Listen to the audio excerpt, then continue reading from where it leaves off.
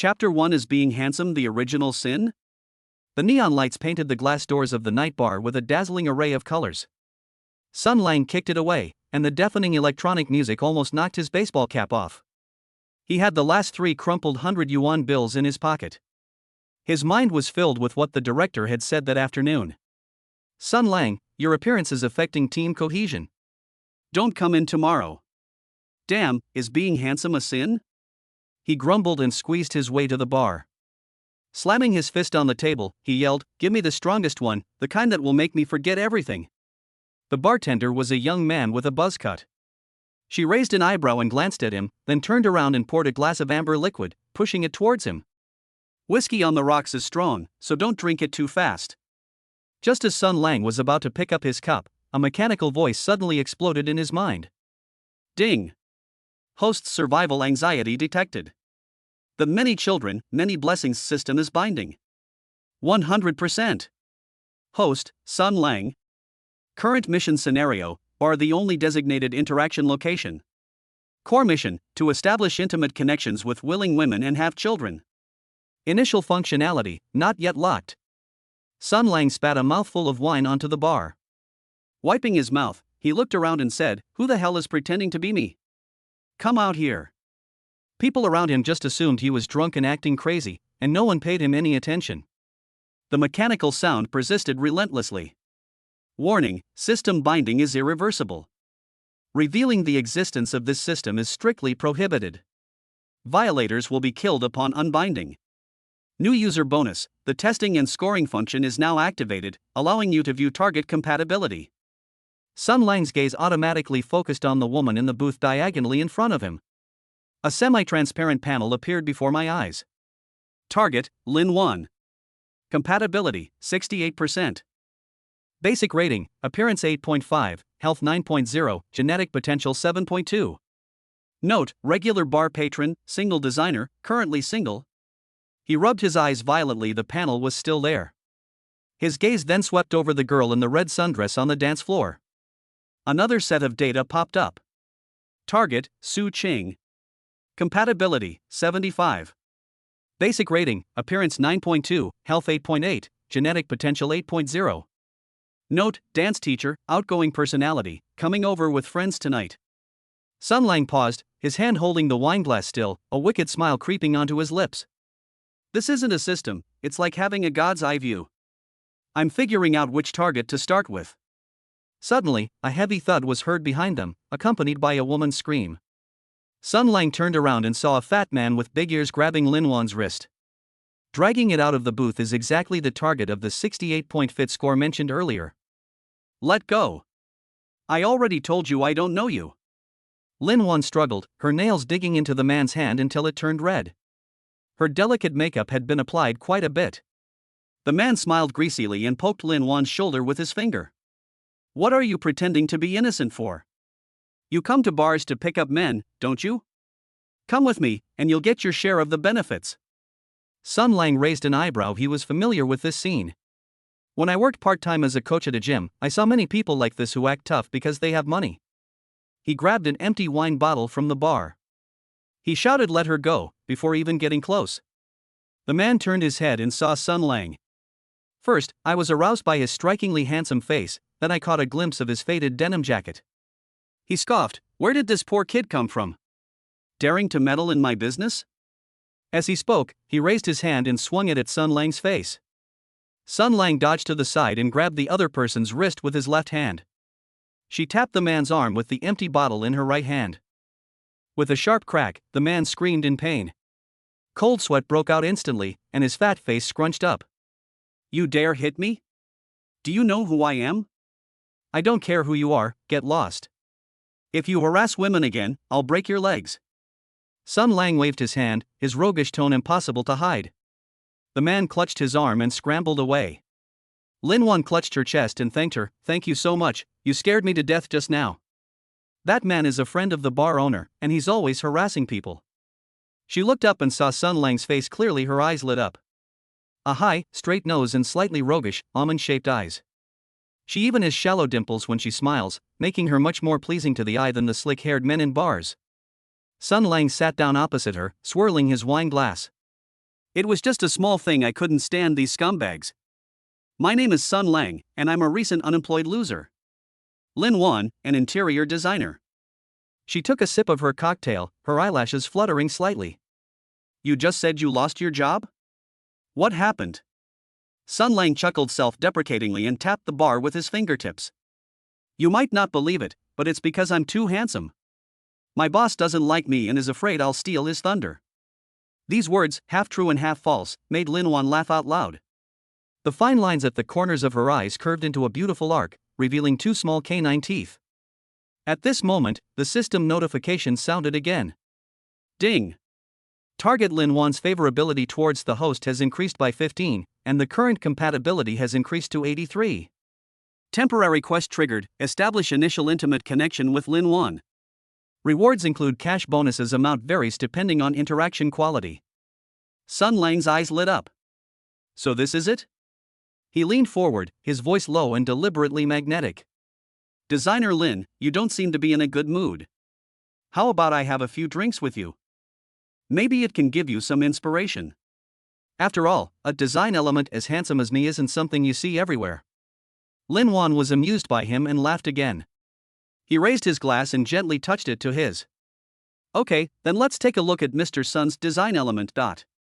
Just how special is it? The two were having a pleasant conversation when a commotion suddenly broke out on the dance floor. Sun Lang looked up. Just then, the fat man who had run away earlier returned, leading several menacing-looking henchmen. The leader was a man in a black suit with a sinister look in his eyes. Brother Zhang, it's him. He just hit me. You even stole the woman I had my eye on. The fat man pointed at Sun Lang, his voice trembling. The man called Brother Zhang didn't say anything. He simply looked Sun Lang up and down, his fingers tapping lightly in his pocket. Young man, isn't it a bit too arrogant of you to make a move on my turf? Sun Lang put down his wineglass and leaned forward slightly. His eyes held a hint of disdain. Your territory? You still have to be reasonable, right? He harassed women first, I was just doing my part to help others. Reasoning? Brother Zhang sneered, and his underlings immediately surrounded him. In this bar, I am the law. Either apologize to my brother, or you're not leaving this room today. Lin Wan was a little scared and tugged at Sun Lang's arm. Maybe we should apologize, since there are more of them. Sun Lang patted her hand, signaling her not to be afraid. Don't worry, I have plenty of ways to deal with this kind of person. He stood up and stretched his wrists. Want me to apologize? Fine, but first, ask my fist if it's okay. Brother Zhang didn't expect Sun Lang to be so tough, and his eyes darkened. Looks like you won't know how powerful you are until I teach you a lesson. Brothers, let's go. The underlings were just about to make their move. A girl in a red sundress suddenly ran onto the dance floor. It was Su Qing, whom Sun Lang had seen before. Brother Zhang, isn't it a bit much for so many people to bully one person? Su Qing walked to Sun Lang's side and naturally put her arm around his shoulder. This is my friend. If you have any problems, come at me. When Brother Zhang saw Su Qing, his expression changed. Miss Su, this is between him and me, you'd better not interfere. My friend's business is my business. Su Qing raised an eyebrow. Besides, what if you really make a move? If word gets out, it won't be good for your bar's reputation. Brother Zhang was silent for a few seconds, clearly weighing the pros and cons. He knew that Su Qing's background was not simple. There's no need to offend her for the sake of a fat man. Alright, for Miss Su's sake, we'll let this matter drop today. Brother Zhang glared at the fat man. Aren't you going to leave yet? The fat man didn't dare say anything more and slunk away with Brother Zhang and his henchmen. With the crisis averted, Su Qing released Sun Lang's shoulder. He smiled and said, You seemed pretty impressive just now. I never thought there would be a time when I needed someone to save the day. Sun Lang looked at her, and a system panel popped up in front of him. Target, Su Qing, compatibility, 7580 affection +5 due to jointly dealing with the crisis. Thank you so much, Miss Su, for saving me. I don't know how to repay you. Sun Lang said with a smile, a hint of amusement in his eyes. No need for repayment. Su Qing picked up the wineglass on the table and took a sip. How about you dance with me? Sun Lang glanced at Lin Wan, who smiled and said, Go ahead, I'll wait for you here. Sun Lang followed Su Qing into the dance floor. As the upbeat music started, Su Qing's body swayed to the rhythm. The red slip dress accentuated her perfect curves. Sun Lang reached out and put his arm around her waist, his fingertips touching her smooth skin. Su Qing trembled slightly and looked up at him. There was a hint of dazedness in her eyes. "You jumped pretty well." Su Qing leaned close to his ear, her warm breath brushing against his earlobe. "He's better than any of the men I've met before." Sun Lang smiled and gently pinched her waist. "Of course, after all, I'm an all-rounder. The two danced in perfect harmony on the dance floor, attracting the attention of many. After finishing a dance, Su Qing was a little out of breath, her cheeks flushed. "I'm a little tired, shall we go upstairs and rest for a bit?" Sun Lang knew that the upstairs area was the bar's lounge area. He glanced down at Lin Wan and saw that she was looking down at her phone. He nodded and said, "Okay." The two went upstairs to the rest area and found a quiet private room to sit down. Su Qing leaned back on the sofa and unbuttoned one button of her slip dress. She revealed her delicate collarbone. "I was downstairs just now. Thank you for protecting Lin Wan. It was just a small favor." Sun Lang sat down next to her and smelled the faint scent of her perfume. Somewhat distracted, Su Qing suddenly moved closer to him, her lips almost touching his ear. "Would you like to receive even more rewards?" Sun Lang's heart raced. He knew what Su Qing meant. At this point, a system notification sound will be heard. Ding! Target Su Qing's favorability towards the host has increased by 10, and the current compatibility has increased to 90. Temporary quest triggered. Establish a close bond with Su Qing. Reward, cash bonus high amount. Without hesitation, Sun Lang reached out and put his arm around Su Qing's neck. He kissed her. Su Qing responded enthusiastically, slipping her hand inside his shirt collar. He stroked his strong chest. Sun Lang's hands were not well behaved either, slowly sliding down to Su Qing's waist. He unzipped her skirt. Her skirt slipped down, revealing her fair skin. It gleamed alluringly under the light. He lowered his head and kissed her collarbone, and Su Qing let out a soft moan. She leaned even more softly against him. Their breathing became increasingly rapid, and their clothes slipped off one by one. An ambiguous atmosphere filled the air. It is unknown how much time passed before everything returned to calm. Su Qing leaned against Sun Lang's chest, gently tracing circles on his chest with her fingers. "I didn't expect you to be so amazing, even better than I imagined." Sun Lang smiled and stroked her hair. "Of course, I won't let a woman down." At this point, a system notification sound will be heard. Ding! The host has established a close connection with Su Qing, and has been rewarded with a cash bonus of 50,000 yuan. Deposited into host's bank card. Sun Lang was overjoyed, not expecting such a generous reward. He glanced at Su Qing, his eyes filled with tenderness. "It's getting late, shall I take you home?" Su Qing nodded, and the two got dressed. I quietly went downstairs. Lin Wan was still waiting for him in the booth when she saw them return. Smiling, he asked, "Did you have fun?" "I'm quite happy." Sun Lang sat down.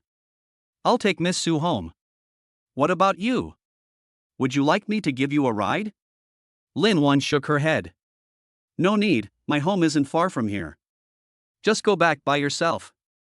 Su Qing glanced at Lin Wan, then at Sun Lang. Smiling, she said, "Then we'll be going now, Miss Lin. Let's play together again next time." Sun Lang escorted Su Qing to the bar entrance. Su Qing kissed him on the cheek. "See you next time." After saying that, he turned and left. Sun Lang returned to his booth, and Lin Wan looked at him. "You and Miss Su seem to have a special relationship." Sun Lang smiled and did not deny it, saying, "I guess we're friends." He knew that Lin Wan already had feelings for him. The next step is to further deepen their relationship. The two chatted for a while longer, and Lin Wan checked the time. "I should go back now. Thank you for today. Let me take you home. It's so late, it's not safe for a girl to be out alone." Sun Lang stood up. Lin Wan did not refuse, and the two walked out of the bar side by side. The night breeze was a bit chilly, and Lin Wan subconsciously wrapped her coat tighter around herself. Sun Lang took off his baseball uniform and draped it over her shoulders. "Put these on, don't catch a cold." Lin Wan took the coat and smelled a faint tobacco scent on it. A warm feeling welled up inside me. Thank you, Sun Lang. You are welcome. Sun Lang smiled and said, by the way, where do you live? I'll take you there. The two walked and chatted, and the atmosphere was very harmonious. When Lin Wan reached the building where she lived, she stopped. We're here. Thank you for bringing me back. Of course. Sun Lang looked at her and asked, would you like me to come up for a cup of tea? Lin Wan hesitated for a moment, then nodded. Okay. The two walked into the building and arrived at Lin Wan's door. Lin Wan opened the door and invited Sun Lang in, saying, please, have a seat. I'll make you some tea. Sun Lang sat on the sofa, looking around at the room's layout. Simple yet cozy, full of design sense. Lin Wan walked over with a cup of tea and handed it to him, saying, try it. I brewed it myself. Sun Lang took a sip. The tea was fragrant and rich. It tastes great. I didn't expect that designer Lin is not only good at designing. The tea is brewed so well. Lin Wan smiled and sat down next to him. Please don't praise me anymore, I'm getting embarrassed. The two chatted, and the atmosphere became increasingly ambiguous. Sun Lang looked at Lin Wan's delicate profile. He couldn't help but reach out and hold her hand. Lin Wan, I like you. Lin Wan's heart raced, and her cheeks flushed. He didn't pull his hand away, but simply nodded slightly. Seeing this, Sun Lang leaned down and kissed her lips. Lin Wan responded enthusiastically, wrapping her arms tightly around his neck. What followed was a natural progression. The two spent a romantic evening in the cozy room. Sun Lang was exceptionally gentle, and every gesture he made was full of love. This made Lin Wan feel an unprecedented happiness. In the early morning, sunlight streamed into the room through the window. Sun Lang woke up and looked at Lin Wan, who was fast asleep beside him. A slight smile appeared on his lips. At this point, a system notification sound will be heard. Ding! The host has established a close connection with Lin Wan, and has been rewarded with a cash bonus of 30,000 yuan. Deposited into host's bank card. Detection indicated that the target, Lin Wan, is in good physical condition and meets the requirements for conception. A special skill will be awarded if pregnancy is successful. Sun Lang was overjoyed. He hadn't expected things to turn out this way overnight. He not only won the favor of two goddesses, but also received a generous reward. He knew that his journey of many children, many blessings had only just begun. Chapter 2. Goodbye to the rental apartment. Here I come to the 5-star hotel. 5,000 words. Sun Lang gently pushed away Lin Wan's hand that was on his chest. The movements were so gentle that they didn't wake her. Sunlight streamed through the gaps in the curtains, casting dappled patterns of light on her face. Her eyelashes are like small fans. He got dressed, walked into the living room, and glanced at the unfinished tea on the table. A few tea leaves were still at the bottom of the cup. I took out my phone to check the time. It was only a little past 7 in the morning. I figured I needed to get down to business quickly. As he reached the door, he glanced back towards the bedroom. A slight smile played on his lips as he gently closed the door. The hallway was quiet, with only the sound of his footsteps echoing. After leaving the residential area, Sun Lang hailed a taxi. I gave them the address of my rented apartment. Sitting in the back seat, he took out his phone to check his bank card balance. Upon seeing the extra 80,000 yuan, I couldn't help but whistle. Drive faster, I'm in a hurry. Sun Lang patted the back of the driver's seat, in a great mood. When we arrived at the building where the rented apartment was located, we saw that a lot of the paint on the walls of the old residential building had peeled off. It's completely different from the neighborhood where Lin Wan lived last night. Sun Lang frowned but didn't go upstairs. I dialed the landlord's number directly. Hey, Brother Wang, this is Sun Lang. I'm moving out today. You don't need to get your deposit back. You can take care of the things in the house. The landlord's surprised voice came from the other end of the phone. So sudden? Your rent isn't due yet. I don't want the money that's due. Consider it compensation for your hard work cleaning the house. Sun Lang hung up the phone, feeling a sense of relief. I've had enough of living in this rundown place. He flagged down another taxi. They directly named the most famous 5-star hotel in the city. Driver, go to Xingawan Hotel, the sooner the better. The driver paused for a moment, glancing at Sun Lang's attire. He nodded and said, okay, please sit tight. Along the way, Sun Lang watched the street scenes flash by outside the window. The skyscrapers that once seemed unattainable now seemed much closer. He took out his phone and started searching for nearby bars. After all, that's where we'll be working from now on. Upon arriving at the entrance of the Zingawan Hotel, the doorman immediately stepped forward and opened the car door. Wearing a red uniform, with a standard smile. "Hello sir, welcome to Zingawan Hotel." Sun Lang got out of the car and looked up at the impressive building. The glass curtain wall glittered in the sunlight. He straightened his clothes and strode in with his head held high. The lobby was decorated in a luxurious and grand style, with dazzling crystal chandeliers.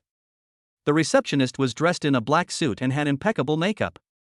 His eyes lit up when he saw Sun Lang come in. "Hello sir, do you have a reservation?" "No, just give me the best suite, we'll see how long I want to stay." Sun Lang handed over his ID card, speaking casually. The receptionist paused for a moment, but still politely accepted the ID card. "Yes, sir. Our best executive suite is 5,000 yuan per night. Do you need to check in?" 5,000? Okay, this one." Sun Lang readily swiped his card, thinking to himself that now that he had money, he should stay in a better place. After receiving the room key, Sun Lang followed the waiter into the elevator. Inside the elevator, the waiter gave a respectful introduction. "Sir, the executive suite is on the 28th floor, with an excellent view. You can see the entire city center." "Good." Sun Lang nodded, his gaze inadvertently sweeping over his reflection in the elevator mirror. She couldn't help but raise an eyebrow, looking rather vain. With such a handsome face, he deserves to live in such a nice place. Upon arriving at the room, the waiter opened the door. Sun Lang walked in and was instantly stunned by the scene before him. The living room is spacious and bright, with floor-to-ceiling windows overlooking the bustling street. The sofa was so soft you could sink into it, and the TV was as big as a movie theater screen. "Sir, is there anything else you need?" I asked the waiter. "That's all. You can leave now." Sun Lang waved his hand and waited for the waiter to leave. He immediately flopped onto the sofa and let out a comfortable sigh. He walked to the floor-to-ceiling window and looked down at the densely packed vehicles and pedestrians below. The corners of his mouth couldn't help but turn up. He took out his phone, wanting to send a message to Su Qing or Lin Wan. But then I thought it was too early, so I decided against it. Just as I was pondering this, my stomach suddenly growled. Sun Lang rubbed his stomach and walked to the bar in the room. There were various drinks and snacks on it, all free of charge. He opened the refrigerator and took out a bottle of Coke. I unscrewed the cap and took a sip. The icy liquid slid down my throat. I shivered with pleasure. Just then, my phone rang. It was an unknown number. Sun Lang frowned and answered the phone. "Hello, who is it?" "Hello Mr. Sun, I'm from the hotel's food and beverage department. Do you need food delivery service? We offer breakfast and lunch. There are also various specialty dishes." A gentle female voice came from the other end of the phone. "Forget about breakfast, just send me lunch. I want the best you have here, the more expensive the better." Sun Lang hung up the phone and collapsed onto the sofa. I turned on the TV and started watching. Not long after, the doorbell rang. Sun Lang got up and opened the door, and saw a waitress in a white uniform. She was pushing a food cart and standing at the door. She was quite pretty. "Sir, your lunch has arrived." The waitress smiled and pushed the food cart in to start plating. Sun Lang looked at the dishes on the table: steak, lobster, and salad. There's also a bottle of red wine, which looks very appetizing. "That's right, what's your name?" Sun Lang asked casually. "Sir, my name is Chen Shi." Chen Shi's cheeks flushed slightly, and she didn't dare to look up at Sun Lang. "He's so handsome, my heart races just looking at him." A system panel suddenly popped up in front of Sun Lang's eyes. Target, Chen Shi. Compatibility, 72. Basic rating, appearance 8.3, health 8.9, genetic potential 7.5. Note, this is a waiter-waitress in the hotel's food and beverage department. She is shy and recently graduated. Sun Lang raised an eyebrow, surprised to find a suitable target at a hotel. He smiled and said, "Chen Shi? It's a nice name. This dish is quite good. Would you like to stay and have a drink with me?" Chen Shi was startled and quickly waved her hand. "Sir, no, I'm still at work." "What are you afraid of? Just have a drink, no one will say anything." Sun Lang picked up the red wine, poured 2 glasses, and handed one to Chen Shi. "Try it, this wine is quite expensive." Shenshi hesitated for a moment, but still took the wine glass. I took a small sip, and the rich aroma of the red wine spread in my mouth. She couldn't help but nod. It tastes pretty good. Right? Sun Lang smiled. You just graduated? What are you doing working as a waiter at a hotel? Yeah, I just graduated not long ago, so it's not easy to find a job. Let's just stay here for now. Shenshi said in a low voice, her fingers nervously gripping the wine glass. It's good, it's better than staying at home. Sun Lang took a bite of the steak, and it did taste quite good. By the way, do you know any good bars around here? I want to go out and have some fun tonight. Bar? Shenshi thought for a moment and said, there's a bar nearby called Phantom, which is quite famous. Many young people go there. Phantom? Okay, I'll remember that. Sun Lang nodded and chatted with Shenshi for a while longer. I discovered that although she was shy, she was a very innocent person. After chatting for a while, Shenshi checked the time. Sir, I have to go now. I still need to deliver food to other guests. Okay, go ahead. Sun Lang waved his hand, watching Shenshi's departing figure. A slight smile played on his lips. This Shenshi was indeed a good target. After finishing his meal, Sun Lang lay on the sofa to digest. The more I watched the news on TV, the angrier I got. The news reported that some people abroad were bullying Chinese people. Sun Lang couldn't help but curse, damn, these foreigners. Do they really think Chinese people are easy to bully? His inherent patriotism kicked in. I wanted to rush up and argue with those foreigners. After calming down for a while, he felt a little sleepy. She went to the bedroom, lay down on the bed, and quickly fell asleep. When I woke up again, it was already past 4 in the afternoon.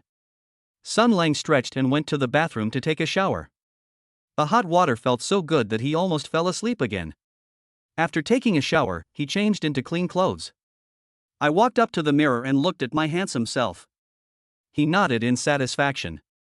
He picked up his phone and sent a message to Lin Wan. Are you free tonight? I'll take you to a nice place. Not long after, Lin Wan replied, okay, where to? You'll see when the time comes. I'll come pick you up.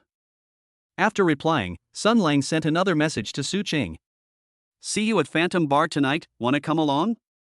Su Qing quickly replied, okay, I'm free tonight, see you then. Sun Lang smiled, thinking that tonight would definitely be very interesting. He picked up the room key and walked out of the room.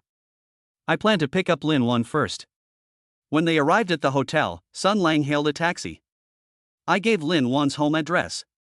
On the way, he thought to himself that he should not only have fun with Lin Wan and Su Qing tonight. You might even meet a new target at the Phantom Bar. When they arrived at Lin Wan's building, Sun Lang sent her a message. Lin Wan came down shortly after. She was wearing a white dress and light makeup. She looks even prettier than she did this morning.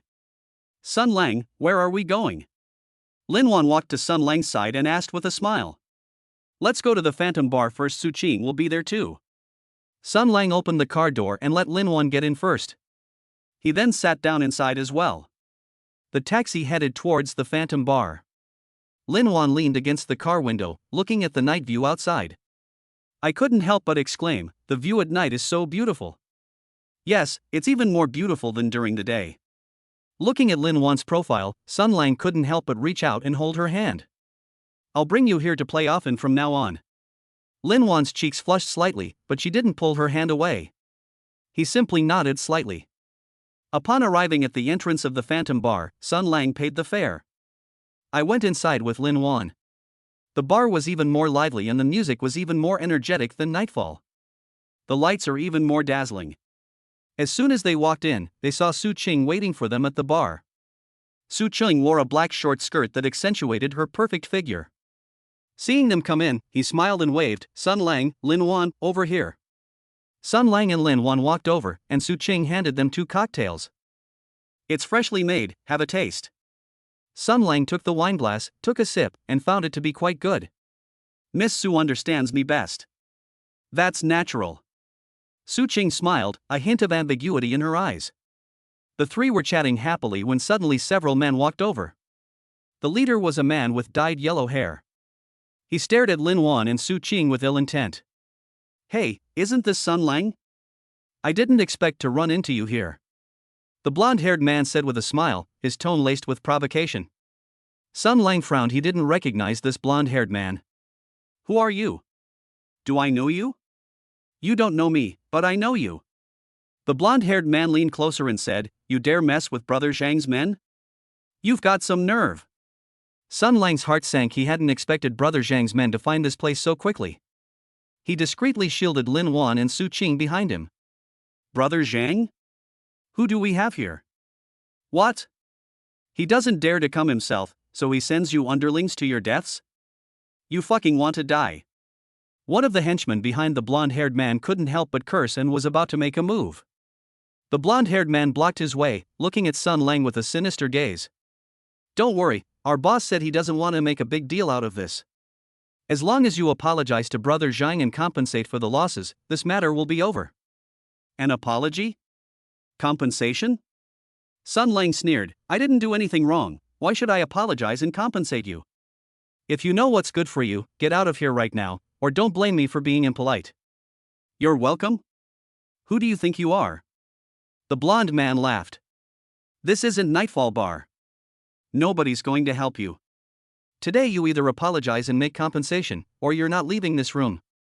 Lin Wan was a little scared and tugged at Sun Lang's arm. Sun Lang, maybe we should just give up, there are too many of them.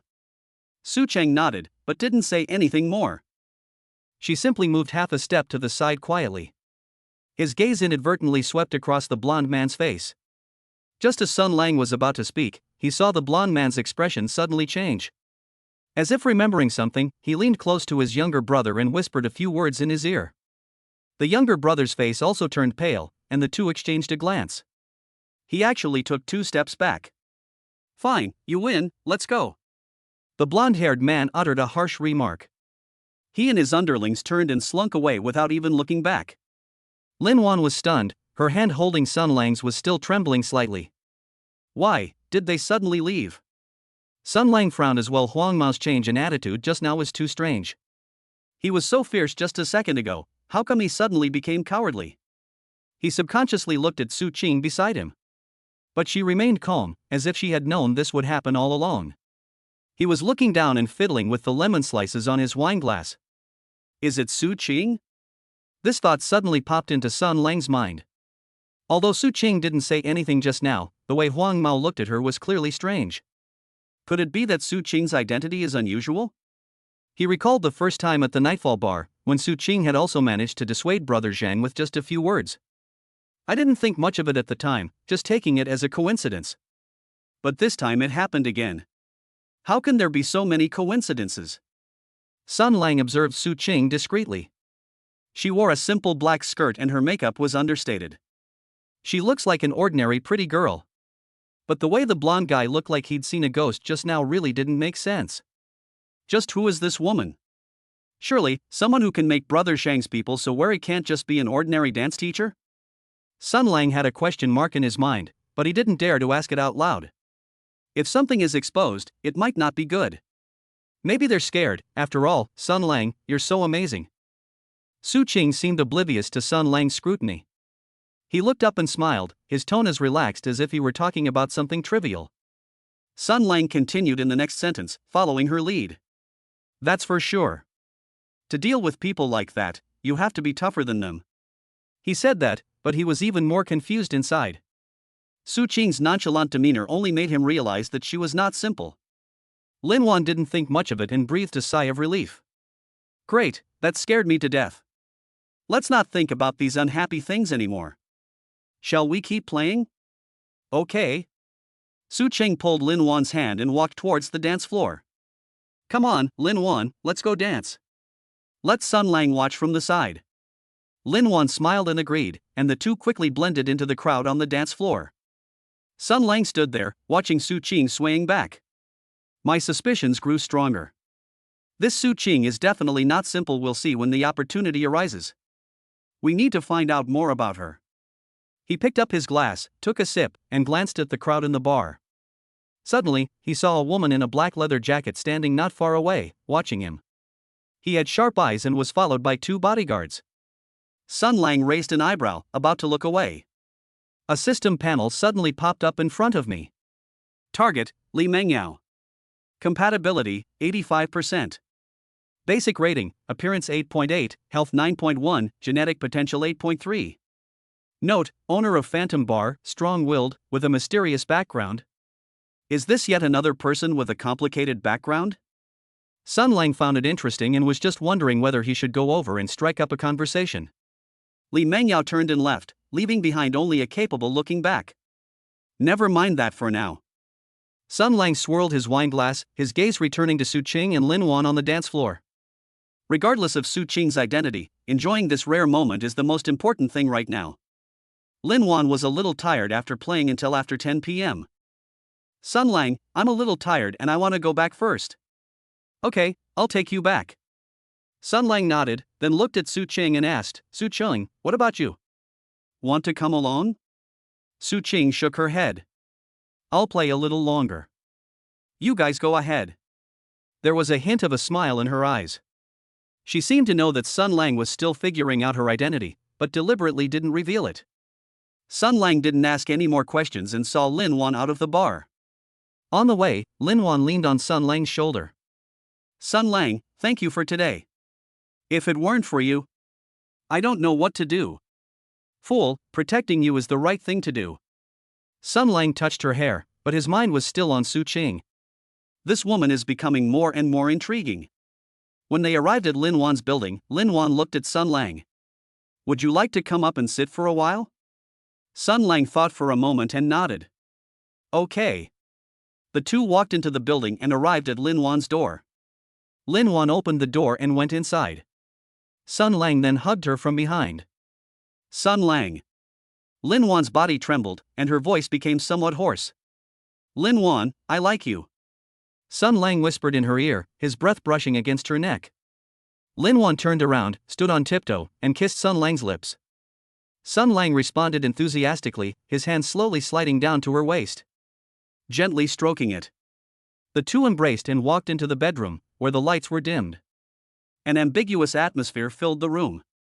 Sun Lang removed Lin Wan's clothes and looked at her fair skin. His eyes were full of love. He gently kissed her forehead, eyes, and lips. Every movement was extremely gentle. Lin Wan hugged Sun Lang tightly, feeling his body temperature. My heart is filled with happiness. The two spent a romantic evening in a warm and cozy atmosphere. The next morning, when Sun Lang woke up, Lin Wan was already awake and was smiling at him. Woke up? Lin Wan touched his cheek. Are you hungry?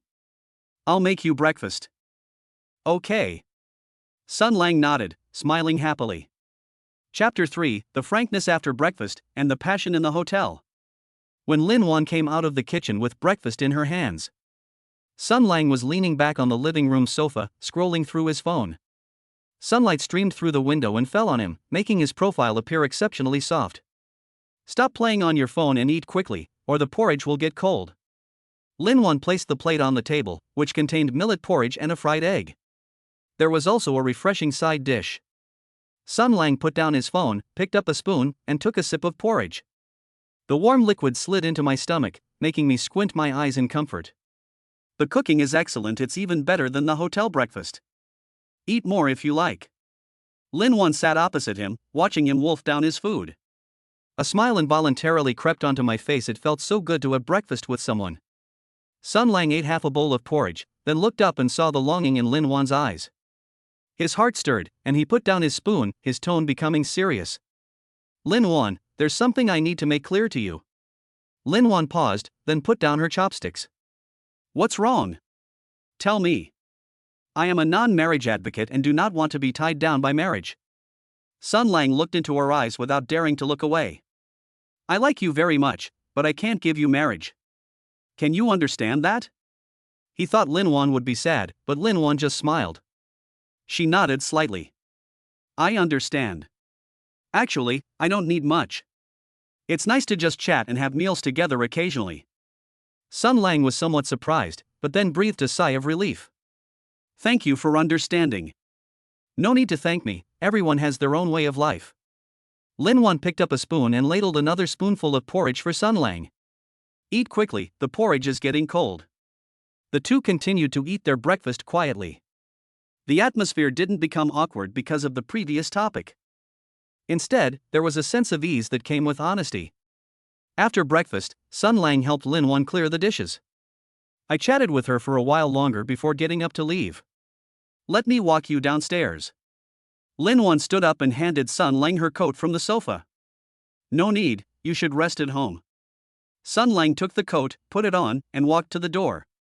He turned around and hugged Lin Wan, saying, I'll talk to you again when I have time. Lin Wan leaned against him and softly hummed in agreement. She remained standing there until Sun Lang walked out the door. Looking towards the doorway, a faint smile played on his lips. Sun Lang walked out of the residential area and hailed a taxi. I provided the address of the Xingawan Hotel.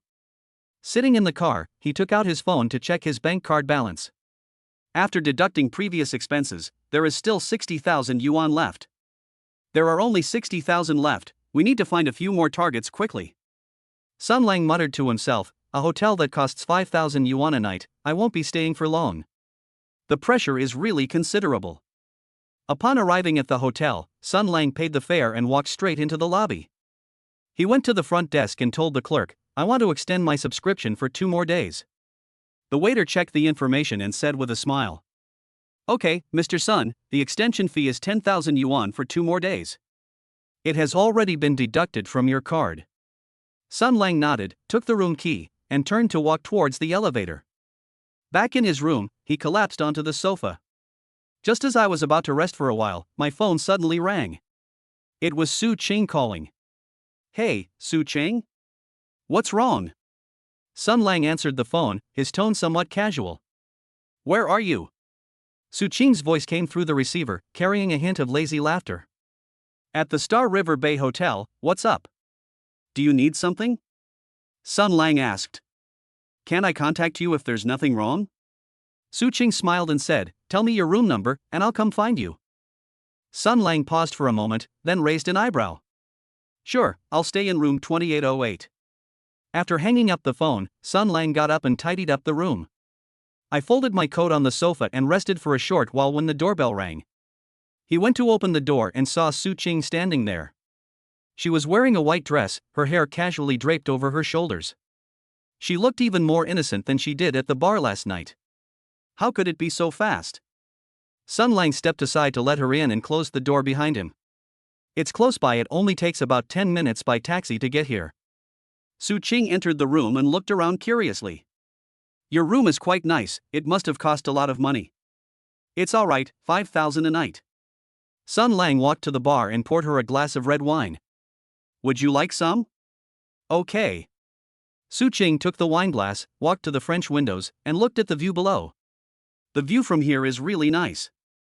Sun Lang walked to her side, and the two stood side by side in silence for a while.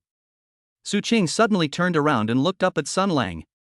With a hint of ambiguity in his eyes, he asked, Last night at the bar, were you trying to figure out my identity? Sun Lang, having his thoughts read by her, didn't try to hide it and just smiled. I am indeed a little curious, after all, Zhang Ji's men are so afraid of you. Su Ching took a sip of red wine but did not answer directly. Instead, she moved closer to him, her warm breath spraying onto his face. Let's not talk about that. We haven't seen each other in so long. Don't you miss me? Sun Lang's heart raced as he looked at her lips, which were so close to his. He reached out and put his arm around her waist. Of course I want to. As soon as she finished speaking, Su Ching stood on tiptoe and kissed his lips. Sun Lang responded enthusiastically, his hand slowly sliding down to her back, gently stroking it. The two walked to the sofa, embracing each other, and Sun Lang picked her up. He placed it on the sofa and pressed his body against it. Su Ching's fingers gently traced across Sun Lang's back. His eyes were filled with a dazed look. Sun Lang removed her dress and looked at her fair skin, which was glowing with an alluring luster. He lowered his head and kissed her collarbone, causing her to tremble slightly. The temperature in the room gradually rose, and an ambiguous atmosphere filled the air. Sun Lang's movements were gentle yet somewhat domineering.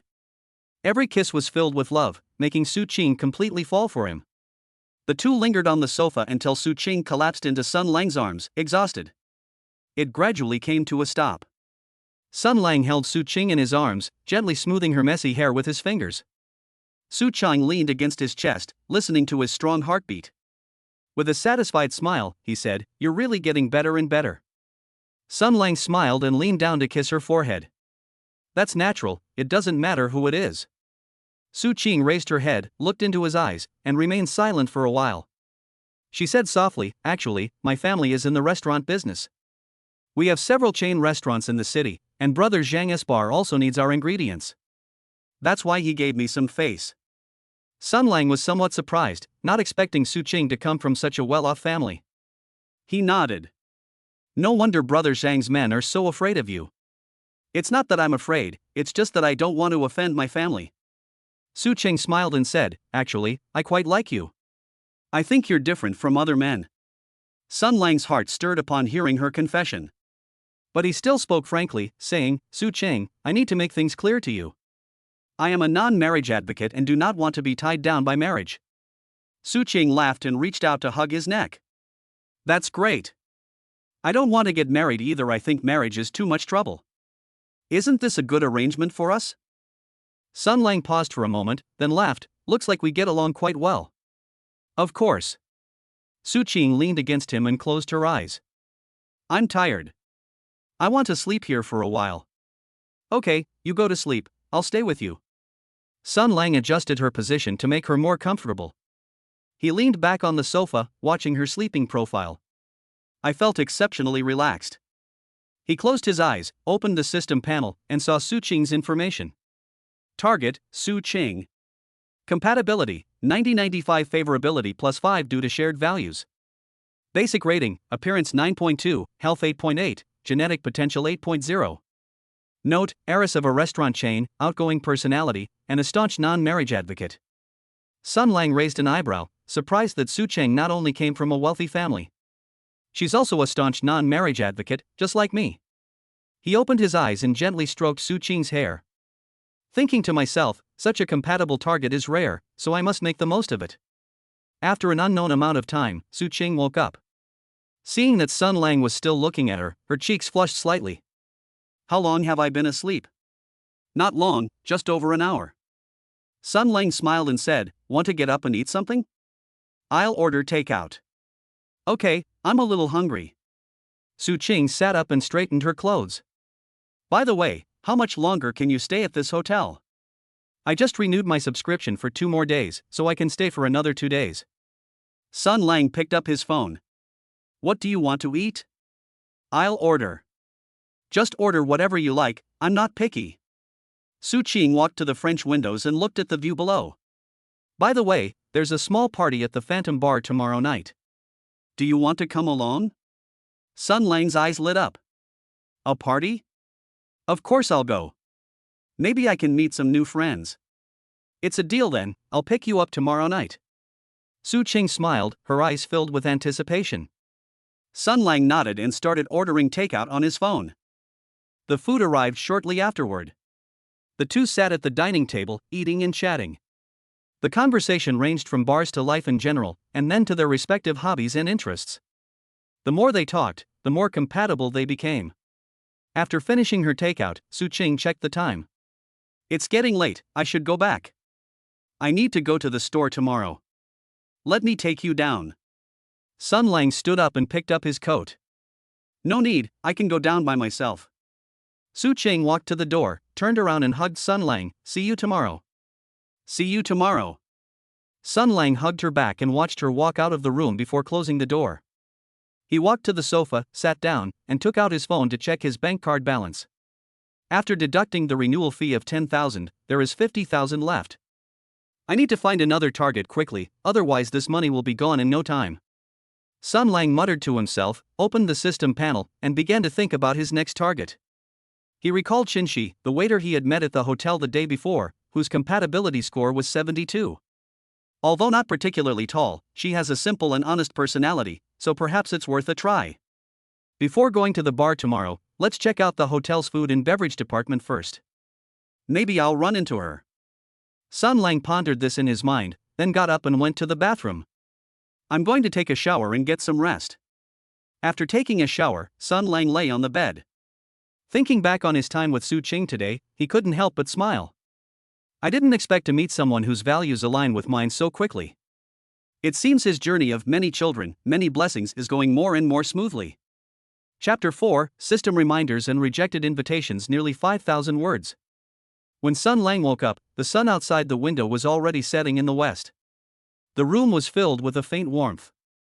He stretched, sat up in bed, and rubbed his eyes. The image of his intimate moments with Su Qing still lingered in his mind. I overslept. Sun Lang muttered to himself, picked up his phone and glanced at the time. It was already past 3 in the afternoon. He recalled Qinshi, the waiter he had met at the hotel the day before, whose compatibility score was 72. I've got nothing to do this afternoon, so I'll go talk to her, maybe I'll have a chance. Sun Lang got up, went to the bathroom, and washed his face. The person in the mirror has bright eyes and is full of energy. He straightened his clothes and raised an eyebrow at himself in the mirror. With that face alone, winning over Qinshi shouldn't be difficult. As soon as I stepped out of the bathroom, the system's cold, robotic voice suddenly echoed in my mind. Ding! System reminder: the reward trigger is only valid in operating bars, it is invalid in other locations. Sun Lang paused, stunned. He slapped his forehead, only then remembering that the system had indeed initially stated that the only mission location was a bar. Oh no, how could I have forgotten about that? Sun Lang frowned in annoyance, thinking about what would happen if he had sex with Qinshi at the hotel. If there's no system reward, then all that work is for nothing? He was not giving up and asked himself the same question. System, how do I trigger the reward when I encounter a target that meets the criteria outside? I can't exactly drag people to a bar, can I? Ding! System reply: as long as both parties communicate within the same operating bar. The reward can be triggered immediately, there are no mandatory requirements. Sun Lang's eyes lit up. In other words, as long as I invite Qinshi to a bar and then have sex with her. Will there be a reward? The system did not reply further, which seems to indicate that it has acquiesced. Sun Lang breathed a sigh of relief, a smile playing on his lips. That's easy, just invite Qinshi to the bar. He straightened his clothes, left the room, and headed straight for the hotel's food and beverage department. The food and beverage department is on the first floor. I had just reached the entrance. Inside, people were coming and going, and waiters were busy moving between the tables. Sun Lang's gaze swept across the area and he quickly spotted Qinshi. She was wearing a white waitress uniform and carrying a tray. She carefully served the dishes to the guests, her profile appearing exceptionally delicate under the light. Sun Lang walked over and waited for Qinshi to finish delivering the food before greeting her with a smile. Qinshi, are you busy? When Qinshi saw him, she was stunned for a moment, and her cheeks instantly turned red. Mr. Sun? What brings you here? It's nothing, I was just passing by and stopped to see you. Sun Lang leaned against a pillar beside him, casually glancing at her. What time do you get off work today? Qinshi lowered her head, somewhat embarrassed, and whispered. I'm on the night shift today, and I won't get off work until 9 p.m. 9 o'clock. Sun Lang stroked his chin, thinking to himself that he could invite her to a bar after get off work at 9 o'clock. Anything up after get off work? I know a nice bar nearby. Want to go have some fun together? When Qinshi heard the word bar, a hint of hesitation flashed in his eyes. She looked up at Sun Lang and whispered. I'm sorry, Mr. Sun, I need to go home to take care of my mother. She's not feeling well, so she can't go back too late. Sun Lang was stunned for a moment, not expecting to be rejected. Seeing the apology in Qinshi's eyes, he didn't press the matter further. It's all right, taking care of Auntie is more important. Let's talk about it another time. Yes, thank you for your understanding, Mr. Sunday. Qinshi breathed a sigh of relief, then remembered something and added. If you need anything, you can call me, and I will do my best to help. Okay, then you go ahead and do your work. I won't bother you anymore. Sun Lang smiled, turned around and left the catering department. As he stepped out the door, he couldn't help but sigh. This first invitation was met with a rebuff. My luck really isn't great. Sun Lang returned to his room and collapsed onto the sofa. I picked up my phone to check my bank card balance, and there was less than 50,000 yuan left. There are only a few left, we need to find the next target quickly. He muttered to himself, opened the system panel, and began browsing information about nearby bars. There's a party at Phantom Bar tomorrow. Su Qing will be there, and there will definitely be a lot of beautiful women. Maybe I'll meet a suitable target. Sun Lang pondered this in his mind, and then he remembered Li Mengyao, the owner of the Phantom Bar, whom he had met before. With a compatibility score of 85%, a mysterious background, and a strong personality, it's a pretty good choice. However, Li Mengyao is a bar owner, so she might not be easy to win over. Sun Lang stroked his chin. Let's start with the other beautiful women at the party. After all, there are more people, so there are more choices. He got up and walked to the French windows, looking at the streetlights that were gradually coming on downstairs. I was a little anxious I wouldn't be able to stay in the hotel for long, even though it cost 5,000 yuan a night. If I still can't find a target, I'll have to move back to my rented apartment, which would be so embarrassing. No, I can't just sit around tonight, I have to go to the bar. Sun Lang made up his mind and began packing his things. I picked out a black shirt I had just bought and paired it with jeans. After putting it on, I looked in the mirror and thought it looked both stylish and casual, perfect for going to a bar. After tidying up, Sun Lang picked up the room key and left the room. As soon as I reached the elevator, I saw a woman in a red dress standing there. She was tall and slender with exquisite makeup, looking down at her phone. Sun Lang's gaze lingered on her for a few seconds before a system panel suddenly popped up in front of him. Target, Zhao Ye. Compatibility, 78%. Basic rating, appearance 8.6, health 8.7, genetic potential 7.6. Note, freelancer, enjoys going to bars, outgoing personality. Sun Lang raised an eyebrow, not expecting to encounter a target who met the criteria right at the elevator entrance. He walked up to the woman and greeted her with a smile. Beautiful lady, are you going downstairs too? Zhao Ye looked up, saw Sun Lang, and her eyes lit up. Yes, you're staying at this hotel too? Yes, the 28th floor. Sun Lang leaned against the elevator wall, a smile playing on his lips. Judging by your outfit, are you going to a bar? Zhao Ye smiled and nodded in agreement. Yeah, I'm free tonight, so I'm going to the Nightfall bar. What about you? Going to a bar too? What a coincidence, I'm also going to a bar, but I'm planning to go to Phantom. Sun Lang looked at her. I'd been to Nightfall bar once. It was pretty good, but it was too crowded. Phantom is also quite good, the environment is better than night, but the price is a bit high. Zhao Ye put away her phone just as the elevator doors opened. The elevator's here, shall we go in and talk? Okay. Sun Lang followed her into the elevator, where there were only the two of them. The atmosphere was somewhat awkward. Do you stay at this hotel often? Zhao Ye broke the silence first, asking curiously. No, I just moved in recently. Sun Lang smiled. I used to live in a rented room, which was too cramped, so I moved to a better place. I didn't realize you knew how to enjoy life.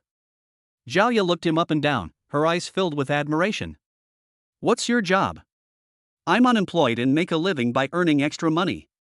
Sun Lang deliberately spoke lightly, not wanting to reveal that he made money through the system. Zhao Ye was taken aback for a moment, then smiled. If an unemployed person can afford a hotel room that costs 5,000 a night, it seems you're making quite a bit of extra money. It's alright, enough to get by. Sun Lang didn't explain further, and the elevator doors opened. We're on the first floor, shall we go together? Okay. Zhao Ye followed him out of the elevator, and the two walked out of the hotel side by side. There was a line of taxis at the entrance, and Sun Lang turned around to ask her. You're taking a taxi to Nightfall? Yeah, what else? You can't drink and drive. Zhao Ye smiled and waved to flag down a taxi. Sun Lang looked at her and thought to himself, Zhao Ye has a compatibility score of 78 and a cheerful personality. She also likes going to bars. If I could invite her to Phantom, maybe there would be a chance. He stepped forward and said with a smile. How about you come with me to Phantom? It's my treat tonight, what do you say?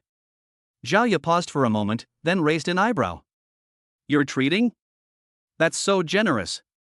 You're not up to something, are you? What could he possibly be after? He just thinks it's more fun to hang out with beautiful women. Sun Lang smiled frankly. If you don't want to, that's fine, I can go by myself. Zhao Ye looked at him, hesitated for a few seconds, and nodded in agreement. Sure, it doesn't matter which bar we go to. I'm happy to go if someone's treating. Sun Lang smiled and opened the door of a taxi next to him. Please, Miss Zhao. Just call me Zhao Ye. Zhao Ye bent down and got into the car, and Sun Lang followed her in. Tell the driver, to the Phantom bar. The taxi slowly drove away from the hotel, and Zhao Ye leaned against the car window. Looking at the night view outside, he said with a smile. I didn't expect you to be so good at flirting with girls, even though you look so young. I wouldn't call it flirting, I'm just good at talking. Sun Lang smiled and asked, do you often go to bars alone? Sometimes I'm alone, sometimes I'm with friends. Zhao turned her head and looked at him. What about you? Do you go to bars often? Yeah, I've been free lately, so I often go to bars to relax. Sun Lang didn't tell the truth. He couldn't very well tell her that he went to the bar to complete a system task. The two chatted casually and soon arrived at the entrance of the Phantom Bar. Sun Lang paid the fare and went inside with Zhao. The bar was already bustling with activity, the music was blasting, and the lights were flashing. The dance floor was packed with people. I didn't expect there to be so many people so early. Zhao exclaimed, her eyes filled with excitement. That's normal. Phantom Bar has always been doing very well. Sun Lang led her to the bar and spoke to the bartender. 2 whiskeys, on the rocks, please. The bartender nodded, quickly mixed 2 drinks, and handed them over. Sun Lang picked up a cup and handed it to Zhao. Try it, this whiskey is pretty good.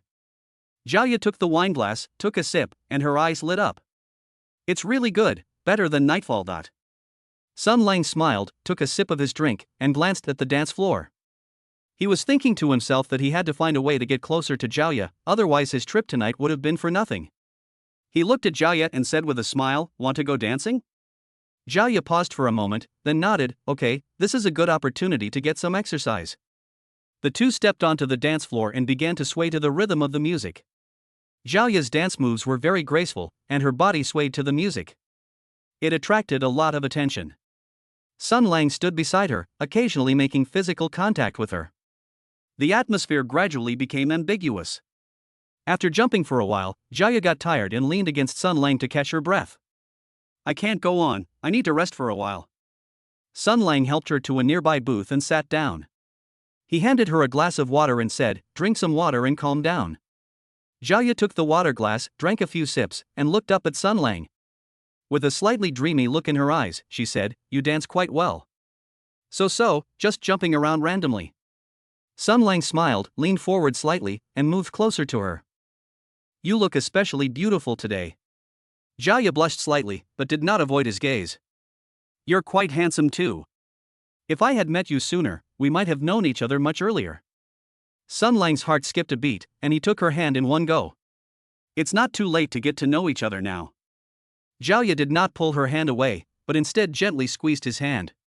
With a smile in his eyes, he asked, do you often strike up conversations with girls like this?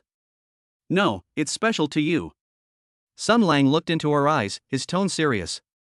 When I first met you, I felt that you were different from other girls.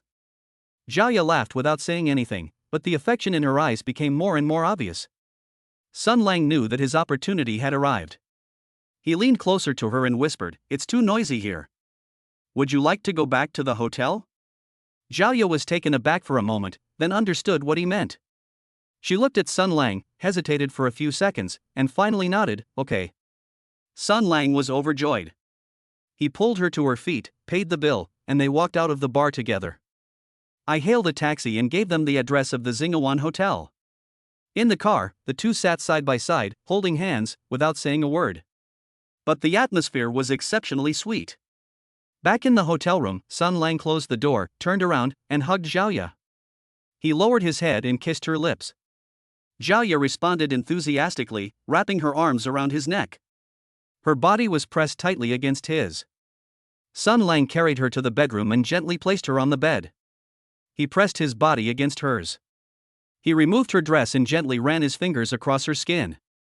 This caused her to tremble slightly. Zhao's fingers also wandered restlessly over his body. His eyes were filled with desire. The temperature in the room rose higher and higher, and an ambiguous atmosphere filled the air. Sun Lang's movements were gentle yet somewhat urgent. Every kiss was filled with love, making Zhao completely fall for him. The two lingered on the soft bed until they were exhausted, and then gradually stopped. Sun Lang held Zhao in his arms, gently combing her messy hair with his fingers. Zhao leaned against his chest, listening to his strong heartbeat. With a satisfied smile, he said, you really are an addictive man. Sun Lang smiled and leaned down to kiss her forehead. It's my honor to make you addicted. Just then, the system's voice rang in my mind. Ding! The host has established a close connection with Jiaoya and has been rewarded with a cash bonus of 45,000 yuan. Deposited into host's bank card. Sun Lang was overjoyed. 45,000 yuan, now his balance was full again. He opened the system panel and saw Jiaoya's information. Target, Jiaoya. Compatibility, 7885 affection plus 7 due to intimacy bond. Basic rating, appearance 8.6, health 8.7, genetic potential 7.6. Note, freelancer, enjoys going to bars, has an outgoing personality, and has a high affinity for the host. Great, this is another source of income. Sun Lang felt a surge of joy and tightened his grip on Jiaoya's arm. Jiaoya felt his movement and looked up at him. What's wrong? What are you thinking about? It's nothing, I just feel very happy right now. Sun Lang smiled but didn't tell her about the system reward. Are you tired? Do you want to take a nap? I'm a little tired, but I don't want to sleep. I want to chat with you. Jiaoya leaned against him, her fingers gently tracing his chest. How many girlfriends have you had before? Not many, just 2 or 3.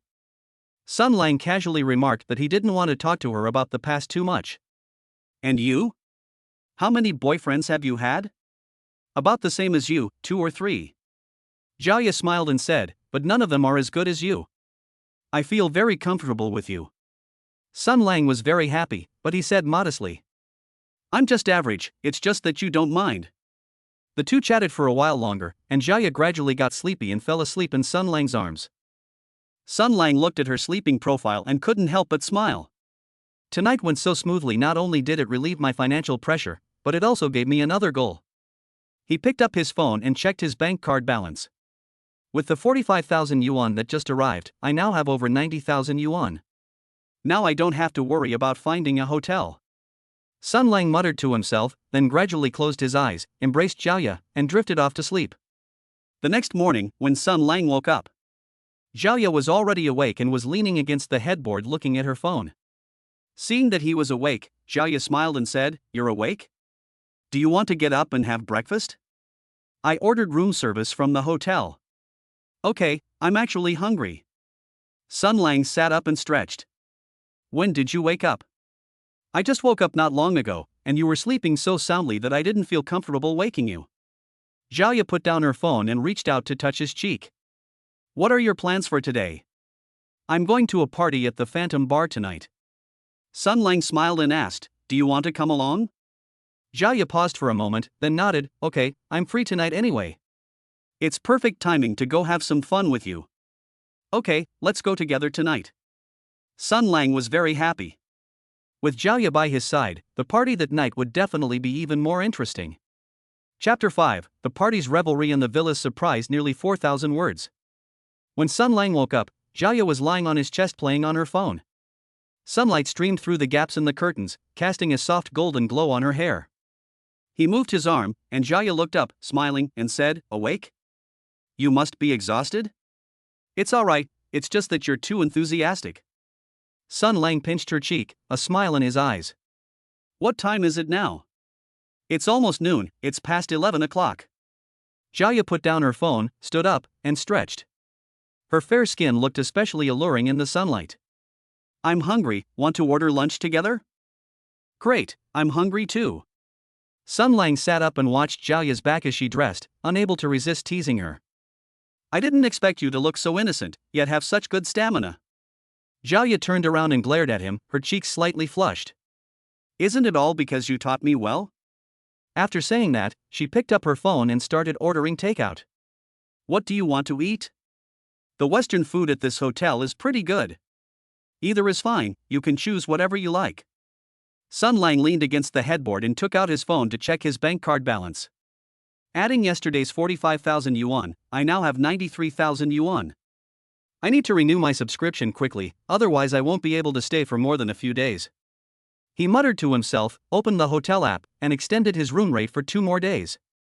After deducting 10,000 yuan, the remaining balance is 83,000 yuan. The takeout arrived quickly, and the two sat down at the table, eating and chatting. When Jiaoya talked about her work, it turned out that she was a freelance illustrator. I usually paint at home and occasionally go out to bars to relax. Sun Lang also made up a reason on the spot, saying that he earned some extra money through investment. The time is relatively flexible. After finishing lunch, Jaya packed up her things and said to Sun Lang, "I've gone back to my room, room 2806, not far from you. I'll contact you when I go to the party tonight." "Okay, see you tonight." Sun Lang escorted her to the door, watched her walk into the elevator, and then closed the door. He walked to the sofa, sat down, opened the system panel, and looked at Jaya's information. A smile involuntarily appeared on her lips, indicating a compatibility score of 85, with the favorability rating still rising. It seems there will be plenty of opportunities in the future. With nothing much to do in the afternoon, Sun Lang lay on the sofa scrolling through his phone. I occasionally chatted with Su Qing to confirm the time and location of the party that evening. Su Qing said she had already booked a top-tier private room and told him to just go there at 9 p.m. She even specifically told him to dress smartly. Before he knew it, it was past 8 o'clock in the evening, and Sun Lang began to tidy himself up. He chose a dark blue suit jacket to pair with a white shirt. Unbuttoning the top 2 buttons of the collar creates a look that is both formal and casual. He looked in the mirror and nodded in satisfaction. This outfit will definitely attract a lot of attention at the party. As soon as he stepped out of the room, he saw Jaya standing at the elevator entrance waiting for him. She was wearing a black halter neck dress and had exquisite makeup. Holding a small handbag, her eyes lit up when she saw Sun Lang. "I didn't expect you to look so handsome in a suit." "Of course, I'm the face of the group." Sun Lang chuckled and teased, putting his arm around her waist. "Let's go to the party." There were only the two of them in the elevator, with Jaya leaning against Sun Lang. He asked in a low voice, "Are you close to Su Qing? How could she invite you to a private party like this?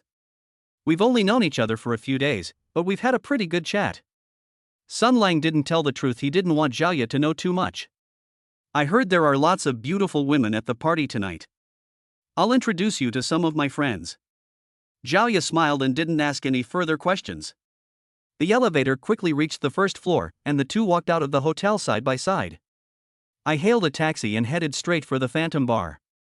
Upon arriving at the bar, I could see that the entrance was filled with luxury cars. The waiters, dressed in uniform, greeted the guests respectfully. Sun Lang and Jaya entered the bar, which was more lively than usual. The music was blasting, the lights were flashing, and the dance floor was packed with people. Su Qing was already waiting for them at the entrance of the private room, wearing a red strapless dress. Her hair was styled in an updo, and she wore a diamond necklace, making her look exceptionally elegant. Seeing Sun Lang, she greeted him with a smile. "You're here? Come on in, everyone's waiting for you." Sun Lang followed her into the private room, and the moment he pushed open the door, I was amazed by what I saw inside. The private room was huge and luxuriously decorated. Inside sat a dozen or so beautiful women, each with a tall figure and exquisite makeup. When they saw him come in, they all looked over curiously. "Let me introduce you, this is Sun Lang, my friend." Su Qing took Sun Lang's hand and introduced him to everyone. "This is Jaya, Sun Lang's friend." The beautiful women greeted him, and Sun Lang responded with a smile. His gaze swept over the crowd, and system panels kept popping up in front of him. Target, Lina, compatibility, 82, base score, appearance 8.7, health 8.5, genetic potential 7.8. Note, he's from a wealthy family, enjoys lively environments, and has a cheerful personality. Target, Zhou Ting, compatibility, 80, basic score, appearance 8.6, health 8.4, genetic potential 7.7. Note, model, outgoing personality, enjoys making friends. Target, Wu Qian, compatibility, 85, basic score, appearance 8.9, health 8.6, genetic potential 8.0. Note, daughter of a jeweler, gentle and elegant. Sun Lang was overjoyed. There were so many people in the private room who had met the standards. "Looks like tonight's going to be a big haul," he thought as he sat down. A beautiful woman in a purple miniskirt walked over with a wineglass in her hand, smiling as she spoke. "Sun Lang, right? My name is Lina. Let me toast you." "Thanks." Sun Lang took the wineglass, clinked it with hers, and took a sip. Just as he finished his drink, another beautiful woman approached with a wineglass. "My name is Zhou Ting. I'd like to raise a glass to you too, and welcome you to our party." Sun Lang didn't have a moment's rest after that. The beautiful women took turns toasting him, and he drank one glass after another. Soon I felt dizzy, and Jaya sat next to me. I would occasionally help him fend off a couple of drinks, but with so many people around, it didn't last long. Sun Lang was somewhat drunk. After some time, the female DJ hired by the bar walked in. She was wearing a black crop top and mini skirt, and had a hot figure and a stunningly beautiful face. As soon as he entered, he attracted everyone's attention, and Sun Lang squinted as he looked over. The system panel popped up instantly. Target, Shenfei, compatibility, 92, base score, appearance 9.1, health 8.9, genetic potential 8.3. Note, famous female DJ, outgoing personality, with a large fan base. Sun Lang was shocked her looks were actually over 9 points, almost on par with Su Qing. He was just about to greet Shenfei when he felt someone secretly tugging at his pants. He looked down and saw Wu Qian sitting next to him, her cheeks slightly flushed. Her eyes were somewhat dazed, and when she saw Sun Lang looking at her, she quickly withdrew her hand. Pretend to drink. Sun Lang smiled but didn't point it out. As Chen Fei started DJing, the atmosphere in the private room became increasingly lively. The music grew louder and louder, and the beautiful women began to sway their bodies to the rhythm. Some even sat directly on Sun Lang's lap. Sun Lang was overwhelmed by the alcohol and the atmosphere, and didn't know how much time had passed. He felt everything go black and he completely lost consciousness. When Sun Lang woke up again, he found himself lying on a soft, large bed. The room was luxuriously decorated, and a faint scent of perfume filled the air. He sat up, rubbed his throbbing head, and looked around. This is not a hotel, nor is it a place I am familiar with. Where is this? Sun Lang muttered to himself, and just as he was about to get out of bed, he saw a note on the bedside table. The sign reads, "Get up and eat something when you wake up, there's breakfast in the kitchen. I'm going out to run some errands, I'll be back later. Su Qing." Sun Lang was stunned for a moment. It turned out this was Su Qing's home. He got up, walked to the window, and pushed open the curtains. Outside was a large garden. The lawn was neatly trimmed, and there was a swimming pool in the distance. I didn't expect Su Qing to be so rich, she actually lives in a detached villa. He sighed and went to the bathroom to wash his face. The reflection in the mirror showed a slightly unfocused look in her eyes, and she was wearing a large men's pajama set. It must have been prepared for him by Su Qing. After washing up, Sun Lang went to the kitchen and saw milk, bread, and fried eggs on the dining table. It was still hot. He sat down and started eating breakfast, but had only taken 2 bites. The system's voice suddenly rang in my mind. Ding! The host has established a close connection with Lina, and has been rewarded with a cash bonus of 50,000 yuan. Deposited into host's bank card. Ding! The host has established a close connection with Zhou Ting, and has been rewarded with a cash bonus of 50,000 yuan. Deposited into host's bank card. Ding! The host has established a close connection with Wu Qian, and has been rewarded with a cash bonus of 50,000 yuan. Deposited into host's bank card. A series of system notifications stunned Sun Lang. He quickly opened the system panel to check the income and expenditure records. I was shocked to find out there were 12 new reward records. Each one costs 50,000 yuan, for a total of 600,000 yuan. Adding the previous 83,000 yuan, the current bank card balance is 683,000 yuan. Holy crap, so many? Sun Lang couldn't help but swear he hadn't expected to black out after drinking so much last night. He had actually had relations with so many beautiful women, and he opened the system panel. Check the information for those targets. Target, Lina, compatibility, 8288 due to close connection, favorability +6. Target, Zhou Ting, compatibility, 8086 due to close connection, favorability +6. Target, Wu Qian, compatibility, 8591 affection +6 due to intimate bond. The fit of all 12 targets has improved to varying degrees. As Sun Lang looked at these messages, the corners of his mouth couldn't help but turn up. Unexpectedly, the party yielded such great results, not only solving the financial problem. There are so many more goals now. He picked up his phone, intending to send a message to Su Qing to thank her for her arrangement. But he discovered that Su Qing had already sent him a WeChat message. Did you have fun last night? Those are my friends, and they all have a good impression of you. Let's hang out together again sometime. Sun Lang replied with a smile, I'm very happy. Thank you for the invitation. I'll treat you to dinner. After putting down his phone, Sun Lang leaned back in his chair, feeling quite pleased with himself. It seems that choosing to link with this many children, many blessings system was definitely the right decision. If I attend more parties like this in the future, will I still have to worry about not having goals and rewards? He stood up, walked to the living room, and looked around Su Qing's villa. The living room is large, and the decor is simple yet luxurious. Several valuable oil paintings hung on the wall, and a white piano stood in the corner. It seems that Su Qing not only comes from a wealthy family, but also has good taste. Sun Lang muttered to himself, walked to the piano, and played a few notes. Although he didn't play well, he was in an exceptionally good mood. Just then, the door opened and Su Qing walked in. She was wearing a white dress and carrying a shopping bag. Seeing Sun Lang, he smiled and said, "You're awake? Have you had breakfast?" "I ate it, thank you." Sun Lang turned around, looked at Su Qing, and his eyes were filled with a smile. "Thank you for your hospitality last night." Su Qing was taken aback for a moment, then understood what he meant, and her cheeks flushed slightly. "We're all friends, no need to be so polite. Those friends are all here voluntarily. You don't need to feel guilty." "I know, but I'm still a little surprised." Sun Lang walked up to her and took the shopping bag from her hand. "What did you buy?" "It's nothing, I just bought you a few changes of clothes, your old clothes were all dirty." Su Qing opened the shopping bag, inside were several designer shirts and trousers. "I don't know what size you wear, so I just bought it based on my opinion. Try it on and see if it fits." Sun Lang felt a warmth in his heart and took the clothes, saying, "Thank you, you've really thought of everything." "You're welcome, it's just a side trip anyway." Su Qing smiled and said, "If you have nothing to do, you can take a walk around the villa.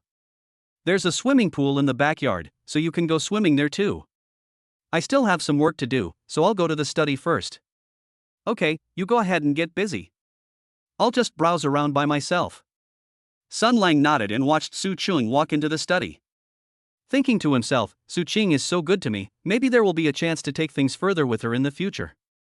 He took the clothes back to his bedroom, tried on the newly bought shirt, and found it to be the perfect size. "I didn't expect Su Qing to have such good taste." Sun Lang looked at himself in the mirror, a satisfied smile on his lips. He opened his phone and checked his bank card balance. The number 683,000 yuan was particularly glaring.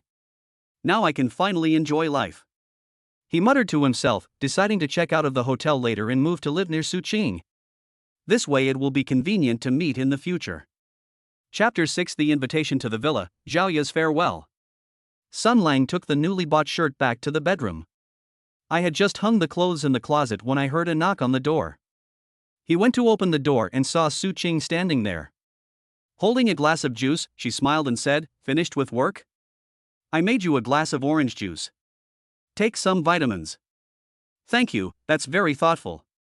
Sun Lang took the juice and stepped aside to let her in. "I just tried on the clothes you bought, and the size is perfect, they fit me well." "That's good. I was worried about buying the wrong size." Su Qing walked into the room and looked around.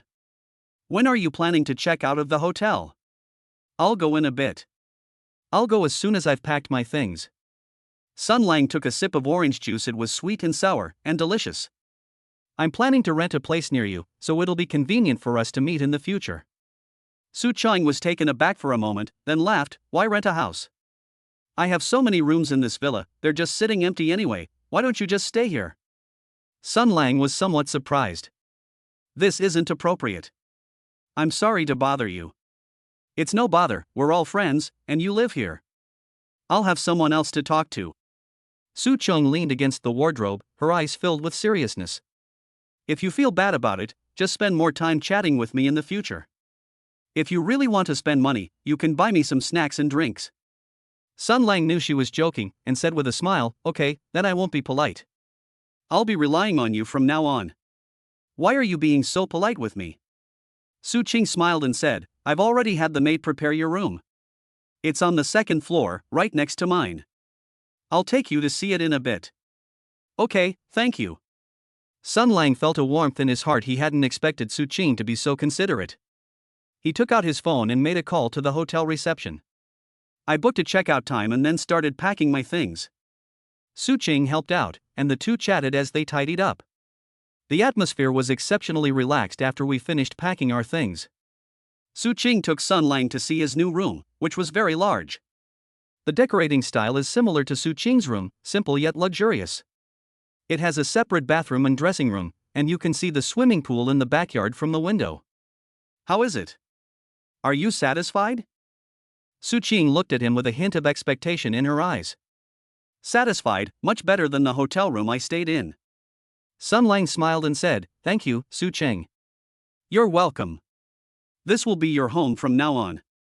Su Qing patted his shoulder. "You rest for a while. I'll go downstairs to prepare lunch. After lunch, I'll go with you to check out of the hotel." "Okay, thank you for your help." Sun Lang nodded and watched Su Qing walk out of the room. She thought to herself, Su Qing is so good to me. I need to get along better with her in the future, maybe there will be a chance to take things further. He lay on the soft bed and opened the system panel. Looking at my balance, I never expected to have earned so much money so quickly. This system seems to be really useful, Sun Lang muttered to himself, turning over in bed. Start browsing the information on the newly added targets, 12 targets. The compatibility is all above 80%, and there will be plenty of opportunities in the future. Not long after, Su Qing knocked on the door and came in, saying that lunch was ready. Sun Lang followed her downstairs, where a sumptuous lunch had already been laid out in the restaurant. There was steak, salad, pasta, and a bottle of red wine. So lavish? Sun Lang was somewhat surprised. It's just the two of us, isn't it a bit too much trouble? It's alright, it's a rare occasion for you to move here, let's celebrate. Su Qing opened the red wine and poured a glass for the two of them. Come on, cheers. Welcome to my villa. Cheers. Sun Lang raised his glass and clinked it against hers. I tilted my head back and took a sip of red wine. The rich flavor spread in my mouth, and it tasted exceptionally delicious. The two chatted while eating, and Su Qing talked about her family's other businesses. It turns out that her family is not only involved in the catering industry, but also in real estate and entertainment. They are a well-known wealthy family in the city. After lunch, Su Qing drove Sun Lang to check out of the hotel. Upon arriving at the hotel entrance, Sun Lang spoke to Su Qing. Wait for me in the car for a moment. I'm going to say hello to a friend. I'll be right back. Okay, go ahead, I'll wait for you. Su Qing nodded and took out her phone to start scrolling through her WeChat moments. Sun Lang entered the hotel and took the elevator to the 28th floor. I walked up to the door of room 2806 and knocked gently. Not long after, the door opened, and Xiaoya appeared wearing a pink nightgown. Upon seeing him, her eyes lit up. Sun Lang? What brings you here? I came to check out and just wanted to say hello. Sun Lang entered the room, which was very tidy. Have you packed your things? Yeah, I just finished packing and I'm getting ready to go home later. Xiaoya closed the door, walked to his side, and put her arm around his waist. You're moving to Su Qing's house? Yes, Su Qing said she has a spare room in her villa and told me to just move in. It saves me the trouble of renting a place again. Sun Lang looked down at her and asked, when are you coming home? We'll be leaving soon, we've already called a car. Xiaoya looked up and kissed his lips, her eyes slightly dazed. I'm a little reluctant to part with you, what should I do? Sun Lang's heart skipped a beat, and he reached out and put his arm around her neck. He lowered his head and kissed her lips, and Xiaoya responded passionately. She wrapped her arms around his neck and pressed her body tightly against his. The two embraced and walked to the bedside, where Sun Lang gently placed her on the bed. She pressed her body against him, and Xiaoya's fingers gently traced across Sun Lang's back. With desire in his eyes, Sun Lang removed her nightgown. Sun Lang's movements were gentle, and every kiss was full of love. Xiaoya was completely captivated, and the two became entangled on the soft bed. They only stopped when they were completely exhausted. Sun Lang held Xiaoya in his arms, gently smoothing her messy hair with his fingers. Xiaoya leaned against his chest, listening to his strong heartbeat. With a satisfied smile, she said, being with you is really comfortable. Me too. Sun Lang lowered his head and kissed her forehead. When you get home, you should draw well, and remember to show it to me when you're done. Yes, I will. Xiaoya raised her head and looked into his eyes. My home is only an hour's drive from here. You can call me if you miss me. We can meet anytime. Okay, I will. Sun Lang nodded and picked up his phone to check the time. It's getting late, I should check out. Su Qing is still waiting for me downstairs. Xiaoya sat up, helped him straighten his clothes, and said with a smile, "Go on, remember to think of me." "Yes, it will." Sun Lang kissed her lips, then turned and walked out of the room. As he approached the elevator, he glanced back at the door of room 2806. Although Xiaoya had a cheerful personality, she felt a little reluctant to part with him. But deep down she's very gentle, and being with her feels very comfortable. Sun Lang took the elevator to the first floor and walked out of the hotel. Seeing Su Qing waiting for him in the car, he walked over. He opened the car door, got into the passenger seat, and said with a smile, "Sorry to keep you waiting." "It's nothing, I was just chatting with my friend for a while." Su Qing started the car and slowly drove away from the hotel. "Have you said goodbye to your friend?" "Yes, she's going home to paint." Sun Lang leaned back in his seat, looking at the scenery outside the window. "By the way, do you have a gym at home?" "I like to work out regularly." "Yes, it's in the basement, and it's fully equipped. You can go anytime you want to exercise." Su Qing smiled and said, "I also exercise regularly, so we can do it together in the future." "Great, at least I'll have company." Sun Lang was very happy to be able to exercise with Su Qing, which would increase their opportunities to spend time together. The car quickly drove back to Su Qing's villa, and Sun Lang carried his belongings into a room on the second floor. Su Qing showed him the layout of the villa. The first floor had a living room, dining room, kitchen, and study. The second floor contains bedrooms and a walk-in closet, while the basement houses a gym, swimming pool, and recreation room. There is also a garden and an outdoor swimming pool in the backyard. "So, are you satisfied with the layout of the villa?" Su Qing looked at him with a hint of a smile in her eyes. "Satisfied, even better than I expected." Sun Lang smiled and said, "I'll have to trouble you to take care of me from now on." "Why are you being so polite with me?" Su Qing patted his shoulder and said, "You pack your things first. I'll go get you some daily necessities, like toothpaste and a toothbrush, they're all new." "Okay, thank you." Sun Lang nodded and watched Su Qing walk out of the room. He started organizing his things, hanging his clothes in the walk-in closet. Put the toiletries in the bathroom and the laptop on the desk. They quickly tidied the room up neatly. Not long after, Su Qing walked in carrying a bag. It contains daily necessities such as toothpaste, toothbrush, and towel. He smiled and said, "Here you go, they're all new. See if you need anything and let me know." "That's enough, this is all we need."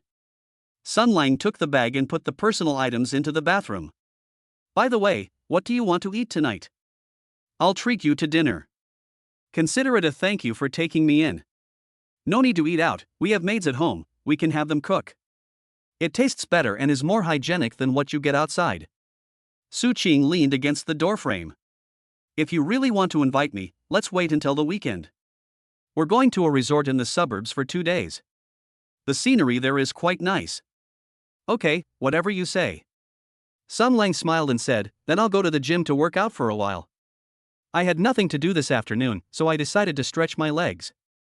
"Okay, go ahead. The gym is in the basement. Just go down there. The password is 123456. Su Qing nodded. "I'm going to the study to take care of some work. Call me if you need anything." "Good." Sun Lang nodded and watched Su Qing walk into the study. I turned around and went downstairs, heading straight for the gym in the basement. The basement is large, and the gym is fully equipped. Treadmills, dumbbells, exercise bikes, and more are all available. Sun Lang changed into a set of sportswear and started running on the treadmill. He opened the system panel while running. Looking at his balance and target information, he couldn't help but smile. "I never imagined I would be living in such a luxurious villa. I've met so many beautiful women, it seems I'm bound to this many children, many blessings system. It was truly the best decision I ever made." After running for half an hour, Sun Lang stopped to rest. He picked up a towel to wipe his sweat and took a sip of water. He walked to the window and looked out at the garden. "I was thinking to myself that I must make good use of this system in the future. Getting to know more beautiful women not only helps you earn more money, but also allows you to enjoy life. Why not?" Just then, the phone rang. It was Lin Wan calling. Sun Lang answered the phone, smiling, and said, "Lin Wan? What made you think of calling me?" "Nothing, I just wanted to ask how you've been lately. Do you have time to have a meal together?"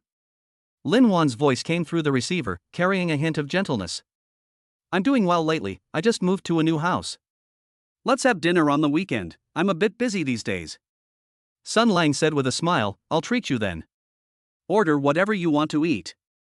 Okay, I'll contact you again this weekend. Lin Wan smiled and said, I won't bother you anymore, I'm hanging up now.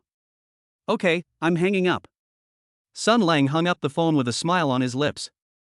I didn't expect Lin Wan to contact me first. It seems that my life won't be boring from now on.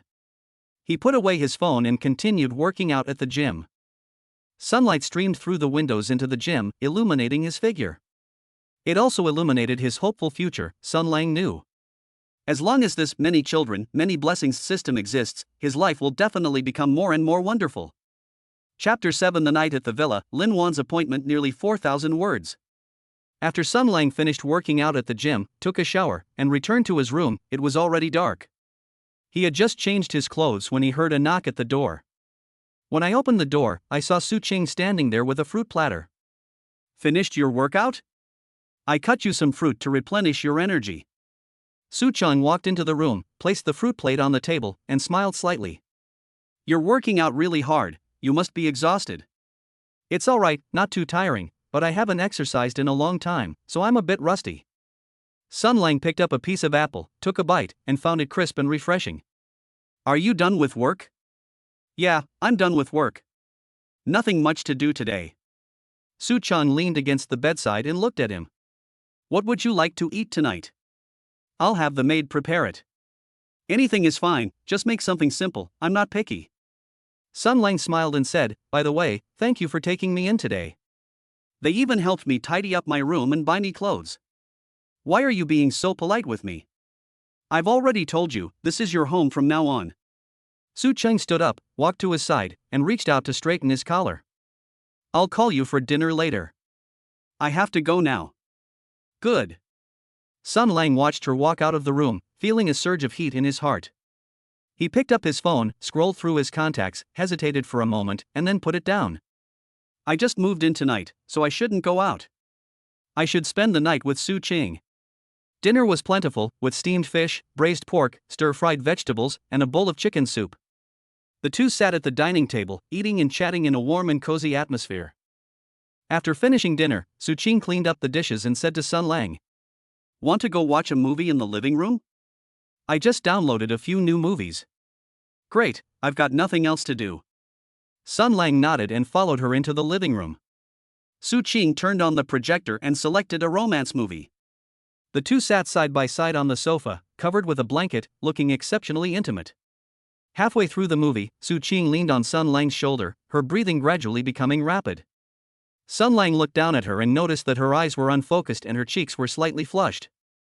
A thought struck him, and he reached out to embrace her waist, lowering his head to kiss her lips. Su Qing responded enthusiastically, wrapping her arms around his neck. She pressed her body tightly against his, and the two embraced as they walked into Su Qing's room. Sun Lang gently placed her on the bed and pressed his body against hers. Su Qing's fingers gently traced his back, her eyes filled with desire. Sun Lang removed her clothes, and the two became entangled on the soft bed. It gradually stopped just before dawn. Sun Lang held Su Qing in his arms, gently smoothing her messy hair with his fingers. Su Qing leaned against his chest, listening to his strong heartbeat. With a satisfied smile, she said, I think I'm becoming more and more dependent on you. Me too. Sun Lang lowered his head and kissed her forehead. It's getting late, go to sleep, you have to get up early tomorrow. Su Qing nodded, closed her eyes, and quickly fell asleep. Sun Lang looked at her sleeping profile and couldn't help but smile. Su Qing is not only beautiful, but also so gentle. I'm so lucky to be with her. The next morning, when Sun Lang woke up, Su Qing was no longer by his side. He sat up and saw a note on the bedside table. The note read, I'm going to the company to take care of some business. The maid has already prepared breakfast. Remember to eat at the restaurant. Su Qing. Sun Lang smiled, got up, and went to the bathroom to wash up. After washing up, he went to the dining room and saw milk, bread, and fried eggs on the table. There was also a small dish of side dishes. He sat down and started eating breakfast, having only taken 2 bites. I remembered that Lin Wan called me yesterday and said she wanted to have dinner together. Lin Wan must miss me, otherwise she wouldn't have called me on her own initiative. Sun Lang muttered to himself, then picked up his phone and called Lin Wan. The call connected quickly, and Lin Wan's voice came through the receiver, carrying a hint of surprise. Sun Lang? Why did you suddenly decide to call me? Nothing, I just wanted to ask if you're free today? You said yesterday you wanted to have dinner together. I'm free today. Sun Lang said with a smile. I'm free. I'm working on design drafts at home today, nothing much to do. Lin Wan smiled and said, come and see me when you have time. Okay, I'll be right there. Wait for me. Sun Lang hung up the phone, packed his things, and said goodbye to the maid. He left the villa, hailed a taxi, and headed straight for Lin Wan's house. Lin Wan's family lives in an upscale residential area with a beautiful environment and shady trees. Sun Lang knew the way well. The door opened as soon as he rang the doorbell. Lin Wan was wearing a white dress, her hair casually draped over her shoulders. Seeing him, her eyes lit up. You're here? Come in quickly. Yes, I just came from the villa. I hope I didn't keep you from doing your design work. Sun Lang entered the room, which was decorated in a simple yet cozy style. Several renderings of Lin Wan's designs were displayed on the shelf in the living room. With its smooth lines, unique style, and strong sense of design, it is a masterpiece. No, I just finished revising a version of the plan and I was just about to take a break. Lin Wan poured her a glass of water. Sit down, I'll go wash some fruit for you. No need for that, I'm not thirsty. Sun Lang took her hand, his eyes filled with a smile. I missed you, I wanted to hug you tightly.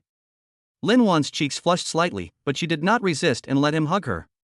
Sun Lang lowered his head and kissed her lips, and Lin Wan responded passionately. She wrapped her arms around his neck and pressed her body tightly against his. The two embraced and walked into the bedroom, where Sun Lang gently placed her on the bed. Lin Wan pressed her body against him, her movements gentle, her eyes filled with love. Sun Lang removed her dress and gently ran his fingers across her skin. This caused her to tremble slightly as the two became entwined on the soft bed. They only stopped when they were completely exhausted. Sun Lang held Lin Wan in his arms, gently smoothing her messy hair with his fingers. Lin Wan leaned against his chest, listening to his strong heartbeat. With a satisfied smile, she said, I thought you had forgotten about me. I didn't expect you to come looking for me on your own initiative. How could I forget you? I've been a bit busy lately, I just moved to a new house. I didn't have time to look for you. Sun Lang lowered his head and kissed her forehead. Your design is really good, even more professional than I imagined. Really? Then I'll show you my new plan first. Lin Wan smiled and said, it's almost noon. I'll go cook for you. What would you like to eat? I'll make it for you. Whatever you make, I'll eat it. I trust your cooking skills. Sun Lang nodded, watching her walk out of the bedroom, feeling a warmth in his heart. Although Lin Wan has a gentle personality, she is very independent, working as a designer living alone. She is dedicated to her work and takes good care of others in her personal life. Being with her is very comfortable. Lin Wan is a very good cook. She made 3 dishes and a soup. There were cola chicken wings, scrambled eggs with tomatoes, stir-fried greens, and a bowl of pork rib soup. The two sat at the dining table, eating and chatting. Lin Wan talked about her design projects, from client needs to scheme modifications. Sun Lang spoke in detail and professionally, and also talked about his recent life. The atmosphere was exceptionally relaxed. After finishing lunch, Lin Wan cleaned up the dishes and said to Sun Lang, would you like to go to the study to see the design drawings I made? I recently took on a residential design project. I've revised it several times, and I'd like you to give me your thoughts. Great, I've got nothing else to do. Sun Lang nodded and followed her into the study. There was a laptop in the study, with a floor plan of a house on the screen. The folder next to it contains several stacks of printed renderings. There are design schemes for the living room, bedroom, and study, with every detail carefully considered. You designed it really well, the layout is reasonable, and the style is very comfortable. The customer will definitely like it. Sun Lang picked up a living room rendering, showing a light-colored decor paired with simple furniture. It's both cozy and spacious. Is this the project you've been working on lately? Yes, it's a house design for a family of 3. The client wanted it to be both cozy and practical. I revised it 3 times before settling on this direction. Lin Wan smiled and said, if you have any friends who need design services, you can introduce them to me. I will definitely do my best. Sure, I'll definitely introduce you to them when I have the chance. Sun Lang smiled and said, but I probably won't have time to stay any longer today. I have to go home early. Su Qing said she has a business dinner tonight and told me to eat at home. Su Qing? You're staying at her place? Lin Wan paused for a moment, then smiled and said, it's all right. If you have something to do, you can go back first. We'll have a chance to meet again in the future. Okay, I'll come see you again when I have time, and then I'll listen to you talk about your design projects. Sun Lang nodded, picked up his coat, and said, I'm leaving.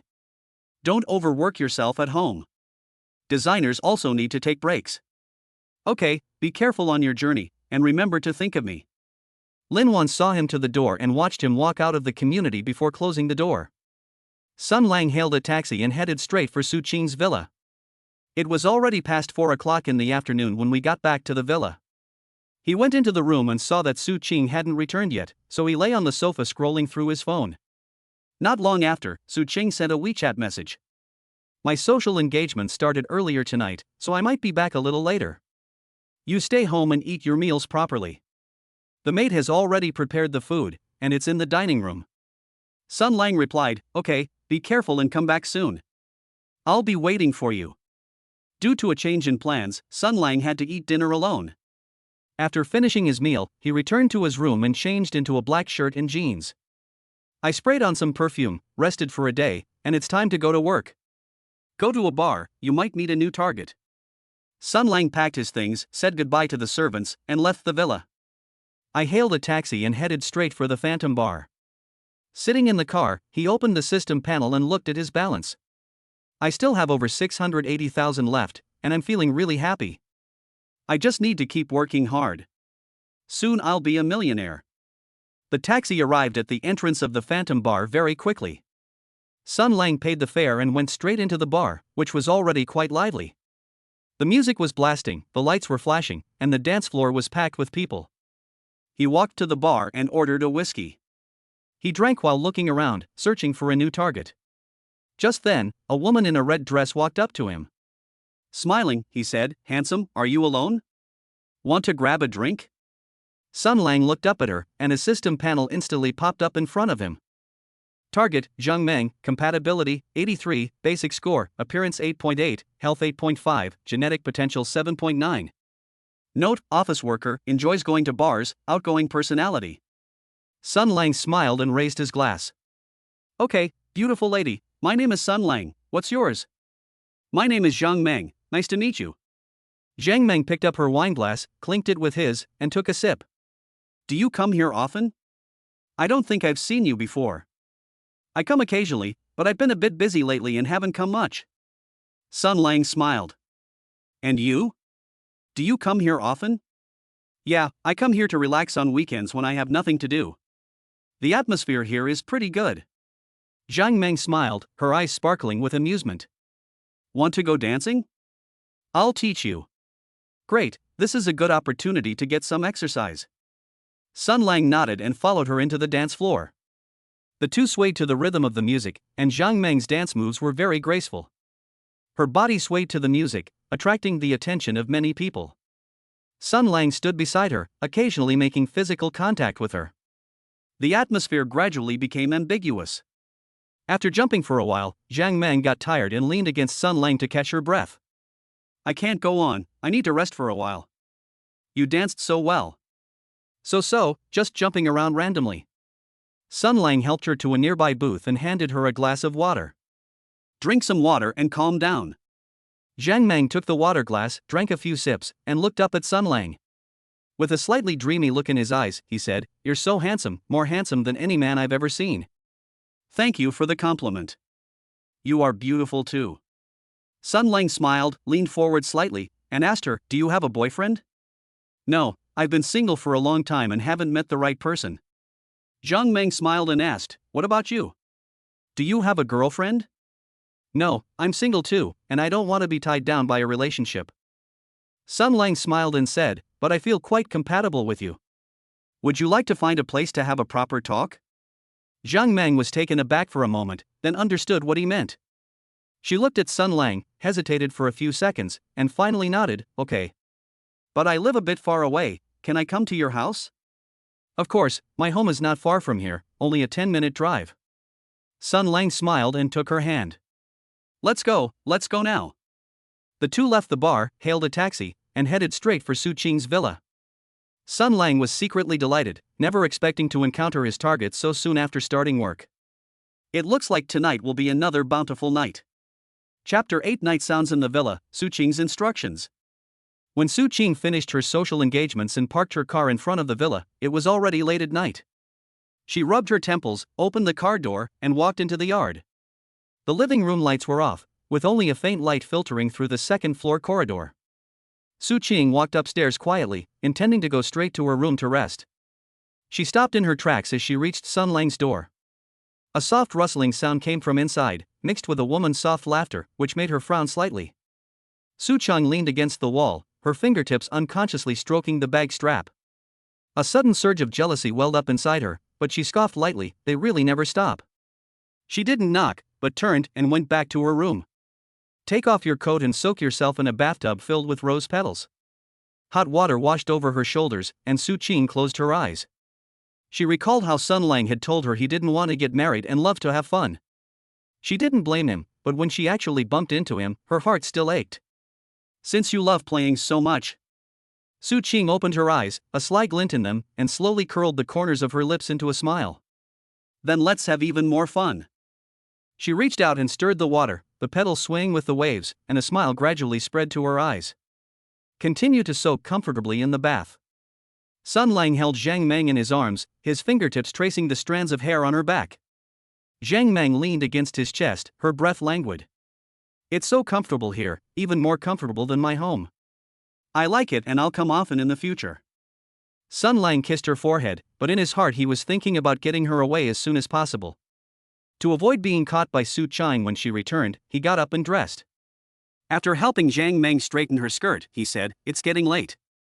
I'll take you home, it's not safe to be out so late." Zhang Meng was a little reluctant, but she still nodded and said, "Okay, then remember to miss me." "I'll look for you next time." Sun Lang smiled and agreed, then took her hand and led her downstairs. Just as they reached the entrance, Zhang Meng suddenly tiptoed and kissed him before turning and leaving. After seeing Zhang Meng off, Sun Lang closed the door, leaned against it, and sighed. Only then did he belatedly realize that bringing a strange woman back to Su Qing's villa seemed really inappropriate. He was thinking, maybe he should go to a hotel in the future, or just rent another apartment. I was thinking of something to make myself feel more comfortable here. He heard the sound of a door opening behind him and turned around abruptly. Su Qing was standing at the doorway, wearing a silk nightgown, her hair still dripping wet. "The person has been sent away?" Su Qing spoke calmly, but her eyes were fixed on him without a trace of a smile. Sun Lang's Adam's apple bobbed, he scratched his head awkwardly, and forced a smile. I just took her downstairs, she doesn't live far away." Su Qing didn't reply, but walked up to him and looked up at him. His tone suddenly became domineering. "Go take a shower right now, and wash yourself thoroughly from head to toe." She paused, then added, "After you're done washing, come and serve me." Before he could react, Su Qing turned and went back to her room, slamming the door shut. Sun Lang's eyes widened, and he stood there stunned for a few seconds. He finally realized what was happening, and gave a helpless, bitter smile. This Su Qing. He was truly unpredictable. He shook his head and turned to walk towards the bathroom. The hot water cascaded down, washing away the fatigue and easing the slight embarrassment. Sun Lang washed it carefully, even rubbing his fingertips several times. He dried his hair as he walked out of the bathroom and stood at the door of Su Qing's room. Hesitating whether to knock, I raised my hand, and the door opened from the inside. Su Qing leaned against the doorframe, looking at him. "Are you clean? Come in." Sun Lang followed him into the room, where a faint aromatherapy scent wafted through the air. Su Qing walked to the bedside and sat down, pointing to the chair next to her. "Sit." After he sat down, Su Qing finally spoke, "Next time you bring friends back, please let me know in advance. I also have a share in this house." "Okay, I won't do it again next time." Sun Lang nodded quickly, relieved, thinking he was about to be scolded. Su Qing suddenly smiled, stood up and walked in front of him, reaching out to hook his tie. She tugged gently. "But, if you can satisfy me, bringing it back occasionally is not a bad thing." Sun Lang's eyes darkened as he looked at Su Qing, who was standing very close to him. Her robe had a low neckline, revealing her delicate collarbone, and her eyes held a captivating smile. So, Mr. Su, how would you like me to satisfy you?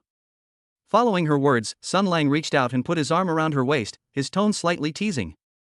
Su Qing raised an eyebrow, leaned against him, and traced her fingertips across his chest. That depends on your skills. Don't let me down. Sun Lang chuckled, picked her up by the waist, and carried her to the bedside. Moonlight streamed through the gaps in the curtains, casting an unusually warm glow in the room. Su Qing's initiative carried a hint of assertiveness, unlike her usual gentleness. But what made it even more captivating was that Sun Lang cooperated with her, his movements gentle yet powerful. Their breathing became rapid, and their clothes slipped off one by one. Su Qing wrapped her arms around his neck and whispered in his ear, "If you make me unhappy this time, don't even think about bringing anyone back again." Sun Lang kissed her lips, responding to her words with his actions. The temperature in the room gradually rose, and the night became increasingly enchanting. After an unknown amount of time, the two lay in bed embracing each other. Su Qing leaned against Sun Lang's chest, her fingers gently tracing his skin. "You're quite capable. It wasn't a waste of my time waiting." "That's right, don't you even know who it is?" Sun Lang smiled and reached out to ruffle her hair. "But the tone you used just now. That's really fierce. If I'm not strict, will you listen to me?" Su Qing looked up and glared at him, but her eyes didn't show anger. Instead, they held a hint of coquettishness. Sun Lang smiled and kissed her forehead, suddenly feeling that this kind of life was pretty good. Although there are occasional minor frictions, they also add a lot of fun. Su Qing yawned, her eyelids growing heavy. "I'm sleepy. Let's go to sleep. I have to go to the company tomorrow." "Okay, go to sleep." Sun Lang adjusted to a more comfortable position so that she could lean against him more steadily, and then closed his eyes. The room gradually quieted down, with only the two of them breathing steadily. The moonlight outside the window was still bright, illuminating the figures embracing on the bed, creating a particularly warm and cozy scene. Before Sun Lang drifted off to sleep, he was still thinking about Su Qing, that woman. She's someone you both love and fear, but it seems like this makes her even more charming. With a smile on his lips, he gradually drifted off to sleep. That night, there were no unnecessary disturbances, only tenderness and tacit understanding between the two. The next morning, when Sun Lang woke up, his side was empty. He touched the pillow. It was still warm, indicating that Su Qing hadn't been gone long. I got up and went to the living room, where breakfast prepared by the maid was on the table. There was also a note next to it that read, "I'm going to the office. Eat breakfast while it's hot, don't go hungry." Sun Lang picked up the note, feeling a warm glow inside. He sat down and ate his breakfast. Thinking about what to do today, it's really liberating to not have a job. But staying there all the time was boring, so he thought he might as well chat with Lina and the others. Or maybe I should go to a bar? Just then, my phone rang. Sun Lang picked up the phone and saw that it was Lina calling. He answered the phone and said with a smile, "Sister Na, what's up, calling me so early?" "Of course I have something to do," Lina said cheerfully. "I have an afternoon tea appointment with Qianqian and Tingting. Are you coming over? It'll be more fun with more people." Sun Lang thought for a moment, and since he had nothing else to do, he agreed, "Sure, where should we meet?" "I'll be there in a bit. The dessert shop in the city center has a nice ambience.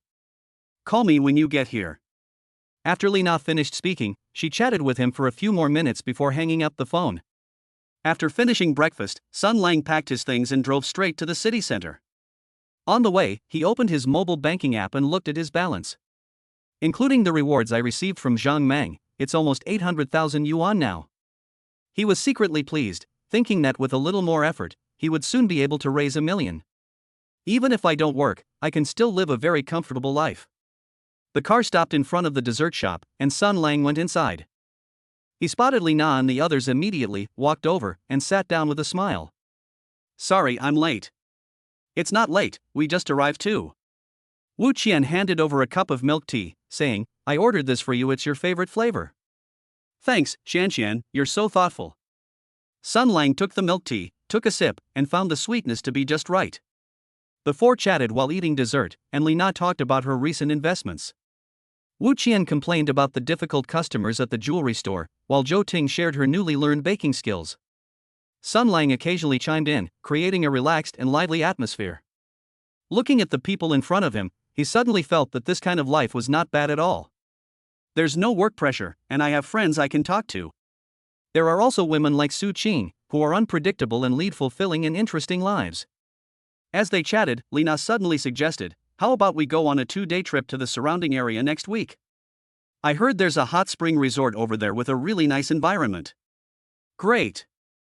Zhou Ting was the first to respond. I've wanted to go to a hot spring for ages. Perfect for relaxing. Wu Qian nodded, I'm fine with it, I can arrange things at the store. All three looked at Sun Lang, waiting for his answer. Sun Lang smiled and nodded, sure, I'm free anyway, I'll go with you guys. Perfect. Li Na clapped her hands. Then I'll book a room right now. Let's set off next Saturday for a 2-day, 1-night trip. After finalizing their itinerary and chatting for a while, the group dispersed. Sun Lang drove back to the villa, thinking about the hot spring trip next week. It should be very interesting. Back at the villa, Sun Lang lay on the sofa and scrolled through his phone. I had only been scrolling for a short while when Su Qing sent me a WeChat message, I'll be back for dinner tonight. Have the servants cook a few more dishes?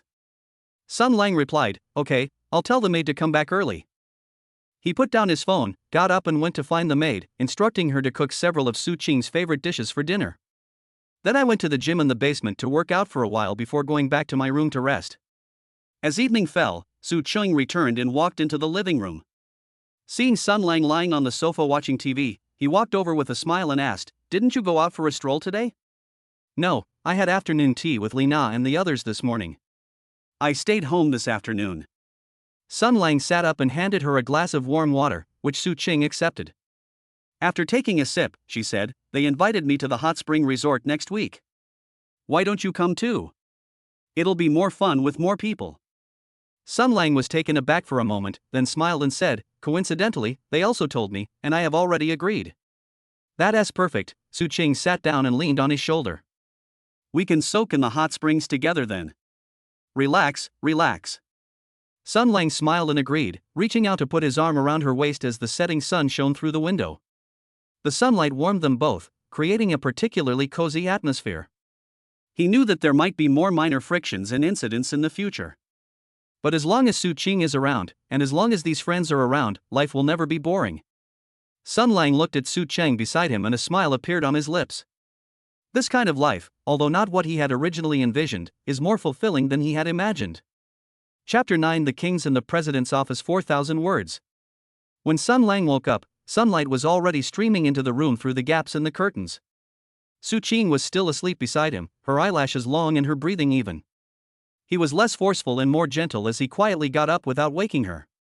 Upon entering the living room, the maid had already prepared breakfast, fried eggs, milk, and sandwiches, all arranged exquisitely. Sun Lang sat down to eat, thinking to himself, this is the second time he has absent from work. It was peaceful without going to nightclubs, but I was a bit bored. Not long after, Su Qing walked out of the room dressed in business attire. The black suit skirt accentuated her tall and straight figure, and her long hair was pulled up, revealing her slender neck. Completely different from her alluring self last night, she said, awake? Eat quickly, and then come with me to the company. Su Qing picked up the milk and took a sip, her tone efficient. Sun Lang was taken aback for a moment, then laughed and said, go to your company? Wouldn't it be a bother for you if I, a free man, went there? Don't cause me any trouble. Let me show you what I do at work. Su Qing raised an eyebrow. What, you're afraid to go? What's there to be afraid of? Sun Lang finished his breakfast in a few bites. Let's go see how powerful President Su is at the company. The two drove straight to an office building in the city center and parked their car in the underground parking garage. Su Qing led Sun Lang into the elevator. Inside the elevator, several employees in formal attire saw Su Qing. He immediately stood up straight. Hello, President Su. His tone was respectful, and his eyes were full of awe. Su Cheng nodded slightly without saying anything more, and Sun Lang followed behind her. He chuckled to himself, this Su Qing really does have the air of a CEO at the company. As soon as the elevator reached the top floor and the door opened, a spacious office area came into view. The employees were all busy, the sound of keyboards clicking filled the air, but no one dared to speak loudly. The atmosphere was serious. This floor contains my office and several core departments. Please come with me. As Su Cheng spoke, she pushed open a heavy wooden door, revealing a large office. The floor-to-ceiling windows offer a view of the bustling city, and the room features leather sofas and solid wood desks.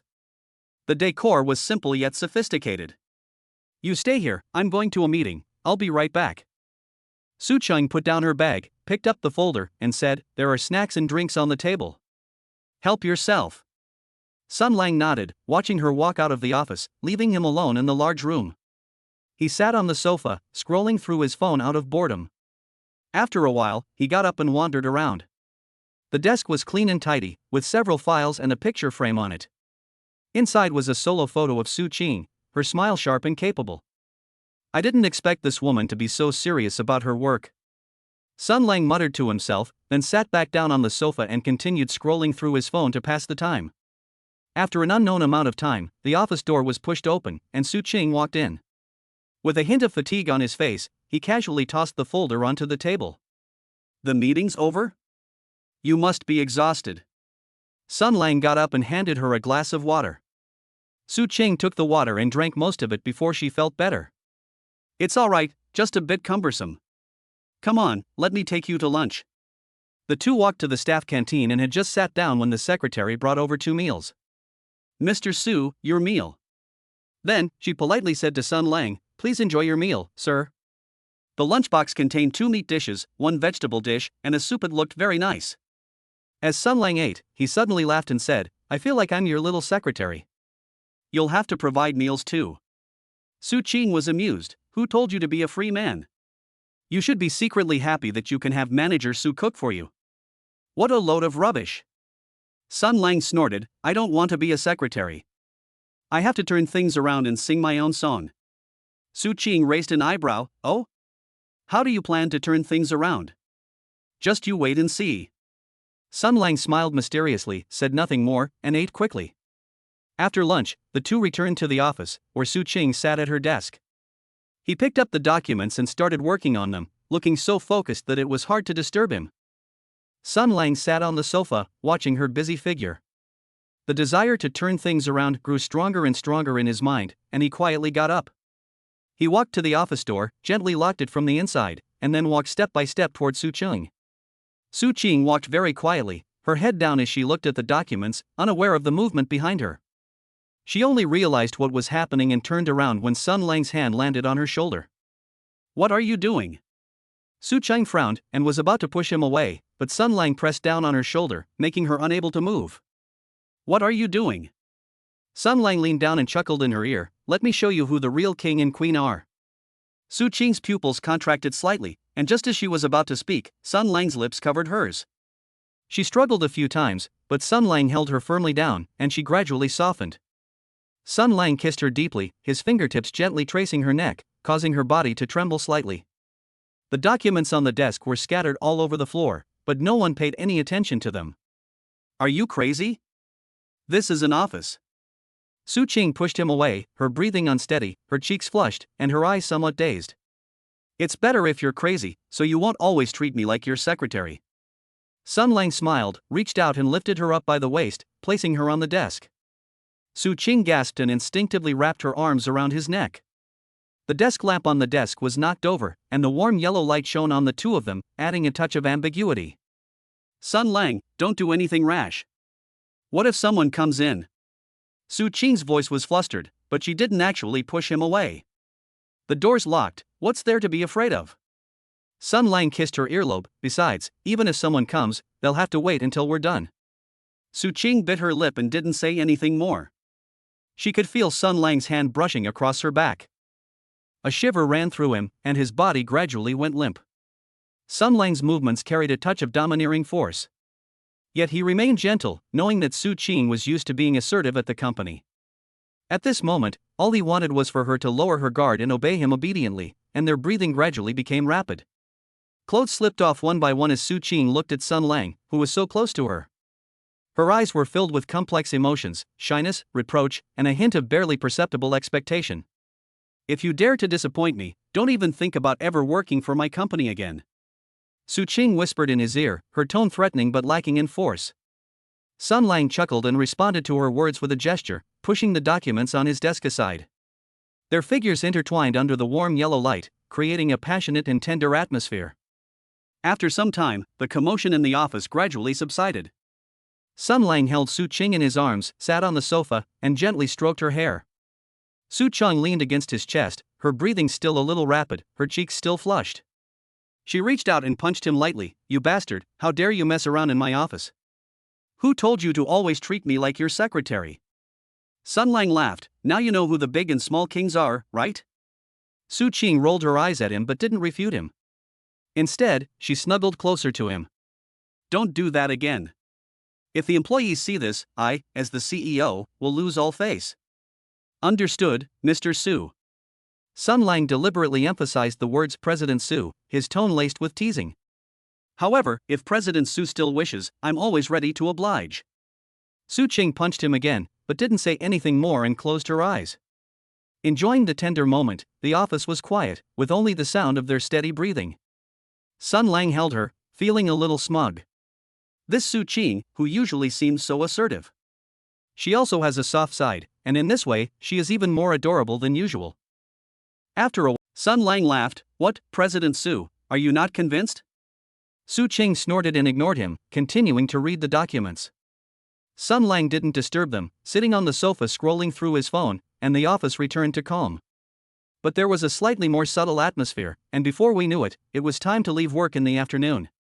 Su Qing closed the file, stood up and said to Sun Lang, "Let's go, it's time to get off work. I'll take you to eat something delicious." "Okay."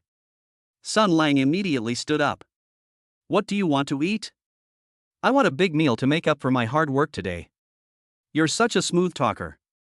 Su Qing smiled and said, "You can eat whatever you want, it's on me." The two walked out of the office, and the employees saw them leave together. Their eyes were full of curiosity, but no one dared to ask any questions as they got into the car. Sun Lang asked, "Where should we eat? Western or Chinese food? How about we go eat at that hot pot place you said was good last time?" Su Qing started the car. "It's cold outside, hot pot will warm us up." "Okay." Sun Lang said happily, "That hot pot restaurant is really delicious, especially the tripe, it's so tender." The car drove away from the office building and merged into the traffic. Sun Lang looked at the night view outside the window. "I felt really happy. Even though I didn't go to a nightclub today, I had even more fun than if I had. Especially the scene in Su Qing's office, just thinking about it is exciting. By the way, have you packed your things for the hot spring resort next week?" Su Qing suddenly asked a question, and Sun Lang was taken aback before remembering the matter. "Not yet, I'm going next week, no rush." "What about you? Are you all packed?" "I packed a few things, there's not much to bring." Su Qing said, "Lina and the others will definitely bring a lot of things, so we can just tag along and freeload." Sun Lang smiled and nodded, "That's great, it saves me the trouble of bringing it myself." The two chatted as they drove to the hot pot restaurant. They had just stepped inside when the heat and aroma wafted over, and I found a seat by the window.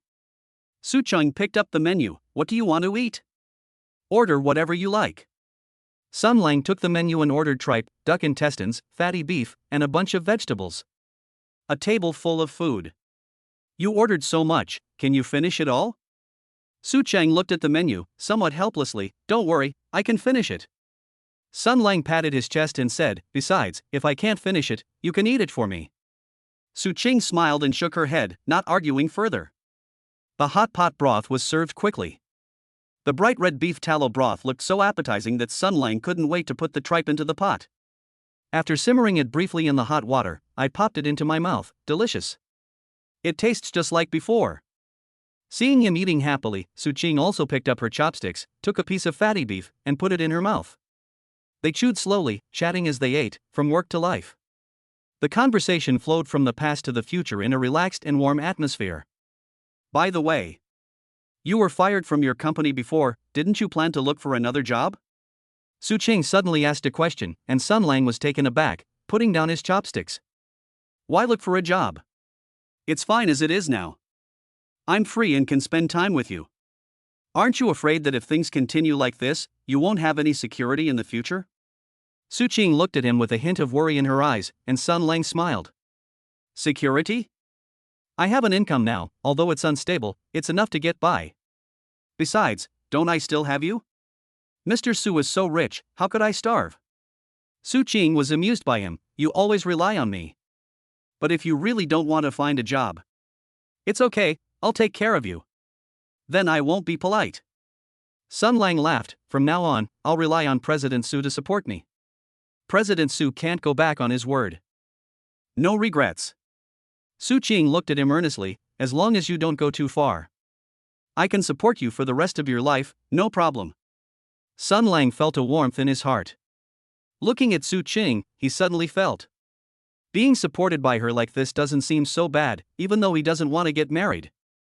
But with a woman like that by my side, I won't be lonely. Alright, let's stop talking about this and eat quickly, the food is getting cold. As Su Qing spoke, she picked up a piece of tripe and put it into his bowl, and Sun Lang nodded. He continued eating heartily, the steam from the hot pot making his cheeks flush red, but his heart felt warm. After finishing their hot pot, the two walked out of the restaurant, Sun Lang patting his round belly.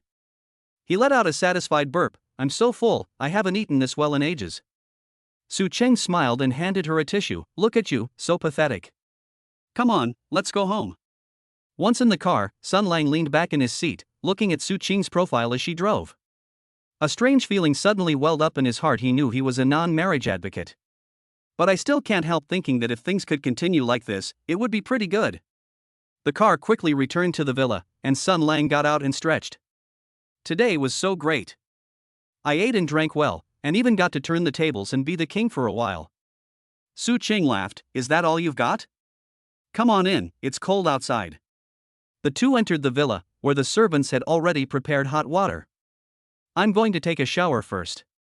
As Su Qing spoke, she picked up her pajamas and headed towards the bathroom, while Sun Lang sat on the sofa.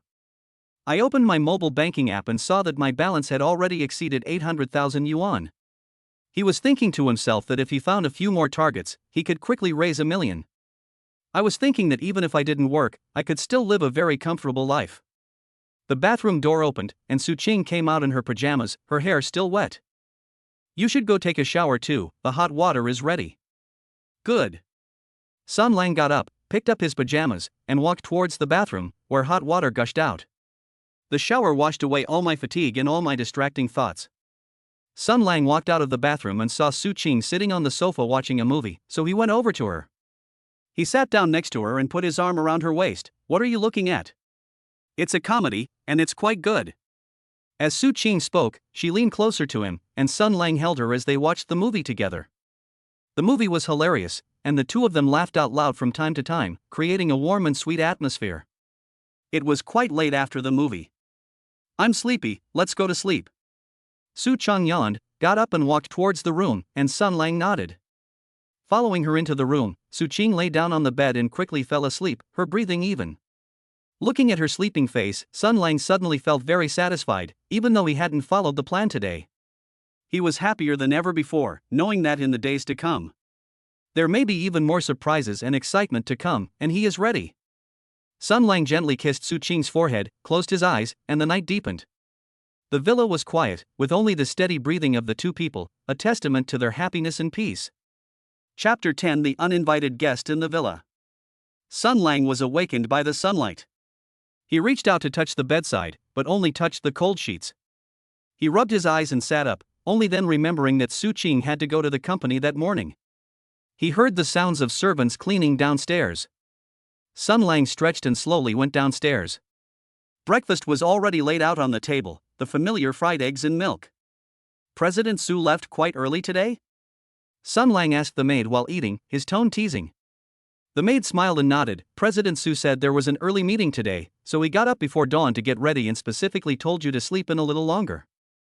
Sun Lang raised an eyebrow, secretly amused. This woman must be afraid of being tortured by him again, which is why she doesn't dare to let him come to the company. After breakfast, Sun Lang curled up on the sofa and scrolled through his phone.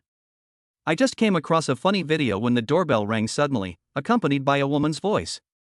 He got up and walked to the door. He looked through the peephole and his heart skipped a beat.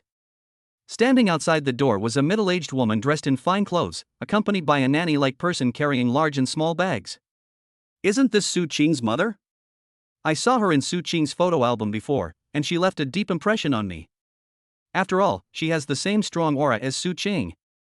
Sun Lang quickly straightened his clothes, took a deep breath, and opened the door. Auntie, what brings you here? Su's mother looked him up and down, her eyes scrutinizing him. You're Sun Lang? Where's my Ching Ching? Su Ching went to the company. She has an early morning meeting. Sun Lang stepped aside to let them in. Auntie, please come in, it's cold outside. Su's mother walked into the living room, looked around, and curled her lips. This house is quite clean, but it lacks a bit of human warmth. It's usually just Su Ching and me living here, along with the maid. There aren't many people. Sun Lang handed over a water glass. Auntie, have some water. Why did you come over so suddenly?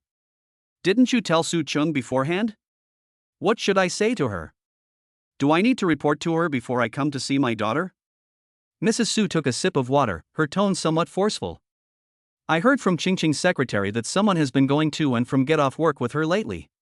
Is that you? Sun Lang had a bad feeling they were here to check up on him. He smiled and nodded. It's me. Su Ching and I are friends. I've been free lately, so I occasionally drive her to the company. Friends? Su's mother raised an eyebrow. What kind of friends would stay at her house and even take her to the company? Sun Lang, right? Let me be frank with you, I don't object to Ching Ching having a boyfriend, but with your background. She didn't finish her sentence, but her eyes were full of disdain. Sun Lang wasn't angry. Instead, she smiled and asked, Auntie, what do you think is wrong with me? Is it that I'm poor, or that I'm not good looking? Su's mother was taken aback by his question. She hadn't expected him to be so direct. She put down her water glass. Money is one thing, but stability is the main thing. Ching Ching is destined for great things. She needs someone to support her, not someone like you who idles around. Idle and lazy? Sun Lang chuckled. Auntie, although I don't have a stable job, I have my own income and I can support myself without any problem. I haven't spent any of Su Ching's money. Your income? Su's mother clearly didn't believe it. What kind of income could you possibly have? Are you relying on Ching Ching for support? Let me tell you, our Su family doesn't support idlers.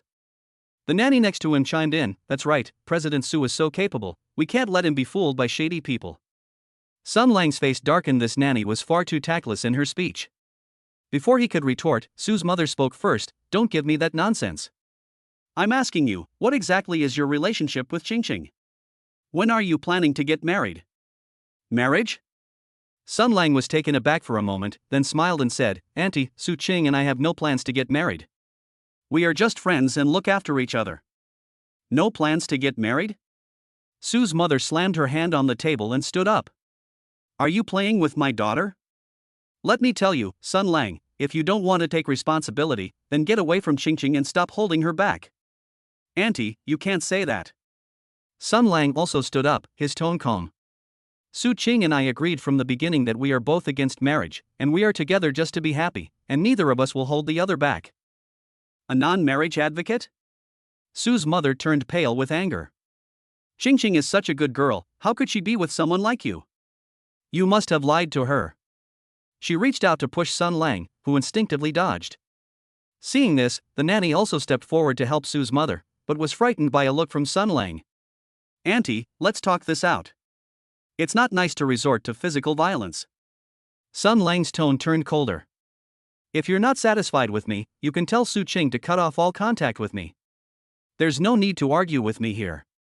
Su's mother was speechless, taken aback by his attitude. She hadn't expected this seemingly carefree young man to have such a strong presence. Just then, Sun Lang's phone rang. It was Su Ching calling. He glanced at Su's mother and answered the phone. Hello, Su Ching? Sun Lang, did my mom go to the villa? Su Ching's voice was anxious. She just called me and said she was going to see you. Did you two have a fight? We didn't argue, we just chatted with Auntie for a bit. Sun Lang glanced at Su's mother, whose face was ashen. Auntie was very nice, she even brought a lot of things over. Upon hearing this, Su's mother couldn't help but snort. Su Ching said helplessly on the phone, Sun Lang, don't take it to heart. She just worries too much. I'm on my way back now. Keep her calm and don't let her get angry.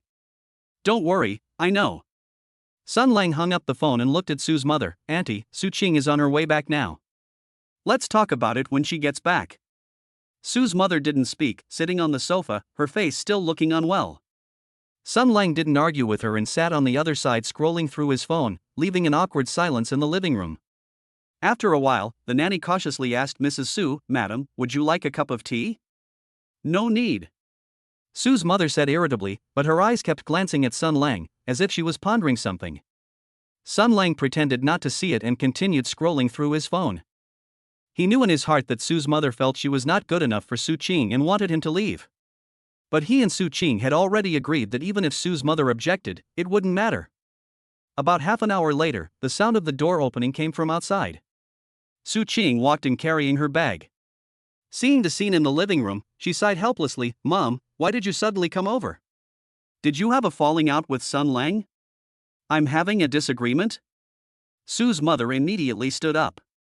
"Qing, look at him. He has no respect for his elders at all. He even said he doesn't plan to marry you. Isn't he just playing with you?" "Mom, we know what's going on between Sun Lang and me. You don't need to worry about it." Su Qing walked to Sun Lang's side, took his hand, and said, "We are both non-marriage advocates. As long as we are happy together, there is no need to get married." "Why do you say that too?" Su's mother stamped her feet anxiously. "Marriage is the right path. What will you do if you don't get married? Who will take care of you?" "I can take care of myself, and besides, I have Sun Lang." Su Qing looked at Sun Lang with gentle eyes. "Even if we don't get married, he will still take care of me." Sun Lang smiled and nodded. "Auntie, don't worry, I will take good care of Su Qing and won't let her suffer any grievances." Seeing the two being so intimate, Su's mother was too angry to speak. She knew that nothing she said would make a difference, so she could only say resentfully, "You two will regret this sooner or later." Su Qing didn't argue with her anymore, and took Sun Lang's hand. He said to Su's mother, "Mom, it's rare for you to come here, so please eat here. I'll have the maid cook a few more of your favorite dishes." "I'm not eating anymore." Su's mother picked up her bag. "I have something to do, I'm leaving now." Qing, think it over carefully, don't let love cloud your judgment." After she finished speaking, she stormed off with the nanny. Su Qing watched her retreating figure and shook her head helplessly. "That's just how my mom is, she always likes to worry about me." "It's alright, Auntie is just looking out for you." Sun Lang ruffled her hair. "However, I've remembered what you said about me taking care of you. Don't try to renege on your promise later." Su Qing laughed and punched him lightly. "Who's reneging on their promise? If you dare not take care of me, I won't let you off the hook." Chapter 11. Sun Lang, don't be angry. The two entered the living room, and Su Qing sat on the sofa, sighing, "My mom definitely won't let this go so easily.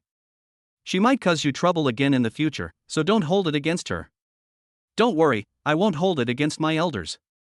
Sun Lang sat down beside her. "However, your mom just said I'm idle and lazy.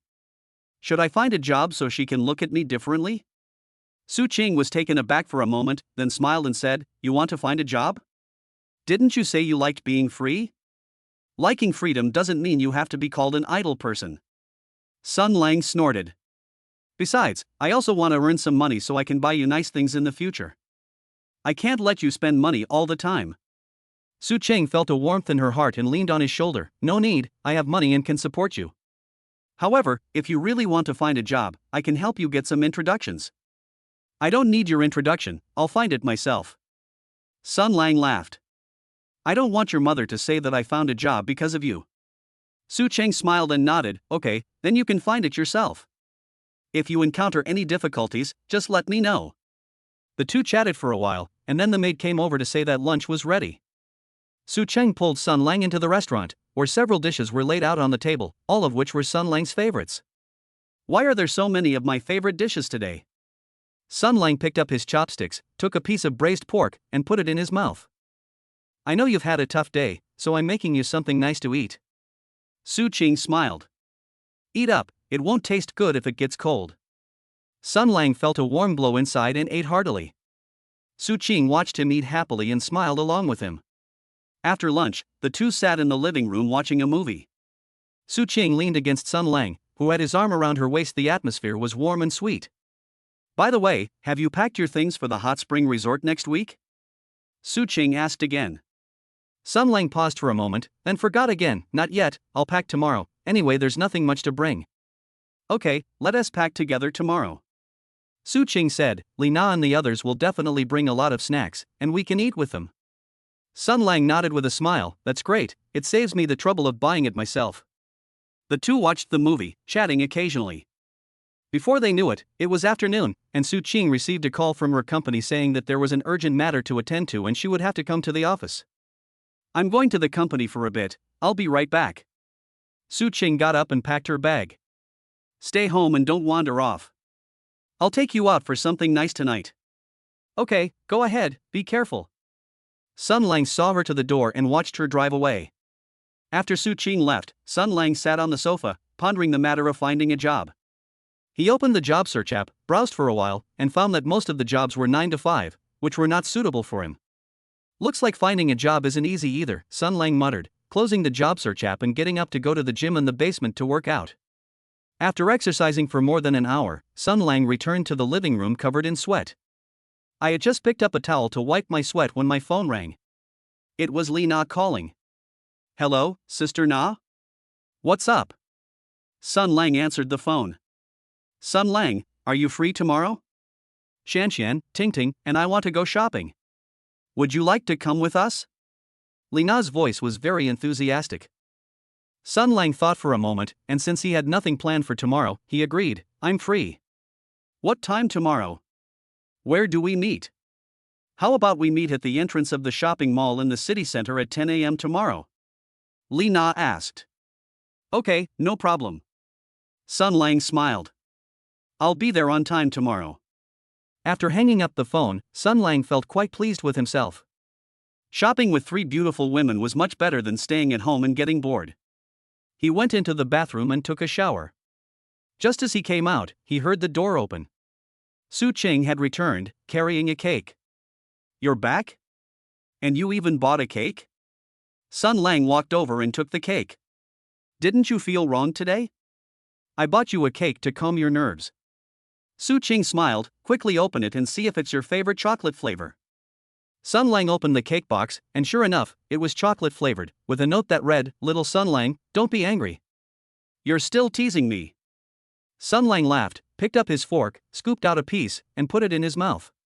But it does taste pretty good. Su Qing sat down next to him and scooped out a piece and put it in her mouth. Isn't it delicious? This shop's cakes are very famous. I specially asked my secretary to buy them.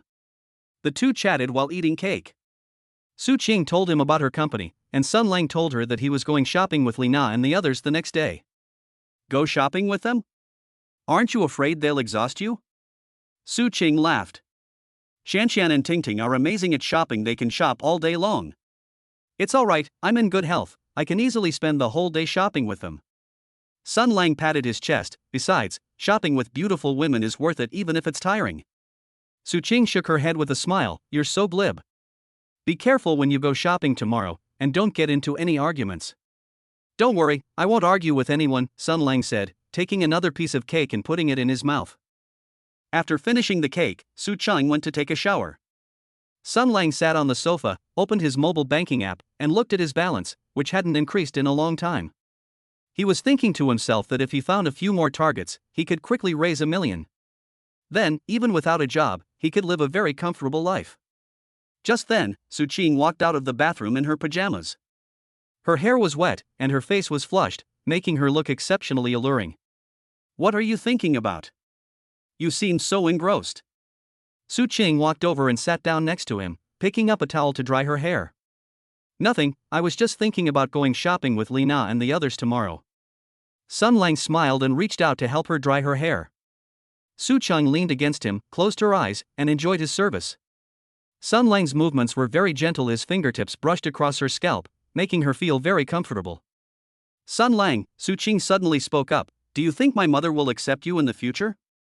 Sun Lang was taken aback for a moment, then smiled and said, I don't know, but it doesn't matter, as long as you accept me. Take it slow with your mom, she'll accept it eventually. Su Qing felt a warmth in her heart, looked up and kissed his chin. Yes, just hearing that is enough. Sun Lang lowered his head and kissed her lips, his movements gentle and affectionate. The living room was dimly lit, making their figures appear particularly ambiguous. After an unknown amount of time, Sun Lang picked up Su Qing and carried her to the bedroom. Su Qing wrapped her arms around his neck, her cheeks flushed, her eyes full of anticipation. In the bedroom, Sun Lang gently placed Su Qing on the bed. He leaned down and whispered in her ear, "Today, I'll let you relax." Su Qing nodded and closed her eyes.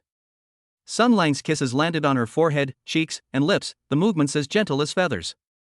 His fingertips gently traced her body, sending a shiver down her spine. Su Qing's breathing gradually quickened, and she wrapped her arms around his neck, her body trembling slightly. Sun Lang's movements were gentle, lacking his previous domineering manner, yet even more captivating. He knew Su Qing was tired today and wanted her to relax. Their breaths mingled, and their clothes slipped off one by one. Moonlight streamed through the gaps in the curtains, making the room feel exceptionally warm and inviting. Su Qing opened her eyes and looked at Sun Lang, who was so close to her, her eyes filled with love. She reached out and stroked his cheek, whispering, "Sun Lang, it's so good to have you here." Sun Lang kissed her lips, responding to her words with his actions. The temperature in the room gradually rose, and the night became increasingly tender. After an unknown amount of time, the two lay in bed, embracing each other. Su Qing leaned against Sun Lang's chest, her breathing gradually becoming steady. Sun Lang gently stroked her hair, feeling completely content. "Sun Lang," Su Qing said softly, "when you go shopping with Lina and the others tomorrow, don't spend money recklessly, okay?" "Okay, you stingy guy." Sun Lang laughed. "I'll just buy what I need, I won't waste money." Su Qing smiled and nodded, closed her eyes, and quickly fell asleep. Sun Lang looked at her sleeping face, a gentle smile appearing on his lips. He knew that there might be many troubles in the future, such as his mother's opposition and the difficulty of finding a job. But as long as Su Qing is by his side, he is not afraid of anything. Sun Lang gently kissed Su Qing's forehead, closed his eyes, and gradually fell asleep. The bedroom was quiet, with only the steady breathing of the two people, a testament to their happiness and peace. Chapter 12: Shopping with the Three Beauties. The next morning, when Sun Lang woke up, Su Qing was no longer by his side. He stretched and got up to walk to the living room. Breakfast was ready.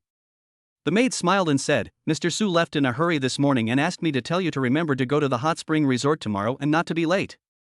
"Okay, thank you." Sun Lang sat down to eat breakfast, thinking about going shopping with Lina and the others today. After finishing breakfast, Sun Lang tidied up and drove straight to the shopping mall in the city center. As soon as he arrived at the mall entrance, he saw Lina, Wu Qian, and Zhou Ting already waiting for him. "Sun Lang, you've arrived." Lina waved with a smile, "We thought you'd be late." "How could I be late? Shopping with three beautiful women, would I dare to be late?" Sun Lang approached with a smile, his gaze sweeping over the three of them. Lina wore a bright-colored trench coat, Wu Qian wore a gentle knitted dress, and Zhou Ting wore a casual sweatshirt. Each looked good in her own way. "You're smart to know what's good for you." Lina patted his arm, "We're going to shop all over the mall today, so you'd better be prepared to be a laborer." "Don't worry, I'm strong enough to carry a few bags of stuff." Sun Lang patted his chest and took the empty shopping bag from Wu Qian's hand. "Where should we go first? Women's clothing or cosmetics?" "Let's go to the women's clothing section first." Zhou Ting's eyes lit up. "I saw a new store yesterday, and the dresses there are really beautiful. I'd like to ask you guys to help me take a look." The four of them chatted and laughed as they walked into the mall. As soon as she arrived at the women's clothing store, Zhou Ting went straight to the shelf where dresses were hanging. She picked up a light blue dress and held it up against herself. "What do you think of this? I'll wear it to the hot spring resort next week. It looks great. The color makes your skin look fairer, and the cut flatters your figure." Wu Qian leaned closer and said, "You should try it quickly, let's see how it works." Zhou Ting took the dress and went into the fitting room. Sun Lang leaned back on the sofa, watching Lina and Wu Qian select items from the shelves. She laughed and said, "You girls are really good at shopping. You're like you've been injected with adrenaline as soon as you come in." "Of course, shopping is one of our natural skills." Lina picked up a black coat and held it up against Sun Lang. "You definitely look good in this, want to try it on?" Sun Lang was taken aback. "Buy it for me?" "No need, I have enough clothes." "Just try it, stop talking nonsense." Lina shoved her coat into his hands, saying, "Anyway, I'm paying today, so consider it a thank you for accompanying us shopping." Helpless, Sun Lang could only take his coat into the fitting room. When they came out, Lina and Wu Qian were both surprised. The black coat had a clean cut, which made his broad shoulders and narrow waist look particularly sharp. "It really looks good." Wu Qian said with a smile, Sun Lang, you look good in anything with your figure. You should buy more new clothes in the future. Exactly, stop wearing the same few clothes all the time, you look like an old cadre. Li Na joked, I'll buy this as a gift for you. Just as Sun Lang was about to refuse, the fitting room door opened and Zhou Ting came out. The light blue dress accentuated her curves, and her long hair cascaded over her shoulders, making her look gentle and graceful.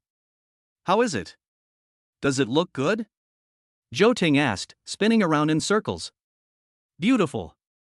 So beautiful. Sun Lang spoke first, wearing this to the hot spring resort next week will definitely attract a lot of attention. Zhou Ting blushed at the compliment and said with a smile, then I'll buy this one. The group continued shopping, and Li Na and Wu Qian each bought a few pieces of clothing. Sun Lang carried more and more shopping bags, but he didn't utter a single complaint. Seeing how happy the three beautiful women were, he felt that this little bit of labor was nothing. Around noon, everyone got hungry and found a restaurant to sit down. Just after ordering, Wu Qian suddenly asked, Sun Lang, how are things between you and Su Qing? Did Su Qing's mother cause you any trouble last time? Sun Lang was taken aback, he hadn't expected them to ask that. He nodded with a smile, yes, Auntie thinks I'm not good enough for Su Qing, and she even said I'm idle and lazy. Su Qing's mother is too harsh. Zhou Ting frowned, you're a good person, and you care about Su Qing, so why aren't you good enough for her? That's right, Auntie has old-fashioned ideas and thinks that marriage is the only reliable thing to do. Li Na snorted, don't take it to heart. As long as Su Qing has you in her heart, that's enough. Sun Lang felt a warmth in his heart, thank you all, I didn't take it to heart. Su Qing also told me not to mind what Auntie said. That's good. Wu Qian smiled and said, we all think you and Su Qing are a good match. You two are a good fit together. The group ate and chatted, their conversation ranging from Su Qing's mother to the hot spring resort next week. The atmosphere was relaxed and pleasant. After lunch, the group went to browse the beauty section. Li Na and Wu Qian bought a lot of skincare and cosmetic products, and even insisted on giving Sun Lang a set of men's skincare products. You need to take good care of yourself too, don't always think that guys don't need these things. Li Na shoved the skincare products into his hand, saying, when Su Qing sees that your skin has improved, she'll definitely like you even more. Sun Lang reluctantly accepted it, but felt a warm feeling in his heart. After shopping until around 4 p.m., everyone was tired and decided to go home. After dropping Li Na, Wu Qian, and Zhou Ting off at their respective homes, Sun Lang drove back to the villa. As soon as I entered, I saw Su Qing sitting on the sofa, holding a box in her hand. You're back? How was your shopping? Su Qing looked up and asked, her eyes sweeping over the shopping bag in his hand. It's great, I bought a lot of things. Sun Lang put down the shopping bag. Li Na and the others insisted on buying me a coat and a set of skincare products. Su Qing smiled and nodded, they meant well. By the way, I bought you something, see if you like it. She handed the box to Sun Lang. Sun Lang opened it and found a watch inside, with a simple yet elegant design. This watch must be quite expensive, right? Sun Lang was taken aback.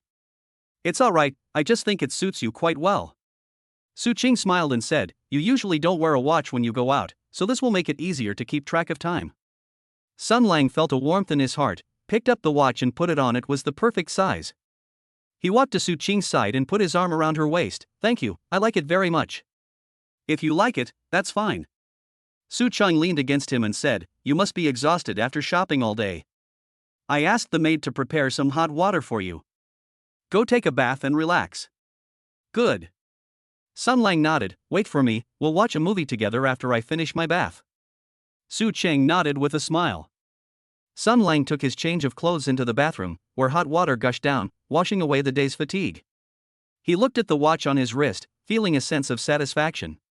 With Su Qing by my side, and friends like Li Na, these days are truly blissful. After taking a bath, Sun Lang walked out of the bathroom. Su Qing had already prepared the movie and was sitting on the sofa waiting for him.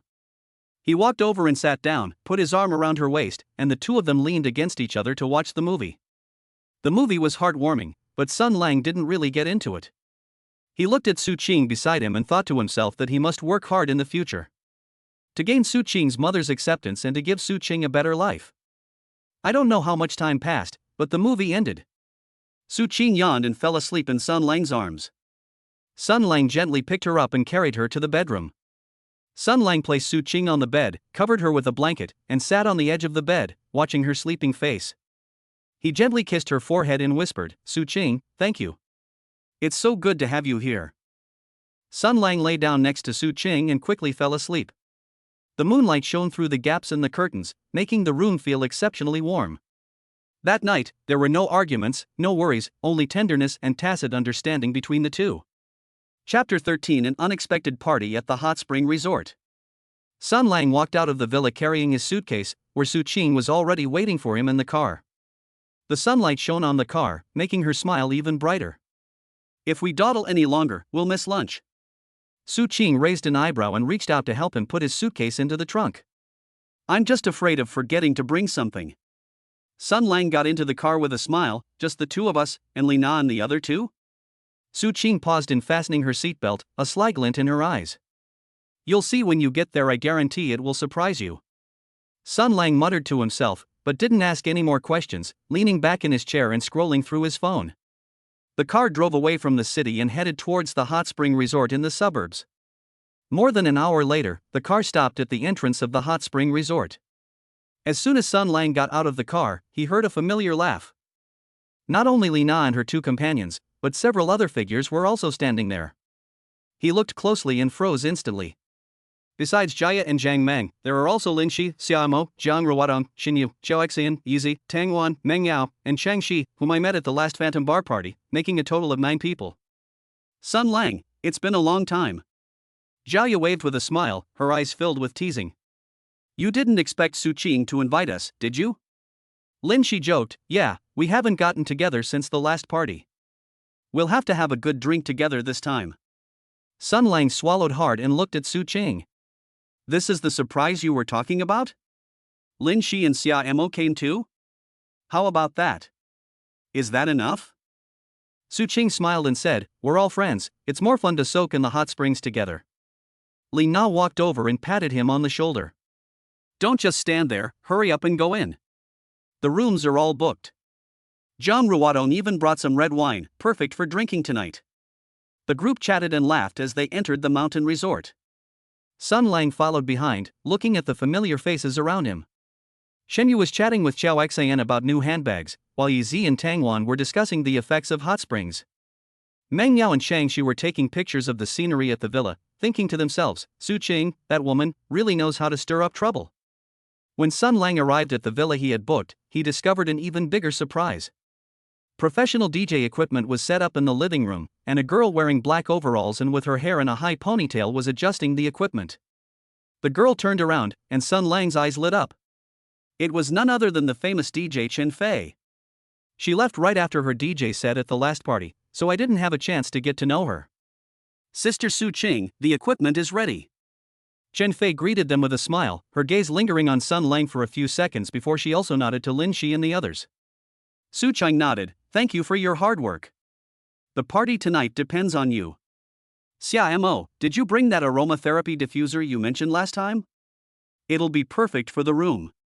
Xia Mo smiled and nodded, "I brought it. I'll give it to you later. It's very effective at helping you sleep." Sun Lang walked to Su Qing's side and lowered his voice. "You even invited Chen Fei? And you also brought Lin Shi and Xin Yu? That's impressive, President Su. Of course, if we're going to have a lively event, we have to invite the best." Su Qing raised an eyebrow. "I saw her once at the last party, but unfortunately Chen Fei left early, and Lin Shi and the others never had a chance to get together again." Sun Lang laughed, "I didn't expect them to be so good looking, even better than when I saw them at the bar last time." Su Qing rolled her eyes at him, "Don't even think about it. They're all very busy people. Meng Yao is going abroad to see a fashion show next week." Sun Lang chuckled but didn't reply. Everyone went back to their rooms to put away their luggage and agreed to meet at the restaurant in half an hour. As Xiao Xian passed by Sun Lang, she made a joking remark. "Sun Lang, you'd better have a couple more drinks with me tonight. You passed out last time before you had enough to drink." Sun Lang went into his room, put down his suitcase, and leaned against the window. He opened his mobile banking app, looked at the balance, and pondered to himself. "If I could be with Chen Fei, would the system give me a reward? Last time I checked the system log, Chen Fei's appearance score was 9.1, only 0.1 lower than Su Qing's, so the compatibility must be quite high. Just then, there was a knock on the door. Sun Lang opened the door and saw Su Qing standing there, holding a swimsuit in her hand. Try on the swimsuit I bought for you to see if it fits. Su Qing handed him the swimsuit. There's a bikini party tonight, don't wear your old-fashioned one. Changxi and the others brought some nice swimsuits, so you'd better make a good impression. Sun Lang took the swimsuit. It was a black, quick-drying style, simple yet flattering. Thanks, Mr. Su, you're so thoughtful. By the way, which room are Yi Zi and the others staying in? I'll let them know later. Stop talking nonsense and try it on quickly. If it doesn't fit, I'll go exchange it. After Su Qing finished speaking, she turned and left, not forgetting to give him some final words of advice. Don't mess around with Lin Shi and the others, there's a party tonight. Sun Lang tried on the swimsuit, and it fit perfectly. He looked at himself in the mirror and nodded in satisfaction. With that figure, it's a shame she's not a model. Half an hour later, everyone gathered at the restaurant. The lunch at the resort was plentiful, featuring local specialties and fresh seafood. Sun Lang sat next to Chen Fei, with Tang Wan on his left and Meng Yao on his right. He took the opportunity to chat with Chen Fei. Sister Chen Fei, which bars do you usually perform at? I'll come and support you in the future. Chen Fei smiled and nodded. Most of them are in a few bars in the city center. I'll let you know at the next show. You like listening to DJs too? I like it, especially when you're DJing, it's really captivating. Sun Lang laughed. I didn't get enough of what you said at the last party, so I'll have to listen carefully this time. Tang Wan, when are you going to take us to try that restaurant you mentioned last time?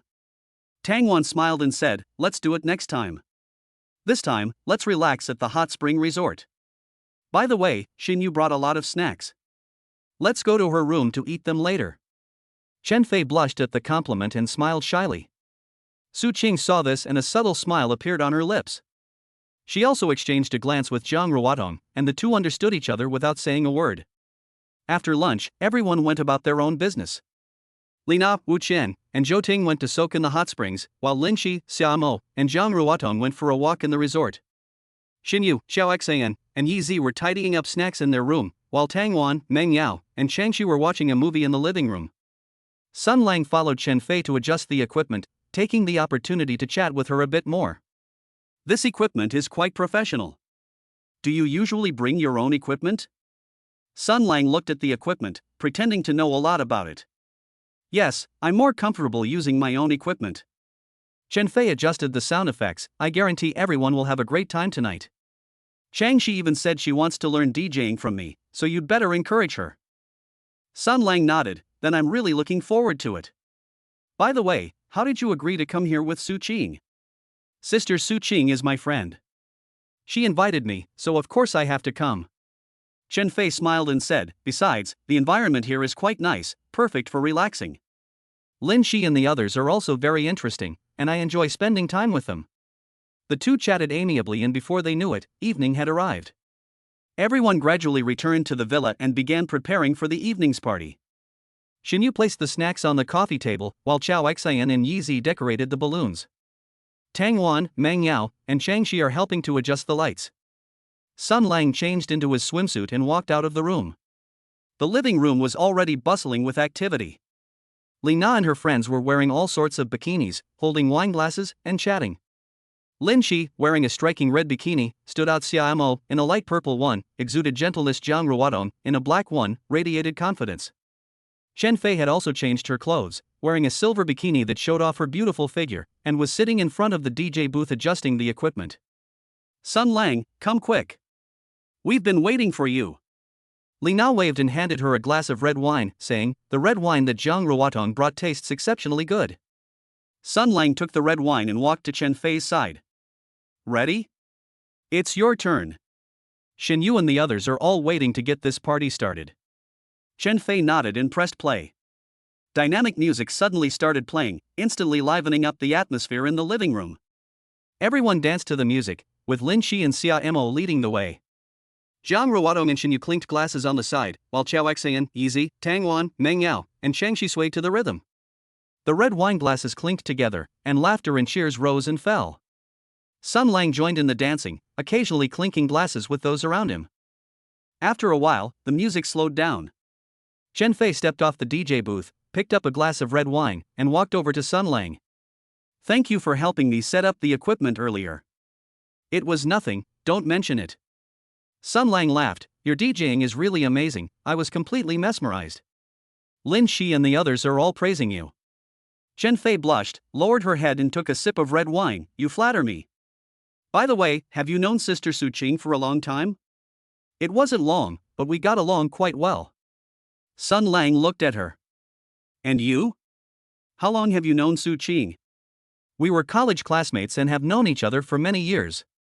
Chen Fei smiled and said, Sister Su Qing is a very nice person and takes good care of me. Xia Mo and the others also take good care of me. They were the ones who helped me clean up the equipment at the last party. The two chatted while drinking red wine, and the more they talked, the more they clicked. Sun Lang could sense that Chen Fei's affection for him was increasing. Meng Yao and Shang Shi, who were standing nearby, were still joking. Sun Lang, you'd better have a good talk with Sister Chen Fei, don't miss out on such a good girl. The party went on until late at night, and everyone was a little drunk. Lina and the others went back to their rooms to rest, while Lin Shi, Xia Mo, and Zhang Ruotong helped each other back to their rooms.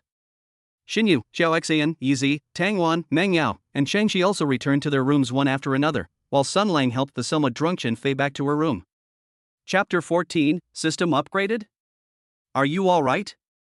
Would you like some water? Sun Lang helped Chen Fei to the sofa and turned to pour her some water. Chen Fei shook her head, her eyes somewhat unfocused as she watched Sun Lang's retreating figure. Sun Lang offered her water, but she didn't take it. Instead, she reached out and grabbed his wrist. Sun Lang, I like you. Chen Fei said softly, her eyes slightly drunk, yet very serious. Sun Lang was taken aback for a moment, then smiled and said, I like you too, Sister Chen Fei. Chen Fei looked up at him and slowly leaned closer. Sun Lang didn't pull away, letting her lips cover his. The music in the room was still on, its soothing melody echoing in the air. Sun Lang wrapped his arms around Chen Fei's waist, deepening the kiss. Chen Fei's body was soft and smelled of red wine. Sun Lang's fingertips gently traced her back, causing her body to tremble slightly. You be gentle, Chen Fei said softly, her breathing a little rapid. Sun Lang nodded, his movements becoming gentler. He knew it was Chen Fei's first time and didn't want her to get hurt. The room temperature gradually rose, and clothes slipped off one by one. Moonlight shone through the gaps in the curtains, casting an unusually ambiguous shadow on the two figures. Chen Fei hugged Sun Lang tightly, her cheeks flushed, her eyes filled with shyness and anticipation. Sun Lang kissed her forehead and whispered, Don't be afraid, I'm here. After an unknown amount of time, the noise in the room gradually subsided. Sun Lang held Chen Fei in his arms, gently stroking her hair. Chen Fei leaned against his chest, her breathing gradually becoming steady, a satisfied smile on her face. Sun Lang, thank you. I should be thanking you. Sun Lang kissed her forehead, and a system notification suddenly sounded in his mind. Ding. Intimate connection established with Chen Fei, base rating 9.1, compatibility 92, reward 1 million yuan. Sun Lang's eyes widened, thinking he had misheard. 1 million? The highest he'd ever paid before was only 50,000, how could it be so much this time? He asked the system in his mind, System, are you sure you're not mistaken? The highest it ever was before was only 50,000, how come it's 1 million this time? Ding. System reply, Host, due to system upgrade, the minimum reward for targets scoring 80 points or above is 200,000. Chen Fei's score is 9.1, so a reward of 1 million is reasonable. Sun Lang was taken aback, the system has been upgraded? Then why haven't the previous rewards been changed? Ding. The system replied playfully, then I'll take back the 950,000? Sun Lang quickly said in his mind, No. I was wrong, System Master, 1 million is very good, very good. Ding. System reply, the host has been slacking off recently and has been absent from work multiple times. More development targets are needed, otherwise the rewards may be reduced. Sun Lang nodded quickly, I understand, I will definitely go to work more often from now on and never skip work. The system didn't reply. Sun Lang breathed a sigh of relief, looking at Chen Fei in his arms, feeling secretly pleased. This million came at just the right time, bringing me one step closer to my goal. Chen Fei seemed to notice his movement and opened her eyes, What's wrong? Did I step on you? No, I was just thinking about something. Sun Lang smiled. It's getting late, go to sleep. We're going to the hot springs tomorrow. Lin Shi and the others are definitely waiting for us. Chen Fei nodded, closed her eyes, and quickly fell asleep. Sun Lang held her and gradually drifted off to sleep as well. The next morning, when Sun Lang woke up, Chen Fei was no longer beside him. He stretched, got up and went to the living room, where he saw that everyone was already having breakfast. Lin Shi was chatting with Xia Mo about the sunrise they saw that morning. Zhang Ruodong was serving food to Xinyu, and Xiao Xian, Yizi, Tang Wan, Meng Yao, and Chang Shi were discussing today's itinerary.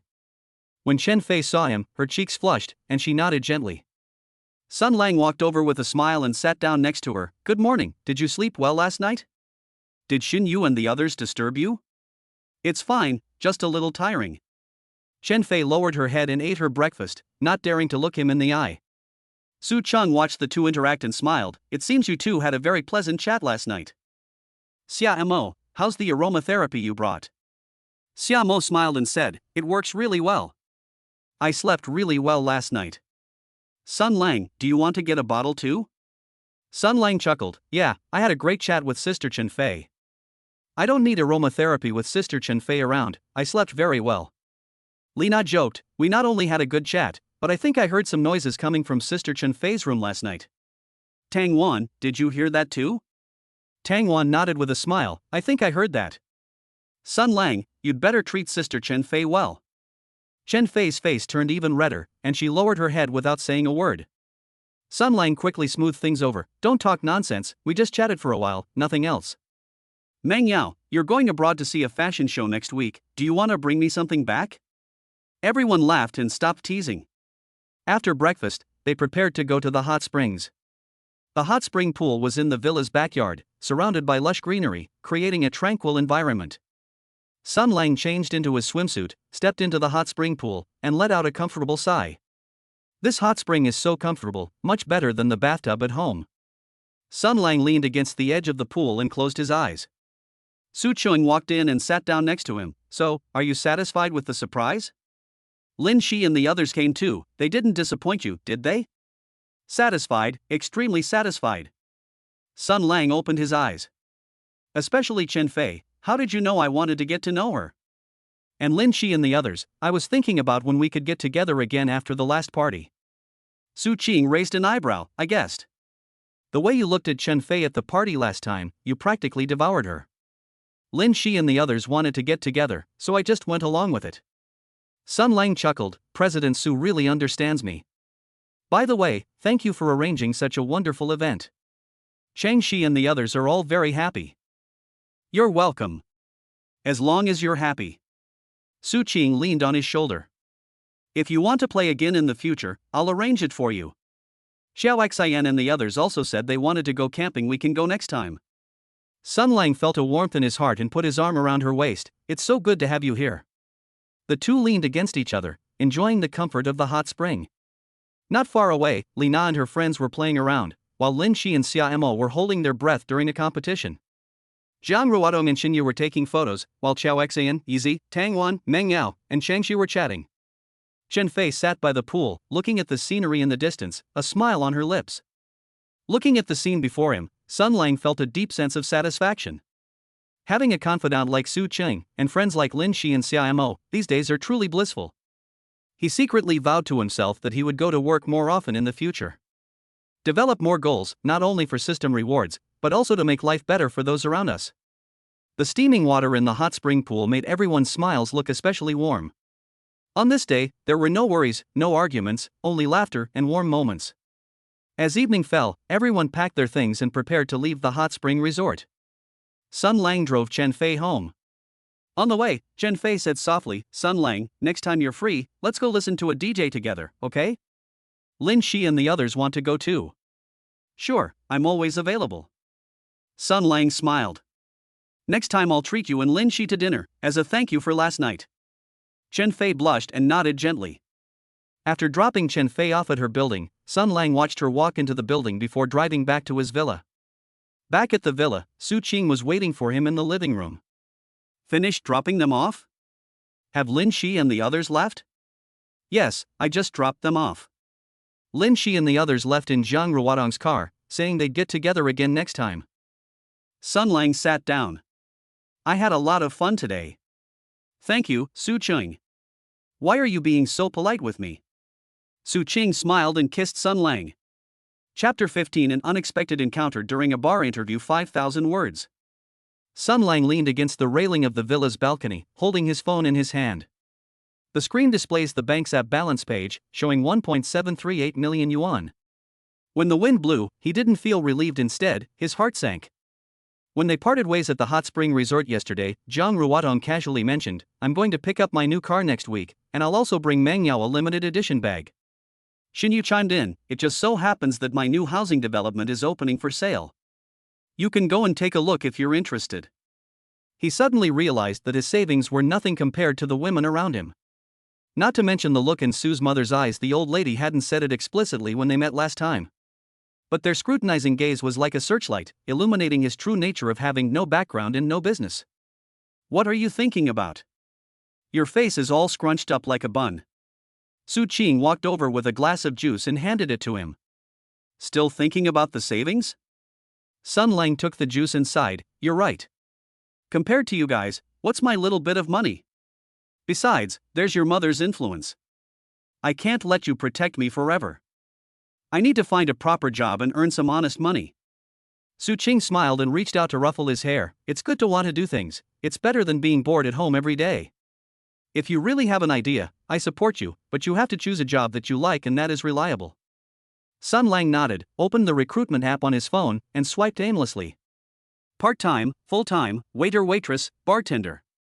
Page after page turned. I either feel the salary is too low or the job content is not suitable for me, and the more I look at the options, the more uncertain I feel. He casually refreshed the page, and a newly popped up job posting suddenly caught his eye. Phantom Bar is hiring male escorts with a guaranteed monthly salary of 50,000 plus RMB. Requirements: good appearance, good communication skills, and a sense of responsibility. Phantom Bar? Sun Lang's heart skipped a beat. Isn't this the place where Su Ching held her party last time? He stared at the words male escort and then glanced at the guaranteed minimum salary of 50,000, and his eyes lit up instantly. Yeah. Why didn't he think of working at a bar? Male escorts mainly keep customers company and help them pass the time. They don't have to do heavy work and can even practice their talking skills. More importantly, the customers at Phantom Bar are mostly high-quality women. As long as you can strike up a conversation with them, isn't that like a red envelope to be claimed in the system?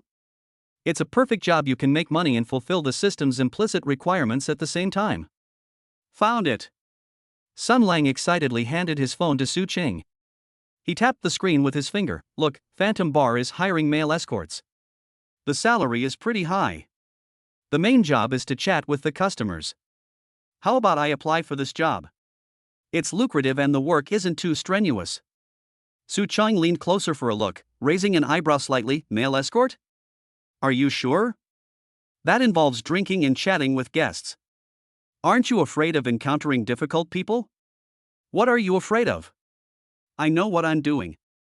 Sun Lang put his arm around her waist and said with a smile, "I'm going there to make money, not to flirt.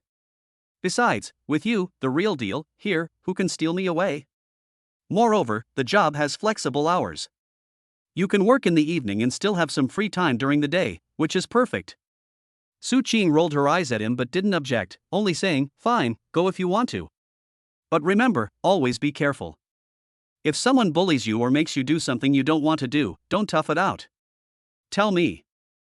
Sun Lang nodded quickly, afraid that she would change her mind, and filled out the resume on the spot as required. The message included the recipient's name, contact information, a brief self-introduction, and even a previously taken personal photo. The moment he clicked the submit button, he felt both nervous and expectant. "I didn't expect my phone to ring less than 10 minutes after I submitted it." The caller ID showed HR of Phantom Bar, and Sun Lang quickly answered, "Hello. Is this Mr. Sun Lang?" A gentle female voice answered the phone. "We've seen your resume and think you're a perfect fit for our requirements. We'd like to schedule an interview with you at the bar this afternoon at 3 p.m. Would that be convenient for you?" "Convenient. Convenient." Sun Lang quickly agreed. After hanging up the phone, he couldn't help but give Su Ching a high five. "Look, they've already scheduled an interview, which means I still have a chance." Seeing his excited expression, Su Cheng smiled helplessly. Alright, don't get too cocky. Perform well in the interview this afternoon. Don't be glib. They're looking for someone who can chat well with customers, not a comedian. I know, I promise I'll be serious. Sun Lang patted his chest and assured him. At 2:30 p.m., Sun Lang dressed up specially. A black shirt was tucked into dark jeans, and a fitted casual blazer was worn over it. I used hairspray to create subtle texture in my hair, stood in front of the mirror, and looked at myself. I felt pretty good about myself. As expected of someone with such good looks, she'll definitely pass the interview. Su Cheng drove him to the entrance of the Phantom Bar and reminded him again, don't be nervous during the interview, and speak honestly. Ask if you don't understand, don't pretend you do. If you pass the interview, let me know when you get home tonight. Don't worry, wait for my good news. Sun Lang got out of the car, waved to her, and turned to walk into the bar. The bar wasn't open yet in the afternoon, and the lights were dim. Only a few staff members were cleaning and tidying up the bar. A man in a black suit and wearing a name tag approached and politely asked, "Are you Mr. Sun Lang? Are you here for an interview for a male escort?" Yes, that is me. Sun Lang nodded. Please follow me, the interviewer is waiting for you in the private room. The man led him through the empty hall. After walking past a row of booths, we finally stopped at the door of a private room with a sign that read VIP 01. He knocked gently on the door. Mr. Lee, Mr. Sun Lang has arrived. Come in. A clear, slightly languid female voice came from inside the private room. Sun Lang pushed open the door, but his steps stopped abruptly. A woman was sitting on the sofa in the private room, wearing a burgundy velvet dress.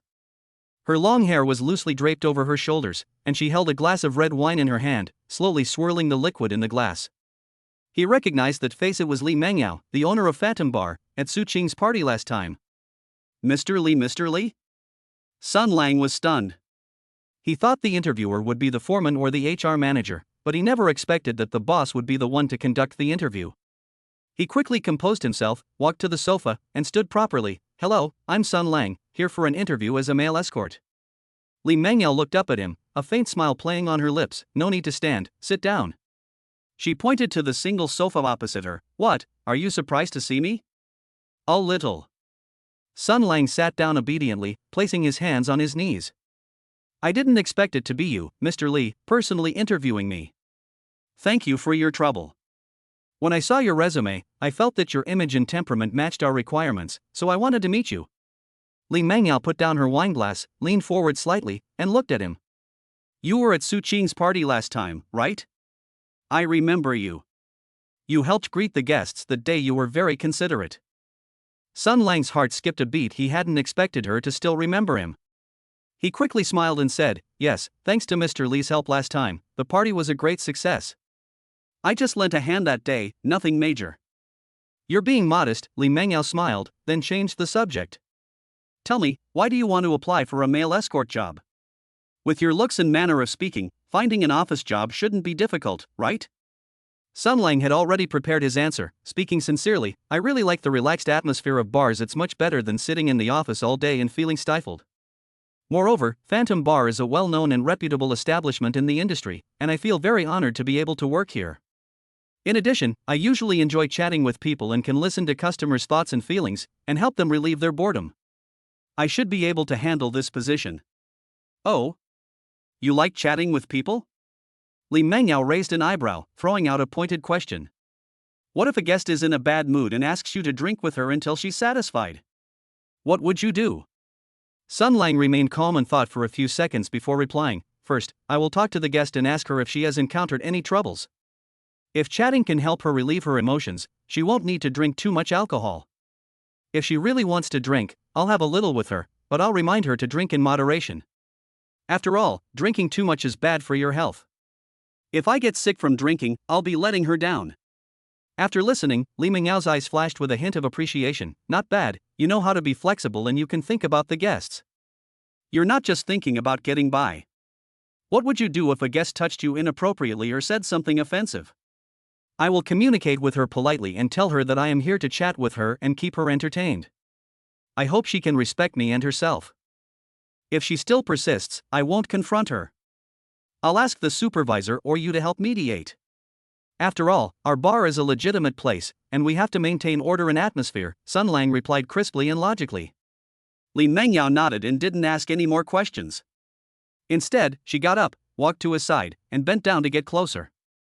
A faint scent of rose perfume wafted into Sun Lang's nose, carrying a subtle allure. Her voice was low and gentle. Do you know why I wanted to see you in person? I noticed you at the last party. You're different from other young people. You're not impetuous or slick. You are very down to earth, and I think it would be very comfortable to chat with you. Sun Lang's heart skipped a beat for no reason. He could feel Li Mengyao's breath tickling his ear.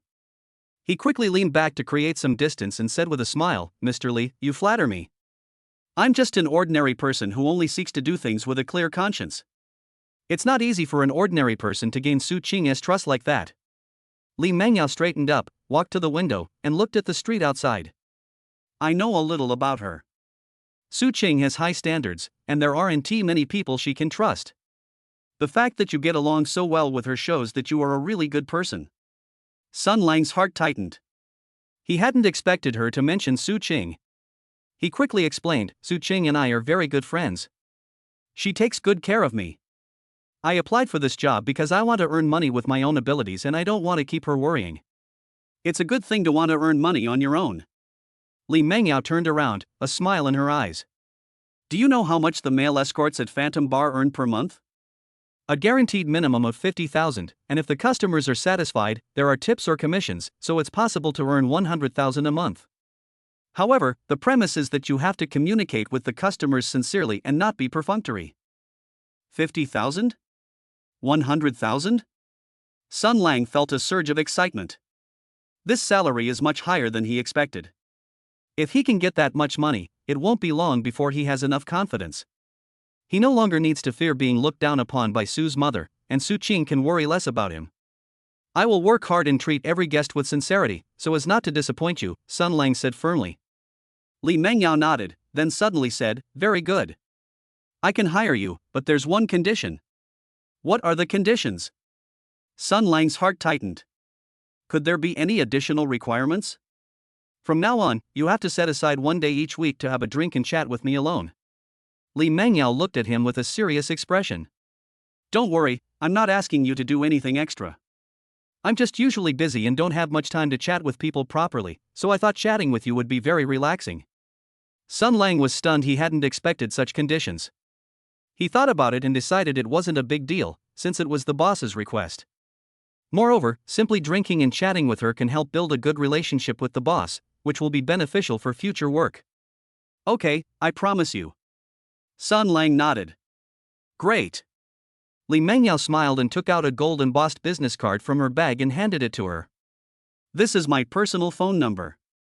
If you have any work-related problems or encounter anything you can't solve, feel free to call me anytime. Come to work tomorrow night at 7 o'clock. I'll have my supervisor, Kai, show you around and introduce you to your colleagues. Sun Lang accepted the business card with both hands. It only had the 3 words Li Mengyao and a phone number on it. The design is simple yet sophisticated. He carefully put the business card into his wallet and quickly thanked him, saying, Thank you, Mr. Li. I will definitely be there on time tomorrow and will learn well and get started as soon as possible. Okay. Li Mengyao nodded. If there's nothing else, you can go now if you have to.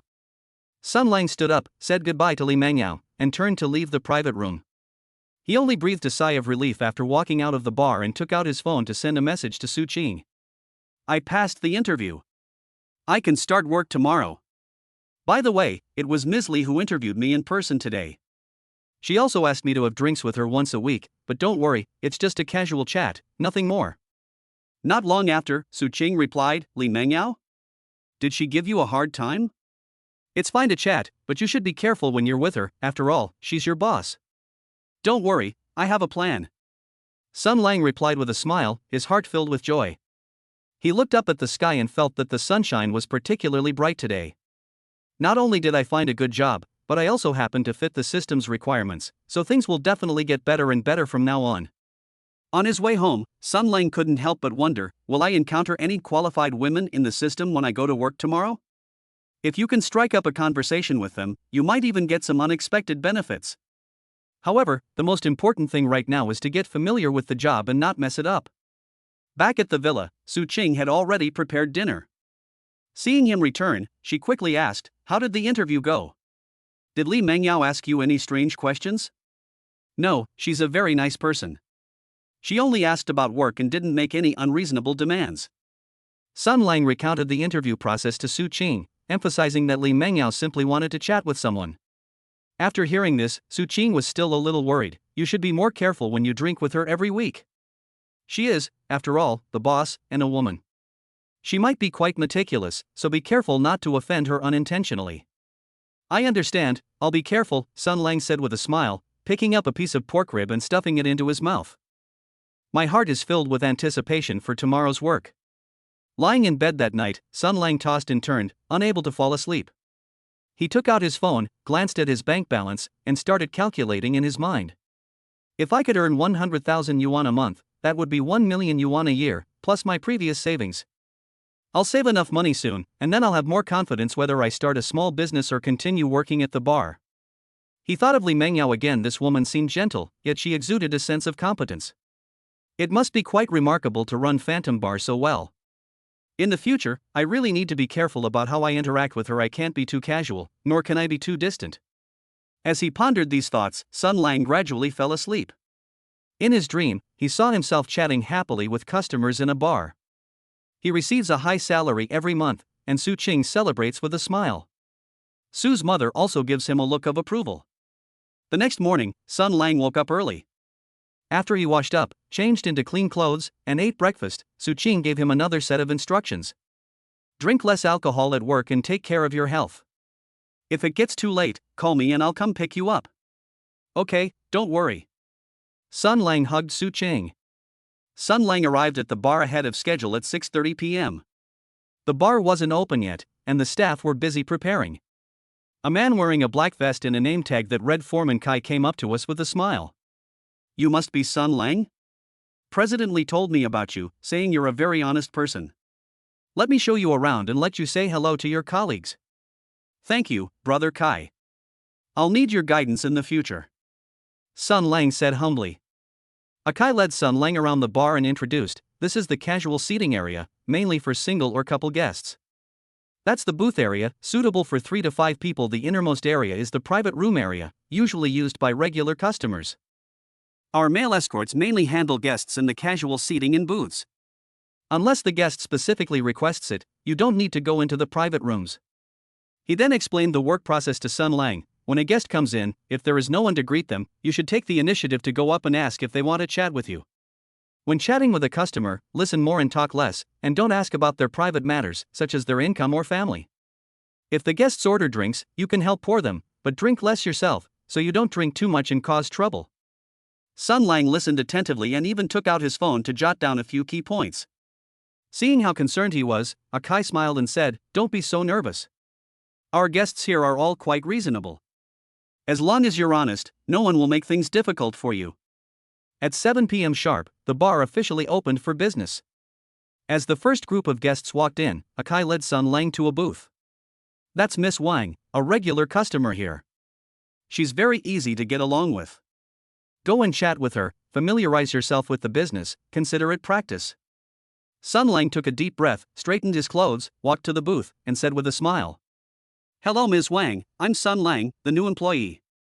This is my first day at work. Please forgive me if I do anything wrong. If you don't mind, I'd like to chat with you for a while. Miss Wang looked up and a hint of amazement flashed in her eyes when she saw Sun Lang. New here? He looks quite dashing. Sit down, I'm bored by myself anyway. Sun Lang sat down opposite her, picked up the teapot and poured her a cup of tea. He remembered Su Qing saying that they should drink less alcohol and start by chatting over tea. The two chatted back and forth, and while listening to Miss Wang, Sun Lang pondered in his mind. Does this count as striking up a conversation with a qualified woman? If the system reacts, there might even be some unexpected gains. Chapter 16 Unexpected Gains from My First Bar Experience.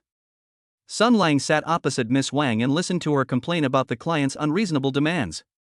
Fingertips unconsciously rubbed against the cool glass. Just as I was about to offer some words of comfort, a system notification suddenly sounded in my mind. He paused for a moment, holding the teacup, but maintained a gentle smile on his face. Target, Ms. Wang. Compatibility, 75. Basic rating, Appearance 8.2, Health 8.8, Genetic Potential 7.6. Note, a regular at Phantom Bar, a mid-level manager in a company, currently experiencing high work pressure in single. Ding. Miss Wang's favorability towards the host has increased by 8, and the current compatibility has increased to 83. Look at how furrowed your brow. Do you think I'm too nagging? Miss Wang put down her wine glass, her fingertips lightly tracing the rim, her eyes filled with a hint of probing. Sun Lang quickly snapped out of his daze, shaking his head with a smile. How could that be? It's always better to hear you speak your mind than to hear those empty flattery words. He followed up on Ms. Wang's words and talked about the weird clients he had encountered in his previous jobs.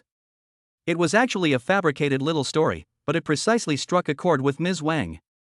The two hit it off more and more as they chatted, and Ms. Wang drank her red wine much faster. A faint blush rose to her cheeks. I didn't expect you to understand me so well. Miss Wang suddenly leaned closer, her arm resting on the edge of the table, her fingertips almost touching Sun Lang's hand. He is much better than my blockhead ex-boyfriend. All he ever did was tell me don't be angry. Sun Lang could smell the scent of red wine and perfume on her, and his heart beat slightly faster. Yet he still maintained a polite distance. You are so outstanding, you deserve someone who understands you better. Just then, the supervisor, Kai, came over and smoothed things over with a smile. Miss Wang, you seem to be in a better mood today, right? Sun Lang has just arrived. Please forgive him if there is anything I haven't done well enough. Miss Wang straightened up, smiled, and waved her hand. He's great, I like this young man. I'm going to the private room later. Could you have him come over and have a couple of drinks with me? Kai glanced at Sun Lang, his eyes conveying a hint. Sun Lang nodded in agreement. No problem, Miss Wang, I'll come over as soon as I'm done with this. Ms. Wang got up with satisfaction and handed Sun Lang a room key before leaving. He lowered his voice and said, Room 808 in the hotel upstairs. I'll be waiting for you after you get off work.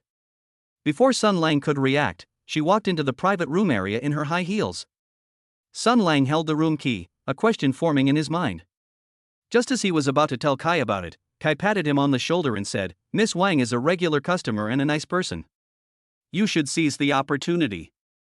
Over the next 2 hours, Sun Lang received several more casual guests. The system notifications sounded intermittently, but they only increased the favorability rating without triggering any rewards. It wasn't until 11 p.m. that he finally found the time to go to Miss Wang's private room. Pushing open the door, I found only the wall lamps were on in the private room.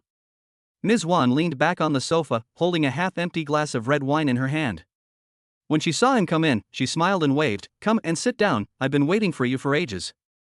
Sun Lang sat down next to her, and just as he was about to speak, Miss Wang suddenly leaned on his shoulder. Her voice carried a hint of languor. I had a great time chatting with you today.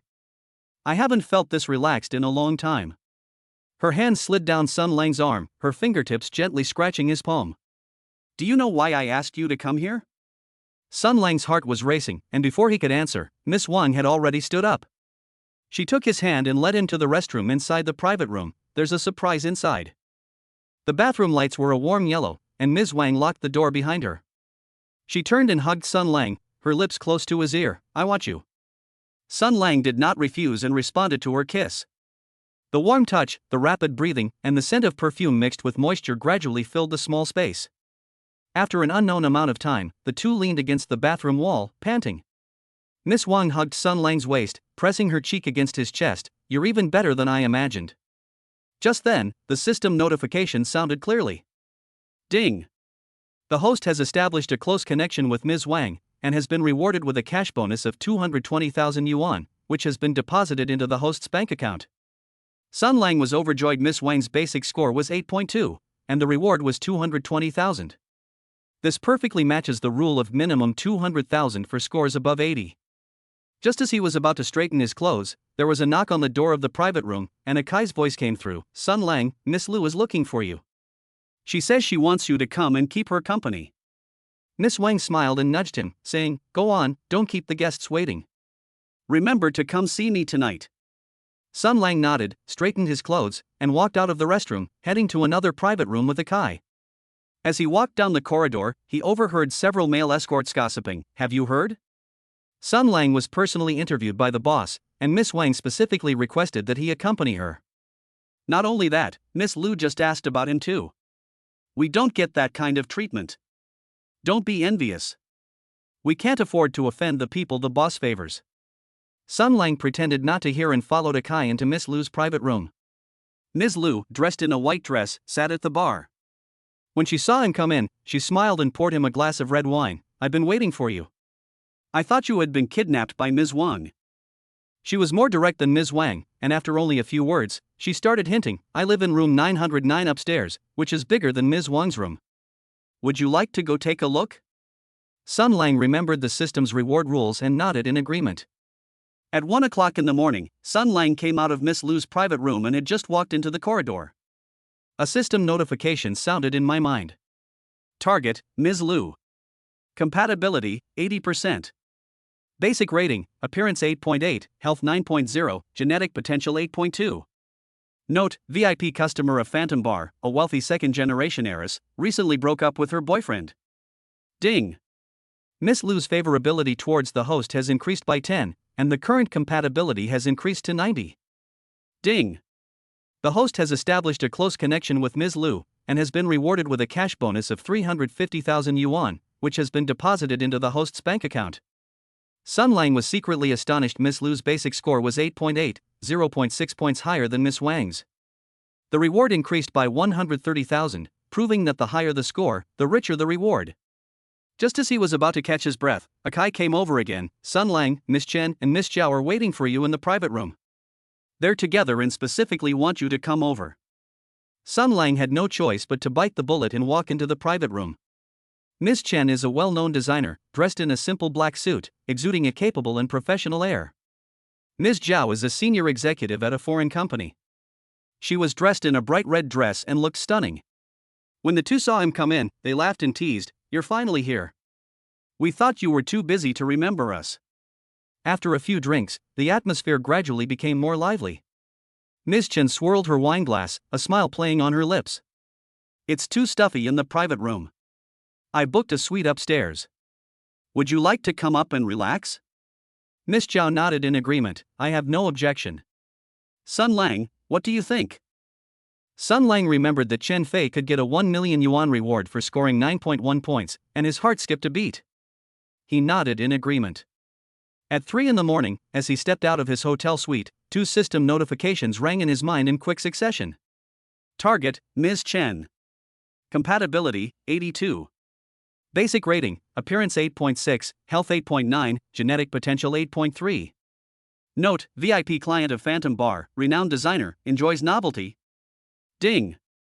Miss Chen's favorability towards the host has increased by 12, and the current compatibility has increased to 94. Ding. The host has established a close connection with Ms. Chen, and has been rewarded with a cash bonus of 300,000 yuan, which has been deposited into the host's bank account. Target, Ms. Zhao. Compatibility, 78%. Basic rating, appearance 8.3, health 8.7, genetic potential 7.9. Note, a regular at Phantom Bar, a senior executive at a foreign company, who needs to release work pressure. Ding. Miss Zhao's favorability towards the host has increased by 9, and the current compatibility has increased to 87. Ding. The host has established a close connection with Ms. Zhao, and has been rewarded with a cash bonus of 250,000 yuan, which has been deposited into the host's bank account.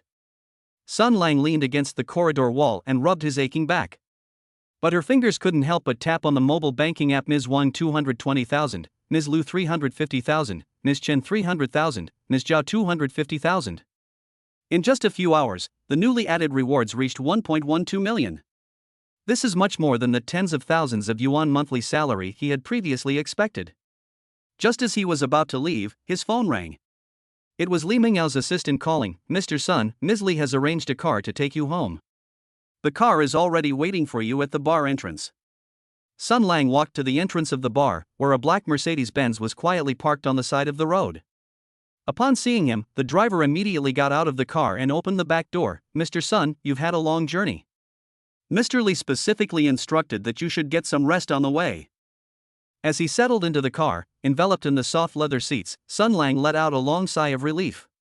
He watched the street scenes flash by outside the window, reviewing the patterns of the system rewards in his mind. A base score of 8.08.5 will earn a reward of 200,000 250,000. A score of 8.68.9 will earn a reward of 300,000 350,000. A score of 9.0 or higher is estimated to reach over 500,000. Chen Fei, with a score of 9.1, is estimated to be worth 1 million, likely a special case with extremely high genetic potential and compatibility. I definitely made the right choice in choosing this job. Sun Lang chuckled to himself, then took out his phone to text Su Qing, I'm off work. My boss has arranged a car to take me home. It should take about 20 minutes. Su Qing replied quickly, with a hint of concern, why are you so late? I cooked some millet porridge for you and put it in a thermos. You can drink it when you get back. When the car arrived at the villa, it was already 4 in the morning. Sun Lang quietly opened the door. A small lamp was still on in the living room. Su Qing fell asleep on the sofa, still clutching his pajamas in her hand. He went over, gently carried her back to the room, covered her with a blanket, and then turned to the kitchen to find some porridge. The warm millet porridge slid into my stomach, dispelling the fatigue of the night. Sun Lang sat at the dining table and opened his mobile banking app again. With his previous deposits, the balance had reached over 2.85 million yuan. He couldn't help but laugh. He had been worried about being looked down upon by Su's mother, but now that he had this money, he felt more confident whether he was starting a business or buying a house. Back in his room, Sun Lang lay on the bed, staring at the ceiling, and began to make plans in his mind. Tomorrow at work, should I keep an eye out for a few high-scoring customers? If I can get a score of 9.0 or higher, the reward will definitely be more generous. However, we can't be too hasty. We need to build good relationships with the guests first, since the system rewards are voluntary and cannot be forced. In a daze, he dreamed that he was in a bar and met a customer with a basic rating of 9.2. The system rewarded me with 1.2 million, and my bank account balance exceeded 5 million. Holding the property certificate, Su Cheng smiled and said to him, we have our own home now. Su's mother sat beside him, holding a teacup, and nodded to him. Chapter 17. An unexpected surprise of repeat customers gathering. Sunlight streamed through the gaps in the villa's curtains, falling on Sun Lang's face. He rolled over, rubbed his aching back, and opened his eyes to see that the clock on the wall was pointing to 11 a.m. Goodness, I slept so soundly. Sun Lang muttered as he sat up. Still feeling exhausted, he couldn't help but smile wryly as he recalled hosting 4 guests the previous night. This job as a male escort is much more tiring than I imagined. Just as she was about to get out of bed, the door was gently pushed open, and Su Qing walked in carrying a tray. There was a bowl of porridge and several small dishes on it. You're awake? Hurry up and eat something while it's hot, I've already reheated it twice. She placed the tray on the bedside table and reached out to touch Sun Lang's forehead. You don't have a fever, do you? I'm a little worried because you're sleeping so soundly. Sun Lang smiled and grabbed her hand. Don't worry, I'm just a little tired, nothing else. He picked up the spoon, took a sip of the porridge, and the warm porridge slid into his stomach, making him sigh with comfort. If you're tired, don't do it. Su Qing sat on the edge of the bed, her eyes full of heartache. I have plenty of savings in my bank account, enough for the 2 of us to live comfortably without worrying about food and clothing. There is no need to work so hard. Sun Lang paused in scooping porridge, then looked up at Su Qing. Qing, I know you feel sorry for me, but having my own money is a different matter from spending yours. He put down his spoon and said seriously, your mother has always looked down on me, thinking I'm incompetent. Now that I've finally found a job that pays, how can I give it up so easily? He didn't mention the system, but he remembered the system's notification from last night. Ding! Although the host has made progress recently, it is still necessary to actively develop new goals.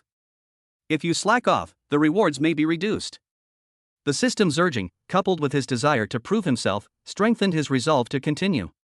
Seeing his serious expression, Su Qing knew she couldn't persuade him otherwise, so she could only say helplessly, then you should take care of your health and not push yourself too hard. If you're really too tired, take a few days off. You can never earn all the money in the world. I understand, my dear lady. Sun Lang smiled and pinched her cheek.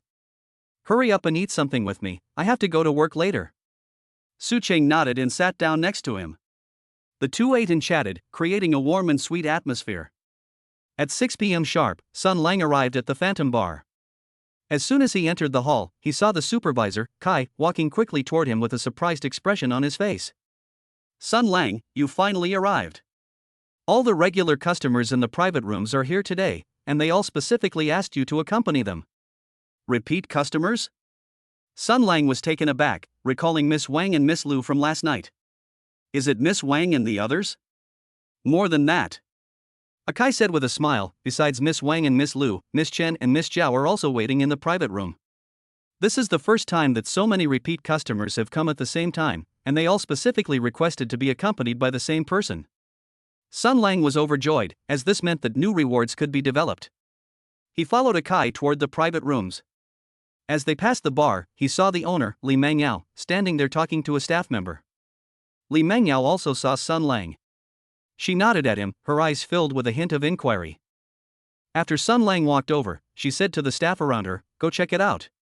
Why are so many repeat customers from the private rooms here today, and why do they all specifically request Sun Lang to accompany them?"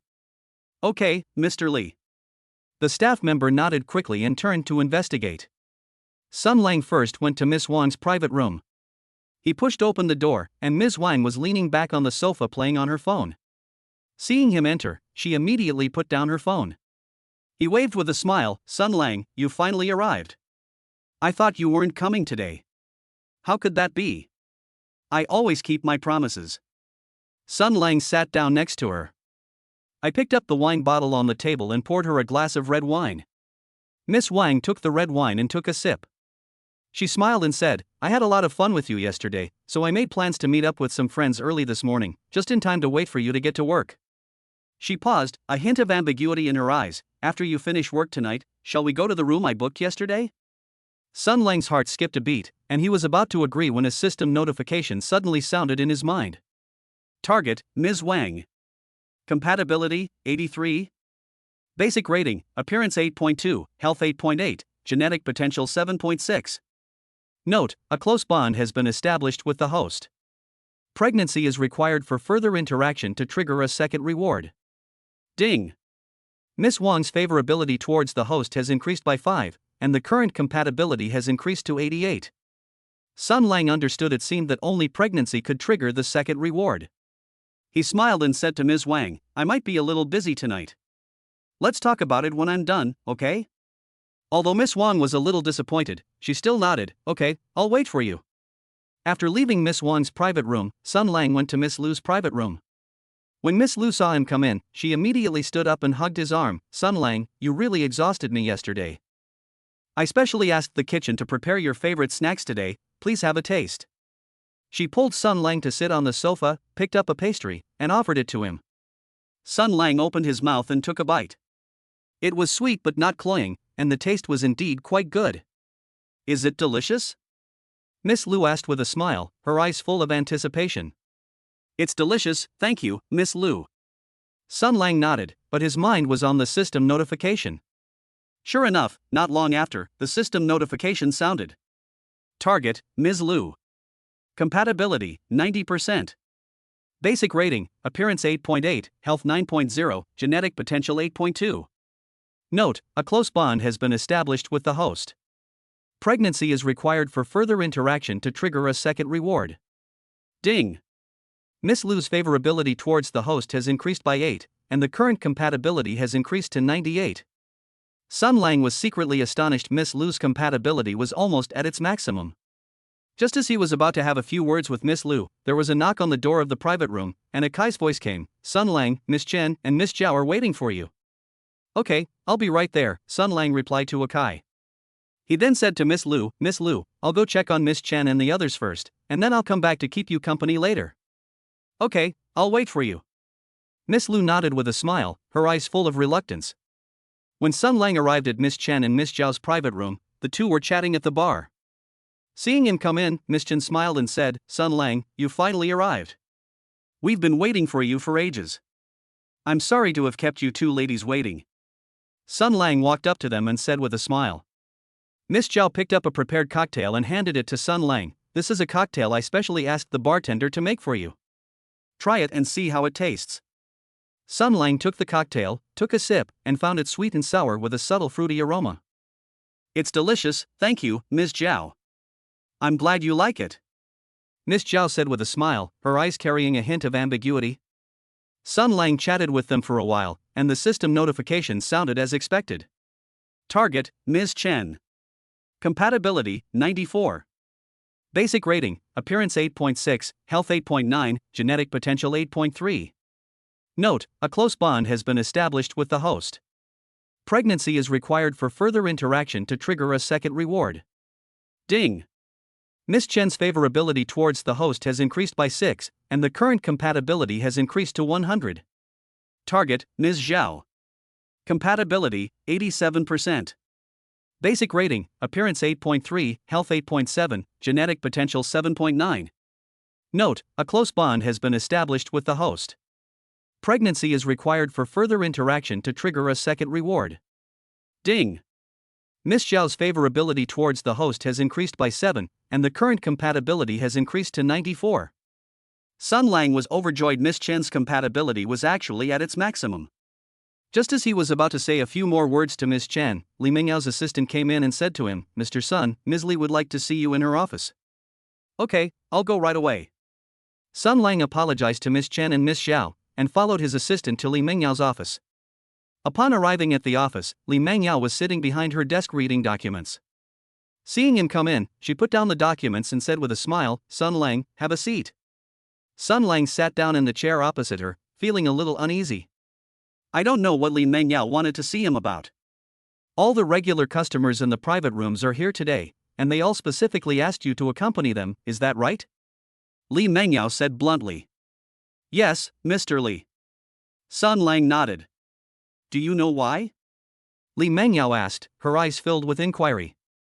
Sun Lang's heart skipped a beat. He knew Li Mengyao must have already investigated. He smiled and said, "Maybe it's because I'm good at chatting with guests and making them happy." Li Mengyao smiled and didn't press for details, but said, "Whatever the reason, this is a good thing for the bar. From now on, you'll be in charge of the guests in the private rooms. As for your salary, I'll raise it to 100,000 per month, plus commission." How about that? Sun Lang said with delight, "Thank you, Mr. Li. I will definitely work hard and live up to your expectations." Very good. Li Mengyao nodded. If there's nothing else, you can go and get back to work. Sun Lang got up to say goodbye to Li Mengyao, and after leaving the office, he couldn't help but smile. Not only can I get system rewards, but I can also get a raise. Life is getting better and better. Back in the private room area, Sun Lang continued chatting with the guests. Although the first reward can no longer be triggered, maintaining good relationships with the guests might give you a chance to trigger a second reward in the future. He chatted with the guests while secretly making plans in his mind. In the future, I should pay more attention to those high-scoring guests who haven't yet established close connections, and strive to complete the system's core tasks as soon as possible. Before I knew it, it was already 2 a.m. As the guests gradually left, Sun Lang was finally able to rest. He rubbed his aching back and was about to pack his things to go home when Li Mengyao walked over. He smiled and said, "Sun Lang, you've had a hard day. I've arranged a car to take you home. It's waiting at the door." "Thank you, Mr. Li," Sun Lang said gratefully. "You're welcome," Li Mengyao said with a smile. "Get some rest and keep up the good work tomorrow." Sun Lang nodded, said goodbye to Li Mengyao, and walked out of the bar. Sitting in the car, he leaned back in his seat and couldn't help but laugh as he recalled the day's events. "I never expected that on my second day working at the bar, I would gain so much recognition from the customers and even get a raise. It seems that I really made the right choice in this job." When the car arrived at the villa, Su Qing was still awake and was sitting in the living room waiting for him. Seeing him return, she quickly went over, took the things from his hands, and said with a smile, "You're back? Are you tired today?" "I'm a little tired, but very happy," Sun Lang said with a smile. "President Li gave me a raise. My monthly salary will be 100,000 yuan, plus commission." "Really? That's wonderful," Su Qing said with delight, her eyes filled with joy for him. "But you still need to take care of your health and not overwork yourself." "I know, I will." Sun Lang smiled and hugged Su Qing, his heart filled with happiness. He knew that as long as he continued to work hard, things would get better and better in the future. He will definitely be able to give Su Qing a better life and make Su's mother look at him with new respect. Back in his room, Sun Lang lay on the bed, took out his phone, and opened his bank app. Looking at the balance in my bank card, although it didn't increase again, I was still quite satisfied with the figure of over 2.85 million. He turned off his phone, closed his eyes, and began to plan his work for tomorrow. Tomorrow, pay close attention to those high-scoring guests who haven't yet established close connections, and strive to complete the system's core tasks as soon as possible to obtain more rewards. In a daze, he dreamed that he was in a bar and met a customer with a basic rating of 9.3. The system rewarded him with 1.5 million, and he used the money to buy Su Qing her favorite necklace. Su Qing happily hugged him, and Su's mother also gave him an approving smile. Chapter 18: The Frenzy for Sold-Out Private Rooms and the Kidney Shortage. Inside the Phantom Bar lobby, several men in suits sat around the bar, their expressions grim. A fat, burly man slammed his fist on the table, angrily demanding, "Where's Mr. Lee? We haven't been able to book a private room for 3 days in a row. What's going on?" The man next to him chimed in, "Why would we need an appointment before? Now we have to queue and pull strings. They don't respect their regular customers?" The bartender was scrambling to explain when Li Mengyao walked over in high heels, smiling politely. "President Wang, President Zhang, I'm sorry to have kept you all waiting." Mr. Wang turned and glared at her. "Ms. Li, what's going on with the private room? Did you deliberately not reserve one for us?" Li Mengyao handed over the wineglass, speaking calmly. "You've misunderstood. The private rooms are in high demand lately. Look at today's reservation list." She opened her phone. "This is the heiress of the Lin Group. This is the wife of the Zhou Real Estate Company, and..." Mr. Wang glanced at the list, his expression changing drastically. None of the people on it were people he could afford to offend. He coughed lightly. "I see. Then let's wait a little longer." The other men nodded quickly as well. Li Mengyao watched their retreating figures with a smile on her lips. Ever since Sun Lang arrived, reservations for the private rooms had become increasingly popular. Previously, there were 10 private rooms, 6 for male guests and 4 for female guests. Now, all of them are occupied by female guests, and some even share a room with their girlfriends. They only wanted Sun Lang to keep them company. The male and female escorts at the bar fell silent since Sun Lang arrived. No one had requested them. A male escort leaned against the wall. "I used to see 2 or 3 customers a day, but now I haven't been booked for a week." Another female PR representative sighed. "The female guests all go looking for Sun Lang. We don't even have a chance to get a word in edgewise." At this moment, Sun Lang was surrounded by a group of female guests, holding a wineglass and smiling. "Ladies, don't be in a hurry, I'll chat with you all to your heart's content today." Ever since he said he wanted to make more friends, the female guests were energized and started introducing their best friends and sisters. Sun Lang was extremely busy this week. He had just seen off a guest when a woman in a purple dress approached. The woman was tall and elegant. "You must be Sun Lang? I'm Lin Wei. Miss Wang told me you're a good conversationalist." Just as Sun Lang was about to speak, a system notification sounded. Target, Lin Wei. Compatibility, 85%. Basic rating, appearance 8.9, health 9.1, genetic potential 8.5. Note, heiress of the Lin Group, cheerful and sociable. Ding. Affection plus 10, compatibility increased to 95. Sun Lang smiled and said, "Miss Lin, you're too kind. It's my honor to meet you." The two found seats and sat down to chat. Halfway through the conversation, Lin Wei leaned closer and whispered, "I booked a suite upstairs, would you like to come up and sit for a while?"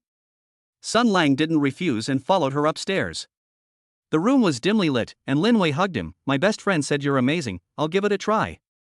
The two quickly became entangled. After an unknown amount of time, they lay on the bed, panting. Lin Wei leaned against him and smiled. As expected, it lives up to its reputation. A system notification sounded. Ding. A close connection has been established with Lin Wei, rewarding you with 380,000 yuan, which has been deposited into your bank account. Just as Sun Lang was about to rest, his phone rang. It was Miss Zhang urging him to go back. He got up to say goodbye and hurried back to the bar. Entering the private room, Miss Zhang and Miss Li were waiting for him. Miss Zhang smiled and said, "Sun Lang, you're finally back. We've been waiting for ages." Miss Li said, "I've heard from Sister Zhang that you're interesting, and I'm so glad to finally meet you today."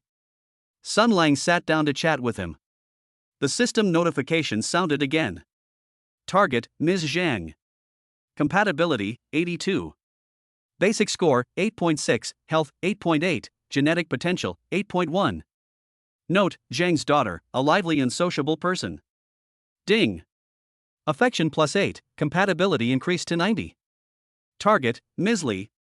Compatibility, 84. Basic score 8.7, health 8.9, genetic potential 8.3. Note, Mrs. Lee, wife of the Lee Group, elegant and currently single.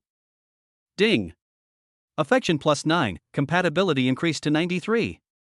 They chatted until late at night, and Ms. Zhang and Ms. Lee suggested going to the hotel upstairs. Although Sun Lang was tired, he agreed. At 3 in the morning, he left the hotel, and system notifications sounded repeatedly. Ding. A close connection has been established with Ms. Zhang, rewarding you with 320,000 yuan, which has been deposited into your bank account. Ding. A close connection has been established with Ms. Lee, rewarding you with 340,000 yuan, which has been deposited into your bank account. Sun Lang leaned against the wall, rubbing his lower back, and complained to himself, "This week, my kidneys are practically drained dry." He checked his phone and found out he had met 8 women who met his criteria in a week, 2 of whom scored over 9 points, namely Zhao Lin and Su Man. Target, Zhao Lin. Compatibility, 90%. Basic score, 9.2, health, 9.3, genetic potential, 9.0. Note, heiress of the Zhao group, exceptionally beautiful and gentle. Ding. A close connection has been established with Zhao Lin, rewarding you with 650,000 yuan. Target, Su Man. Compatibility, 88%. Basic score, 9.1, health, 9.2, genetic potential, 8.8. Note, Mrs. Su, wife of the Su group, is elegant and tasteful. Ding. A close connection has been established with Su Man, rewarding you with 600,000 yuan. Other qualified women who score 8.0-8.9 will receive rewards ranging from 200,000 to 380,000 yuan. This week saw 2.85 million new bank card transactions, bringing the total to over 5.7 million. It's tiring, but it's worth it. Sun Lang smiled and walked towards the bar entrance. The car arranged by Li Mengyao was already waiting. He got into the car, leaned back in his seat, and quickly fell asleep. When they arrived at the villa, Su Qing was still awake. She quickly helped him up. "Why are you so tired? You look so pale." Sun Lang leaned against her. "Don't even mention it, I've been so busy I haven't had a moment to rest, my back is about to break." Su Qing felt sorry for him. "Take a day off tomorrow, don't go to work." Sun Lang shook his head. "No, we have guests who have booked a private room for tomorrow, we can't not go." Helpless, Su Qing helped him into the room to take off his clothes and lie down. She sat on the edge of the bed and rubbed his waist, saying, "Don't push yourself so hard, your health is important." Sun Lang hummed in agreement with his eyes closed and quickly drifted off to sleep. In his dream, his bank account balance exceeded 10 million, and Su Qing celebrated for him. Su's mother smiled approvingly. He also dreamed of meeting a customer who scored 9.5 out of 10, for which the system rewarded him with 1.8 million, enough to buy Su Qing a villa. The next day, the alarm clock woke Sun Lang. He rubbed his back and struggled to sit up, but despite being tired, he gritted his teeth and got out of bed. After washing up, I rushed to the bar. As soon as I entered, Kai greeted me with a smile. "Sun Lang, you're finally here. All the private rooms are full today, the guests are all waiting for you." Sun Lang nodded, straightened his clothes, and headed towards the private room area. He knew that another busy day was about to begin. In the private room, he chatted and drank with the guests. Despite being exhausted, he still maintained a smile. He was thinking, "I'll earn one more buck and then take a vacation to travel with Su Qing." Before they knew it, it was 11 p.m. After seeing off a guest, Li Mengyao came over and said, "Sun Lang, you did a good job today. There's an important party next week, and I'd like you to be the MC." "What do you say?" Sun Lang exclaimed in surprise. "Really? Thank you, Mr. Li. I will definitely do my best." Li Mengyao nodded. "Do a good job, I have high hopes for you." Sun Lang was overjoyed. This is Li Mengyao's recognition of him. As long as he works hard, he will definitely be able to gain a foothold and earn more money. He wanted to give Su Qing a better life and make Su's mother look at him with new eyes. Although his back still aches slightly, he was full of motivation. He believes that as long as he perseveres, the future will definitely get better and better. Chapter 19: The Awakening of the Golden Kidney in Lin Wan's Pregnancy. Sun Lang woke up in the villa's bedroom, sunlight streaming through the gaps in the curtains onto his face.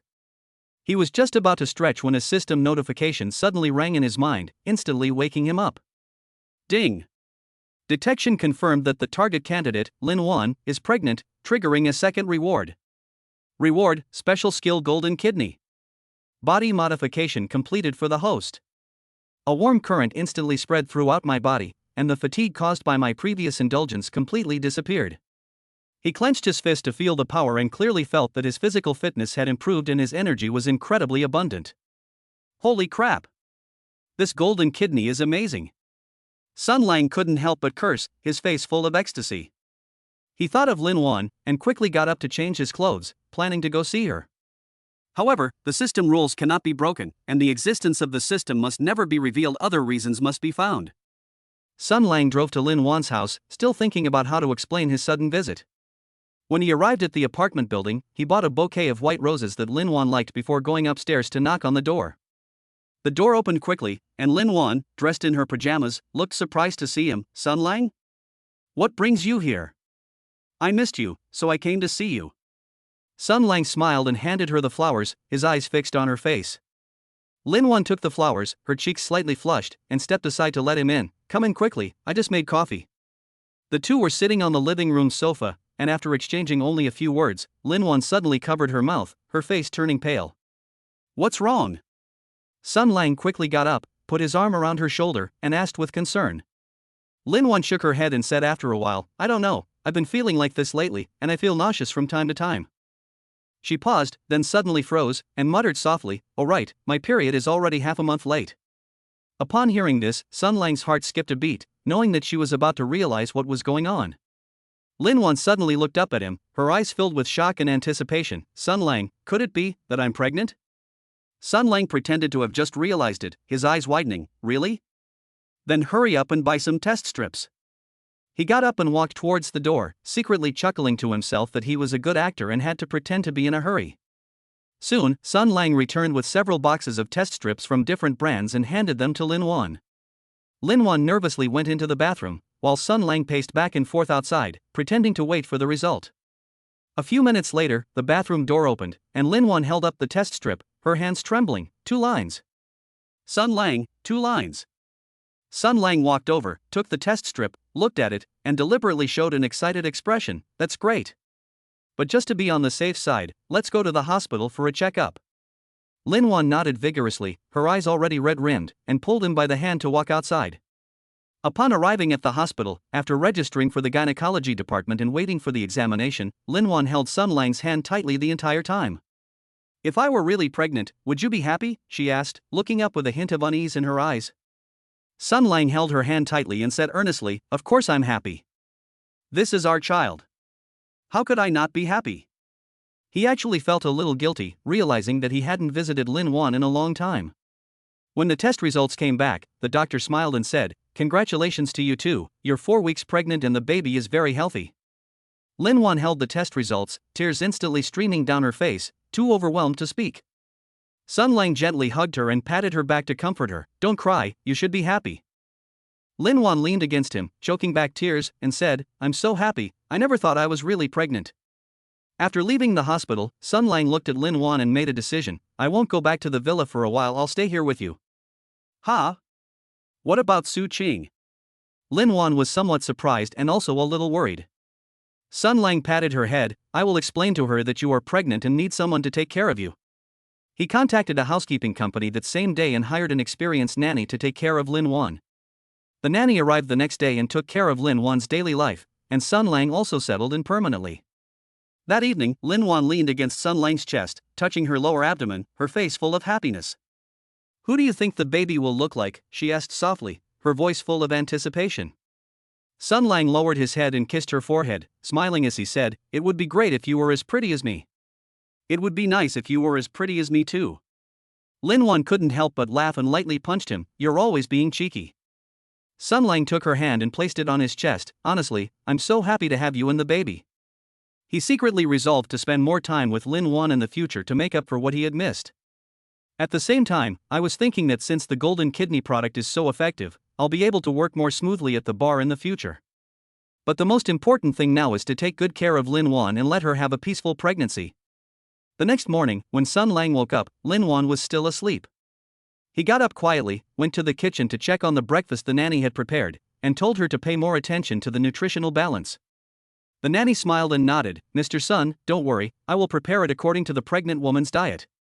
Sun Lang returned to the bedroom, just as Lin Wan woke up. She smiled when she saw him and said, "You're awake? Okay, breakfast will be ready soon. Get up and wash up."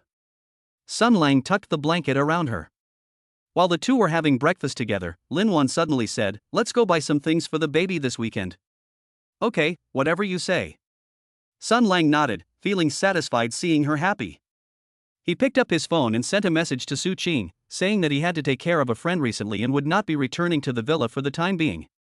Su Qing quickly replied, telling him to take care of himself and to let her know if he needed any help.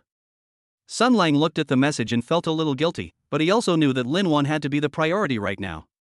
After breakfast, Lin Wan wanted to take a walk in the neighborhood, and Sun Lang accompanied her on a slow walk. The sun was shining brightly, and a gentle breeze was blowing. Lin Wan held Sun Lang's arm, her face full of a happy smile.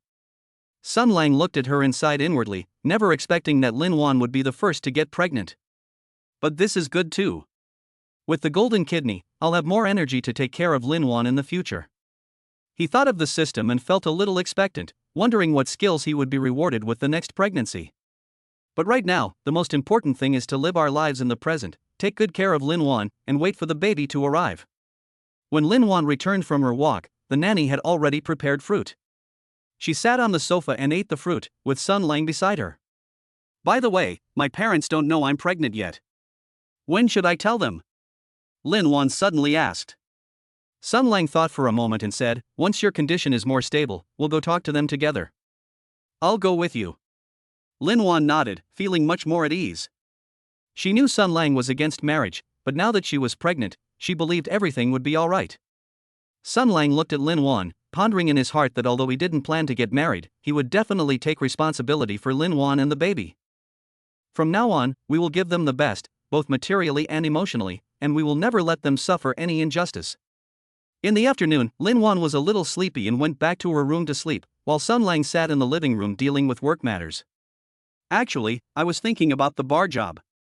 Although I won't be going for the time being, I still need to say hello to Kai."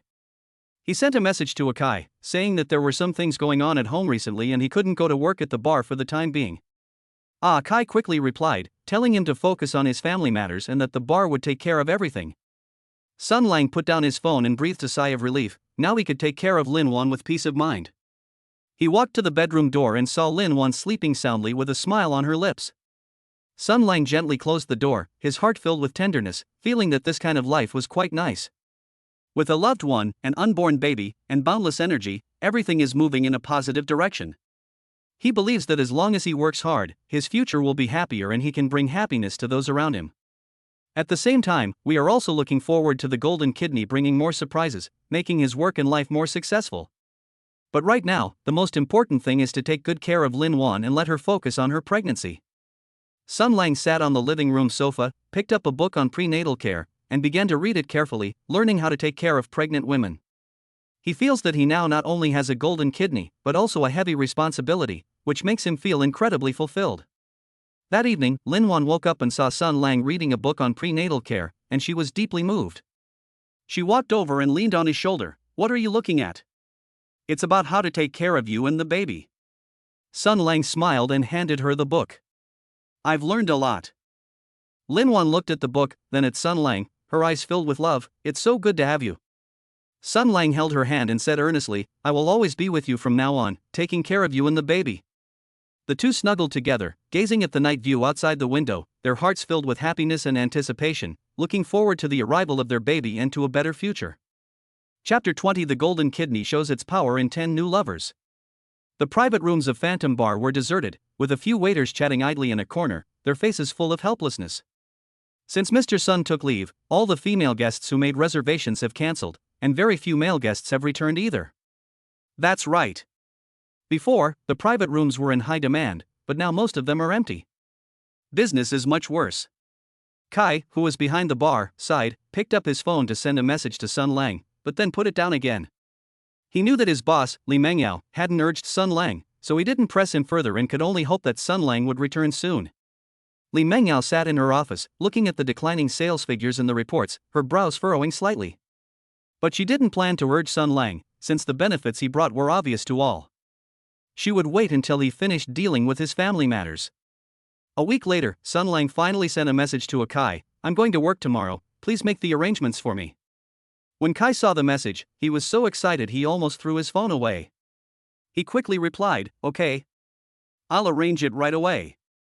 He immediately notified the female guests who had made reservations, and the private rooms were instantly booked, with some even being shared. The next evening, Sun Lang arrived at the bar on time and was immediately surrounded by female customers as soon as he entered. "Sun Lang, you're finally back. I've been waiting for you for so long." A woman in a red dress grabbed his arm. Yeah, the bar is no fun at all without you this week," another woman chimed in. Sun Lang greeted them with a smile, looking at the room full of female guests, his heart filled with mixed emotions. Kai walked over and whispered, "All 10 private rooms are full, but there are still guests willing to squeeze in. You'll have to work hard." Sun Lang nodded, "It's alright, I'll go to the first private room first." After saying that, he followed a female guest inside. The woman in the first private room was named Shinwei.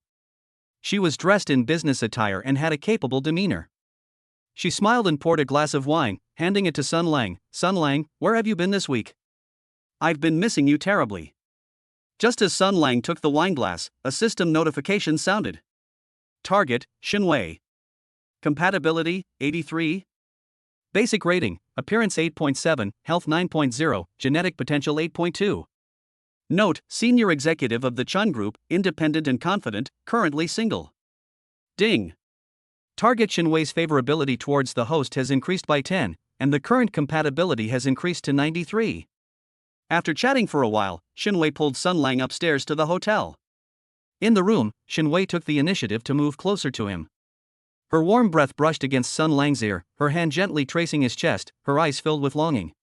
Sun Lang responded to her, the abundant energy brought by his golden kidneys making him feel no pressure.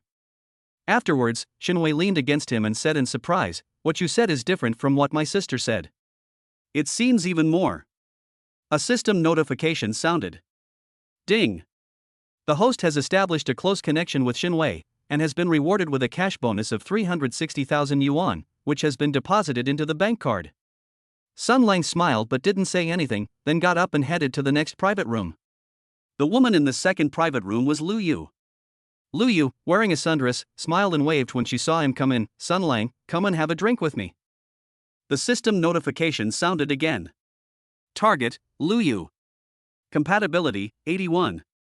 Basic rating, appearance 8.5, health 8.9, genetic potential 8.0. Note, the Lu family's heiress is lively, cheerful, and enjoys excitement. Ding. Target Lu Yu's favorability towards the host has increased by 9, and the current compatibility has increased to 90. After chatting for a while, Lu Yu took Sun Lang to the hotel. During the trip, Lu Yu clearly sensed a change. "You seem to have been secretly exercising?" she asked suspiciously. Sun Lang smiled but did not answer, and the system notification sounded at the opportune moment. Ding.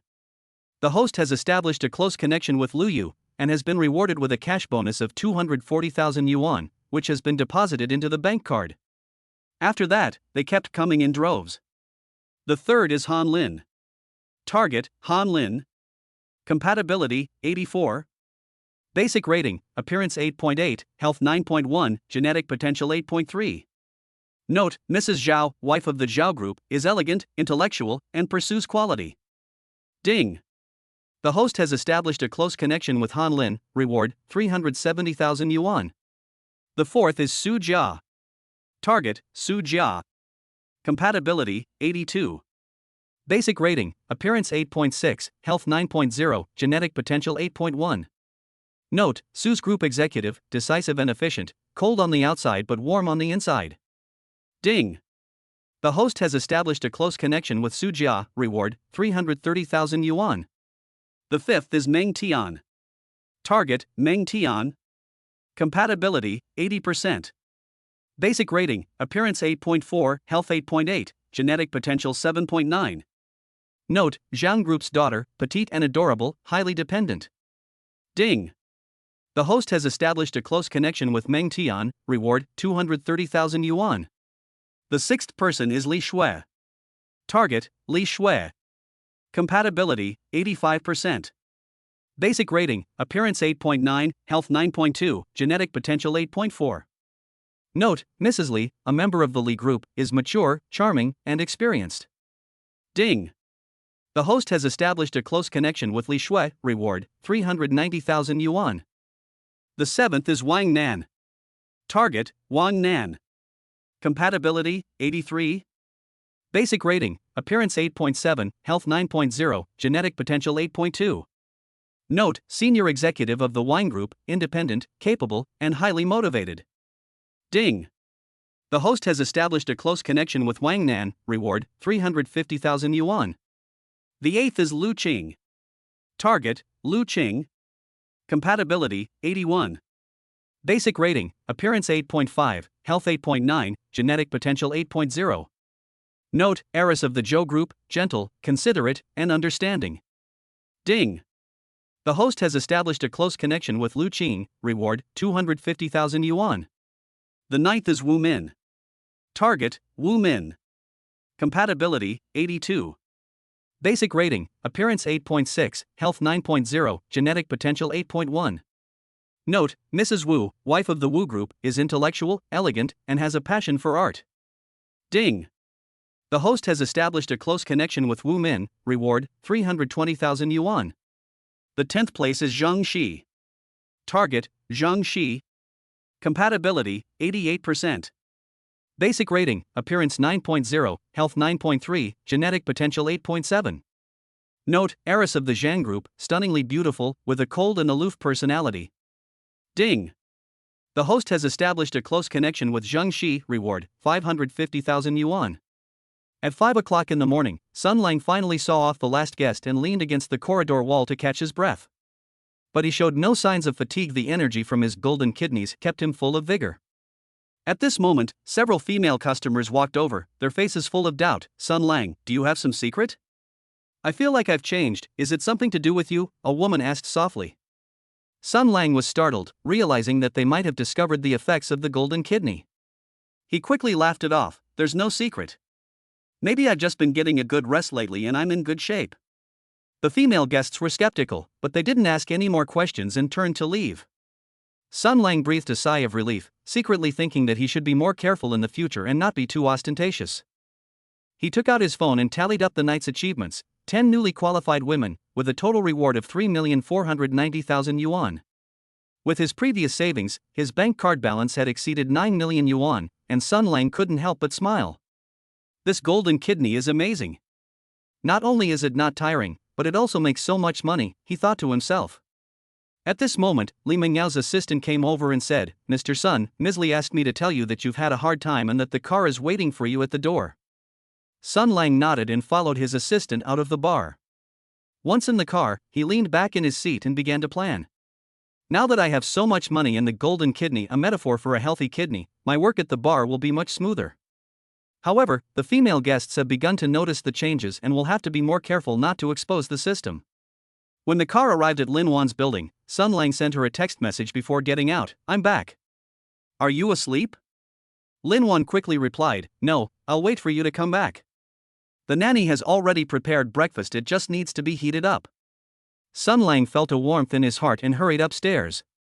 He opened the door to find Lin Wan sitting in the living room, dressed in her pajamas, waiting for him. You're back? Are you tired? She got up and came over to take his coat. Not tired at all, I'm full of energy. Sun Lang smiled, hugged her, and kissed her forehead. Lin Wan looked at him in confusion, how come you're not tired at all?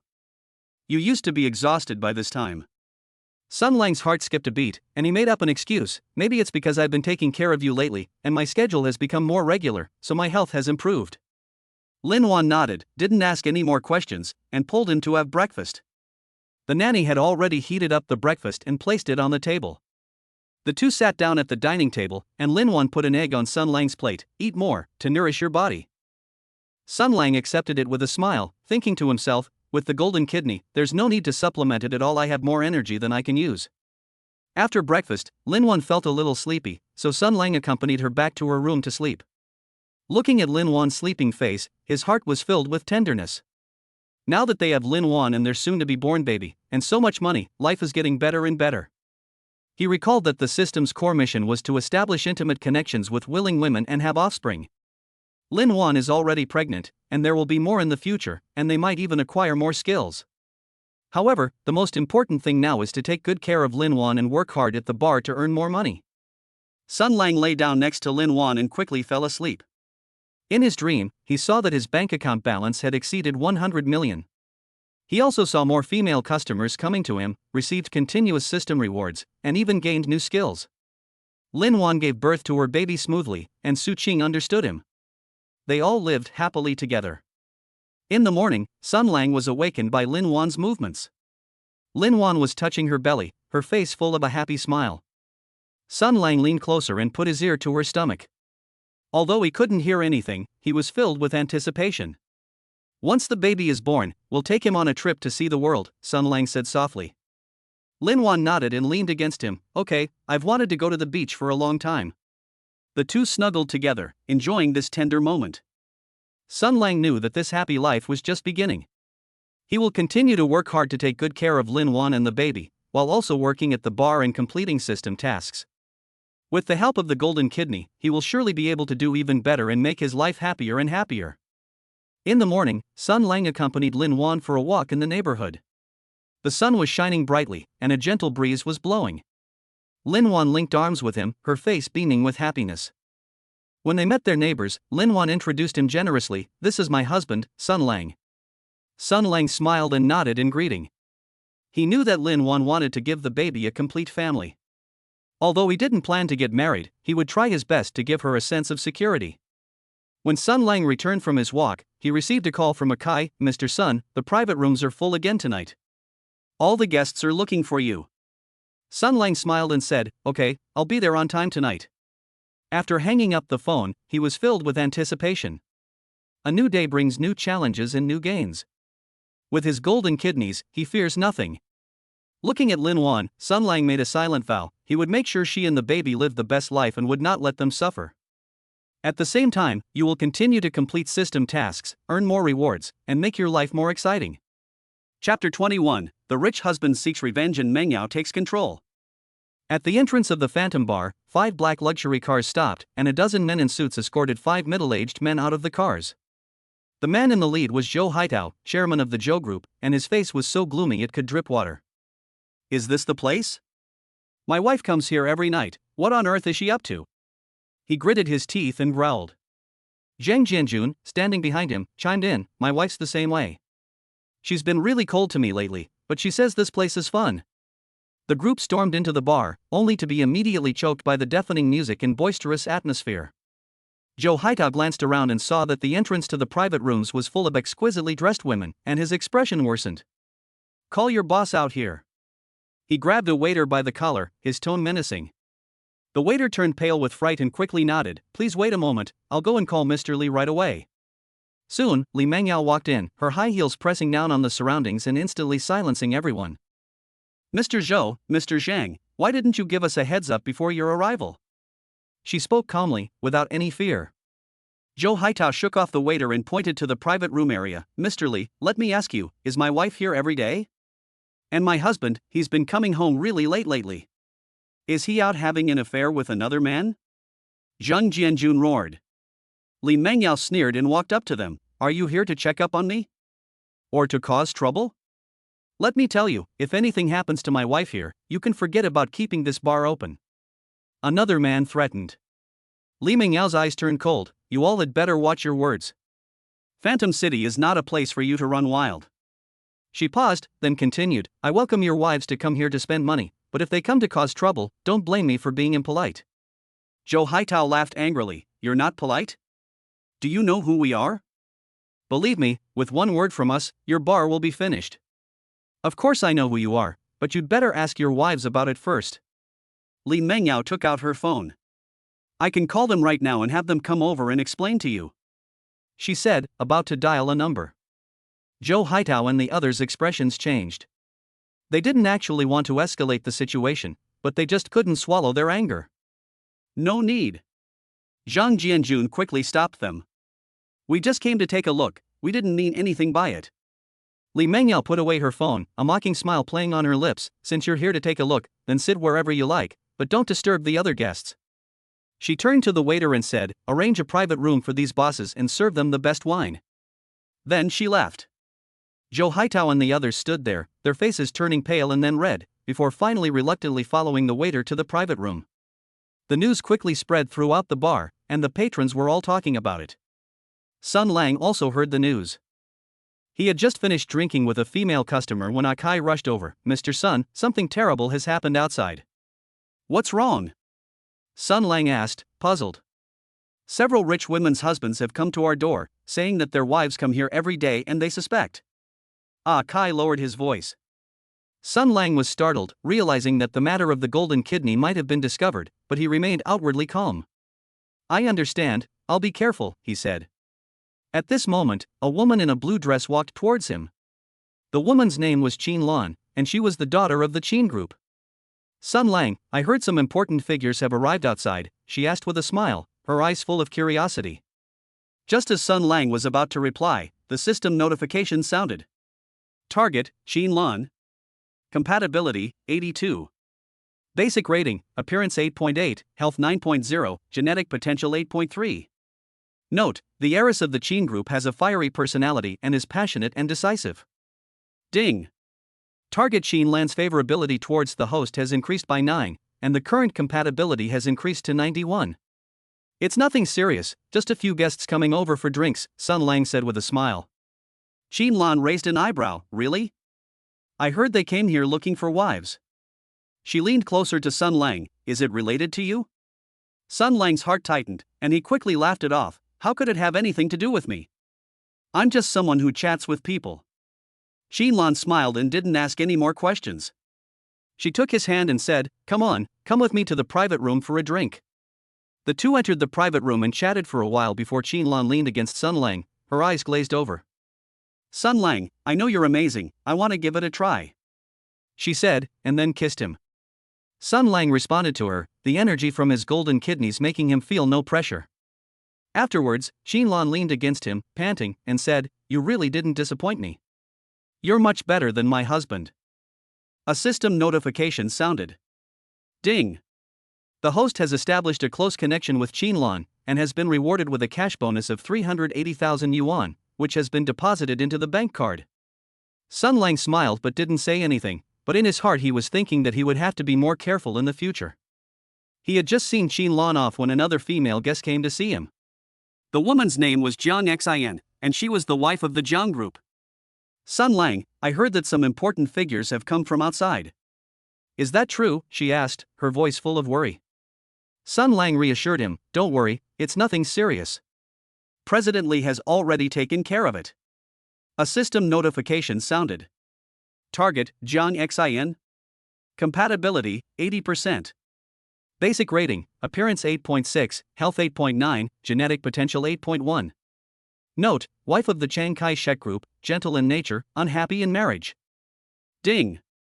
Target Jiang Xin's favorability towards the host has increased by 8, and the current compatibility has increased to 88. Jiang Xin breathed a sigh of relief and took Sun Lang's hand. "Luckily, President Li was here, otherwise I wouldn't have dared to come." "Don't worry, with me here, no one will bully you," Sun Lang said. Jiang Xin looked at him, touched, and kissed him. The two quickly became entangled. Afterwards, Jiang Xin leaned against him and whispered, "Sun Lang, I think I can't live without you anymore." A system notification sounded. Ding. The host has established a close connection with Jiang Xin, and has been rewarded with a cash bonus of 330,000 yuan, which has been deposited into the bank card. Sun Lang gently patted her back and comforted her, "I will stay with you often." After seeing Jiang Xin off, Sun Lang received another female guest, Xia Ting, who was a senior executive at the Xia Group. Xia Ting, dressed in professional attire and exuding a capable air, said to Sun Lang upon seeing him, "Sun Lang, have a few drinks with me." A system notification sounded. Target, Xia Ting. Compatibility, 83. Basic rating, Appearance 8.7, Health 9.1, Genetic Potential 8.2. Note, senior executive of Xia's group, workaholic, currently single. Ding. Target Xia Ting's favorability towards the host has increased by 10, and the current compatibility has increased to 93. After the two had a few drinks, Xia Ting said, "I booked a suite upstairs, would you like to come up and chat?" Sun Lang nodded in agreement and followed her upstairs. Inside the room, Xia Ting shed her professional facade and became gentle. She hugged Sun Lang and whispered, "I've been under a lot of work pressure lately, and I want to find someone to relax with." Sun Lang responded to her, and the two quickly became engrossed in each other's company. Afterwards, Xia Ting leaned against him and said, "I feel much more relaxed when I'm with you." A system notification sounded. Ding! The host has established a close connection with Xia Ting and has been rewarded with a cash bonus of 360,000 yuan, which has been deposited into the bank card. Sun Lang smiled and said, "Come find me whenever you want to relax." At 3 in the morning, Sun Lang finally saw off the last guest and leaned against the wall in the corridor to rest. He took out his phone and tallied up the night's achievements, 3 newly qualified women, with a total reward of 1,070,000 yuan. Adding the previous 9.1 million, the bank card balance has now exceeded 10 million, and Sun Lang couldn't help but smile. This golden kidney is really amazing. Not only does it make money quickly, but it also doesn't require much effort, he thought to himself. At this moment, Li Mengyao walked over, looked at him and said, "You've heard about what happened today, haven't you?" Sun Lang nodded, "I've heard about it, thank you for your help, Mr. Li." Li Mengyao smiled and said, "It's nothing, but you should be more careful in the future and not be too flamboyant." "I understand, I'll be more careful in the future," Sun Lang said. Li Mengyao nodded, "It's getting late, you should go home and rest early, you have to go to work tomorrow." After thanking him, Sun Lang left the bar. He got into his car, leaned back in his seat, and began to make plans. "Now that I have over 10 million yuan and the added benefit of a golden kidney, my future will only get better and better." However, the fact that his wealthy husband came to his door today served as a reminder that he shouldn't be too indulgent in the future. When the car arrived at Lin Wan's building, Sun Lang sent her a text message before getting out, "I'm back. Are you asleep?" Lin Wan quickly replied, "No, I'll wait for you to come back. I left you some soup, you can just heat it up and drink it." Sun Lang felt a warmth in his heart and hurried upstairs. He opened the door to find Lin Wan sitting in the living room, dressed in her pajamas, waiting for him. "You're back? Are you tired?" She got up and came over to take his coat. "Not tired at all, I'm full of energy." Sun Lang smiled, hugged her, and kissed her forehead. Lin Wan looked at him suspiciously, "How come you're not tired at all? Do you have some secret?" Sun Lang's heart skipped a beat, and he made up an excuse, "Maybe it's because I've been in a good mood lately, and my health has improved as a result." Lin Wan nodded, didn't ask any more questions, and pulled him to drink soup. The soup was made by the nanny and was very nourishing. The two sat down at the dining table, and Lin Wan served Sun Lang a bowl of soup, "Drink more, to nourish your body." Sun Lang accepted it with a smile, thinking to himself, "With the golden kidney, there's no need to supplement it at all, I have more energy than I can use." After finishing the soup, Lin Wan felt a little sleepy, so Sun Lang accompanied her back to her room to sleep. Looking at Lin Wan's sleeping face, his heart was filled with tenderness. Now that they have Lin Wan and their soon-to-be-born baby, and so much money, life is getting better and better. He recalled his wealthy husband showing up at his door earlier that day and secretly resolved to be more careful in the future. Don't let the golden kidney give you the reason to indulge yourself, or you'll inevitably run into trouble sooner or later. Sun Lang lay down next to Lin Wan and quickly fell asleep. In his dream, he saw that his bank account balance had exceeded 200 million. I also saw that Lin Wan gave birth to her baby smoothly. The baby is very healthy and looks as beautiful as Lin Wan. Su Qing also came. She looked at the baby with a big smile on her face and said she wanted to be the baby's godmother. The wealthy women's husbands didn't cause any more trouble, and everyone lived peacefully, each going about their own lives. In the morning, Sun Lang was awakened by Lin Wan's movements. Lin Wan was touching her belly, her face full of a happy smile. "The baby seems to have kicked me," she whispered, her eyes full of anticipation. Sun Lang leaned closer and put his ear to her belly. He couldn't hear anything, but he smiled and understood Lin Wan's feelings about becoming a mother. "Once the baby is born, we'll give him a nice name," Sun Lang said softly. Lin Wan nodded and leaned against him. "Okay, I've thought of a few names, what do you think?" The two snuggled together, discussing their baby's name and enjoying this heartwarming moment. Sun Lang knew that such a happy life was hard won, and he would cherish it. In the morning, Sun Lang accompanied Lin Wan for a walk in the neighborhood. The sun was shining brightly, and a gentle breeze was blowing. Lin Wan linked arms with him, her face beaming with happiness. Whenever Lin Wan met a neighbor, she would introduce him generously, "This is my husband, Sun Lang." Sun Lang would smile and nod in greeting. He knew that Lin Wan wanted to give the baby a complete family. Although he didn't plan to get married, he would try his best to give her a sense of security. Chapter 22 Twin pregnancy triggers new skills and forms contracts with 3 women. Sun Lang woke up in Lin Wan's bedroom. As soon as he opened his eyes, system notifications rang in his mind. The shock jolted him awake instantly, and his body tensed up instinctively. Ding!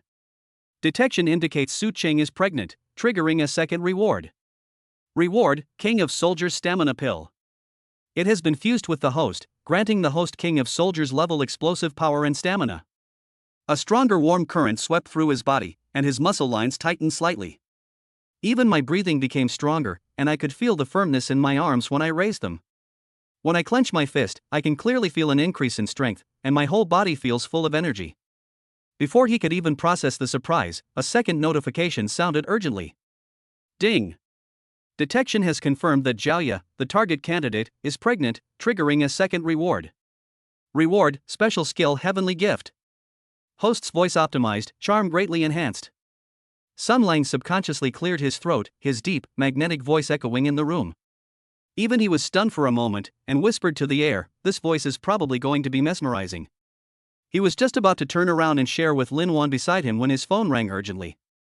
The caller ID showed Su Qing's name, and her panicked voice, trembling with tears, came through the receiver. "Sun Lang, I think I'm pregnant. Yesterday when I was eating hot pot, I felt like throwing up when I smelled the chili oil. This morning I couldn't even drink a sip of porridge, and I really wanted to eat preserved plums. Most importantly, my period is 10 days late." Su Cheng spoke rapidly, her voice trembling slightly, revealing an undisguised panic. Sun Lang quickly sat up, trying to soothe her gently. "Qingqing, don't panic, tell me slowly. Get ready now and come to Lin Wan's house. She got pregnant early and has experience. Let's discuss it together." Before he could even catch his breath after hanging up with Su Cheng, his phone rang again. This time it was Zhaoya, her voice tinged with grievance. "Sun Lang, is there something wrong with me? I felt sleepy while I was drawing illustrations yesterday, just holding the pen. I slept on the table all afternoon and threw up twice in the evening. My period hasn't come. Am I sick?" As Zhaoya spoke, her voice was full of helplessness, which softened Sun Lang's heart. Sun Lang patiently explained, "Yeah, don't scare yourself. You might be pregnant. You come to Lin Wan's house too, and Su Qing comes over as well. Let's go to the hospital together for a checkup and confirmation." An hour and a half later, the doorbell rang on time.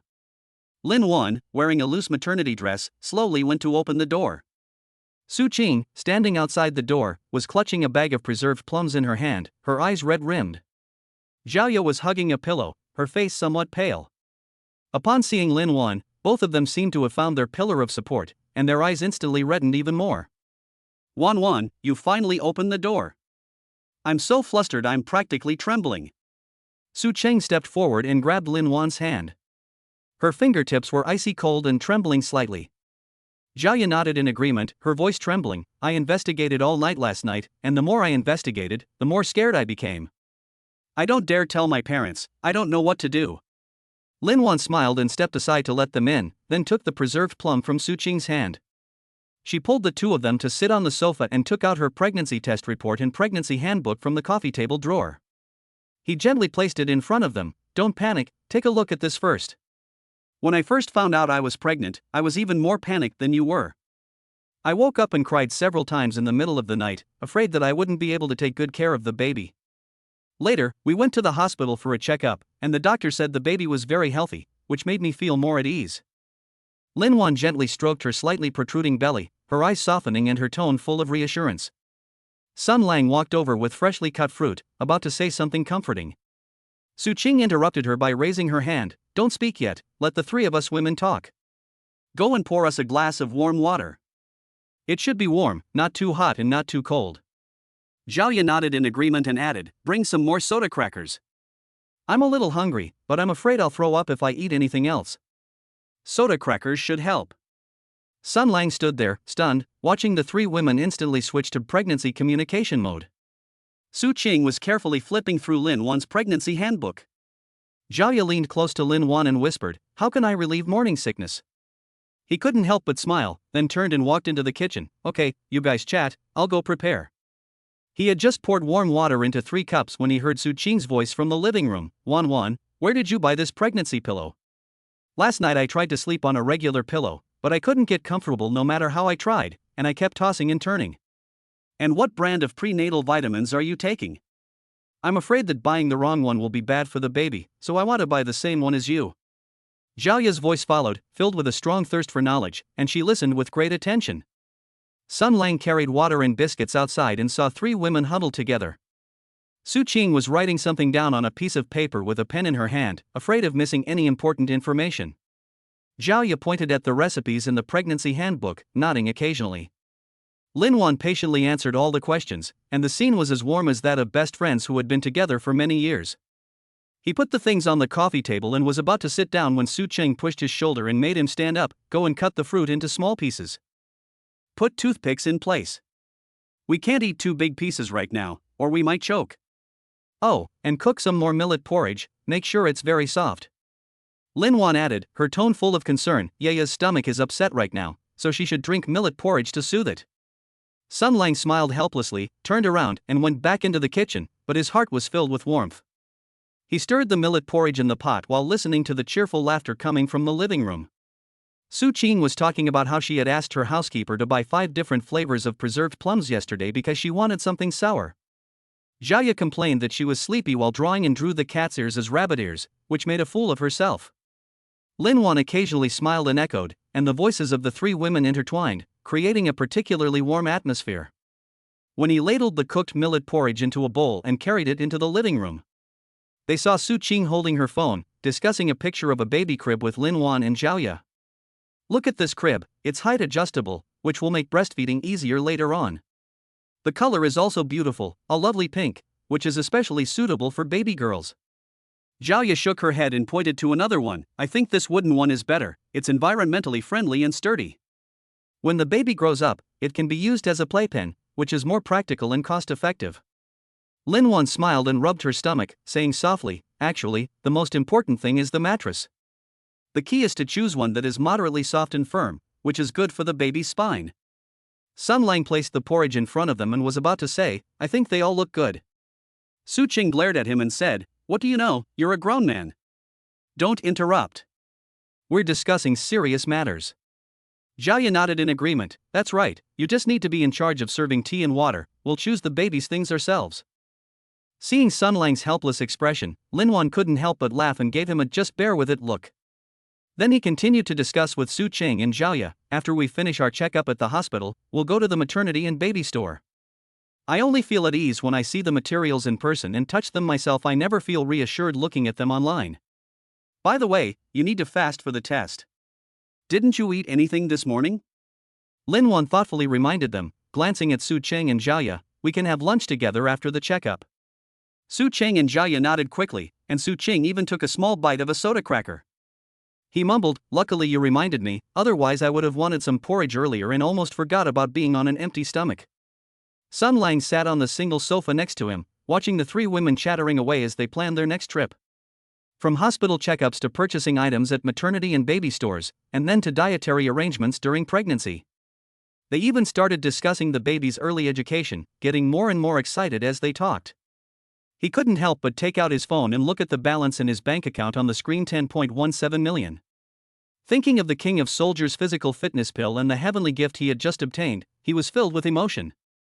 He thought to himself, I'll have to work harder to earn money in the future, otherwise how will I be able to support these 3 babies and the 3 little ones who are coming soon? At 10 a.m., Sun Lang drove 3 women to the hospital. He was constantly running around, registering, queuing, and getting tests done. I helped Su Qing and Zhao Ya carry their coats and bags, afraid they would get tired. Lin Wan stayed by their side, occasionally handing them warm water and gently comforting them. While waiting for the test results, Su Qing nervously gripped Lin Wan's hand, her palms sweaty. His knuckles were slightly white from the exertion, and his eyes were full of anxiety. Zhao Ya leaned back in her chair, her eyes fixed on the entrance to the laboratory, not daring to look away for even a moment. Seeing their nervous expressions, Sun Lang walked to the vending machine and bought 3 bottles of warm milk. He handed them some milk, saying, drink some milk, relax, everything will be alright, the baby will be healthy. Su Qing took the milk, sipped it slowly, and whispered, I hope the baby is healthy. I can endure any hardship. Xiaoya nodded in agreement, her eyes slightly moist. I've already started thinking about what to name the baby. I thought of several, but none of them were good enough. I always felt that something was missing. Half an hour later, the nurse came out with 2 pregnancy test reports, a gentle smile on her face. He said to them, "Congratulations to both of you are in early intrauterine pregnancies, and your babies are very healthy. Ms. Su is 5 weeks pregnant and Ms. Zhao is 4 weeks pregnant, all their indicators are normal." Su Cheng and Xiaoya took the report and looked at the words early intrauterine pregnancy on it. They were stunned for a few seconds, then suddenly hugged each other and started crying. Tears welled up with excitement and relief, and all the previous anxiety vanished. Lin Wan smiled and patted their backs, her eyes slightly red. "That's great, we can do prenatal checkups together from now on. Buying clothes for the baby together and sharing little things about pregnancy makes me happy just thinking about it." Sun Lang stood to the side, watching the 3 women embrace and weep, and felt a warmth in his heart. I took out my phone and snapped a picture of them, thinking I'd show it to them after the baby was born. On the way back, Su Qing sat in the passenger seat, clutching her pregnancy test report tightly in her hand. As if holding a precious treasure, she excitedly discussed with Lin Wan and Xiaoya in the back seat, "I've decided, starting today, I'm going to drink a glass of milk every day. I eat an egg and also sign up for a prenatal yoga class. I heard it's good for a natural birth and helps me maintain my figure." Xiaoya chimed in, "I'm going to replace all the paints in my studio with non-toxic ones. From now on, I can paint in the living room, where I can also get some sunshine, which is good for the baby, and I can see you all anytime." Lin Wan added with a smile, "I have a pregnancy recipe book at home, I'll send it to you tonight. Let's do it together and try our best to raise our baby to be chubby, healthy, and fair-skinned." As Sun Lang listened to their discussion, the corners of his mouth remained turned up in a smile. She thought to herself, pregnancy can be so lively and happy, this feeling is so good. After returning home, Lin Wan took out several pregnancy books from the study and gave them to Su Qing and Xiaoya. Su Qing immediately sat on the sofa and started flipping through the pages, reading with great concentration and occasionally marking important points. Xiaoya took out her phone and took pictures of the important points to save, afraid that she would forget them. Sun Lang went into the kitchen and began preparing lunch, as Lin Wan had instructed. "I made steamed fish, scrambled eggs with tomatoes, and stir-fried seasonal vegetables, all of which are light and nutritious dishes." At lunchtime, Su Qing's appetite improved considerably, and she ate a small bowl of rice and a piece of steamed fish. Xiaoya also drank a bowl of tomato and egg soup, while Lin Wan ate some vegetables to replenish her vitamins. Sun Lang sat beside them, occasionally putting food on their plates and reminding them to eat slowly, don't choke. In the afternoon, Su Qing and Xiaoya took a nap in Lin Wan's room, while Sun Lang sat in the living room. He took out his phone and sent a message to Li Mengyao, "President Li, I have something to do today, so I won't be going to the bar. I'll be at work as usual tomorrow." Li Mengyao quickly replied, "It's okay, just let me know if you need anything. Take good care of yourself and the people around you." Sun Lang put away his phone, looked towards the bedroom door, and felt a sense of peace. He got up and went to the balcony, looked at the sunlight outside, and stretched. The power boost from the King of Soldiers energy pill made him feel full of energy. His heavenly voice made even breathing feel exceptionally smooth, and he was in excellent condition. He knew that the days to come would be busier, but also happier. He will take good care of Lin Wan, Su Qing, and Xiaoya, as well as the babies in their bellies. Protect this hard-won happiness in your own way. In the evening, after Su Qing and Xiaoya woke up, they discussed pregnancy precautions with Lin Wan for a long time. They talked in great detail about everything from dietary restrictions to daily care, and I didn't leave until just before dinner. Before leaving, we agreed to go to a baby store together the next day to carefully select baby supplies. That night, Sun Lang lay down next to Lin Wan, looking at her sleeping face, and couldn't help but gently stroke her lower abdomen. He whispered, "Baby, grow up healthy. Daddy will work hard to earn money and give you and mommy the best life." Lin Wan seemed to feel his touch, and gently nuzzled his shoulder with a tender smile on her lips. Looking at her, Sun Lang felt a deep sense of satisfaction and closed his eyes. The image of 3 babies surrounding him and calling him daddy flashed through his mind, and he couldn't help but laugh. Chapter 23, a series of pregnancy events and a meeting with the father-in-law, nearly 4,000 words. As the morning sunlight streamed through the French windows of Su Qing's villa, Lin Wan was already walking around the living room with her design brochure in hand. The pen tip scribbled on the paper, "This room has good lighting and is suitable as a nursery, but we need to add a safety railing. She comes from a wealthy family, her parents are university professors. She has gained some fame in the industry for her design talent, but she never likes to show off. Zhaoya came down the stairs, rubbing her lower back, clutching an illustration book filled with cute baby pictures. I can live next door, so my drawings won't disturb you, and I can even help you revise the nursery decorations. Su Qing sat on the sofa with her legs crossed, her fingers unconsciously stroking the leather armrest. She fiddled with her phone while directing Sun Lang to move his suitcase. Don't dawdle, we still need to go to the baby store at noon. Sun Lang pushed the last cartoon suitcase to the corner, wiped his sweat, and deliberately exaggerated his breathing. My dear ancestors, my arm is almost broken, can't I just call a moving company? Even with my good stamina, I can't withstand this kind of exertion. Lin Wan turned around and glared at him, but a smile played on her lips. What you're carrying isn't a box, it's your son's cradle. How can you do it without using your strength? Besides, you're so strong, moving this little bit is nothing. Zhaoya laughed and tapped Sun Lang's arm with her finger. Su Qing said you've been very strong lately, this kind of work is a piece of cake. Besides, your voice sounds nicer now, so what's wrong with doing more work? Sun Lang rolled his eyes, and was about to retort when his phone suddenly vibrated in his pocket.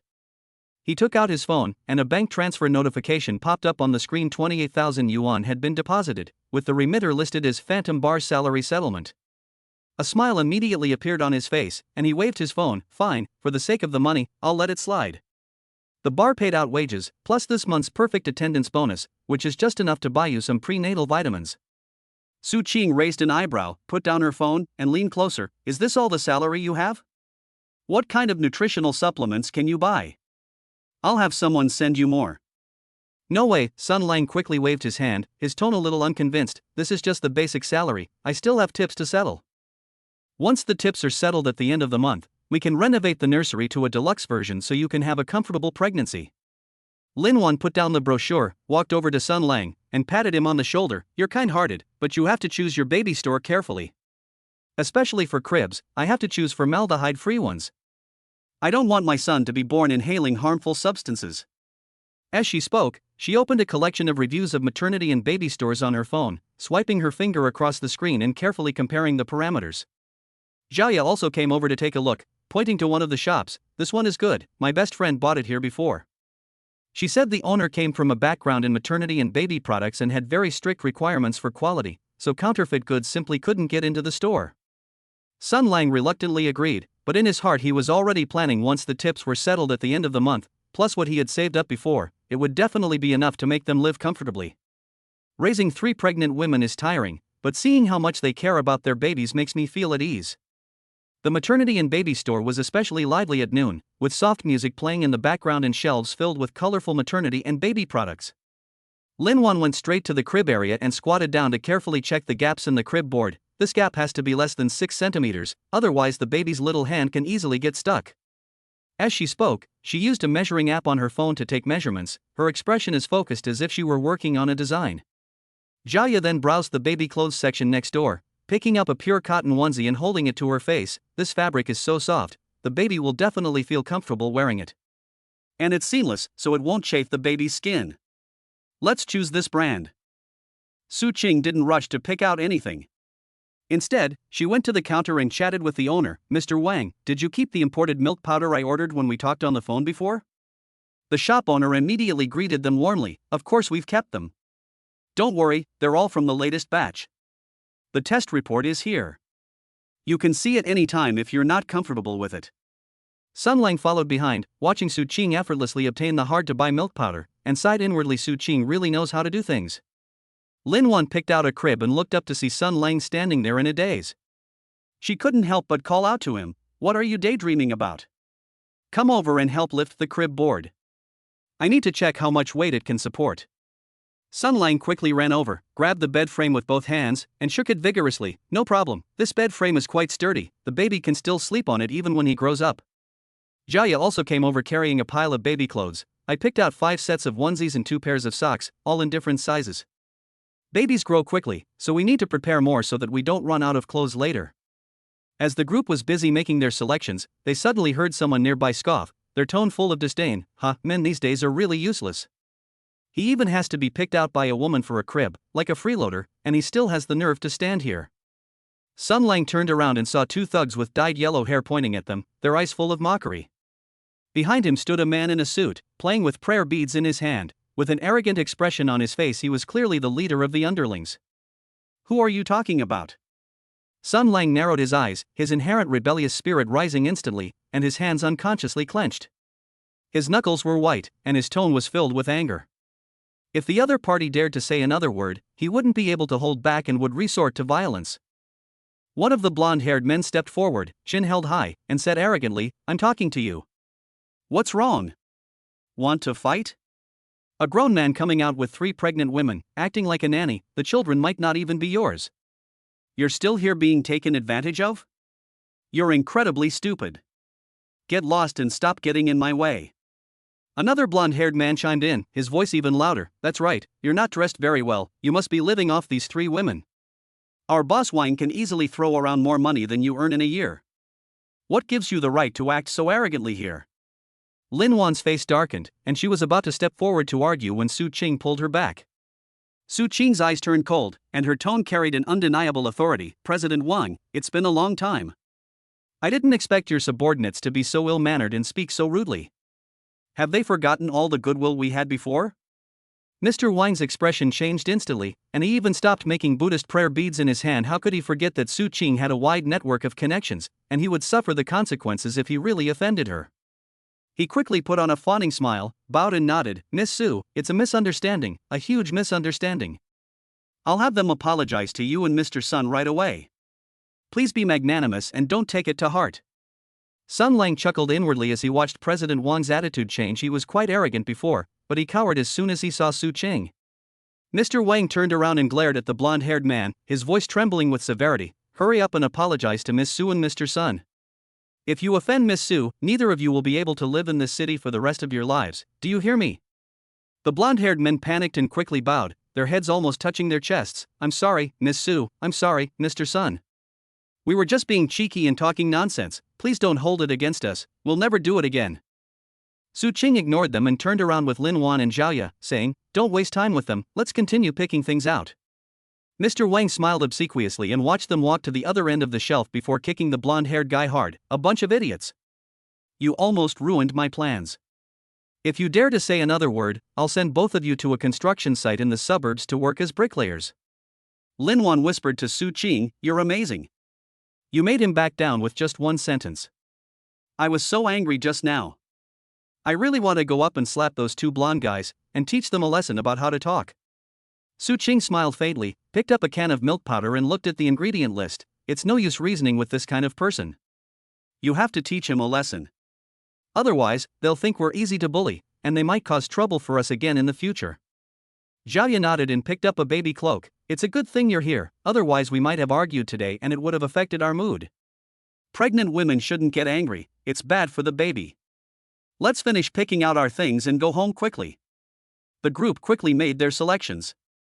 Lin Wan picked out 2 washable plush toys, while Zhao Ye chose several packs of baby wipes and diapers. Su Qing asked the shop owner to pack up the reserved imported milk powder and also bought 2 extra cans of calcium supplements for pregnant women, handing them to Lin Wan and Zhao Ye. These calcium supplements are good, you should take them too. Sun Lang followed behind, carrying a bunch of shopping bags and with 2 bags hanging from his arm, looking like a mobile shelf. When he passed by the toy section, he secretly took a singing rattle drum, thinking that he could play with it when the baby was born. Back at the villa in the afternoon, Sun Lang helped unpack and assembled the crib according to the drawings Lin Wan had made. Lin Wan stood by and gave instructions, occasionally handing over a wrench. Tighten the screws on the left side a little more, so the bed doesn't shake. Zhao Ye decorated the room as a nursery, put up light blue wallpaper, and hung several cute cartoon pictures on the wall. Su Qing was preparing fruit and snacks in the kitchen. She washed a plate of strawberries and cut some mangoes, placing them in an elegant fruit bowl. Busy until evening, Sun Lang finally put the last piece of furniture back in its place, collapsed onto the sofa and let out a long sigh of relief. I'm exhausted. I have to go to work at the bar, or I'll be skipping work and my boss will dock my pay. Su Qing came out of the kitchen carrying a fruit platter and placed it on the coffee table. Go on, be careful on the way. Don't get into fights. What will happen to us and the baby if you get hurt? As she spoke, she picked up a strawberry and held it to Sun Lang's lips, her eyes filled with worry. Lin Wan came out of the room, holding a coat in her hand, and handed it to Sun Lang. Remember to come back early. We're still waiting to discuss the caregiver with you. We need to choose someone experienced who can take good care of the 3 of us pregnant women. Zhao Ye also came out of the room and handed Sun Lang a glass of warm water. drive slowly, don't rush, be careful. Sun Lang took the water glass, drank it all in one gulp, picked up his coat, and prepared to go out. As soon as I reached the door, I saw Sue's mother standing there, wearing an elegant silk cheongsam and carrying a delicate crocodile skin bag. She looked at him with a complicated expression, her eyes filled with doubt and a hint of helplessness, which surprised Sun Lang. Sue's mother, Su Wanrong, was an elegant woman from a scholarly family. She rarely interfered in Su Qing's affairs. Are you going to work? Su Wanrong asked, her tone flat, revealing little emotion. Sun Lang nodded quickly and said respectfully, "Hello, Auntie. I have something to do at the bar. I'll be back later. It won't interfere with taking care of Su Qing and the others, so please don't worry." Su Wanrong sighed and said at the door, "I heard you made a lot of money in a month?" "That's incredible. What do you do? I've never heard of you having such great abilities before." Sun Lang's heart skipped a beat, and he quickly made up an excuse, putting on a natural smile. "Besides working at the bar, I also help the boss with some small things. My boss thinks I'm reliable, so he pays me quite well." He didn't mention it before because he didn't think there was anything to brag about. Su Wanrong clearly didn't believe it, her eyes filled with doubt, but she didn't press further. She was more concerned about her daughter's situation. "Qingqing is pregnant now, you need to take good care of her and not let her suffer any grievances. She has been spoiled since she was little and has a stubborn temper. You should be more accommodating to her. If there is anything you can't handle, you can come to me and her dad." "I know, Auntie, I will," Sun Lang quickly assured him, his tone sincere. "I will take good care of Su Qing, Lin Wan, and Zhao Ya. Let them have a comfortable pregnancy and not let them suffer any grievances." Su Wanrong added, her tone becoming more serious, "Your Uncle Su wants to see you. Come over for dinner tomorrow night. He has something to say to you about you, Qingqing, and the child."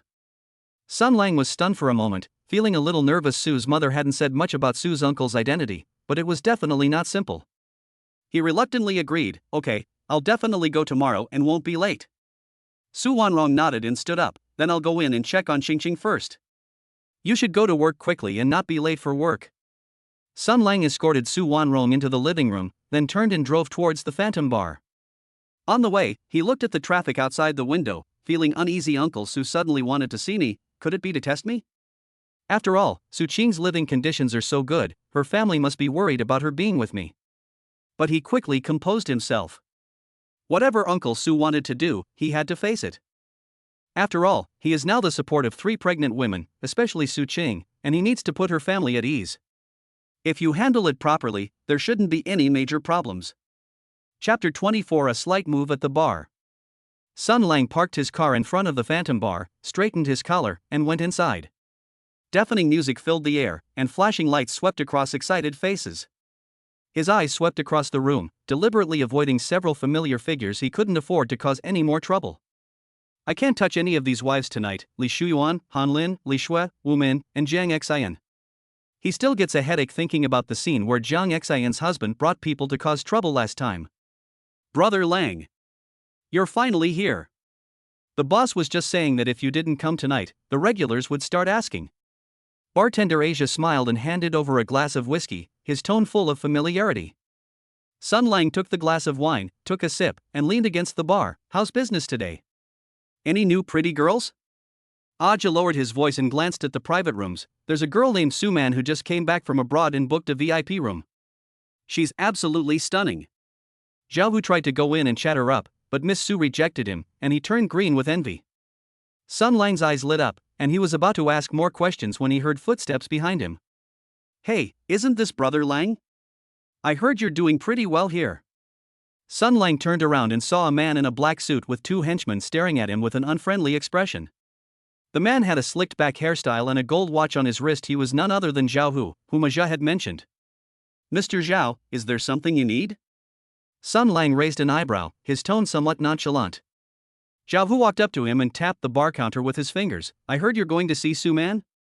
I advise you not to meddle in other people's business. She's the woman I set my sights on first. If you know what's good for you, stay away from her." Sun Lang chuckled, straightened up, and stood up half a head taller than Zhao Hu, exuding an imposing aura. "What President Zhao said is quite interesting. Miss Su is here to have fun, not your personal property. Why can't others see her?"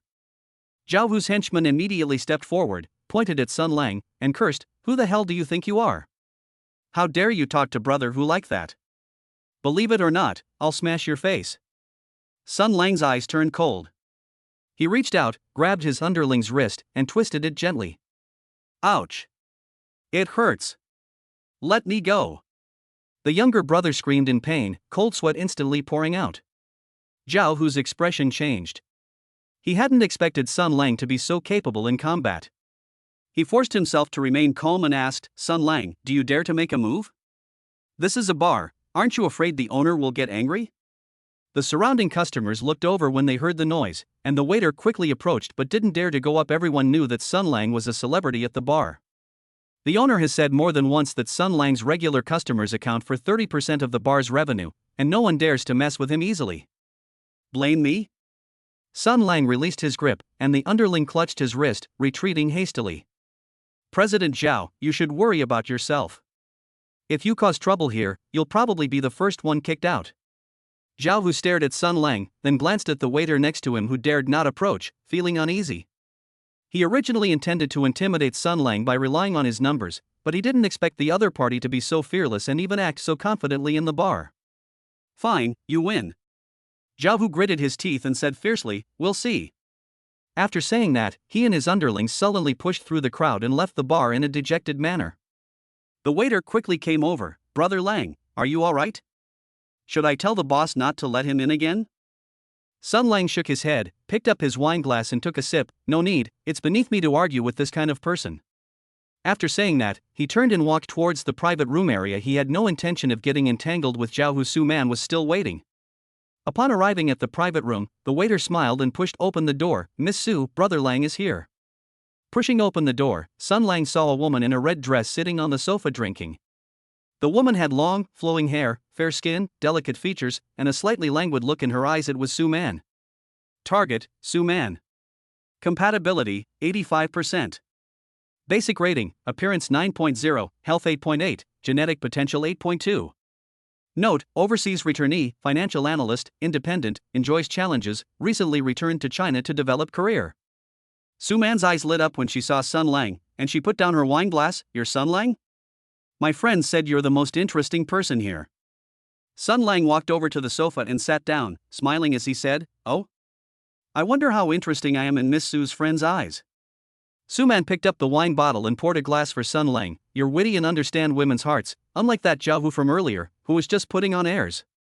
Sun Lang took the wine glass and gently touched it to hers. "So, Miss Su, what do you think of me compared to him?" Su Man blinked, leaned closer, and a fragrance wafted over her. "I don't know yet, but I think you won't disappoint me."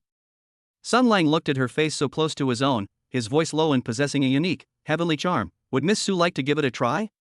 His voice was gentle and magnetic, and Su Man instantly felt her heart race and her cheeks flush. "How, do you want to try?" Su Man's eyes were unfocused, and her breathing was a little rapid. Sun Lang gently held Su Man's hand, feeling the warmth on his fingertips. "I will use my own methods to help Miss Su forget all her troubles." Looking into Sun Lang's deep eyes, Su Man nodded. "Okay, I believe you." Sun Lang smiled and reached out to dim the lights in the private room, then turned on some soothing music. He supported Su Man's waist, helped her lean against the sofa, and slowly leaned down to kiss her lips. Su Man closed her eyes and responded enthusiastically, hugging Sun Lang's neck tightly with both hands. Sun Lang's movements were both gentle and powerful. The explosive power and endurance granted by the King of Soldiers' physical fitness pill allowed him to move with ease and composure. The enhancement of his golden kidneys made him even more formidable. He gently removed Su Man's dress, his fingertips tracing her smooth skin, sending a shiver down his spine. Su Man's breathing became more and more rapid, her body trembled slightly, and she let out a pleasurable moan. Her angelic voice constantly stimulated her senses. Man, relax, leave it to me." Sun Lang looked at the unconscious Su Man, smiled helplessly, and picked up the blanket next to him to cover her. He's been doing this lately, accidentally knocking women unconscious. The combination of the King of Soldiers' physical fitness pill and the golden kidney is just too powerful. He sat down to rest for a while, helped Su Man tidy her clothes, and was about to call a waiter in to help look after her when his phone suddenly rang. It was Su Qing calling. Sun Lang quickly answered the phone, lowering his voice. "Hello, Qing, what's wrong?" "Sun Lang, where are you?" "Lin Wan, Zhaoya, and I are waiting for you at the bar entrance." Su Qing's voice was filled with excitement. Sun Lang was taken aback. Why are you here? Didn't I tell you to rest at home? Pregnant women shouldn't be running around. We were bored at home, so we thought we'd come to the bar to see you and brought you some food, Su Qing said with a smile. Come out quickly, we're waiting for you. Sun Lang sighed helplessly. All right, I'll be right there. You guys wait for me at the door and don't wander off. After hanging up the phone, Sun Lang called over a waiter and repeatedly instructed him, take good care of the young lady inside. Don't let any outsiders in. Let me know when she wakes up. The waiter nodded. Don't worry, Brother Lang, I'll definitely keep an eye on things. Sun Lang straightened his clothes, walked out of the private room, and headed towards the bar entrance. As soon as I reached the door, I saw Su Qing, Lin Wan, and Jiaya standing under the streetlights, carrying insulated containers. Sun Lang felt a warmth in his heart and quickened his pace to walk over. Why didn't you wait in the car? It's windy outside. We wanted to see you as soon as possible. Su Qing smiled and handed over the thermos. I brought you some soup, drink it while it's hot. Lin Wan smiled and said, I made this soup myself, and I added ingredients that replenish qi and blood, which is suitable for your current physical exertion. Jiaya took out a wet wipe from her bag. Wipe your hands first. You look a little tired. Were you too busy tonight? Sun Lang took the thermos and looked at the 3 pregnant women in front of him who were still thinking of him. His heart was filled with tenderness. He opened the thermos, and a rich aroma of soup wafted out. He took a sip, and warmth instantly spread throughout his body. It tastes really good, you've worked hard. Sun Lang said with a smile, come on, let me take you to the booth over there to sit for a while, don't let the wind blow on you here. Su Qing nodded, took Sun Lang's arm, and Lin Wan and Jiaya followed beside her. The group chatted and laughed as they walked into the rest area next to the bar. Sun Lang knew that the excitement tonight was not over yet, but with these 3 women around, he was not happy no matter how lively it was. Ding! The host has established a close connection with Su Man, and has been rewarded with a cash bonus of 400,000 yuan, which has been deposited into the host's bank account. The system notification sounded in his mind, and Sun Lang's smile widened. Tonight was truly a double celebration. Chapter 25, Warmth in the Bar and a Promise for Tomorrow. Sun Lang led Su Qing, Lin Wan, and Jiaya into the bar's lounge area and beckoned to a waiter. Tidy up the booth by the window and get 4 sets of clean, warm bowls and chopsticks. As soon as the waiter responded, Su Qing tugged at his sleeve, don't trouble others, we brought our own bowls and chopsticks, which we just wiped at the villa. As he spoke, he took out 3 porcelain bowls printed with daisies and a pair of wooden chopsticks. The edges of the porcelain bowls still carried a faint warmth. Lin Wan placed the thermos on the table and opened the lid with a smile. I specially stewed a little extra in the villa's kitchen. You can drink it during your work breaks to replenish your energy.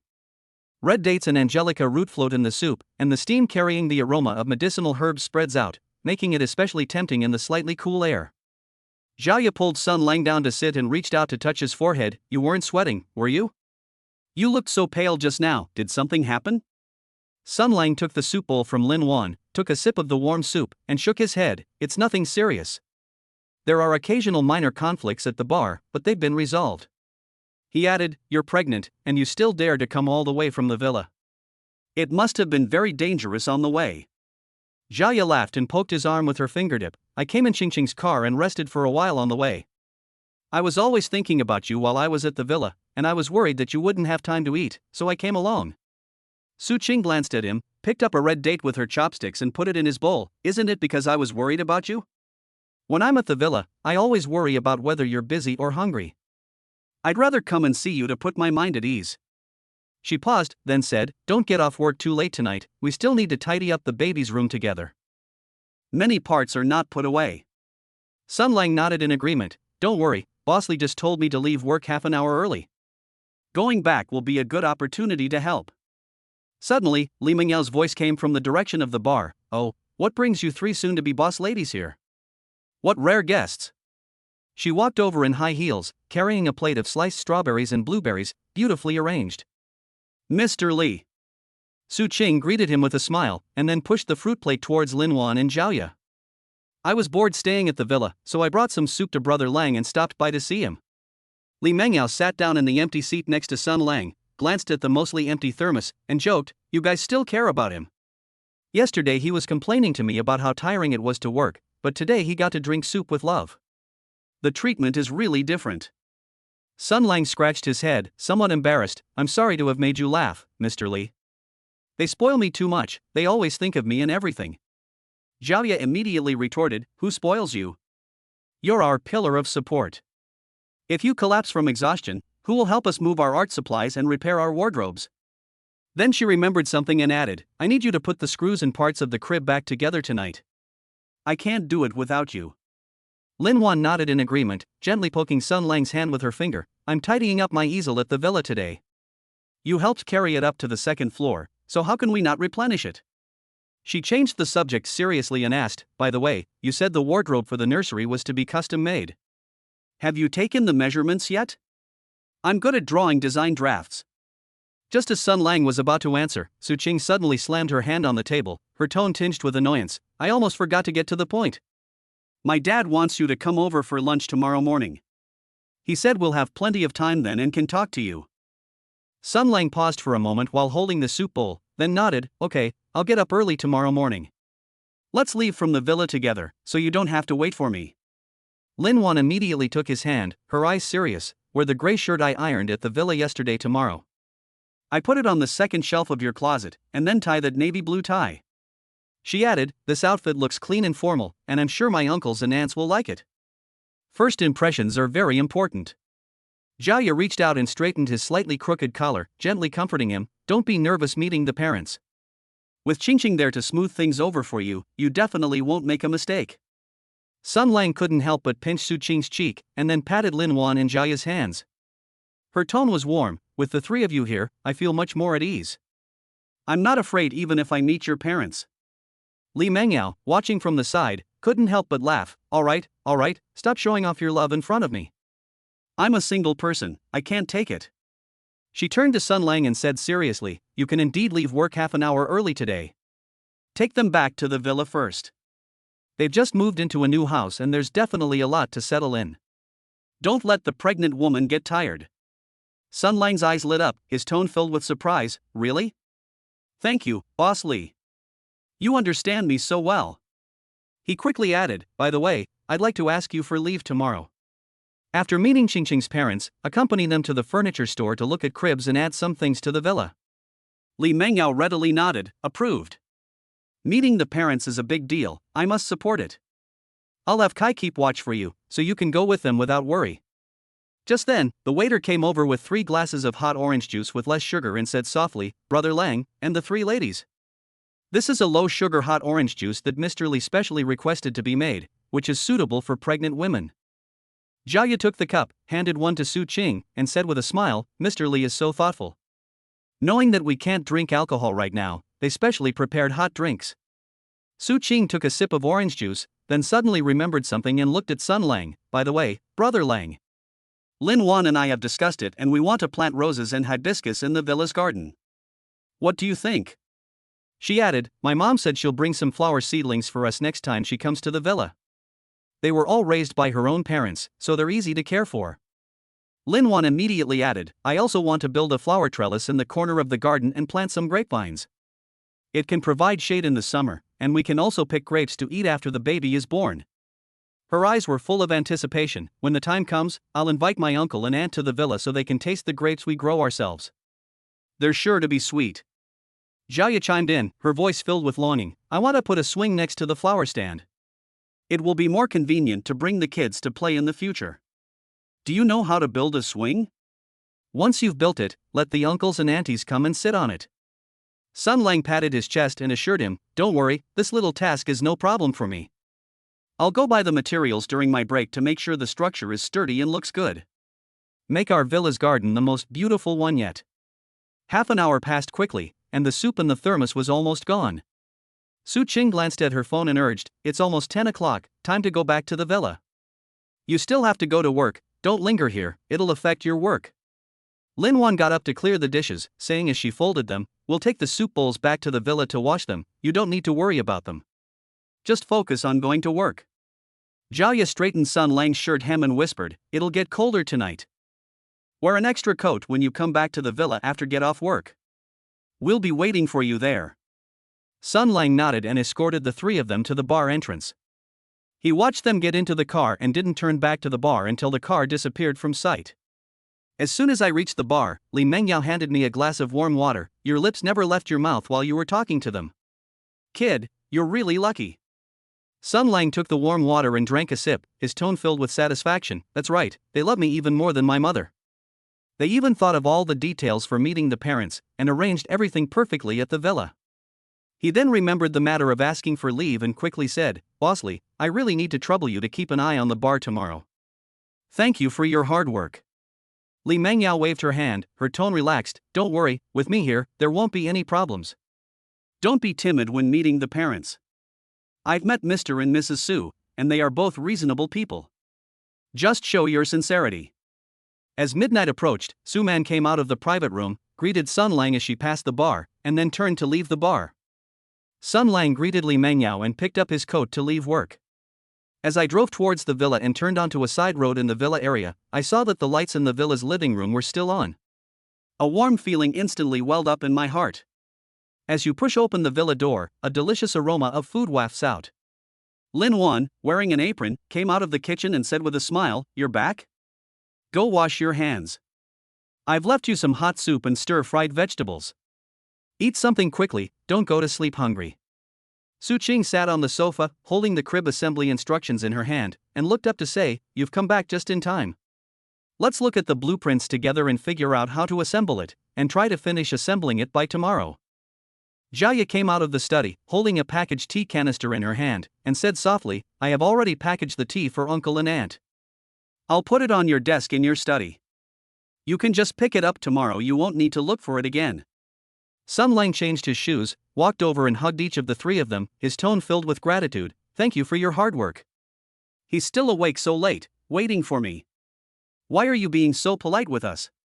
Su Qing pulled him to sit down on the sofa and handed him the soup bowl. Drink your soup quickly, it won't taste good when it gets cold. After you finish, let's tidy up the nursery together. Get some rest, we're going to my parents' house tomorrow. Sun Lang held the hot soup bowl, looking at the three busy women around him, and felt a strong sense of belonging. By the time they finished tidying up the nursery, it was already past midnight. The four of them washed up and went back to their room to rest. Sun Lang lay in bed, thinking about meeting his parents tomorrow, and couldn't help but smile. The next morning, Sun Lang woke up before 7 o'clock and finished washing up.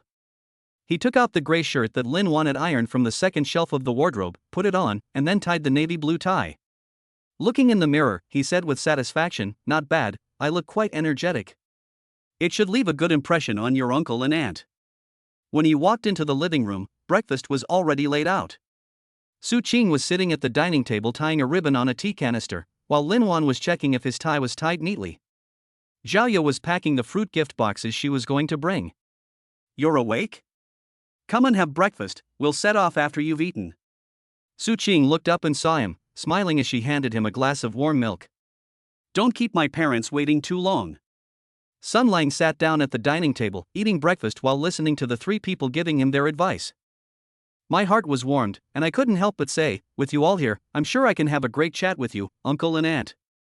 I'm not nervous at all.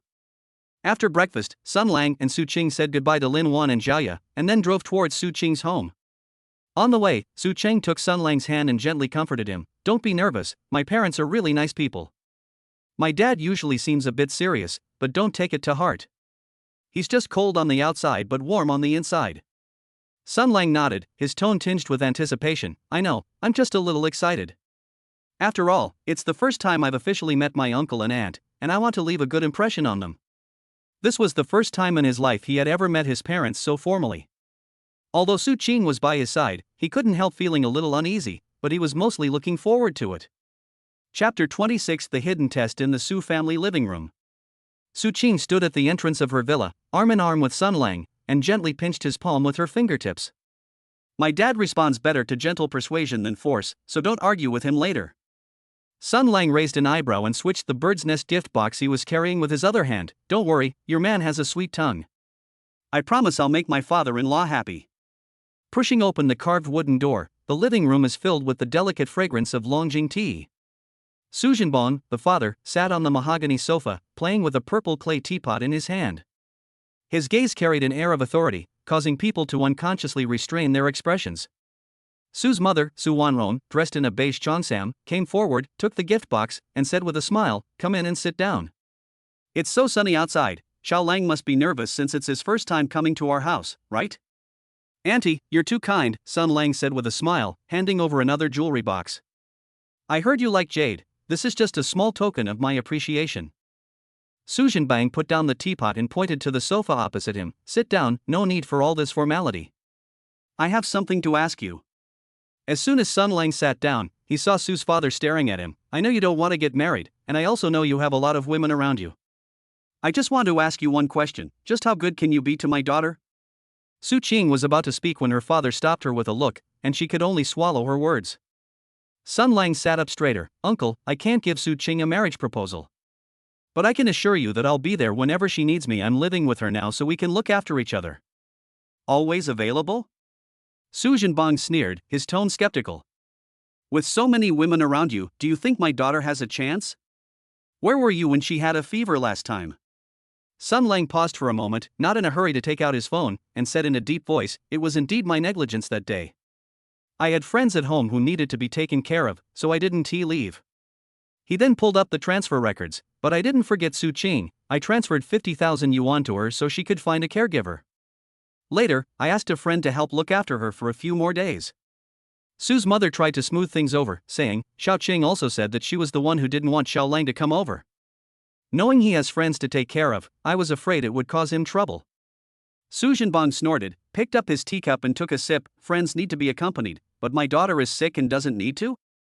I don't care how you arrange things. If I find out you've wronged Xiao Qing, I won't let you off the hook."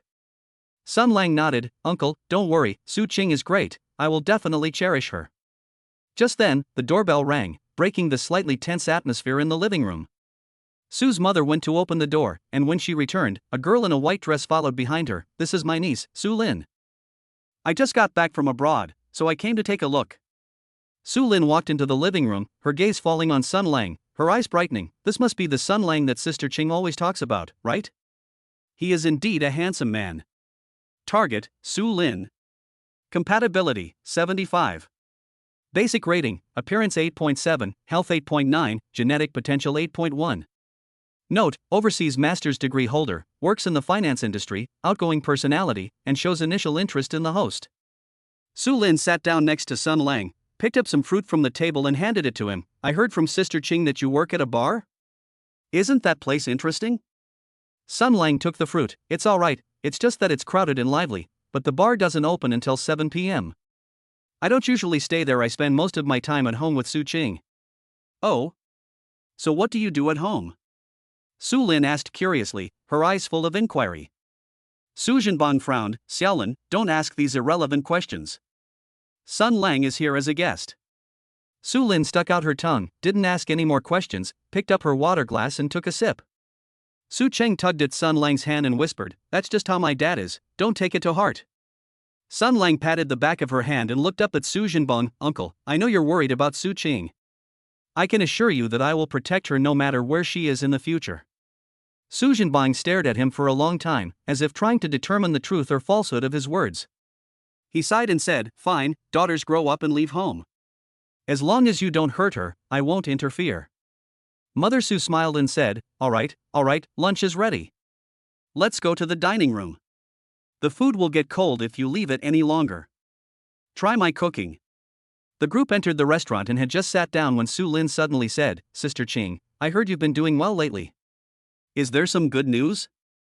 Su Qing paused for a moment, then smiled and nodded. "It's alright, I've been in a good mood lately. Living with Sun Lang is reassuring. There aren't many worries." Su Zhenbang and his mother exchanged a glance, then didn't ask any more questions. They simply put a piece of pork rib on Su Qing's plate. "Eat more. You've lost weight lately.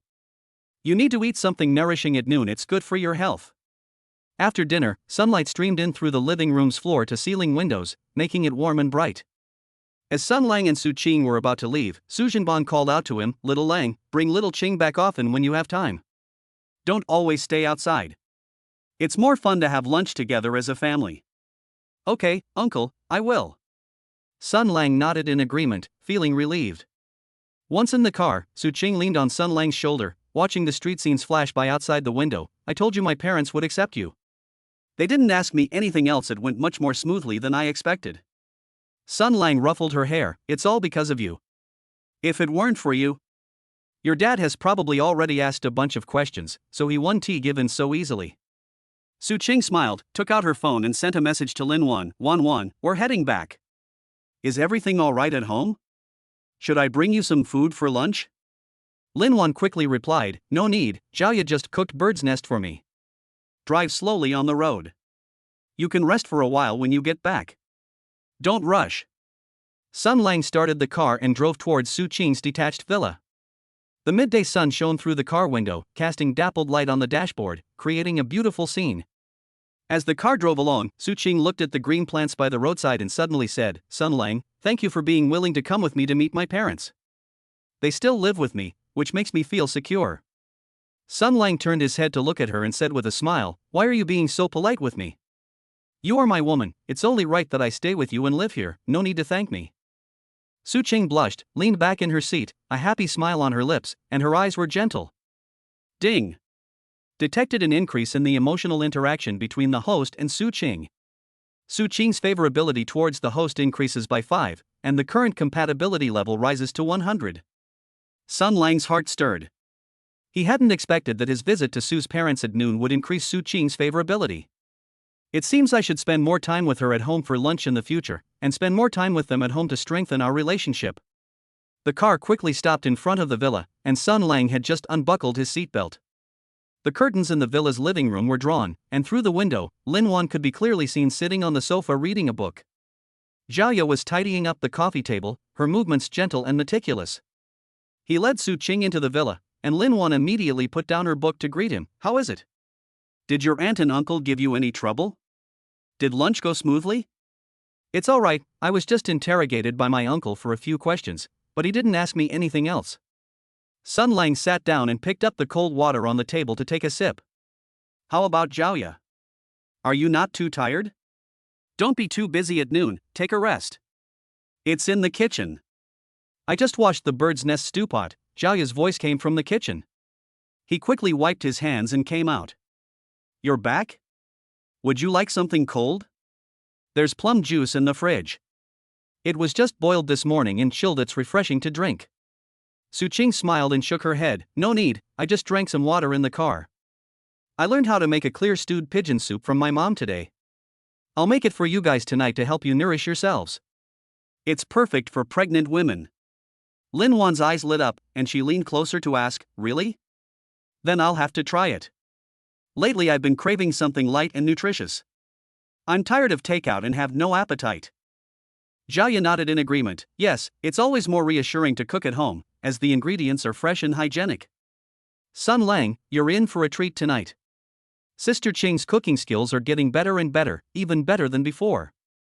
Sun Lang raised an eyebrow and reached out to ruffle Su Qing's hair, then I must thank Chef Su in advance. But since you're pregnant, don't overdo it cooking dinner. I'll help you out, more people means more help. Su Qing slapped his hand away and said with a smile, we don't need your help.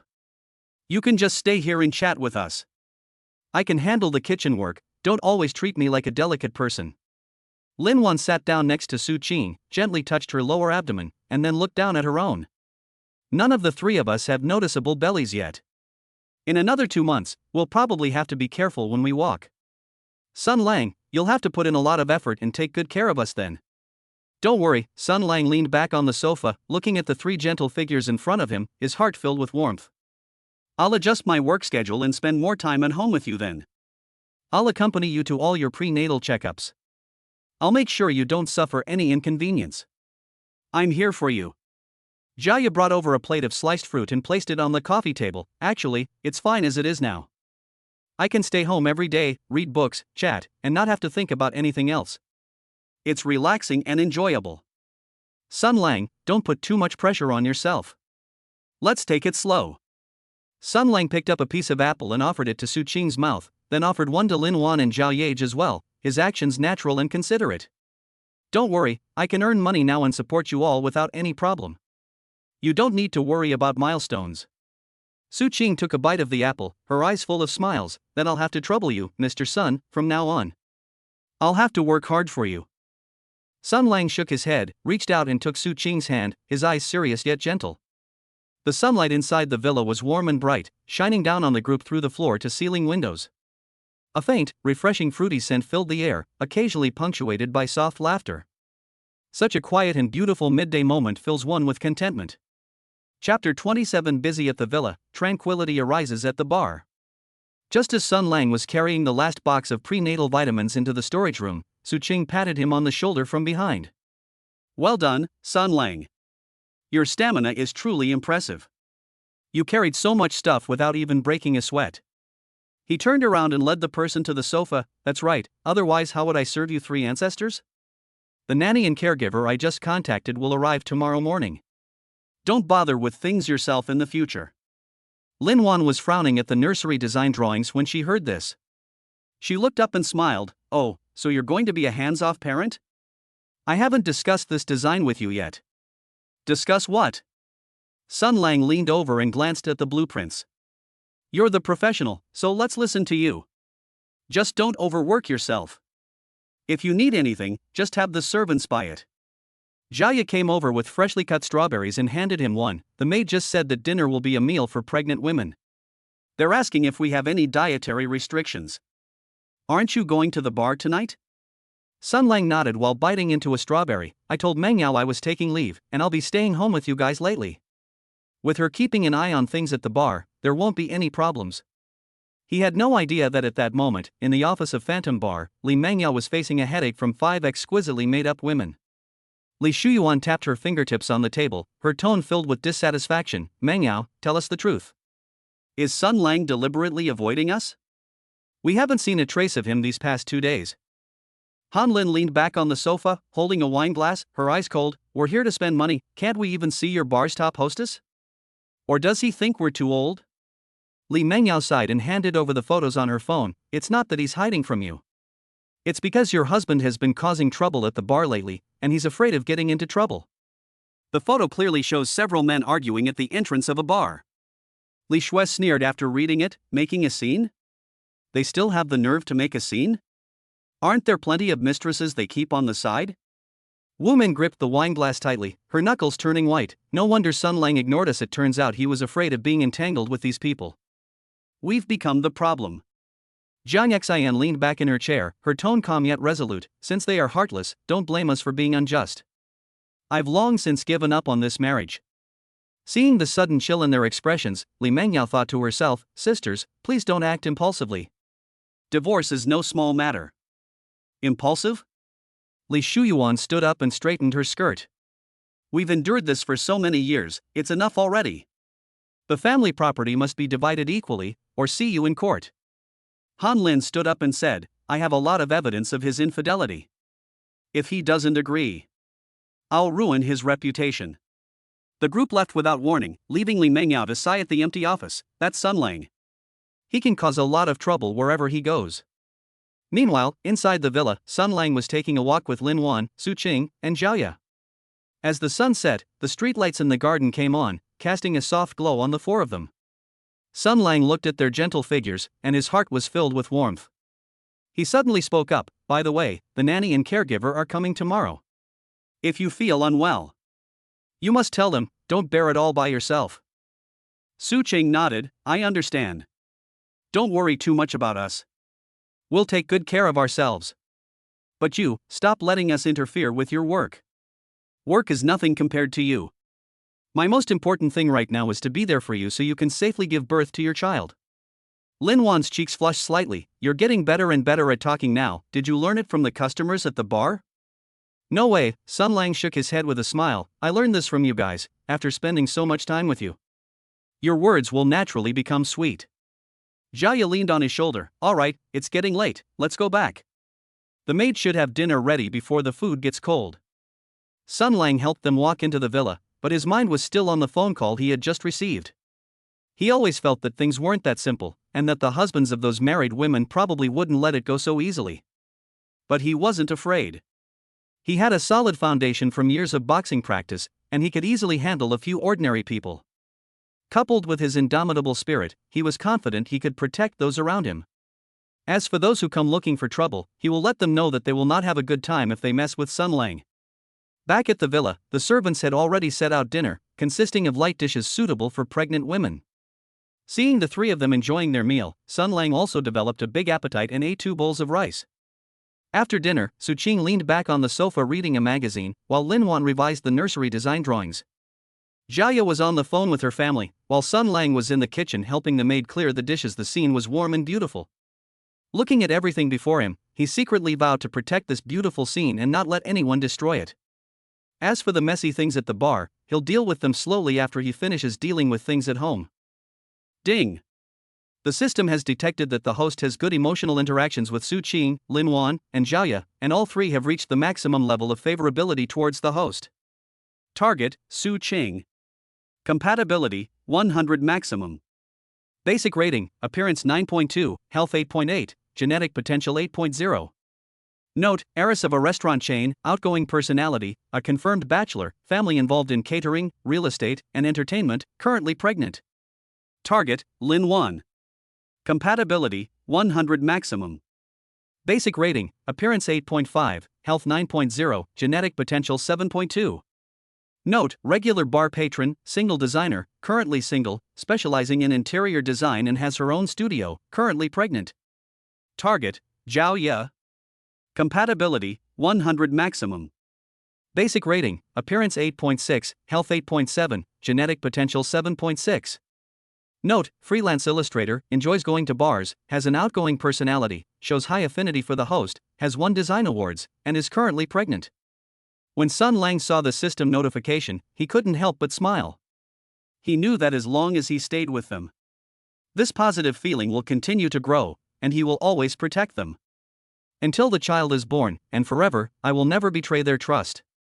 As night deepened, the villa gradually quieted down, and Su Qing, Lin Wan, and Jiaya were already fast asleep. Sun Lang sat on the sofa in the living room, looking at the moonlight outside the window, his mind filled with many thoughts. He thought of Li Mengyao in the bar, and the husbands of those married women who came looking for trouble. I thought of the more than 10.4 million yuan in my bank account, and the changes that made me feel better and better. He stood up, walked to the window, looked at the garden under the moonlight, and his heart was filled with hope. He believed that as long as he persisted, he would definitely achieve his goal. Living a happy and fulfilling life with the people around you, without any more worries. Meanwhile, in the bar, Li Mengyao was still dealing with the mess she had made during the day. She looked at the message on her phone from Li Shuyuan that the divorce was successful and shook her head helplessly. She knew this wasn't over yet, and the bar would probably get even more lively from now on. But she had no choice but to take it one step at a time and hope that Sun Lang would come back soon. Help her deal with these troubles. After all, Sun Lang is the key figure in the bar. Without him, the bar would be much less fun, and there would be far fewer customers. Sun Lang was unaware of what happened next at the bar. His mind was now filled with thoughts of the three women beside him. He walked to the bedroom door, gently pushed it open, and looked at the three sleeping people with a gentle smile on his face. He gently closed the door, returned to the living room, and continued to ponder his future plans. He thought about it for a long time and finally came up with an idea: he could stay home with them during the day. I work at a bar at night so I can take care of my family without neglecting my work. You can also meet more people, which is a win-win-win situation, and it couldn't be more perfect. As night deepened, the villa became so quiet that only the sound of breathing could be heard. Sun Lang leaned back on the sofa and gradually fell asleep, a smile still lingering on his lips. Chapter 28, Old Enemies Meet at the Party, Wine Helps New Romance Begin. The crystal chandeliers at the Phantom Bar were dazzling, and Sun Lang, dressed in a custom-made suit, stood backstage. Holding the script in my hand, I could hear the lively chatter of the guests. Li Mengyao walked over and patted him on the shoulder. Don't be nervous, it's just a customer appreciation party. Just use the same energy you have when chatting with customers. Sun Lang loosened his tie and laughed. Who's nervous? I'm just thinking about how to liven things up later. You're not happy about making more money? You're so sweet talking. Li Mengyao rolled her eyes at him. By the way, there were quite a few customers today. Some of them are from your old company, so be careful and avoid conflicts. Sun Lang raised an eyebrow. My old company? Which one? I've almost forgotten, I don't remember much. He had barely finished speaking when the stage lights came on, so bright that people couldn't open their eyes. He straightened his suit, walked onto the stage, and his familiar, magnetic voice resonated throughout the venue through the microphone. Good evening, everyone. Welcome to the customer appreciation party at Phantom Bar. Thunderous applause and cheers erupted from the audience. Sun Lang glanced at the audience. Suddenly, I froze in the corner. A man in a suit was talking to a woman with his arm around her. The man was Zhang Lei, the former director of his company, whose eyes still held an arrogant look. The woman he was embracing was his former colleague, Lin Yu, who looked somewhat uncomfortable. Sun Lang sneered inwardly, but remained outwardly calm, continuing to host the program in a natural tone. Halfway through the party, Sun Lang stepped off the stage to rest. He had just walked to the bar and wanted to have a drink to relax. He saw Lin Yu walking towards him with a surprised smile on her face and light steps. Sun Lang? It really is you. What are you doing here as a host? Lin Yu's tone was excited, her eyes filled with surprise, unable to believe her eyes. Sun Lang poured her a glass of wine and handed it to her. What? Are you the only ones allowed to come and spend money? You don't allow me to work here? That doesn't make sense. Lin Yu took the wine glass and smiled sheepishly. No, I just find it too unexpected. You were doing well at the company before, so why did you resign? Resign? Sun Lang raised an eyebrow, his tone laced with sarcasm. I was fired, have you forgotten? Lin Yu was stunned for a moment, then looked embarrassed. I'm sorry, I didn't mean to. Director Zhang, he also had his difficulties at the time. How is he? Sun Lang interrupted her, his tone sarcastic. He's still the same as before. Does he like to touch female colleagues inappropriately and use his position to bully them? Lin Yu lowered her head, remained silent, her eyes filled with grievance, and her fingers gripped the wine glass tightly. Sun Lang looked at her, and his heart suddenly softened. He sighed and said, forget it, it's all in the past. Let's not talk about him anymore. Why are you here today? Did you come with Zhang Lei? I came with Director Zhang. He said we're here to discuss business, Lin Yu said, looking up with a hint of anticipation in her eyes. How's the pay here now? Is it better than before? Not bad, much better than before at the company, Sun Lang smiled, his tone relaxed.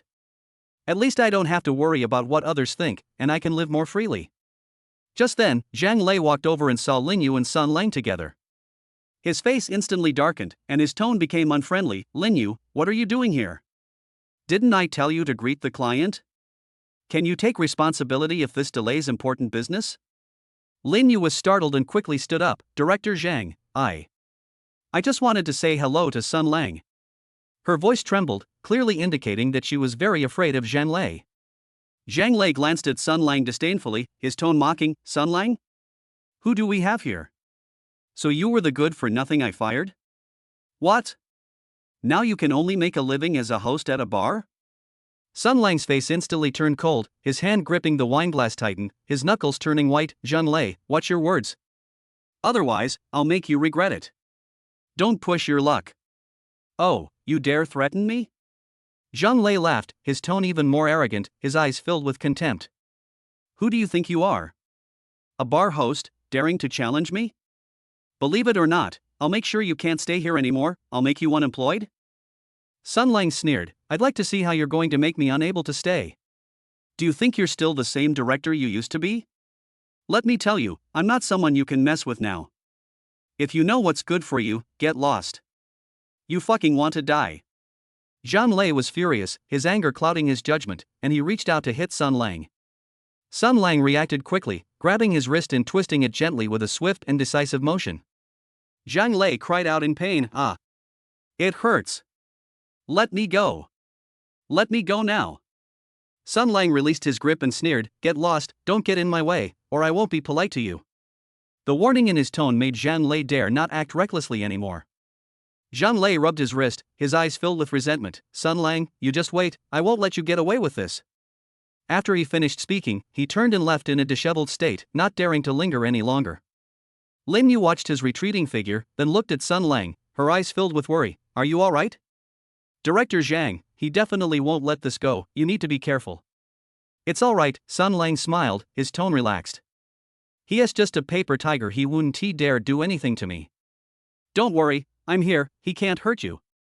Lin Yu looked at him with eyes full of admiration. You've become so amazing, you're different from before. Her tone was appreciative, and her eyes sparkled. Sun Lang's heart stirred. He looked at Lin Yu and suddenly remembered the system. He concentrated and, sure enough, saw the system scan panel. The information was clear. Target, Lin Yu. Compatibility, 88%. Basic rating, Appearance 9.1, Health 9.0, Genetic Potential 8.5. Note, former company employee, gentle personality, oppressed by her boss, has feelings for the host, single. Sun Lang looked at the scanning panel and was surprised. He hadn't expected Lin Yu's basic score to be over 90. No wonder Zhang Lei had always harbored ill intentions towards her. It turns out he was after her qualities. He smiled and said gently, people always change. After experiencing certain things, they will always grow. I used to be too weak, which is why I was bullied. I won't be anymore. Lin Yu looked at him, her eyes full of tenderness. I knew you weren't an ordinary person, back when we were at the company. I've always thought you were very talented, but you just hadn't had the right opportunity. Now you've finally made it. Now I've met you, Sun Lang said, holding her hand, his palm warm. And I've met you too. Lin Yu's cheeks flushed slightly. She lowered her head, a shy smile on her lips, her heart racing. After the party, Sun Lang escorted Lin Yu home and walked to the hotel entrance. Lin Yu suddenly stopped and looked up at him, her eyes hesitant yet expectant. Sun Lang, I don't want to go back. Sun Lang's heart skipped a beat. He looked at Lin Yu and said gently, shall we go upstairs and get a room to chat? His tone was tentative, as if he was afraid of being too forward with her. Lin Yu nodded, her eyes full of anticipation, and said softly, okay. The two entered the hotel and booked a room, which was softly lit. An ambiguous atmosphere filled the air, stirring up ripples in one's heart. Sun Lang poured a glass of red wine and handed it to Lin Yu, then sat down next to her and gently took her hand. Were you often bullied by Zhang Lei when you worked at the company? What terrible things did he do to you? Lin Yu took a sip of red wine, nodded, her eyes reddening, and her voice choked with sobs. He always lays his hands on me. He even threatened me, saying that if I didn't cooperate, he would fire me. I had no choice but to endure it. I'm struggling alone in the city, I can't be without a job. Sun Lang tenderly pulled her into his arms and gently patted her back. It won't happen again, I'm here for you. No one will dare to bully you. I will protect you and never let you suffer again. Lin Yu leaned against him, tears streaming down her face, soaking his shirt. Sun Lang, thank you. It's so good to have met you. Finally, someone can protect me. Sun Lang gently stroked her hair, his voice tender. I'm also very happy to have met you, to be able to protect you. He lowered his head and kissed Lin Yu's lips gently. Lin Yu did not resist. Instead, she responded by wrapping her arms around his neck. The temperature in the room rose higher and higher, and the two of them began to breathe more and more rapidly. Sun Lang gently unbuttoned Lin Yu's clothes, his movements tender and delicate, as if afraid of hurting her. Lin Yu closed her eyes, feeling his touch, her body trembling slightly with anticipation. Moonlight streamed through the gaps in the curtains, bathing the two of them in a warm and intimate atmosphere. After an unknown amount of time, the room finally fell silent, with only the sound of their heartbeats remaining. Lin Yu leaned against Sun Lang's chest, a satisfied smile on her face, her eyes gentle. Sun Lang, I like you. The voice wasn't loud, but it was firm. Sun Lang hugged her tightly, his voice gentle. I like you too, Lin Yu, I like you a lot. Just then, a system notification sound rang out, breaking the silence of the room. Ding! The host has established a close connection with Lin Yu, and the interaction quality is extremely high. A cash reward of 1 million yuan has been deposited into the host's bank account. Sun Lang was pleasantly surprised. He hadn't expected the reward to be 1 million yuan, much more than before. He looked at Lin Yu in his arms, smiled, and kissed her forehead. Sleep well, I'll take you out to play tomorrow. I'll take you out for a delicious meal to make up for the suffering you've endured. Lin Yu nodded, closed her eyes, and quickly fell asleep with a smile on her face. Looking at her sleeping face, Sun Lang felt a surge of warmth in his heart. He thought of Zhang Lei, and a hint of coldness flashed in his eyes. He knew that Zhang Lei would not let this go, but he wasn't afraid, not now. He has the ability to protect himself and those around him, and he will not hesitate to take action if Zhang Lei dares to cause trouble. He gently stroked Lin Yu's hair, secretly vowing to make her happy. We will not let her suffer any more grievances, and we will give her a warm place to lean on. As night deepened, the room became so quiet that only the two of them could be heard breathing. Looking at the moonlight outside the window, Sun Lang was filled with hope. He believed that as long as he worked hard, you will definitely have more happiness, and there will be more people around you who are worth cherishing. Meanwhile, inside the bar, Li Mengyao was sorting out the day's accounts, looking at the numbers in the ledger. She smiled, secretly glad that keeping Sun Lang with her was the right thing to do. With him around, the bar's business improved, attracting more and more customers and increasing its revenues several times over. Sun Lang held Lin Yu and gradually fell asleep. Chapter 29, The Mystery of Pregnancy resolved, but a storm of rumors rises. Morning light streamed through the gaps in the hotel curtains, falling on the disheveled bed. Lin Yu sat up, rubbing her swollen eyes. Her hair still smelled of last night's alcohol. She raised her hand and pressed her temples. The effects of the alcohol Zhang Lei had given her last night hadn't completely worn off, and her head was still a little dizzy. Sleep a little longer? There are still 2 hours before work. I'll ask the waiter to bring breakfast up. Sun Lang put his arm around her from behind, his chin resting gently on her shoulder. Lin Yu shook her head, turned to look at him, a hint of weariness in her eyes. No, Zhang Lei has an early meeting today. If I'm late I'll definitely get scolded in public. Mentioning Zhang Lei, Sun Lang frowned instantly, his fingers unconsciously tightening. Yesterday he brought you to the bar to discuss business and even wanted you to drink with his business partners. You can't tolerate this kind of person anymore. I know he went too far, but jobs are hard to find these days, and I still need this salary to pay rent. Lin Yu sighed, threw off the covers, and walked barefoot into the bathroom. Looking at her slender figure, Sun Lang felt a pang of sadness and took out his phone to order her a bowl of hot porridge. After quickly tidying up, the two parted ways downstairs at the hotel. Lin Yu took the hot porridge handed to her by Sun Lang and hurried towards the subway entrance, afraid of missing the morning rush hour. Sun Lang stood there, watching her disappear into the crowd before taking a taxi back to Su Qing's villa. On the way, he leaned against the car window in a daze, his fingers unconsciously tapping his knee. Su Qing, Lin Wan, and Jaya are all pregnant. Why is there no sign of anyone else? Could there be something wrong with him? The more he thought about it, the more confused he became, until the taxi stopped in front of the villa and he came to his senses.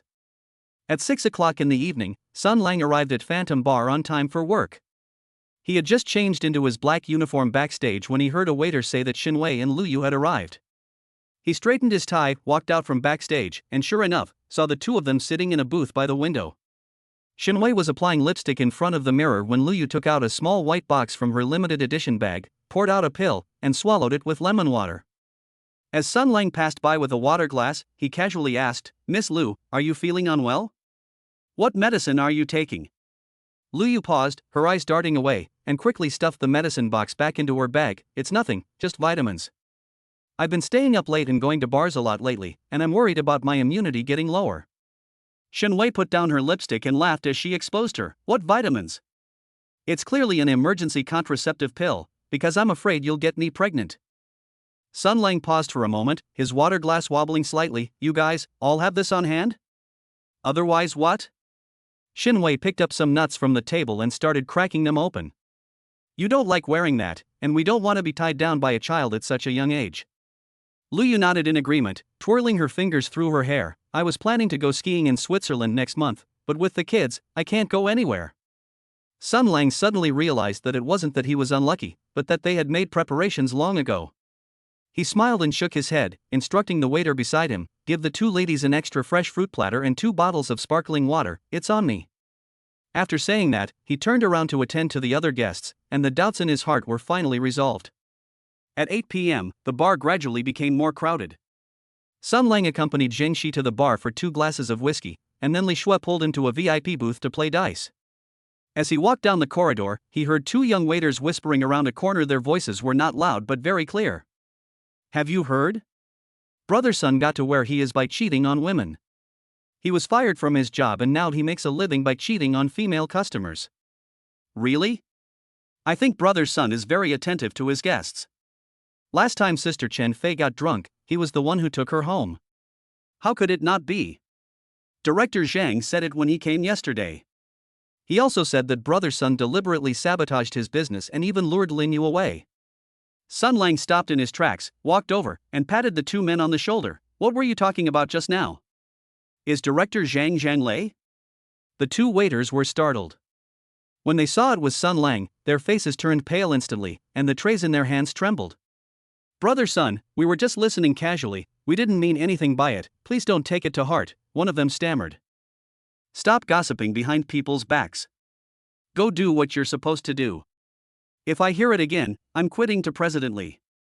Sun Lang waved his hand, and the two quickly slipped away with their trays. Bartender Zhe leaned over and whispered, "Brother Sun, a lot of people have been talking badly about you lately. Some even say you cheated Sister Chen Fei out of her money and that she bought you a sports car." Don't listen to their nonsense. Sun Lang took the cocktail from a Zhe and swirled it gently. Sister Chen Fei only gave me a watch, not a sports car. He was carrying a cocktail, preparing to deliver it to Shen Wei, when he saw Zhang Lei walk in with two men in black suits as he approached the booth. Zhang Lei's hair was slicked back and shiny. He was wearing a custom-made suit. As soon as he entered the bar, he looked around and walked straight over to Sun Lang. Sun Lang, making a living by sabotaging other people's businesses and abducting their employees, you seem pretty good, huh? Zhang Lei said with his hands in his pockets, his tone full of sarcasm. I didn't sabotage your business. Lin Yu herself didn't want to drink with you and came with me voluntarily. Sun Lang put the cocktail on the table, his eyes turning cold. You dare to say that? Zhang Lei was furious, pointing his finger at Sun Lang. If it weren't for you yesterday, I would have already finalized the deal with the partner. You ruined everything. The two men he brought stepped forward, staring fiercely at Sun Lang, their hands clenched into fists. Kid, watch your mouth, don't push your luck. Want to make a move? Sun Lang's lips curled into a disdainful smile. This is Phantom Bar, not a place for you to run wild. Try making a move, okay? Zhang Lei pressed down on the man beside him, took a deep breath, and said with a sneer, I won't argue with you. Sooner or later, I'll make sure you can't stay in Jiangqing anymore, and no one will dare to hire you. After saying that, he turned and left with the two men, deliberately bumping into the waiter next to him as he went. Li Mengyao happened to be patrolling the area when she saw this scene. She handed him a bottle of chilled beer and said, Don't bother with this kind of person. He's just upset about losing face. I'm not angry with him, I'm worried he'll go back and cause trouble for Lin Yu. Sun Lang pulled the tab, took a big gulp, and the coolness of the beer couldn't quell his anger. Then keep a close eye on Lin Yu's situation. If anything happens, let me know anytime, and I'll help you figure something out. Li Mengyao patted his shoulder and turned to get busy. At 3 a.m, after the bar closed, Sun Lang sat at the empty bar counter and took out his phone to call Lin Yu. The phone was answered after 3 rings, and Lin Yu's voice sounded noticeably tired. Hello, Sun Lang, why are you calling so late? Did Zhang Lei cause you any trouble today? Sun Lang asked, his voice full of worry as he held his phone. There was a moment of silence on the other end of the phone before Lin Yu's aggrieved voice came through. Yeah, during the morning meeting, he deliberately scolded me in front of everyone for being a traitor, and said he would never take me to do business again. He wouldn't dare. Sun Lang stood up abruptly. I'll go to his company tomorrow and talk to him. If he dares to fire you, I'll help you find a new job that's 100 times better than his crappy company. Don't go. Lin Yu hurriedly stopped him. He's in a bad mood right now. Your going will only make things worse. I'll just have to hold back a little longer. Sun Lang knew that Lin Yu didn't want him to worry or lose her job, so he had no choice but to compromise. Then you should be more careful. If he dares to bully you, you must tell me. Okay, you should get some rest too, don't overwork yourself, Lin Yu said softly.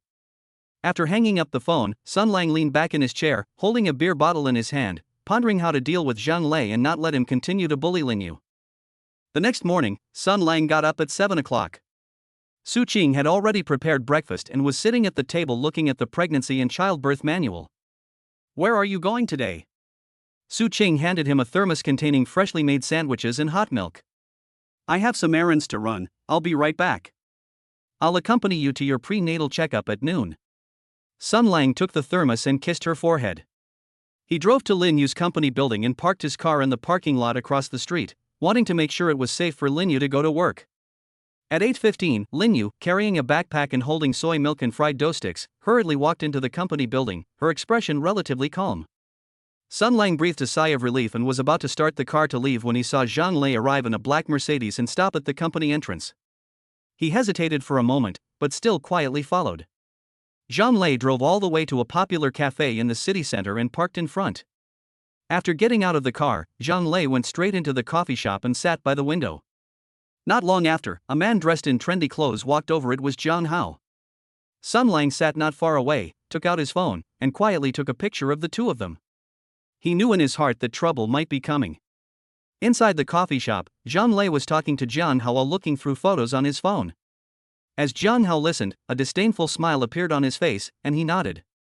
Chapter 30, The Rich Second Generation's Provocation, New Love and Old Grudges Intertwined.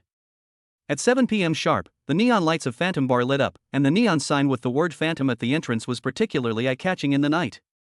Sun Lang had just changed into his black uniform when he saw Jiang Hao walk in with 4 bodyguards. The group of people were dressed in black suits, their leather shoes making a dull thud on the floor. Jiang Hao walked straight to the bar and slammed a stack of cash on the counter. "Give me 10 bottles of Royal Salute, and call over your best bartender." Bartender Zhou was wiping glasses when he glanced at Sun Lang and whispered, "Brother Sun, this is coming for you, isn't it? Should we tell Sister Yao?" Sun Lang chuckled, a cigarette dangling from his lips, and stubbed it out in the ashtray. "Don't rush, I'll go meet him first." "If I really can't handle it, then I'll ask Sister Yao."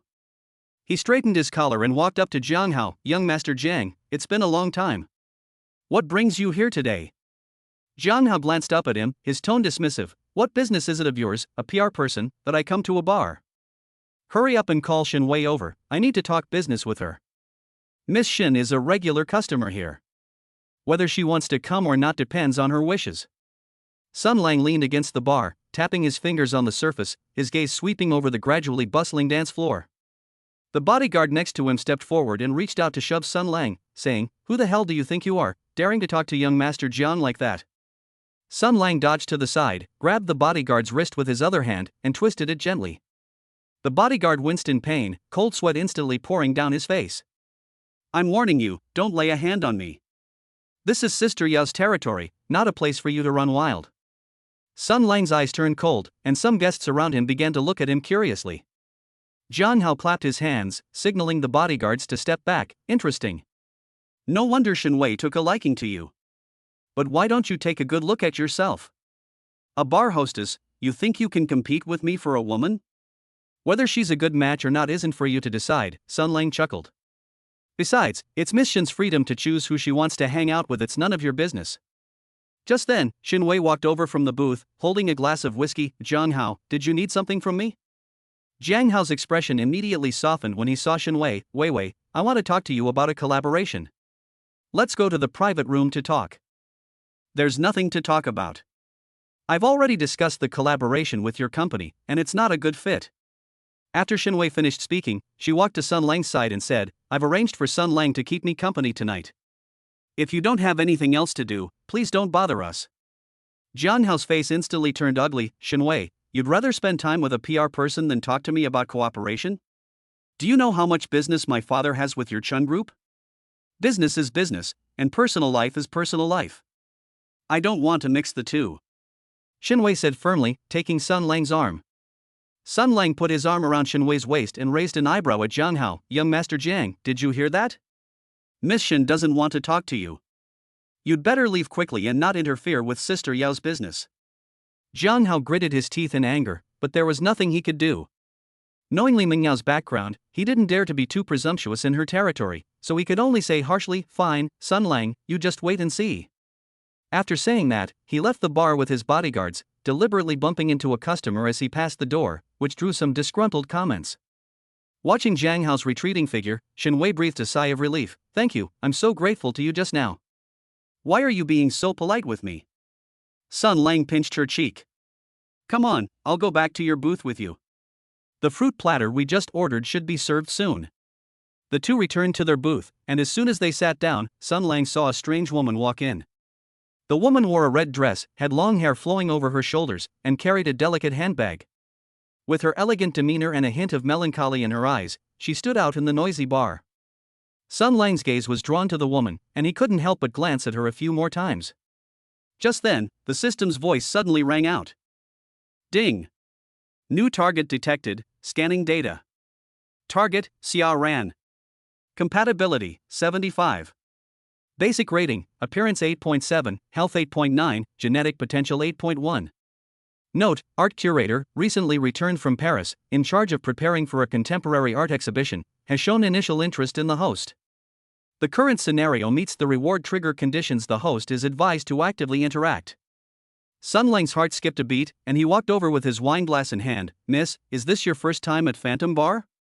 Xia Ran looked up at him and nodded. "Yes, a friend recommended this place to me, saying the atmosphere here is nice."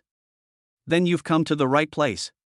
We have a live singer performing at 10 p.m., and the quality is very high. Sun Lang sat down opposite her. My name is Sun Lang. I'm in public relations here. If you need any help, just let me know. Xiaoran smiled, revealing 2 shallow dimples. My name is Xiaoran. I just came back from Paris and I'm not very familiar with Jiangqing's nightlife yet. It's okay. If you want to come to a bar in the future, you can ask me to go with you. I guarantee you'll have a great time. Sun Lang waved to the waiter and said, "Bring this lady a blue enchantress drink, it's on me." Xiaoran took the cocktail from the waiter and took a small sip. It tastes good, thank you. The two started chatting, from art exhibitions in Paris to the domestic art market, and found they clicked more and more. Sun Lang discovered that Xiaoran was not only beautiful, but also had unique insights into art and a cheerful personality, making it very comfortable to chat with her. During the performance, a resident singer took the stage, and the melodious singing echoed in the bar. The two would occasionally stop to talk and listen to the songs quietly, creating a particularly harmonious atmosphere. Before she knew it, it was already 1 in the morning. The number of customers in the bar was gradually decreasing. Xiaoran looked at her watch. It's getting late, I should go home. Sun Lang stood up. Let me take you home. It's so late, it's not safe for a girl to be alone. Xiaoran hesitated for a moment, then nodded. Okay, then I'll trouble you.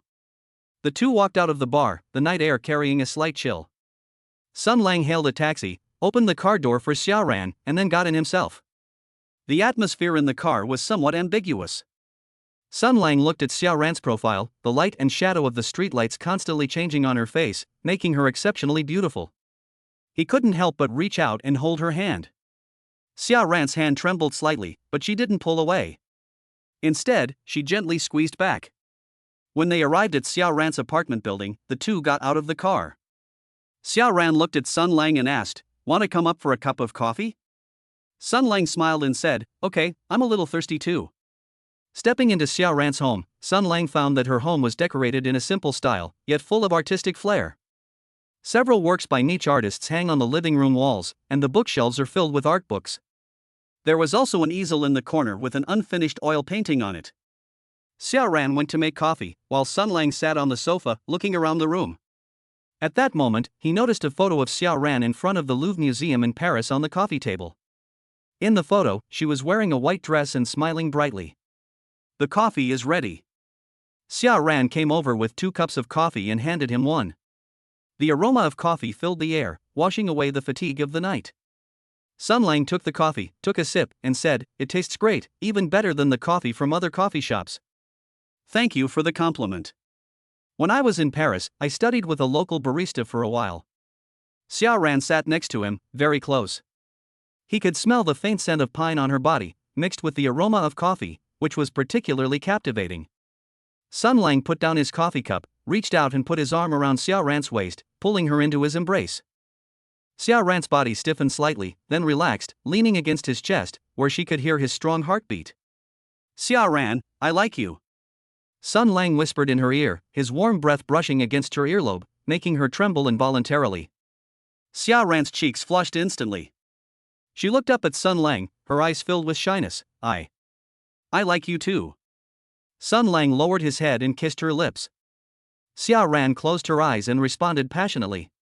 Their kiss grew more intense, and their hands began to wander. Sun Lang's hand moved up Xiaoran's dress, feeling her smooth skin, and the desire in his body was instantly ignited. Xiaoran also reached out and unbuttoned Sun Lang's shirt, stroking his firm chest. The warmth from her fingertips made her heart race. The two embraced and walked into the bedroom, their clothes falling to the floor one by one. Sun Lang carried Xiaoran to the bed and gently kissed her body, from her forehead to her toes, leaving no place untouched. Xiaoran's breathing became more and more rapid, and her body began to heat up.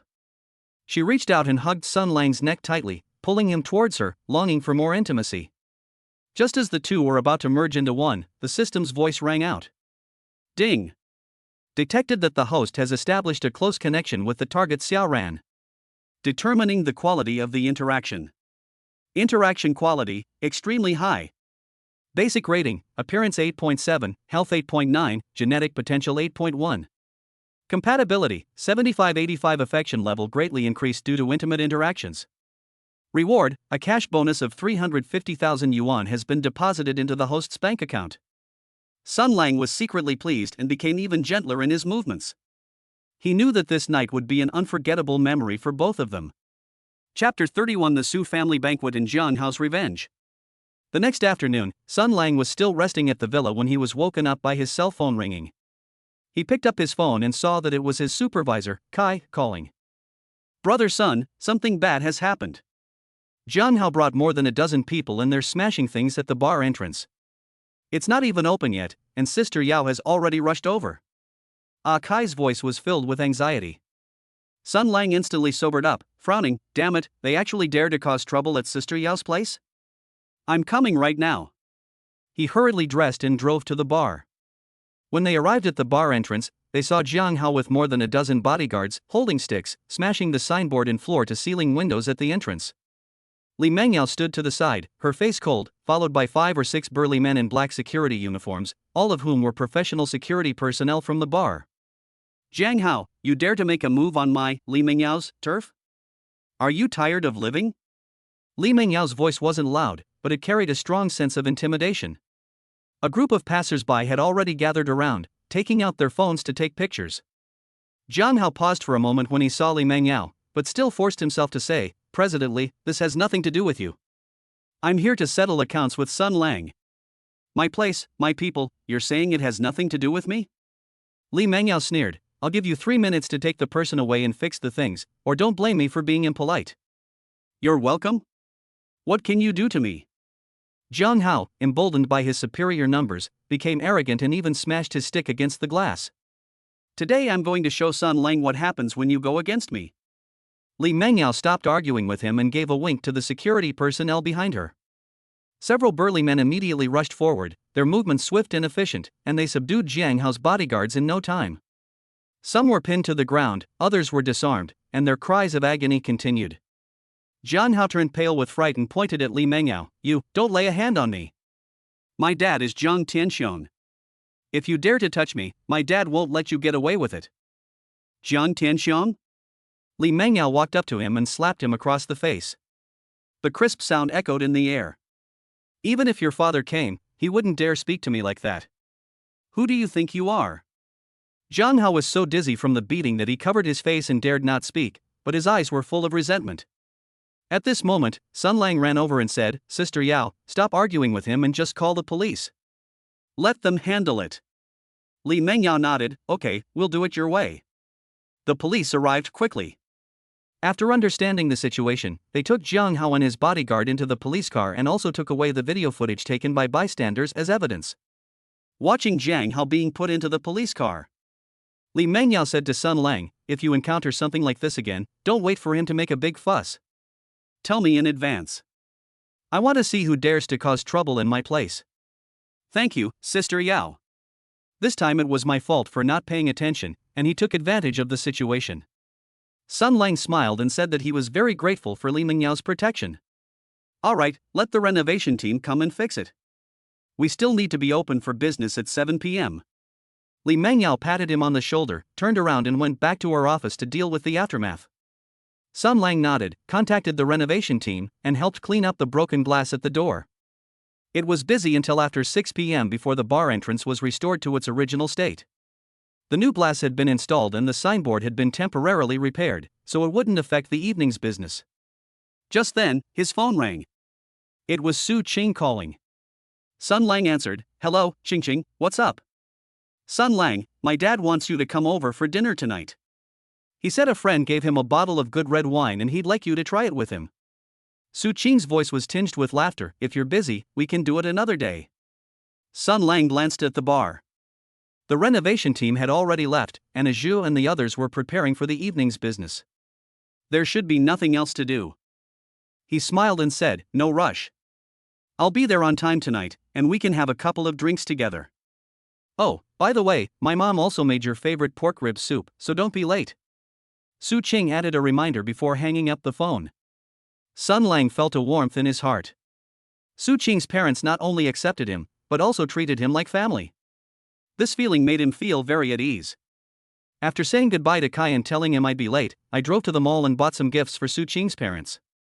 At 6:30 p.m. sharp, Sun Lang arrived at Su Qing's villa. Su Qing was already waiting for him at the door. When she saw him arrive, she walked over with a smile and said, "You're here.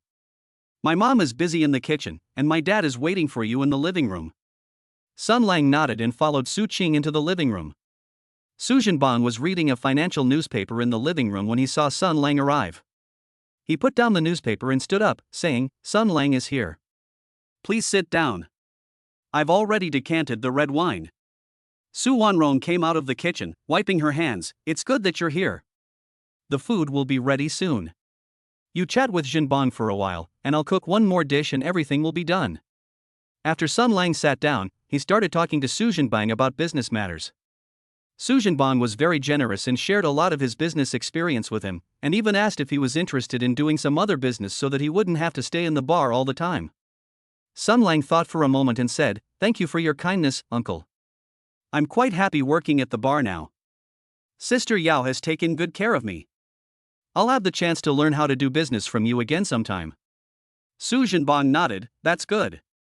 It's a good thing for young people to have their own ideas. I know Li Mengyao too. She has some connections in Jiangcheng, so following her wouldn't be bad." During the meal, Su Wanrong kept putting food on Sun Lang's plate and asked him if he was tired from work lately, telling him to take care of his health and not to stay up late all the time. Sun Lang responded to each of their requests, his heart filled with gratitude. After the meal, Sun Lang had tea with Su Zhenbang for a while and chatted about everyday things. When he saw that it was almost time, he got up to say goodbye.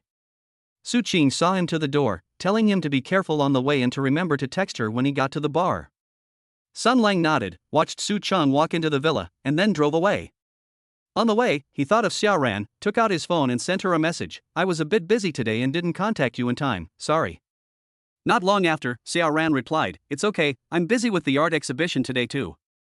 I just finalized the list of works to be exhibited. Thank you for your hard work. Get some rest when you're done, don't overwork yourself," Sun Lang replied, then added after a moment's thought, "Are you free tomorrow night? I'd like to treat you to dinner." "Okay, see you tomorrow," Xiao Ran replied, adding a smiley face emoji. Sun Lang put away his phone, feeling a little excited about tomorrow's date. He knows he is a non-marriage advocate and will not make promises to women, but he will do his best to make the people around him happy. Meanwhile, Jiang Hao went straight home after being released by the police. He locked himself in his room, growing angrier the more he thought about it, especially when he thought about the slap Li Mengyao had given him and Sun Lang's smug look. He was so angry he wanted to grind his teeth. He picked up his phone and dialed a number. He said through gritted teeth, "Find me the best thugs. I want Sun Lang and Li Mengyao to pay the price. Money is no object." There was a moment of silence on the other end of the phone, then someone said, "Young Master Jiang, Li Mengyao has a powerful background. I've heard she has connections with some city leaders. Touching her is too risky. Are you sure you want to do this?" "I'm sure. I'm willing to do anything to make them suffer." Jiang Hao's voice was filled with madness. "I don't care what her background is, I'll make them regret it." After hanging up the phone, Jiang Hao sat on the sofa with a sinister smile on his face. He looked out at the night sky and plotted how to get revenge on Sun Lang and Li Mengyao. A conspiracy targeting Sun Lang and Li Mengyao is quietly unfolding, and they are completely unaware of it. Sun Lang drove to the bar, where customers were already coming in. Ajia saw him arrive. He greeted him with a smile, "Brother Sun, you finally arrived. A guest was just asking about you." Sun Lang smiled, walked into the bar, and began his evening work. Unbeknownst to him, danger was drawing ever closer, quietly looming over him and Li Mengyao. Chapter 32: A storm rises in the dark. The dance floor lights at Phantom Bar were so bright they made people dizzy. Sun Lang had just finished a drink with Shen Wei when a Kai leaned over and lowered his voice. "Brother Sun, a group of people have arrived at the door. They don't look like good guys. It seems like they're after us." A Kai glanced towards the door. Sun Lang followed his gaze and saw 5 or 6 men in black jackets blocking the doorway, the leader of whom had a scar on his face. His heart skipped a beat. Just as he was about to go find Li Mengyao, he saw Scarface Brother slowly walk in with his men. "This Phantom Bar is doing pretty well, but I wonder if it can withstand the test of time." Scarface's voice was hoarse as he fiddled with a lighter in his hand. The henchman next to him immediately chimed in, "Brother Scar, we're here today to teach them a lesson and show them the rules." Sun Lang stepped forward, a smile playing on his lips. Brother, are you here to spend money or to cause trouble? If you're here to spend money, I'll arrange a booth for you. Scarface sized him up and down. You're Sun Lang? I heard you're pretty good at fighting, and you even stole young Master John's woman? It's not about stealing a woman. It's Miss Shin's freedom to choose who she wants to hang out with. But it's you who are intruding on someone else's property. Sun Lang's tone remained unchanged. Trespassing? Scarface sneered. I'm here to collect protection money. Li Mengyao didn't give me face back then, so I'll have to make up for it today. At this moment, Li Mengyao came out of the office, exuding an aura of power. Brother Scar, it's been years, and you still haven't learned your lesson, daring to come here to collect protection money. When Scarface saw Li Mengyao, his eyes flickered, but he still forced a smile and said, President Li, don't push your luck. You have to pay me today.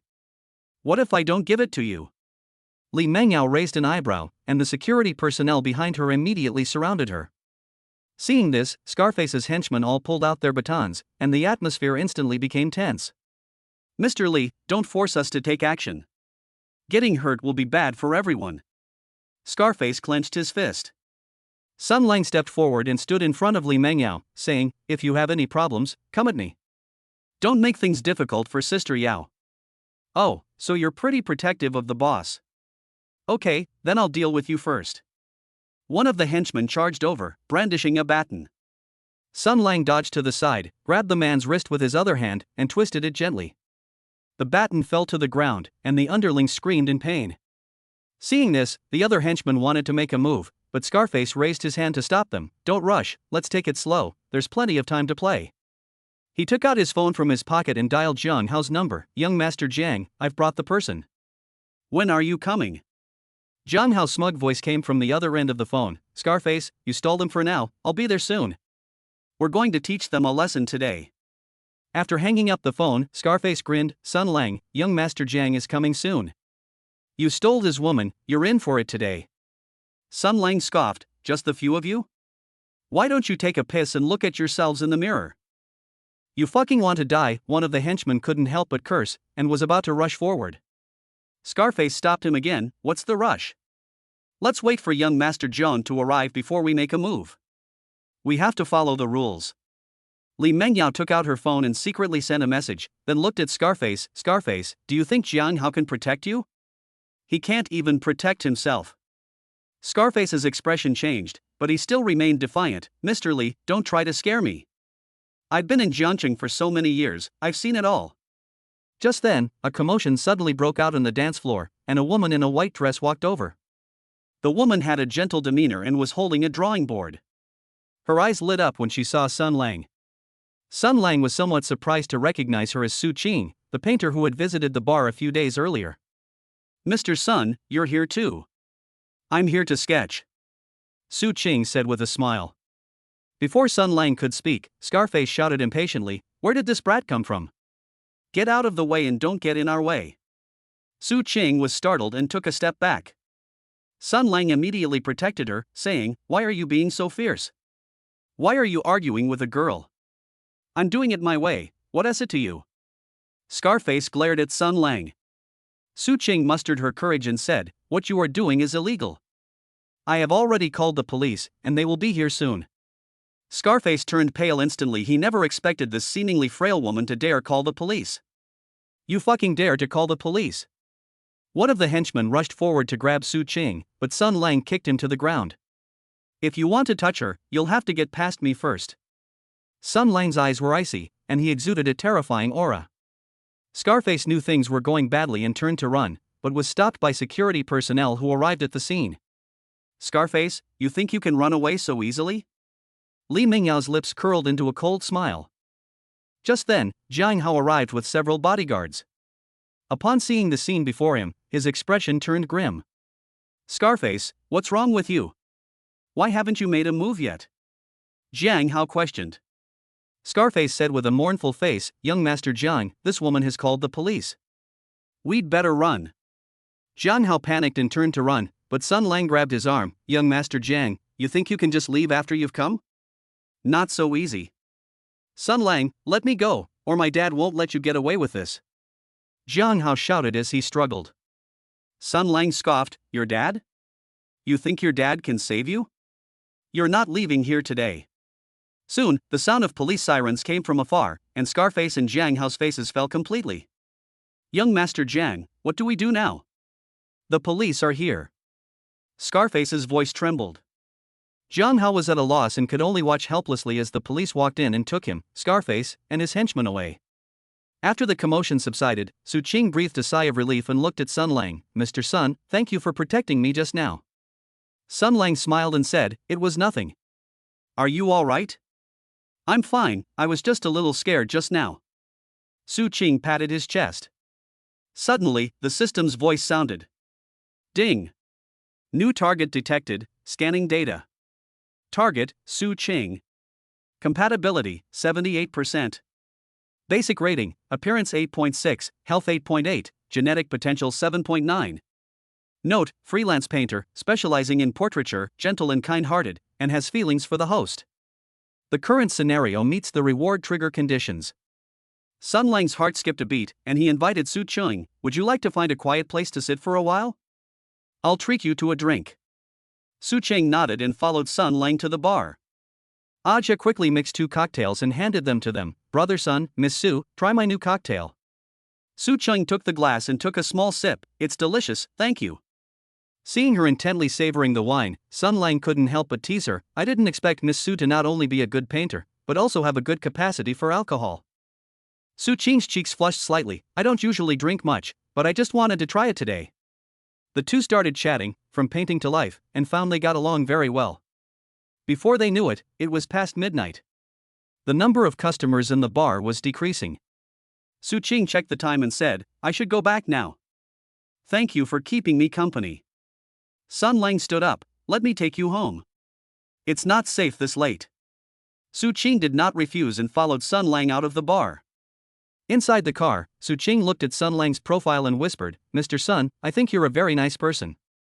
Sun Lang smiled and said, really? Many people say I'm not a good person. No, you were very brave when you protected me just now. Su Qing's eyes were firm. When they arrived at Su Qing's building, she invited Sun Lang, would you like to come up for a cup of tea?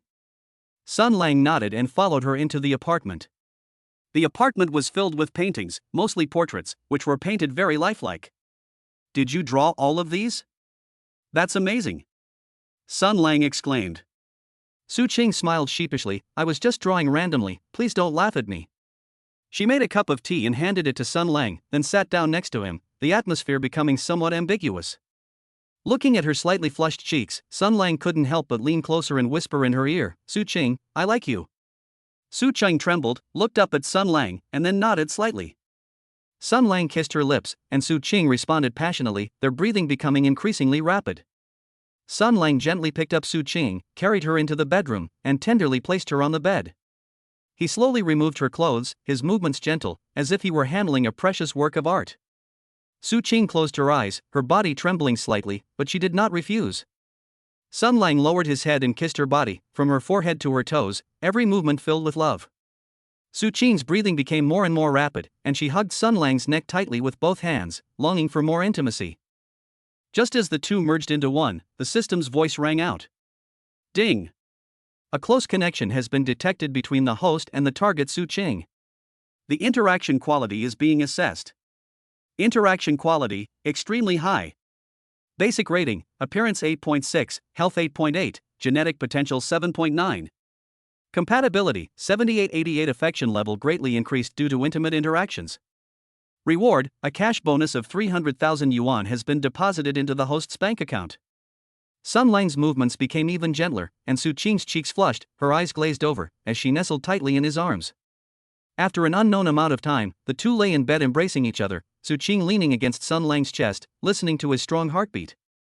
Sun Lang, do you think I'm too easy? Su Qing asked in a low voice. Sun Lang gently stroked her hair, no, I know you truly like me. Su Qing smiled, closed her eyes, and her face was full of happiness. Looking at her sleeping face, Sun Lang felt a sense of satisfaction. He knew that he had gained another person to care about. Meanwhile, at the police station, Jiang Hao and Scarface were sitting in the interrogation room, their faces grim. Scarface, we've been screwed this time. You have to find a way to get me out of here, Jiang Hao said urgently. Scarface sighed, young Master Jiang, this time it might not be so easy. Li Mengyao's background is not simple. We've really bitten off more than we can chew. Jiang Hao's face turned even uglier. He hadn't expected that not only would he fail to get revenge, but he would also end up in the police station. He secretly vowed that once he got out, he would make Sun Lang and Li Mengyao pay the price. Unbeknownst to Sun Lang, he was holding Su Qing, enjoying this rare moment of tranquility. Unbeknownst to him, an even greater storm was brewing, waiting for him to confront it. Chapter 33: The Spy Photography Scandal. Just as the resident singer at Phantom Bar finished a song, Sun Lang was chatting with Han Lin in a booth when he saw Kai rushing over in a hurry. Brother Sun, there's a man in a black suit at the door, he keeps taking pictures of us with a camera, Kai said in a low voice. Sun Lang frowned and looked in the direction Kai pointed. Sure enough, there was a man hiding behind a tree. He patted Han Lin's hand. Wait here for a moment, I'll go check what's going on. Han Lin nodded, watching Sun Lang get up and walk towards the door. When the man saw Sun Lang approaching, he immediately put away his camera and tried to leave, but Sun Lang grabbed his arm. Brother, what are you sneaking around filming? Let me see your camera. Sun Lang's tone was somewhat cold. The man struggled, saying, let me go. What I film is none of your business. It's okay?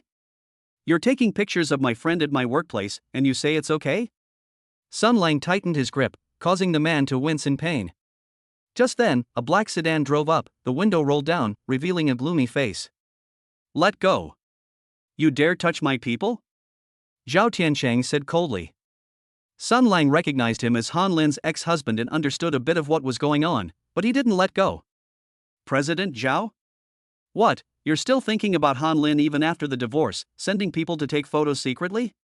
Sun Lang sneered. Zhao Tiancheng's face darkened further. My affairs with my ex-wife are none of your business, you PR person. Let go of it now. Whether I release him or not depends on what your subordinate filmed. Hand over the camera, and I'll let him go, Sun Lang said firmly. Zhao Tiancheng snorted coldly, don't push your luck. Believe me, I'll make sure you can't stay in Jiangcheng. Can't make it? I'd like to see how you make it impossible for me. Sun Lang increased the pressure on his hand. The man cried out in pain, Mr. Zhao, help me. There's nothing in the camera. Zhao Tiancheng's eyes flickered, and he said to the driver, go and get the camera. The driver got out of the car and walked over, trying to take the camera from the man's bag, but Sun Lang stopped him. I'll get it myself. Sun Lang took the camera, opened it, and saw that it was full of photos of Han Lin. Some photos show Han Lin drinking in a bar, while others show her chatting with Sun Lang. The angles are all quite unusual. Mr. Zhao, is this what you meant by not taking any photos? Sun Lang tossed the camera to Kai. Delete all the photos. Zhao Tiancheng's face turned ashen. Sun Lang, don't go too far. I advise you to stay away from Han Lin, or you'll regret it. Whether I leave Han Lin or not is between me and her, it has nothing to do with you. Sun Lang stood in front of the man. Zhao Tiancheng gritted his teeth. Fine, you've got guts. We'll see.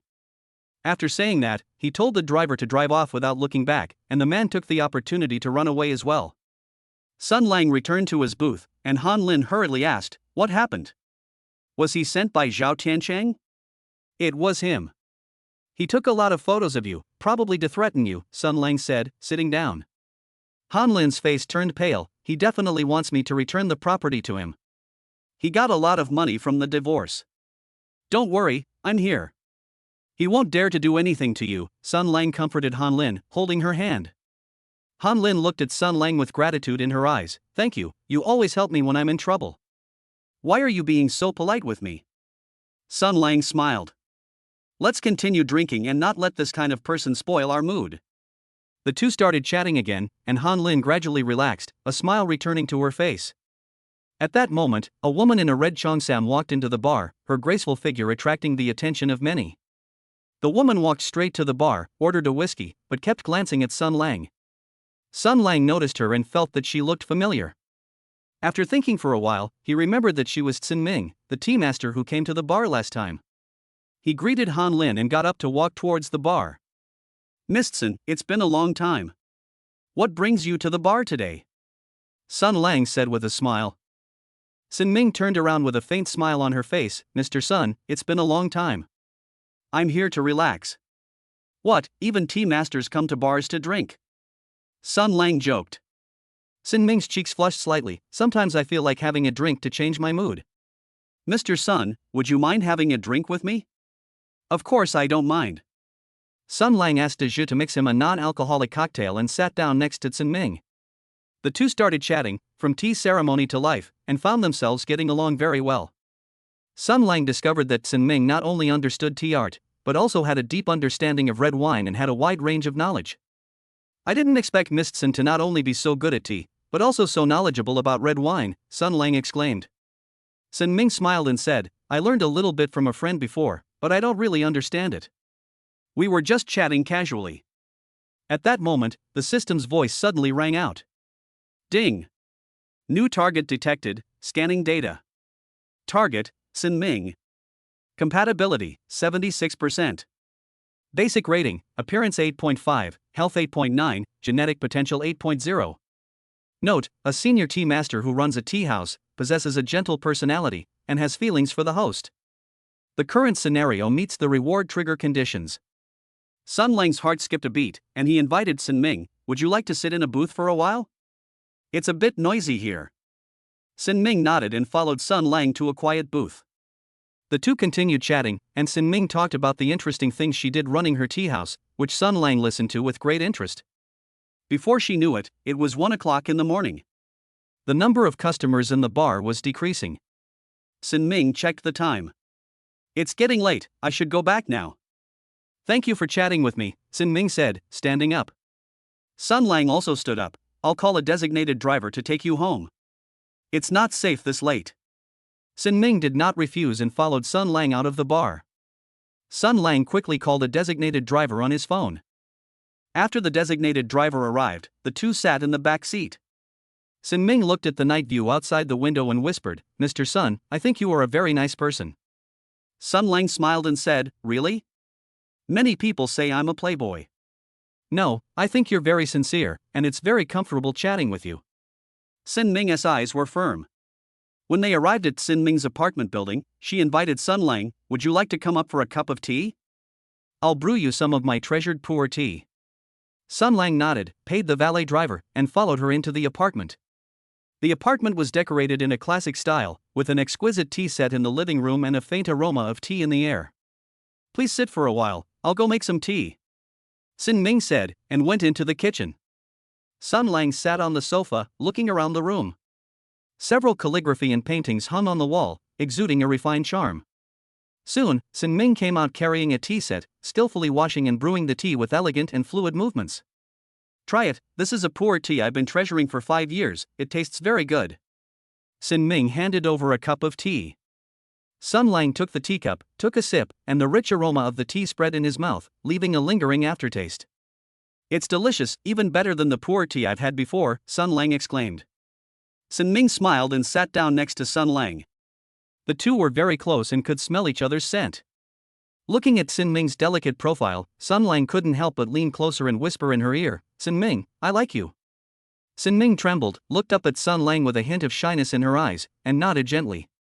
Sun Lang kissed her lips, and Sin Ming responded passionately, wrapping her arms tightly around Sun Lang's neck. Sun Lang gently picked up Sin Ming, carried her into the bedroom, and tenderly placed her on the bed. He slowly removed Sin Ming's cheongsam, his movements gentle, as if he were admiring a precious work of art. Sin Ming closed her eyes, her cheeks flushed, her body trembling slightly, but she did not refuse.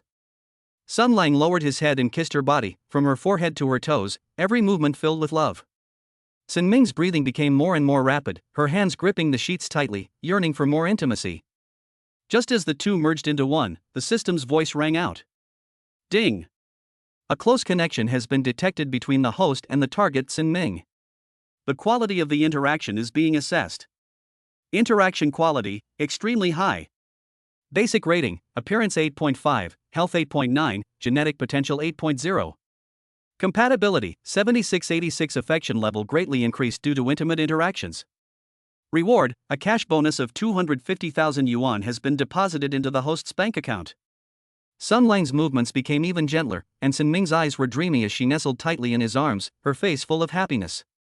After an unknown amount of time, the two lay in bed embracing each other. Sin Ming leaned against Sun Lang's chest, listening to his strong heartbeat. Sun Lang, do you think I'm too easy? Sin Ming asked softly. Sun Lang gently stroked her hair. No, I know you truly like me, and I truly like you too. Sin Ming smiled, closed her eyes, and quickly fell asleep. Looking at her sleeping face, Sun Lang felt a sense of satisfaction. He took out his phone and checked his balance, which already amounted to 12.25 million. He gently kissed Sin Ming's forehead, then closed his eyes and fell asleep. The next morning, when Sun Lang woke up, Sin Ming had already prepared breakfast. You're awake? Get up and have breakfast. I made porridge and side dishes, Sin Ming said with a smile. After Sun Lang got up and washed up, he sat down at the dining table, tasted a mouthful of porridge, and found it to be very delicious. I didn't expect you to be so good at both tea and cooking, Sun Lang exclaimed. Sin Ming's cheeks flushed slightly. I just made it casually, I'm glad you like it. After the two finished breakfast, Sun Lang checked the time and said, I'll call a car to go to work, and I'll come see you again tonight. Sin Ming nodded. Okay, be careful on the road, I'll wait for you tonight. Sun Lang kissed her forehead, opened his phone to call a ride-hailing service, and turned to leave the apartment. On the way to the bar, Sun Lang received a call from Han Lin. Sun Lang, Zhao Tiancheng just called me and said he wants to talk to me. Do you think I should go? Han Lin asked with concern. Sun Lang frowned. He's definitely up to no good. Don't go. I'll go with you to see him. Okay, then I'll tell him we'll meet at the bar tomorrow. Han Lin breathed a sigh of relief. After hanging up the phone, Sun Lang secretly pondered what trick Zhao Tiancheng was up to this time. He had to be prepared to prevent Han Lin from getting hurt. Upon arriving at the bar, Akai immediately greeted him. Brother Sun, that man who secretly took photos yesterday is here again, right at the entrance. Sun Lang's eyes turned cold. Let's go, let's meet him and see what other tricks he's up to. The two walked to the door and, sure enough, saw the same man from yesterday, still holding a camera. When the man saw Sun Lang, he was so frightened that he tried to run away, but Sun Lang stopped him. What, taking pictures again? Didn't Zhao Tiancheng tell you I'm not someone to mess with? Sun Lang's tone was icy. The man stammered, I just came to take a look, that's all. Take a look? Bring your camera to see? Sun Lang snatched the camera, opened it, and saw that there were more photos inside. Besides Han Lin's photos, there were also a few photos of Sin Ming, which were probably taken in the morning. Zhao Tiancheng even let you film other people? It seems he really doesn't want to live a peaceful life anymore. Sun Lang's face was gloomy. He deleted all the photos from the camera and threw it at the man. Go back and tell Zhao Tiancheng not to mess with me and Han Lin again, or I'll be ruthless to him. The man nodded, grabbed his camera, and hurriedly ran away. When Sun Lang returned to the bar, Aja came over and said, Brother Sun, Zhao Tiancheng's background is not simple. You have to be careful. I know, but if he dares to mess with me, I'm not afraid of him. Sun Lang's tone was firm. He knew in his heart that there would definitely be another storm ahead, and he had to be prepared to protect the people he cared about. Meanwhile, Zhao Tiancheng was in his office, listening to his subordinate's report, his face growing increasingly grim. Useless. He can't even handle this small matter properly, and he even found out. Zhao Tiancheng threw the documents on the table onto the ground. The subordinate lowered his head and said, President Zhao, Sun Lang is too powerful. I am no match for him at all. Not a match for you? What use are you, bunch of useless trash, to me? Zhao Tiancheng roared. He took a deep breath, his eyes turning sinister. Since the soft approach isn't working, let's try the hard one. I refuse to believe we can't deal with him. Zhao Tiancheng picked up his phone and dialed a number. Hey, find me a few people, I need to take care of someone. An even bigger storm is brewing, and Sun Lang is unaware that danger is drawing ever closer to him. Chapter 34 Bar Incident. The lights of Phantom Bar were still flashing. 10 o'clock at night was the busiest time for customers. Sun Lang was chatting with Sin Ming in a booth. Since deciding not to stay at Su Qing's villa anymore, Sun Lang rented an apartment near the bar, so that he wouldn't disturb Su Qing's pregnancy and it would be convenient for him to go to work. From now on, I can go straight back to my apartment after get off work, and you 1T have to wait for me in the middle of the night all the time, Sun Lang said, holding Sin Ming's hand. Sin Ming smiled and said, It's okay for me, but it's good that you live nearby so you don't have to work so hard. As the two were talking, several menacing-looking men suddenly burst in through the door, carrying bottles of liquor, and began smashing the table as soon as they entered. Get out of here, all of you. "This bar is closed today," the leader shouted, his voice so loud it hurt people's ears. The guests were so frightened that they all got up, some running towards the door and others hiding in the corner, and the bar was thrown into chaos. Kai rushed over. "Brother Sun, these people must have been sent by Zhao Tiancheng. What should we do?" Sun Lang's eyes turned cold. "Don't panic, I'm here, they won't cause any trouble." He told Sin Ming to hide behind the bar, while he picked up an empty wine bottle and walked towards the man in the lead. "Brother, you're causing trouble at my workplace." "Did you even ask me?" Sun Lang's tone was icy, and he exuded a powerful aura. The leading man turned around. He sized Sun Lang up and down. "You're Sun Lang? President Zhao said he's going to teach you a lesson today, so you'll know who's the boss in Jiangcheng." "Zhao Tiancheng? He doesn't dare to come himself, so he sends you bunch of good-for-nothings to cause trouble?" Sun Lang sneered, not taking them seriously at all. Enraged, the leader raised a bottle and smashed it at Sun Lang, yelling, "You dare call us trash? You're asking for it." Sun Lang easily dodged the attack thanks to the reaction speed boost from the King of Soldiers energy pill, and at the same time kicked the man in the stomach.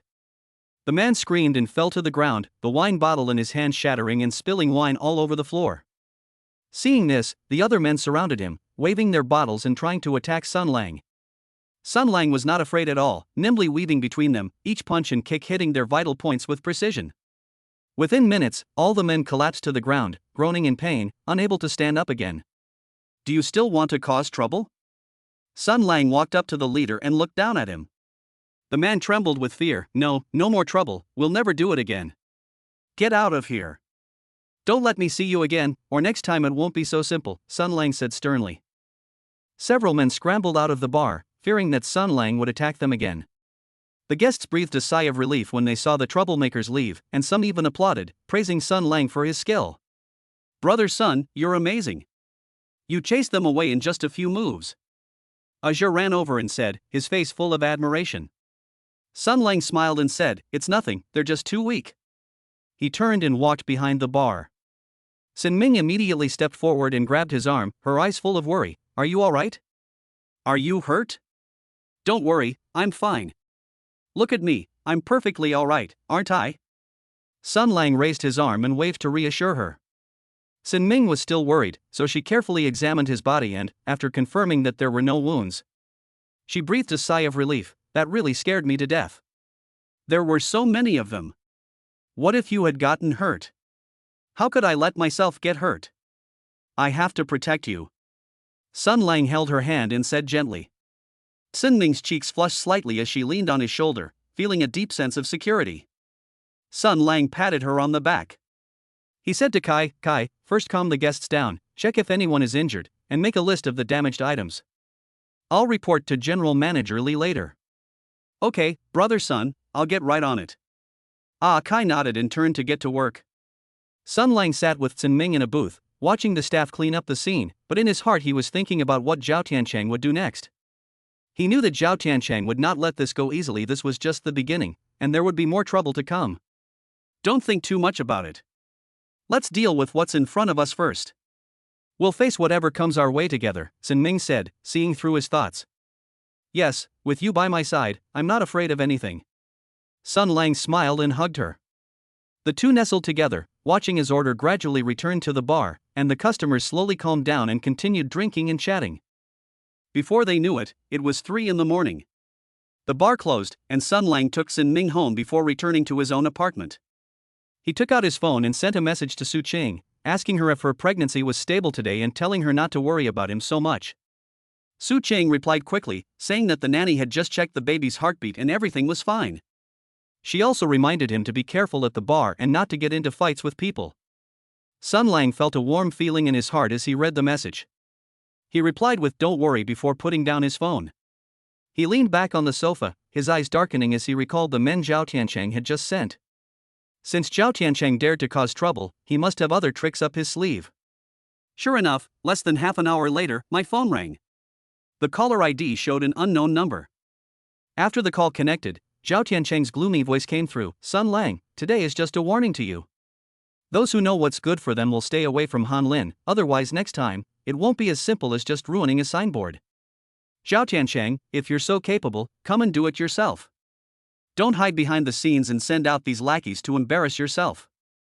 Sun Lang's tone was icy. Fine, very well. Zhao Tiancheng laughed angrily. Sun Lang, you just wait, I'll show you what happens when you go against me. The call was abruptly disconnected, and Sun Lang gripped the phone so tightly that his knuckles turned slightly white. The next morning, as soon as Sun Lang arrived at the bar entrance, he saw Akai directing workers to change the sign. The troublemakers last night not only smashed the bar counter, but also completely destroyed the neon sign of Phantom Bar. Brother Sun, Zhao Tiancheng has gone too far. This signboard was just changed half a day ago. Akai said angrily. It's alright, just get a new one. And reinforce it a bit so it won't get hit again next time. Sun Lang patted him on the shoulder. You keep an eye on the construction, I'm going to Han Lin's place. He drove to Han Lin's tea house, where Han Lin was making tea. Seeing him come in, he quickly put down the teapot. Sun Lang, has Zhao Tiancheng caused trouble again? He smashed the bar's sign last night and even called to threaten me. Sun Lang sat down and recounted what had happened yesterday to her. Han Lin's face turned pale. It's all my fault. If it weren't for me, you wouldn't have been targeted by him. It has nothing to do with you, he's just a sore loser. Sun Lang interrupted her, but I've thought of a way that might deter him from causing trouble again. He leaned close to Han Lin's ear and explained his plan. Han Lin's eyes lit up after hearing this. This method is feasible. But you must be careful, Zhao Tiancheng is ruthless and will definitely retaliate. Don't worry, I know what I'm doing. Sun Lang picked up his teacup, took a sip, and said with a determined look in his eyes. Meanwhile, in Zhao Tiancheng's office, he was yelling at his subordinates, a bunch of useless trash. They can't even handle a bar, and they got chased away by Sun Lang. His subordinates lowered their heads, not daring to speak. Zhao Tiancheng paced back and forth a few times, then suddenly stopped. His eyes were sinister. Go investigate, find out Sun Lang's background. I don't believe he has no weaknesses. Also, find some more people to smash up his apartment this time, so he'll be homeless. The subordinate quickly agreed and turned to leave. Zhao Tiancheng looked out the window, a sinister smile playing on his lips. Sun Lang, we haven't settled our score yet. An even bigger storm is brewing. Chapter 35 A chance encounter at the hotel and a powerful backing. As soon as Sun Lang reached the bottom of the apartment building, he saw several neighbors gathered at the entrance, pointing and whispering about the stairwell. His heart tightened, and he hurried upstairs, took out his keys to open the door, but froze the moment he pushed it open. The living room was a mess. The sofa was scratched all over, the coffee table was overturned, and shards of glass were scattered everywhere. The calligraphy and paintings on the wall were torn to shreds, the wardrobe doors in the bedroom were removed, and clothes were scattered all over the floor. Damn it! That bastard Zhao Tiancheng dares to play dirty tricks on me. Sun Lang cursed and took out his phone to call the police. The police arrived quickly, took photos as evidence, and told Sun Lang, we will investigate as soon as possible. You should find a place to stay temporarily. Sun Lang nodded, looking at the messy apartment, which was uninhabitable, so he simply packed a few clothes and decided to go to the Xingawan Hotel. He used to live there quite often. The environment was good and the security was good. No matter how arrogant Zhao Tiancheng was, he wouldn't dare to cause trouble there. I took a taxi to the Xingawan Hotel, and as soon as I entered the lobby, I saw a familiar figure busy at the front desk. It's Chen Shi. I ran into her at the hotel last time and invited her to a bar, but she declined. I didn't expect to run into her here. Chen Shi also saw Sun Lang, paused for a moment, blushed, and greeted him softly. Mr. Sun, what brings you here? Don't even mention it, my apartment got vandalized, so I'm staying here for a few days, Sun Lang said helplessly. Chen Shi's eyes widened in surprise. Huh? How could this happen? Are you hurt? I'm fine, it's just that I can't stay at home anymore. Sun Lang smiled. Seeing her shy demeanor, Sun Lang's heart stirred, and he casually invited, are you free tonight? Let's go to Phantom Bar for a while, I'll treat you to drinks. He hadn't held out much hope, but to his surprise, Chen Shi hesitated for a moment and then nodded in agreement. Okay, but I get off work a little late, around 9 o'clock. It's okay, I'll wait for you. I'll have a designated driver pick you up. Sun Lang felt a surge of joy, and half of his worries disappeared. After checking in, Sun Lang returned to his room, lay down on the soft bed, and took out his phone to send a message to Li Mengyao. Tell her that her apartment was vandalized by Zhao Tiancheng and that she is temporarily staying at the Xingawan Hotel. A few minutes later, Li Mengyao returned the call, her voice filled with anger. That son of a bitch Zhao Tiancheng, how dare he touch my people? Sister Yao, it's okay. I've already called the police. It's just that I don't have anywhere to stay for the time being, Sun Lang said. What's the use of calling the police? Zhao Tiancheng has some connections in Jiangcheng. The police will just go through the motions at most. Li Mengyao snorted coldly. Don't worry about it, I'll handle this. I guarantee he'll apologize to you and compensate you for your losses. Sun Lang was taken aback for a moment. Sister Yao, there's no need to go to so much trouble, I can handle it myself. You're one of my people. If he bullies you, he is disrespecting me, Li Mengyao. I'm going to take care of this. Li Mengyao said firmly. You wait, I'll call Zhao Tiancheng right now and make him give you an explanation. After hanging up the phone, Sun Lang felt a warm feeling in his heart. He didn't expect Li Mengyao to be so considerate, daring to offend even her landlord, Zhao Tiancheng. At 9:30 p.m., Sun Lang asked a designated driver to pick up Chen Shi, while he went to the Phantom Bar first. As soon as he arrived at the bar, Kai greeted him, Brother Sun, you finally arrived. Sister Yao was just asking about you. Where is Sister Yao? Sun Lang asked. He's in the office. He said he wants you to come over when you arrive. Kai pointed to the second floor. Sun Lang nodded, walked to the office on the second floor, and knocked on the door. Come in, came Li Mengyao voice. Pushing open the door, Li Mengyao was sitting on the sofa smoking, her face looking rather pale. Sister Yao, is there something you need? Sun Lang asked, sitting down. That bastard Zhao Tiancheng, I just called him, and he pretended not to know anything about smashing your apartment. Li Mengyao stubbed out her cigarette. I told him directly that I have evidence of his tax evasion and photos of him keeping a mistress, and that he would apologize and compensate me if he didn't behave. I'll hand over this evidence to the tax bureau and spread it around, ruining his reputation. Even if the bar doesn't rent this building, I'll still destroy him. Sun Lang was shocked, not expecting that Li Mengyao had so much dirt on Zhao Tiancheng. Sister Yao, thank you, but there's really no need to be so extreme. Just don't let him cause me any more trouble. No, he has to apologize and compensate you, otherwise anyone will dare to bully you in the future, Li Mengyao insisted. Don't worry, he wouldn't dare refuse. I've given him an ultimatum, he must give you an answer by noon tomorrow. Just then, Sun Lang's phone rang. It was the designated driver calling, saying that he had picked up Chen Shi and was on his way to the bar. Sister Yao, my friend will be here soon. I'll wait for her at the entrance, Sun Lang said, standing up. Go ahead, have fun tonight, and call me anytime if anything comes up. Li Mengyao nodded.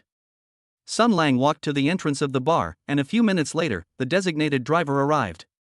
Chen Shi got out of the car, wearing a white dress and light makeup, looking even more beautiful than she usually did at the hotel. Mr. Sun, I'm sorry to have kept you waiting, Chen Shi said somewhat apologetically. It's all right, I just arrived a short while ago. Come on in, I'll introduce you to some friends, Sun Lang said with a smile, leading Chen Shi into the bar. As soon as I stepped into the bar, the system's voice rang out. Ding. Target Chen Shi detected, scanning data. Target, Chen Shi. Compatibility, 72-78 affection level increased due to agreeing to the appointment. Basic rating, appearance 8.3, health 8.9, genetic potential 7.5. Note, a shy waiter in the hotel's food and beverage department, recently graduated, whose favorability towards the host is increasing.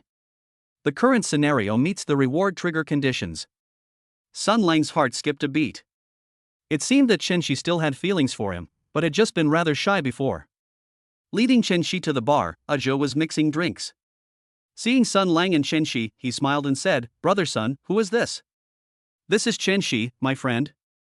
He just got off work and came over to hang out, Sun Lang introduced. Miss Chen, hello, I'm Zhe, the bartender here. Brother Sun's friend is my friend. What would you like to drink? It's on me, Zhe said warmly. Chen Shi was a little embarrassed, thank you, but I don't drink much alcohol.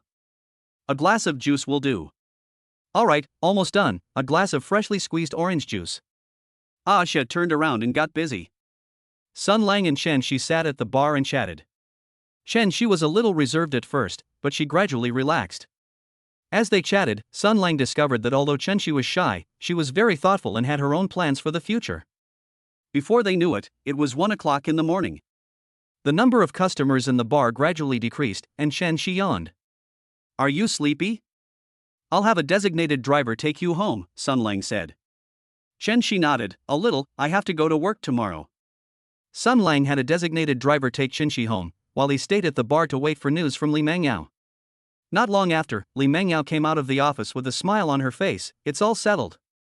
That bastard Zhao Tiancheng gave in. He will call you personally tomorrow morning to apologize, and will also compensate you with 100,000 yuan and renovate your apartment. Sun Lang was taken aback. So fast? He agreed? Does he think he can just disagree? I'll show him the evidence. If he still doesn't agree, he can expect to be ruined tomorrow. Li Mengyao smiled smugly. Thank you, Sister Yao. Sun Lang nodded. After chatting for a while, Sun Lang felt a little sleepy, so he said goodbye to Li Mengyao and asked the designated driver to take him back to the Xingawan Hotel. Back in his hotel room, Sun Lang had just finished washing up when he heard a knock on the door.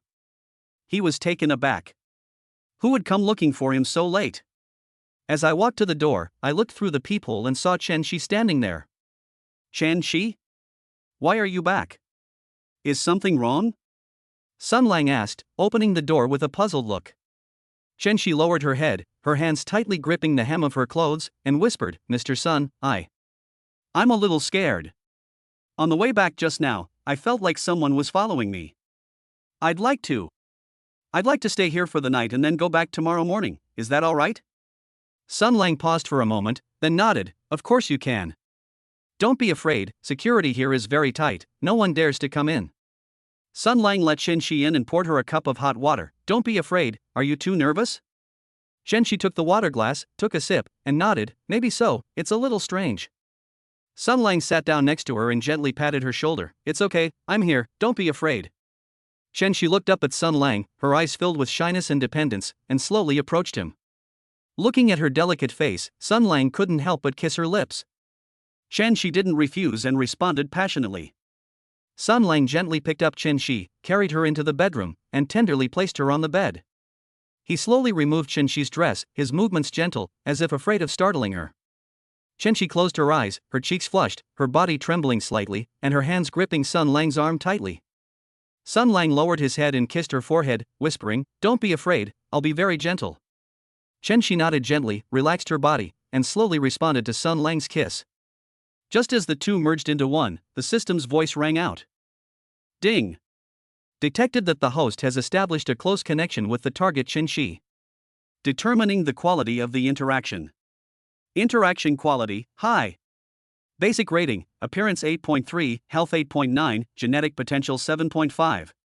Compatibility, 78-88 affection level greatly increased due to intimate interactions. Reward, a cash bonus of 200,000 yuan has been deposited into the host's bank account. Sun Lang's movements became even gentler, and Chen Shi's breathing became more and more rapid. She nestled tightly in his arms, her eyes filled with happiness. After an unknown amount of time, the two lay in bed embracing each other, Chen Shi leaning against Sun Lang's chest, listening to his strong heartbeat. Sun Lang, do you think I'm too easy? Chen Shi asked in a low voice. Sun Lang gently stroked her hair. No, I know you truly like me, and I truly like you too. But I'm against marriage, so I can't offer you marriage. If you mind. Chen Shi shook her head. I don't mind. I just want to be with you, even if we don't get married. Sun Lang was deeply moved and hugged Chen Shi tightly. Thank you, Chen Shi.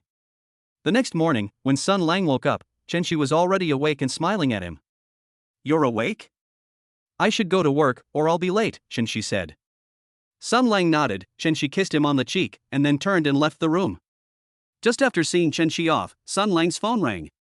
It was Zhao Tiancheng calling. Mr. Sun, I'm sorry. It was wrong of me to vandalize your apartment yesterday. I apologize to you here. Zhao Tiancheng's tone was very respectful. I've already had a renovation company redo your renovation, and I'm also giving you 100,000 yuan in compensation, which has already been transferred to your bank account. I hope you're magnanimous and won't hold it against me. From now on, let's keep to ourselves. Sun Lang snorted coldly. President Zhao, I'll let this go for Sister Yao's sake. If there's a next time, I don't care what connections or background you have, I'll make sure you regret it. Yes, there won't be a next time, Mr. Sun, don't worry, Zhao Tiancheng quickly replied. After hanging up the phone, Sun Lang took out his phone and saw that there was indeed an extra 100,000 yuan in his bank card. With yesterday's reward, the balance had reached 12.55 million yuan. He smiled, got up to wash up, and prepared to check on the apartment's renovation, and also to thank Li Mengyao. As Sun Lang walked into the hotel lobby, he ran into Su Qing, who was carrying a thermos. She smiled and walked over when she saw Sun Lang. Sun Lang, I heard from Li Mengyao that your apartment was vandalized, so I made you some breakfast. Su Qing shook the thermos in her hand. Sun Lang felt a warmth in his heart. Thank you, Qing. How did you know I was here? Li Mengyao told me that you were staying at the Xingawan Hotel temporarily, so I came over, Su Qing said with a smile. Come on, let's go upstairs for breakfast, or it'll get cold. Sun Lang nodded and led Su Qing toward the elevator, his heart filled with happiness. Although he had encountered some troubles, he was fortunate to have so many people around him who cared about him. Chapter 36 Zhao Tiancheng is finished 5,000 words. Sun Lang followed Su Qing into the hotel room. Su Qing placed the thermos on the table, opened the lid, and a familiar fragrance wafted out. I made you some seafood porridge and cold side dishes that you like. I know you didn't sleep well last night, so eat them while they're hot. Su Qing ladled a bowl of porridge and handed it to Sun Lang. Sun Lang took the porridge, took a sip, and the familiar taste instantly welled up in his heart, warming him. Your cooking is still the best to my liking. When we lived in the villa, I always looked forward to you making this. Su Qing smiled and sat down next to him. I'm glad you like it. By the way, when will your apartment be fixed? Staying in hotels all the time isn't a long-term solution. The renovation company said it would take at least half a month, and possibly a month if it's slow, Sun Lang said, putting down his spoon. Then why don't you move back to the villa? You lived there for quite a while before, didn't you? The room is still as clean and tidy as when you left. Su Qing suggested naturally. Sun Lang paused for a moment, his fingers unconsciously stroking the rim of the bowl, then shook his head. No, Qing, I'd better stay at the hotel. Why? Weren't we living quite well before? There were servants to take care of us in the villa, which was much more convenient than a hotel. Su Qing was puzzled, her eyes filled with disappointment. I know villas are comfortable to live in, but things are different now, Sun Lang sighed and explained earnestly. Before, it was just the two of us, so everything was easy to handle. But now that you're pregnant, and Lin Wan and Zhao Ya are almost in their second trimester, it's the time when they need to rest. I work at the bar until 3 or 4 in the morning every day. When I get back, it will definitely be quite noisy. I don't want to disturb your rest. Besides, I might sometimes have friends I need to meet unexpectedly, so it's more convenient to stay at a hotel and won't disturb your pregnancy. Hearing his words, Su Qing felt a surge of emotion and reached out to hold his hand. You are always so thoughtful, always thinking of us. Alright then, I won't force you. But if you want to go back to live here, just let me know anytime. The villa door will always be open for you. By the way, I've already told my dad about Zhao Tiancheng smashing up your apartment. He's had the security department send a few more people to keep an eye on the villa and the places you frequent. Sun Lang nodded. Thank you all, but Sister Yao has already taken care of it for me. Zhao Tiancheng apologized and compensated me. An apology and compensation are all it takes? He dared to smash your things, which means he doesn't respect us at all. Su Qing's tone instantly turned cold, filled with anger. I've already contacted a few friends who can help. Let's use our resources together to teach the Zhao group a lesson and make them pay the price. Sun Lang was taken aback. Qing, is it really necessary to make such a fuss? Zhao Tiancheng has already learned his lesson, and besides, he's just a vice president.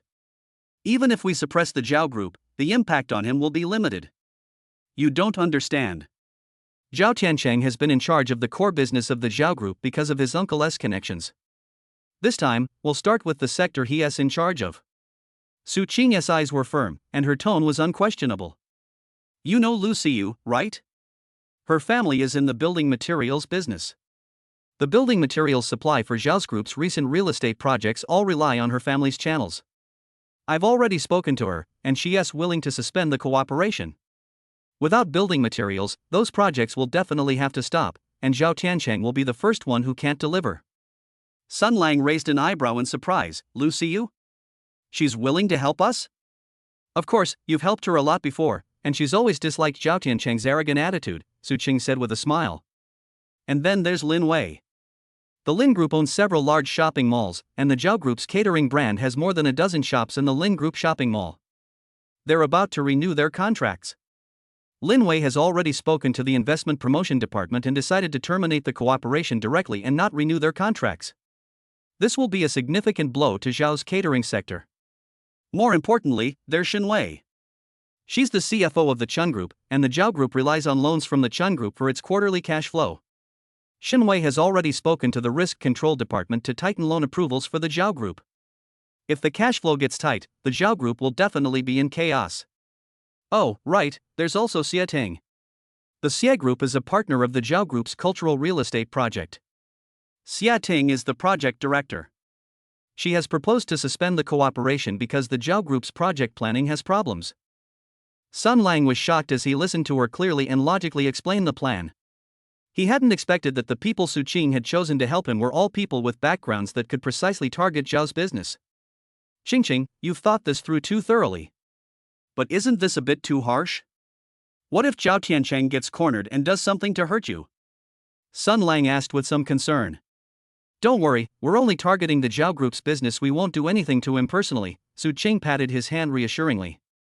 Moreover, Lu Siyu's family has a dedicated security team, Lin Wei also has bodyguards, and Shinwei and Xie Ting have dedicated personnel protecting them at the company, so nothing will happen.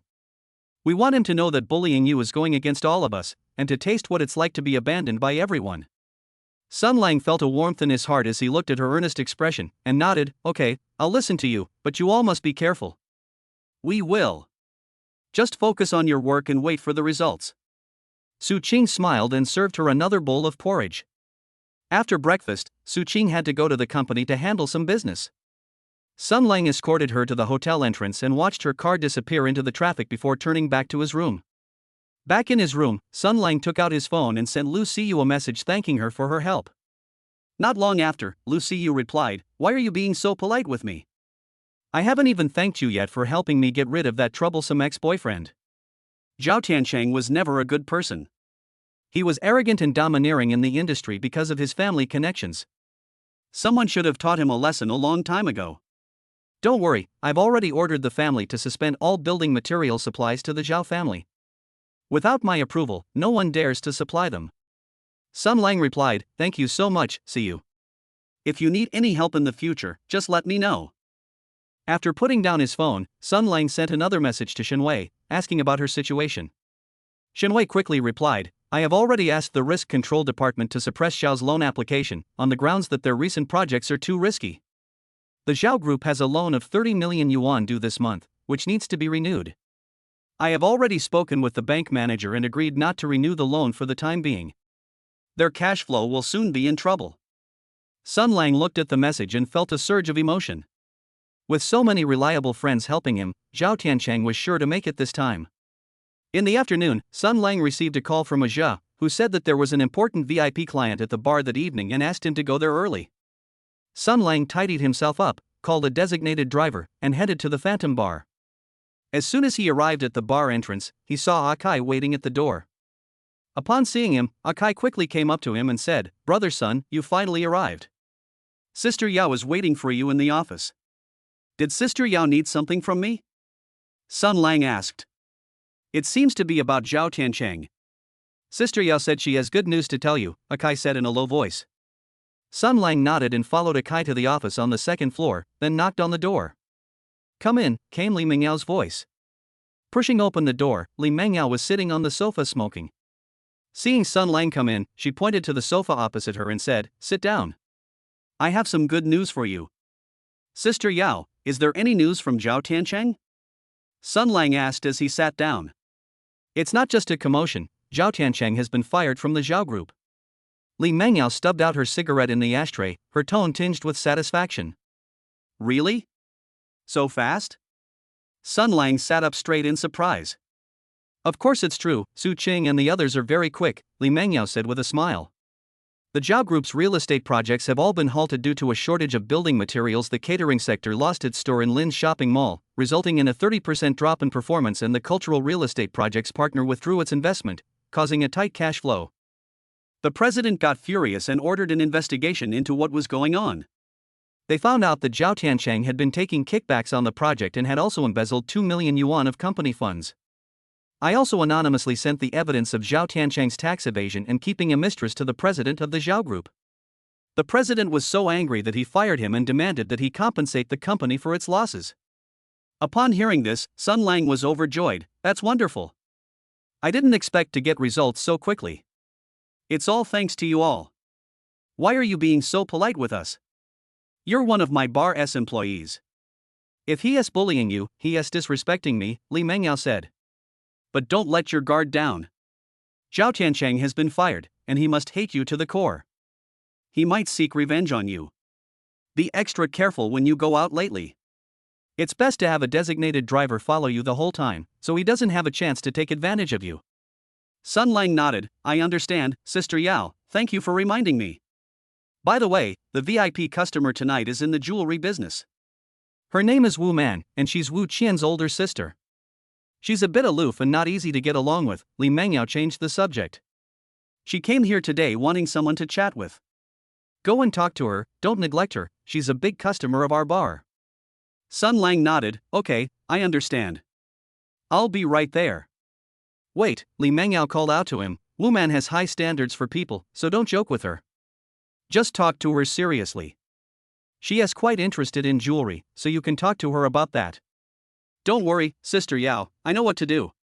Sun Lang smiled, turned around and walked out of the office. Upon arriving at the bar lobby, Sun Lang immediately spotted the woman sitting at the bar counter. She was wearing a long black dress, exuding a cool and aloof aura, and was looking down at her phone. It was Wu Man. Sun Lang walked over and greeted her politely. Ms. Wu, hello, I'm Sun Lang.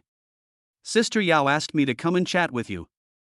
Wu Man looked up and sized him up, her eyes scrutinizing him. You're Sun Lang? My sister Wu Qian often mentions you to me. You're all talk and sweet talk, but today I'll see if you're really as sweet talking as she says. Sun Lang smiled, not taking her attitude to heart. Miss Wu, you flatter me. I just enjoy chatting. I don't know what you like to drink? It's on me, but if you don't drink alcohol, some juice will do. I don't drink alcohol, just give me a glass of freshly squeezed orange juice, no ice, Wu Man said. Sun Lang nodded and said to Aja behind the bar, Aja, bring Miss Wu a glass of freshly squeezed orange juice, at room temperature. Okay. Aja turned around and got busy. Sun Lang sat down next to Wu Man and said with a smile, I heard from Sister Yao that you were in the jewelry business. I'm quite interested in jewelry, but I don't know much about it. Could you tell me about it? When jewelry was mentioned, Wu Man's eyes softened noticeably, and her tone became much gentler. What kind of jewelry would you like to know about? Diamonds or jade? I'd like to know a little about both. A friend of mine wants to buy a diamond ring for his girlfriend but doesn't know how to choose one. I'd like to ask around for him, Sun Lang said. When choosing a diamond ring, you mainly look at the 4 Cs, carat weight, color, clarity, and cut. These 4 aspects determine the value of the diamond ring, Wu Man patiently explained. If you have a limited budget, prioritize diamonds with good cuts. Well-cut diamonds have more fire and look more sparkly, which girls generally like. Sun Lang listened attentively, nodding occasionally, so that's how it is. I used to think that as long as the diamond was big, it was fine. I didn't realize there were so many details. Do you have any diamond rings suitable for engagements in your store? If so, I can ask my friend to come and take a look. Wu Man glanced at him, a slight smile playing on her lips. Yes, I have a few custom-made diamond rings in my shop. The designs are quite unique. If your friend is interested, you can have him take a look. Just mention my name, and I'll give you a discount. Thank you so much. I'll definitely tell my friend later, Sun Lang said with a smile. Aja brought over the orange juice and placed it in front of Wu Man. Ms. Wu, here is your orange juice. Wu Man took the orange juice, took a sip, and said to Sun Lang, I didn't expect you to be so good at chatting, unlike some men who just spout nonsense as soon as they open their mouths. I'm glad I'm satisfied. I've also learned a lot about jewelry from chatting with you, Sun Lang said. The two chatted about jewelry, then about work, and then about life, until 1 o'clock in the morning. Wu Man glanced at the time, stood up, and said, It's getting late, I should go back. Sun Lang also stood up. I'll have a designated driver take you home. It's so late, it's not safe for you to go home alone. Wu Man hesitated for a moment, but did not refuse. Okay, thank you.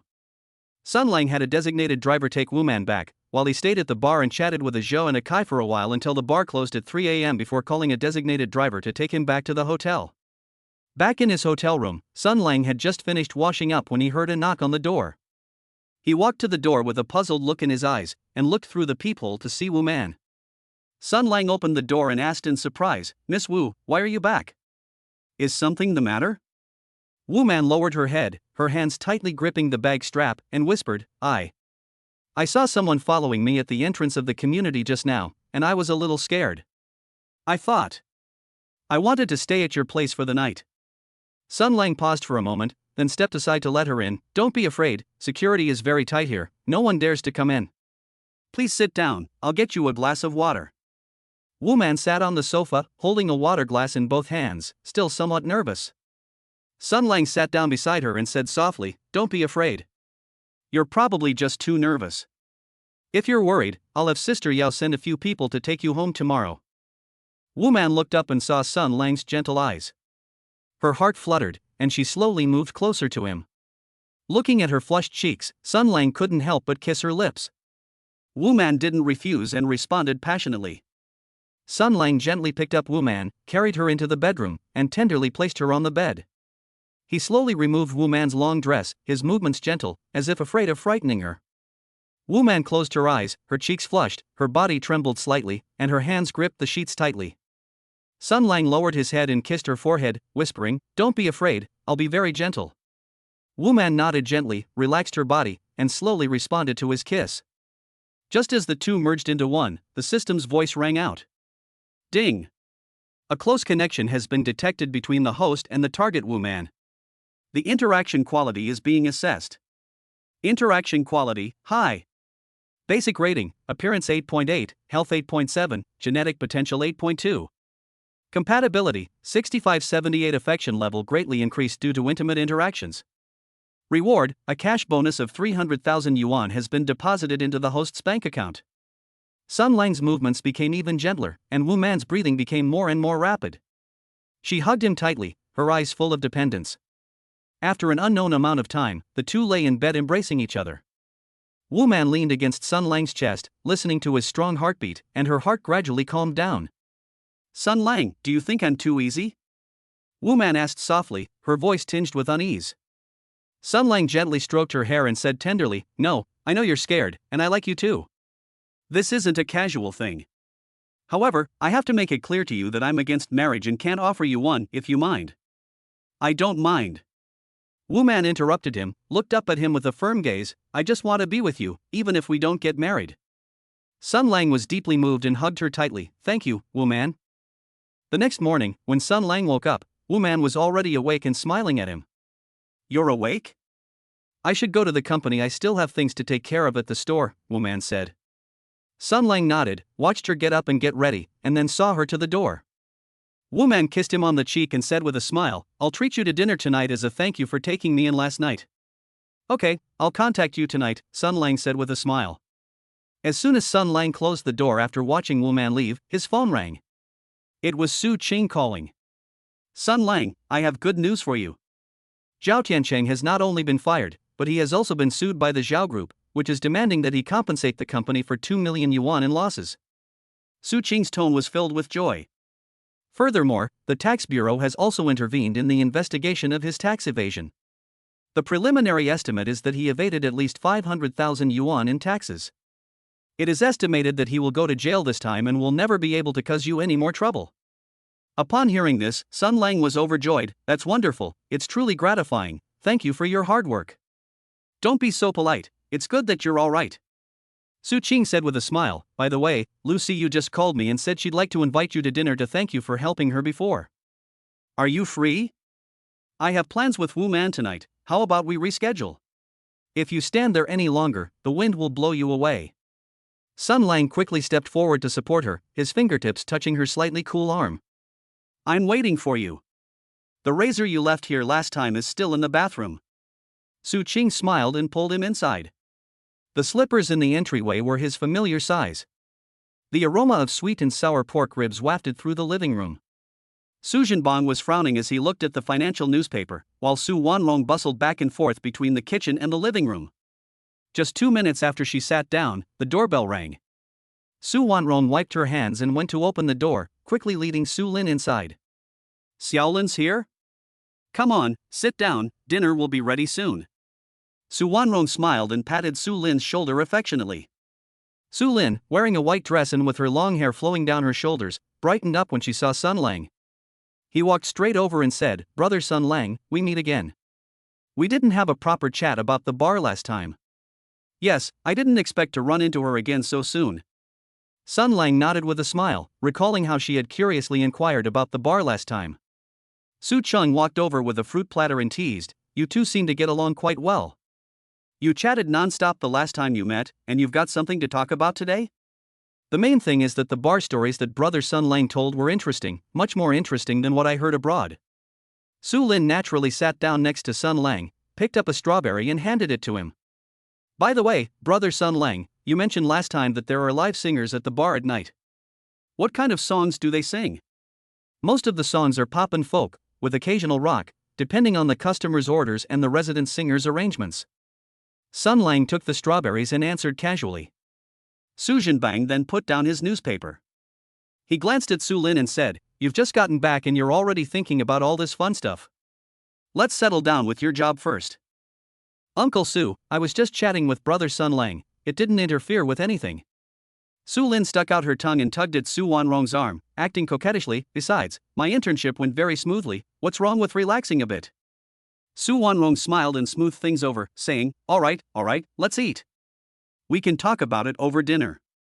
During the meal, Su Lin was indeed busy, asking Sun Lang every now and then if there were any conflicts among the customers at the bar. One minute she'd be curious about the types of drinks, and the conversation would always steer precisely back to the bar and Sun Lang. "Brother Sun Lang, do you ever encounter difficult customers at the bar? Like those who get drunk and cause trouble?" Su Lin picked up a piece of pork rib, her eyes full of curiosity. "It happens occasionally, but we have security, so nothing usually goes wrong." As Sun Lang spoke, he placed a piece of green vegetable on Su Qing's plate. "Moreover, I am mainly responsible for dealing with regular customers and VIPs, so I rarely encounter situations where there is trouble." Su Zhenbang put down his chopsticks and coughed lightly. "Just eat properly. Why keep asking these nonsense questions? Bars are full of all sorts of people, so don't ask about these things." "I know, Uncle Su, I was just curious." Su Lin pouted, and although she didn't press the matter further, she secretly gave Sun Lang a wink, looking playful. After dinner, Su Qing helped Su Wanrong clean up in the kitchen, leaving only Sun Lang, Su Zhenbang, and Su Lin in the living room. Su Zhenbang picked up the newspaper again, and Su Lin, seeing this, moved closer to Sun Lang. He asked in a low voice, "Brother Sun Lang, are you going to work at the bar later? Could you take me there? I promise I won't be a bother, I'll just stay for a little while.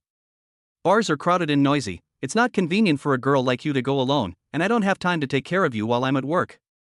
Sun Lang lowered her voice, afraid that Su Zhenbang would hear her and criticize her again.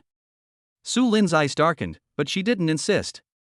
She simply nodded and said, "All right then, we'll talk about it when you're not busy." After sitting for a while, Sun Lang checked the time, got up and said goodbye. "Uncle and Aunt, it's getting late, I have to go to work. Don't drink too much tonight, be careful." Su Qing saw him to the door, gently hooking her finger around his palm. "Okay, dear pregnant woman." Sun Lang kissed her forehead, then turned and drove away. When they arrived at the Phantom Bar, Kai was standing at the entrance looking around. Seeing him, he quickly came up to him. "Brother Sun, you finally arrived. There's a guest in room 302 who specifically asked you to accompany him, saying he's an acquaintance of yours." "An acquaintance?" Sun Lang was taken aback for a moment, then followed Kai into the private room, only to be stunned when he pushed open the door. Under the warm yellow light, Su Lin, wearing a black short skirt, was sitting on the sofa swirling a wineglass. When she saw him come in, she immediately stood up with a smile. "Brother Sun Lang, are you surprised?" "I told Kai I was your friend, and he let me in." Su Lin swirled the wine in her glass, leaving faint red stains on the glass. "I still want to see what a bar is like." "Don't worry, I definitely won't cause any trouble." Sun Lang closed the door, walked over and sat down next to her, smelling the faint scent of cedar perfume on her. "Why did you follow me here? And why did you book a private room?" "I'm just curious, and it's a good opportunity to continue the conversation we didn't finish last time." Su Lin tilted her head back and took a sip of red wine, a faint blush rising on her cheeks. "Besides, with you here, what do I have to be afraid of?" As she spoke, she leaned closer to Sun Lang, her warm breath brushing against his earlobe. "Brother Sun Lang, you won't be unhappy with me, will you?" Sun Lang looked at her lips so close to his and couldn't help but laugh. "You little rascal, you're really persistent." "That's right. There are very few things I can't do if I want to, Su Lin said, reaching out to hook her arm around his neck and kissing him. Sun Lang hadn't expected her to be so proactive. He felt a soft touch on his lips, accompanied by the rich aroma of red wine. Su Lin kissed him passionately, her body trembling slightly, but she didn't let go. He slowly pushed her down onto the sofa, his fingers gently tracing her waistline. Su Lin's breathing quickened instantly, and she gripped his clothes tightly with both hands, her nails almost digging into the fabric. "Brother Sun Lang, don't," Su Lin said softly, but her eyes did not show rejection. Instead, they held a hint of expectation. "Regretted it?" Sun Lang stopped what he was doing and looked at her flushed cheeks and ear tips. No, Su Lin shook her head and took the initiative to hug his neck. "It's just don't let my sister Qing know." Sun Lang smiled, lowered his head and kissed her lips, his movements gentle yet firm. Su Lin's body gradually relaxed, and her responses became more practiced as her fingertips gently traced his back. The system's voice sounded in my mind. Ding! Detected that the host has established a close connection with the target Su Lin. Determining the quality of the interaction. Target, Su Lin. Compatibility, 75-88. Affection level greatly increased due to intimate interactions. Basic rating, appearance 8.7, health 8.9, genetic potential 8.1. Note, overseas master's degree holder, works in the financial industry, has an outgoing personality, has interacted with the host before, and has significantly increased his favorability towards the host. Interaction quality, high. Reward, a cash bonus of 400,000 yuan has been deposited into the host's bank account. Sun Lang's movements became even gentler, and Su Lin hugged him tightly, her cheek pressed against his chest, listening to his strong heartbeat, and the corners of her mouth couldn't help but turn up. After an unknown amount of time, the two lay embracing on the sofa. Su Lin gently traced his chest with her finger. "Brother Sun Lang, do you think I'm too easy?" "No, you're just following your heart." Sun Lang stroked her hair, his voice gentle. "However, this is a secret between the two of us. We can't let a third person know, especially your sister Chang." Su Lin nodded and nuzzled against his chest. "I know, I won't tell." After lingering for a while longer, Su Lin straightened her clothes, picked up her bag, and said, "I should go now, or my parents will worry." "I'll walk you to the door." Sun Lang stood up, straightened the wrinkles in her skirt, and his fingertips touched her waist, causing Su Lin to tremble slightly. Su Lin nodded and followed him out of the private room. As soon as she reached the corridor, she saw Zhou walking by with a tray. She quickly lowered her head and hurried out of the bar. Sun Lang watched her figure disappear through the door before turning and walking towards Li Mengyao's office. Pushing open the door, Li Mengyao was sitting on the sofa smoking, and the ashtray was already piled with several cigarette butts. "Sister Yao, is there something you need?" Sun Lang sat down and took a sip of the mineral water on the table. "Zhao Tiancheng has been getting very close to Scarface lately. Scarface sent someone to the bar yesterday to ask about your whereabouts. Be careful when you go out these days." Li Mengyao stubbed out her cigarette, her tone serious. "Scarface? Is that the local thug who made his fortune by collecting protection money?" Sun Lang raised an eyebrow, not caring at all. "Don't be careless. Scarface has a lot of thugs under his command. Zhao Tiancheng gave him a lot of money, so it's definitely not for anything good," Li Mengyao warned. "Don't worry, Sister Yao, if he dares to mess with me, I'll teach him a lesson," Sun Lang said with a smile, recalling how Zhao Tiancheng was scared out of his wits last time. Looking at his confident demeanor, Li Mengyao nodded. "It's good that you know what you're doing. If anything happens, just call me." "Understood, Sister Yao." Sun Lang stood up. "If there's nothing else, I'll go and get back to work." "Okay, go ahead." Li Mengyao waved and watched him leave, then picked up her phone and called a friend at the police station. Sun Lang walked out of the office and saw Akai talking to a waiter at the bar, looking somewhat nervous. "What's wrong?" Sun Lang walked over and patted Akai on the shoulder. "Brother Sun, a few strange men came in just now and asked if you were here. They looked fierce and menacing, like Scarface's men," Akai whispered. "Okay, I'll go take a look." Sun Lang nodded and walked towards the hall. As soon as I entered the lobby, I saw 3 men in black jackets standing by the dance floor, looking around with fierce eyes. One of the men saw Sun Lang, his eyes lit up, and he quickly walked over. "You're Sun Lang?" "Yes, what is it?" Sun Lang looked at him, his tone indifferent. "Our boss is looking for you. Come with us," the man said, reaching out to grab Sun Lang's arm. Sun Lang dodged to the side, grabbed the man's wrist with his other hand, and twisted it gently. The man winced in pain. Let go. Do you know who our boss is? Isn't it just Scarface? Let him come see me himself. Don't send your lackeys to embarrass yourselves. Sun Lang said coldly, releasing his grip. The man rubbed his wrist and said fiercely, "You just wait, our boss will let you get away with this." After saying that, he hurriedly left the bar with the other two men. Kai quickly came over. "Brother Sun, are you alright? Should I tell Sister Yao?" "It's nothing, just a bunch of small fry, don't worry about them," Sun Lang said with a smile, picking up a glass of wine from the bar and taking a sip. Ja also came over. "Brother Sun, Scarface is ruthless. You'd better be careful. If you can't handle it, I'll go home with you." "No need, I can handle it myself." Sun Lang patted Ja on the shoulder. "By the way, have all the VIP clients arrived for tonight? Everyone's here." Miss Wu from room 301 even asked why you didn't come, Ja said. "Okay, I'll be right there." Sun Lang nodded, straightened his clothes, and walked towards room 301. Pushing open the door, Wu Man was sitting on the sofa looking at her phone. When she saw Sun Lang come in, she put down her phone and said, "Why are you so late?" "I've been waiting for you for ages. Something came up, sorry to have kept you waiting." Sun Lang sat down, picked up the wine bottle on the table, and poured Wu Man a glass of red wine. "What could be so important?" Wu Man picked up her wine glass, took a small sip, and looked on with curiosity. "It's nothing, just ran into a few ignorant people." Sun Lang smiled and didn't say anything more. Wu Man didn't press the matter further and chatted with Sun Lang about interesting things in the jewelry industry, and the atmosphere gradually relaxed. Before they knew it, it was 2 in the morning, and the bar was about to close. Wu Man stood up and said, "I should go. I have to go to the store tomorrow. I'll see you to the door." Sun Lang stood up and walked out of the private room with Wu Man.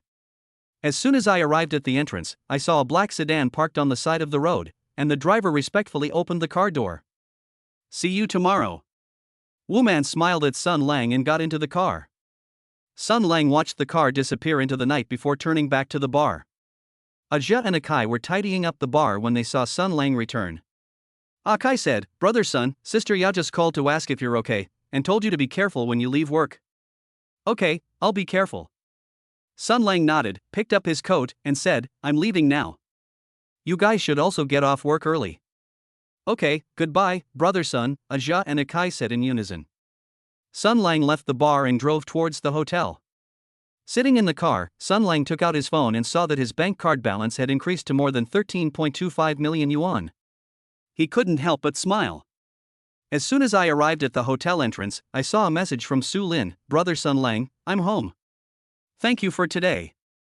The message was followed by a small shy emoji.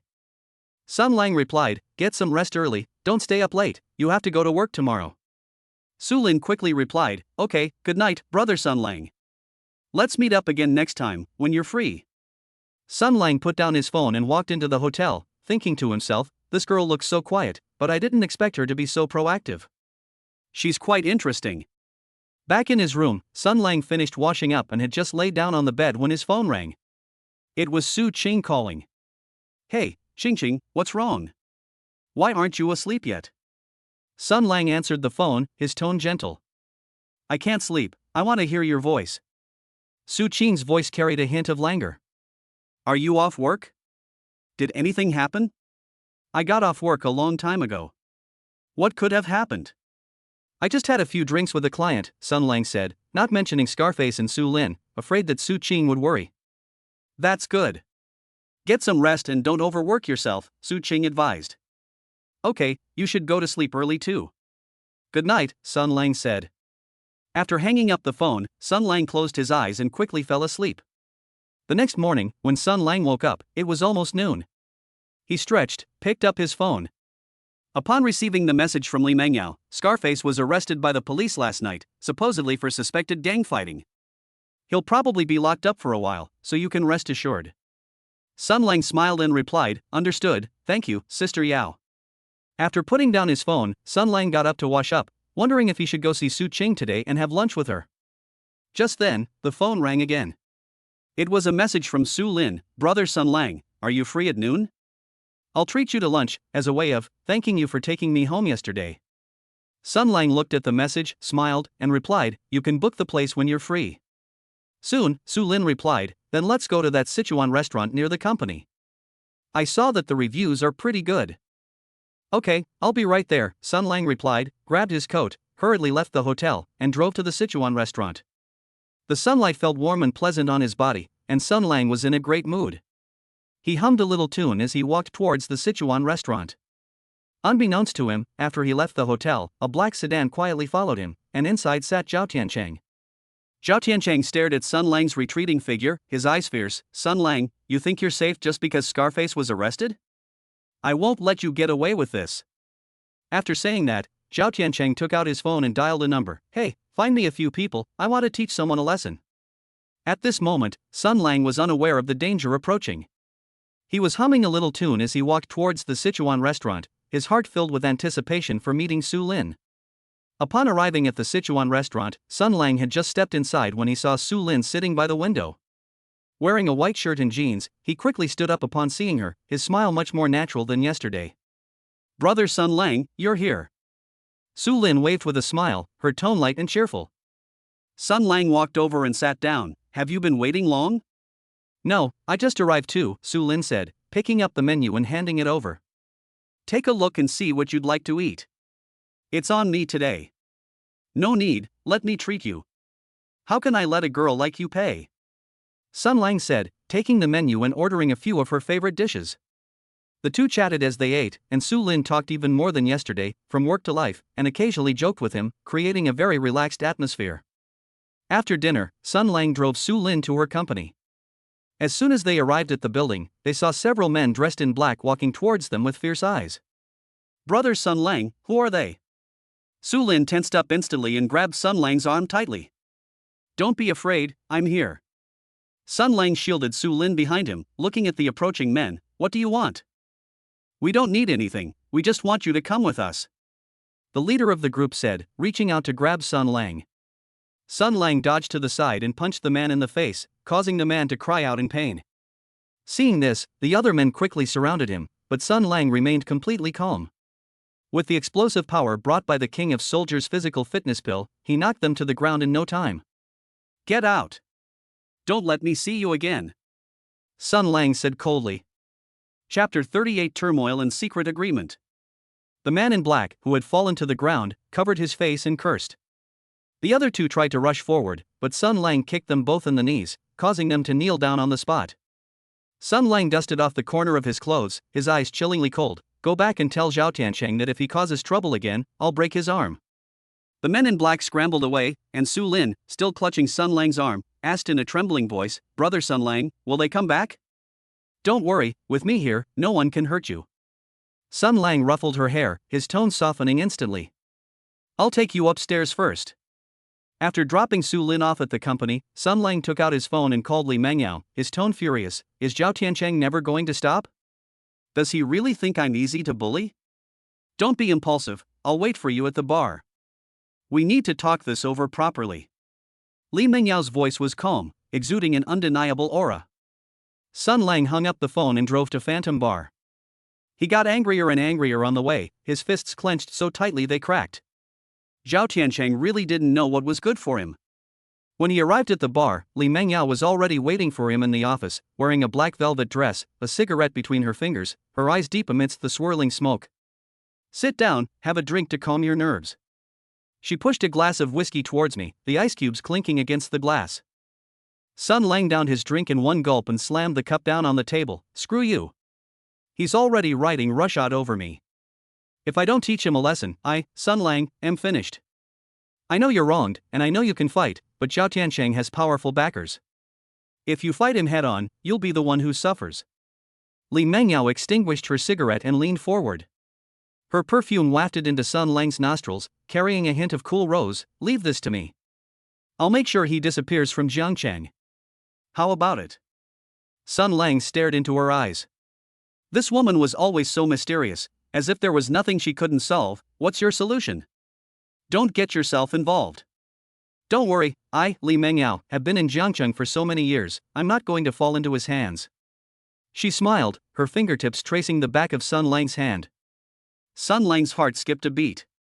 This was the first time Li Mengyao had taken such initiative towards him. He grabbed her hand and asked, "Why are you helping me? You're one of my people at the bar, isn't it only right that I protect you?" She leaned closer, her warm breath brushing against Sun Lang's ear. "Besides, I've wanted to have a proper talk with you for a while now." Sun Lang's heart skipped a beat. He could feel Li Mengyao's body burning hot, and her eyes held a charm he had never seen before.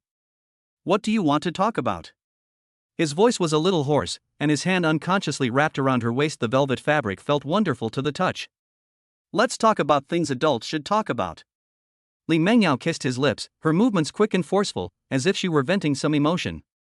Sun Lang was instantly ignited, and took the initiative, pressing her down on the sofa, his fingers tracing her collarbone, feeling her body tremble. Ding! Intimate contact detected between the host and target Li Mengyao. Scanning target data. Target, Li Mengyao. Compatibility, 85-92. Affection level greatly increased due to close contact. Basic rating, appearance 8.8, health 9.1, genetic potential 8.3. Note, Phantom is the bar owner, with a strong personality and mysterious background. She has a long-standing affection for the host. Li Mengyao's breathing became more and more rapid. She gripped Sun Lang's hair tightly with both hands and pressed her body close to him, like a traveler who had found water in the desert. Sun Lang could sense her nervousness and her longing, so he slowed his movements and whispered in her ear, "Don't be afraid, I'll be gentle." "Who wants your gentleness?" She bit Sun Lang's shoulder, her voice stubborn yet revealing an undeniable softness. Only the sound of their breathing and the rustling of clothes remained in the office. Neon lights outside cast dappled shadows on the floor through the blinds. After an unknown amount of time, everything returned to calm. Li Mengyao leaned against Sun Lang's chest, drawing circles on his chest with her finger, her eyes filled with complex emotions. Ding! The host has established a close connection with Li Mengyao, and the interaction quality is extremely high. A cash reward of 500,000 yuan has been deposited into the host's bank account. Sun Lang stroked her long hair, inhaling its fragrance, his mind filled with doubt. "Why did you suddenly?" "Don't ask." Li Mengyao interrupted him, looking up into his eyes. "This is a secret between the two of us. You mustn't tell anyone, including Su Qing." Sun Lang paused for a moment, then nodded, "Okay, I won't say." "But can you really handle Zhao Tiancheng's matter?" "Don't worry, you'll find out tomorrow." She got up from Sun Lang's arms, straightened her clothes, and resumed her domineering bar owner persona. "It's getting late, you should go back now." "I have things to take care of." She walked behind her desk, turned on her computer, and stopped looking at Sun Lang. Sun Lang knew she didn't want to continue the conversation, so he got up, put on his clothes, and glanced back as he walked to the door. Li Mengyao was staring at the computer screen, her profile looking somewhat forlorn under the light. He didn't say anything more, gently closed the door, but his mind was full of questions. Just how many secrets was Li Mengyao hiding? Back at the hotel, Sun Lang took out his phone and saw that his bank card balance had increased to over 14.25 million yuan. He couldn't help but smile. This whole ordeal had turned out to be an unexpected bonus. He lay in bed, recalling Li Mengyao's words and Zhao Tiancheng's arrogance, thinking to himself that no matter what method Li Mengyao used, Zhao Tiancheng would have to pay the price. Just as he was about to fall asleep, his phone rang. It was a message from Su Qing. "Are you asleep? I missed you a little today. Can you come and keep me company tomorrow?" Sun Lang felt a warmth in his heart and replied, "I'm not asleep. I'll definitely come to keep you company tomorrow. Sleep well, good night." Putting down his phone, Sun Lang closed his eyes, the faces of Su Qing, Su Lin, and Li Mengyao flashing through his mind, and the corners of his mouth unconsciously turned up. Although there are constant troubles, this kind of life seems quite interesting, at least it's not boring. Little did he know that after he left, Li Mengyao made a mysterious phone call, her tone icy. "Do me a favor, make Zhao Tiancheng disappear from Jiangcheng completely, the sooner the better." After saying something on the other end of the phone, Li Mengyao hung up and looked out at the night view with an icy gaze. No one knew what she was thinking. Meanwhile, Zhao Tiancheng was still drinking with friends in a bar, completely unaware that a catastrophic disaster was approaching him. He boasted to his friends, "That kid Sun Lang will fall into my hands sooner or later. He dares to steal my woman. He really doesn't know his own limitations." His friends chimed in, and Zhao Tiancheng drank even more heartily, completely unaware that a pair of eyes were staring at him from a corner of the bar, their gazes sinister. As night deepens, the neon lights of Jiangqing still flicker, but for some, the sun will never rise again. Sun Lang slept soundly. He was unaware of Li Mingyao's plans or the impending storm. All he knew was that he would see Su Qing again tomorrow. For him, as long as he has a woman he likes by his side and money he can't spend, that's enough. As for the rest, let it be. After all, he's a staunch non-marriage advocate. As long as he's happy, why should he care about anything else? Under the cover of night, the Phantom Bar remained brightly lit, but the atmosphere was more eerie than usual, as if something big was about to happen. All of this was irrelevant to Sun Lang, who was having a beautiful dream. In his dream, there was Su Qing, Su Lin, and the mysterious Li Mengyao. The first thing Sun Lang did when he woke up the next day was to check his phone, and sure enough, he saw a message from Li Mengyao. Zhao Tiancheng's matter has been resolved, and he won't be appearing again. Sun Lang smiled and replied, "Thanks, I'll treat you to a drink sometime." He put down his phone, finished washing up, changed into clean clothes, and prepared to see Su Qing. Today was another beautiful day. As for where Zhao Tiancheng went, he didn't want to know, nor did he need to know. As long as he stopped bothering him, that was enough. After all he needed in his life were beautiful women and money. He didn't need any trouble. Chapter 39: Undercurrents and Warmth. Zhao Shanhe, president of the Zhao Group, sat in his office with a face so gloomy it could drip water. On the table was a photograph of Zhao Tiancheng's last appearance before his disappearance. Investigate. Keep investigating. I need to see them alive or dead. He threw the photos on the table, his voice filled with suppressed anger. The assistant beside him said tremblingly, "President, we've been investigating for 3 days now, and we haven't found a single clue. Should we call the police?" Call the police? Do you want the whole of Jiangqing to know that the Zhao family can't even keep an eye on its own people? Zhao Shanhe glared at him. Let the Jianghu deal with its own affairs. Don't get the police involved. The assistant dared not speak again and left. Zhao Shanhe leaned back in his chair, tapping his fingers on the table, wondering who had the audacity to mess with someone from the Zhao family. He thought of Zhao Tiancheng's recent conflict with Sun Lang, and then of Li Mingyao's background. His brows furrowed even more. Neither of these two people were easy to mess with. That evening, Zhao Shanhe returned home. As soon as he entered the bedroom, he saw a black bag on the bedside table, emitting a pungent smell of blood. He opened the bag, and inside was a bloody dog head, its eyes wide open, as if staring at him. Zhao Shanhe took a step back in fright, his face turning deathly pale. Just then, his phone rang. It was an unknown number. When he answered, there was only one sentence: "If you keep investigating, you'll be next." The phone call ended, and Zhao Shanhe slumped onto the bed, his pajamas soaked with cold sweat. He knew this was a warning. If the investigation continued, he would also be in danger. The next morning, Zhao Shanhe ordered the investigation to be stopped, and told the public that Zhao Tiancheng had gone abroad to relax. The storm was thus quietly suppressed. At this time, Sun Lang was unaware of these thrilling events. He went to work at Phantom Bar at 7 o'clock sharp, just like always. When Akai saw him, he quickly came up to him and handed him a glass of juice. "Brother Lang, you've finally come. It seems like something happened to Zhao Tiancheng. I heard he can't be found." Sun Lang paused for a moment, then laughed. "So what if we can't find him? What does it have to do with me? He's not my son." Aja, who was mixing drinks nearby, chimed in. "Brother Lang, stop pretending. Everyone knows he caused you trouble a few days ago and has now disappeared." "It must have been you who did it." "Bullshit." Sun Lang kicked him. "I'm a law-abiding citizen, why would I do such a thing? Besides, if I wanted to deal with him, would I need to do it secretly?" The group laughed, and the atmosphere lightened considerably. Sun Lang leaned against the bar, watching the customers coming and going in the bar. His eyes swept over a woman in a red dress, and a thought struck him. The woman sat in the corner, drinking alone. Her profile was exquisite, her demeanor elegant, but she looked somewhat forlorn. Sun Lang walked over and said with a smile, "Beautiful lady, drinking alone is so boring. Shall I have a couple of drinks with you?" The woman looked up at him, a hint of wariness in her eyes. "Who are you?" "My name is Sun Lang. I work here, and I specialize in accompanying beautiful women for drinks." He winked, his tone humorous. The woman was amused by him and nodded. "My name is Chu Yao, this is my first time here." Ding. Communication detected between the host and the new target, Chu Yao.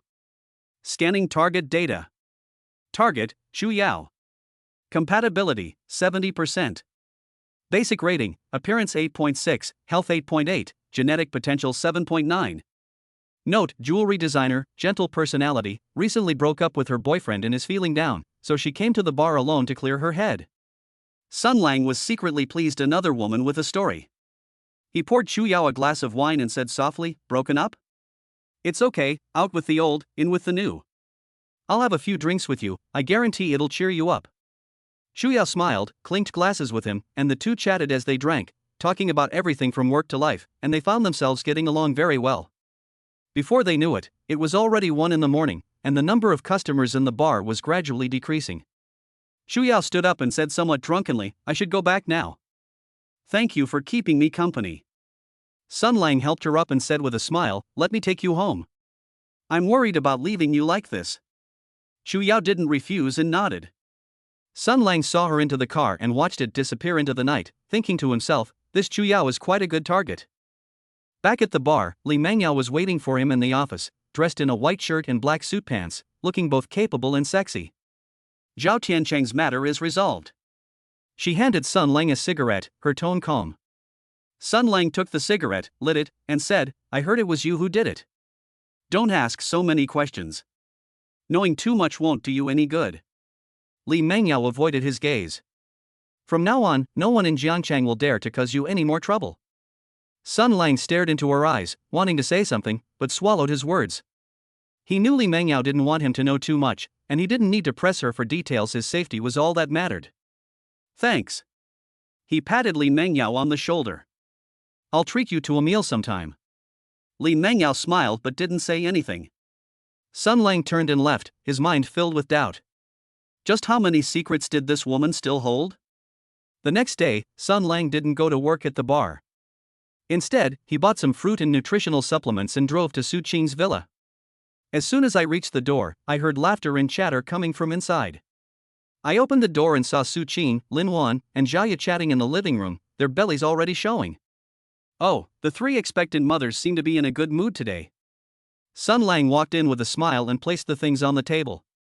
When Su Qing saw him, she quickly stood up and took his hand, saying, You've finally come. We were just talking about you. Lin Wan poured him a cup of tea and said gently, Are you tired? Sit down and rest for a while. Jiaya leaned against him and said coquettishly, Brother Sun Lang, why didn't you come yesterday?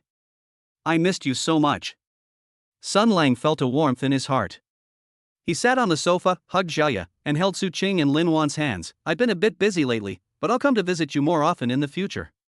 He looked at the three women's bellies, feeling a great sense of accomplishment.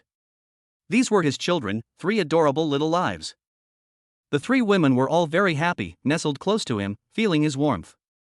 A cozy atmosphere filled the living room, making one reluctant to disturb the tranquility. At noon, Su Qing personally cooked a table full of dishes, all of which were Sun Lang's favorites. Sun Lang ate with great relish, praising Su Qing's culinary skills as he ate. If you like it, I'll make it for you every day, Su Qing said with a smile, placing a piece of pork rib on Sun Lang's plate. Lin Wan and Jiaya also kept putting food on Sun Lang's plate, and soon his bowl was piled high with food. He was filled with happiness and felt that this kind of life was really wonderful. In the afternoon, Sun Lang accompanied the 3 women for a walk in the courtyard. The sunlight felt warm and comfortable on their skin. Su Qing took his arm and whispered, After the baby is born, shall we go on a trip together? Okay, I'll go wherever you want. Sun Lang said with a smile, thinking to himself that after the baby was born, he would definitely spend more time with them to make up for what he had missed before. Lin Wan leaned against him and said gently, I've already started designing clothes for the child. I'll show them to you when they're finished. Jiaya said excitedly, I want to draw many pictures for the children and record every little thing about their growth. Sun Lang smiled and nodded, his heart filled with contentment as he looked at the 3 women's happy expressions. He knew that although he remained unmarried, he possessed the most precious things in the world: family and love. In the evening, Sun Lang was leaving. The 3 women saw him off at the door. Su Qing held his hand and said reluctantly, Come early tomorrow, I'll be waiting for you. Don't worry, I'll definitely come early. Sun Lang kissed her forehead, then kissed Lin Wan and Jiaya respectively, before driving away. Watching Sun Lang's car disappear into the night, the 3 women exchanged smiles, their eyes filled with happiness and anticipation. They knew that although Sun Lang didn't want to marry, he would always love them and their child. Sun Lang was in an exceptionally good mood as he drove. Life was getting better and better. Back at the hotel, Sun Lang finished washing up and lay on the bed. He thought of Su Qing, Lin Wan, and Jiaya's smiles, and then of Chu Yao's gentleness. The corners of his mouth unconsciously turned up. He took out his phone and sent Chu Yao a message. "Thank you for drinking with me today. Let's chat again sometime." Chu Yao quickly replied, "Okay, I'll treat you next time." Sun Lang smiled, put down his phone, closed his eyes, and his mind was filled with beautiful images. Chapter 40: Noise and Turmoil. The neon lights of the Phantom Bar had just come on when Sun Lang pushed open the door and entered. Kai immediately came over and offered a cigarette. "Brother Lang, Sister Chu Yao is here again tonight, waiting for you in the usual spot." Sun Lang raised an eyebrow and smiled, tossing his coat on the bar. "Okay, got it. "Make me a mojito first, extra ice." While shaking the cocktail shaker, Aja joked, "Brother Lang, your charm is unmatched. You just took her home yesterday, and she came to your door today." "Bullshit." Sun Lang slapped him on the back of the head. "I call this personal charm, you know? Unlike you, you deal with wine glasses all day long, and you've never even held a girl's hand." The group burst into laughter. Sun Lang, holding a wine glass, walked to a corner. Chu Yao was watching the dance floor, her red dress particularly eye-catching under the lights. "Beautiful lady, have you been waiting long?" Sun Lang sat down opposite her and pushed his glass towards her. "I ordered this especially for you, just like me, with extra ice." Chu Yao smiled, the melancholy in her eyes lessening slightly. "How did you know I like to drink this?" "Just a guess, after all, beautiful women tend to have similar tastes." Sun Lang winked, his tone humorous. "Feeling better today?" Chu Yao nodded and clinked glasses with him. "I feel much better. "Thank you for taking me home yesterday." Ding. Detected increased interaction between the host and target. Chu Yao compatibility increased to 78. Sun Lang was secretly pleased and was about to say something more when his phone suddenly rang. It was Su Qing calling. "Sun Lang, where are you?" "Lin Wan's parents are here, they're at the villa now, come over quickly." Su Qing's voice was a little urgent. Sun Lang was taken aback. "Lin Wan's parents? Why are they here all of a sudden?" "I don't know either. They said they came to Jiangcheng on a business trip and took the opportunity to visit Lin Wan." "Hurry up, they don't look too good." After hanging up the phone, Sun Lang apologized to Chu Yao. "I have something urgent to attend to and have to leave for a while. I'll drink with you again tomorrow." Chu Yao was very understanding and nodded. "It's okay, you go ahead and do your work, I'll wait for you to come back." Sun Lang strode out of the bar and drove towards the villa, thinking to himself that Lin Wan's parents, being university professors, would definitely be difficult to deal with. As soon as I arrived at the villa's entrance, I heard arguing coming from inside. I pushed open the door. Seeing Lin Wan standing in the living room with red eyes, and a middle-aged couple with refined manners sitting next to her, they must be her parents.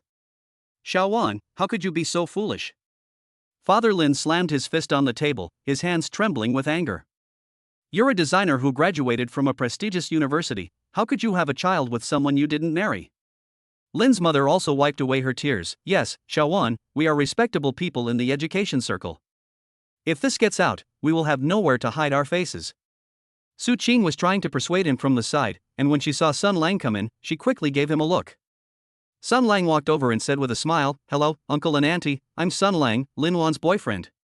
Lin's father glared at him, his tone cold. "You're Sun Lang? I'm warning you, break up with my daughter right now and make her abort the child, or I won't let you off the hook."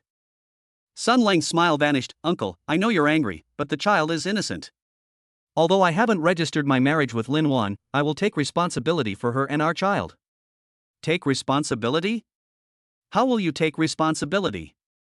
Lin's mother stood up agitatedly. "Do you have a stable job?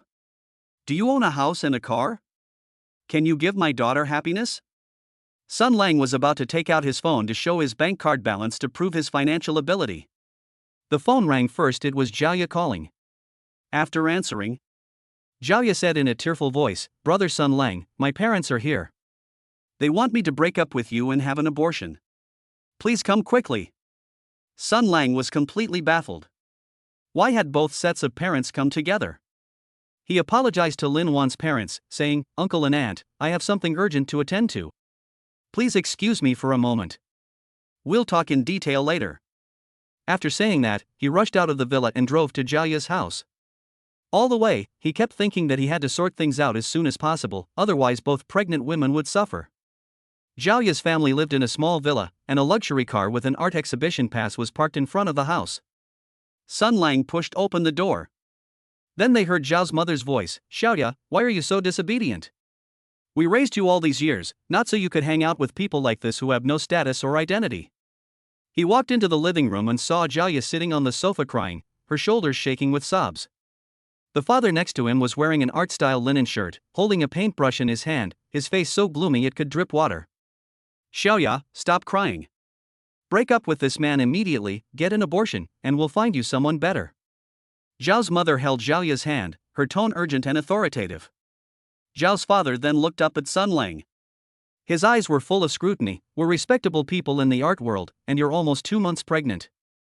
If word gets out, how will we ever face anyone?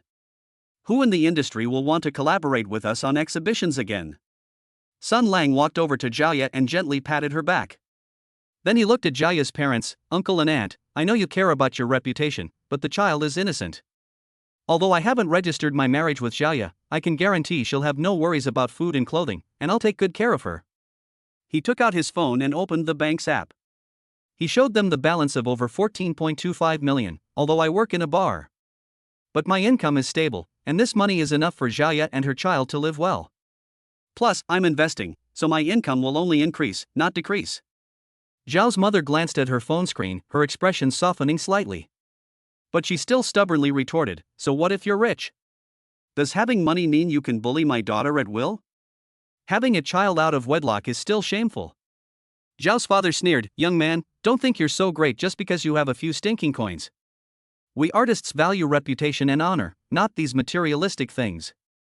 Sun Lang clenched his fists, suppressing his anger. "Uncle, I respect your profession, but reputation can't put food on the table. Zhao is pregnant now and shouldn't get emotionally agitated. If you truly care about her, don't pressure her. You dare talk back." Father Zhao trembled with rage, picking up a porcelain plate from the table and smashing it on the ground. Shards were scattered all over the ground. "I'm going to teach you a lesson today, you arrogant brat." Zhao quickly pulled him back. "Dad, don't be angry, let's talk this out. Brother Lang is only doing this for my own good." Sun Lang quickly added, "Uncle, please don't get agitated. Please feel free to make any requests you may have. I'll do whatever I can for you, just please don't harm your body." Panting heavily, Zhao's father pointed at Sun Lang and said, "Fine, if you want to be with my daughter, you must agree to 2 conditions. First, get engaged to my daughter immediately. Although we won't register the marriage, we must hold an engagement banquet so that people in our circle will know. Secondly, buy my daughter a large, single-level apartment in the city center, and put it in her name as a form of security." Without a second thought, Sun Lang agreed, "No problem, I'll arrange the engagement banquet right away, and we'll go see the penthouse tomorrow. Don't worry, I will definitely not make Xiaoya feel wronged." Zhao's mother was taken aback by Sun Lang's straightforwardness. She paused for a moment, then took Zhao's father's arm and whispered a few words. Zhao's father's expression gradually softened. Just then, Sun Lang's phone rang again. It was Lin Wan calling. After answering, Lin Wan's voice was choked with sobs. "Sun Lang, my parents tore up all my design drafts and said they're going to take me back to my hometown. Please come back." Sun Lang's heart tightened. "Xiao Wan, don't worry, I'll go back right away. Talk to your uncle and aunt nicely first, don't argue with them." After hanging up the phone, Sun Lang apologized to Zhao's parents, uncle and aunt. "Something happened to Lin Wan. I need to go back and check things out first. I'll contact you about the engagement party tomorrow." Zhao quickly added, "Dad, Mom, let me go with Sun Lang to check on Lin Wan. She must be scared by herself." Mr. Zhao hesitated for a moment, then nodded, "Okay, you can go ahead. Be careful and call us if anything happens." Sun Lang, holding Zhao's hand, quickly walked out of the villa and drove towards Su Qing's villa. Along the way, Zhao comforted him, "Brother Lang, don't worry. Lin Wan's parents are all bark and no bite. As long as you talk to them nicely, they will definitely agree." Sun Lang nodded, "I know, I'm just worried that Xiao Wan will be wronged. She's pregnant, she can't cry for too long." Upon arriving at the villa, Sun Lang pushed open the door and saw Lin Wan squatting on the ground, picking up scattered design drafts. Lin's parents stood beside her, their expressions not very pleasant. "Xiao Wan, don't pick it up anymore, I'll redraw it for you." Sun Lang went over and helped Lin Wan up. Then he looked at Lin's parents and said, "Uncle and Aunt, I was wrong just now. I shouldn't have talked back to you. I know you did it for Xiaowan's own good, and I apologize to you."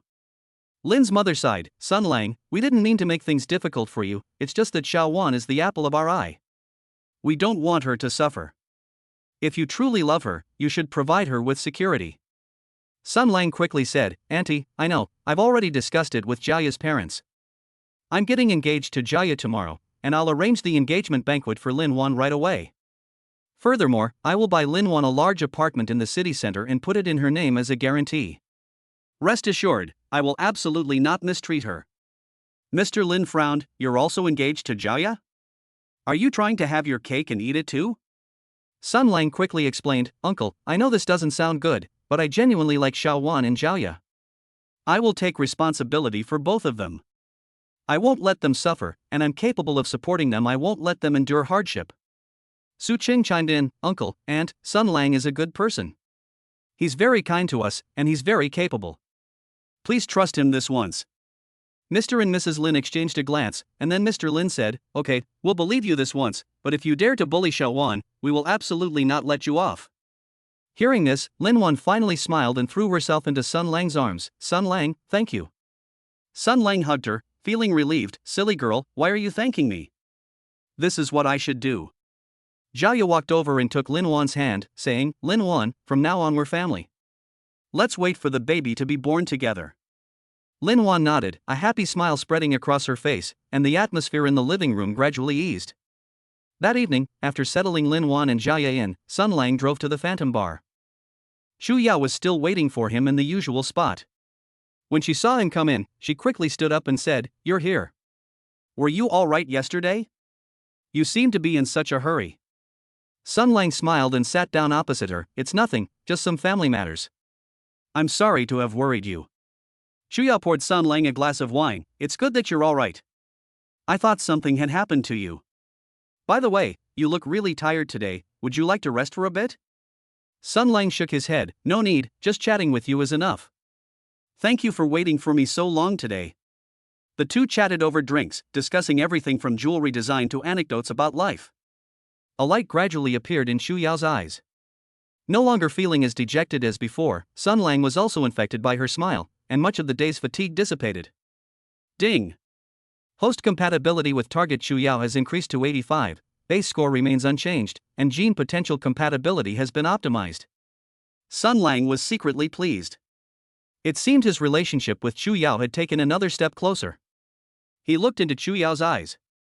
He smiled and said, "Xu Yao, I'll treat you to dinner tomorrow as a thank you for waiting for me so long today." Xu Yao paused for a moment, then smiled and nodded, "Okay, but it's my treat. You took me home yesterday and chatted with me today, so I should treat you." Sun Lang didn't argue with her. "Fine, then you treat me, but next time I'll treat you.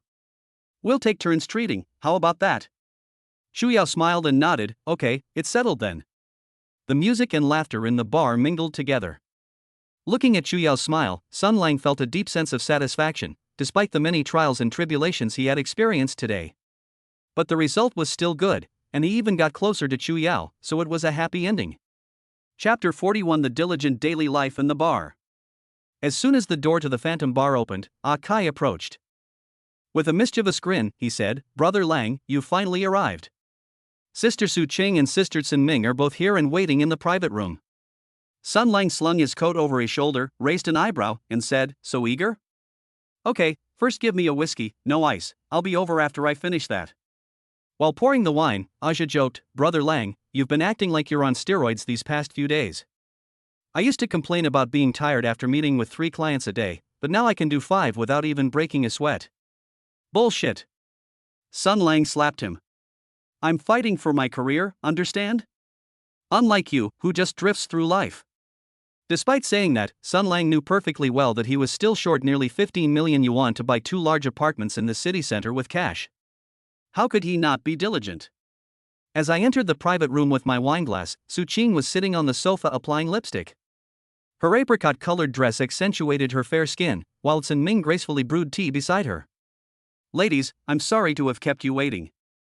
Sun Lang sat in the middle, placing his wineglass on the coffee table. "What would you like to do today?" Su Qing put down her lipstick and smiled. Just chatting is fine, but you exhausted me yesterday, so you'll have to take it easy today. Ding. Interaction between host and target Su Qing detected. Compatibility remains at 78, base score unchanged. Sun Lang smiled, picked up his teacup and took a sip. Don't worry, I'll be gentle today, but sistered Sin Ming. Sin Ming blushed and glared at him. How dare you say that? My arms were sore after yesterday, so I'd better take it easy today. Ding. Interaction detected between host and target Sin Ming. Compatibility increased to 80% and genetic potential compatibility optimized. As they drank and chatted, the atmosphere gradually became ambiguous. Sun Lang, emboldened by the alcohol. Holding Su Qing's hand, he whispered, Sister Su Qing, you look so beautiful today, even more beautiful than yesterday.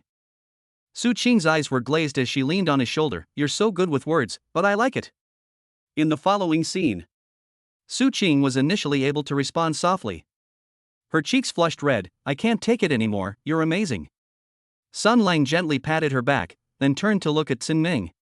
Although Sin Ming was mentally prepared, Brother Lang, I can't take it anymore, please spare me. Sun Lang pondered in his heart, although there were no system rewards. But maintaining good relationships with existing clients can bring in a lot of tips and commissions, so it's not all for nothing. Just after seeing Su Qing and Sin Ming off, a Kai knocked on the door again. Brother Lang, Sister Su Lin is here, waiting for you in the usual spot. Sun Lang straightened his clothes and walked out of the private room. Su Lin was sitting at the bar, dressed in a business suit and wearing gold-rimmed glasses, looking both intellectual and sexy. Why are you here? Aren't you afraid your cousin will find out? Sun Lang sat down next to her and beckoned for a jia to make a cocktail. Su Lin laughed and pushed up her glasses. I'm not afraid. She's resting at the villa. I heard you're quite capable now, so I'd like to give you a try. Ding. Interaction between host and target Su Lin detected. Compatibility remains at 75, base score unchanged. Sun Lang raised an eyebrow. You'd better not regret it. When you're crying and begging for mercy, no one will help you. Su Lin retorted, I won't. Go ahead and try. I can't take it anymore, your body is too amazing, I give up. After seeing Su Lin off, Sun Lang was about to lean against the bar to rest for a while when his phone suddenly rang. It was Li Mengyao calling. Sun Lang, come to my office, I need to talk to you urgently. Sun Lang wondered to himself, what urgent matter could they possibly have for me at this time? He walked into the office. Li Mengyao was sitting behind her desk, wearing a black suit, looking both capable and charming. Boss, what can I do for you?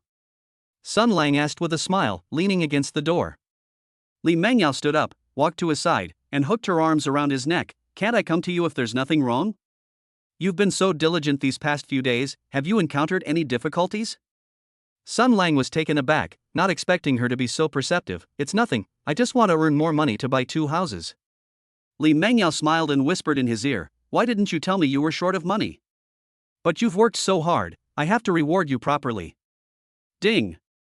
Interaction between the host and target Li Mengyao detected. Compatibility remains at 85, base score unchanged. In the time that followed, suggestive sounds drifted from the office. Although Li Mengyao could withstand more strain than others, your body is getting better and better, I can hardly keep up. Sun Lang held her in his arms, calculating in his mind how much extra commission Li Mengyao could earn. Adding in the tips from before, today's income isn't bad. At this rate, I'll be able to save enough money to buy a house soon. After saying that, Sun Lang turned and left. He had only taken a few steps when he saw Chu Yao standing not far away. Chu Yao, what are you doing here? Sun Lang quickly went over. Chu Yao shook her head and took his hand, saying, I'm fine, I just came to see you. Sun Lang smiled. By the way, why haven't you left yet? Chu Yao lowered her head and whispered, I want to wait for you and walk with you. Sun Lang felt a warmth in his heart and took her hand, saying, okay, let's go now. I'll take you home. Ding. Detected increased interaction between the host and target Chu Yao, compatibility increased to 90%, gene potential compatibility optimized. After dropping Chu Yao off at home, Sun Lang drove back to the villa, pondering to himself that although he hadn't received the system reward today, he had maintained good relationships with old clients. Back at the villa, Su Qing, Lin Wan, and Jia were still awake and were sitting in the living room waiting for him. Sun Lang, you're back. How was your day? Did anything happen? Su Qing quickly went over and took his coat. Sun Lang smiled and said, "It's nothing. I made a lot of tips and commissions today. I'll be able to buy a house soon." Lin Wan and Jiaye were both very happy, holding his hand and asking him all sorts of questions. The atmosphere in the living room was warm and lively. Sun Lang looked at them, his heart filled with satisfaction. Although the system rewards were no longer an aid. But as long as my efforts can make them happy, it's all worth it. He secretly resolved to raise enough money as soon as possible to buy 2 large apartments so that they could live more comfortably. In the following days, Sun Lang became even more diligent. Every day, he entertained one client after another at the bar, relying on the combination of Golden Kidney and King of Soldiers energy pills. Not only did I satisfy customers, but I also received more and more tips and commissions. The balance in my bank account is increasing day by day, and I'm getting closer and closer to my goal of buying a house. Chapter 42: The Tenderness and New Customers in the Ledger. Sun Lang sat on a lounge chair backstage at the bar, scrolling through his phone's memo list with his fingertips, a smile unconsciously creeping onto his lips. Including Su Qing and Sin Ming last night, he has had relations with 46 women. Su Qing is the daughter of a family with a long history in the catering industry. After becoming pregnant, she loves to stay in her villa, sitting on the sofa and having him read financial news. Lin Wan is a designer. She would occasionally ask him to look at her design drafts, and when she got tired, she would lean on him to catch up on her sleep. Jiaye loves to paint and often uses him as a model. After finishing the painting, she secretly kisses his cheek. Lina liked to take him to parties, and when she got tired of jumping around, she would hide in a corner and act cute with him. During a break from her magazine photoshoot, Zhou Ting texted him, asking if he wanted to eat the salad she made that evening. Wu Qian knows about jewelry and occasionally brings him new designs to help her choose styles. Lin Shi invited him to her art studio over the weekend to teach him how to paint sunflowers. After Xiaomo's cafe closed, she left him a specially made cocktail. When Zhang Ruodong was practicing yoga, she pulled him to do a partner stretch and laughed at his stiff movements. Xinyu showed him the unpublished manuscript and asked him for his opinions. When Xiao Xian designs new clothes, he's always the first one to try them on. After rescuing the stray cat, Yi Zi hugged the cat and shared some interesting stories with him. When Tang Wan played the piano, she would have him sit beside her and listen, and occasionally she would play his favorite old songs. When Meng Yao returned from her business trip, she brought back local specialties from various places and invited him to try them. Chen Shi worked overtime until late at night and sent him a message asking him to pick her up downstairs at the company. Zhang Meng sent him a photo of herself sweating after working out and asked him if he looked handsome. Chen Fei organized a music festival and reserved the front row seats for him. When Wang Jianyi was under a lot of pressure, she would invite him to a private room for drinks, pour out her troubles, and then lean on his shoulder to sleep. After breaking up with him, Lu Siyu would often chat with him and gradually open up to him. After Chen Yue finished designing the house, she took him to the site to ask if he liked it. Zhao Manqi got off work late, so she asked him to take her home and secretly hugged him in the stairwell. Lin Wei invited him to dinner after finalizing the collaboration, and they kept clinking glasses during the meal. Zhang Yutong learned to make desserts, and he ate all the failed attempts, saying it was a waste. Li Shuyuan did charity work and invited him to an orphanage. He smiled when he spent time with the children. After Xin Wei finished processing the financial statements, she told him some interesting stories about the company. Lu Yu took him skiing with her, and when she fell and hurt herself, she ran into his arms and cried. When Han Lin was looking at the art exhibition, she explained the stories behind the paintings to him with gentle eyes. When Su Jiao was working overtime, she asked him to come to her office to keep her company, and to rest her legs on his back when she got tired. Meng Tian learned to make macarons, and after she succeeded, she fed him the first ones. Li Shui attended a cocktail party and, linking arms with him, introduced him as, "This is my friend." When Wang Nan repaired computers, he would ask Wang Nan to hand him tools and occasionally teach him simple programming. When Lu Qing was brewing tea, she explained the art of tea to him, saying that his posture was becoming more and more standard. Wu Min went to an art exhibition, pulled him aside to discuss the works, and occasionally acted coquettishly. After discussing overseas business, Zhang Shi brought him some foreign chocolates. Qin Lan won the race, hugged her helmet, gave him a high five, and said, "I'll take you out next time." When Zhang Xian was arranging flowers, she asked him to hand her the scissors, and after she finished, she gave him a bouquet. After finishing her project, Xia Ting invited him for a run, and afterwards they bought bottled water and clinked bottles together. After Su Man finished analyzing the stock market, she told him which stock to buy and that she would share half of the profits with him. After finishing her work at the hotel, Chen she secretly slipped out to spend some time with him in the parking lot. Su Lin would watch financial news, pull him into discussions, and occasionally laugh at his lack of understanding. After resigning from her job, Lin Yu stayed home watching TV series and invited him to watch with her. She was so moved that she leaned on his shoulder and cried. Xia Ran organized an art exhibition and asked him to help with the setup. At the end, she handed him champagne. After Li Mengyao finished her work in the office, she asked him to come in and massage her shoulders, occasionally resting against his chest. After Sun Lang finished calculating, his bank card balance was 28.76 million, just a little short of his 30 million target. He had just put away his phone and stood up when Akai ran over excitedly and said, "Brother Lang, a new guest is waiting in the private room." He was introduced by a friend. Sun Lang raised an eyebrow. A new guest? Okay, I'll go check it out. Upon entering the private room, a girl in a white dress sat on the sofa, holding a juice bottle, her long hair flowing over her shoulders. She appeared quiet and demure. Target, Su He. Compatibility, 70%. Basic rating, appearance 8.6, health 8.9, genetic potential 8.0. Note, I'm an elementary school music teacher. A friend recommended this bar to relax. I'm shy and this is my first time in a place like this. Hello, my name is Sun Lang, I'm in public relations here. Sun Lang sat opposite her and smiled. I heard this is your first time here? Sui nodded and said softly, yeah, my friend said this place is relaxing, so I came. I don't drink much, so I only ordered juice. Sun Lang laughed. It's okay, drinking juice is fine. I'll ask Aja to change it to freshly squeezed orange juice, it's very sweet. Sui's eyes lit up. Okay, thank you. Akai brought over some orange juice, and Sui took a sip and smiled. It's so sweet, better than what I usually buy. Ding. Host target Sui interaction detected. Compatibility increased to 75%, gene potential compatibility optimized. Sun Lang felt a warmth in his heart when he saw her smile. What do you do? You seem very gentle. I'm a primary school music teacher, I teach children to sing. I'm usually very busy, and I finally have a day off today, Sui said, her fingers twisting the hem of her skirt, showing her nervousness. Sun Lang said softly, don't be nervous. Just treat it like chatting with a friend. I won't force you. Talk if you want, or just sit down if you don't.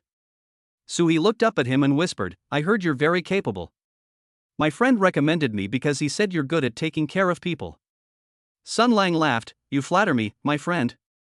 I'm good at chatting. What kind of music do you usually like to listen to? You're a music teacher, so you must have some favorite singers, right? When asked about music, Sui relaxed, I like folk songs, I really like Zhao Lei's songs, and I've taught my kids to sing Chengdu, and they all like it. I also like Zhao Lei, his songs have a story-like quality. Sun Lang hummed the tune of Chengdu, and Sui sang along softly, her voice gentle and pleasant. Halfway through her song, Sui stopped, blushing, and said, I didn't sing well, please don't laugh at me. Sun Lang shook his head, it sounds great, even gentler than the original singer. If you teach your children to sing, they'll definitely be happy. Sui smiled and said, yes, all children are adorable. Although they can be naughty at times, I'm content to see them happy. The atmosphere grew increasingly intimate, and Sun Lang said softly, Suhi, you look so beautiful today. The white dress suits you perfectly, you look like a fairy. Sui blushed even more and lowered her head, don't say that, it makes me embarrassed. Sun Lang gently held her hand, and her hand trembled slightly, I didn't lie to you, you really are beautiful. If you don't mind, let's take it a step further. I'll be gentle and won't make you uncomfortable. Sui looked up at him, hesitated for a moment, and then nodded, yes, I believe you. In subsequent scenes, Sun Lang moved with the utmost gentleness, as if afraid of breaking a precious treasure. Sui was initially tense and stiff, but gradually relaxed as he moved gently, her soft breathing showing dependence. Less than 18 minutes later, Sui leaned against him, her face flushed, and said, I've never been like this before. I'm a little scared, but it feels so good. Sun Lang patted her back gently and whispered, don't be afraid, I'm here. You can come anytime you want. Ding. The host has established a close connection with the target Suhi, and a cash reward of 250,000 yuan has been deposited into the host's bank card. After seeing Sui off, Sun Lang checked his phone balance, 29.01 million, just 990,000 short. He was about to head backstage when a man in a black suit walked in, staring at him with hostility. You're Sun Lang? The man walked up to him, his tone cold. I'm Sui's brother, Su Chen. What did you do to my sister? Sun Lang's heart was tense but his face remained calm. Mr. Su, your sister and I were acting voluntarily. She was not harmed and seemed very happy. Voluntary? Su Chen sneered. My sister is naive and easily deceived. Do you think I'd believe that? You'd better give me an explanation today, or I won't let you off the hook. Su Chen's henchmen surrounded them menacingly, and the bar patrons were too frightened to utter a sound. Akai tried to step forward, but Sun Lang stopped him. Mr. Su, let us talk this out. There is no need to get angry, Sun Lang said, arms crossed. Your sister is an adult and has her own judgment. I didn't T-force her. You can ask her if you don't believe me. Su Chen took out his phone and dialed Sui's number, his tone soft. Xiaoyi, are you alright? Did that man bully you? Sui's voice came from the other end of the phone. Brother, don't misunderstand. Brother Lang didn't bully me. It was my own choice. He's a good person. Don't cause him any trouble.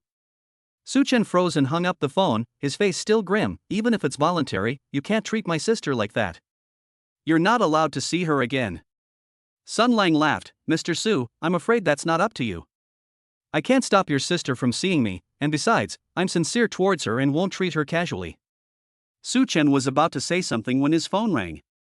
After receiving the message, he glared at Sun Lang and said, Consider yourself lucky. I have other things to do today. I'll settle the score with you next time. With that, he hurriedly left with his henchmen. Sun Lang breathed a sigh of relief. Akai ran over and said, Brother Lang, are you alright? You scared me to death. It's nothing, just a misunderstanding, Sun Lang laughed. By the way, did Sui say anything when she left? She said she'll come again next time, and that you should wait for her, Akai said with a mischievous grin. Brother Lang, you're really something, even the new customer likes you so much. Sun Lang patted him on the shoulder. Don't talk nonsense. She and I are just friends. Are there any other guests? If not, I'll go back first. Su Qing and the others will wait for me. Akai shook his head. No, Brother Lang, you should go back early. You can come again tomorrow. Sun Lang nodded, grabbed his coat, and left the bar. The night was deep, a gentle breeze caressed his face, and he checked his phone balance with anticipation. Soon we'll be able to buy 2 large apartments, and Su Qing, Lin Wan, and Jiao will definitely be happy then. On the drive back to the villa, Sun Lang felt a warmth in his heart as he thought of Sui's smile. He knows he will meet many more people in the future, but he will cherish those who are good to him and strive to make them happy. Chapter 43 The warm light in Xu Yao's home and the invitation of the 5 women. At 6 o'clock in the evening, as dusk settled over the office buildings in Jiangcheng, Sun Lang followed Xu Yao into her apartment. In the entryway, a warm yellow wall lamp illuminates the jewelry design sketches scattered on the shoe cabinet, the edges of the papers bearing subtle creases. The air was filled with the scent of cedarwood diffuser, mixed with a faint fragrance of gardenia, a scent that Xu Yao often used. As Xu Yao bent down to change her shoes, her hair brushed against Sun Lang's hand as she slipped on the off-white slippers, causing a slight tickle. Her long hair had just been washed, the ends still glistening with moisture, falling over her shoulders like soft black silk. Target, Xu Yao. Compatibility, 8212 better than last time. Basic rating, appearance 8.6, health 8.8, genetic potential 7.9. Note, jewelry designer has recovered from heartbreak and her affection for the host has significantly increased. Her apartment is cozy and inviting. Xu Yao straightened up, her white loungewear highlighting her slender waistline, with a light gray belt around her waist that accentuated her figure. Would you like a glass of red wine? I just opened it last week, it's very mild in tannins. She turned and walked towards the wine cabinet in the corner of the living room. The wine cabinet is made of walnut wood, and behind the glass door are neatly arranged bottles of various colors, with labels gleaming under the light. Sun Lang walked over to the sofa and sat down.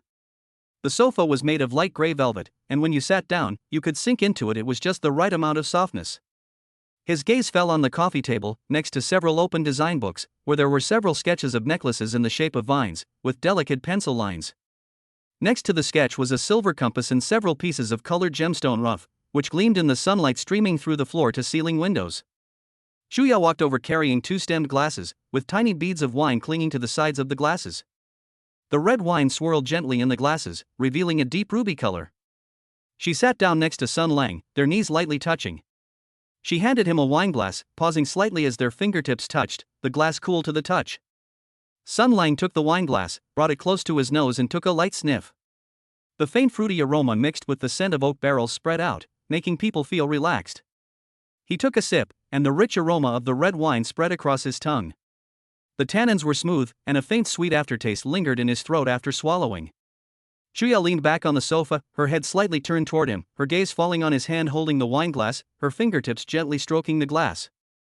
Her eyelashes were long, casting a soft shadow under her eyes, and the light fell on her profile, outlining a gentle contour. Sun Lang put down his wineglass, reached for a sketch of a vine necklace, and traced the lines on the paper with his fingertips. Is this your new design series? Shu Yao nodded, her fingertips lightly touching the intersection of the vines in the sketch. Yes, it's called entwined, meant to express an inseparable intimacy. Her fingertips were slender, her nails were neatly trimmed and coated with clear nail polish, making a soft sound as they gently brushed against the paper. Looking at her serious expression, Sun Lang reached out and gently took her hand. Her hand was soft, and her fingertips were slightly cool. Shu Yao did not dodge, but instead gently squeezed his hand back, raising her gaze to look at him, her eyes sparkling with tiny lights, like fallen starlight. She slowly leaned closer, her lips gently touching his cheek, carrying the sweet scent of red wine and a faint lipstick fragrance, as soft as a feather. Sun Lang could feel her body trembling slightly, and knew that she was no longer as reserved as she had been at the bar last time.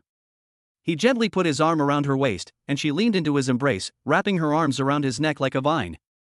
Her breathing gradually became rapid, and her warm breath brushed against his ear, bringing a slight tickle.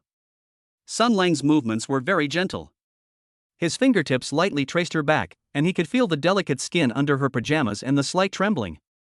Unlike Su He, who was hesitant and tentative, or Li Mengyao, who was assertive and proactive, she possessed only the delicate touch unique to a designer. She would softly hum off-key melodies in his ear, her voice gentle, like an evening breeze rustling through leaves, and occasionally whisper, "I like holding you like this." Her warm breath brushed against his ear, filling him with a sense of warmth.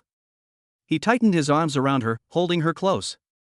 The aromatherapy candles on the coffee table were still slowly releasing their fragrance. The sky outside the window had completely darkened, and the streetlight shone through the glass, casting dappled light on the floor. Nearly half an hour later, Shuya gently leaned against his chest, her hair falling onto his clothes, carrying a faint scent of shampoo. Her fingertips traced circles on his chest, the movements slow and gentle, as if she were drawing some kind of pattern. I used to think it was nice to be alone, without having to compromise with anyone. Now I realize how comfortable it is to have someone by my side. Her voice was soft and filled with contentment.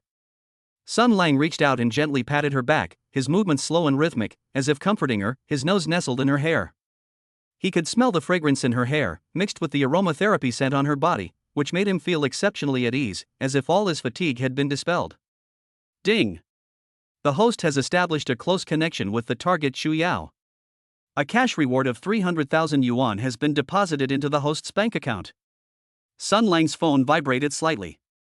He reached for the phone, which was next to the sofa, and turned on the screen to check it. The bank app showed that his balance had increased to 29.31 million, bringing him one step closer to his goal of 30 million. He couldn't help but smile. Shu Yao leaned closer to look, her gaze falling on the screen. A hint of surprise flashed in her eyes when she saw the balance. He then smiled and said, "You've made quite a bit of money, haven't you? How about treating me to something nice?" Her voice was tinged with laughter, and she gently poked his cheek with her fingertips, a playful gesture. Sun Lang put down his phone, reached out and pinched her chin. He could feel the smoothness of her skin with his fingertips. "No problem, I'll take you to eat Japanese food tomorrow. The sashimi at that restaurant is very fresh." Shu Yao smiled and nodded, then leaned back into his arms. The two sat quietly on the sofa, occasionally chatting about design or everyday matters, creating a warm atmosphere. At 2 p.m. the next day, Sun Lang had just arrived at the bar and hadn't even had time to tidy up the bar when his phone rang. The screen displayed Li Shuyuan. He pressed the answer button, and Li Shuyuan's cheerful laughter immediately came through the phone, along with the crisp sound of cups and saucers clinking together. "Brother Lang, Han Lin, Li Shui, and I are having afternoon tea at a tea house in the city center. Do you want to come over?" Li Shuyuan's voice was full of anticipation. Sun Lang glanced at the bar's reservation list. There were no customers in the afternoon, so he agreed. After hanging up the phone, he picked up his coat and headed out. The tea room wasn't far from the bar, just a 10-minute walk away. Pushing open the door, he was immediately enveloped in warm yellow light, and a faint aroma of tea filled the air. Sunlight streamed through the glass windows and bathed them in a pale golden glow.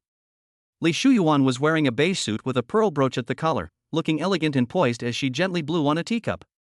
Han Lin sat beside her, wearing an exquisite pearl necklace, her fingers gently stroking the rim of her glass, her gaze fixed on the street scene outside the window. Li Shui, wearing a red dress and bright red lipstick, was holding a fork and picking up a piece of cake when she saw Sun Lang come in. She immediately smiled and waved. Wu Min sat opposite her, holding a white porcelain cup with an elegant orchid pattern printed on it. Her hair was tied up in a bun, making her look gentle and graceful. Zhang Xian played with the flower arrangement in her hand. The vase was made of light blue ceramic and contained several fresh daisies. Her movements were gentle and her eyes were focused. "Brother Lang, you finally arrived. We've been waiting for you for half an hour. We thought you weren't coming." Li Shui put down her fork, got up and walked to his side, pulling his wrist and leading him to his seat. Her hands were warm, and her touch was urgent. Sun Lang sat down with her, and was immediately surrounded by several women, making the atmosphere lively. Li Shui handed over a slice of tiramisu. The cake was placed on a small white dish, sprinkled with cocoa powder, and emitted a faint sweet aroma. "This shop's tiramisu is amazing, it's made with imported mascarpone, you should try it." Her eyes were full of anticipation as she watched him pick up his fork. Sun Lang forked a small piece and put it in his mouth. It was sweet but not cloying, with the creamy texture and the slight bitterness of the coffee perfectly balanced, creating a very rich flavor. Zhang Xian put down the flower arrangement she was holding and said with a smile, "The few of us get together once a week now. Before you came, I always felt something was missing, it wasn't lively enough." Her voice was gentle, like warm tea, making people feel comfortable. Her gaze fell on Sun Lang, with a faint smile. Han Lin put down her coffee cup, the bottom of which made a slight sound as it tapped against the saucer. Her eyes held a smile. "When I was with my ex-husband, it's never been this comfortable. I had to cater to him in everything I did. It's much more fun being with you guys now." When she spoke of her ex-husband, her tone was devoid of emotion, as if she were talking about someone else's affairs, with only a barely perceptible hint of relief flashing in her eyes. Wu Min nodded gently, her fingers lightly tracing the rim of the glass. "The assets we received in the divorce settlement are enough to live on. I can buy whatever I want normally, but I always feel empty inside. Only when I'm with you do I feel lively and at ease." Her voice was soft, tinged with emotion, and her gaze fell on Sun Lang with a hint of dependence. Li Shuyuan put down her teacup and leaned forward slightly. Her voice was gentle. "Brother Lang, if you're not too busy, come and hang out with us often. We all like you a lot, and we're happy to be with you." Her eyes were filled with sincere expectation, and the other women nodded in agreement, their gazes all fixed on Sun Lang, full of anticipation. Looking at the expectation in their eyes, Sun Lang felt a surge of warmth in his heart. He smiled and nodded in agreement. "Sure, as long as you don't find me annoying, I'll come often." Upon hearing his answer, the women immediately laughed, making the atmosphere in the tea room even more lively. The laughter mingled with the aroma of tea, creating a particularly warm and cozy atmosphere. In the days that followed, Sun Lang was indeed frequently invited out by these 5 women. Each time, the location was different, but each time the atmosphere was warm and cozy. Sometimes it was in Li Shuyuan's private cinema, a dimly lit room with classic old movies playing on a huge screen. The scents of their perfumes mingled together. The scent carries a faint fragrance. Sometimes it's at Han Lin's gallery, which is filled with her works. The colors are vibrant and the styles are diverse. Sunlight shines through the skylight onto the paintings, making them exceptionally beautiful. His eyes were full of tenderness. Sometimes it was at Li Shui's villa, where the yard was full of roses. It was the peak blooming season, and the red roses were especially vibrant in the sunlight. His tone was filled with satisfaction. Sometimes it was at the tea house Wu Min frequented, which was elegantly decorated. Soft cushions were laid on the tatami mats, and a small incense burner was placed in the corner, emitting a faint scent of sandalwood. Sometimes it's in Zhang Xian's flower arrangement room, which is filled with all kinds of fresh flowers, including roses, lilies, and daisies, and the air is filled with a rich floral fragrance. Fortunately, Sun Lang had the golden kidney and the King of Soldiers physical fitness pill to boost his strength. Li Shui burst out laughing as he pinched her.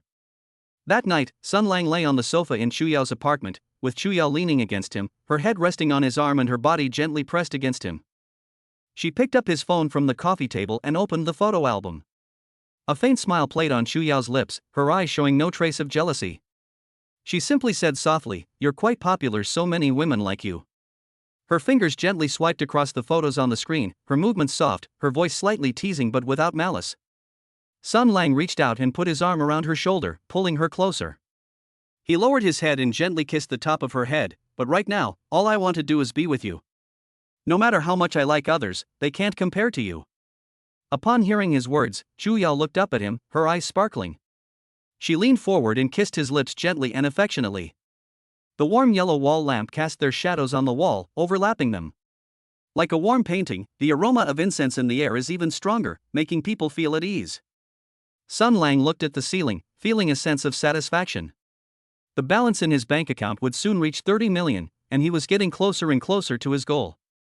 He has so many women around him who truly care for him. Such days are free from the backstabbing and infighting of the company. There are no complicated interpersonal relationships, only simple happiness and warmth, which is much more comfortable than before. He closed his eyes, feeling the warmth of Zhu Yao in his arms.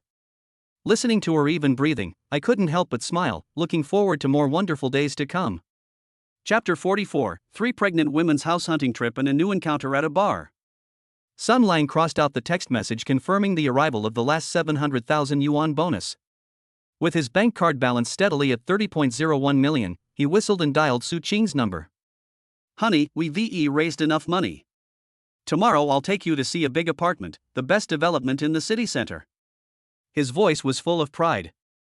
Su Qing cheered on the other end of the phone, along with Lin Wan and Jia's teasing, "We've been waiting for you to say that. We'll have to pick a place with a good view tomorrow."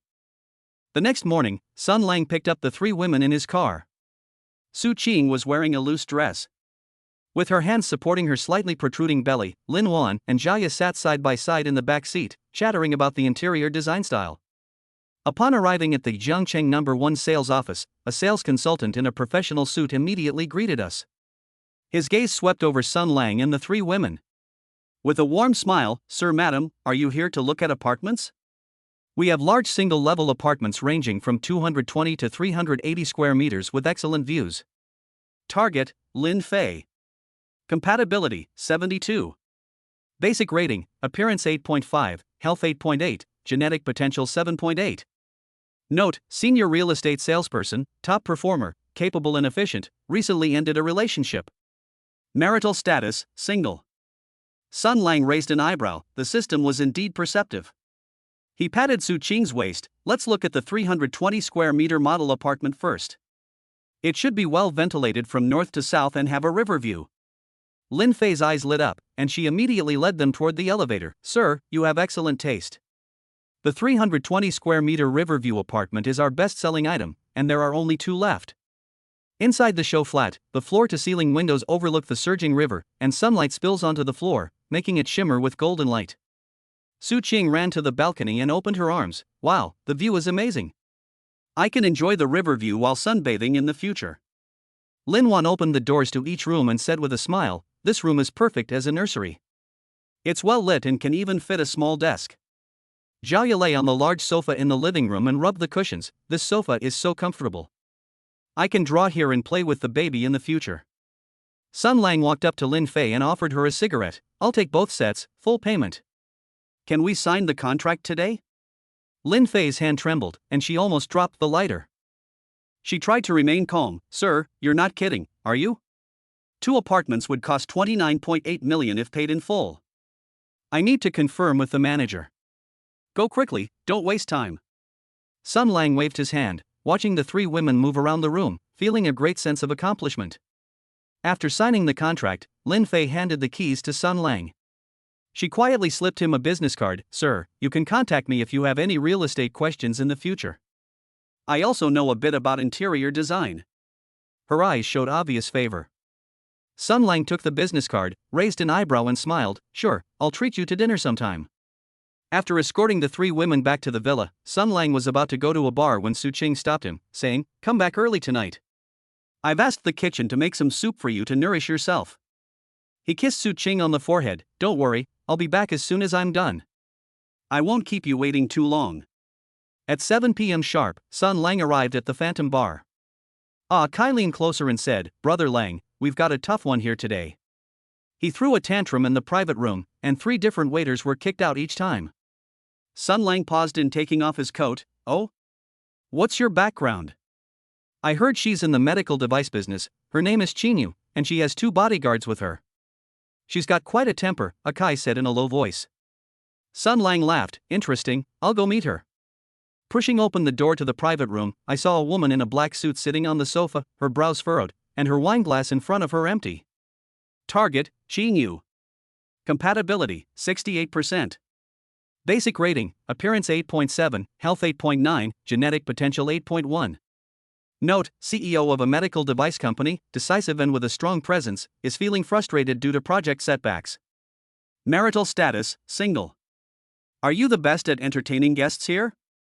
Chinyu raised her eyes, her gaze sharp and scrutinizing. Sun Lang pulled up a chair and sat down, pouring himself a glass of wine. I wouldn't say I'm the best, but I can help you calm down, right, President Chin? The powerful woman in the medical device industry. Chinyu was taken aback, clearly not expecting him to know her identity. You do have some insight, but don't give me that nonsense. I'm not in the mood for socializing today. Who's socializing with you? Sun Lang took a sip of his drink. I just came to chat with you. I heard your project fell through recently. Did your competitors set you up? Chinyu's face darkened. You investigated me? Zhengcheng is only so big, everyone in business knows about this. Sun Lang laughed, but I don't think this is necessarily a bad thing. Every cloud has a silver lining. In a few words, he pointed out the key to the project's failure and analyzed the opponent's weaknesses. Chinyu's brows gradually relaxed, and her eyes showed more approval. I didn't expect you to know anything about business. I have a little bit of knowledge. I used to manage projects at the company. Sun Lang didn't mention that he had been fired. Want a drink? Try the whiskey that Asia made, it'll help you relax. Chinyu didn't refuse, raised her glass and clinked it against his. The spicy liquor slid down her throat. She let out a long sigh. I haven't felt this relaxed in a long time. It's exhausting to be scheming against a bunch of old foxes every day. Sun Lang continued the conversation, from business to life. Chinyu gradually became more talkative, and her eyes softened considerably. You're quite an interesting person, unlike those guys who just want to freeload off others. Chinyu smiled, the fine lines at the corners of her eyes softening considerably. Sun Lang leaned closer to her, his voice low. Then, Mr. Chin, do you think I can help you relax a little more? He gently ran his fingertips across the back of her hand. Chinyu's body stiffened slightly, then relaxed. She looked up at him with a smile in her eyes. You're quite direct, but I like it. In the following scenes, Chinyu sheds her armor as a strong woman, like a traveler who has unloaded a heavy burden. Sun Lang moved with composure and just the right amount of gentleness. When his fingertips brushed against her back, he could feel her slight trembling. She wasn't as naive as Su He, nor as gentle as Li Shuyuan. With the boldness and passion of a mature woman, she would take the initiative to put her arms around his neck and whisper in his ear, one more time. Nearly 30 minutes later, Chinyu lay on his chest. He said, panting, your body is amazing, even better than those gym trainers. Sun Lang pinched her waist. Then, President Chin, if you want to relax in the future, you can come to me anytime. Ding. The host has established a close connection with the target Chinyu, and has been rewarded with a cash bonus of 350,000 yuan, which has been deposited into the host's bank account. Sun Lang glanced at his balance, 560,000. He got up and straightened his clothes. Chinyu also sat up. She smoothed her hair and said, I'll have my assistant transfer the lawyer's fees to you tomorrow. Consider it a consultation fee. No need to be so polite. Sun Lang smiled. Just come to the bar more often to support us. After seeing Chinyu off, Akai ran over, looking gossipy. Brother Lang, did you get it sorted out? I saw that President Chin's expression was different when she left. That's right, with your brother Lang on the case, is there anything he can't handle? Sun Lang patted his shoulder. Make me a mojito, on the ice. He sat at the bar, watching the customers come and go, when his phone rang. It was a WeChat message from Lin Fei. Mr. Sun, I'd like to talk to you about the renovation. Are you free tomorrow? Sun Lang replied with no problem, thinking to himself that he had found a new target while looking at houses, and life was getting more and more interesting. Aja handed over the mixed drink. Brother Lang, you're so lucky. Both clients and sales consultants are interested in you. Bullshit. Sun Lang kicked him. That's called charm, you know? Unlike you, you can't even get a girl's WeChat. Laughter echoed through the bar as Sun Lang drank his wine. Thinking about talking to Lin Fei about home renovations tomorrow, and also taking some time to help the 3 pregnant mothers choose furniture, the corners of her mouth unconsciously turned up. Such a life, with money, beautiful women, and the impending arrival of 3 little lives, is simply wonderful. He took out his phone and sent Su Qing a WeChat message, "Honey, we're choosing furniture tomorrow. Whatever style you want, it's up to you." I quickly received a reply, 3 heart emojis side by side, along with the message, "We're waiting for you to come back for soup." Sun Lang put down his phone, feeling a warm glow inside. He finished the last sip of his drink and got up to leave. As night deepened and the city lights shone brightly, he knew that even more wonderful things awaited him. Chapter 45, The Renovation Conversation and Unexpected Upgrade in the Bar. Sun Lang stared at the 560,000 yuan balance in his mobile banking account and clicked his tongue. He had just paid for 2 large apartments, and his pockets were instantly empty. He still needed to buy interior decorations. He opened his chat window with Lin Fei and typed rapidly, "Let's talk about the renovation at the bar.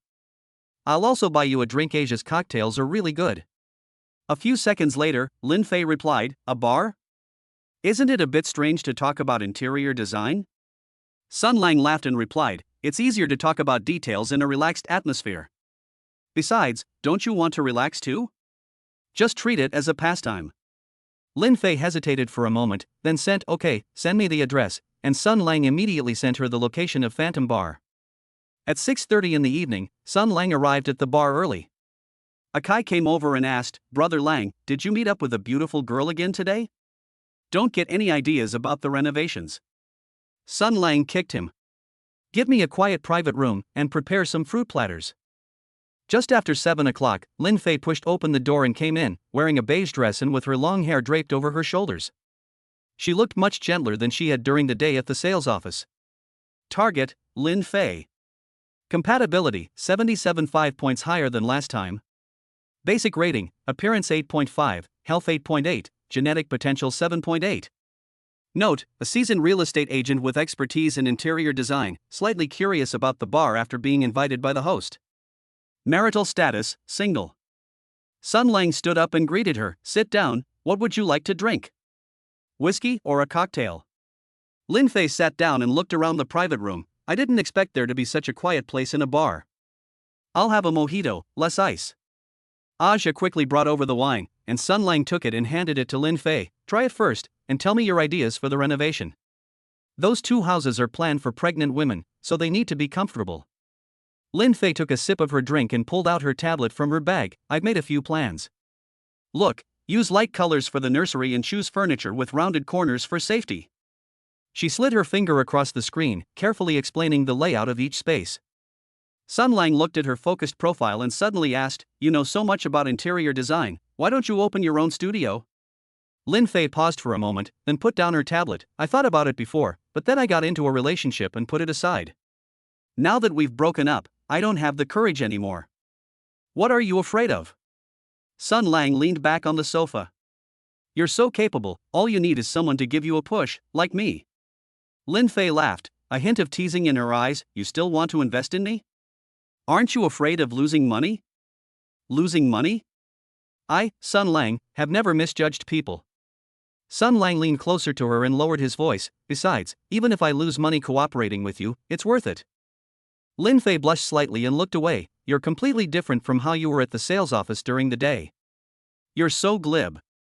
"That's because we were discussing business during the day, but now we're talking about suggestions between friends." Sun Lang lightly touched the back of her hand with his fingertips. "So, how about it? Think about it?" Just then, the door to the private room was suddenly pushed open, and 3 men in floral shirts barged in. The one in the lead, with blonde hair, glanced at Lin Fei and whistled, "Hey, Kai, this chick's not bad. Want to borrow her for a bit?" Sun Lang's face darkened, and he stood up to block Lin Fei's way. "Get out. Can't you see we're talking business?" The blonde-haired man sneered, "Do you own this bar? I can come and go as I please." His henchman stepped forward and reached out to shove Sun Lang. Sun Lang dodged to the side and punched his underling in the face, sending him sprawling to the ground with a scream. The blonde-haired man's face changed. "You dare lay a hand on me? Do you know who I am?" "I don't care who you are, if you act wildly in front of me, you'll pay the price." Sun Lang cracked his knuckles. Either get out, or lie here and get out. Lin Fei tugged at Sun Lang's sleeve. Don't fight, call the police. Upon hearing that the police had been called, the blonde-haired man became even more arrogant. Call the police? My uncle works at the police station, it won't do you any good even if you do. Sun Lang laughed and took out his phone. Fine, I'll see if your uncle can protect you. He dialed Li Mingyao's number. Sister Yao, someone is causing trouble in the private room and threatening me. Less than 5 minutes later, the bar security rushed in and dragged the 3 men with blonde hair out. Li Mengyao then came in, frowning. Are you alright? These guys are from the next street, don't pay them any attention in the future. Sun Lang shook his head. It's nothing, thanks, Sister Yao. After Li Mengyao left, the private room returned to silence. Lin Fei looked at Sun Lang with worry in her eyes. Are you alright? You scared me to death just now. What could possibly happen to me? Sun Lang sat back on the sofa. They're just small-time thugs. Dealing with them is a piece of cake. Lin Fei looked at him, then suddenly leaned in and kissed him on the cheek. Thank you for protecting me. Sun Lang was stunned, then laughed. Thank me like this? That's too cheap. Lin Fei bit her lip, her eyes showing some hesitation, but she finally nodded. Sun Lang got up, pulled her along, and led her into the restroom and the private room. The bathroom was dimly lit. Sun Lang moved gently, his fingertips tracing Lin Fei's back, feeling her slight trembling. Unlike Xinyu, she wasn't proactive, nor was she as outgoing as Su Qing. With a touch of shyness and tentativeness, she would gently wrap her arms around his neck and whisper, "Is this okay?" Nearly 20 minutes later, Lin Fei leaned against the wall, panting, her cheeks flushed. Sun Lang helped her straighten her clothes and said softly, "No one will dare to bully you anymore." Ding! The host has established a close connection with the target Lin Fei, and has been rewarded with a cash bonus of 250,000 yuan, which has been deposited into the host's bank card. Ding! The system has detected that the host has established close connections with 50 qualified targets, triggering an upgrade. Ding! System upgrade complete. Having relationships with qualified women will trigger random rewards, which may be money or skills. Ding! The pregnancy reward system has been cancelled. Reaching the target pregnancy milestone will no longer trigger rewards. Ding! The monetary reward cap has been increased to a maximum of 100 million yuan. The reward amount depends on the quality of the target. Sun Lang stared at the system notification, stunned. The pregnancy reward was cancelled? But the random rewards and increased spending limit didn't seem like a bad deal. He came out of the bathroom, and Lin Fei had already composed herself, sitting on the sofa playing on her phone. Seeing Sun Lang come out, she looked up and said, "Thank you, for earlier." Sun Lang sat down, picked up his wineglass and took a sip. "No need for thanks, it's only right between friends. By the way, regarding the renovation, we'll go with your plan, and I'll cover the costs." Lin Fei nodded. "Okay, I'll start preparing tomorrow and try to finish it as soon as possible." Sun Lang smiled. "No rush, take your time, ensuring quality is the most important thing." He glanced at his phone, his balance had increased to 810,000, and he breathed a sigh of relief. The money for the interior decoration was finally secured. Lin Fei took a sip of her drink and suddenly said, "Actually, I'd like to give that studio thing I mentioned earlier a try." Sun Lang's eyes lit up. "Great. If you need any help, just let me know. Money is no problem." Lin Fei smiled and nodded. "Then thank you in advance. I'll definitely treat you to a meal once my studio opens." The two chatted for a while longer about the renovation details. Lin Fei glanced at the time and said, "It's getting late. I should go back. I have to go to work tomorrow." Sun Lang got up and walked her to the bar entrance. "Let me take you home. Those guys might still be around." Lin Fei didn't refuse, and Sun Lang drove her to her apartment building. Before getting out of the car, Lin Fei turned to Sun Lang and said, "Today was very happy. Let's meet up again next time." Sun Lang smiled and said, "Okay, anytime." He watched Lin Fei walk into the residential area before driving away. On the way, he thought about the system upgrade. The increased random rewards and maximum spending limit would make earning money easier in the future. However, the removal of the pregnancy reward was a bit of a pity, since he had been hoping to gain more skills. Back at the villa, Su Qing, Lin Wan, and Jiaya were watching TV in the living room. Seeing Sun Lang return, Su Qing stood up. "You're back? The soup's keeping warm in the kitchen, I'll go get you some." Sun Lang sat down and put his arms around Lin Wan and Jiaya. "We finalized the renovation details today, and we can move in soon." Jia smiled and said, "That's great. We'll be able to paint in our new home and enjoy the river view while basking in the sun." Lin Wan nodded. "The nursery will be just as I imagined. It will definitely be very comfortable." Su Cheng brought out a bowl of soup and handed it to Sun Lang. "Drink it quickly, it'll help you recover." "Did you get into another fight today? Your clothes are still a bit dusty." Sun Lang took a sip of soup and said with a smile, "Just a small-time hoodlum, not worth mentioning. By the way, I'm going to choose some interior design furniture tomorrow. Do you guys want to come along?" The three women immediately nodded. "We'll go." Sun Lang felt a warmth in his heart as he looked at their happy faces. With money, beautiful women, and a new life about to begin, this kind of life was simply too perfect. Chapter 46: Turmoil and New Encounters at the Furnishing Store. Sun Lang parked the car at the entrance of the home furnishing market. Su Qing was the first to push open the car door, lifting her skirt and jumping out. "We're finally here. I've been wanting to come and see this imported curtain shop for ages." Lin Wan slowly got out of the car, supporting her back, with Xiaoya following closely behind, holding renovation blueprints in her hand. "The carpet for the baby's room must be formaldehyde-free. Safety comes first." Sun Lang locked the car and put his arm around the three women's shoulders. "Don't worry, today we can just pick and choose, I'll take care of the money." He touched his phone in his pocket. The balance of 810,000 yuan gave him confidence. As soon as the four entered the home furnishing market, they were drawn to a shop called Luxury Home Furnishings. The shop was exquisitely decorated, displaying a variety of high-end furniture, and a woman in business attire greeted them. "Hello, welcome to Lux Home Furnishings. I'm Song Jia, the store manager. How can I help you?" Her voice was gentle, her smile was polite, and when her gaze swept over Sun Lang, a hint of amazement flashed in her eyes. Target, Song Jia. Compatibility, 80%. Basic rating, Appearance 8.7, Health 8.9, Genetic Potential 8.2. Note, store manager of Lux Home Furnishings, has been running the store for 5 years, has extensive experience in interior design and coordination, and focused on her career after her divorce. Marital status, divorced. Sun Lang raised an eyebrow, surprised to find a suitable match while selecting interior design. He smiled and said, "We want to choose interior design for 2 houses, one for a pregnant woman and one for ourselves." Song Jia's eyes lit up. "Then let me recommend some materials suitable for pregnant women, which are both environmentally friendly and comfortable." She led the 4 of them to the curtain area. "These linen curtains are breathable and can also filter ultraviolet rays." Su Qing reached out and touched it. "It feels nice, and the color is pretty too, but I wonder how well it blocks out light." "Don't worry, this product has a light blocking rate of 95%, so there will be no light interference when you sleep at night."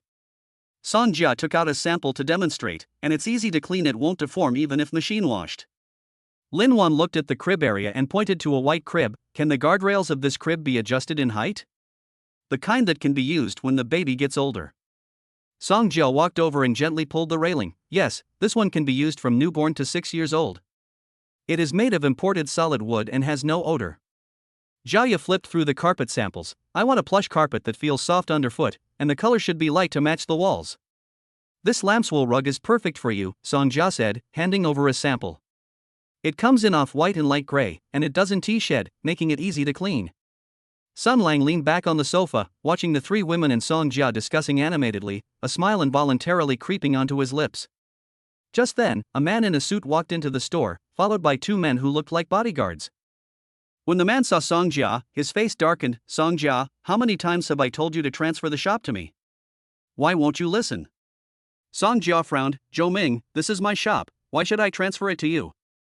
Don't go too far." Zhou Ming scoffed. "Excessive? How long do you think you can hold out? This area is about to be demolished, and only I will receive compensation. If you don't transfer it to me, you won't get a single penny." Sun Lang stood up and walked to Song Jia's side. "Friend, don't be so impulsive. If she doesn't want to switch, there's no point in forcing her." Zhou Ming looked at Sun Lang and sized him up. "Who are you? This is none of your business, get out of here." His bodyguard stepped forward and stared fiercely at Sun Lang. "Who I am is not important, what's important is that you don't cause trouble here." Sun Lang cracked his knuckles. "Otherwise, I wouldn't mind letting you know what regret is." Su Qing tugged at Sun Lang's sleeve. "Don't fight, let's call the police." Upon hearing that the police had been called, Zhou Ming became even more arrogant. "Call the police? My uncle works for the demolition office, it won't do you any good. I'm taking this shop today. He reached out to grab Song Jia's arm. Sun Lang grabbed Zhou Ming's wrist and twisted it forcefully. Zhou Ming screamed, "Ah! Let go! Let go! Now you know what pain is?" Sun Lang released his grip. "Get out of here with your men, or I'll make sure you leave on your back." Zhou Ming rubbed his wrist, glaring at Sun Lang with venomous eyes. "You just wait, I won't let you get away with this." He and his bodyguards left the store in a disheveled state. Song Jia breathed a sigh of relief and looked at Sun Lang gratefully. Thank you so much just now." "It's nothing, just a small favor." Sun Lang smiled. This kind of person deserves to be taught a lesson. If you encounter him causing trouble again, just call the police. Song Jia nodded, "I understand. If it weren't for you today, I really wouldn't know what to do." She looked at the three women. "I'm sorry to have startled you." Su Qing shook her head. "It's okay, we weren't scared. But you need to be more careful in the future." Zhao Ye looked at Song Jia. "Is what Zhou Ming said about the demolition true? Have you asked the relevant departments?" Song Jia sighed. "I asked around, but they all said it's not confirmed yet. Zhou Ming just wants to take this opportunity to scam my shop." Sun Lang patted Song Jia on the shoulder. "Don't worry, if he dares to cause trouble again, call me and I'll take care of him." He took out his phone. "Let's add each other on WeChat, so we can keep in touch if anything comes up." Song Jia was taken aback for a moment, then took out her phone and added Sun Lang on WeChat. "Thank you so much for today. I'll give you a 20% discount on the cost of your chosen interior decorations." "No need to be so polite, normal fees are fine," Sun Lang said with a smile. "We still need to choose, so please continue to introduce them to us." Song Jia nodded, perked up again, and began introducing the furniture to the three women. Sun Lang, watching Song Jia's earnest expression, had an idea. After the three women had made their choices, Sun Lang said to Song Jia, "Manager Song, there's something I'd like to discuss with you. Is that convenient for you?" Song Jia looked at Sun Lang with a puzzled expression. "What is it? Tell me." Sun Lang pulled Song Jia aside and whispered, "I know you don't want to transfer the shop to Zhou Ming, but I can help you. I know some people who might be able to help you with the demolition issue." Song Jia's eyes lit up. "Really? You can really help me?" "I can't guarantee it will work, but I can give it a try," Sun Lang said. "However, I have one condition." Song Jia looked at Sun Lang nervously. "What are your conditions?" "Tell me, and I will definitely agree to them as long as I can do it." Sun Lang leaned closer to Song Jia and lowered his voice. "I want you to spend the night with me, tonight, at the Phantom Bar." Song Jia froze, her cheeks instantly turning red. She looked at Sun Lang, hesitated for a moment, and finally nodded. "Okay, I promise you." Sun Lang laughed. "That's great. I'll be waiting for you at Phantom Bar at 8 o'clock tonight." After the three women chose their home furnishings and paid their deposits, Sun Lang drove them home. On the way, Su Qing asked curiously, "Sun Lang, what were you talking about with Manager Song just now? You were being so secretive." "It's nothing, I just discussed the delivery time with her," Sun Lang said dismissively. He couldn't let the three women know about the system. Back at the villa, Sun Lang used the excuse of having to go to work at the bar to drive to Phantom Bar. Just as 8 o'clock arrived, Song Jia appeared at the bar entrance, wearing a black dress that made her look even more alluring than during the day. Sun Lang greeted her. "You've arrived? Please come in." He led Song Jia into a private room. "What would you like to drink first?" "Just a glass of red wine will do." Song Jia sat down, her eyes showing some nervousness. Sun Lang poured Song Jia a glass of red wine and handed it to her, saying, "Don't be nervous, just treat it as a friendly chat over drinks." Song Jia took the red wine, took a sip, and eased her tension. "Can you really help me resolve the demolition issue?" "Don't worry, I mean what I say." Sun Lang sat down next to Song Jia. "However, you have to keep your promise first." Song Jia's cheeks flushed slightly, and she nodded. Sun Lang gently took Song Jia's hand. Her hand was a little cold and trembling slightly. Sun Lang leaned closer to Song Jia and whispered in her ear, "Don't be afraid, I'll be gentle." He slowly kissed Song Jia's lips. At first, Song Jia resisted a little, but she gradually relaxed and responded to his kiss. The lighting in the private room was soft, and Sun Lang's movements were gentle yet domineering. Song Jia wasn't as proactive as Su Qing, nor as shy as Lin Wan. She possessed a mature woman's charm, gently wrapping her arms around Sun Lang's neck and whispering in his ear. Nearly half an hour later, everything returned to calm. Song Jia leaned against Sun Lang, her cheeks flushed and her breathing still a little rapid. Sun Lang helped her straighten her clothes and said softly, "I'll take care of the demolition for you tomorrow, don't worry." Ding! The host has established a close connection with the target Songjia and has been rewarded with a cash bonus of 5 million yuan, which has been deposited into the host's bank account. Sun Lang's eyes lit up when he saw the system notification. 5 million. This was the highest reward he had ever received. He took out his phone and saw that his balance had increased to 5.81 million, and he was overjoyed. Seeing Sun Lang's happy expression, Songjia asked in confusion, "What's wrong? Is something good happening?" "It's nothing, I'm just happy to be able to help you with the demolition issue," Sun Lang said with a smile, though he couldn't reveal anything about the system. Songjia leaned against Sun Lang and whispered, "Thank you so much today. You not only helped me get rid of Zhou Ming, but you were also willing to help me resolve the demolition issue." "No need to thank me, we're friends." Sun Lang patted Songjia's hair. "It's getting late, let me take you home." Songjia nodded and followed Sun Lang out of the private room. Sun Lang drove Songjia to her apartment building. Before getting out of the car, Songjia kissed Sun Lang on the cheek. "Thank you for tonight. Remember to help me with the demolition tomorrow." "Don't worry, I won't forget." Sun Lang smiled, watched Songjia walk into the residential area, and then drove away. On the way, Sun Lang thought about the reward he had just received, feeling quite pleased with himself. After the system upgrade, the rewards had indeed increased. 5 million was enough for him to buy a lot of things, and he could even buy more supplements for the 3 women. Back at the villa, Su Qing, Lin Wan, and Jiaya were already asleep. Sun Lang tiptoed into the bedroom, lay down on the sofa, took out his phone to check his balance, and couldn't help but smile. He was thinking about helping Songjia resolve the demolition issue tomorrow, and also about encountering more targets to meet and receiving more rewards in the future. His heart was filled with anticipation. These days were simply perfect. Chapter 47: Demolition Dispute and Unexpected Gains. Nearly 4,000 words. When Sun Lang woke up the next day, Su Qing had already prepared breakfast. After washing up, he walked to the dining table, picked up a sandwich, and took a bite. "My wife's breakfast is still the best." Su Qing rolled her eyes at him. "Who's your wife? Don't call me that." Although she said that, the corners of her mouth couldn't help but turn up. Lin Wan sat down, supporting her back. Jiaya handed her the milk, saying, "Drink slowly, don't burn yourself." "By the way, Sun Lang, weren't you supposed to help Songjia with the demolition issue today?"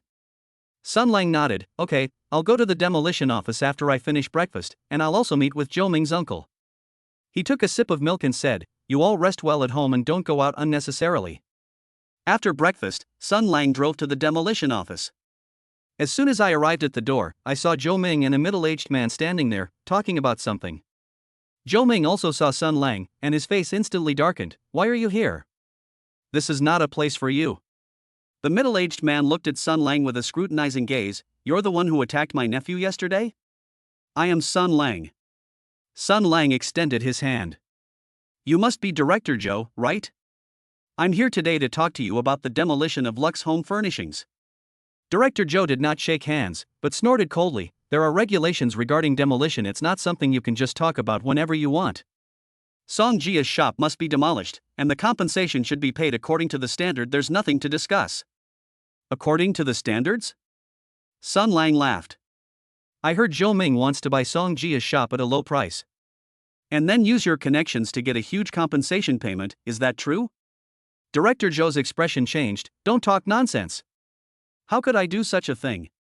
"Whether it's nonsense or not, you know in your heart." Sun Lang took out his phone. "I have a recording here of Zhou Ming threatening Songjia in the store yesterday, and also him saying you're his uncle.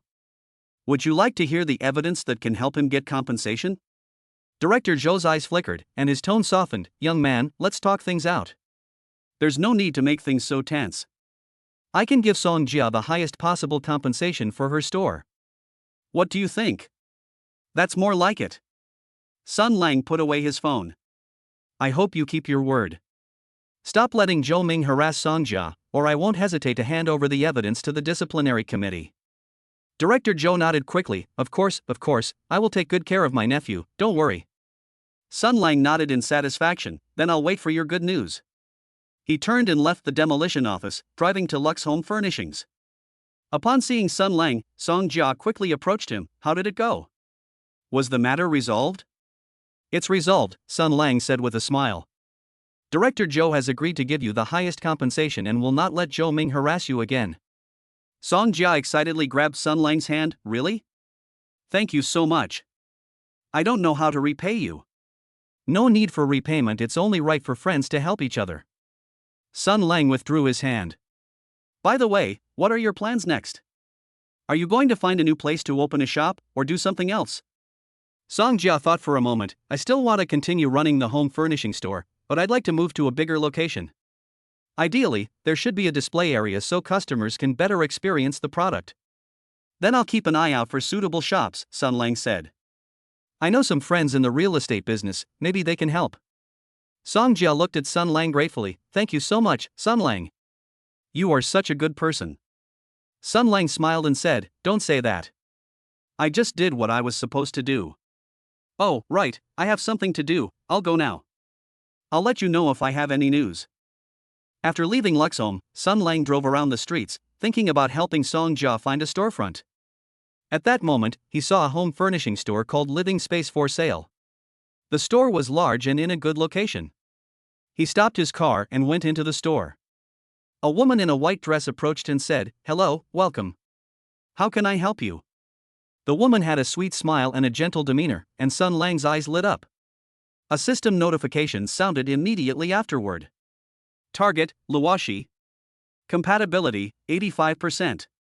Basic rating, appearance 8.8, health 9.0, genetic potential 8.3. Note, the owner of Eju Space is planning to transfer the shop due to relocating abroad. They have unique insights into home design.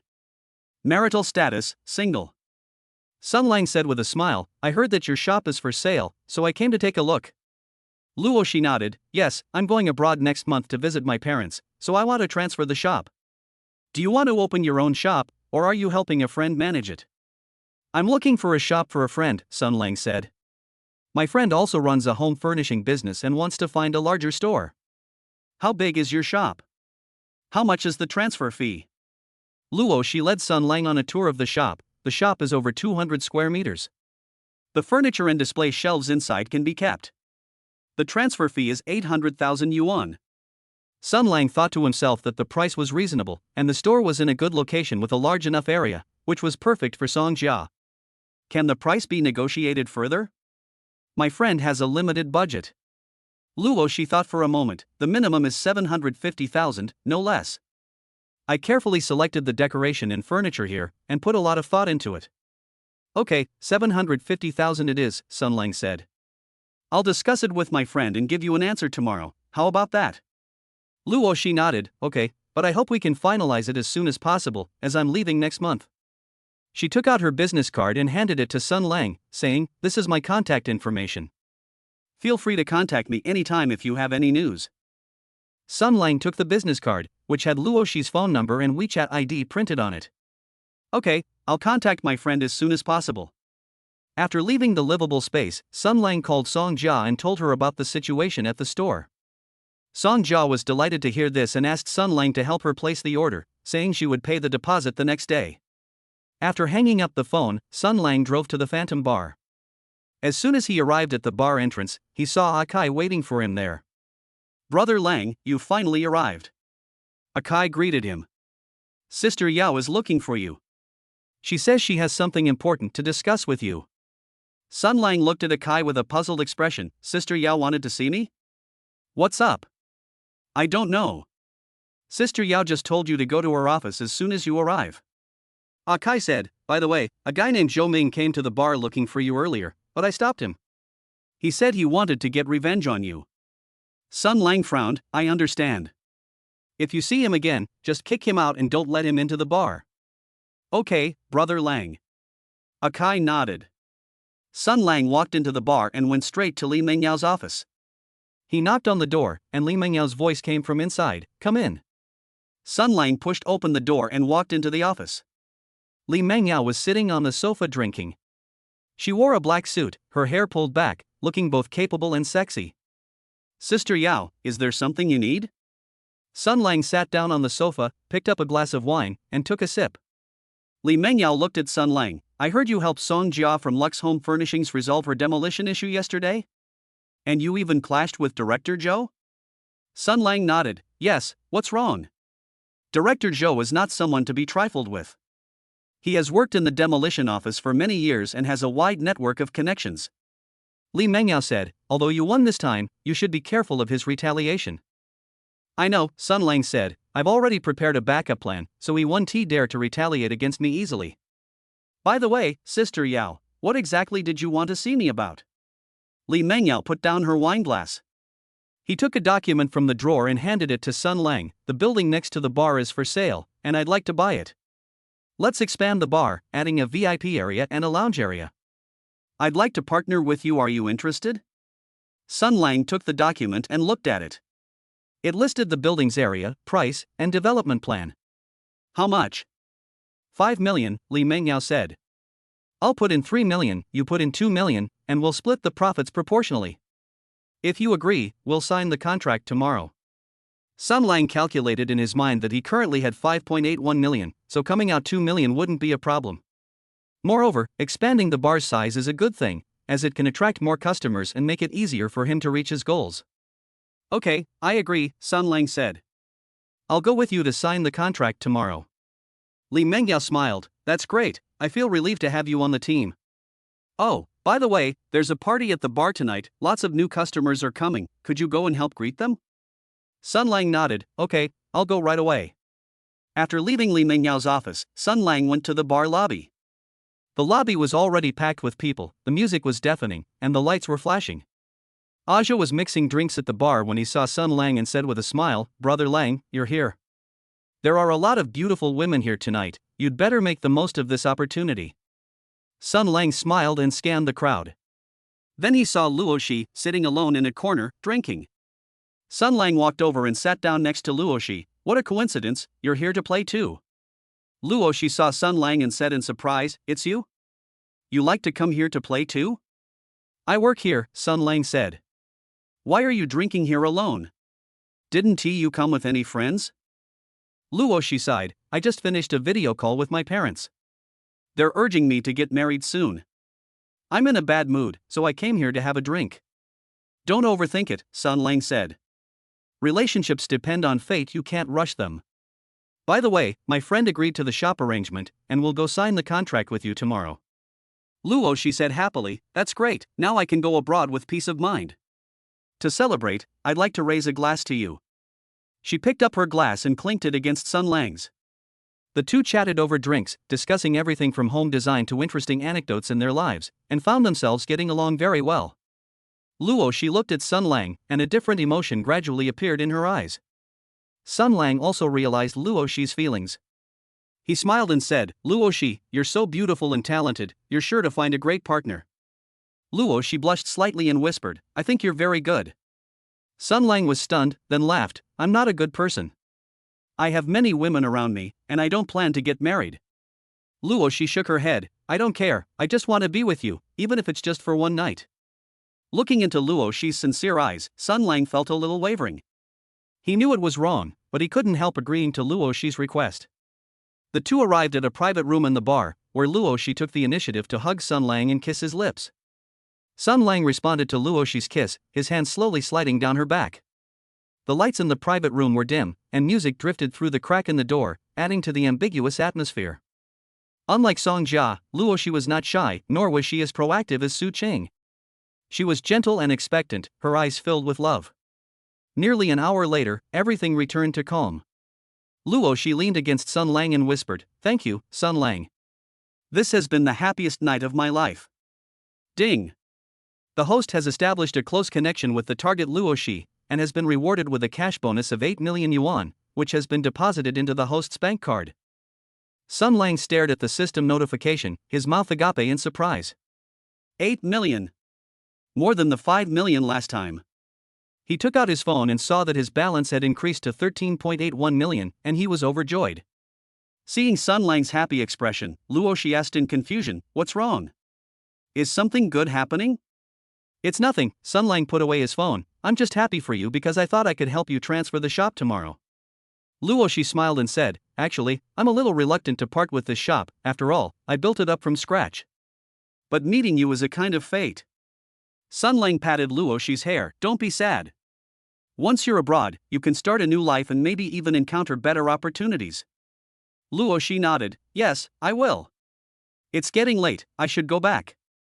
I need to sign a contract with your friend tomorrow. Sun Lang dropped Luo Shi off at the bar entrance.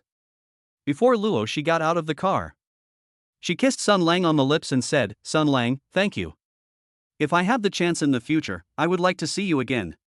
There will be opportunities. Sun Lang smiled and watched Luo Shi drive away. Back at the bar, Sun Lang was in high spirits. He walked to the bar, picked up a glass of wine, and took a sip. Aja said with a smile, Brother Lang, you seem to be in a good mood. Did something good happen? I guess so, Sun Lang said. I had some good luck tonight. I met a very interesting person. Aja smiled knowingly. I understand. By the way, Brother Lang, Sister Yao just said that after we sign the contract tomorrow, she's going to treat us to dinner to celebrate. Great, Sun Lang said, let us invite everyone together and have a good time. As night deepened, the number of people in the bar gradually decreased. Sun Lang turned off the lights in the bar and drove home. On the way, he thought about what he had accomplished that day, not only helping Song Jia resolve the demolition issue.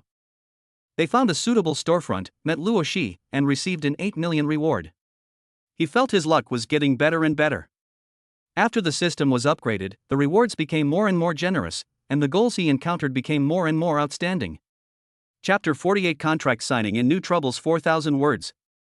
When Sun Lang woke up, sunlight was already streaming into the bedroom through the gaps in the curtains. He checked his phone and saw it was only a little past 8 o'clock. Su Qing and the others hadn't gotten up yet. After quietly washing up, he went to the kitchen to prepare breakfast. Just as she finished frying the eggs, Lin Wan walked in, supporting her aching back. Getting up so early to make breakfast? Has the sun risen in the west? Sun Lang smiled as he scooped the eggs onto a plate. I was just thinking of letting you sleep a little longer, there's still a lot to do today. Jia followed her in, and her eyes lit up when she smelled the aroma. Wow, it smells so good. Sun Lang, your cooking skills are getting better and better. Su Qing was the last to come in. When she saw the breakfast on the table, the corners of her mouth curved up. At least you have some conscience. It wasn't for nothing that we followed you around. The four finished breakfast. Sun Lang picked up his coat. I'll go sign the contract with Sister Yao first, and then I'll help Song Jia and Luo Shi with the shop transfer. You two rest well at home. Okay, be careful on the road, Su Qing instructed, and Lin Wan and Jia nodded in agreement. Sun Lang drove to the Phantom Bar to pick up Li Mengyao. As soon as I arrived at the bar entrance, I saw Li Mengyao standing there in a red dress, with exquisite makeup and a powerful aura. You're quite punctual. Li Mengyao opened the car door and got in. I've already prepared the contract. Let's go straight to the real estate bureau. Okay. Sun Lang started the car. By the way, Sister Yao, do you have any specific plans for the bar expansion? I have a rough plan, Li Mengyao said, taking out her tablet. The VIP area should be made into private booths, and the lounge area should have a small stage where small performances can be held occasionally.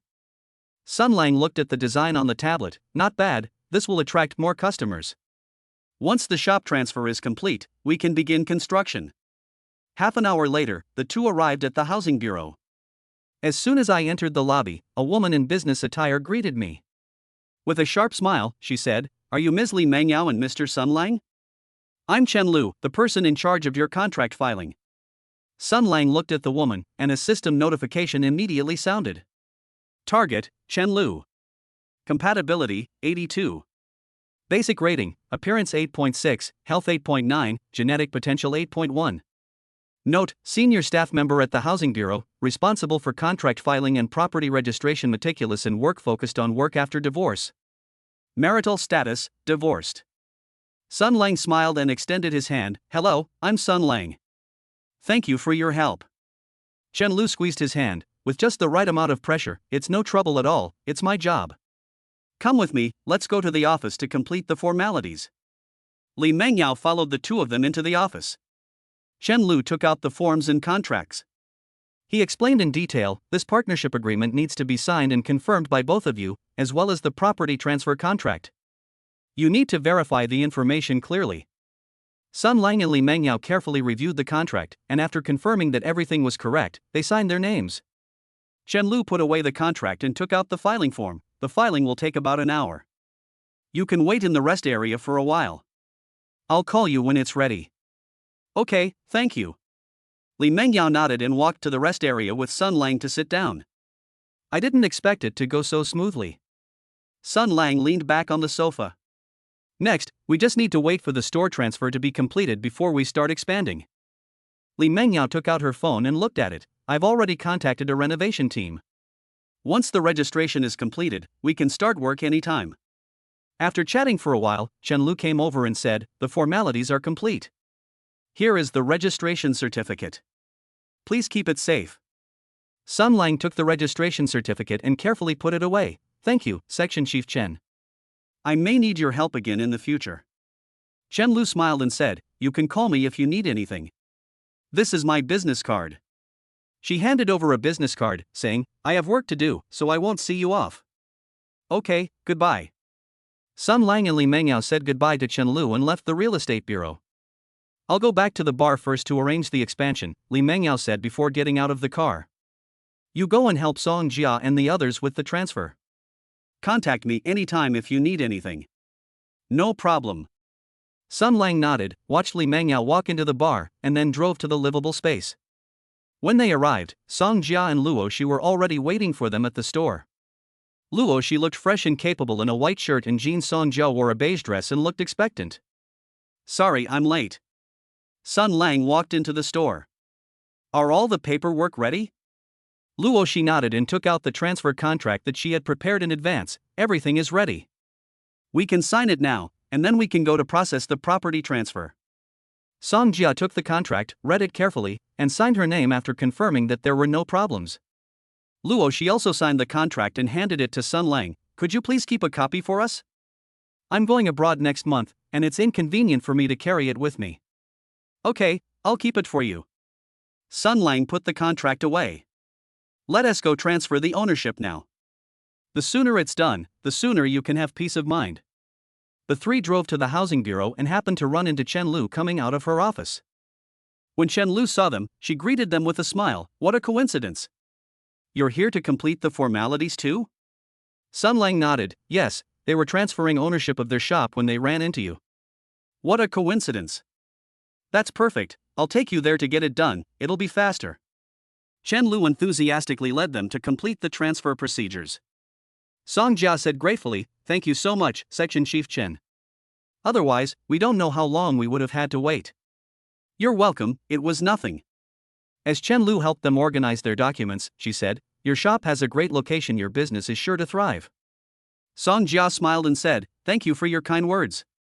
If you ever need anything in the future, feel free to come to the store anytime, and I'll give you a discount. The transfer of ownership was completed very quickly. Holding the new property ownership certificate, Song Jia was so excited that her hands were shaking. This is great. I finally have my own shop.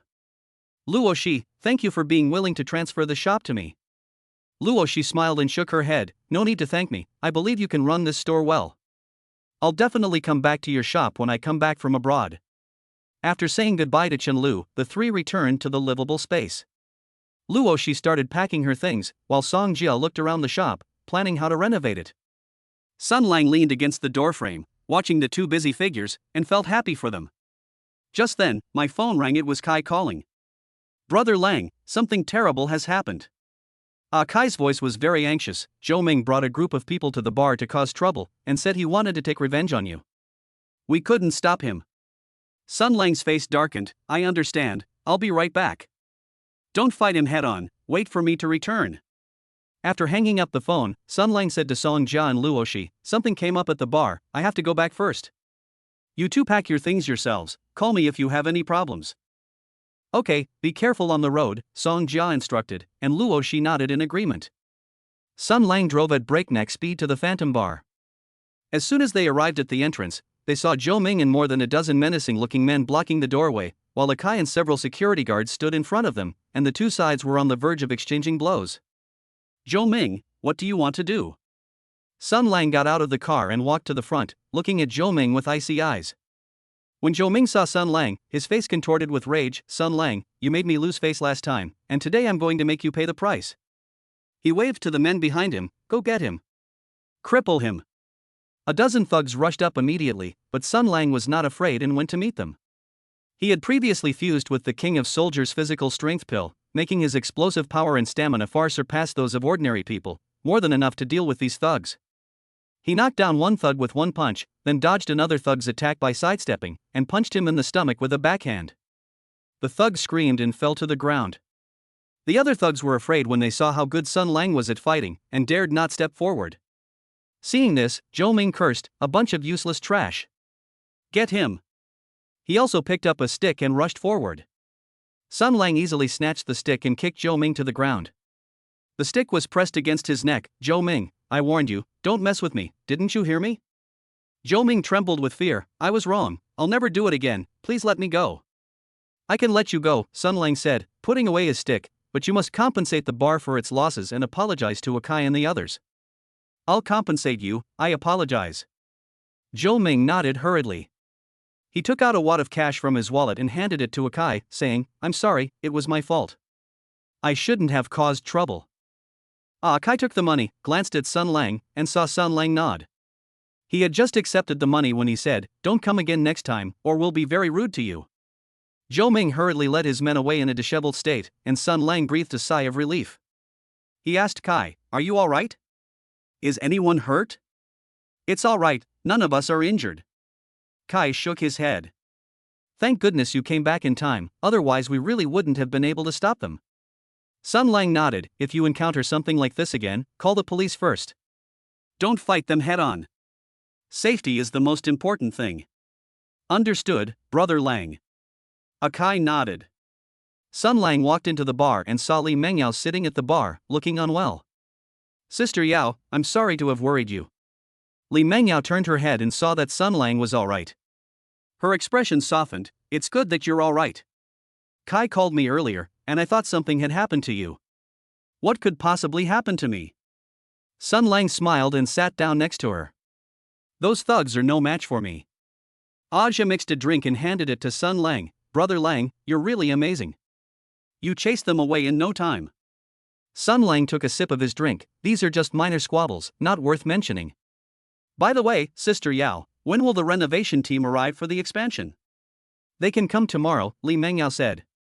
"I've already talked to them, and we'll start construction tomorrow and try to finish it as soon as possible." As the two were talking, a woman wearing a black miniskirt walked into the bar. He walked straight to the bar and said to Aja, "Make me a whiskey, on the rocks."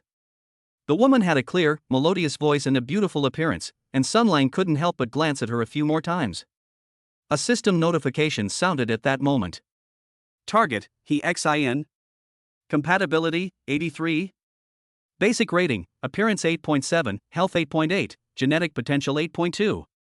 Note, manager of a foreign trade company, just closed a big deal, came to the bar to relax, outgoing personality, likes to make friends. Marital status, single. Sun Lang smiled and said to the woman, "Beautiful lady, are you drinking alone?" HEXIN turned her head, saw Sun Lang, and her eyes lit up. "Yeah, I just finished work and came to relax." "What about you? Are you here for drinks too?" "I work here." Sun Lang pointed to himself. "My name is Sun Lang." "What is yours?" "My name is HEXIN." HEXIN extended her hand. "Nice to meet you." Sun Lang grasped her hand and said with a smile, "It's a pleasure to meet you too." Manager doing foreign trade must be tough. HEXIN sighed, "That's right. I often have to coordinate with overseas clients due to time differences, and it's making me look old and haggard." She took a sip of her drink. "But it's alright, I just closed a big deal, so it's not a complete loss." "We should definitely celebrate," Sun Lang said. "This drink is on you, as a way of celebrating you closing the deal." HEXIN smiled and nodded. "Then I won't be polite, thank you, Sun Lang." The two chatted over drinks, discussing everything from foreign trade to interesting anecdotes in their lives, and found themselves getting along very well. HEXIN looked at Sun Lang, and a different emotion gradually appeared in her eyes.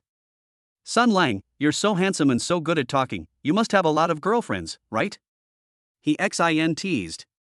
Sun Lang smiled and said, "I wouldn't call her a girlfriend, but I do have a few friends I get along with. I don't plan to get married, I don't want to be tied down." HEXIN nodded. "I don't plan to get married either. I think being single is great, I'm free and easy." She leaned closer to Sun Lang and whispered, "But sometimes I also want someone to keep me company." Would you be willing to keep me company? Sun Lang looked at the expectation in Exin's eyes and nodded with a smile. Of course I'm willing. The two entered a private room in the bar, and Exin took the initiative to hug Sun Lang and kiss his lips. Sun Lang responded to her kiss, his hand slowly sliding down her back. The private room was dimly lit, with music playing softly, creating an ambiguous atmosphere. Exin was neither as gentle as Luo Shi nor as shy as Song Jia. She was cheerful and proactive, with eyes full of enthusiasm. Nearly an hour later, everything returned to calm. Exin leaned against Sun Lang's chest, panting, and said, "Sun Lang, you're amazing. I haven't been this happy in a long time." Ding! The host has established a close connection with the target Exin, and has been rewarded with a cash bonus of 9 million yuan, which has been deposited into the host's bank account. Sun Lang raised an eyebrow in surprise upon seeing the system notification. 9 million. More than the 8 million last time. He took out his phone and saw that the balance had become 22.81 million, and he was overjoyed. Seeing Sun Lang's happy expression, Exin asked in confusion, "What's wrong? Is something good happening?" "It's nothing," Sun Lang put away his phone, "I just feel happy being with you." Exin smiled and kissed Sun Lang on the cheek. "Me too, I'm very happy to be with you." "It's getting late, I should go back, I have to go to work tomorrow." Sun Lang dropped Exin off at the bar entrance. Before getting out of the car, Exin asked Sun Lang, "Sun Lang, can I come to see you again in the future?" "Of course, you're welcome anytime," Sun Lang said with a smile. Watching Exin drive away, Sun Lang turned and walked into the bar. Li Mengyao was still at the bar when she saw him return. She smiled and asked, "How was your chat with the beautiful lady?" "Not bad." Sun Lang sat down next to her. "Sister Yao, the renovation team is coming tomorrow. Keep an eye on things. I might have to go help Song Jia set up the new store." "Don't worry, I'll handle it." Li Mengyao nodded. "Go ahead and do what you need to do. I'll take care of things at the bar." Sun Lang took a sip of wine, thinking about today's gains. Not only did they successfully sign the partnership agreement and help Song Jia and Luo Shi complete the store transfer, but they also met Exin and received a reward of 9 million yuan. Chapter 49: Expansion, Construction, and Interesting Stories from the New Store. When Sun Lang woke up, he heard Su Qing making a phone call. He rubbed his eyes and sat up, seeing Su Qing standing by the window. Holding her phone, she said, "Yes, those curtains I ordered must be delivered tomorrow. I've sent you the address." "Okay, thank you." After hanging up the phone, Su Qing saw that Sun Lang was awake and said with a smile, "You're awake? Breakfast is ready, get up and eat." Sun Lang stretched and got out of bed, walking to the bathroom. "Isn't the renovation team going to the bar to start work today? I need to go check it out early." "I know you're busy," Su Qing said as she came in and squeezed toothpaste onto his toothbrush. "But don't overwork yourself. Take care of yourself." Lin Wan and Jiaye were already waiting at the restaurant. After Sun Lang finished washing up, he went to the dining room. Lin Wan was touching her belly, and Jiaye was peeling an egg for her. "Good morning," Sun Lang said, sitting down and taking a bite of a steamed bun. "Lin Wan, how are you feeling today? Are you feeling unwell?" Lin Wan shook her head. "It's fine, but I'm craving something sour. I saw oranges being sold downstairs yesterday and really wanted to eat some." "Then I'll have Kai go buy a case later," Sun Lang said. "If you want to eat anything while you're at home, just call me. Don't go out to buy it yourself, it's not safe." After the three finished breakfast, Sun Lang picked up his coat. "I'll go to the bar first to check on the renovation team, and then I'll go to Song Jia's new shop to help her tidy up." "I won't be back for lunch." "Okay, be careful on the road," Jiaye instructed, and Su Qing and Lin Wan nodded in agreement. Sun Lang drove to the Phantom Bar first. As soon as he arrived at the entrance, he saw that the renovation team had already arrived and were busy moving tools. Li Mengyao, dressed casually and wearing a safety helmet, was explaining things to the head of the renovation team. "Sister Yao, it started so early?" Sun Lang walked over. Seeing Li Mengyao's appearance, "I couldn't help but laugh. Your outfit is actually quite convincing." Li Mengyao rolled her eyes at him. "Stop making fun of me. Come over here and take a look at the blueprints. Is there anything that needs to be adjusted?" She handed over a blueprint, saying, "I'd like to adjust the location of the VIP boxes, making them further away from the stage for better privacy." Sun Lang took the blueprints and looked at them. "No problem, adjust them as you said." By the way, are all the materials ready? We don't want to delay the construction schedule. Don't worry, the materials have all been delivered, the renovation team leader said as he walked over. We will complete the work as soon as possible to ensure that it does not affect the normal operation of the bar. Sun Lang nodded, then I'll trouble you. Please feel free to contact me or Sister Yao if you have any questions. Okay, Mr. Sunday. The person in charge nodded and turned to continue assigning tasks. Li Mengyao looked at Sun Lang and said, everything's fine here. Go to Song Jia's new store. I'll call you if anything comes up. Okay, I'll be going now. Sun Lang waved goodbye and drove to the habitable space. When they arrived, Song Jia was tidying up in the store, and Luo Shi was helping her. Upon seeing Sun Lang, Song Jia smiled and said, You're here? Quickly, help me see where this shelf would be a good place to put?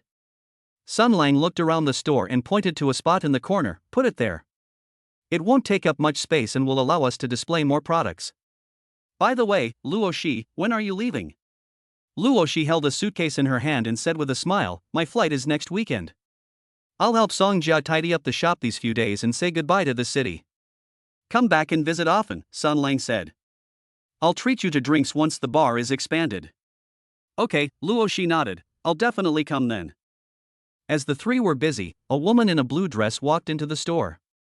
Holding a notebook in her hand, Hello, I'm Fangya, an interior designer. I noticed you're tidying up the store. I was wondering if you have any design needs?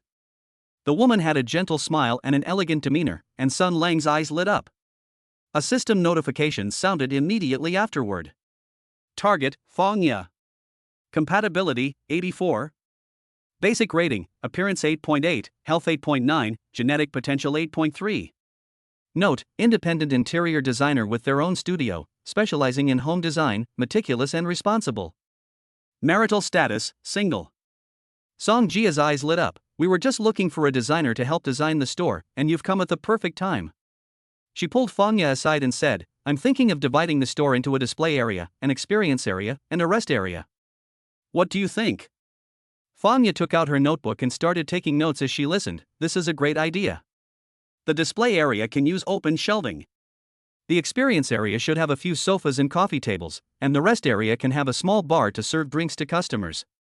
Sun Lang walked up to the two of them and asked, Designer Fang, what style do you think would be best for the store? Song Jia mainly sells high-end home furnishings, and the style needs to match the products. Fangya thought for a moment, let's go for a minimalist, light luxury style. Use light gray for the walls and pair it with gold decorations. This will not only highlight the products but also make it look high-end. Song Jia nodded, I think it's okay, let's do it your way. How much will it cost? When can we start the design process? The design fee is 10,000 yuan, Fangya said. I can start working on the plan today and give you the first draft tomorrow. If you are satisfied, we can refine it further. Okay, no problem. Song Jia took out her phone. I'll transfer you a deposit first, is 5,000 yuan okay? Okay. Fangya took out her phone, accepted the deposit, and said, then I'll go back and prepare the plan, and come back to see you tomorrow. After Fangya left, Song Jia looked at Sun Lang and said, That's great. With designer Fang's help, I can finally relax. Yes, designer Fang looks very professional, Luo Shi said. I believe she can design the store very well. The three continued tidying up the store. Sun Lang helped move the shelves, while Song Jia and Luo Shi organized the merchandise. After working until noon, Song Jia said, You've all worked hard today. Let me treat you to lunch. There's a nice restaurant nearby. Okay, Sun Lang put down what he was doing, I'm hungry too. The three arrived at the restaurant and found a seat by the window. The waiter handed them the menu, and Song Jia said with a smile, Order whatever you like, it's on me today. Sun Lang took the menu and ordered a few home-style dishes, while Luo Shi ordered a salad. While waiting for the food, Sun Lang took out his phone and checked it. There were no new messages. By the way, Luo Shi, Sun Lang put down his phone, if you need any help when you're abroad, just call me anytime. Luo Shi nodded, Thank you, Sun Lang. Thanks to your help during this time, otherwise I wouldn't have been able to transfer the shop so smoothly. Don't mention it, it's only right for friends to help each other out. Sun Lang smiled. The food was served quickly, and the three of them ate and chatted. After finishing the meal, Sun Lang said, I'll go back to the bar first. You guys continue cleaning up. Call me if there are any problems. Okay, be careful on the road, Song Jia instructed.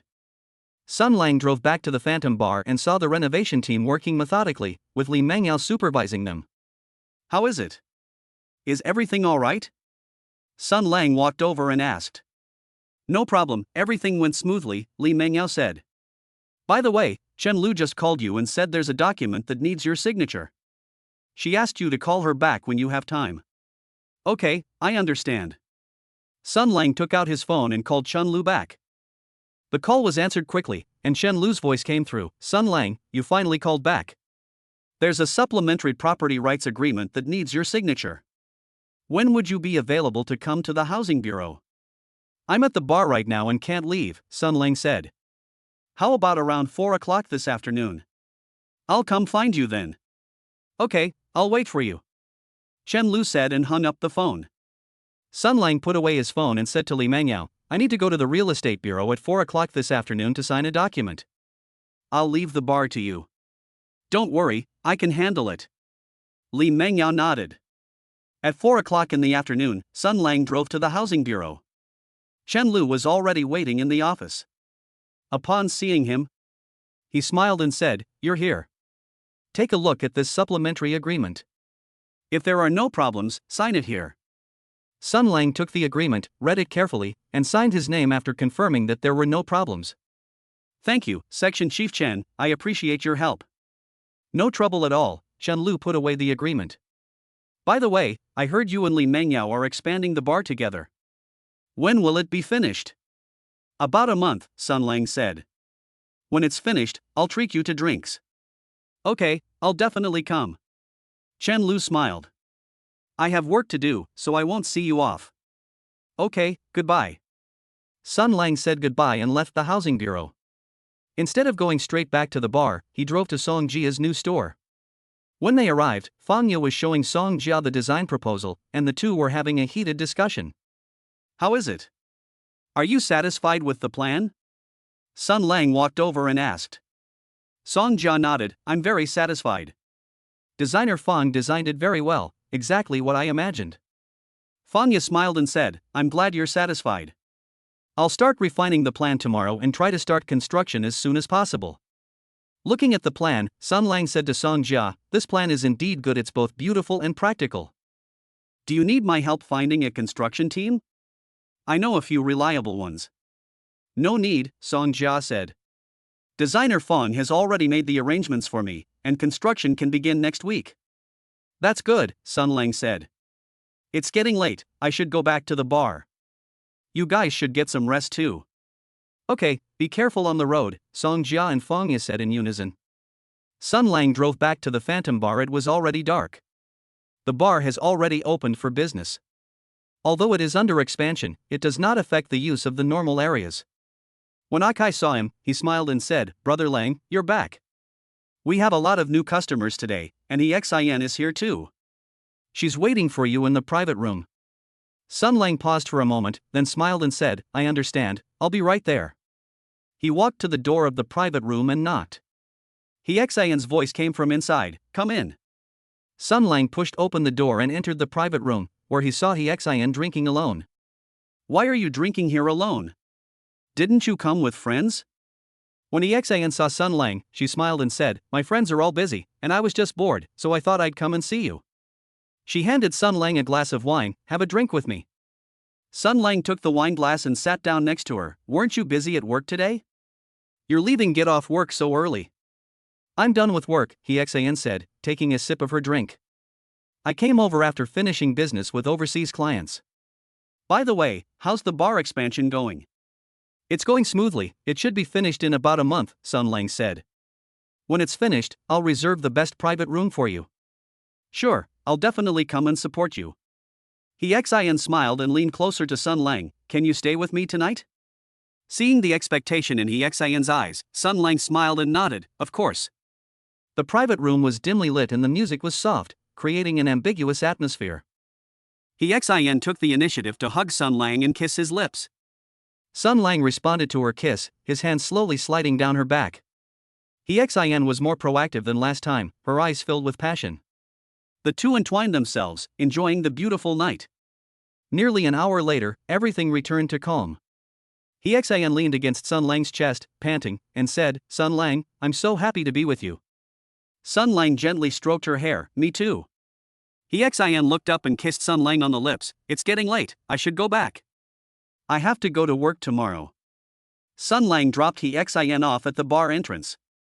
Before getting out of the car, Hexan said, "Sun Lang, I'll treat you to dinner tomorrow as a thank you for spending time with me tonight." "Okay," Sun Lang said with a smile, "I'll call you tomorrow." Watching Hexan drive away, Sun Lang turned and walked into the bar. Li Mengyao was talking to Azhe at the bar when she saw him return. She smiled and asked, "How did your chat with Hexan go?" "Not bad." Sun Lang sat down next to her. "She said she'd treat me to dinner tomorrow. By the way, are things all right with the renovation team?" "No problem, everything is going smoothly," Li Mengyao said. "I'll go talk to them about the details tomorrow and try to finish the project as soon as possible." Chapter 50 Fun Facts about Dinner Parties and Culinary Skills. Sun Lang was woken up by his phone ringing. He picked it up and saw that it was Hexan calling. He pressed the answer button, and Hexan's clear voice came through. "Sun Lang, are you awake? Didn't we agree to have dinner together today?" "You're awake." Sun Lang rubbed his eyes and sat up. "Where would you like to eat?" "I'll come pick you up." "It's that Wei Xianju restaurant in the city center. Their Cantonese cuisine is quite famous." Hexan said, "I'll wait for you there at 10 o'clock. Don't rush, and be careful on the road." "Okay, I'll definitely be there by 10 o'clock. Sun Lang hung up the phone and got out of bed. Stepping out of the bedroom, Lin Wan saw Su Qing preparing breakfast in the kitchen, while Lin Wan and Zhao Ye sat chatting in the dining room. "Good morning," Sun Lang said as he walked over and sat down. "Su Qing, what delicious food did you make today?" "What else could it be but porridge and steamed buns?" Su Qing walked over carrying the porridge. "Are you going out again today?" "From your phone call, it sounds like you're meeting up with friends for dinner." "Yes, I made plans with Hexan. She said yesterday she wanted to treat me to dinner," Sun Lang said, taking a sip of his porridge. "Keep an eye on the bar for me today, I might not be able to come back at noon." "Don't worry, I'm here," Li Mengyao's voice came from the doorway. She was wearing a black coat and holding documents in her hand. "I just came from the bar. The renovation team has already started working on the framework of the VIP rooms. Everything is going smoothly." "Sister Yao, what brings you here?" Sun Lang looked at her in surprise. "Shouldn't you be supervising at the bar?" "I'm here to bring you this," Li Mengyao said, handing over the document. "This is the progress schedule just released by the renovation team. Please take a look and see if there are any adjustments needed." She sat down at the table, picked up a steamed bun, and took a bite. "Oh, by the way, Song Jia just called me and said that the construction team for her new store started work today. I've also found an interior designer to help with the styling. You can take a look when you have time." "Okay, I'll be there after I finish eating," Sun Lang said, taking the schedule and glancing at it.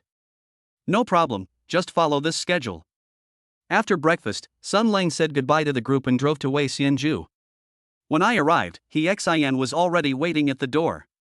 She was wearing a beige dress and her hair was draped over her shoulders, making her look gentle and beautiful. "You're right on time," Hexan said with a smile as she opened the car door and got in. "I thought you'd be late." "How can I be late for dinner with a beautiful woman?" Sun Lang started the car. "Do you often eat at this restaurant? Are you familiar with the dishes here?" "It's not that often," Hexan said. "I only came here once with a client. I thought their roast goose and shrimp dumplings were delicious, so I brought you here today to try them." The two entered the restaurant and found a seat by the window. The waiter handed over the menu, and Hexan pushed it to Sun Lang. "Take a look and see what you want to eat. Don't be shy, it's on me today." Sun Lang took the menu, glanced at it, and ordered roast goose, shrimp dumplings, and steamed fish. He then asked Hexan, "What else would you like to eat? How about some vegetables?" "Okay, I'll just order the garlic bok choy," Hexan said with a smile. "These are all my favorite dishes. It seems we have similar tastes." The dishes were served quickly. Sun Lang picked up a piece of roast goose and handed it to Hexan. "Try this. Their roast goose has crispy skin and tender meat. It's quite famous." Hexan took a bite and her eyes lit up. "It's really delicious, even more fragrant than the last time I had it." She also picked up a shrimp dumpling for Sun Lang, saying, "You should try this too, the shrimp are especially big." The two chatted as they ate, discussing everything from work to their hobbies. "By the way, Sun Lang, besides working at the bar, what other hobbies do you have?" He Xin asked curiously. "I don't have any particular hobbies, I just occasionally play ball with friends," Sun Lang thought for a moment. "I used to enjoy cooking, but I got busy and did it less often. Recently, I've had some free time and I've been looking through some recipes and figuring them out. I feel like my skills have improved a bit." "Really?" He Xin looked at him in surprise. "I thought you were just a foodie, but I didn't expect you could cook. You'll have to make something for me to try next time." Sun Lang smiled and said, "No problem. I'll buy some fresh ingredients and show off my skills when I have some free time." After dinner, Sun Lang took He Xin home. When they arrived at He Xin's building, He Xin looked at Sun Lang and said, "Thank you for having dinner with me today." "I'm very happy." She leaned closer to Sun Lang and kissed him on the cheek. "I'd like to have dinner with you again sometime." "Okay," Sun Lang said with a smile, "next time I'll find a place and take you to try some other delicious food." He Xin's eyes lit up, "Then I'll be waiting." She opened the car door, "I'm getting in, be careful on the road." Watching He Xin walk into the building, Sun Lang started the car and drove straight to Song Jia's new store. As soon as I arrived at the store entrance, I saw Song Jia discussing something with a woman wearing a light purple business suit. The woman held a notebook in her hand, occasionally sketching on it. "Song Jia, who is this?" Sun Lang walked over, his gaze falling on the woman, and the system notification sounded immediately. Target, Meng Xiao. Compatibility, 83. Basic rating, Appearance 8.7, Health 8.8, Genetic Potential 8.2. Note, Senior Interior Designer, specializing in spatial color matching and soft furnishing, recently returned from Shanghai, and has independently designed multiple home furnishing stores. Marital status, single. Song Jia introduced with a smile, "This is designer Meng Xiao. I specially invited her to help with the interior design of the new store." "Meng Xiao, this is the Sun Lang I told you about." Meng Xiao extended her hand with a gentle smile, "Hello, Mr. Sunday. I've heard so much about you. Song Jia always tells me you're reliable."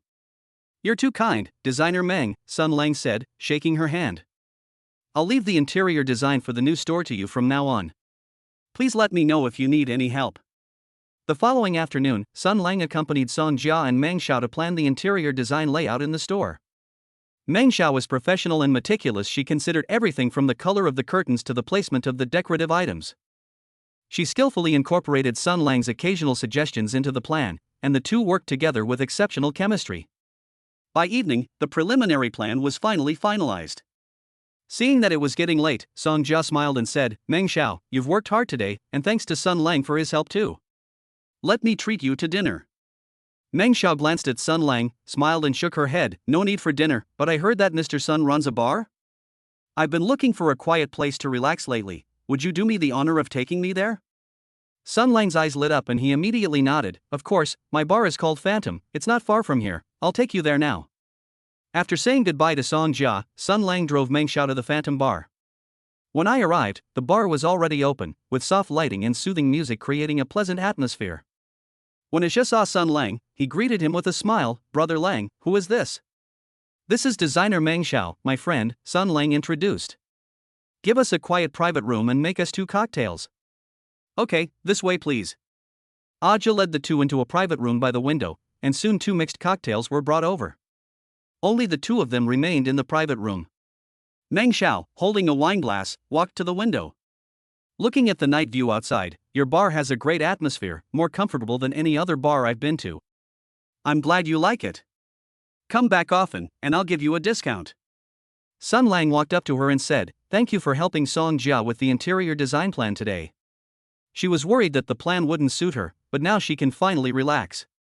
"I'm glad I can help Song Jia," Meng Xiao said, turning her head with a hint of shyness and anticipation in her eyes. "Actually, I had a great time with you today. I think you're a very reliable person."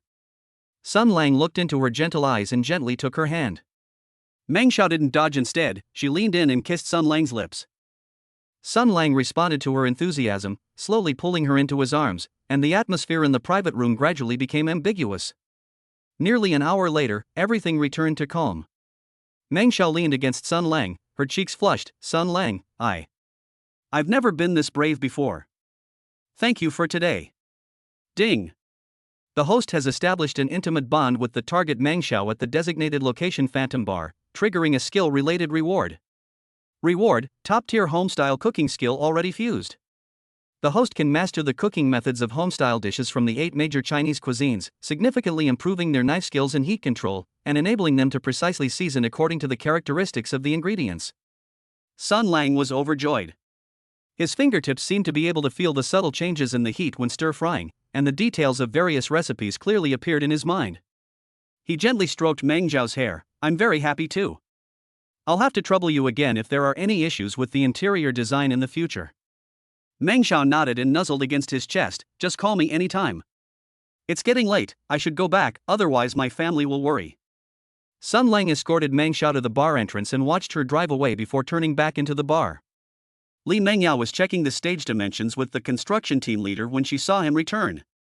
She smiled and asked, "How was your time with designer Meng? You seem to be in a good mood." "I'm quite happy," Sun Lang said as he walked over. "Designer Meng said our bar has a great atmosphere and he'll come often.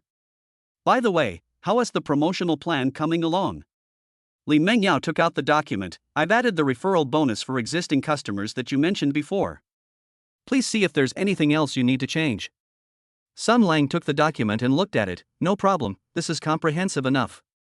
It's getting late, I should go back. Su Qing and the others are waiting for me to have dinner." "Okay, you can go back now. I'll take care of things at the bar," Li Mengyao nodded. "By the way, I heard you had dinner with Xin today? How did it go?" "I'm quite happy," Sun Lang said with a smile. "She also said she wanted to try my cooking. I've recently looked through a lot of recipes and even asked a friend for some tips, so I'm looking forward to trying them out." On his drive home, Sun Lang watched the street scenes flash by outside the window, his fingertips unconsciously mimicking the motion of holding a spoon. The image of Su Qing and Lin Wan's surprised expressions when they ate the dishes he made flashed through his mind, and he couldn't help but smile. He felt his life had been exceptionally smooth lately. The bar expansion was progressing steadily. Songjia's new store is also showing promise, and she has also met a gentle and professional friend like Meng Xiao. More importantly, my cooking skills have improved dramatically without me even realizing it, and now I can finally show off my skills to the people around me. Sun Lang was looking forward to having time on the weekend to buy some fresh ingredients and put his skills to good use in the kitchen. We also look forward to welcoming more customers after the bar expansion is completed. In this space that I've carefully cultivated, I've encountered more warm and interesting people and things. Chapter 51, First Glimpse of Culinary Skills and Interesting Conversations at the Dinner Table. On Saturday morning, Sun Lang got up early, changed into casual clothes, and went straight to the vegetable market. The recipes for the 8 major cuisines of China appeared clearly in my mind, and my steps became exceptionally light. Walking to the seafood section, he immediately picked out a fresh, live sea bass. While the owner was weighing the fish, he also selected some fresh shrimp, and the recipes for steamed fish and braised shrimp were already taking shape in his mind. In the vegetable section, Sun Lang carefully selected fresh greens, tomatoes, and potatoes. Each ingredient was carefully matched according to the recipe, and the knife skills were also reviewed in my mind. At the butcher shop, he ordered a piece of pork belly and half a chicken, thinking of making braised pork and braised chicken, as these 2 dishes best demonstrate the skill of controlling the heat. After buying groceries and returning home, Su Qing, Lin Wan, and Jiaoya had just gotten up. Seeing Sun Lang carrying large bags, Su Qing asked in surprise, "Why did you buy so many groceries today? What are you going to cook?" "I'll show off my skills today and cook you a table of homestyle dishes," Sun Lang said with a smile as he walked into the kitchen. "I've also made plans with Sister Yao and Xin, they'll come over for lunch." Lin Wan sat on the sofa, rubbing her belly, and said, "Then I'm in for a treat. I've been craving something different lately, and this will satisfy my craving." Jiaoya went into the kitchen to help. "What do you need me to do? Wash the vegetables or chop them?" "Just wash the vegetables for me," Sun Lang said, tying on his apron. "I'll take care of the rest. Today, you'll all get to taste my cooking." Sun Lang first prepared the sea bass. The knife moved nimbly in his hands as he scaled, gutted, and cut the fish in one smooth motion, his movements so skilled that he didn't seem like someone who only cooked occasionally. Watching from the side, Jiaoya couldn't help but exclaim in admiration, "Sun Lang, your knife skills are amazing. You're even better than the chefs in restaurants. When did you learn that?" I've been looking through some recipes lately and learning from them, Sun Lang said with a smile as he placed the sea bass on a plate and marinated it with cooking wine and ginger slices. You'll get the hang of it after a few tries. Next, make braised pork belly. Cut the pork belly into evenly sized cubes, put them in a pot of cold water to blanch, skim off the foam, and then take them out. Add a little oil to the pot, add rock sugar and stir fry until it caramelizes, then add the pork belly and stir fry until it is coated with the caramel. Add light soy sauce, dark soy sauce, and spices. Pour in hot water to cover the meat pieces, bring to a boil over high heat, then reduce to low heat and simmer.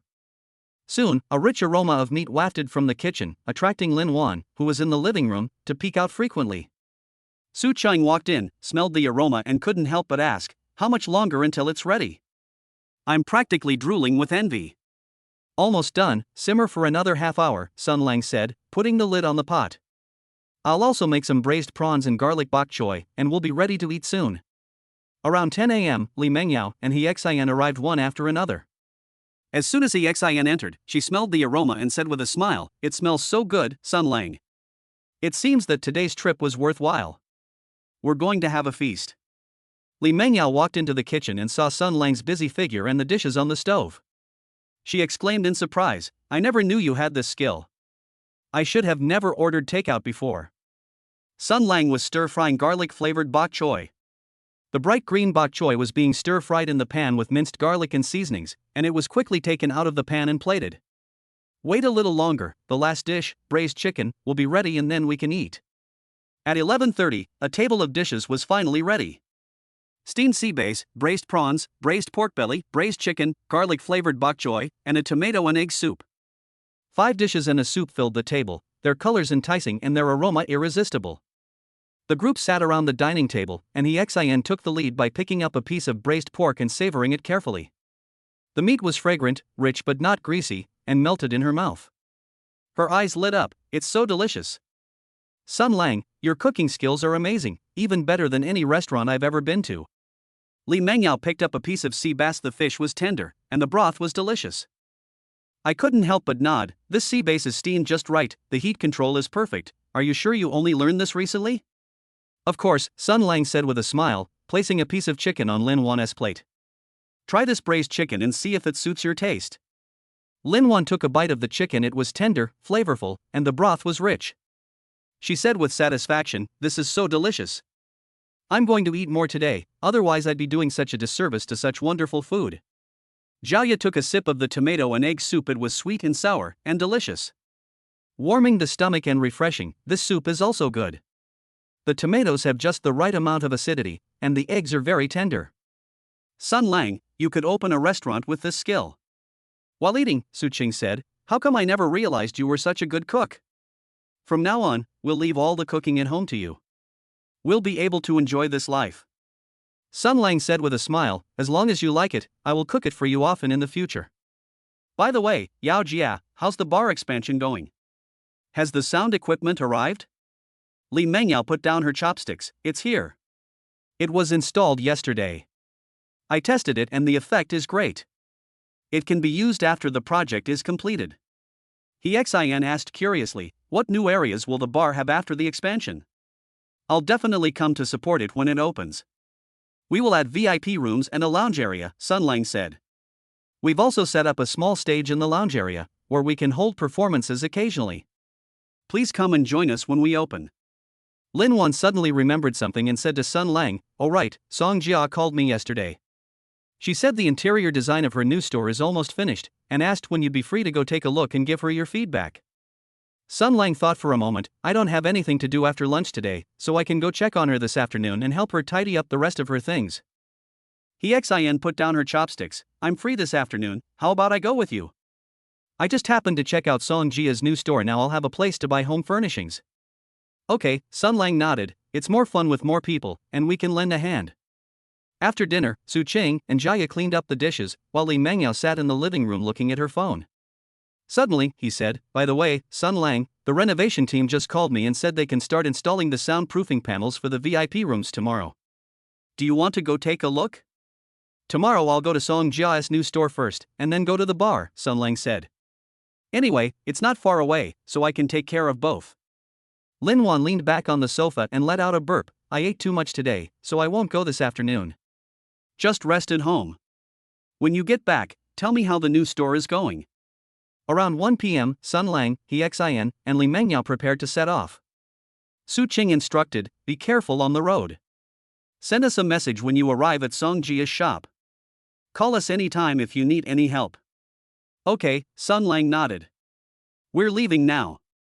We'll bring you some good food when we come back tonight. The three of them drove to Song Jia's new store.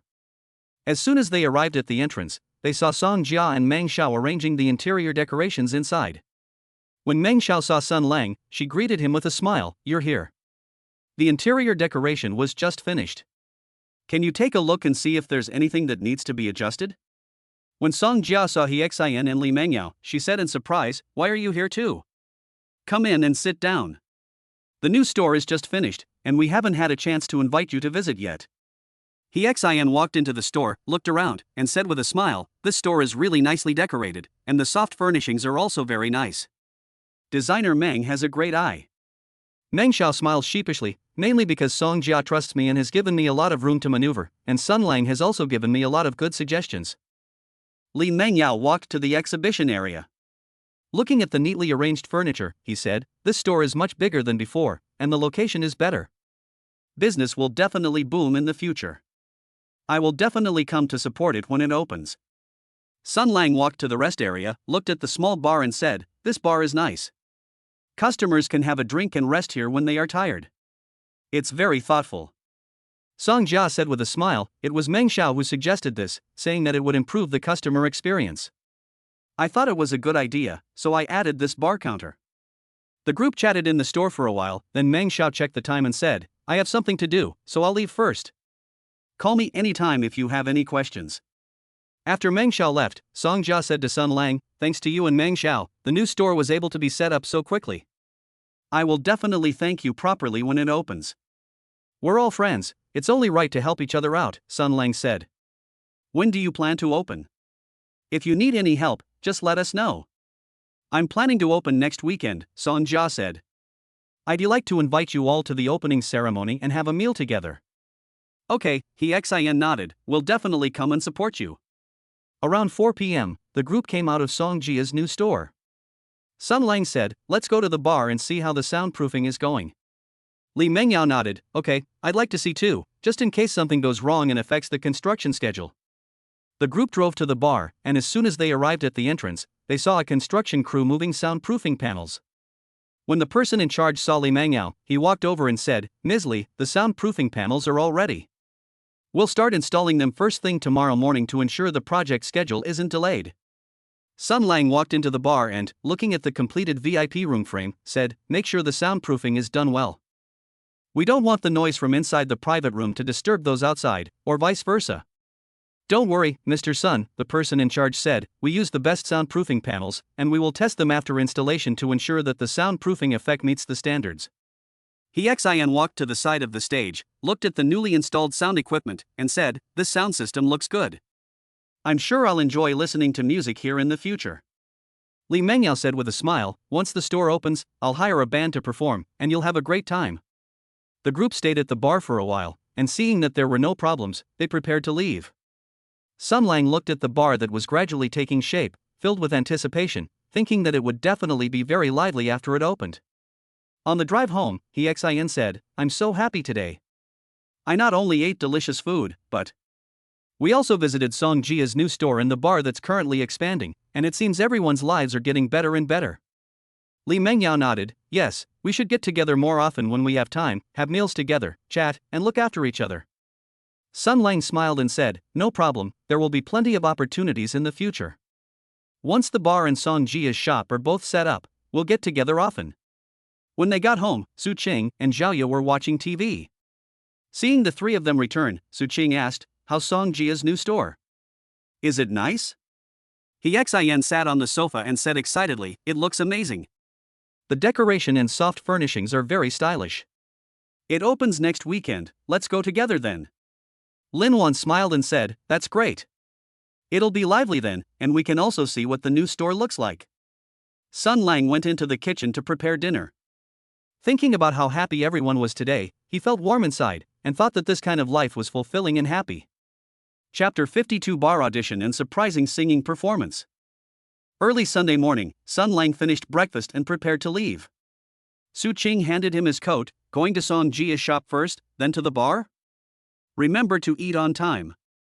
Okay, Sun Lang said, taking the coat. I might have lunch with Sister Yao and the others, and I'll be back later. Lin Wan waved from the sofa. Take care on the road. If Song Jia's shop needs anything, feel free to call us. Sun Lang drove to Song Jia's new store first. Song Jia was busy organizing the newly arrived furniture. When she saw him, she greeted him with a smile. You've finally arrived. Can you help me see if this sofa is suitable for this place? Sun Lang looked around and pointed to the spot by the window. It's better to put it there, the lighting is better, and the customer experience will be better. The two of them moved the sofa to the window together. Song Jia wiped her sweat and said, thanks to you, otherwise I really couldn't have moved it by myself. It's no trouble at all, Sun Lang said, helping to tidy up the decorations next to him. Are the opening promotional posters ready? Let me know if you need any help. Everything is ready. We can put it up tomorrow, Song Jia said. The invitations are also printed. We'll send a copy to all our friends. After working until past 11 p.m., Sun Lang saw that it was almost time and said to Song Jia, I'm going to the bar to check on the soundproofing installation. Contact me anytime if you need anything. Okay, go ahead, Song Jia nodded. If you're free tonight, how about we have dinner together? I might be a bit busy tonight, maybe next time. Sun Lang waved goodbye and drove to the bar. Upon arriving at the bar, the renovation team was already installing soundproofing panels for the VIP rooms. Li Mengyao was talking to the manager when she saw Sun Lang arrive and waved, saying, come and take a look, the quality of these soundproofing panels is pretty good. Sun Lang walked into a private room and knocked on the wall. It's indeed quite thick. Let's test the soundproofing effect after installation. The person in charge smiled and said, don't worry, we can test it today, and I guarantee there won't be any problems. At this moment, a woman in a white dress walked in, holding a microphone cable, and said to Li Mengyao, Ms. Li, I have delivered the microphone cable you requested.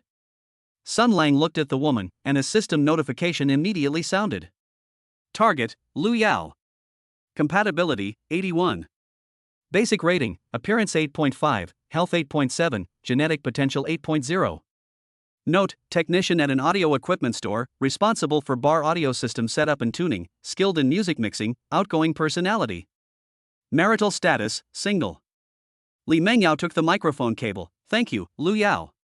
Could you please help us adjust the sound system again? We'd like to test the sound quality later. Lu Yao nodded and walked to the stage to connect the equipment. No problem, it will be set up soon.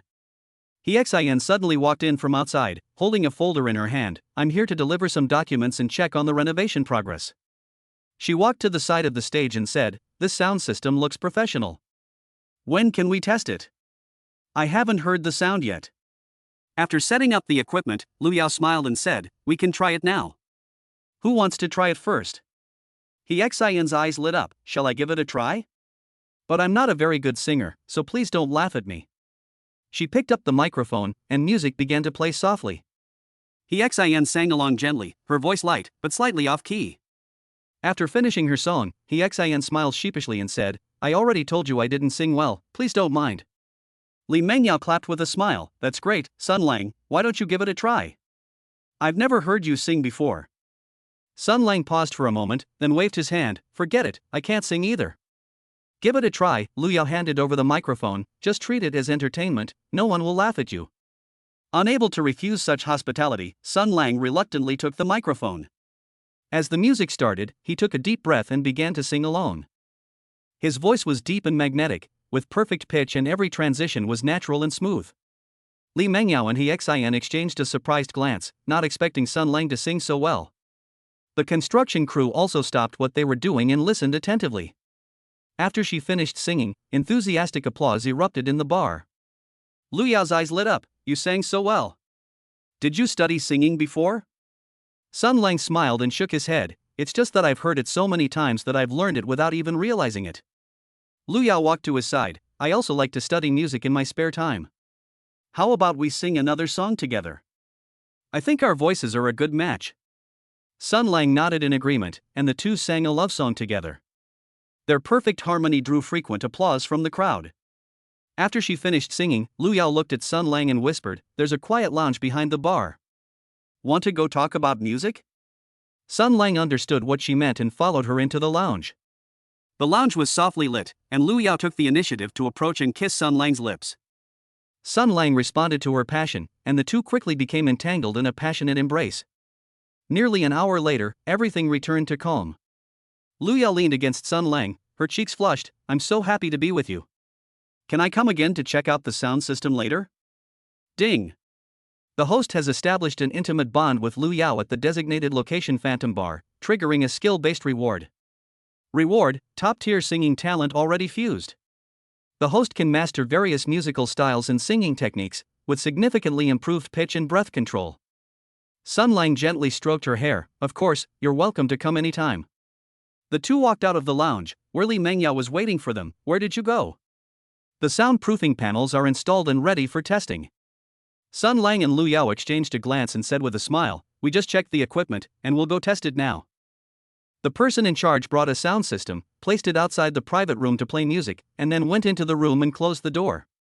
The music from outside was barely audible inside the private room. The manager smiled and said, "Mr. Sun, the soundproofing is excellent." Sun Lang nodded in satisfaction. "Good, thank you for your hard work.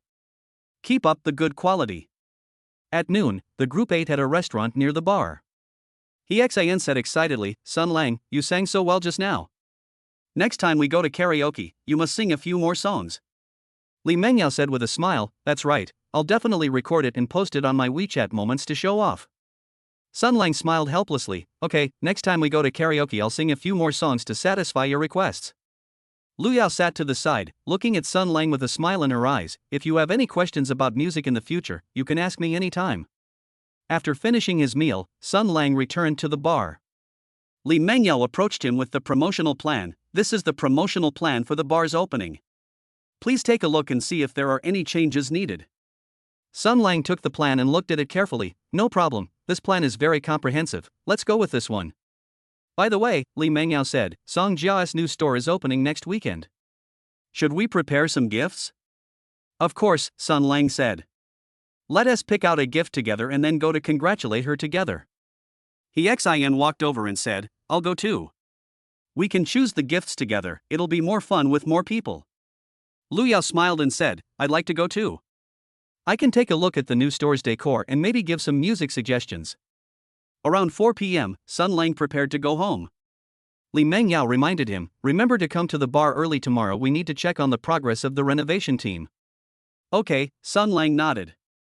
"You guys should also go home early, don't overwork yourselves." On his drive home, Sun Lang couldn't help but hum a song. He could clearly feel his control over the sound, precisely grasping every note. When he got home, Su Qing saw that he was in a good mood and asked with a smile, "You seem so happy today, is something good happening?" Sun Lang said with a smile, "I tested the sound system at the bar today and sang a song. Everyone said I sang well." Jiaya said in surprise, "You can sing? How come we've never heard you sing before? You must sing for us next time." "Okay," Sun Lang nodded, "when we have time, let us go to karaoke together, and I'll sing for you." Lin Wan smiled and said, "That's great. I've never heard you sing before, I'm really looking forward to it." During dinner, Sun Lang chatted with everyone about the bar and Song Jia's new store. Su Qing said, "Since Song Jia's new store is opening, we should also prepare a gift and go together to congratulate her. I've already discussed it with Sister Yao and Xin, we'll go pick out gifts together tomorrow," Sun Lang said. "Would you like to come along too?" "Okay," Zhao Ye nodded, "more people mean more options, and we can choose a more suitable gift." After finishing his meal, Sun Lang sat on the sofa watching TV.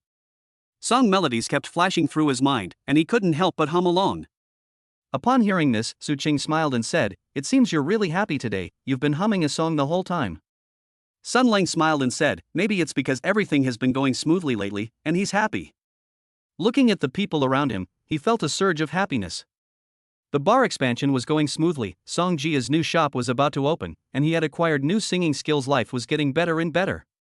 He looks forward to the opening of Song Jia's new store, the opening performance after the bar expansion is completed, and even more so to sharing more wonderful moments with his friends in the future. Chapter 53: Gift Selection and the First Glimpse of Dancing Skills. On Monday morning, Sun Lang was woken up by his phone alarm. Su Qing had already prepared breakfast and placed it on the table. Eat quickly, we still need to choose a gift after we finish eating. Sun Lang sat down and picked up a steamed bun. When will Sister Yao and Hexan arrive? Where should we meet?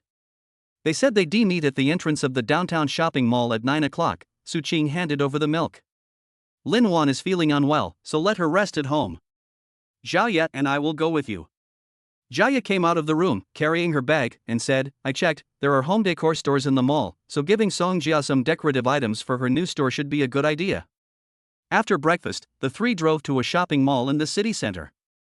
When they arrived, Li Mengyao and He Xian were already waiting at the door, with a woman in a denim skirt standing beside them. When Li Mengyao saw them, she smiled and introduced, this is Zhou Jin, she works in dance training. She just happened to have some free time today, so she came with us to choose gifts. Sun Lang looked at Zhou Jin, and a system notification sounded immediately. Target, Zhou Jin. Compatibility, 82. Basic rating, Appearance 8.6, Health 9.0, Genetic Potential 8.1. Note, founder of a dance training institution specializing in jazz and classical dance, with a lively personality, often leading students to performances. Marital status, single. Zhou Jin greeted her with a smile, I've heard Mengyao mention you before, and I'm so glad to finally meet you today. Let's go inside quickly. The group entered the mall and went to the home decor store first. Song Jia's new store features a minimalist style. Jia picked up a ceramic vase and said, this vase is quite pretty, it would definitely be suitable for the store. He Xin shook her head, it's too big and inconvenient to display. Why not choose a smaller ornament? Zhou Jin pointed to the wooden music box on the shelf, this is nice. It plays music when you open it. It's perfect for the rest area.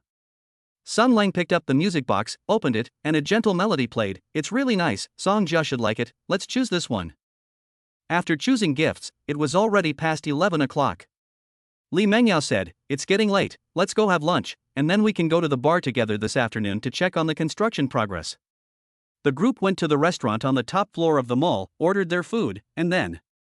When talking about dance, Zhou Jin said, I'm currently choreographing a new dance, and if there's a suitable venue, I'd like to find an opportunity to perform it. He Xian's eyes lit up, won't the bar have a stage after the expansion? We can perform at the opening show. Li Mengyao nodded, that's a great idea. It'll definitely be a lively opening. Zhou Jin, if you're willing, we welcome you. Zhou Jin smiled and said, of course I'd like to, but I need a dance partner. I wonder if anyone would like to try dancing with me. All eyes turned to Sun Lang. Sun Lang paused for a moment, then said, I can't dance, don't spoil the fun. Give it a try, Zhou Jin encouraged.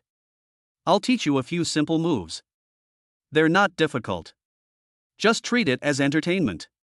Unable to refuse their hospitality, Sun Lang had no choice but to agree. After dinner, the group headed straight to a bar. The stage was already set up, and Zhou Jin pulled Sun Lang onto the stage. I'll dance it once first, and you can follow along.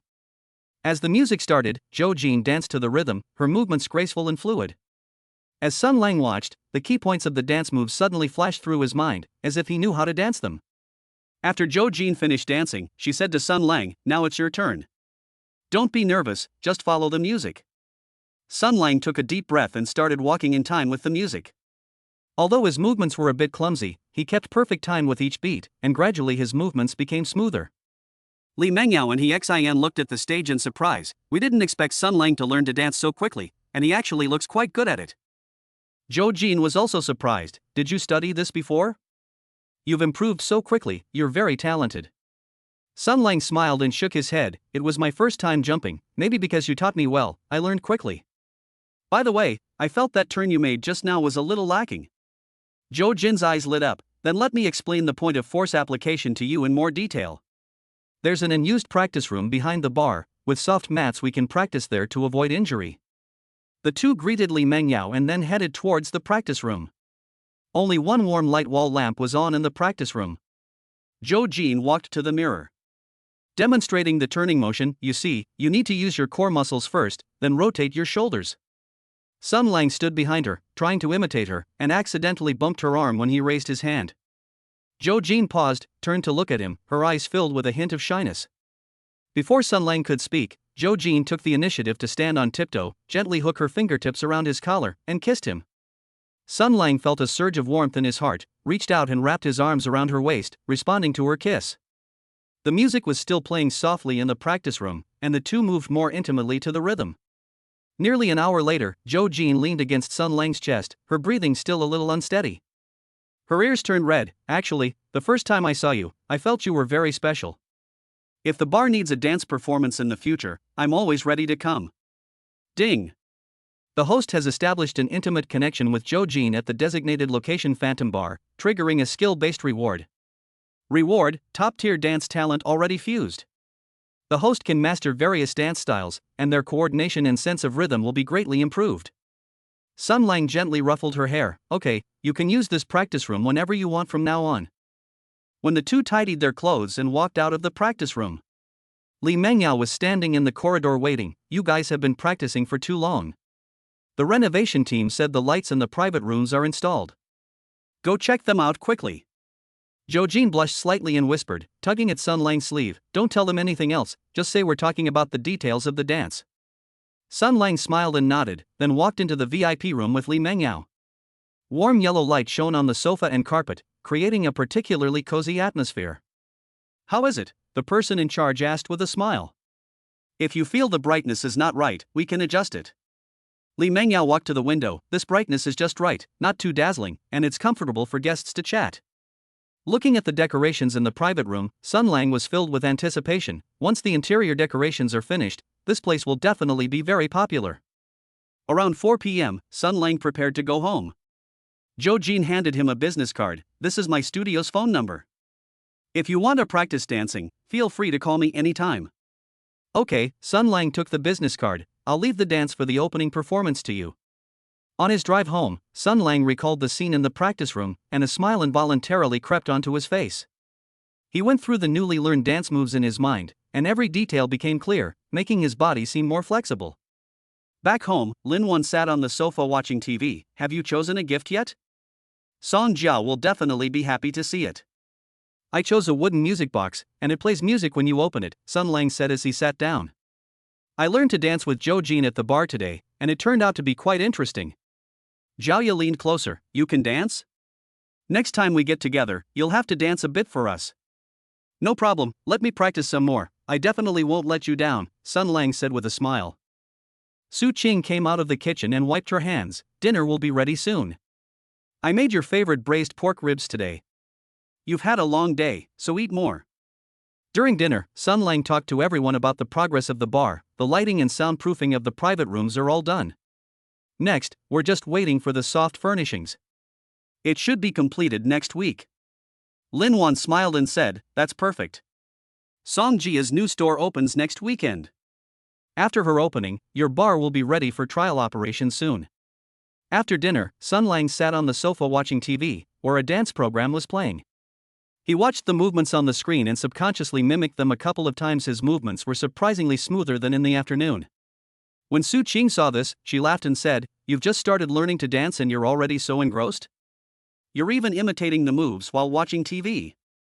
Sun Lang scratched his head. I think it's quite interesting.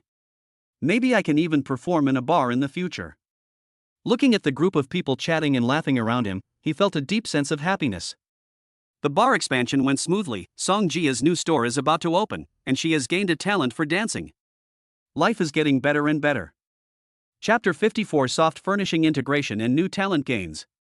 On Tuesday morning, Sun Lang received a call from Li Mengyao, who said that the interior design team had arrived at the bar and asked him to come over to discuss the details. He ate a simple breakfast and told Su Qing, I'm going to the bar to coordinate interior design. I might not be back for lunch, so you don't need to wait for me. Su Qing was peeling fruit for Lin Wan. Be careful on the road. If you need any help, feel free to call us. Sun Lang drove to the bar, where a white sedan was parked. A woman in a beige trench coat was talking to Li Mengyao. It was Fanya. When Li Mengyao saw Sun Lang, she smiled and waved. You finally arrived. Fanya came here specially to help us plan the interior design. She's very experienced. Sun Lang looked at Fanya, and the system notification sounded at the right time. Target, Fanya. Compatibility, 84. Basic rating, appearance 8.8, health 8.9, genetic potential 8.3. Note, independent interior designer with their own studio, specializing in home design, meticulous and responsible. Marital status, single.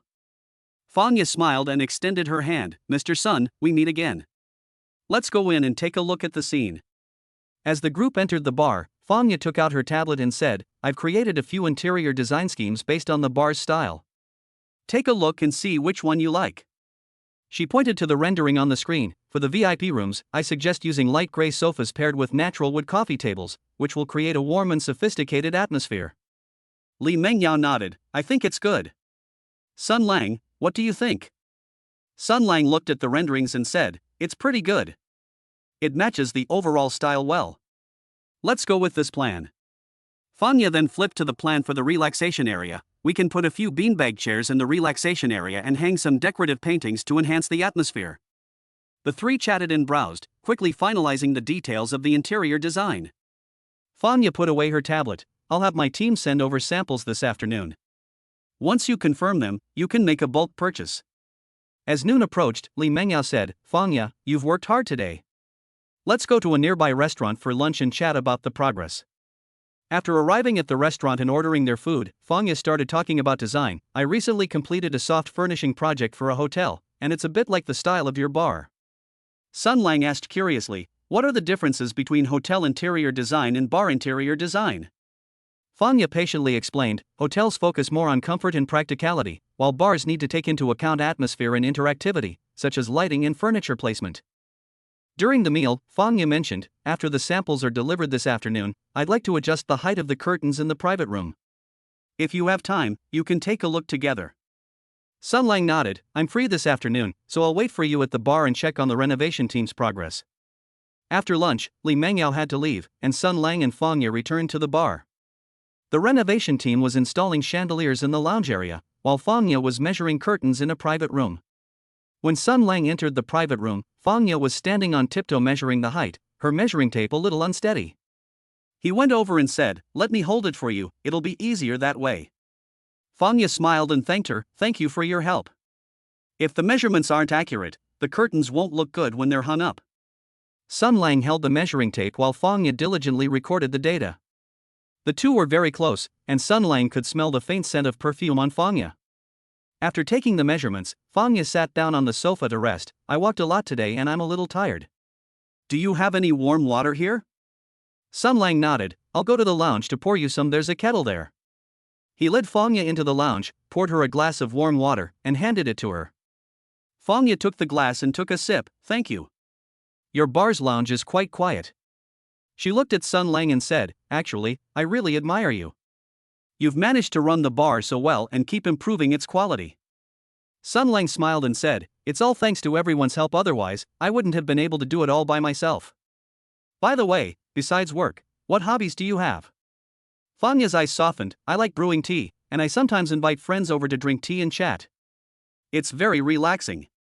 The two chatted more and more amiably, from work to life. Fanya suddenly leaned closer to Sun Lang and whispered, actually, the first time I met you, I felt you were very composed, and it was very comfortable talking to you.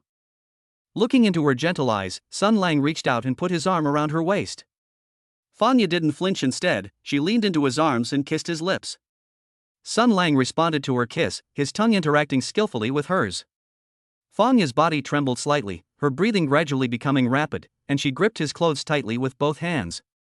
Nearly an hour later, Fanya leaned against Sun Lang's chest, her cheeks flushed, and said softly, being with you feels so different. If I have any design ideas in the future, can I still talk to you about them?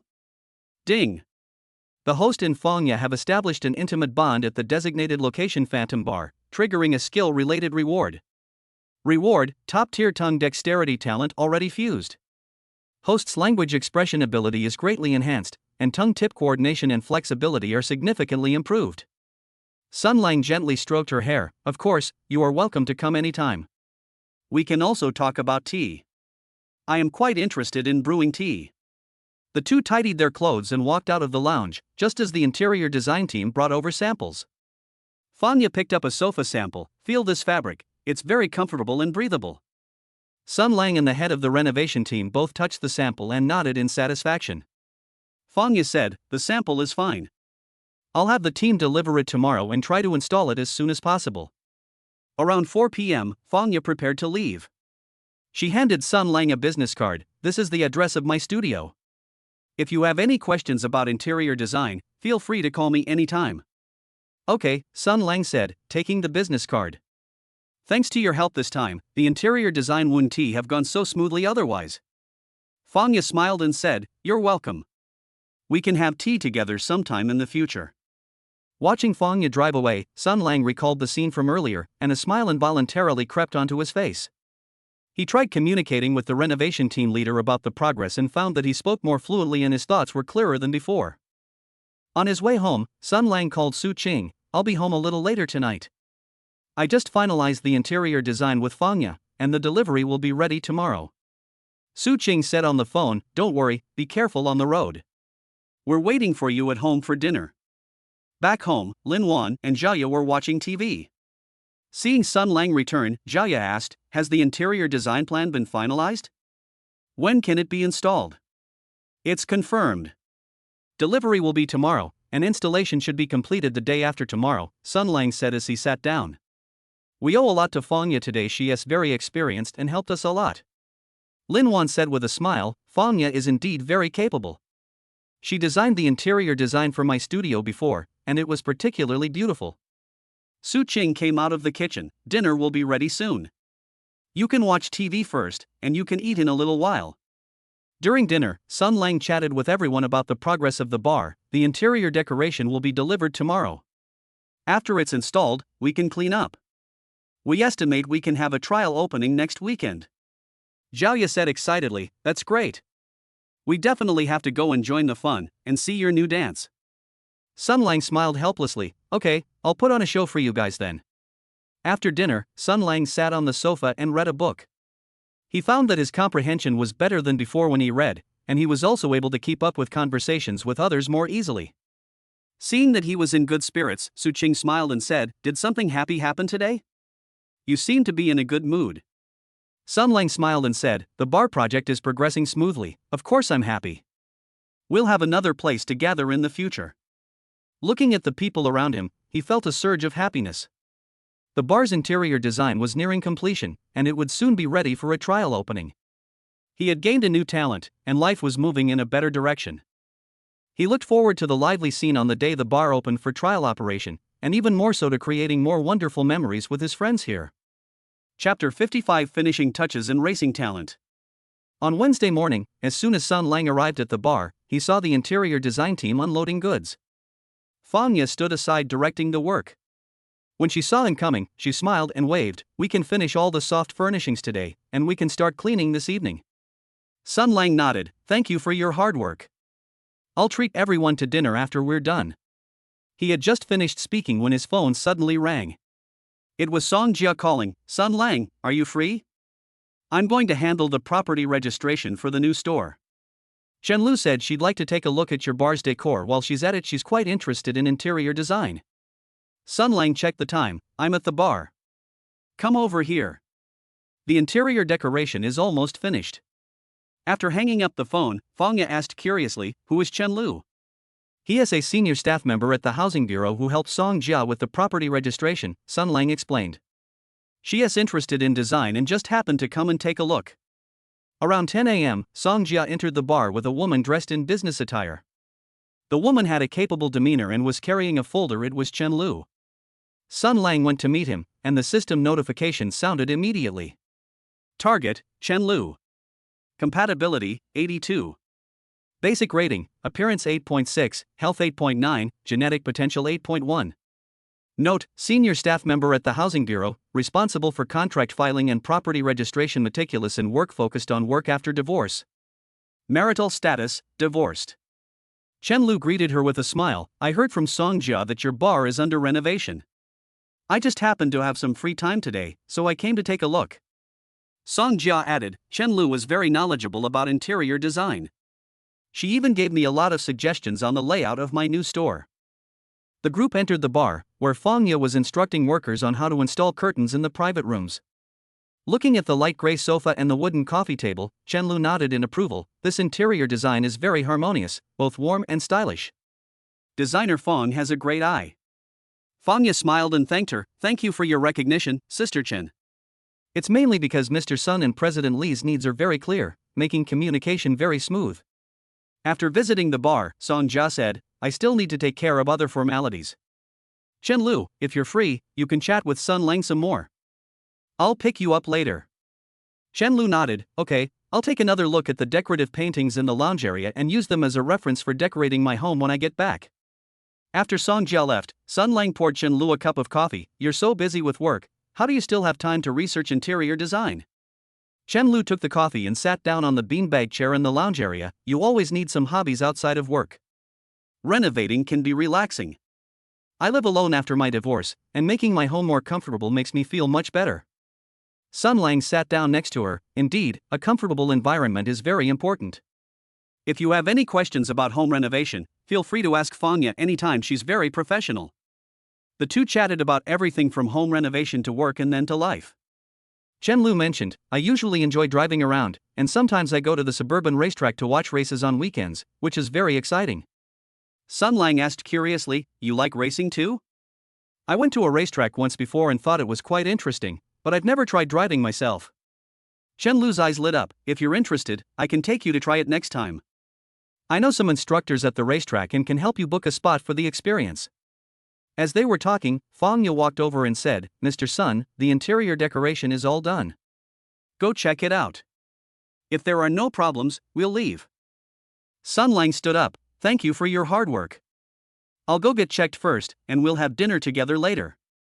He and Chenlu inspected all the areas together. Chenlu said with a smile, the decoration is very thoughtful. It will definitely be very popular after it opens. I will definitely come to support it. At noon, Sun Lang treated the interior design team and Chenlu to lunch. During the conversation, Chenlu talked about racing. I recently got a new sports car, but I haven't had a chance to take it to the racetrack yet. We can go together next time. Sun Lang nodded. Okay, please give me some pointers then. After finishing her meal, Chenlu said, I'm free this afternoon, so I'd like to go back to the bar for a bit more. See how the afternoon light affects the interior design. If you're busy, don't worry about me. Sun Lang happened to be staying at the bar to arrange cleaning, so he said, I'm at the bar too. Feel free to wander around. Let me know if you need anything. Around 3 p.m., the bar was cleaned up. Sunlight streamed through the windows onto the sofa, creating a particularly warm and inviting atmosphere. Chenlu stood by the window, looking at the street scene outside. This location is really good, with a wide view. It will definitely look even better when the lights are on at night. Sun Lang walked up to her and said, I'm planning to stay at the bar for a while tonight to test the lighting effects. If you're free, you can stay and take a look with me. Chenlu smiled and agreed, sure, I'd love to see what a bar is like tonight. As night falls, the bar lights gradually come on. The warm yellow light illuminates every corner, creating a pleasant atmosphere. Chenlu sat at the bar, and Sun Lang mixed her a cocktail. Try this, I made it myself. Chenlu took a sip and her eyes lit up. It's delicious, better than anything I'd had at other bars. The two sat at the bar, their conversation becoming increasingly engaging. Suddenly, Chenlu moved closer to Sun Lang. She said softly, actually, the first time I met you, I felt that you were very composed. It was very comfortable to chat with you, much more interesting than talking to those people who only talk about work. Seeing the smile in her eyes, Sun Lang reached out and put his arm around her waist. Chenlu didn't flinch. Instead, she leaned into his arms and kissed his lips. Sun Lang responded to her kiss, his fingertips gently stroking her back. Chenlu's body trembled slightly, her breathing gradually became rapid, and she gripped his clothes tightly with both hands. Nearly an hour later, Chenlu leaned against Sun Lang's chest, her cheeks flushed. Her voice was gentle, I'm so happy to be with you. Next time we go to the racetrack, I'll definitely take you on a great experience. Ding! The host has established an intimate bond with Chenlu at the designated location Phantom Bar, triggering a skill-based reward. Reward, top-tier racing talent already fused. The host's vehicle handling and speed prediction abilities have been greatly improved, and driving coordination has been significantly enhanced. Sun Lang gently stroked her hair. Okay, I'll need your guidance then, as I know absolutely nothing about racing. As the two tidied their clothes and walked out of the bar, Song Jia happened to come to pick up Chenlu. Seeing them, Song Jia smiled and said, "You guys seem to be having a good chat. I thought you had already left." Chen Lu's cheeks flushed slightly. The bar's lighting effects at night are great. We chatted so much that we forgot the time. I will definitely bring my friends to support it when it opens next time. After seeing Song Jia and Chen Lu off, Sun Lang returned to the bar. Li Mengyao happened to come over. Is the interior decoration all done? It looks good. We can have a trial opening tomorrow and see how it goes. Sun Lang nodded. Okay, let's have a trial opening tomorrow to see if there's anything that needs adjusting, and then officially open for business next weekend. That evening, Sun Lang drove home. As he gripped the steering wheel, he suddenly felt a much stronger sense of control over the vehicle than before, and he could even precisely control the angle when turning. When he got home, Su Qing saw that he was in a good mood and asked with a smile, "Is everything ready at the bar today? Did something happy happen?" Sun Lang sat on the sofa. "The interior decoration is all done. We'll have a soft opening tomorrow. I also met Chen Lu today. She likes racing and said she'd take me to the racetrack sometime." Zhao asked curiously, "You like racing too? I thought you only liked cooking and singing." "I've never tried this before, and I think it's quite interesting." "I want to give it a try," Sun Lang said with a smile. "Maybe I can even become a racing expert in the future." Lin Wan smiled and said, "Next time you go to the racetrack, you must take us to see it, and we'll cheer you on." During dinner, Sun Lang talked to everyone about the arrangements for tomorrow's soft opening. "I'll go to the bar early tomorrow to prepare. If you have time, you can come over and help out, and try it out for yourself." Su Chang nodded. "I'm free tomorrow, I'll go with you and help you greet the guests." After dinner, Sun Lang sat on the sofa and watched TV. A racing competition was playing on TV, and he watched the racers maneuvering their vehicles on the screen. I could clearly analyze the key points of each movement in my mind, as if I could do it myself. Upon seeing this, Su Qing smiled and said, "You just said you were interested in racing, and now you're already researching it? Looks like you really like it." Sun Lang smiled and said, "I think it's quite interesting. I'd like to learn more about it so I can get the hang of it more quickly next time I go to the racetrack." Looking at the group of people chatting and laughing around him, he felt a deep sense of happiness. Chapter 56, The Bustling Trial Operation and the 100 million yuan Reward. Sun Lang got up at 6 o'clock on Thursday morning. Su Qing had already prepared breakfast and handed over the backpack. There are tissues and a power bank inside. It will definitely be busy during the trial operation, so don't forget to eat lunch. Sun Lang took the backpack. "Take your time, you and Zhaoya. No rush. I'll go get ready first." When they arrived at the bar, Li Mengyao was already arranging for staff to clean up. Upon seeing Sun Lang arrive, she handed him the schedule. "We open at 10 a.m. to receive guests who have made reservations first. We have arranged for you to sing and dance in the evening." Sun Lang nodded and began checking the sound system and lighting. Around 9 o'clock, Su Cheng and Zhaya arrived and helped set out the tableware and drinks. At 10 a.m. sharp, the bar officially began its trial operation. The first group of customers were regulars who praised the renovated bar, saying, "It's much more comfortable than before, and this lounge area is perfect for chatting." At noon, more and more customers arrived. Sun Lang was mixing drinks at the bar, while Su Cheng and Zhaya helped take orders. They were extremely busy. Around 3 p.m., a woman wearing a black mask and sunglasses walked into the bar.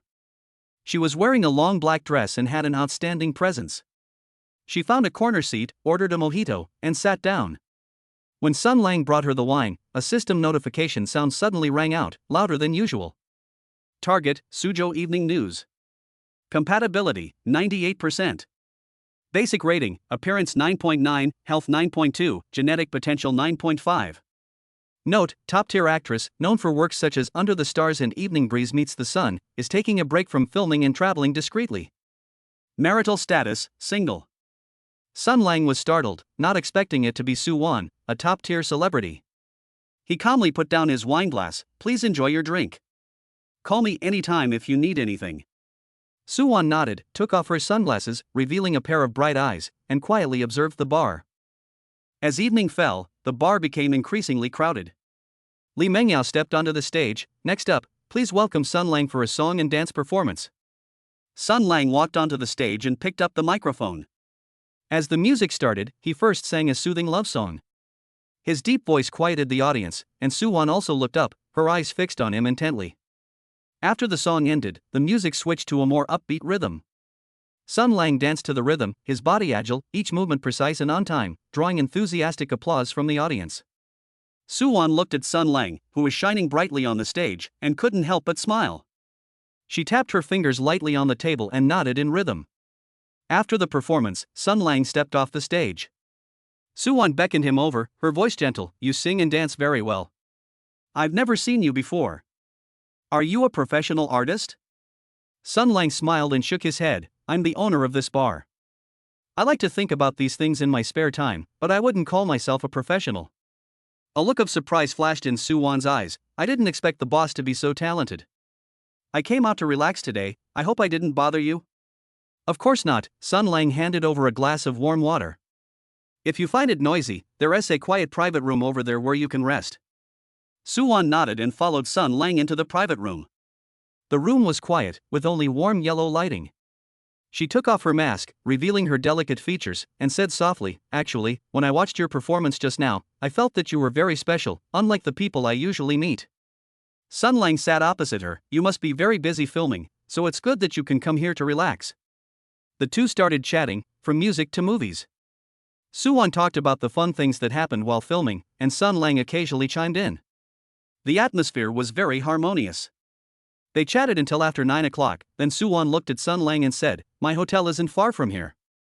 I'd like to invite you for a cup of tea to thank you for your hospitality today. Is that convenient?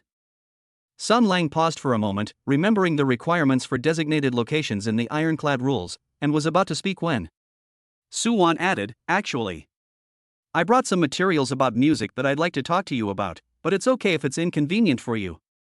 He thought for a moment, said a few words to Li Mengyao, and then left the bar with Suwon, driving to her hotel. Once in the hotel room, Suwon poured a cup of tea and handed it to Sun Lang. This is tea from my hometown, please try it. Sun Lang took the teacup and had just taken a sip when Suwon suddenly moved closer. She hugged him from behind. Sun Lang, this is the first time I've seen someone combine singing and dancing so well. You really move me. Sun Lang turned around, looked into her bright eyes, and gently stroked her cheek. Suwon tiptoed and kissed his lips, her movements somewhat urgent. Sun Lang responded to her kiss and carried her to the sofa. Suwon's fingers gently traced his back, her voice trembling. I haven't felt this relaxed in a long time. I feel very safe with you. I'll make you feel more at ease, Sun Lang said, lowering his head to kiss her forehead and gently unbuttoning her long dress with his fingertips. The room was dimly lit, with only moonlight filtering through the gaps in the curtains. Suwon held Sun Lang tightly, her breathing becoming rapid, and whispered in his ear, Don't stop. I want more. Sun Lang's movements became even gentler, and every touch made Suwon tremble. She buried her face in the crook of his neck, her voice trembling with tears. Sun Lang, you're so good, even better than I imagined. Nearly 2 hours later, Suwon leaned against Sun Lang's chest. She gently traced his chest with her fingers, her cheeks flushed. I'm going back to the film set tomorrow. If I come here to film again, will I still be able to come see you? Ding. The host and Suwon have established a close connection at a related location triggered by interaction at a bar, meeting the implicit requirements, triggering a monetary reward. Reward, 100 million renminbi in cash, already deposited into the host's bank account. Sun Lang gently ruffled her hair. Of course, the bar always welcomes you. Next time you come, I'll sing you another song. Suwon smiled and nodded, then gently kissed him on the lips. It's a promise, I'll come again as soon as possible. Sun Lang returned home in the early hours of the morning. Su Qing was still waiting for him in the living room. Seeing him return, she quickly got up and asked, How did the trial operation go? Why are you so late? Sun Lang sat on the sofa, took out his phone, and saw the bank's text message confirming the deposit. He was overjoyed. He smiled and said, The trial operation went very smoothly. I ran into a friend in the evening and we chatted for a while, so I came back late. Jiaye came out of the room. The guests all said you performed well today. Next time you officially open, you must arrange more shows. Sun Lang nodded. Okay, I'll definitely perform more next time so everyone can enjoy it. After washing up, Sun Lang lay in bed, and thinking of Suwon, a smile involuntarily crept onto his lips. Looking at the balance in his bank account, he felt like he was dreaming. The next morning, Sun Lang received a call from Suwon. I've arrived at the film set. Thank you for keeping me company last night. I'll miss you. I'll miss you too, Sun Lang said. Take care while filming, and keep in touch when you have time. After hanging up the phone, Sun Lang went to the living room. Su Qing had already prepared breakfast and said with a smile, "Why are you so happy today?" Did you make a lot of money during the trial operation? Sun Lang sat down and picked up a steamed bun. "We've made a lot of money. Our lives will only get better from now on." He looked at the people around him, his heart filled with happiness. The bar's trial operation went smoothly, and it received a reward of 100 million yuan. Life is getting better and better. Chapter 57: The bar's success and role-playing talent. On Friday morning, Sun Lang opened his phone and found the screen filled with news about the trial opening of Phantom Bar. The topics: the bar owner who was best at singing and dancing in Jiangcheng and a high-value leisure destination have already become local trending topics. Su Chung walked over with breakfast. "Everyone outside is talking about your bar now. Even my friends are asking when it will officially open so they can come and check it out." Sun Lang smiled as he picked up his phone.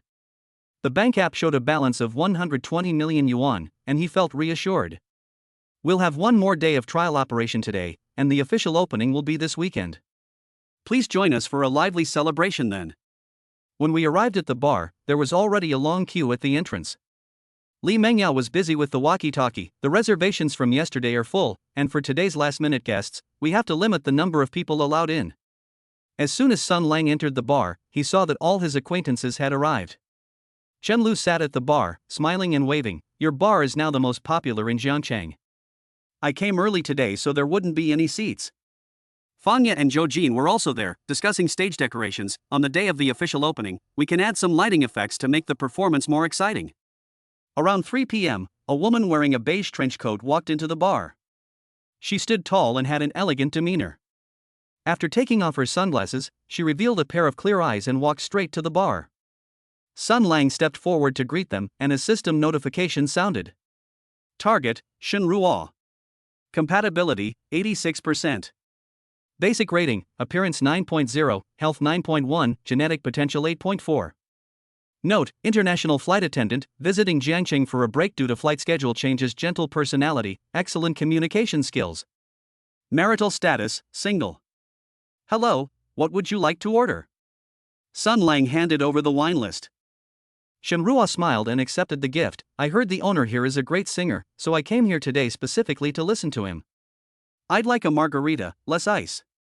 Sun Lang finished mixing the drink and handed it to her. "Is this your first time in Jiangcheng? If you have time, you can take a stroll along the river. The scenery is beautiful." Shen Ruo took a sip of her drink. "I fly to Jiangcheng often, but I've never really explored it. This time I have 3 days off, and I was just looking for a comfortable place to relax." The two started chatting. Shen Ruo talked about the local customs and culture of different places, while Sun Lang occasionally shared interesting stories from bars. The atmosphere was very harmonious. In the evening, the bar was packed. As Sun Lang walked onto the stage and picked up the microphone, cheers erupted from the audience. He sang an upbeat song, then danced with Zhou Jin, with flashbulbs going off constantly from the audience. Shen Ruo sat in the audience, her eyes sparkling as she watched Sun Lang on stage, her fingers gently tapping the table in rhythm. After the performance, she took the initiative to walk up to her and said, "You danced so well. I usually try to learn to dance by watching videos on airplanes, but I can never quite get the hang of it." Sun Lang smiled and said, "If you don't mind, I can teach you a few simple moves next time. They're easy to learn." Shen Ruo's eyes lit up. "Really? That's great. My hotel isn't far from here. If you're not busy, I'd like to buy you a coffee, and also ask you for some dancing tips." Just as Sun Lang was about to speak, Shen Ruo added, "Actually, I brought some dance videos and wanted you to take a look at the moves." "If it's inconvenient, then forget it." He said a few words to Li Mengyao, and then followed Shen Ruo to the hotel. Once in the room, Shen Ruo poured herself a cup of coffee. "Please have a seat. I'll go get my tablet and show you the video of my dance." Sun Lang took the coffee, and had just taken a sip. Shen Ruo gently hugged him from behind. "Actually, when I watched your performance just now, I felt that you were very charming, unlike the people I usually meet." Sun Lang turned around, looked at her flushed cheeks, and gently stroked her hair. Shen Ruo tiptoed and kissed his lips, her movements tinged with shyness. Sun Lang responded to her kiss and carried her to the sofa. Shen Ruo's fingers gently traced his arm, her voice soft. "I haven't felt this relaxed in a long time. I feel very safe with you." "I'll make you feel more at ease," Sun Lang said, lowering his head to kiss her forehead as his fingertips slowly unbuttoned her trench coat. The room lights were dimmed. Shenhua held Sun Lang tightly, her breathing gradually becoming rapid. She whispered in his ear, I rarely feel like this, but when I see you, I can't control myself. Sun Lang's movements became even gentler, and every touch made Shenhua's body tremble slightly. She buried her face in the crook of his neck, her voice trembling with tears. Sun Lang, how do you understand me so well? I've never been so happy before. Nearly an hour and a half later, Shenhua leaned against Sun Lang's chest, gently tracing the lines of his chest with her fingers. Her cheeks flushed. I'm flying out the day after tomorrow. If I come to Jiangcheng again next time, will I be able to visit you again? Ding. The host and Shenhua have established a close connection in a related location triggered by interaction in a bar, meeting the implicit requirements, triggering a skill-based reward. Reward, top-tier role-playing talent already fused. The host can quickly embody various character traits, with significantly improved adaptability in language, expression, and actions. Sun Lang gently ruffled her hair. Of course, next time you come, I'll teach you the complete dance and then take you to see the sights of Jiangcheng. Shenhua smiled and nodded, then gently kissed him on the lips. It's a deal, I'll let you know the flight time in advance. Around 10 p.m., Sun Lang returned to the bar. Li Mengyao greeted her with a smile. You've won the favor of another beautiful woman today? Everyone outside is saying that coming here not only lets you drink, but also lets you watch the handsome owner perform. It's such a great deal. Sun Lang smiled helplessly. It's all thanks to everyone's support. By the way, on the official opening day, we can hold a themed event to make everyone feel more involved. Li Mingyao's eyes lit up. That's a great idea. We can have a retro theme, have everyone wear retro clothes, and you can perform a few old songs. It will definitely be more lively. Sun Lang returned home in the early hours of the morning. Su Qing was still waiting for him. The bar was packed again today, wasn't it? I saw everyone on WeChat Moments posting videos of your performance. Sun Lang sat on the sofa. Yes, it's officially opening this weekend, it'll be even more lively then. I even met a flight attendant today, we had a very pleasant chat. Zhaoya came out of the room. Flight attendant? Isn't she tall and beautiful? Your bar is now a gathering place for beauties. Sun Lang smiled and nodded. She is indeed very elegant. She also said that next time she comes to Jiangcheng, she wants to learn to dance from me. During dinner, Sun Lang talked to everyone about the plans for the grand opening. We'll open this weekend with a retro theme, a big. Everyone's coming in retro costumes, and with a few performances planned, it should be quite a lively event. Lin Wan smiled and said, Okay, I happen to have a few vintage dresses, I'll wear them for you guys to see. After dinner, Sun Lang sat on the sofa and watched a movie. When he saw the characters, he was suddenly able to clearly capture their expressions and movements, as if he could easily portray them himself. Seeing his focused expression, Su Qing asked, What are you looking at? You seem so engrossed. Sun Lang said with a smile, I watched an old movie, and the characters in it were very interesting. I was thinking about how I could act them out to be more convincing. Chapter 58 Retro Opening and a New Encounter. On Saturday morning, the sun shone exceptionally brightly in Jiangcheng. When Sun Lang got up, Su Qing was already ironing a vintage dress, while Zhaoya was trying on a pearl necklace. Hurry up and get ready. The bar is officially opening today, so we can't be late, Su Qing said, handing over a plaid suit. This retro suit suits you perfectly, you'll definitely look handsome in it. Sun Lang smiled as he took the suit, put it on, and then straightened his tie in front of the mirror. Lin Wan sat on the sofa, wearing a dark green cheongsam. What do you think of this one? Is it too formal? It looks amazing, Zhaoya gave a thumbs up. This cheongsam suits you perfectly. You're sure to attract a lot of attention today. The group drove to the bar and saw a banner hanging at the entrance that read Retro Theme Opening Party. Staff dressed in retro costumes guided guests, creating a lively atmosphere. Li Mengyao, wearing a red dress, greeted them. You finally arrived. The place is almost full. Chen Lu and Fangya have been here for a while. Sun Lang walked into the bar, which was decorated with a retro atmosphere. The decorations are shaped like vinyl records, there are old-fashioned lamps and retro posters, and even the waiters are dressed in cheongsams and zhongshan suits. Chen Lu, wearing a black suit dress, smiled and waved. Your decor is so stylish, I can't help but want to take more pictures. Fangya and Zhou Jin were adjusting the equipment next to the stage. We've prepared a few old songs, and will accompany you when you perform later. The opening party officially began at 2 p.m. Li Mengyao walked onto the stage. Welcome everyone to the grand opening of Phantom Bar. Next, please welcome our multi-talented boss, Sun Lang. Sun Lang, dressed in a plaid suit, walked onto the stage and picked up the microphone. As the music, with its vinyl record-like quality, began to play, he sang a classic old song. The deep voice paired with the retro melody instantly silenced the audience, and everyone hummed along softly. After the song ended, the music switched to a more upbeat rhythm. Jo Jin went on stage and danced a retro dance with Sun Lang. The two moved in perfect unison, displaying remarkable agility, which drew enthusiastic applause and cheers from the audience. After the performance, Sun Lang stepped off the stage. A woman wearing a beige cheongsam walked forward. Holding a glass of champagne, she said, "Your performance was fantastic. I design vintage clothing, and I really love your outfit today." Sun Lang looked at the woman, and a system notification sounded. Target, Wen Cheng. Compatibility, 85%. Basic rating, Appearance 8.9, Health 9.0, Genetic Potential 8.3. Note, retro clothing designer, owns her own studio, came because she was interested in the opening event, gentle and mild-mannered. Marital status, single.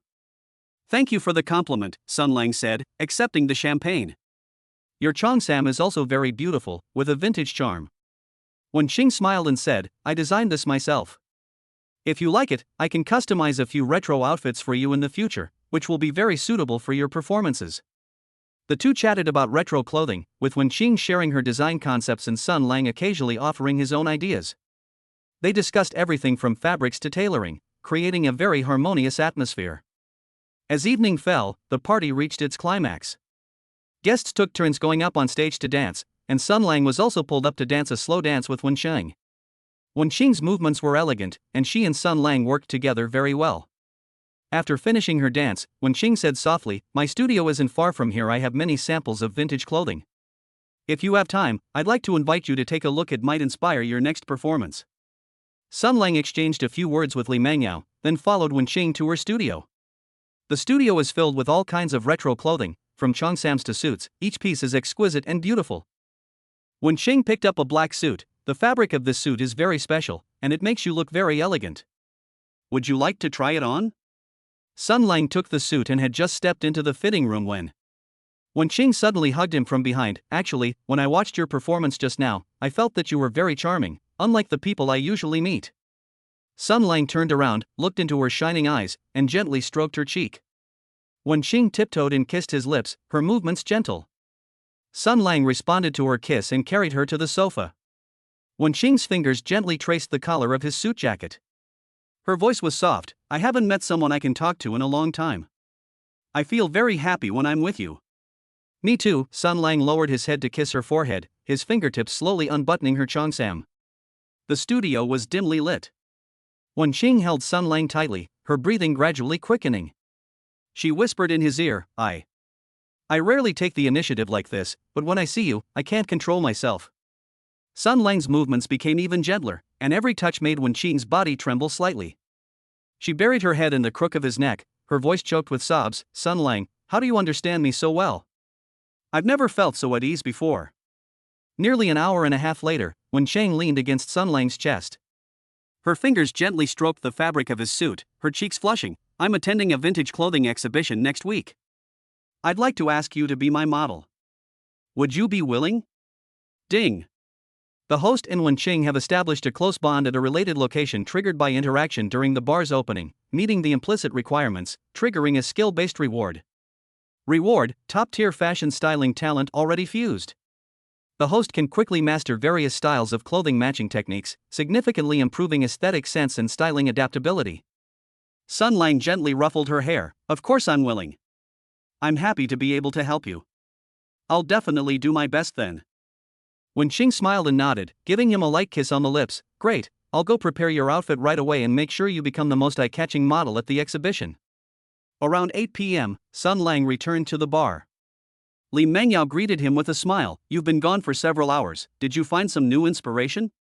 Sun Lang smiled helplessly. Wen Qing is a very talented retro costume designer.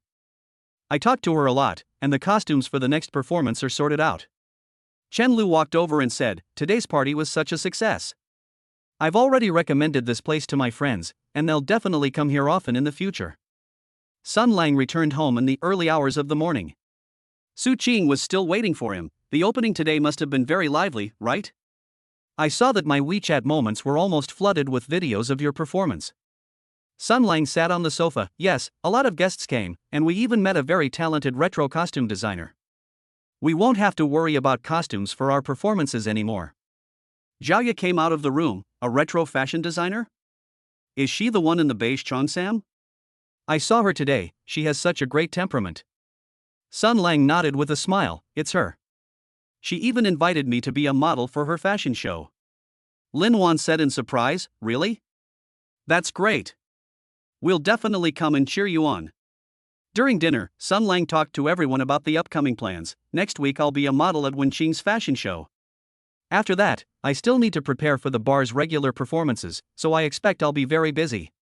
Su Qing smiled and said, It's good that you're busy. It means your bar is becoming more and more popular, and we're happy for you too. After finishing his meal, Sun Lang sat on the sofa and looked through the photos of clothing samples that Wenqing had sent him. He suddenly became able to clearly distinguish the effects of different fabric combinations, and his control over colors and styles became more precise. Seeing his focused expression, Su Qing asked, What are you looking at? You seem so engrossed. Sun Lang said with a smile, looking at the clothing samples designed by Wenqing. Every piece is exquisite. I'm thinking about how to match them to make them look even better. Looking at the group of people chatting and laughing around him, he felt a deep sense of happiness. Chapter 59, Highlights and New Skills at the Fashion Show. On Monday morning, Sun Lang had just arrived at the bar when he received a call from Wenqing. The costumes for the fashion show are ready. Are you free today to try on the clothes? I also want to go over the show schedule with you. I'll be right there when I'm free, Sun Lang told Li Mengyao after hanging up the phone. I'm going to Wenqing's studio to try on clothes. I might not be back by noon. Call me if there's anything urgent. Li Mengyao waved with a smile. Go ahead and do your best to outshine everyone at the fashion show and boost our bar's reputation. Sun Lang drove to Wenqing's studio and opened the door to see a collection of vintage clothing hanging on the walls. Wenqing approached with a dark blue suit. This suit suits you very well. The fabric is imported, and it looks very crisp when you wear it. Try it on. Sun Lang went into the fitting room and changed into a suit. When she came out, Wenqing's eyes lit up. It's perfect. It's like it was tailor-made for you. I'll try this striped shirt later, it'll give it a more retro feel. After trying on the clothes, Wenqing took out the fashion show schedule. It starts at 2 p.m. tomorrow, and you're the third to perform. I've already drawn up the runway route, I'll show you around the venue later. The two arrived at the clothing exhibition venue, where staff were setting up the booths. Wenqing pointed to the catwalk. You enter from this side, pause for 3 seconds when you get to the middle, strike a pose, and then exit from the other side. Remember the rhythm, and don't be nervous. Sun Lang followed Wenqing through the route twice and quickly became familiar with the process. Just then, a woman in a white suit walked over and greeted Wenqing with a smile. Wenqing, is this the model you were talking about? You have a great presence. Wenqing introduced, this is Jiang Qi, the person in charge of the organizer of this fashion exhibition, and also a senior fashion editor. Jiang Qi, this is Sun Lang, the owner of Phantom Bar. He's very talented. Sun Lang looked at Jiang Qi, and a system notification sounded. Target, Jiang Qi. Compatibility, 87%. Basic rating, appearance 9.1, health 8.9, genetic potential 8.5.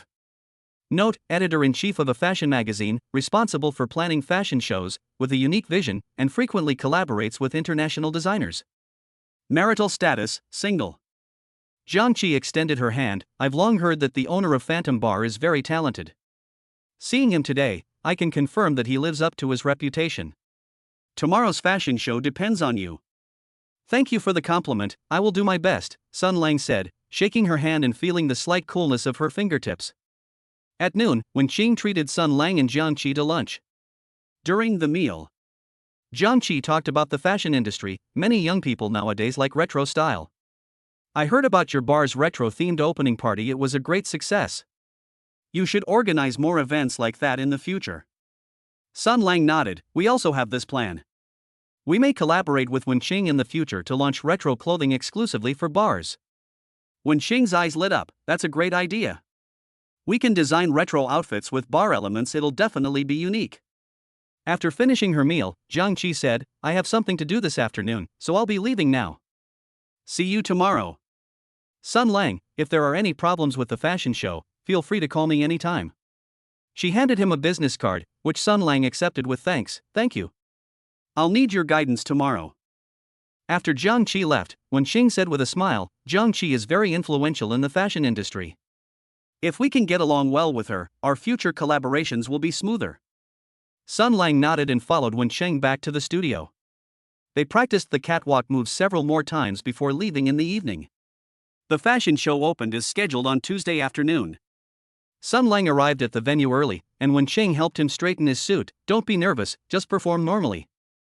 I'll be cheering you on from the audience." At 2 p.m. sharp, the fashion show officially began. Music started playing, and models walked onto the runway one by one.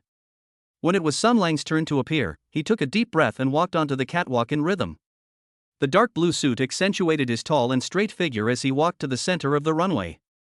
He paused to strike a pose, his eyes resolute, and applause and camera shutters immediately erupted from the audience.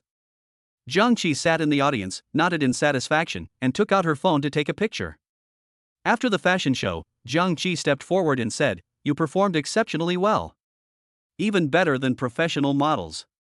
Interested in pursuing a career in fashion? I can help you get connections." Sun Lang smiled and shook his head. "Thank you, but I still prefer running a bar. However, I would be happy to participate if there are any opportunities for cooperation in the future."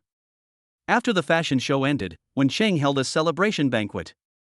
Jiang Qi walked to Sun Lang's side with a wineglass in hand. "You've worked hard today, let me toast you.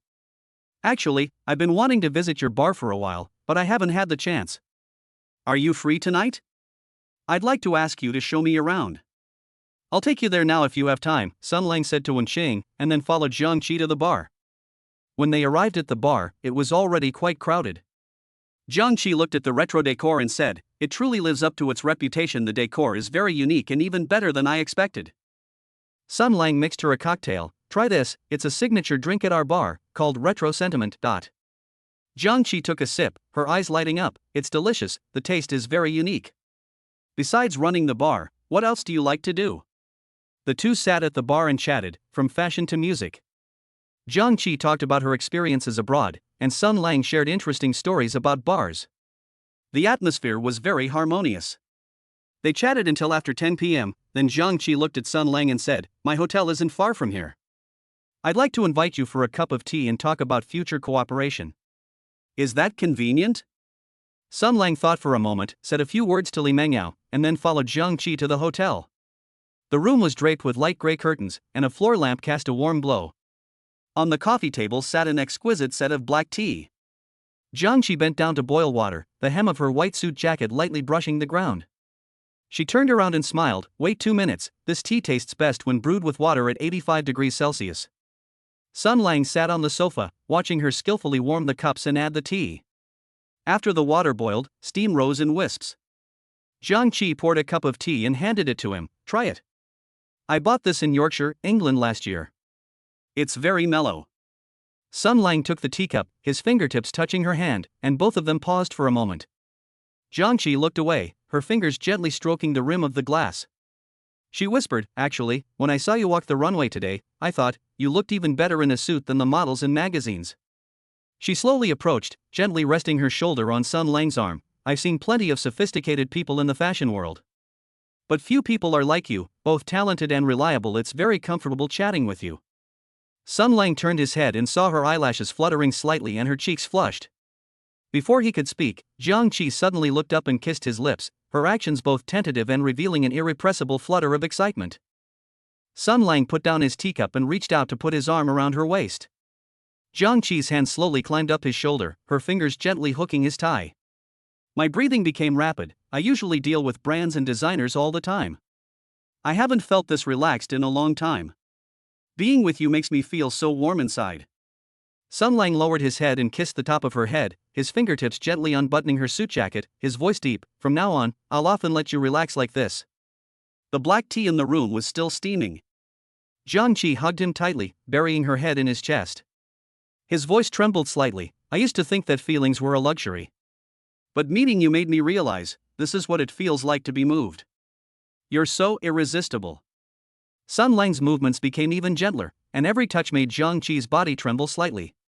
She gripped his clothes, her fingertips turning white. He whispered in his ear, "Sun Lang, don't stop. I want to remember this feeling.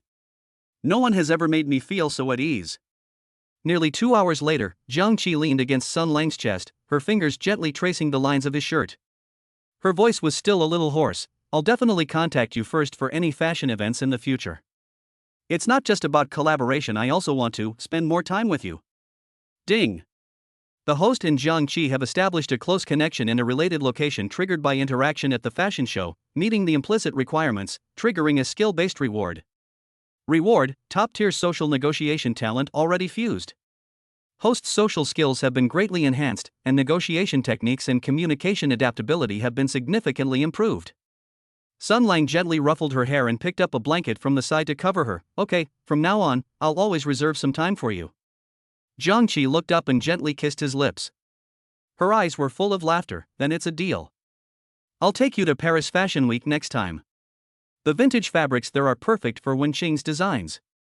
Around 11 p.m., Sun Lang returned to the bar. Li Mengyao greeted him. "How did the fashion show go?" "You look so smug, you must have had a great time." "It went very smoothly, and we even reached a cooperation agreement with fashion editor-in-chief Jiang Qi." "We should try to promote the bar more in the future," Sun Lang said with a smile. "By the way, let's have a meeting tomorrow to discuss the upcoming event plans." Li Mengyao nodded. "Okay, I'll let everyone know tomorrow. Get some rest, everyone must be exhausted today." Sun Lang returned home in the early hours of the morning. Su Qing was still waiting for him. "How did the fashion show go?" "Wenqing sent me some photos. You looked so handsome in a suit." Sun Lang sat on the sofa. "It went very smoothly. I also met Jiang Qi, the fashion editor-in-chief. I'll be able to work with her in the future to promote the bar." Zhao came out of the room. "Fashion editor-in-chief? That's great.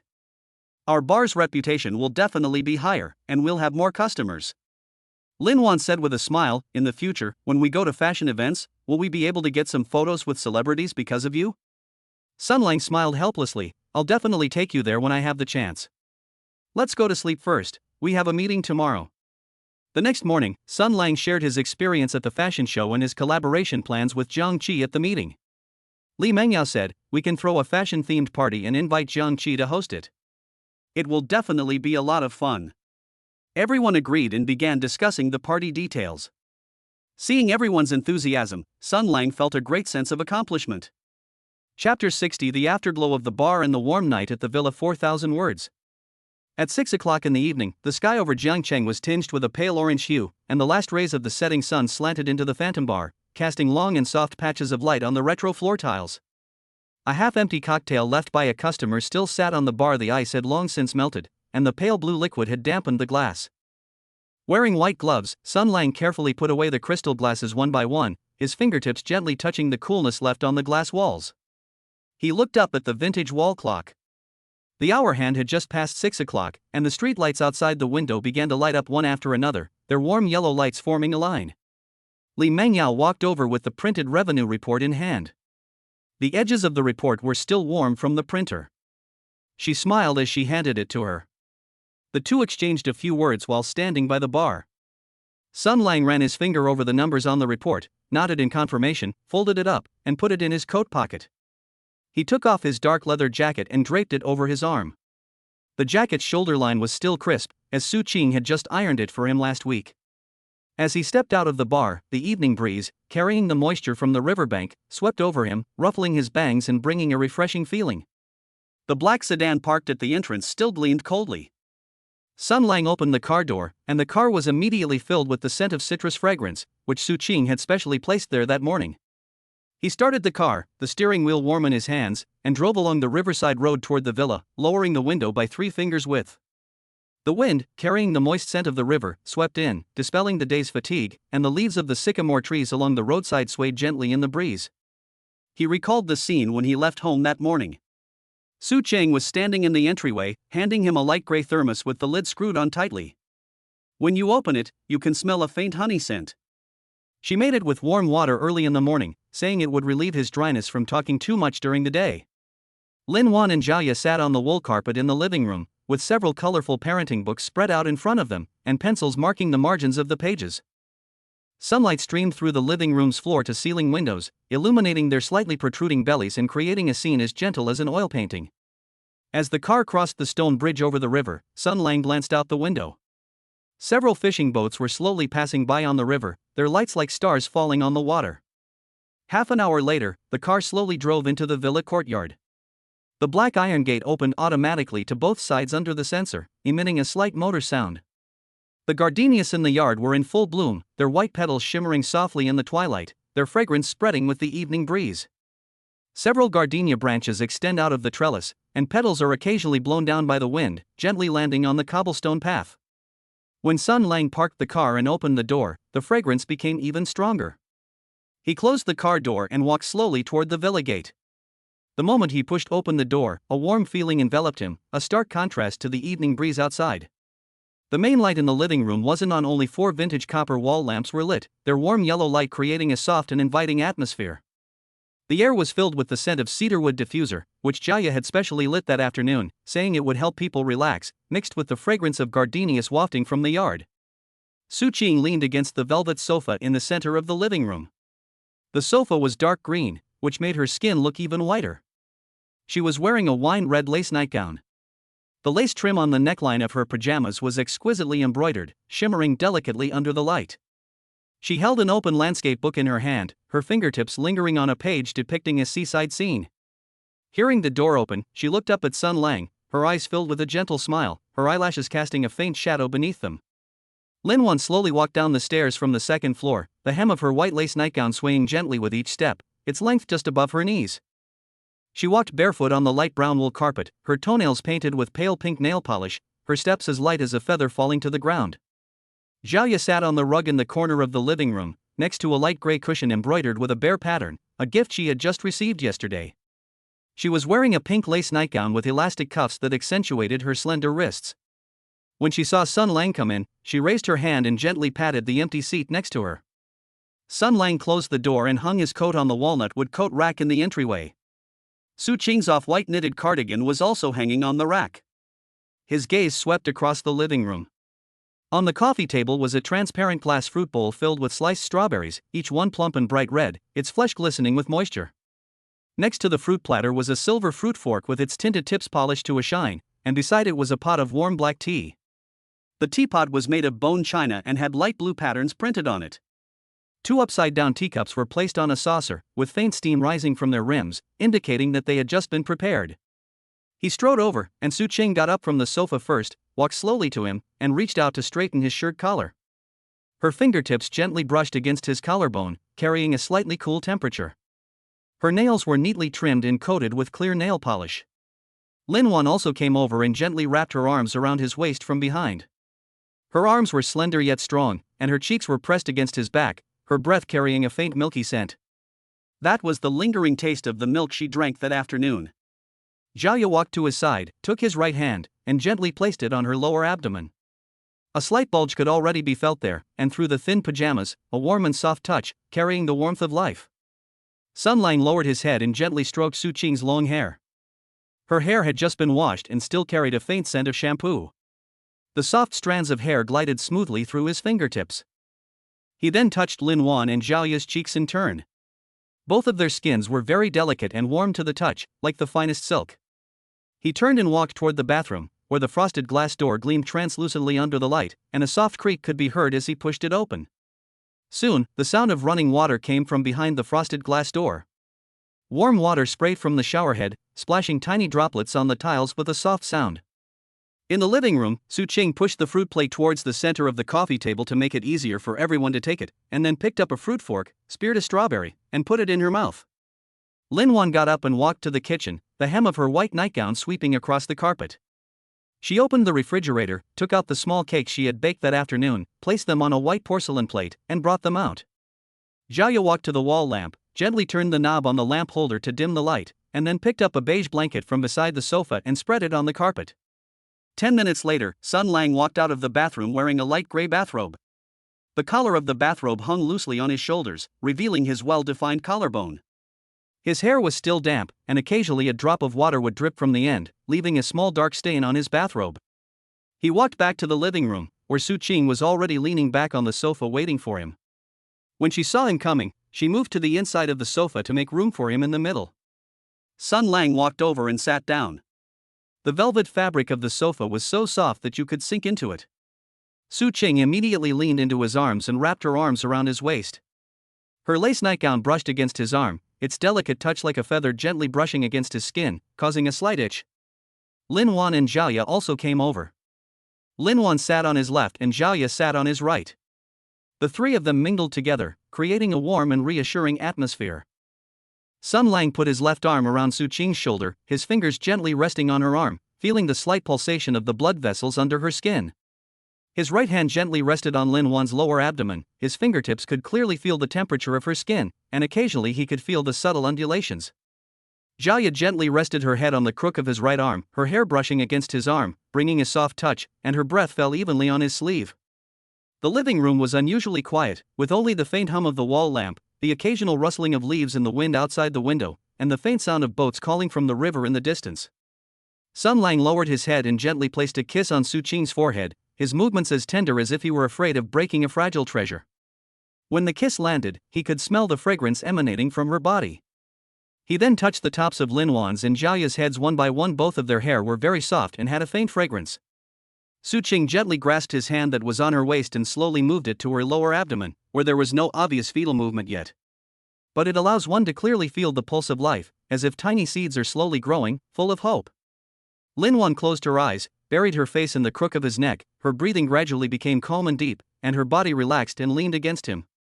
Zhaoye's fingertips gently stroked the back of his hand, her nails occasionally lightly brushing against his knuckles, a tender probing, the movements slow and gentle. Sun Lang's movements were always slow, each touch was made with caution, and he could clearly feel the slight trembling of the three people's bodies. You can also sense the expectation and dependence that they can't hide in their eyes, like children relying on a warm harbor.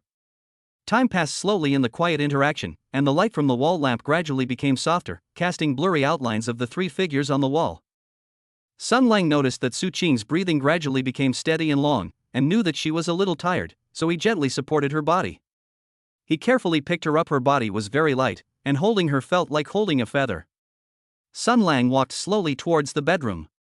Lin Wan and Zhaoye followed behind him, their footsteps so light they were almost inaudible, with only the occasional soft rustling of their nightgowns brushing against the carpet.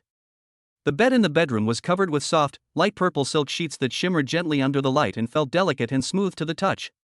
Sun Lang gently placed Su Qing on the bed, his movements so light as if afraid of waking her. He then picked up the thin blanket next to him and carefully covered her with it. The thin blankets were made of silk and were so light they were almost weightless. He turned around and walked to the door, taking the other two thin blankets that Lin Wan handed him. They helped Lin Wan and Zhaoye lie down, tucking them in to ensure the blankets wouldn't let in any drafts or press on their lower abdomens. After the three of them lay down, Sun Lang sat on the edge of the bed, his gaze sweeping over their faces one by one. Each of them had a relieved expression on their face. Su Qing suddenly opened her eyes, reached out and gently tugged at the hem of his clothes, a hint of reluctance in her eyes, her fingertips lightly caressing the fabric. Sun Lang leaned down and gently kissed her lips, feeling their softness as he kissed her. He then lightly touched Lin Wan's and Zhaoye's lips in turn. He turned around and walked to the door, pressed the switch on the wall, and the bedroom light went out instantly, leaving only a faint light coming from the corridor. In the darkness, he could clearly hear the three people breathing evenly, occasionally punctuated by soft, gentle murmurs that carried a warm tranquility. Sun Lang sat quietly by the bed for a while, until he was sure that all three of them were asleep, before he got up and quietly left the bedroom, closing the door so quietly that it was almost silent. He went to the living room, poured himself a glass of warm water.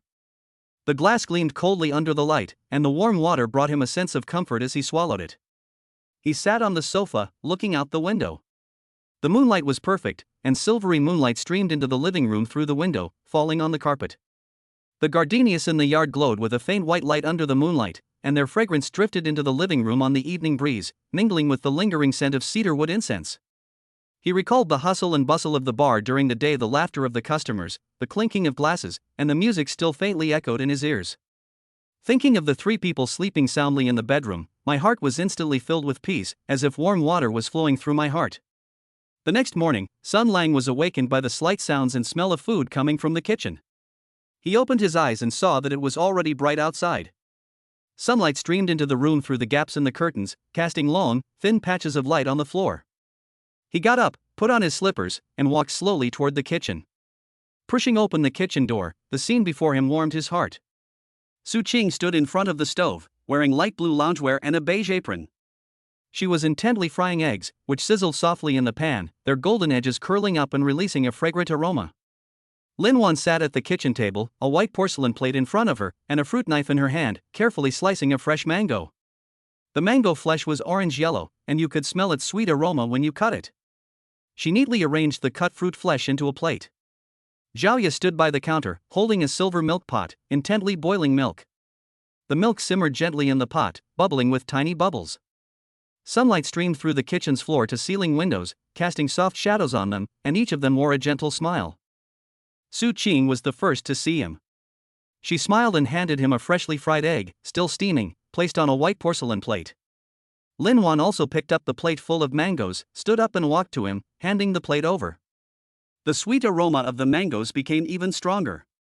Zhaoye turned off the gas stove and poured the boiled milk into 3 cups.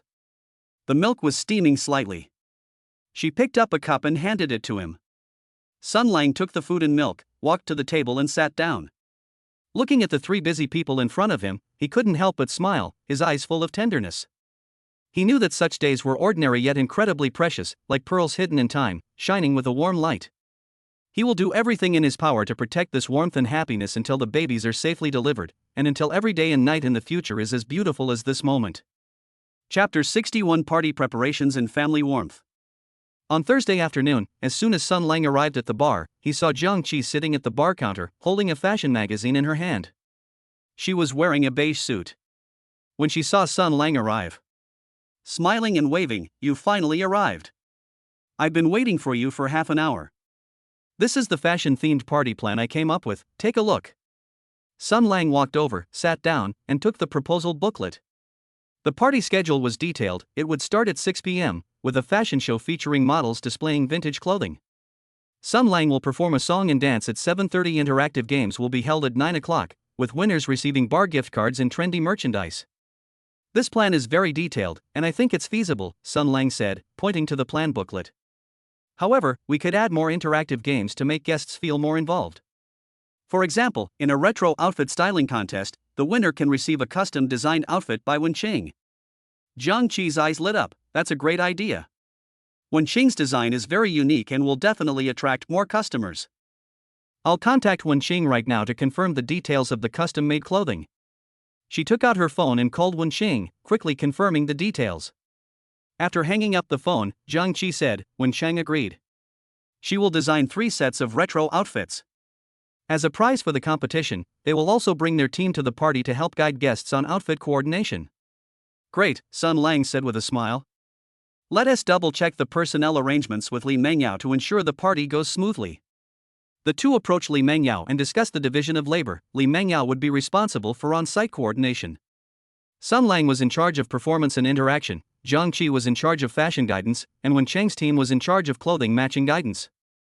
After the discussion, it was already evening. Jiang Qi said, "I have something to do, so I'll leave first. I'll bring the models over for rehearsal tomorrow. Are you free?"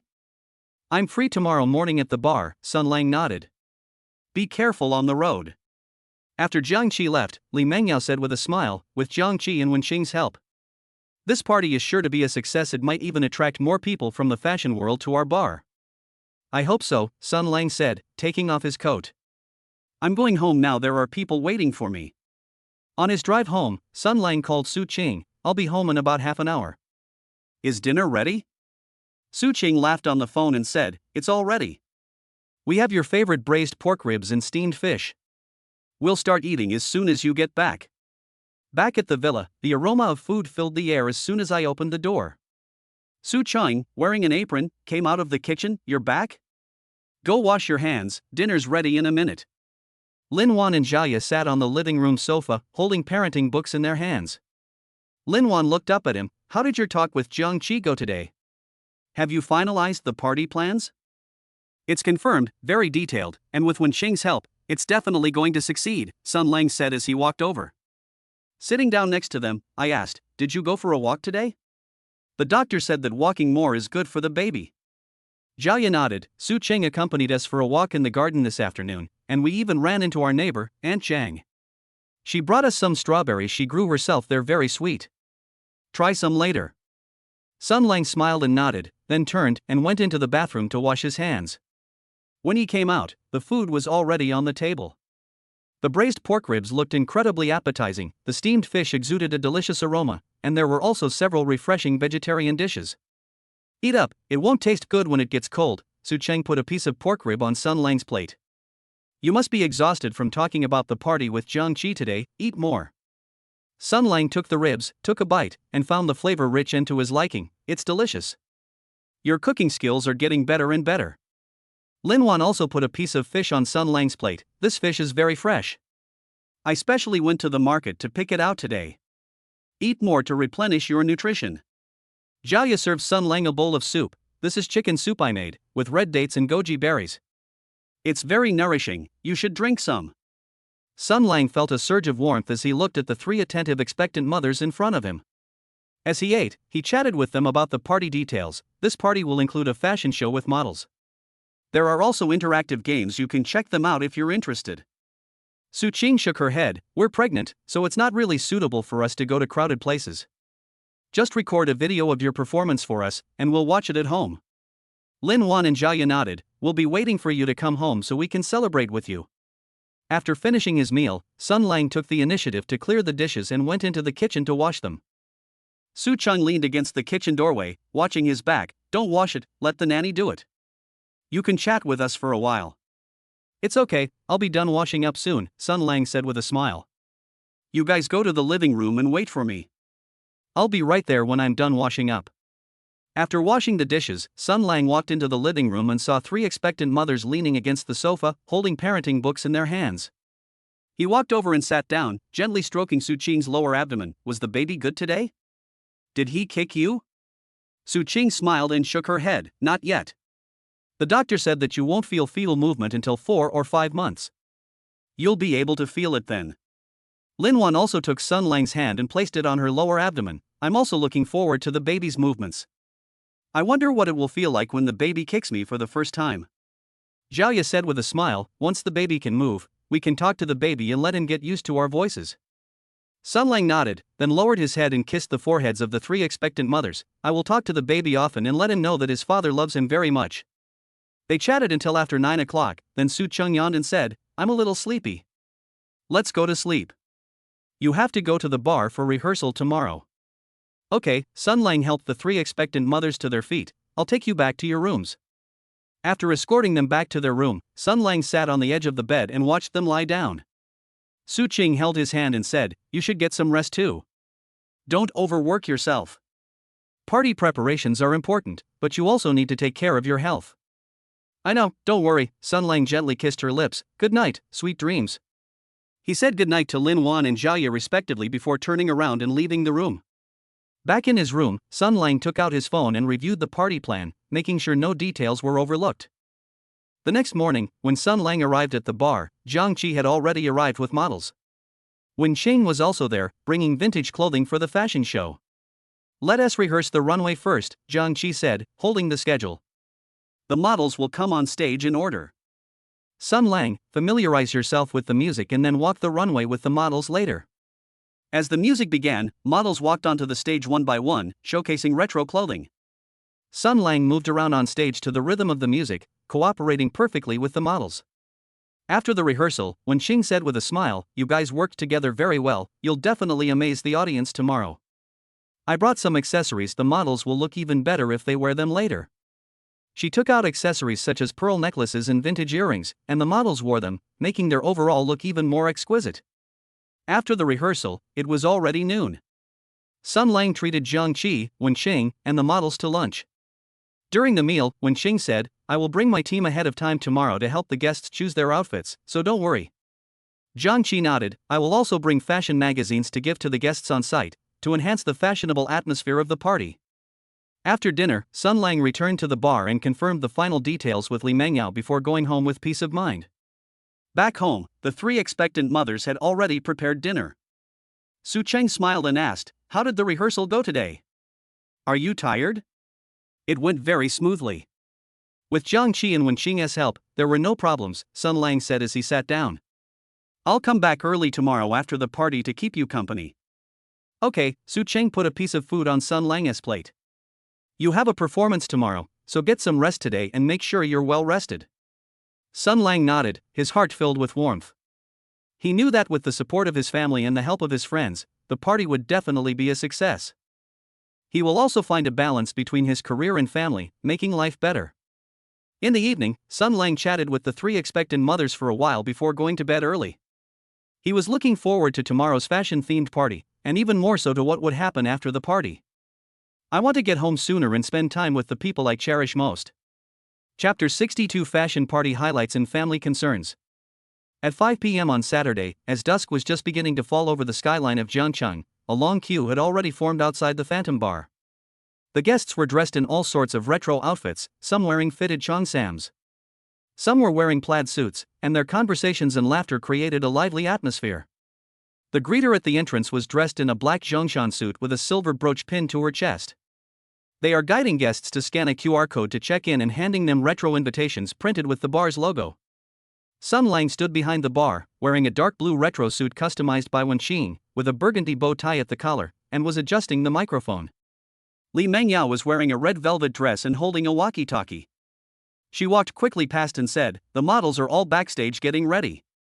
Jiang Qi said the show will start in 5 minutes. Sun Lang nodded, raised his hand to straighten his suit cuffs, and glanced across the bar. The ceiling is decorated with vintage vinyl records, the walls are covered with old movie posters, and the warm yellow lighting creates a wonderful atmosphere. At 5:50, Jiang Qi walked onto the stage wearing a white suit. Holding a microphone, "Welcome everyone to the Phantom Bar Fashion Theme Party. I am your host, Jiang Qi." Applause immediately erupted from the audience, and cell phone flashes went off one after another as guests raised their phones to take pictures, creating a lively scene. First of all, please welcome our model team to present a retro fashion show. As soon as Jiang Qi finished speaking, dynamic jazz music began to play. 8 models walked onto the stage one by one, some wearing cheongsams in the style of the Republic of China era. The skirts swayed gently with each step. Some wore plaid suits from the 1960s, paired with black leather shoes, their postures upright. When the models walked to the center of the stage, they stop and strike an elegant pose. The audience applauded continuously, and guests took out their phones to record the scene, occasionally letting out exclamations of admiration. Sun Lang stood on the side of the stage, watching the model's presentation, his fingertips tapping out a rhythm, his heart filled with anticipation. He remembered how Su Qing had straightened his bow tie when he left home that morning. Her fingertips were warm as she softly told us, "Don't be nervous, we're waiting for your news at home." Lin Wan and Jia stood to the side, holding insulated bags filled with warm honey water, and told him to take them, saying, "Drink some to soothe your throat after the performance." The fashion show ended at 6:30. Jiang Qi stepped back onto the stage. "Next, let's give a warm round of applause to the star of this party, Sun Lang, the owner of Phantom Bar." The audience erupted in applause. Sun Lang took a deep breath, straightened his suit, and strode onto the stage. The spotlight shone on him, instantly illuminating his figure. He picked up the microphone, and his deep voice came through the speakers. "Thank you all for coming to today's party. Next, I will perform a song called Retro Era for you." As the music began to play softly, Sun Lang closed his eyes and hummed along to the melody. His magnetic voice perfectly captured the charm of the retro song, instantly silencing the audience as they all looked up at the stage. As the song reached its climax, Sun Lang opened his eyes and glanced at the audience. Seeing Jiang Qi standing in the corner, recording with her phone, her eyes full of smiles. Wenqing sat at the bar, a glass of champagne in her hand, nodding gently to the melody, occasionally chatting with the customers around her, a proud look on her face. The applause from the audience lasted for a long time after the song ended. Sun Lang didn't leave the stage. Suddenly, the music switched to a more upbeat rhythm, and he said with a smile, "Next, I'll dance a retro dance with everyone." Zhou Jin, dressed in a red dance dress, walked onto the stage and stood side by side with Sun Lang. As the music started, the two began to dance in perfect harmony, their bodies agile and their movements precise and on cue. Sun Lang's dance steps were powerful yet elegant, while Zhou Jin's movements were graceful and agile. The two worked together seamlessly, attracting a flurry of flashes from the audience and cheers from the guests. At 7:30, the dance ended. Sun Lang, panting, bowed to the audience, "Thank you for your support." Jiang Qi walked onto the stage, smiling, and said, "That was fantastic. Next up is the interactive games. First up is a retro outfit styling contest. The winner will receive a custom-designed outfit by Wenqing. The staff quickly set up a temporary dressing area next to the stage, displaying all kinds of retro clothing and accessories. The guests eagerly raised their hands to sign up, and 10 contestants were quickly selected. Under the guidance of Wenqing's team, the contestants began to put together outfits. Some chose cheongsams in the style of the Republic of China era, paired with pearl necklaces. Others chose plaid suits, paired with retro hats. 10 minutes later, the contestants took turns going up on stage to showcase their outfits. The guests in the audience voted, and in the end, a lady wearing a blue cheongsam won first place. Wenqing personally presented her with the award and handed her a custom-made vintage dress. The woman excitedly hugged Wenqing, her face full of joy. The next interactive game was a retro song relay, where guests were divided into 5 groups. Each group consists of 5 people. The group that receives the most songs wins, and the prize is a bar gift card. The atmosphere became even more lively after the game started. Every group of guests actively participated, occasionally singing the wrong song, which brought bursts of laughter, filling the entire bar with a joyful atmosphere. Sun Lang stood below the stage, watching the guests' happy faces, and felt a great sense of accomplishment. He took out his phone and sent a message to Su Qing. The party went very well, everyone had a great time. Su Qing quickly replied to the message, attaching a photo. In the photo, Su Qing, Lin Wan, and Jia are sitting on the living room sofa with a tablet computer in front of them. They were watching a video of his previous performance, and all 3 of them had smiles on their faces. Su Qing also sent a voice message, "We watched your performance video, you were so cool." The baby seemed very happy too, it kept moving gently.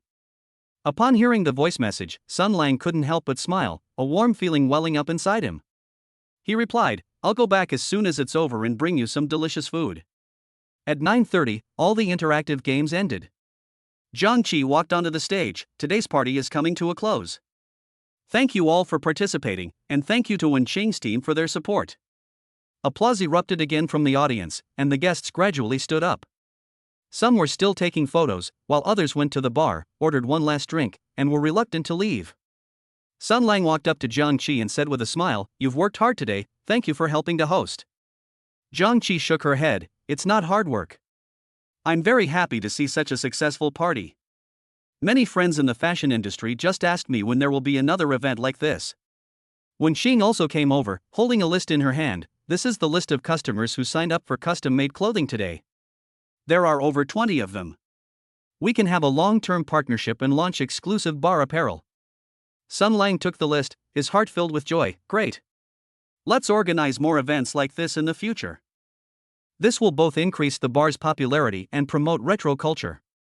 Li Mengyao walked over with the revenue report, her face beaming. "Today's revenue is 3 times higher than usual, and many customers have purchased prepaid cards, and the results have exceeded expectations."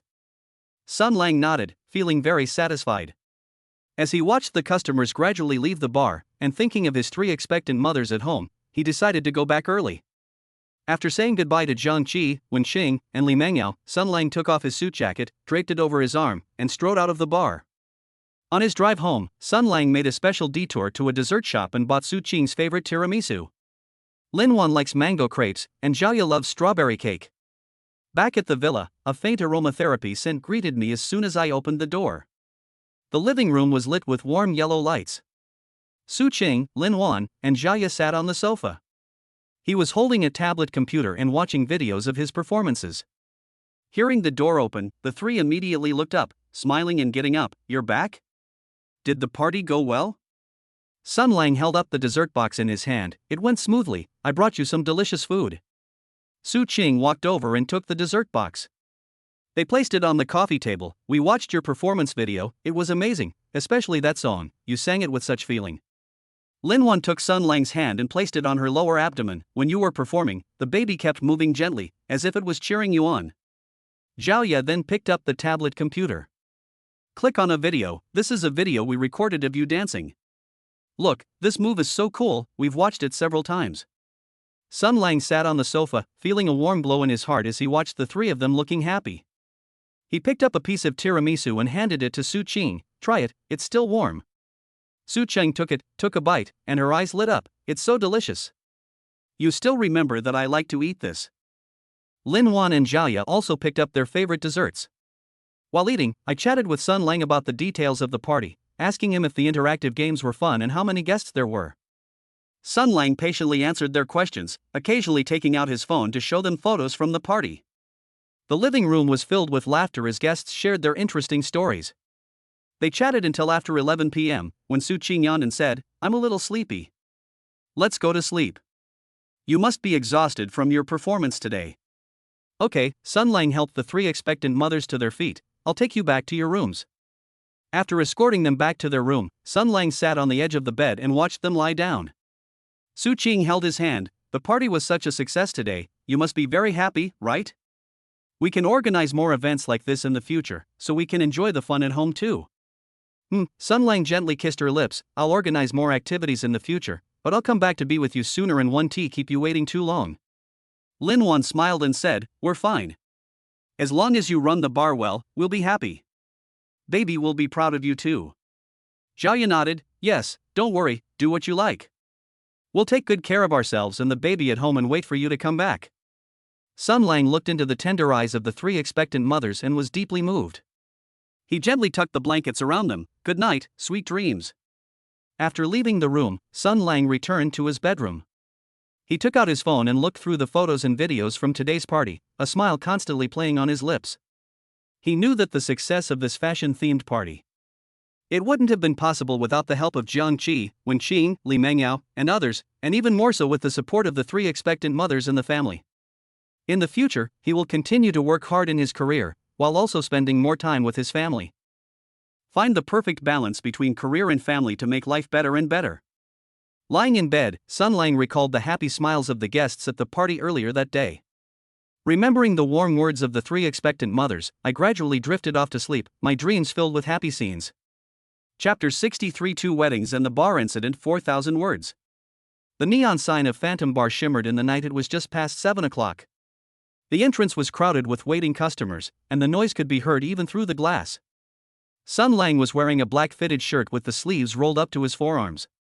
He was leaning against the bar counter, joking with the bartender, Aja, while fiddling with an empty glass in his hand. "Brother Lang, you've been really busy these past few days, running around to 2 wedding venues during the day and then coming to oversee the event at night. Even an iron body can't take it," Aja said with a smile as he shook the cocktail shaker. Sun Lang raised an eyebrow and took the whiskey that Aja handed him. He took a sip. "Nonsense, Lin Wan and Zhaoya's weddings are to be held separately, 3 days apart. How can we not keep a close eye on them?" As soon as he finished speaking, the head waiter, Kai, strode over and whispered, "Brother Lang, there's a lady in that booth over there who asked you to accompany her for drinks. She said she came because of your reputation." Sun Lang looked in the direction Kai pointed and saw a woman in a burgundy halter dress sitting in a corner booth. Her long hair was curled in waves, and she was smiling at him while holding up a wine glass. Target, Su Rue. Compatibility, 85%. Basic rating, Appearance 9.0, Health 8.9, Genetic Potential 8.4. Note, President of a branch of the Su Group, Su Qingyuan's cousin, came to the bar specifically after hearing about Sun Lang's deeds. She has a capable personality. Marital status, single. Sun Lang's eyes lit up. He straightened his shirt collar and walked towards the booth.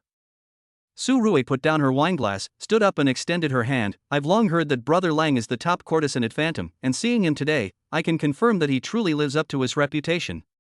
"Miss Su, you flatter me," Sun Lang said, taking her hand in his, feeling the delicate touch on his fingertips. "I wonder if you called me here to have a couple of drinks, or if there's something else." Su Rue smiled and sat back on the sofa, crossing her legs. She revealed her fair calves. "I heard you bought Lin Wan and Zhao Ye a luxury mansion worth tens of millions? You're quite generous." Sun Lang sat down opposite her and called the waiter to order 2 glasses of champagne. "They're all family, we can't let them suffer." "By the way, how do you know all this?" "Su Qing mentioned it to me," Su Rue said, taking a sip of her champagne, her eyes scrutinizing her. She added that the 2 families specifically wanted to hold separate weddings to avoid awkwardness due to their different social circles. Sun Lang raised an eyebrow, somewhat surprised. On the surface, he remained calm and composed. "Lin Wan's parents are university professors, people in the education circle. Zhaoya is a freelance illustrator, working in the art circle, so we're not really that familiar with each other." Su Rue laughed, her fingertips slightly tracing the rim of the glass. "More importantly, neither family wants anyone to know that the man their daughter married has other women in his life, right? The two chatted casually, with Su Rui's topics consistently revolving around Sun Lang's private life and career. His words carried a probing tone, yet remained witty. Sun Lang, with his top-tier social negotiation skills. He handled the situation with ease, and occasionally uttering a few swear words actually made the atmosphere more relaxed, and Su Rui looked at him with more interest. We chatted until after 9 o'clock, then Su Rui stood up. It's getting late, I should go back. If you're free, Brother Lang, you can come to my company tomorrow to discuss a potential collaboration. Sun Lang nodded and saw her to the door. Before getting into the car, Su Rui turned around and kissed him on the cheek. See you tomorrow, don't be late. Watching Su Rui's car disappear into the night, Sun Lang touched his cheek, and couldn't help but smile. Back at the bar, Aja leaned over and said, Brother Lang, this CEO Su doesn't seem like a simple guy. You'd better be careful. Don't worry, I know what I'm doing, Sun Lang patted his shoulder. I'm going back now. I have to accompany Lin Wan to try on wedding dresses tomorrow. Back at the villa, the living room lights were on, and Su Qing, Lin Wan, and Jaya sat on the sofa with 2 stacks of wedding invitations of different designs in front of them. Upon seeing Sun Lang return, the 3 of them immediately stood up. You're back? Is the bar busy today? Su Qing walked over, helped him take off his coat, and gently traced her fingertips along his collarbone. Lin Wan handed over a beige invitation card. What do you think of this design? My parents said it should be low-key, in line with the style of the education circle. Jaya picked up a light purple invitation card. Mine is artistic and illustrator friend drew the design for me. Do you think it looks good? Sun Lang sat on the sofa, took the invitation, and flipped through it. Lin Wan's invitation was simple and elegant, with her name and the date printed in gold lettering. Jaya's invitation, on the other hand, was covered with vine illustrations, making it exquisite and unique. They all look good, Sun Lang nodded. When I try on the wedding dresses tomorrow, I'll also confirm the invitations to avoid wasting time. Su Qing sat down beside him and leaned into his arms. My parents said that after you finish preparing for their wedding, let's start making preparations for it. It'll be quite a celebration then. Lin Wan and Jaya nodded, their eyes full of anticipation. Sun Lang reached out and put his arm around them, his heart filled with warmth. Don't worry, I won't let you down. For the next few days, Sun Lang was extremely busy. The first day was spent accompanying Lin Wan to try on wedding dresses and choosing wedding favors for those in the education sector. The next day, I accompanied Jaya to choose an art-themed venue and confirm our illustrator friend. He also had to keep an eye on things at the bar at night and occasionally deal with Su Rui's invitations. On Friday night, as soon as Sun Lang arrived at the bar, he saw Su Rui sitting in the booth she had been in before, with a man in a black suit beside her. The man's suit was impeccably tailored, yet it couldn't conceal the arrogance in his eyes. His fingers tapped the table unconsciously, and his eyes swept across the bar with obvious disdain. Sun Lang understood immediately this must be the business partner Su Rui mentioned. Judging by his demeanor, he's probably a senior executive at some company. Seeing him come in, Su Rui smiled and waved. Brother Lang, come and sit down. Let me introduce you. This is Gao Yu, the general manager of Gao's group. Gao Yu glanced at Sun Lang, his disdain undisguised. With a disdainful tone, she said, You're the hostess Su Rui mentioned? You're all right looking, but your status is too low. Sun Lang's face darkened, and he was about to speak when Su Rui immediately smoothed things over. President Gao, Brother Lang is not just a simple drinker. He is very capable. The business of Phantom Bar is now entirely managed by him. Gao Yu sneered, picked up his glass and took a sip. No matter how capable you are, aren't you still just making a living in a bar? Su Rui, if you get too close to this kind of person, you'll lower your own standards. Sun Lang suppressed his anger, walked to the booth, and looked directly into Gao's eyes. President Gao, what you said is not right. No profession is inherently superior or inferior. I've built a thriving bar through my own abilities. Aren't they better than some people who rely on family connections but mismanage their businesses and can't even take care of their families? His words struck a nerve with Gao Yu. Everyone in the industry knows that the Gao Group's performance has been declining in recent years. He was supported by a few long-term clients, and it was no secret that he and his wife had been separated for 6 months. Gao Yu's face flushed red instantly. He stood up abruptly, approached Sun Lang, and raised his hand to strike. Sun Lang reacted quickly, grabbing Gao Yu's wrist. With a little force, Gao Yu grimaced in pain, his face turning pale. Mr. Gao, this is Phantom Bar, not a place for you to cause trouble. Sun Lang released his grip, his tone icy. Su Rui quickly stepped forward and pulled Gao Yu back. Mr. Gao, don't be impulsive. Let's talk this out. We still need to discuss cooperation. Gaoyu shook off her hand, glared fiercely at Sun Lang, and said, "You just wait, this isn't over." With that, he slammed the door and left. Su Rui looked at Sun Lang with her eyes full of apology. "I'm sorry, Brother Lang, I didn't expect him to be so rude. He's been under a lot of pressure at work lately, and his temper has gotten a bit short." Sun Lang shook his head and sat back on the sofa. "It's okay. I've seen plenty of arrogant people like him. It's not worth getting angry with him. By the way, what exactly is this collaboration you mentioned earlier?" Su Rui suppressed her apology, took out a document and handed it to Sun Lang. "I want to partner with you to open a new bar, located in the city center business district. I'll provide all the capital, you'll be responsible for management and operations, and we'll split the profits 50-50. Sun Lang reviewed the documents and found that details such as site selection, decoration style, and target customer group were planned in great detail. It was clear that Su Rui had put her heart into it. "This plan is good," he said, looking up, "but I've been busy preparing for the wedding lately. I might have to wait until this busy period is over before I can fully dedicate myself to it." "It's okay," Su Rui said with a smile. "I'll take care of the preliminary preparations. You focus on the wedding first, and we can talk in detail when you have time." The two chatted until after 10 p.m., when Su Rui got up and left. Sun Lang saw her to the door, and Su Rui suddenly hugged him. Her voice was soft. "Brother Lang, I know you have many women around you, but I sincerely want to cooperate with you, and I also want to stay by your side." Sun Lang stiffened, then gently pushed her away. "Su Rui, I'm against marriage and can't give you the promise you want. You should think it over." Su Rui didn't care. She tiptoed and kissed him on the lips. "I don't need you to get married. I just want to be by your side. I can wait." After saying that, he turned around, got into his car, and drove away. As he watched the car's taillights disappear into the night, Sun Lang felt a mix of emotions. Back at the bar, Aja leaned over and said, "Brother Lang, that Gaoyu didn't seem like a good guy. What if he brings reinforcements to cause trouble later?" "Don't worry, he wouldn't dare." Sun Lang picked up his wine glass and took a sip. With a confident tone, he said, "With Li Mengyao backing up Phantom Bar, let alone Gaoyu, even the CEO of the Gao Group would have to think twice." Lin Wan's wedding took place as scheduled on Saturday morning. The venue was a private art museum in the city center, with elegant paintings hanging on the light gray walls. Sunlight streamed through the floor-to-ceiling windows onto the red carpet covered with white rugs. Most of the guests were dressed in dark suits or simple dresses, and their conversations were filled with academic jargon. The occasional laughter was mild and restrained, a typical style of gatherings in the education sector. Lin Wan, dressed in a simple white lace wedding dress, walked slowly towards the wedding, arm in arm with her father. Her father was a professor in the Chinese department at a university. His hair was already somewhat gray, but he had a gentle smile on his face.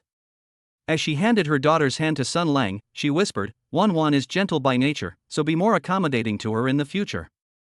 Sun Lang nodded solemnly. "Don't worry, I will take good care of her." As the pastor read the vows, Lin Wan's mother quietly wiped away her tears. The wife of the history professor beside him gently comforted him. "Don't be sad, Wan has found a reliable partner. Look how well matched the young couple is." At the dinner, everyone sat around the table discussing the latest education policies and academic developments in a warm and low-key atmosphere.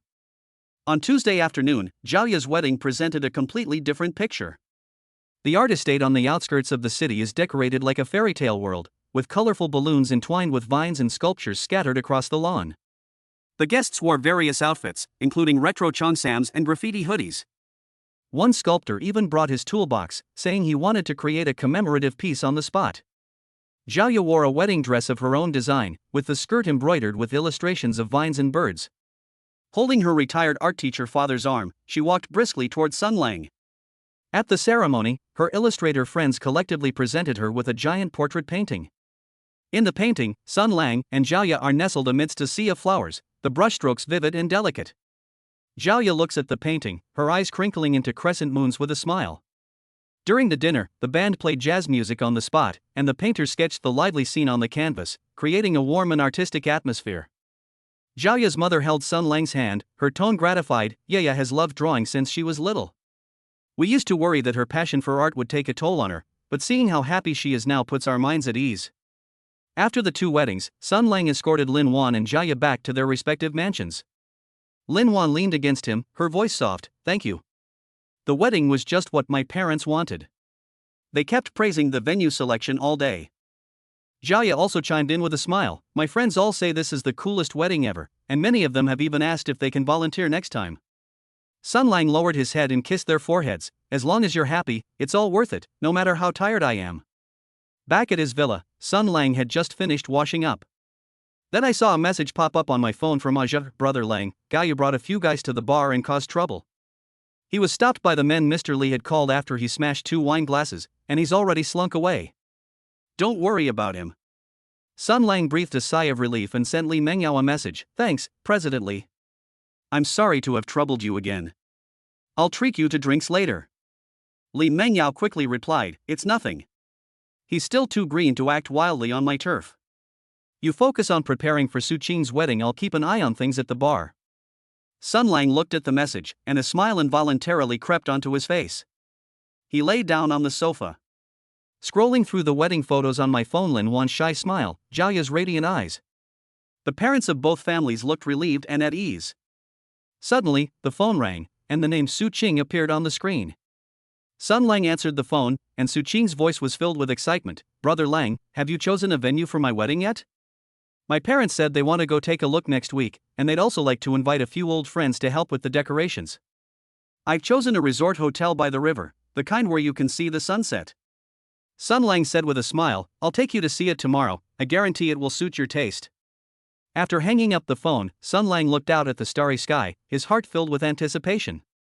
What he didn't know was that Gao Yu didn't let the matter rest after leaving the bar. Sitting in his car, he roared into the phone, investigate. Find out everything about Li Mengyao and Sun Lang. I'll make them pay. A new storm is brewing quietly in the night. At this moment, Sun Lang only wanted to protect the people around him. As for the hidden troubles, he was confident that he could handle them. Chapter 64: Wedding Controversy and Undercurrents of Public Opinion. The glass door of the Phantom Bar was suddenly pushed open, and a gust of cold wind swept into the noisy hall. Several men in black jackets escorted Gao Yu as he walked in. Aja's hand trembled, and he almost spilled the cocktail he had just mixed. He leaned over to Sun Lang, who had just sat down, and said, Brother Lang, that guy brought a lot of people with him. They don't seem to have any good intentions. Sun Lang didn't look up, his finger swiping across his phone screen as he looked at the wedding venue photos Su Qing had sent. What's there to be afraid of? With Li Mengyao around, he can't cause any trouble. Before he finished speaking, Gao Yu had already walked to the bar and tapped the counter heavily with his fingers. Sun Lang, stop playing dead, come out and let's talk. Sun Lang looked up, a smile playing on his lips. President Gao, so free? Don't you need to worry about your nearly bankrupt company? Gao Yu's face darkened, and his henchmen immediately stepped forward, but Gao Yu stopped them with a raised hand. I'm not here to fight today, I'm here to show you something. He took out his phone and opened a video. On the screen, Zhang Lei, dressed in a suit, was spitting as he spoke to the camera. That kid Sun Lang was a slacker back in the company, always at the bottom of the performance rankings, and always thinking about taking shortcuts. I fired him later, but I never expected him to climb the social ladder by lying to women. I heard he even got several women pregnant. What a piece of trash. Sun Lang's smile vanished. He snatched Gao Yu's phone and smashed it to the ground. The screen shattered instantly, and parts scattered everywhere. Gao Yu, you fucking want to die. Sun Lang stood up, his fists clenched so tightly they cracked. The explosive power granted by the King of Soldiers' physical fitness pill caused his aura to change drastically. Gao Yu took a step back, a smug glint in his eyes. You think that's all I've got? Right now, the internet in Jiangcheng is full of news about you manipulating women. Do you think Phantom's business can last much longer? Kai rushed over, his face pale. Brother Lang, there are a lot of reporters outside, they're all taking pictures of our bar sign. Sun Lang took a deep breath, suppressing his anger. He knew that taking action now would only make things worse. Gao Yu, what exactly do you want? It's very simple. Gao Yu straightened his suit, leave Su Cheng and never set foot in Jiangcheng again, and I will remove all the news. Dream on. Sun Lang sneered. Su Cheng is my woman, what right do you have to interfere? Just then, the sound of high heels came from the bar entrance. Su Rui, dressed in a business suit, strode in, followed by 2 bodyguards in black suits. Mr. Gao, you're causing trouble on my friend turf. Did you even ask me? Su Rui walked up to Sun Lang and looked at Gao Yu with icy eyes. When Gao Yu saw Su Rue, his expression changed slightly. President Su, this matter has nothing to do with you, you'd better not get involved. How can it not be related? Su Rue took out her phone and played a recording. I heard everything clearly about how you conspired with Su Ming to scheme against the Su family's assets. In the recording, Su Ming's voice came through. President Gao, as long as you can get rid of Sun Lang, I guarantee that the Gao group will cooperate with the Su group. Then we will both benefit. Gao Yu's face turned deathly pale. He hadn't expected Su Rue to have this recording. You, how did you get this? Want to know? Su Rue smiled. I have people around Su Ming. Sun Lang raised an eyebrow, his gaze towards Su Rue now filled with admiration. This woman was indeed extraordinary.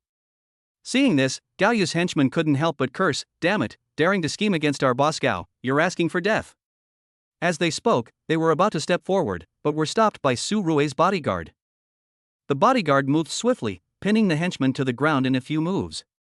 Seeing this, the other henchmen tried to join in, but Gao Yu stopped them, shouting, stop. Gao Yu knew the situation was unfavorable to him. Continuing to cause trouble would only get him into trouble. Su Rue, you're ruthless. Sun Lang, this isn't over. After saying that, Gao Yu and his henchmen left the bar in a disheveled state. As soon as the reporters saw Gao Yu emerge, they swarmed around him, their flashes going off incessantly. Gao Yu pushed the reporter aside, got into the car, and quickly disappeared into the night.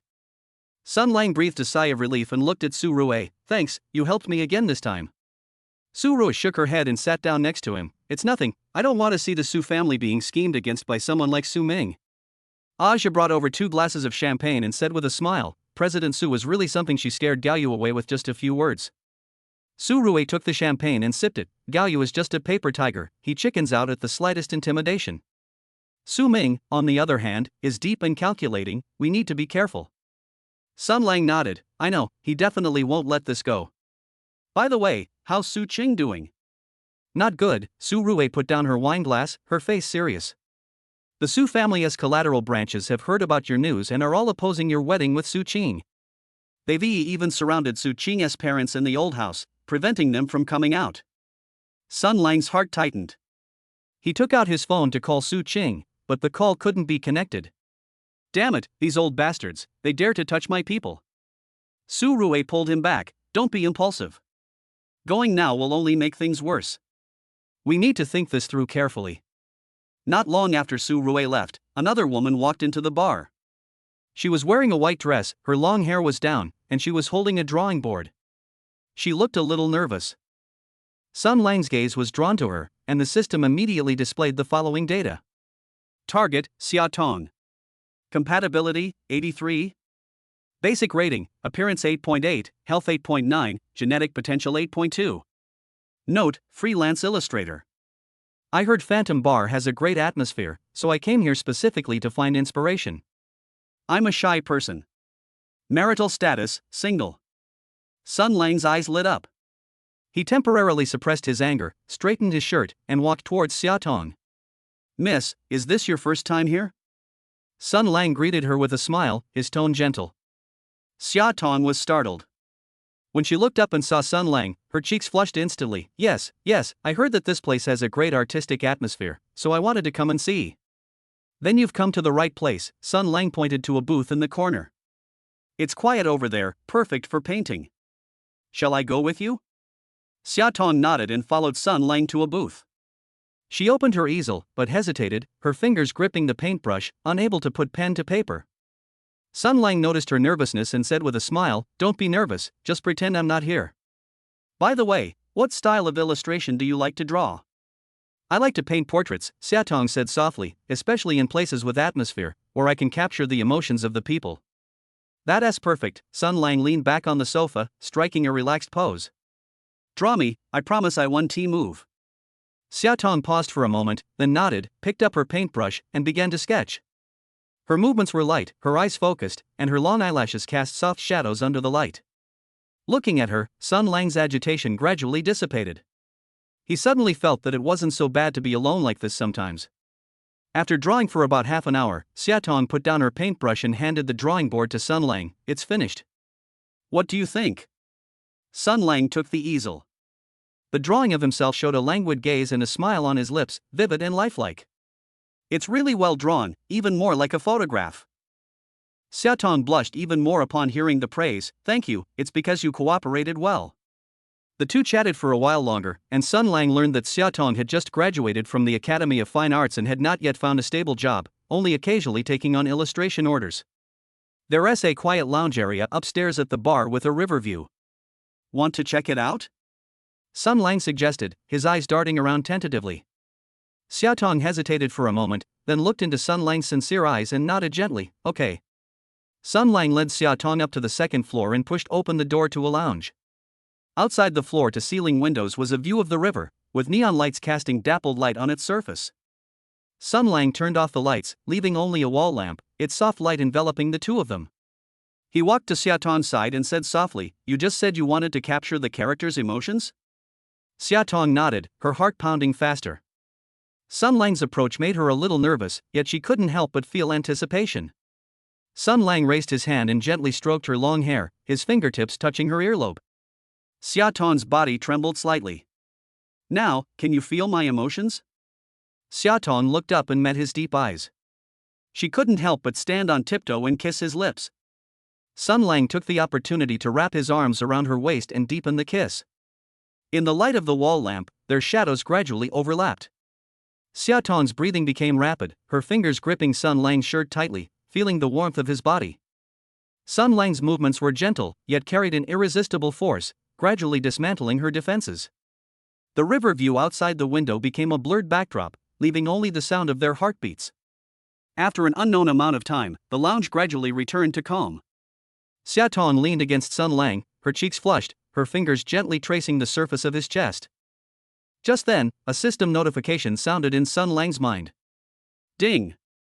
The host has established an intimate bond with Xiaotong at the designated location Phantom Bar, triggering a monetary reward.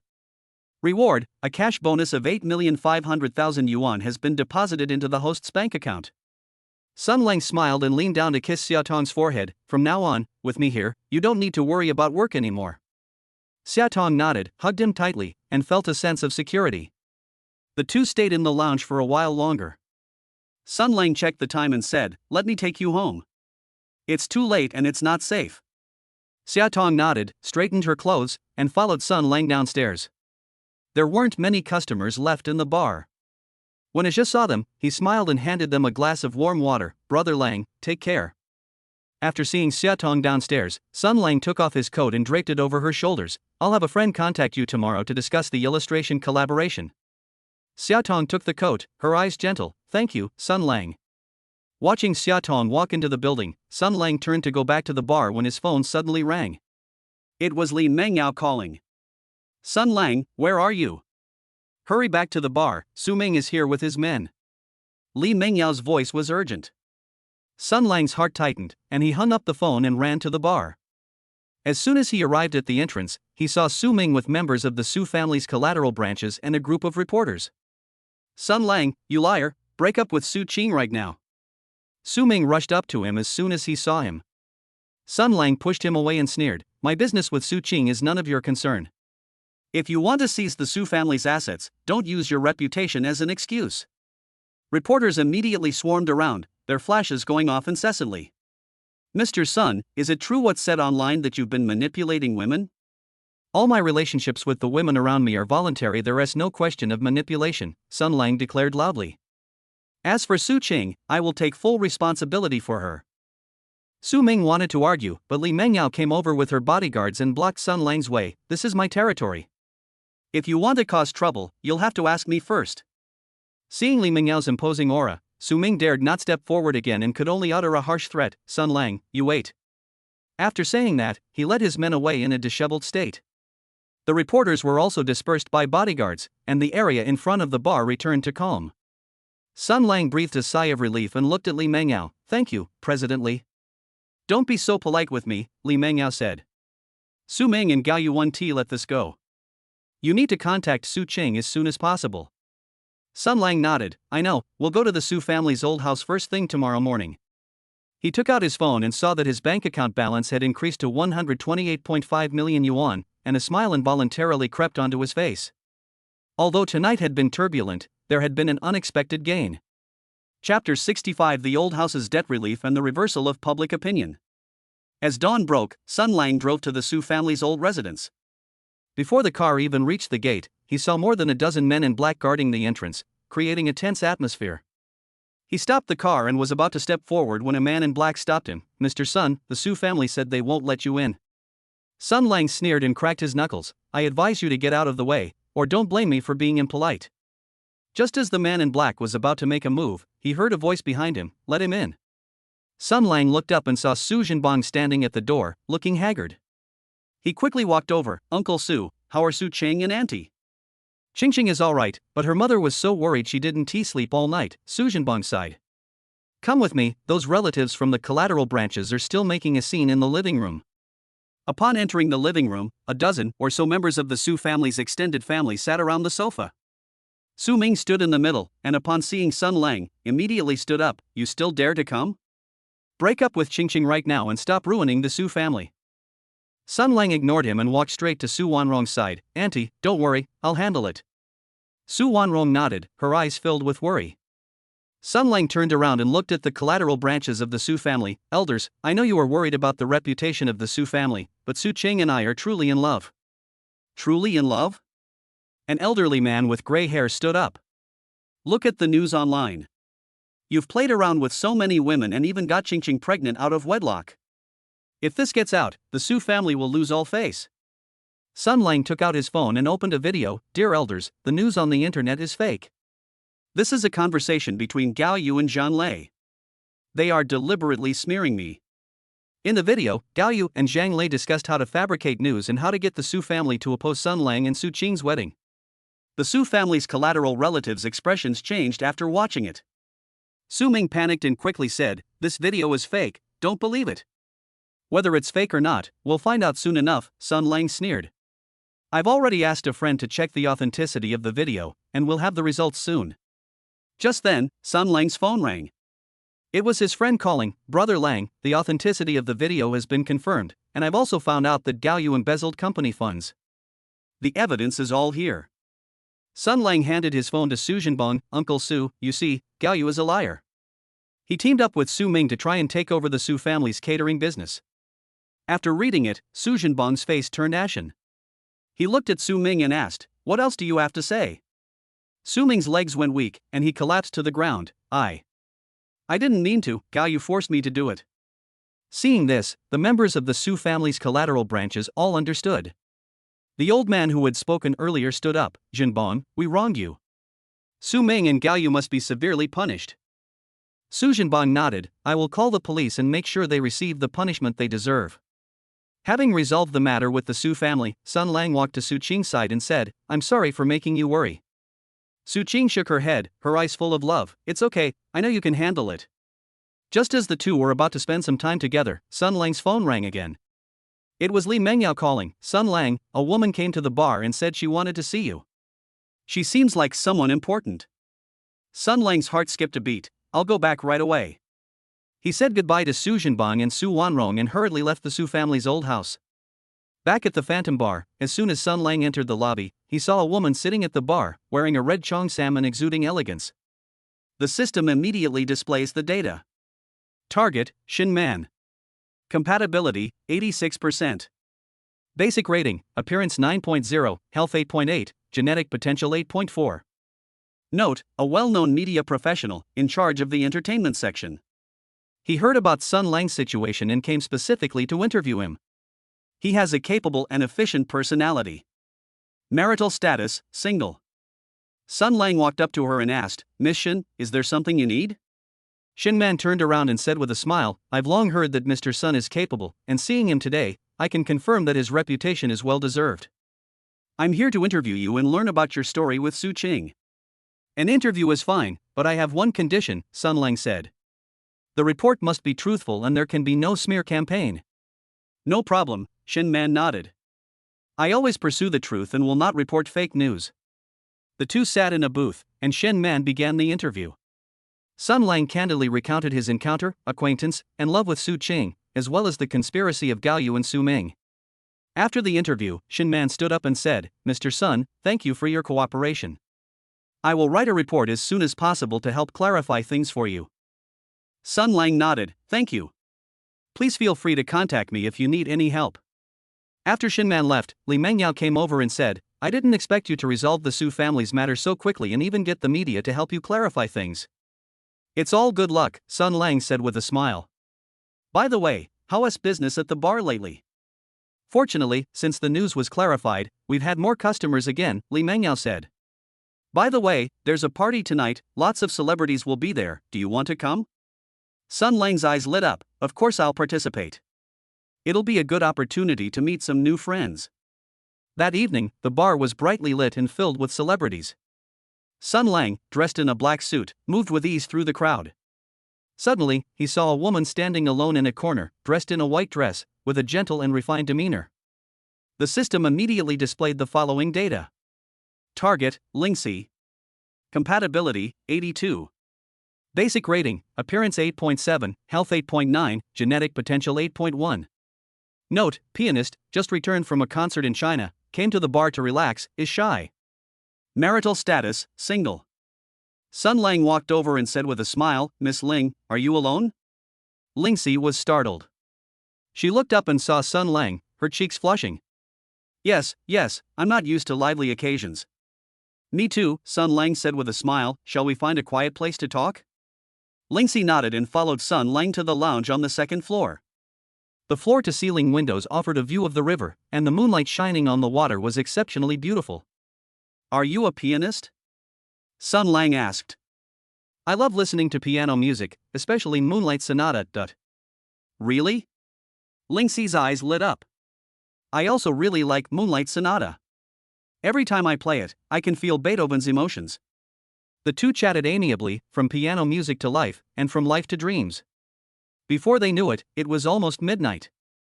Lingxi looked at Sun Lang, her eyes filled with love. "Sun Lang, I like you." Sun Lang's heart skipped a beat, and he put his arm around her waist. "I like you too." The two kissed, and the atmosphere in the lounge gradually heated up. Lingxi's breathing became rapid, and her fingers gripped Sun Lang's suit tightly. Sun Lang's movements were gentle, gradually disarming her. Moonlight streamed through the French windows, bathing the two of them in a romantic glow. After an unknown amount of time, the lounge gradually returned to calm. Lingxi leaned against Sun Lang, her cheeks flushed. "I've never been so happy before." Sun Lang lowered his head and kissed her forehead. "From now on, I will make you happy every day." Just then, a system notification sounded. Ding! The host has established an intimate bond with Lingxi at the designated location Phantom Bar, triggering a monetary reward. Reward, a cash bonus of 9,200,000 yuan has been deposited into the host's bank account. Sun Lang smiled, took out his phone, and saw that his bank card balance had increased to 137.7 million yuan. The two stayed in the lounge for a while longer before Sun Lang took Lingxi home. Back at the bar, Li Mengyao approached them. "You seem to be in a good mood. Is something good happening?" Sun Lang smiled and said, "It's nothing, just resolved some troubles. By the way, I'd like to hold Su Qing's wedding as soon as possible." "No problem," Li Mengyao nodded. "I'll help you prepare, and I guarantee you'll be satisfied." Sun Lang nodded, his heart filled with anticipation.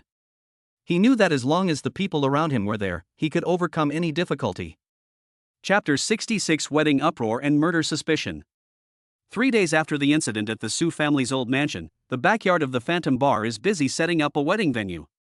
Sun Lang squatted on the lawn, adjusting the placement of the white roses. "Brother Lang, how about arranging these roses in a heart shape? Sister Su Qing will definitely like it." A Kai walked over carrying a balloon stand, his forehead covered in sweat. Sun Lang looked up and wiped his sweat. "Okay, wrap the ribbon around the tree a couple more times, but don't make it too fancy." Not far away, Su Qing, dressed in a wedding gown, sat on a rattan chair, while Su Wanrong helped her adjust her veil. "Qing, don't be nervous, you are the most beautiful bride today." Su Cheng nodded, her gaze falling on Sun Lang, and the corners of her mouth couldn't help but turn up. Han Lin came over with a glass of juice and handed it to Su Qing. "Drink some water and stay in shape."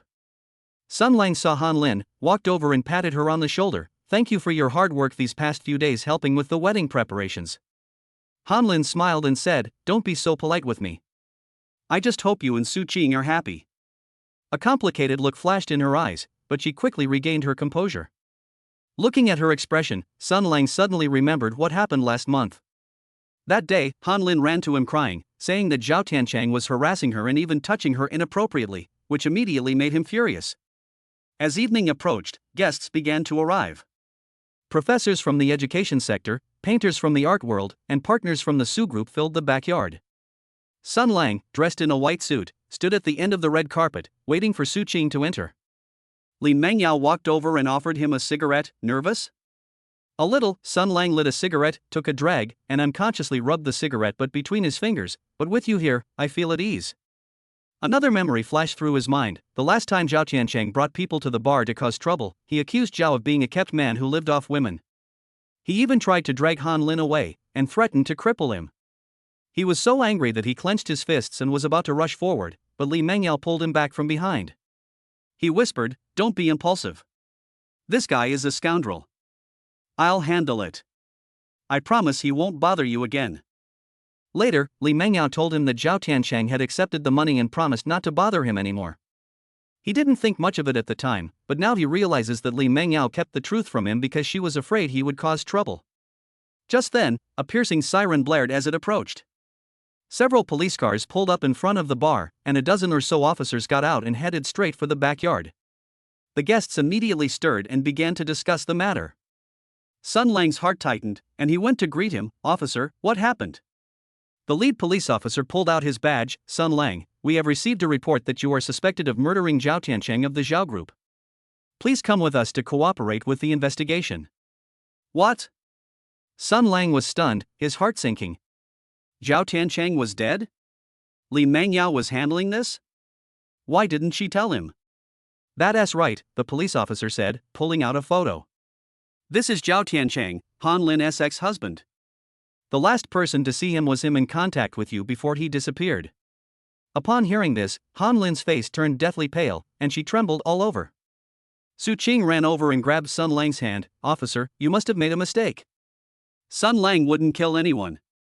Sun Lang suppressed his shock and pretended to be calm. "I don't know any Zhao Tiancheng at all." "Are you sure you're not mistaken?" He knew Li Mengyao was trying to help him, and he absolutely couldn't drag her into this now, otherwise, given her personality, she might do something even more extreme. "Whether there's a mistake or not, we'll find out after the investigation." The policeman stepped forward and took out handcuffs. Sun Lang struggled. "I didn't kill anyone, you can't arrest me." Just then, someone in the crowd shouted, "I have evidence. I saw Sun Lang push Zhao Tiancheng into the river on the day he disappeared." Everyone looked in the direction of the sound and saw a man in a black coat holding a USB drive. "There are surveillance videos here. Although they're not clear, you can see the figures." The police officer took the USB drive and said to Sun Lang, "The evidence is now conclusive. Please cooperate." Sun Lang tried to argue, but the police officer pressed down on his shoulder. He caught a glimpse of Li Mengyao standing in the crowd, her eyes filled with anxiety, but he didn't dare to go forward. He knew that if he did, things would only get worse. Su Zhenbang rushed over and stood in front of Sun Lang, saying, "Officer, there must be some misunderstanding here. Can you not take him away yet? Today is his wedding." "Sorry, we're just following the rules," the police officer said firmly as he led Sun Lang into the police car. Su Qing chased after the police car, tears streaming down her face. "Sun Lang, I'll wait for you to come back. I believe in you." Sun Lang reached out his hand from the car window, but could only watch Su Qing get further and further away. He turned to look at Li Mengyao, and their eyes met briefly. Li Mengyao mouthed, "Don't worry, I'll handle it," which put his mind at ease. After the police car left, the guests began to discuss the matter and then left one after another. Su Wanrong supported Su Qing, who was about to faint, and sighed, "Qing, don't worry, we will find a way to save Sun Lang." Han Lin stood there, her face pale. Li Mengyao walked over and took her hand. "Don't blame yourself, this is not your fault. I will find a way to get Sun Lang out as soon as possible." Han Lin looked up, her eyes full of doubt. "Sister Mengyao, do you have a solution?" Li Mengyao didn't explain much, only saying calmly, "Don't worry, I know some people, handling this kind of thing won't be difficult." She would never reveal how she handled Zhao Tiancheng's affairs. The operating principle of top-level forces is never to expose their trump cards. Shen Man also came over and took out her phone. "I just contacted a friend at the police station. They said that Zhao Shanhe, the president of the Zhao Group, had previously investigated Zhao Tiancheng's disappearance, but withdrew after being threatened. A threat? Su Qing looked up, her eyes full of doubt. Who would threaten Zhao Shanhe? Li Mengyao's expression remained unchanged, and her tone was calm. Anyone who can make Zhao Shanhe back down must have a powerful background, but the priority now is to save Sun Lang. Let's not worry about anything else for now. She would not admit that she had arranged the people, and would not mention a word about the actions of the forces behind her. What do we do now? Su Qing cried anxiously. We can't just let Sun Lang stay locked up forever, can we? Don't worry, Li Mengyao said. I've already contacted the best criminal lawyer. We'll go to the bar in half an hour and apply for bail for Sun Lang first. That evening, Su Qing, Li Mengyao, Han Lin, and Shen Man sat in the bar's living room while the lawyer flipped through documents. Currently, the police only have vague surveillance footage and witness testimonies as evidence, so the success rate of applying for bail is very high. How long will it take? Su Qing asked hurriedly. We can submit the materials tomorrow, and if all goes well, Sun Lang should be out the day after tomorrow, the lawyer replied. Han Lin suddenly spoke up. Actually, Zhao Tiancheng contacted me once before he disappeared. He wanted me to get back together with him, but I refused. He then said he would make Sun Lang pay the price. It's all my fault. If I had told you back then, this wouldn't have happened, Han Lin said, choking back tears. Su Qing grasped Han Lin's hand. This is not your fault. Zhao Tiancheng brought this upon himself. It has nothing to do with you. Li Mengyao looked at the lawyer. Also, please arrange a meeting with Zhao Shanhe for me. There are some things I need to discuss with him. She planned to use her influence to pressure Zhao Shanhe into stopping the investigation, while also destroying any traces that might implicate her. Meanwhile, in the police station's interrogation room, Sun Lang sat in a chair. The police officer across from him was interrogating him. Where were you on the day Zhao Tiancheng disappeared? What were you doing?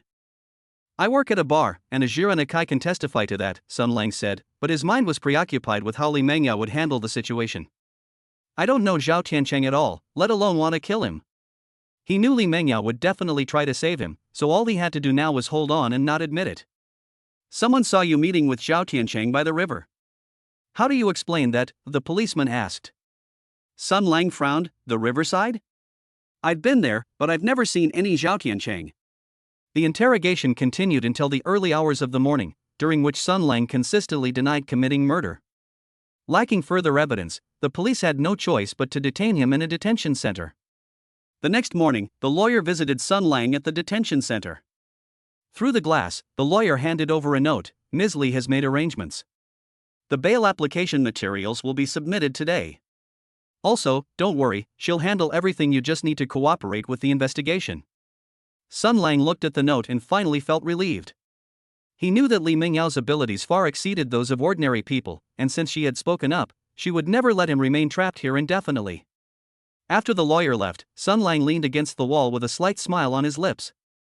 He waited for the day he could leave, and he also waited to see how Li Mengyao would resolve this trouble completely. Chapter 67 Undercurrents and the Mastermind 4,000 Words. At the bar counter of Phantom Bar, Aja paused, wiping glasses, and looked at Li Mengyao, who had just walked in.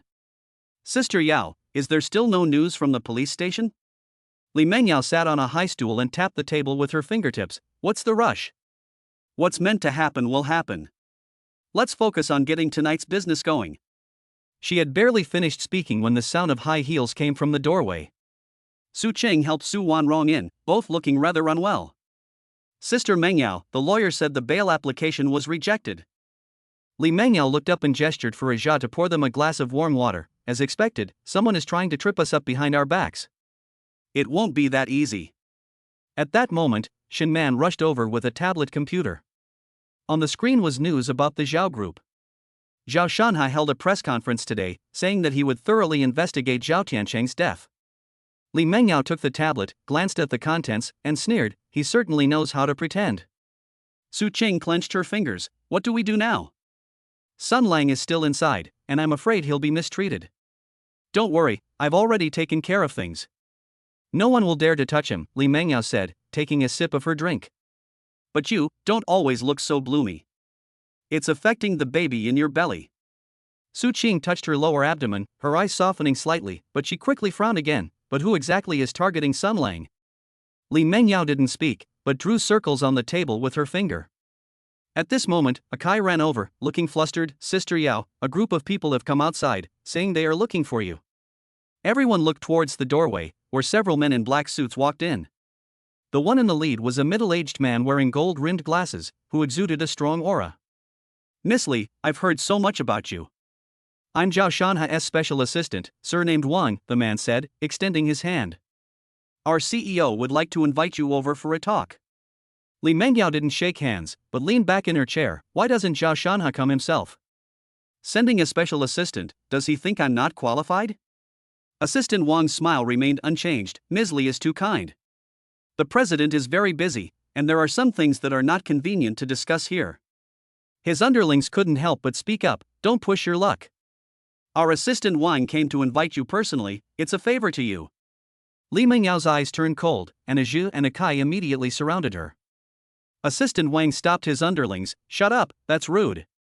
He turned to Li Mengyao. Ms. Li, we know that Zhao Tiancheng's matter is related to you. The president said that as long as you hand over the real culprit, this matter can be let go. The real culprit? Li Mengyao laughed. I think your CEO is getting senile. Doesn't he know what his own nephew has done? She paused, then continued. Zhao Tiancheng not only harassed Han Lin, but also tried to kill Sun Lang. He deserves to die. Assistant Wang's expression changed slightly. Ms. Li, you need to provide evidence for your statements, otherwise we can sue you for defamation.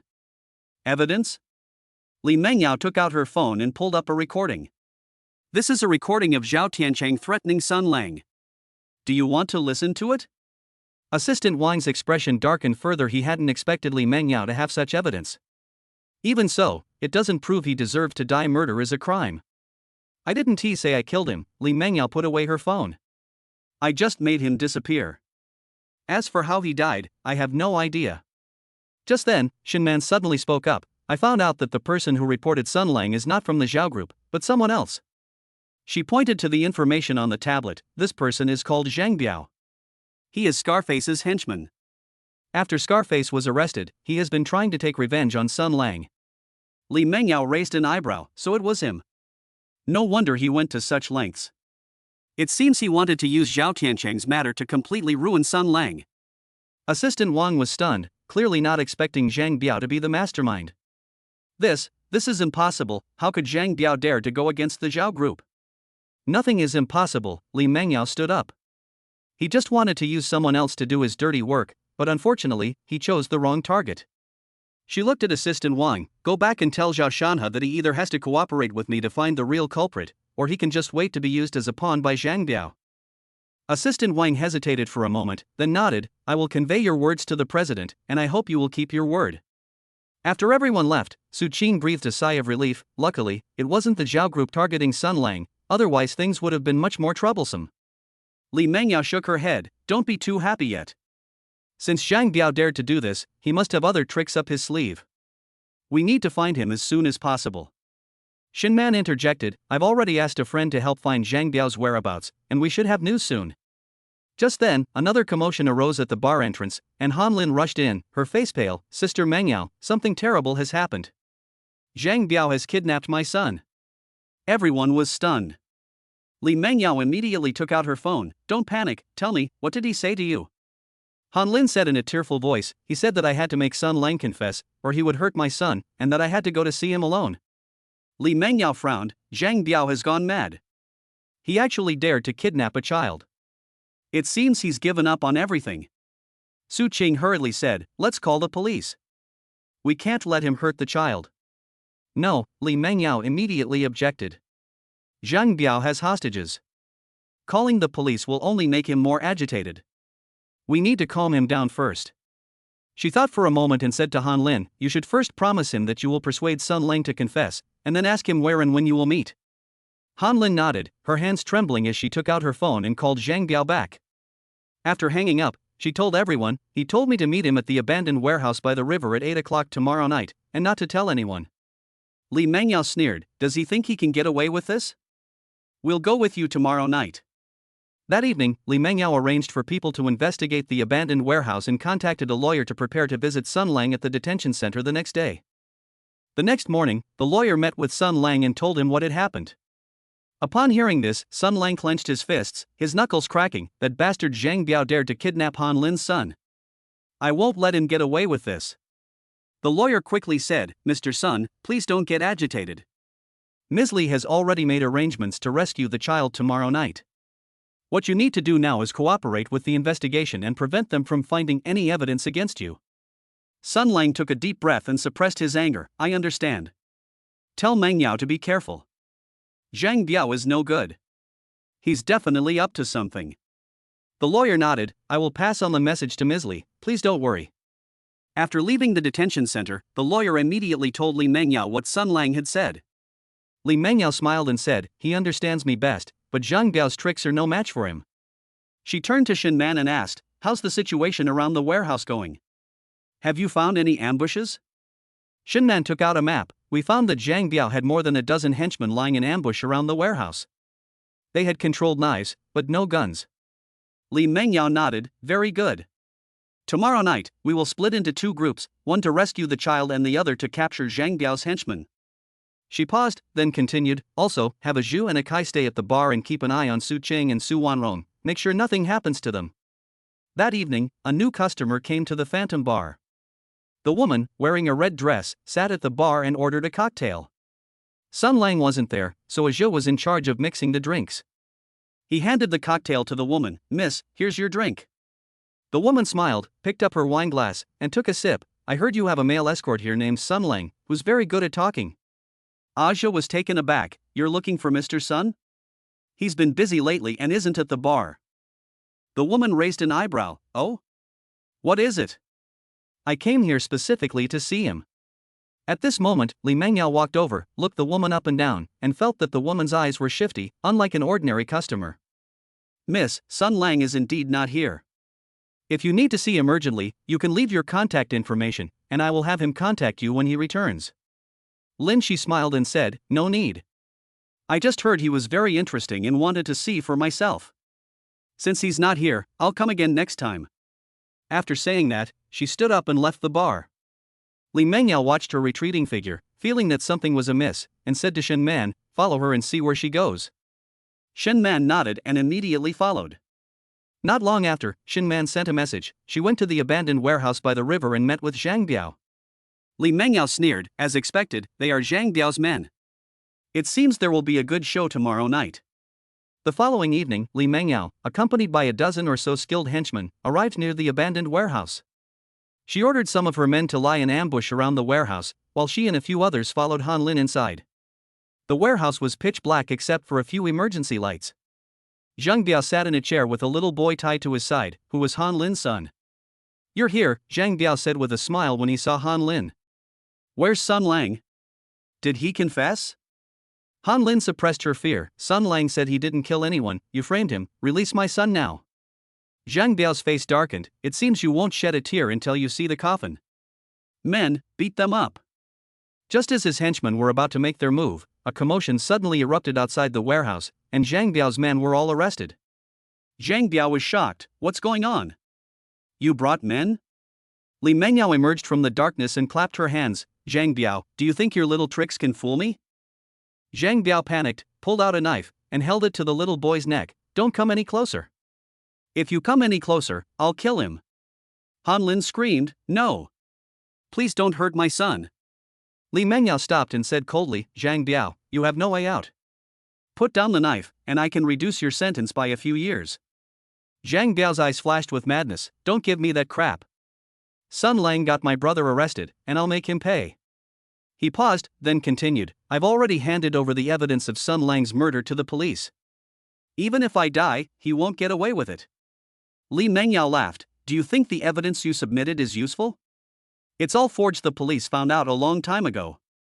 Zhang Biao froze, his grip on the knife loosening slightly. Just then, Han Lin rushed forward, grabbed her son, and Li Mengyao seized the opportunity to step forward, kicking the knife out of Zhang Biao's hand and subduing him. Take him away, Li Mengyao said to her underling. Just then, police sirens sounded outside the warehouse, and officers entered. The lead officer nodded to Li Mengyao. Ms. Li, thank you for your hard work. We received a report that someone is being kidnapped here. Li Mengyao smiled and said, it's nothing, just doing a good deed for the people. The police took Zhang Biao away.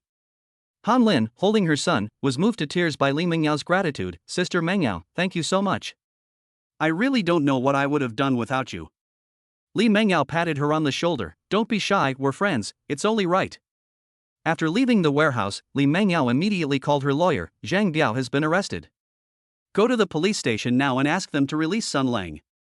The lawyer nodded. Okay, Ms. Li, I'll be right there. That evening, Sun Lang was released and returned to the Phantom Bar. As soon as he entered, he caught a glimpse of the woman in the red dress in the corner, and suddenly the system displayed scan data. Target, Lin Shi. Compatibility, 85%. Basic rating, appearance 9.0, health 8.9, genetic potential 8.4. Note, private investigator, hired by Zhang Biao to investigate Sun Lang at the bar. Outgoing personality, skilled at disguise. Marital status, single. Sun Lang understood, but didn't immediately point it out. He walked towards Su Qing first. When Su Qing saw him, she rushed up to him and hugged him, saying, "You're finally back. I missed you so much." Sun Lang hugged Su Qing tightly and kissed her forehead. "I'm sorry to have worried you, I'm fine." He turned to look at Li Mengyao and smiled. "You're really something, you resolve things so quickly." Li Mengyao smiled and said, "Don't be too happy yet. Although Zhang Biao has been arrested, there must be someone behind him. We need to continue investigating." Sun Lang nodded, his gaze sweeping over Lin Shi's direction. "I know, but right now the most important thing is for me to spend some quality time with you and Su Qing." That evening, Sun Lang and Li Mengyao stayed in the bar's lounge. The room was dimly lit, and Li Mengyao leaned against Sun Lang, tracing circles on his chest with her finger. "Thank you for this time," Sun Lang kissed her forehead. "Without you, I don't know how long I would have stayed inside." Li Mengyao smiled and said, "Why are you being so polite with me? You're one of my people. If I don't help you, who will I help?" She looked up and kissed Sun Lang's lips. Sun Lang returned her kiss, his hand slowly stroking her back. The room grew warmer and warmer. The two removed their clothes and embraced tightly. Sun Lang's hand caressed Li Mengyao's skin, feeling her body heat. Li Mengyao groaned, her hands wrapped around Sun Lang's neck, her body trembling slightly. The two were entwined in the room, feeling each other's love. Moonlight streamed through the curtains, bathing them in its glow and creating a romantic atmosphere. Afterwards, Li Mengyao leaned against Sun Lang's chest, her breathing a little rapid. "You understand me best," she kissed Sun Lang's chest. "You mustn't put yourself in danger again, or I'll worry." Sun Lang smiled and hugged her tightly. "I know, my Yaojia, I will be careful from now on and won't make you worry anymore." He didn't mention the system scanning Lin Shi. The existence of the system was an absolute secret, and he couldn't even reveal it to Li Mengyao. Li Mengyao nestled contentedly in his arms, her fingers gently tracing his arm.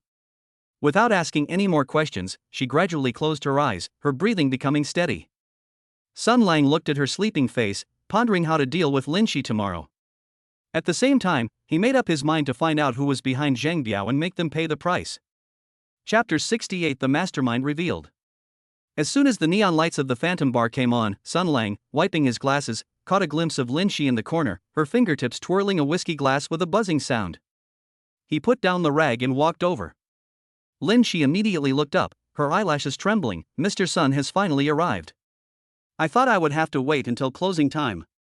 Sun Lang pulled over a metal chair and sat down, the chair legs scraping against the floor. "A beautiful lady waiting for me? I wouldn't dare be late even if you gave me 10 lives. But aren't you, detective, afraid of being recognized?" Lin Shi pushed her wineglass towards him, lowering her voice even further. "After Zhang Biao was arrested, I went through his ledgers overnight.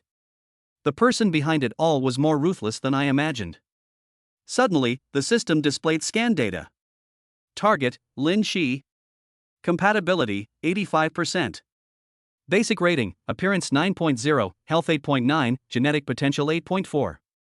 Note, private investigator, has access to Zhang Biao's financial records with the mastermind behind the scenes, and wants to use this in exchange for security. Marital status, single. Sun Lang tapped the table with his fingertips, about to ask further questions, when the bar door was pushed open with a bang. 3 men walked in, their leather shoes clicking. The one in the lead, Zhao Shanhe, wore a custom-made suit, his tie perfectly tied, and his eyes were like icicles. Kai approached with a tray, his voice tense. "It's Zhao Shanhe from the Zhao Group. His 2 bodyguards are retired boxing champions, and they don't hold back when they hit you." Zhao Shanhao walked straight to the table, casting a shadow over Sun Lang. Your Sun Lang? My nephew Zhao Tiancheng died under mysterious circumstances, you have to give me an explanation. Sun Lang leaned back in his chair and laughed, tapping the table with his finger. President Zhao, that's outrageous. Your nephew wants to act tough, so why blame me for being too strong? The bodyguard on the left immediately stepped forward, his fists clenched so tightly they cracked. Kid, watch your manners when you talk to President Zhao. You think I won't break your arm? Zhao Shanha raised his hand and pressed down on the bodyguard's shoulder, his knuckles turning white. Young man, don't be too arrogant. I hired Zhang Gao just to test your capabilities. Lin Shi gripped Sun Lang's sleeve so tightly her nails almost dug into his arm. He owns several underground casinos and evades taxes. I've hidden all the evidence. Sun Lang patted the back of her hand, stood up and stared at Zhao Shanha. President Zhao, are you trying to avenge your nephew, or are you afraid I'll expose your dirty secrets? Zhao Shanha pulled out a checkbook from his inner pocket, scribbled a few lines, and threw it on the table. Here's $1 million. Get out of Jiangqing tomorrow and don't concern yourself with the Zhao family's affairs anymore.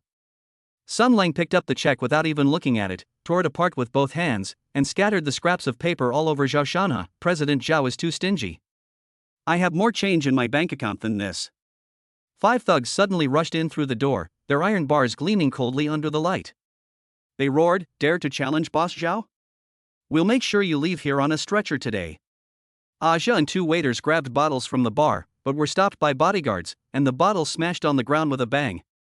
The patrons in the bar shrank into a corner in fright. Someone took out his phone to call the police, but was glared at by one of the henchmen and turned away. Zhao Shanha sneered, took out a cigar and lit it. If you won't listen to reason, then don't blame me for being ruthless.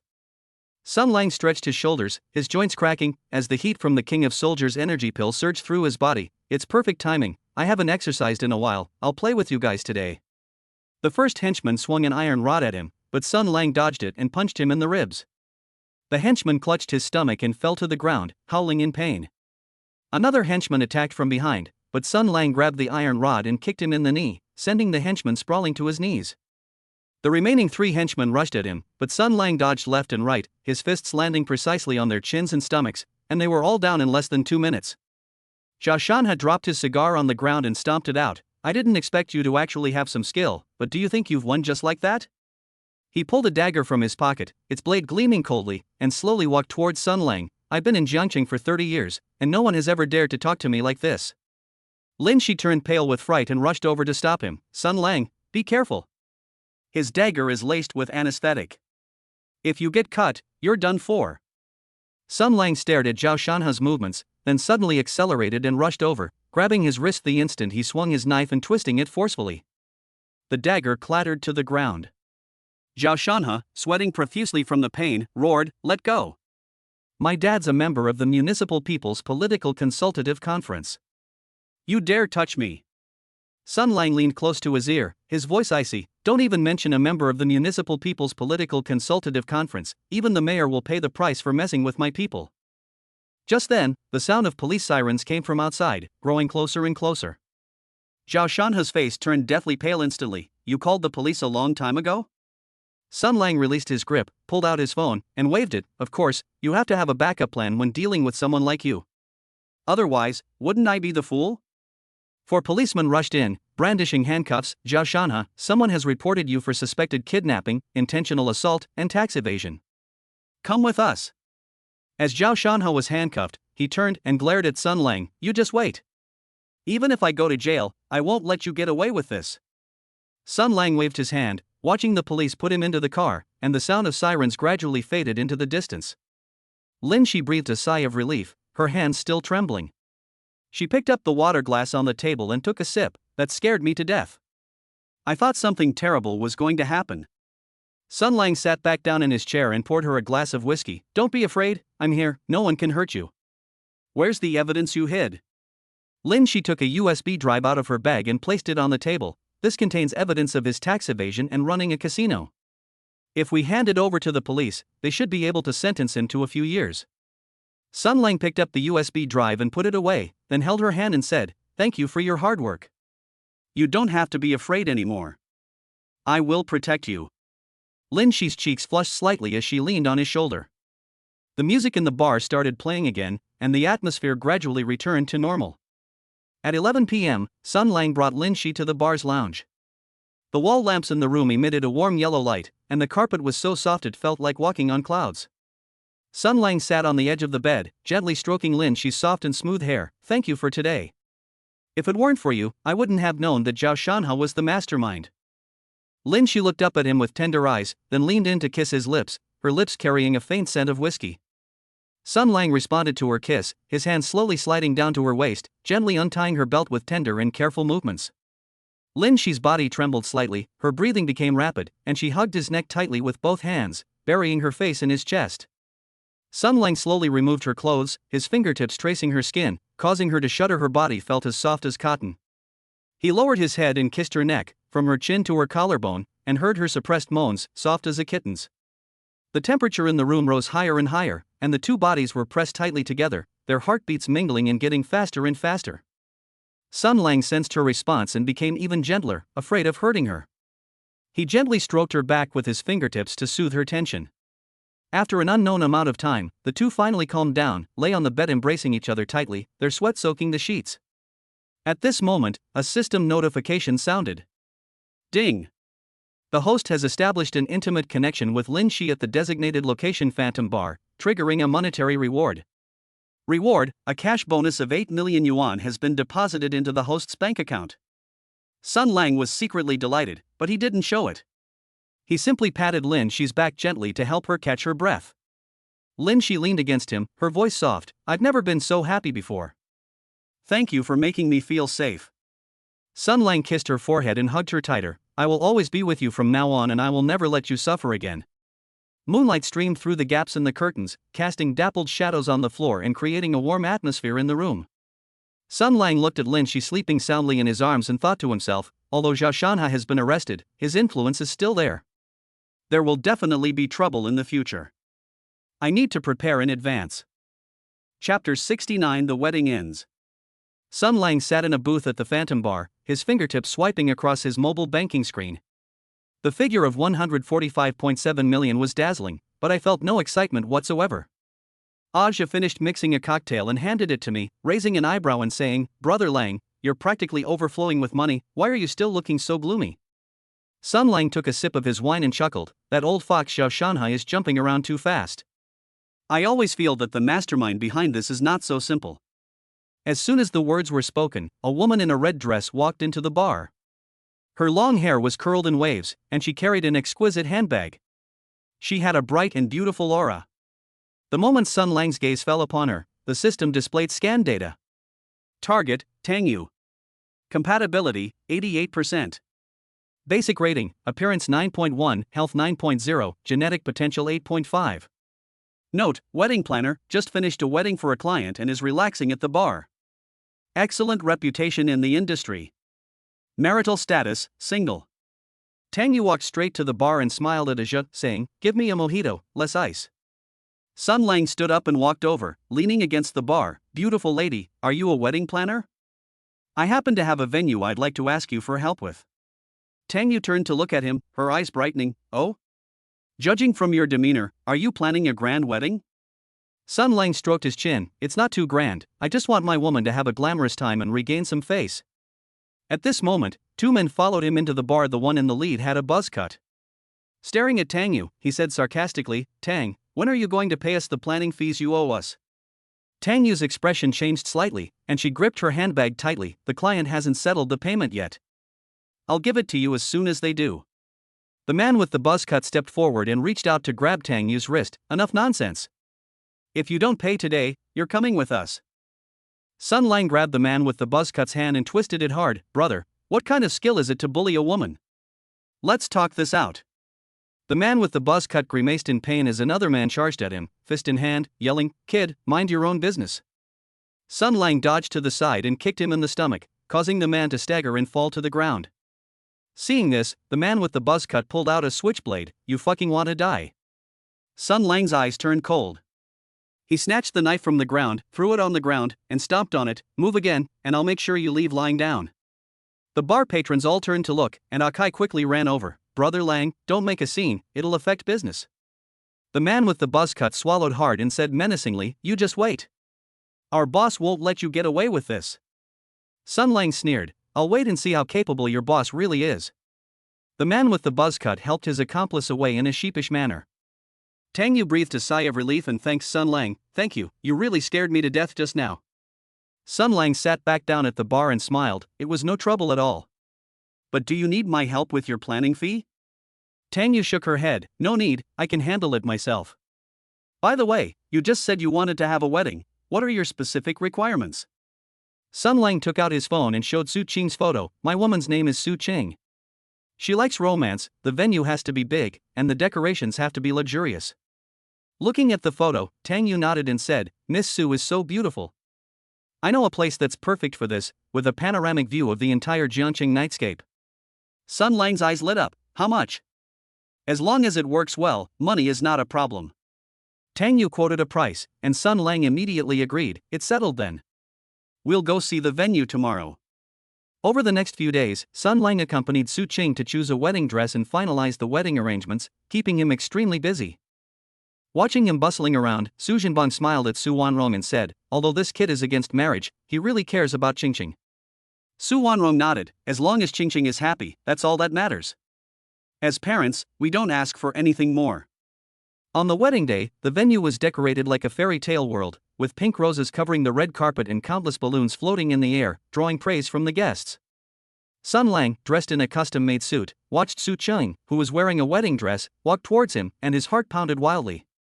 Su Qing, her arm linked with Su Jinbang's, said with slightly red eyes, "If you dare to treat me badly, my dad will never forgive you." Sun Lang held her hand and smiled, "Don't worry, I will treat you well for the rest of my life. Even if we don't get married, I will make you happy." The wedding ceremony proceeded smoothly. When it came time for the toasting, Han Lin came over with a wineglass and said, "Sun Lang, congratulations. You must treat Su Qing well in the future." Sun Lang raised his glass in response, "Thank you, Sister Han, I will." Lin Shi also arrived, wearing a white dress. She smiled at Sun Lang and said, "I never expected you to hold such a romantic wedding. It's truly impressive." Sun Lang scratched his head, "The main thing is that Su Qing likes it, as long as she's happy." As the wedding drew to a close, Sun Lang held Su Qing's hand and stood on the terrace overlooking the night view of Jiangcheng. Su Qing leaned against him, "Thank you for giving me such a perfect wedding." Sun Lang kissed her forehead, "This is just the beginning. I'll give you more surprises in the future." That evening, Sun Lang brought Su Qing back to the villa. The room was filled with rose petals and flickering candlelight. Su Qing sat on the edge of the bed, looking at Sun Lang. "You must be exhausted today?" Sun Lang walked over, sat down beside her, and gently stroked her hair. "I'm not tired. As long as I can see you happy, it's all worth it." He slowly approached Su Qing and kissed her lips. Su Qing closed her eyes and responded to his kiss.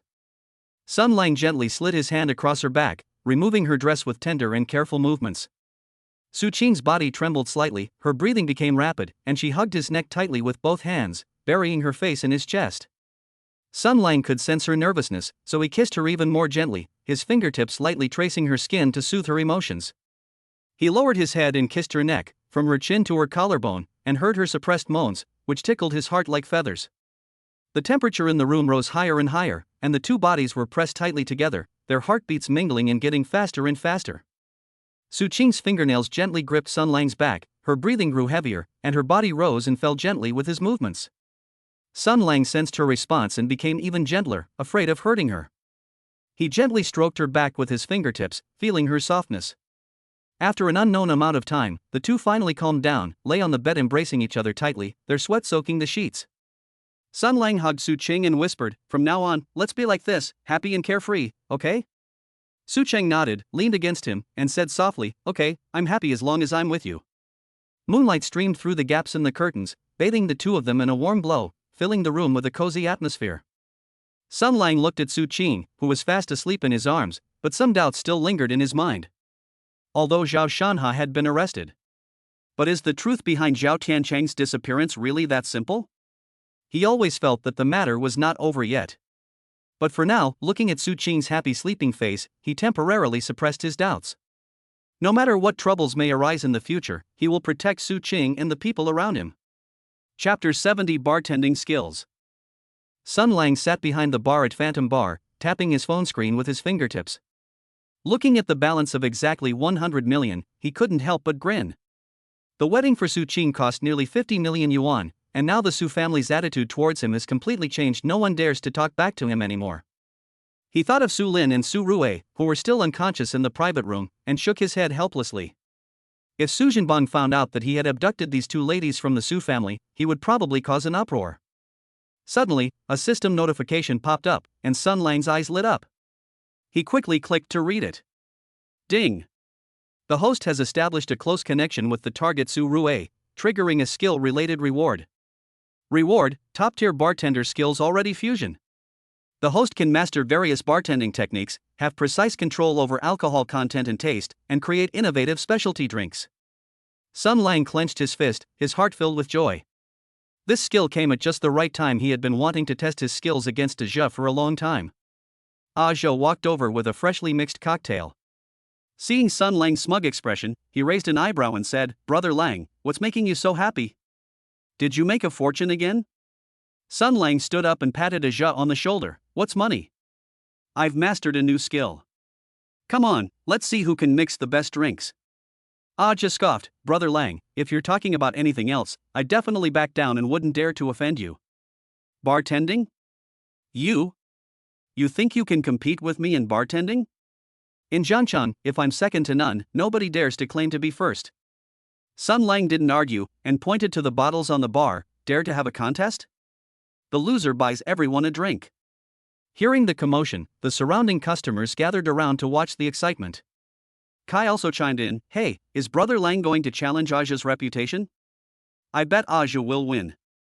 Sun Lang glared at Kai, "Don't you dare get involved, kid. I'll show you what real bartending is all about later." Zhe also got interested and rolled up his sleeves. "Okay, I'll compete with you. Let's see who can make a better mojito." Sun Lang nodded, picked up the cocktail shaker, and nimbly twirled it with his fingers, his movements fluid and graceful, leaving everyone around him speechless. Zhe was startled. He had never seen Sun Lang mix drinks before, and he was surprised by how skilled he was. He quickly focused his attention and began mixing. Sun Lang placed the mint leaves into the glass and gently crushed them with a light and precise motion. Then he poured in rum and syrup, added ice cubes, and shook the cocktail shaker with a steady and powerful rhythm. In no time, a clear and bright mojito was ready. Sun Lang even decorated the rim of the glass with a mint leaf and a cherry, making it look exquisite and tempting. Zhe had finished mixing the drinks. He placed the two glasses on the bar and said to the surrounding customers, "Everyone come and try them, and tell us whose is better." The guests came forward to taste it one after another.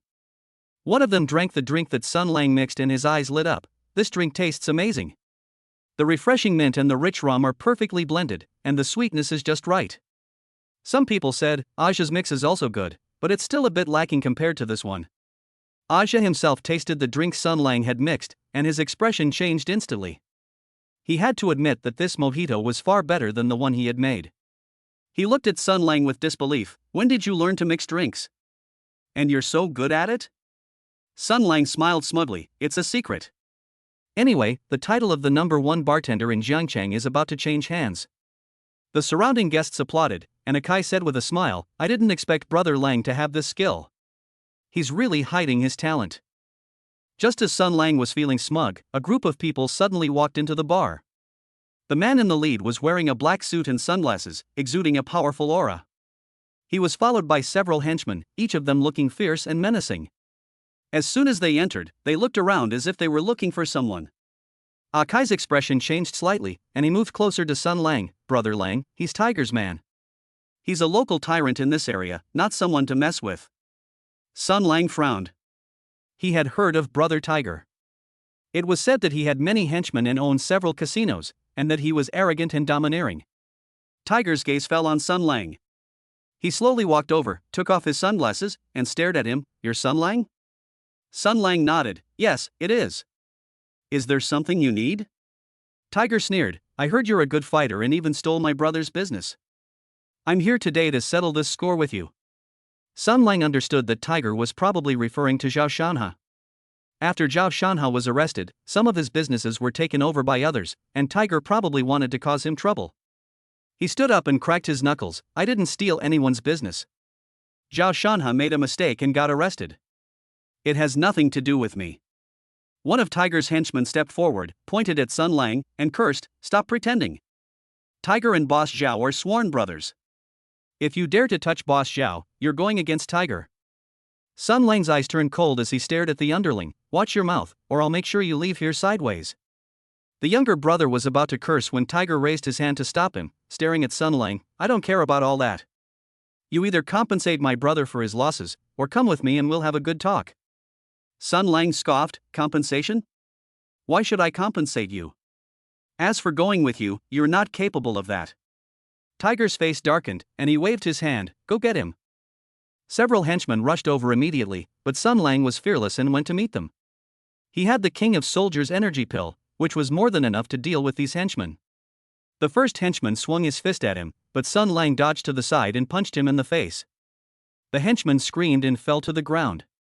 Another henchman attacked from behind, but Sun Lang grabbed his arm and twisted it hard. With a crack, the henchman's arm was broken, and he screamed in pain. The remaining henchmen were too scared to step forward. Tiger looked at Sun Lang with surprise in his eyes. He hadn't expected Sun Lang to be such a good fighter. He gritted his teeth, pulled a pistol from his pocket, and pointed it at Sun Lang. "Don't push me. If you move again, I'll shoot." The surrounding guests screamed in fright and backed away. Aja and Akai turned pale, wanting to go forward but not daring to. Sun Lang looked at the gun in Tiger's hand and felt a little nervous, but he remained calm on the surface. "Go ahead and shoot if you dare. You can't escape if you shoot here." Tiger's eyes flickered. He knew that firing a gun here would have serious consequences, but he didn't want to let it go. Just then, police sirens sounded at the bar entrance. Tiger's expression changed, and he quickly hid his gun, telling his men, "Let's go." Several henchmen helped their injured comrade and hurriedly ran out. Before leaving, Tiger glared at Sun Lang and said, "You just wait." Sun Lang breathed a sigh of relief. It was really dangerous just now. If brother Hu had really fired the gun, the consequences would have been unimaginable. Aja walked over and patted Sun Lang on the shoulder. "Brother Lang, are you alright? That was too dangerous." Sun Lang shook his head. "It's alright, luckily the police arrived in time." Akai also said, "I secretly called the police just now, luckily I made it in time." Tiger is a vengeful guy, you'd better watch out in the future. Sun Lang nodded. He knew that brother Tiger wouldn't let this go and would definitely come looking for trouble again in the future, so he had to prepare in advance. Just then, a woman in a white dress walked over. She had long hair, a gentle demeanor, and was holding a notebook in her hand. Sun Lang's gaze fell on her, and the system immediately displayed scan data. Target, Han Yu. Compatibility, 76%. Basic rating, appearance 8.4, health 8.9, genetic potential 7.5. Note, elementary school art teacher, gentle personality, enjoys gardening, often goes to the art studio to sketch on weekends, no romantic history. Marital status, single. Han Yu looked at Sun Lang and smiled slightly. "Thank you for protecting everyone just now." Sun Lang smiled and said, "It was nothing, no need to be so polite." "Are you here to relax at the bar?" Han Yu nodded. "Yes, a friend recommended this place, saying the atmosphere was nice. I didn't expect to encounter something like this as soon as I came in." Sun Lang pointed to the seat next to him. "Sit down, I'll mix you a drink as an apology for startling you." Han Yu sat down and looked at Sun Lang. "You can mix drinks?" "The way you mixed drinks just now, you looked very professional." Sun Lang smiled smugly. "I know a little bit about it. What flavor would you like to drink?" Han Yu thought for a moment and said, "I'm not a big drinker, so I'll have one that's low in alcohol and a little sweet." Sun Lang nodded, picked up the cocktail shaker, and began mixing.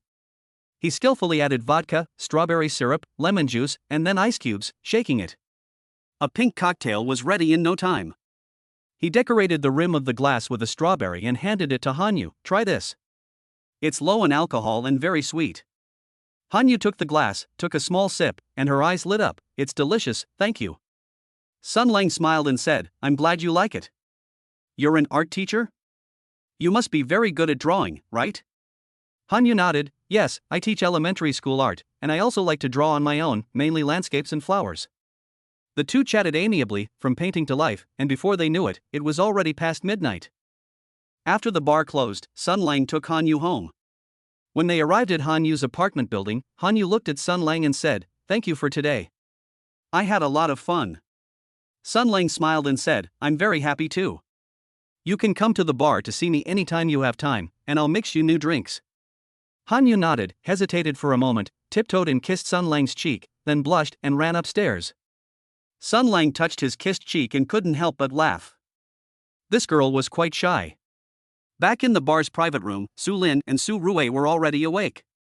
They sat on the sofa and looked at Sun Lang. What happened outside just now? It sounded quite lively.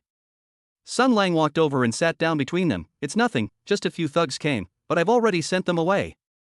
Su Lin frowned. You need to be more careful in the future, and don't always cause trouble. Sun Lang nodded. I understand, don't worry. By the way, I've learned some new bartending skills. I'll make some for you guys to try tomorrow. Su Rui's eyes lit up. Really? Then I'll have to try it carefully. If it doesn't taste good, you'll be in big trouble. Sun Lang smiled and said, I guarantee you'll be satisfied. It's getting late, you should get some rest, I'm tired too. Su Lin and Su Rui nodded.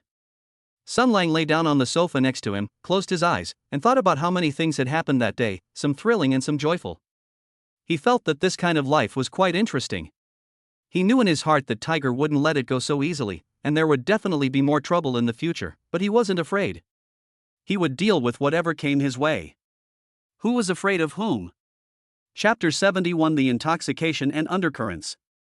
Sun Lang had just placed the Scarlet Dream cocktail he had prepared on the bar when Zhou Jin grabbed his wrist. Zhou Jin swirled the ice in her glass, a smile playing at the corners of her eyes. Brother Lang, why did you make drinks for others first today? Did you forget about me? Sun Lang squeezed her palm with his other hand. Isn't this what you're supposed to do, come and pester me? I just made it, have a taste. Zhou Jin took a sip, her tongue tracing the rim of the glass. It's a bit sweeter than last time. Did you secretly add something? Sun Lang raised an eyebrow. I added the I miss you ingredient, do you want to add something else? Zhou Jin's cheeks flushed slightly, and she was about to speak when a Kai walked over quickly. Kai lowered his voice. Brother Lang, a group of people have arrived at the door. Judging from their clothes, they don't look like nice guys. Sun Lang's eyes narrowed, and he casually patted Zhou Jin's waist. Wait for me, I have something to take care of. He walked to the door and saw 5 men standing in the entryway. The one in the lead had a buzz cut and wore a large gold ring on his finger. The man with the buzz cut glanced at Sun Lang and sneered, You're Sun Lang? Tiger has been looking for you for days. Sun Lang crossed his arms. Brother Tiger? I thought he was hiding and afraid to face anyone. The thug behind the man with the buzz cut stepped forward. You fucking wanna die? How dare you talk about Brother Tiger like that? Sun Lang's eyes turned cold. What? Didn't Brother Tiger teach you to be more polite? The man with the buzz cut raised his hand to stop his underlings, staring at Sun Lang. Brother Tiger said that the matter from last time is not over. Either pay us 500,000 or come with us. Sun Lang scoffed. 500,000? Does he even deserve it? Let him come and ask for it himself if he dares. The man with the buzz cut pulled a switchblade from his pocket and snapped it away. Don't push your luck. Just as Sun Lang was about to make a move, he heard footsteps behind him. Shen Man walked over and took Sun Lang's arm. Are you guys planning to cause trouble at the bar? Aren't you afraid Boss Li will be unhappy? The man with the buzz cut glanced at Shen Man and his eyes flickered. We're looking for Sun Lang. It has nothing to do with you. Shen Man took out her phone and waved it. I just sent a message to Boss Li, she should be arriving soon. The man with the buzz cut changed his expression and snorted coldly. Consider yourself lucky, let's go. The group turned and left. Sun Lang watched the retreating figures, frowned, and said to Shen Man, thanks. Shen Man tiptoed close to his ear. Thank me? How about I thank you? How about you mix me a drink? Sun Lang laughed. More than just mixing drinks, how about I keep you company tonight? Shen Man's eyes lit up. You said it yourself, don't go back on your word. The two returned to the bar, and Zhou leaned over and asked, Brother Lang, were those guys Tiger's men? Sun Lang nodded. Yeah, they're probably here to stand up for Brother Tiger, but they don't have the guts. Just sighed. Brother Lang is really something else. Anyone else would have panicked by now. Sun Lang patted him on the shoulder. Don't praise me, hurry up and mix drinks for the customers, or we'll get a complaint. Aja smiled and agreed, then turned around and got busy. Shen Man leaned against the bar and looked at Sun Lang. You don't seem worried at all that brother who will come looking for you again. Sun Lang mixed the drinks, speaking casually. Worrying is useless. We'll deal with whatever comes our way. He handed the mixed drink to Shen Man. Try this, it's called Manwo, it was specially made for you. Shin Man took the wineglass and gently swirled it. The name sounds nice, but I wonder what it tastes like.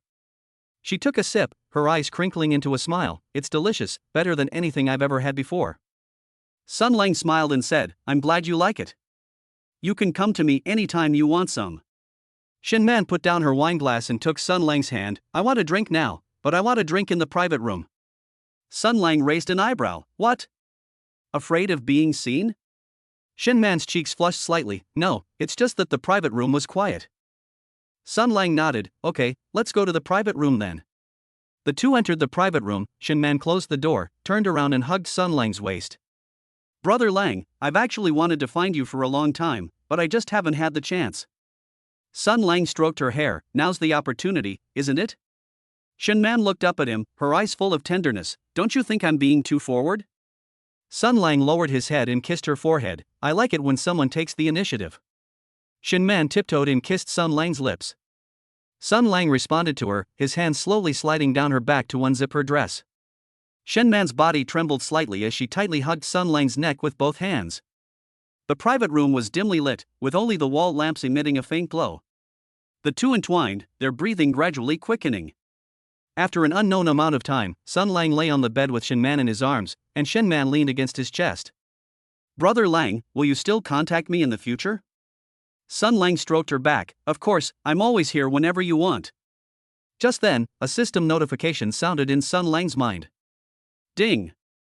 The host has established a close bond with Shin Man, triggering a skill-related reward.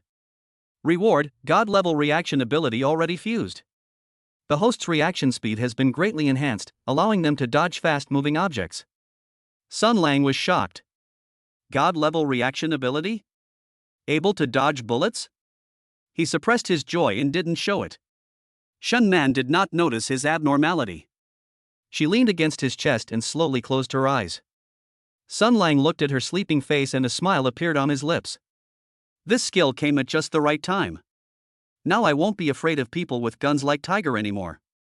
After a while, Sun Lang gently pushed Shin Man away and put on his clothes.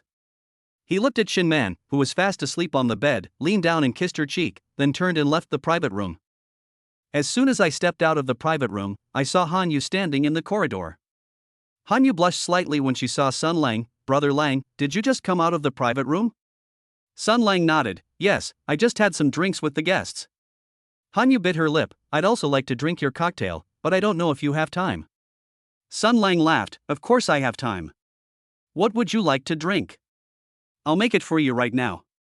Hanyu's eyes lit up. I don't care, I like anything you mix. The two walked to the bar, and Sun Lang picked up a bottle and began mixing drinks. Hanyu sat on the stool next to him, watching Sun Lang mix drinks with admiration in her eyes. Brother Lang, you look so cool when you mix drinks. Sun Lang laughed. Really? Then come more often, and I'll make you something to drink every day. Hanyu's cheeks flushed slightly, and she nodded gently. Okay. A moment later, Sun Lang handed the mixed drink to Hanyu. Try it, this is moonlight, it suits you very well. Hanyu took the glass, took a sip, and her eyes crinkled into a smile. It's really delicious, thank you, Brother Lang. Sun Lang felt a surge of joy as he looked at her smile. Just then, Kai walked over and whispered to Sun Lang, Brother Lang, it seems that group of people didn't leave. They're still lingering at the bar entrance. Sun Lang's eyes narrowed. I understand, I'll go take a look. He said to Hanyu, wait here for me for a while, I have something to take care of. Hanyu nodded, be careful. Sun Lang walked to the door and saw through the glass door that the crew cut man and his group were still at the door, pointing and gesturing at the bar. He pushed open the door and walked out. The man with the buzz cut saw him and his eyes turned cold. You dare to come out? Sun Lang crossed his arms. What? You haven't left yet? Are you waiting for Boss Lee to come and invite you? The thug behind the crew cut man cursed. Don't get cocky, Tiger won't let you get away with this. Sun Lang sneered. Let him come. I'm ready anytime.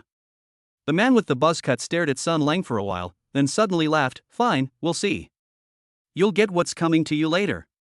After saying that, he turned and left with his underlings. Sun Lang frowned as he watched their retreating figures. This man with the buzz cut doesn't seem like someone who gives up easily. He'll probably come back to cause trouble later. But now that he has godlike reaction abilities, he has nothing to fear. Back at the bar, Hanyu saw him and quickly asked, How are you? Are you all right? Sun Lang shook his head. It's nothing, just a bunch of thugs, they've already left. Han Yu breathed a sigh of relief. That's good. You must be more careful in the future. Sun Lang smiled. Don't worry, I'll be fine. He picked up Han Yu's glass, took a sip, and said, this drink is pretty good. If you like it, I'll make it for you often in the future. Han Yu nodded. Okay, then I'll come often from now on. After chatting for a while, Han Yu checked the time and said, it's getting late, I should go back. Sun Lang nodded. I'll see you out.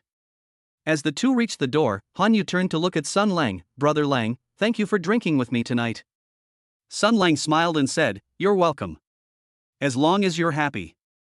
Han Yu tiptoed and kissed Sun Lang's cheek, then turned and ran away. Sun Lang touched his kissed cheek, a smile playing on his lips. Back at the bar, Aja leaned over and asked, Brother Lang, did those guys leave?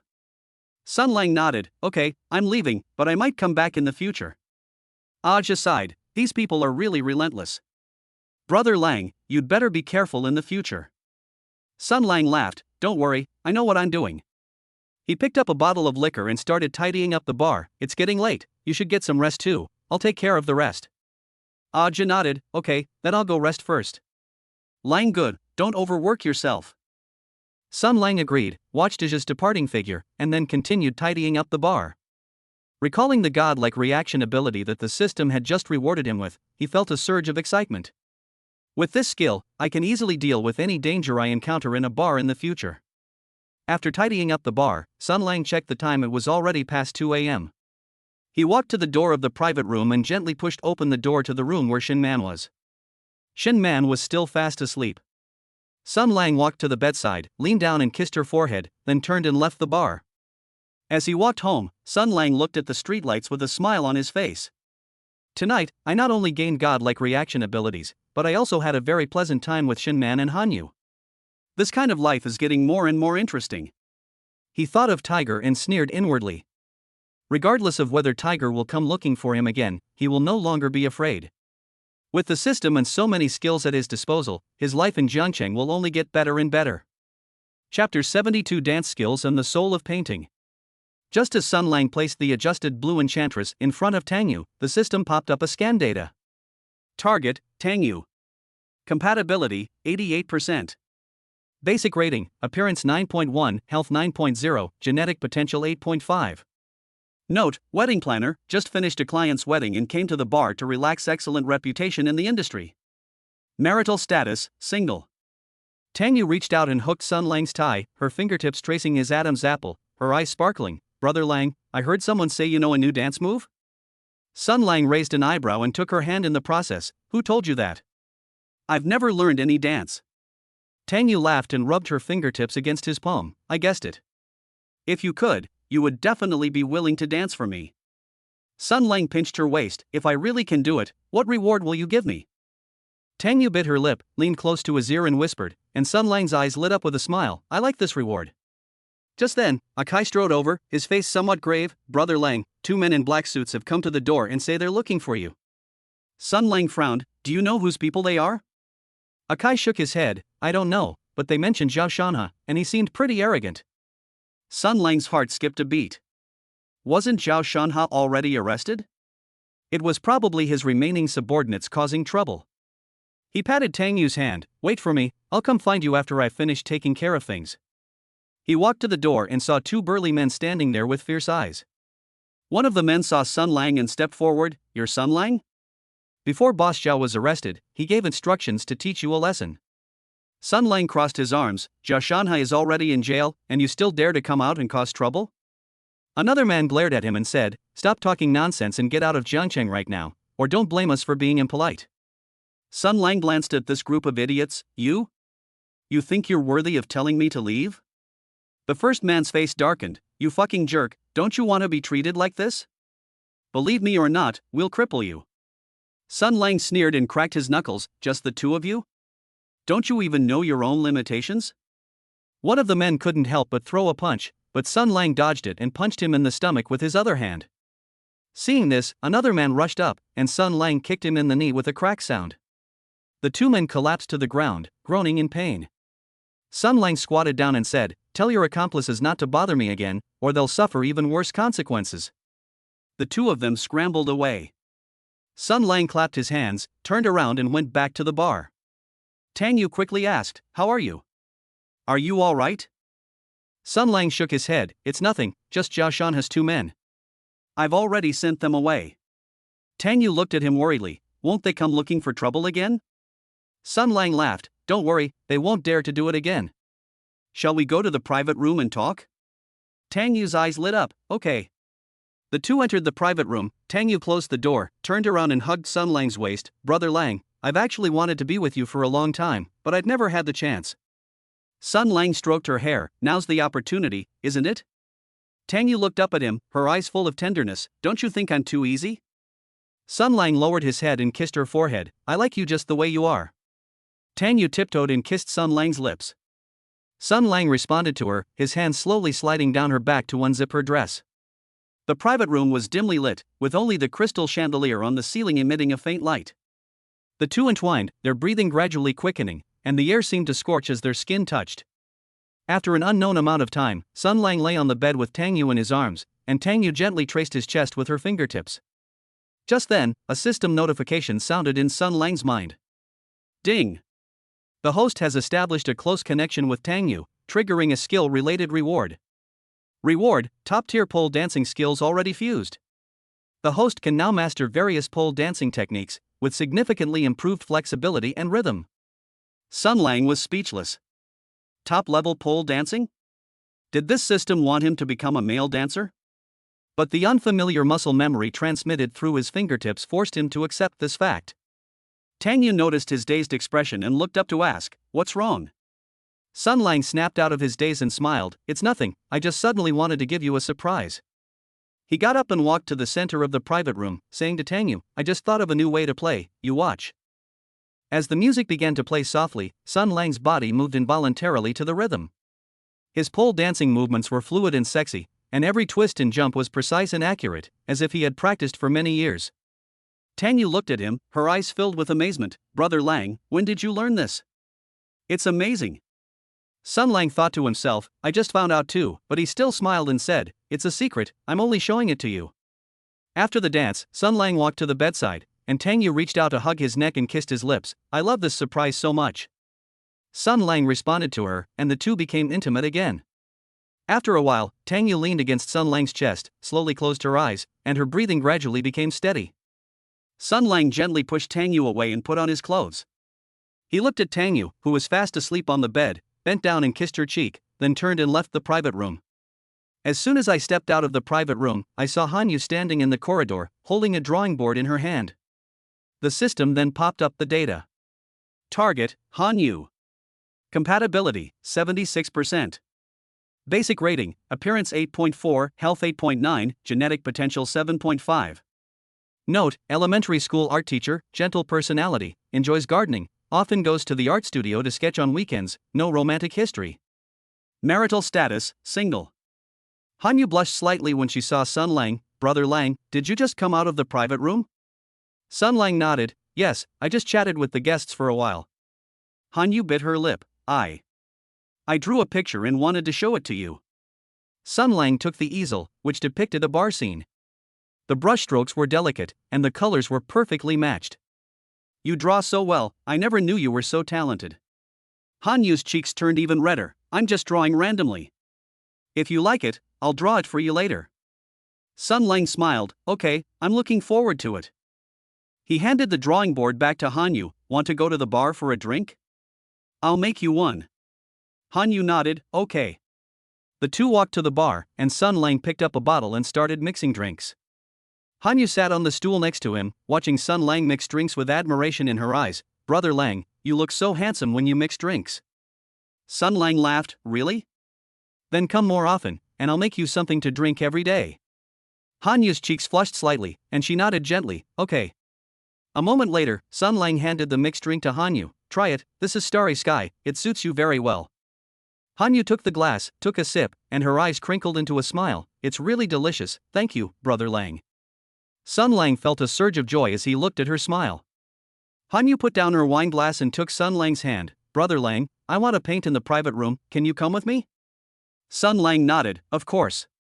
The two entered the private room, and Hanyu took out her easel and paintbrush and began to paint. Sun Lang sat beside her, watching her serious expression, and felt a sense of calm.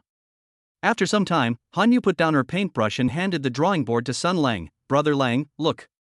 The drawing on the canvas depicts Sun Lang mixing drinks, rendered so vividly that it seems as if he might step out of the painting at any moment. "You draw so well, you are so talented." Hanyu's cheeks flushed slightly. "As long as you like it, that's fine." She got up and walked to Sun Lang's side, hugging his waist. "Brother Lang, I like you, will you be with me?" Sun Lang was taken aback for a moment, then stroked her hair. "I can't give you marriage, are you sure you still want to be with me?" Hanyu nodded. "I'm sure. I don't want marriage. I just want to be with you." Sun Lang smiled and lowered his head to kiss her lips. The private room was dimly lit, and the two were entwined together, their breathing gradually becoming rapid. Hanyu's fingertips gently traced Sun Lang's back, a hint of shyness and anticipation in them. After an unknown amount of time, Sun Lang lay on the bed with Hanyu in his arms. Hanyu leaned against his chest and asked, "Brother Lang, will you still look for me in the future?" Sun Lang stroked her back. "Of course, I'm always here whenever you want." Just then, a system notification sounded in Sun Lang's mind. Ding! The host has established a close connection with Hanyu, triggering a skill-related reward. Reward: top-tier painting talent already fused. The host's painting skills have greatly improved, and he can now master various painting styles. Sun Lang was pleasantly surprised. Top-notch painting talent? This is much more useful than pole dancing. He looked at Hanyu, who was fast asleep beside him, and unconsciously traced the outline of her profile with his fingertips, as various painting techniques instantly came to mind. After a while, Sun Lang gently pushed Hanyu away and put on his clothes. He looked at Hanyu, who was fast asleep on the bed, leaned down and kissed her cheek, then turned and left the private room. Back at the bar, Aja leaned over and said, "Brother Lang, was someone causing trouble just now? I heard some noise outside." Sun Lang shook his head. "It's nothing, just two thugs, I've already chased them away." Aja breathed a sigh of relief. "That's good." Zhao Shanhe's men were too arrogant. Luckily, he was caught. Sun Lang laughed. "Yes, it will be quieter from now on. It's getting late, you should get some rest too." Aja nodded. "Okay, then I'll go rest first." "Lang good, don't overwork yourself." Sun Lang agreed, watching Aja's departing figure, and continued tidying up the bar. Thinking back to the top-tier painting talent that the system had just rewarded him with, he felt a surge of excitement. If I have nothing to do in the future, I can draw to pass the time, which is great. After tidying up the bar, Sun Lang checked the time. It was already past 2 a.m. He walked to the door of the private room and gently pushed open the door to the room where Tangyu was. Tangyu was still fast asleep when Sun Lang walked to the bedside, bent down and kissed her forehead, then turned and left the bar. As he walked home, Sun Lang looked at the streetlights with a smile on his face. Tonight, I not only gained top-notch pole dancing skills and top-notch painting talent, but also had a very pleasant time with Tangyu and Hanyu. This kind of life is becoming more and more interesting. He recalled the disheveled state of his two subordinates earlier and sneered inwardly. Zhao Shanhai is already in jail, yet he still wants to cause trouble for others. He's really overestimating himself. With the system and so many skills at his disposal, his life in Jiangcheng will only get better and better. Chapter 73: A Busy Bar Night. Sun Lang had just finished mixing a flaming red lips drink when Akai pulled into a corner. "Brother Lang, the girls in room 201 are urging us again, saying they'll cause trouble if you don't go soon." Sun Lang rubbed his lower back and complained, "Are these ladies treating me like a spinning top? I just came out of the 199 VIP room." As they were talking, the system suddenly popped up scan data, and a woman wearing a red sundress walked towards him. Target: Su Yao. Compatibility: 84. Basic rating: Appearance 8.8, Health 8.9, Genetic Potential 8.2. Note: Jewelry appraiser, accompanied a client to a bar. Outgoing personality, enjoys excitement. Marital status: single. Su Yao patted his shoulder. "You're Sun Lang? I heard you're an amazing pole dancer and can also draw?" Sun Lang raised an eyebrow. "Sis, you're really well informed, but I'll have to deal with room 201 first." Su Yao laughed. "I'm not in a hurry. I'll just wait and see how you handle those older sisters." As soon as Sun Lang entered VIP room 201, he was surrounded by several women. One of the curly-haired women reached out and hooked his tie. "Brother Lang, we've been waiting for you for half an hour, you should be punished." Sun Lang said helplessly, "Girl, my body isn't made of iron. I need to catch my breath, right? Another woman in black stockings joked, "Who else would we hire if not you, since you're so talented, able to dance and paint?" Just then, Aja suddenly knocked on the door and came in, looking nervous. "Brother Lang, a man wearing gold-rimmed glasses has come to the door and says he wants to see you." Sun Lang frowned. "What's their background?" Aja lowered his voice. "Looks like someone from the underworld. With 2 bodyguards by his side, he has a strong presence." Sun Lang's heart skipped a beat. What was bound to happen had finally happened. He said to the women in the private room, "Ladies, I'll be right back." As Sun Lang approached the door, he saw a man in a suit, a cigar between his fingers, and sharp eyes. The man spoke first. "You're Sun Lang?" "I'm Wei Feng, and I have some connections with Zhao Shanhe." Sun Lang crossed his arms. "Zhao Shanhe is already in jail. What do you want from me?" Wei Feng smiled and said, "I just came to see what kind of person could make Zhao Shanhe stumble." The bodyguard next to him suddenly stepped forward. "Brother Wei, be polite when you talk to him. Don't push your luck." Sun Lang's eyes turned cold. "Who do you think you are? How dare you speak to me like that?" Wei Feng raised his hand to stop the bodyguard. "Young man, don't be so impulsive. I'm here to make a deal with you." Sun Lang raised an eyebrow. "What kind of deal?" "Wei Feng, I know you're popular at bars. Introduce me to some wealthy clients, and I'll give you a cut." Sun Lang scoffed. "Do you think I'm the kind of person who's short of money?" Wei Feng's expression changed slightly. "Young man, don't be so ungrateful. You'll regret it if you don't listen to reason." Sun Lang cracked his knuckles. "I'd like to see how you're going to make me suffer the consequences." Suddenly, Wei Feng's bodyguard threw a punch. Sun Lang dodged to the side and punched him in the stomach with his other hand. Another bodyguard rushed up, and Sun Lang kicked him in the knee. The bodyguard screamed and fell to the ground. Wei Feng's face turned ashen. "Fine, very well, you just wait." Sun Lang sneered, "I'm available anytime, but don't bother me again." Wei Feng and his bodyguards left in a disheveled state, while Sun Lang turned and went back to the bar. Su Yao came up to her. "I didn't realize you were so good at fighting." Sun Lang laughed. "The only way to deal with this kind of person is to use your fists." Su Yao raised an eyebrow. "Now you can keep me company, right? I'm still waiting to see you do a pole dance." Sun Lang said helplessly, "Sis, can't you let me rest for a while?" Su Yao held his hand. "No, unless you come with me now."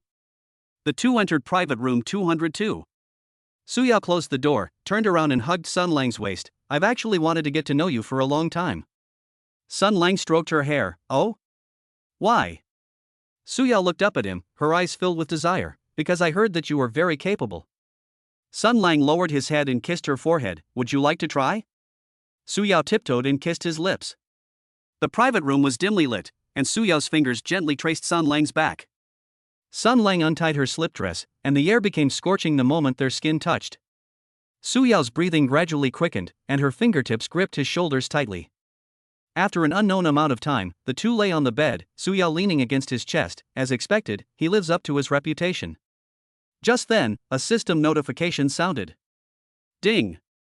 The host has established a close connection with Su Yao, triggering a monetary reward. Reward, a cash bonus of 8 million yuan has been deposited into the host's bank account. Sun Lang felt a surge of joy. The money came so quickly. Su Yao noticed his smile. "What are you thinking about?" Sun Lang smiled. "I'm thinking about how to make you happier."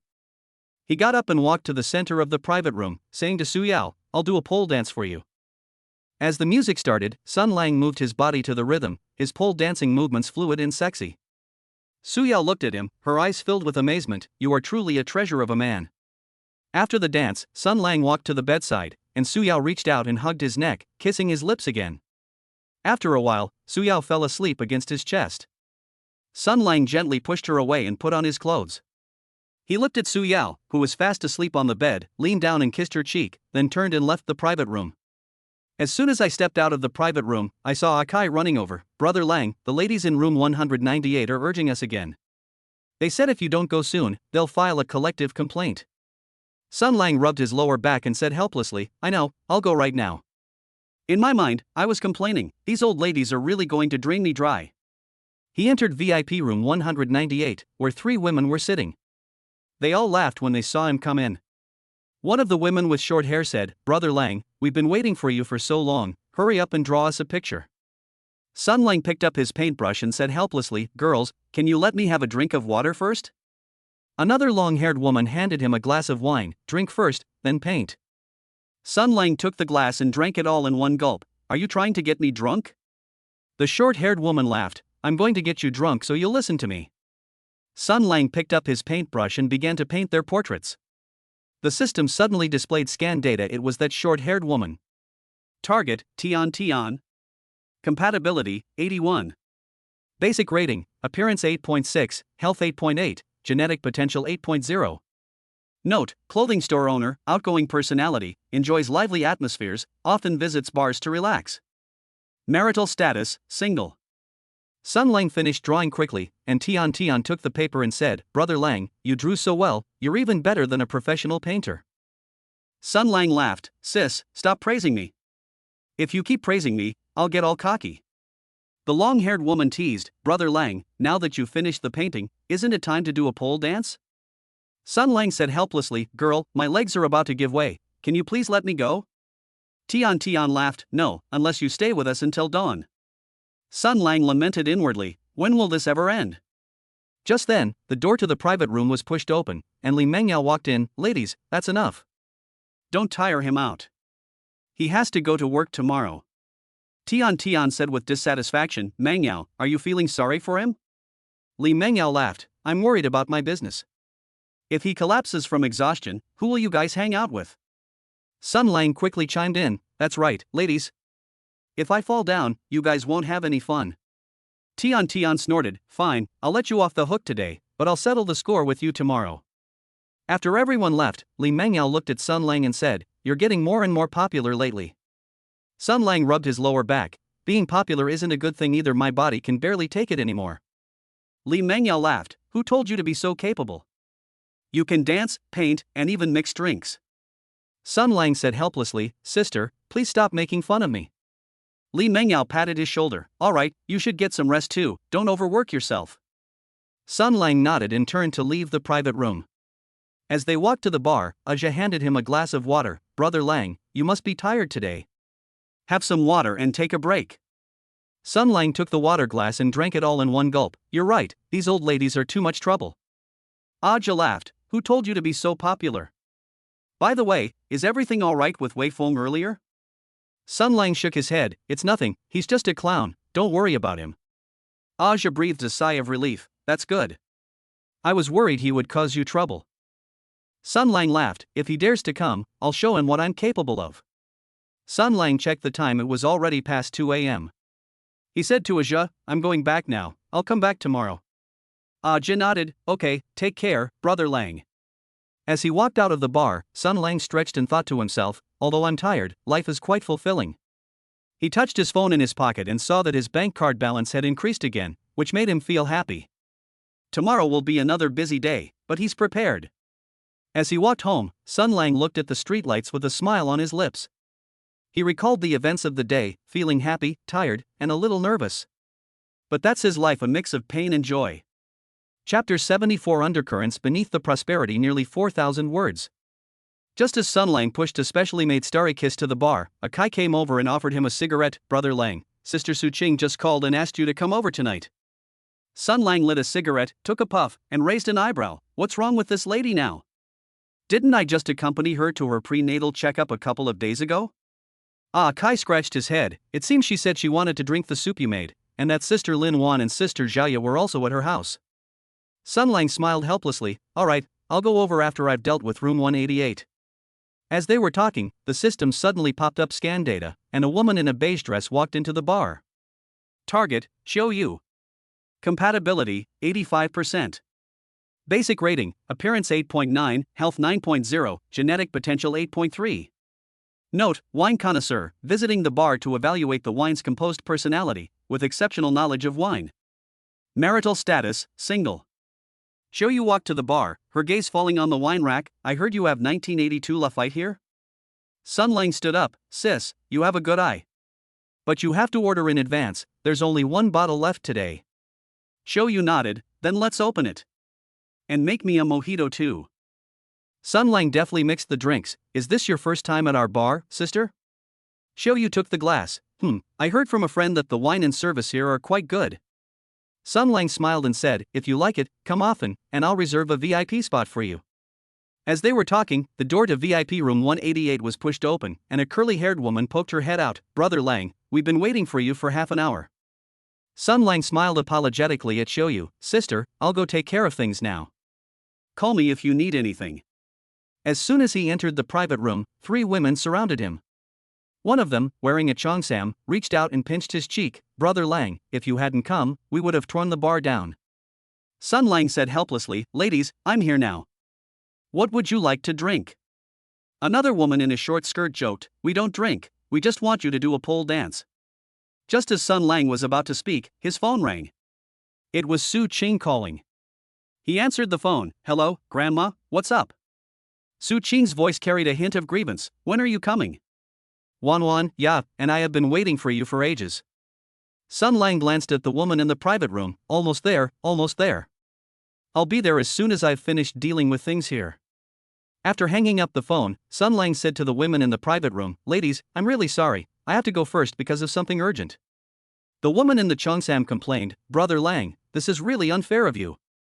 Sun Lang took out his phone. "Sis, I'll transfer some money to you. Order some good wine, and I'll definitely have a great time with you next time." After transferring the money, Sun Lang hurriedly left the bar and drove to Su Qing's villa. As soon as they arrived at the villa, they saw Lin Wan and Zhao Ye sitting in the yard chatting. Lin Wan saw him and waved with a smile. "You finally arrived. We've been waiting for you for so long." Sun Lang walked over and sat down. "I couldn't leave the bar, so why did you guys suddenly want some of my soup?" Zhao Ye leaned on his shoulder. "I just suddenly wanted to drink it. The soup you make is even better than the soup in a 5-star hotel." Su Qing came out of the house, holding a thermos in her hand. "Stop chatting, go inside and make some soup." Stepping inside, Sun Lang looked at the dishes on the table and exclaimed in surprise, "Are you guys planning a party?" Su Qing rolled her eyes at him. "We haven't eaten yet because we were waiting for you." Sun Lang washed his hands and went into the kitchen to start making soup for them. "You are pregnant now, you can't go hungry." With top-notch culinary skills activated, the soup was ready in no time. Lin Wan took a sip of the soup and her eyes lit up. "Your soup is the best, much better than what you buy outside." Zhao Ye nodded. "That's right, your cooking skills are getting better and better. People who don't know you would think you're a professional chef." Sun Lang laughed. "Of course, it doesn't matter who did it." After finishing her meal, Su Chong leaned back on the sofa and said, "By the way, we're thinking of taking maternity photos next week. Will you come with us?" Sun Lang nodded. "Okay, I'll go with you then." Lin Wan suddenly remembered something. "All right, I heard yesterday that things haven't been peaceful at Phantom Bar lately, and someone is trying to cause you trouble." Sun Lang frowned. "Who is it?" "I haven't offended anyone recently." Zhao Ye took out her phone. "I saw a post yesterday saying that a boss named Gao Tian wants to acquire Phantom Bar and said he's going to cause you trouble." Sun Lang's heart sank.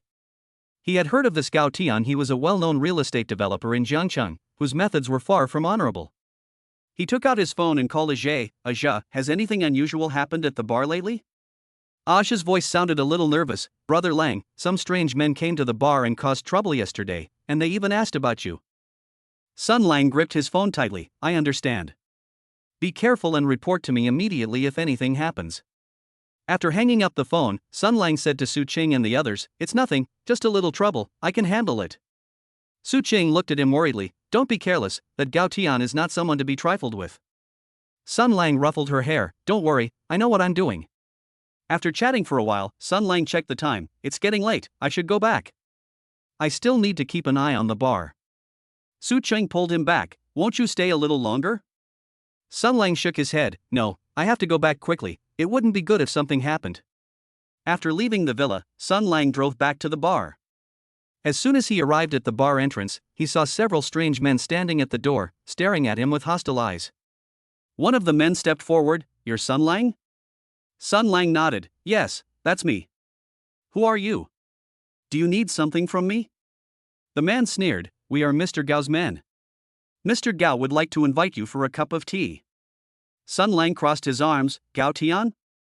"I'm not familiar with him, and I have no interest in having tea with him." Another man stepped forward. "Don't push your luck. Mr. Gao is doing you a favor by inviting you." Sun Lang's eyes turned cold. "I'll say it again, I'm not interested. You guys get out of here and don't affect the bar's business." The man suddenly threw a punch, but Sun Lang dodged to the side and punched him in the face with his own fist. Seeing this, the other men also gathered around. Sun Lang cracked his knuckles, a cold smile playing on his lips. With your meager skills, you think you can fight me? With the explosive power brought by the King of Soldiers' energy pill, he quickly knocked several men to the ground. The man lying on the ground said viciously, "You just wait, President Cao won't let you get away with this." Sun Lang kicked him. "Let him come, I'm always ready." The men scrambled to their feet and hurried away. Jia ran out. "Brother Lang, are you alright?" Sun Lang shook his head. "It's nothing, just a few small fry." Upon entering the bar, Sun Lang saw Qiuyu still sitting at the bar, drinking. Qiuyu saw him and raised an eyebrow. "I didn't realize you were such a good fighter." Sun Lang laughed. "The only way to deal with this kind of person is to use your fists." Qiuyu handed her a glass of red wine. "Try this, it's a freshly opened 1982 Lafite." Sun Lang took the glass, took a sip, and said, "Not bad, it tastes great." Qiuyu looked at him. "I heard you've gotten into a fight with Gao Tian?" Sun Lang asked in surprise, "How did you know?" Qiuyu laughed. "I have some connections with Gao Tian. He's the kind of person who holds grudges, so you'd better be careful." Sun Lang nodded. "I understand, thank you for reminding me." After chatting for a while, Qiuyu checked the time and said, "It's getting late, I should go." Sun Lang stood up. "Let me see you off." Qiuyu shook her head. "No need, I drove here myself." As she reached the door, Qiuyu suddenly turned around and said, "By the way, I'll be coming again tomorrow, so you'd better save me a seat." Sun Lang smiled. "No problem, you're welcome anytime." After Qiuyu left, Sun Lang returned to the bar. Jia handed him a glass of water. "Brother Lang, Gao Tian is not someone to mess with. You have to be careful." Sun Lang took a sip of water. "I know, I'll be careful." He took out his phone and called Li Mengyao. "Hey, Mengyao, is Gao Tian thinking of buying up the bar recently?" Li Mengyao's voice carried a hint of seriousness. "Yes, he has approached me several times, but I have refused each time." Sun Lang frowned. "He didn't do anything to you, did he?" Li Mengyao shook her head. "Not for now, but he definitely won't let this go." Sun Lang, "Don't worry, with me here, he won't dare to do anything." After hanging up the phone, Sun Lang looked at the lively scene in the bar, but felt uneasy. He knew that Gao Tian would not let it go so easily, and even greater crisis awaited him. But he wasn't afraid. He'd seen all sorts of storms and was confident he could handle it. Jia suddenly walked over and said, "Brother Lang, the girls in room 166 are urging you to go. They said if you don't go soon, they'll complain." Sun Lang smiled helplessly. "I understand, I'll go right away." He entered VIP room 166, where 4 women were sitting. They all smiled and surrounded him when they saw him come in. One of the women, wearing a sundress, reached out and hooked her arm around his neck. "Brother Lang, you finally arrived. We've all been waiting for you for so long." Sun Lang sat down. "Ladies, I'm sorry, something came up and I was held up." The woman in the short skirt teased, "Brother Lang, are you on a date with some beautiful girl?" Sun Lang laughed. "No, it was just a small matter." While we were chatting, the system suddenly popped up a scan data file, showing it was the woman in the sundress. Target, Jiang Xin. Compatibility, 83. Basic rating, Appearance 8.7, Health 8.9, Genetic Potential 8.1. Note, beauty blogger, came to the bar to relax, outgoing personality, over 1 million followers. Marital status, single. Jiang Xin picked up a wine glass and handed it to Sun Lang. "Brother Lang, have a drink. Consider it an apology to you." Sun Lang took the wineglass and drank it all in one gulp. "Sister, I can't accept that." Another woman in a suit said, "Brother Lang, we heard you can draw, could you draw one for us?" Sun Lang nodded. "Okay, what kind of painting do you want?" Jiang Xin said with a smile, "Just draw a group photo of the 4 of us, and make it look nice." Sun Lang took out his paintbrush and paper and began to draw. With his top-notch drawing talent, he finished the drawing very quickly. Jiang Xin took the drawing paper and exclaimed in surprise, "Brother Lang, your drawing is so beautiful. It's even better than the photo." The other women chimed in, "That's right, Brother Lang, you have so many talents." Sun Lang laughed. "It's alright, just some random drawing." After chatting for a while, Jiang Xin suddenly said, "Brother Lang, we want to go shopping tomorrow. Why don't you come with us?" Sun Lang hesitated for a moment. "I might have something to do tomorrow." Jiang Xin grabbed his arm. "Hey, Brother Lang, come with us, we'll treat you to dinner." Helpless, Sun Lang could only nod and say, "Okay, I'll go with you tomorrow." After playing for a while, Sun Lang checked the time and it was already past 1 a.m. He said to the women in the private room, "Ladies, it's getting late, I should go back and rest." Jiang Xin complained, "Brother Lang, you're being really unfair. Play with us a little longer." Sun Lang shook his head. "No, I have to go shopping with you guys tomorrow, so I need to get some rest." After leaving the bar, Sun Lang took a car home. On the way, he thought about what had happened that day and felt a little emotional. Although life is busy now, it is also fulfilling. I have so many women by my side and endless money. However, he also knew that Gao Tian's matter was a hidden danger that needed to be resolved as soon as possible. Back home, Sun Lang washed up, lay down on the bed, and quickly fell asleep. He dreamed that he was standing on the podium, holding a trophy, surrounded by Su Qing, Lin Wan, Zhao Ye, and many other women he knew. In my dream, he was smiling happily. The next morning, Sun Lang was woken up by his cell phone ringing. It was Jiang Xin calling. He answered the phone. "Hello, Jiang Xin, what's wrong?" Jiang Xin's voice was excited. "Brother Lang, we're all ready and waiting for you at the mall entrance." Sun Lang checked the time. It was only a little past 9 in the morning. "So early?" Jiang Xin, "Oh dear, let's go early so there won't be many people. Let's hurry up and go." Helpless, Sun Lang had no choice but to get up, wash up, and drive to the mall. As soon as I arrived at the mall entrance, I saw Jiang Xin and 3 other women standing there, all dressed up beautifully. Jiang Xin saw him and waved with a smile. "Brother Lang, you finally arrived. We've been waiting for you for so long." Sun Lang walked over and said, "You guys are here way too early. The mall has just opened." Jiang Xin took his arm. "Let's go early so we can have a proper shopping trip. Let's go." Sun Lang was pulled into the mall by them, and the day's shopping trip began. He felt helpless, but also a little expectant, wondering what interesting things would happen today. However, he also knew that Gao Tian's matter was not yet resolved, and a crisis could erupt at any time. But he wasn't afraid, because he believed that with his own abilities, he could solve all the problems and continue living this bittersweet life. Chapter 75 Shopping Mall Horror. Sun Lang was pulled into the mall by Jiang Xin and the others. As soon as they reached the women's clothing section on the first floor, Jiang Xin's eyes lit up and she rushed towards the shop window.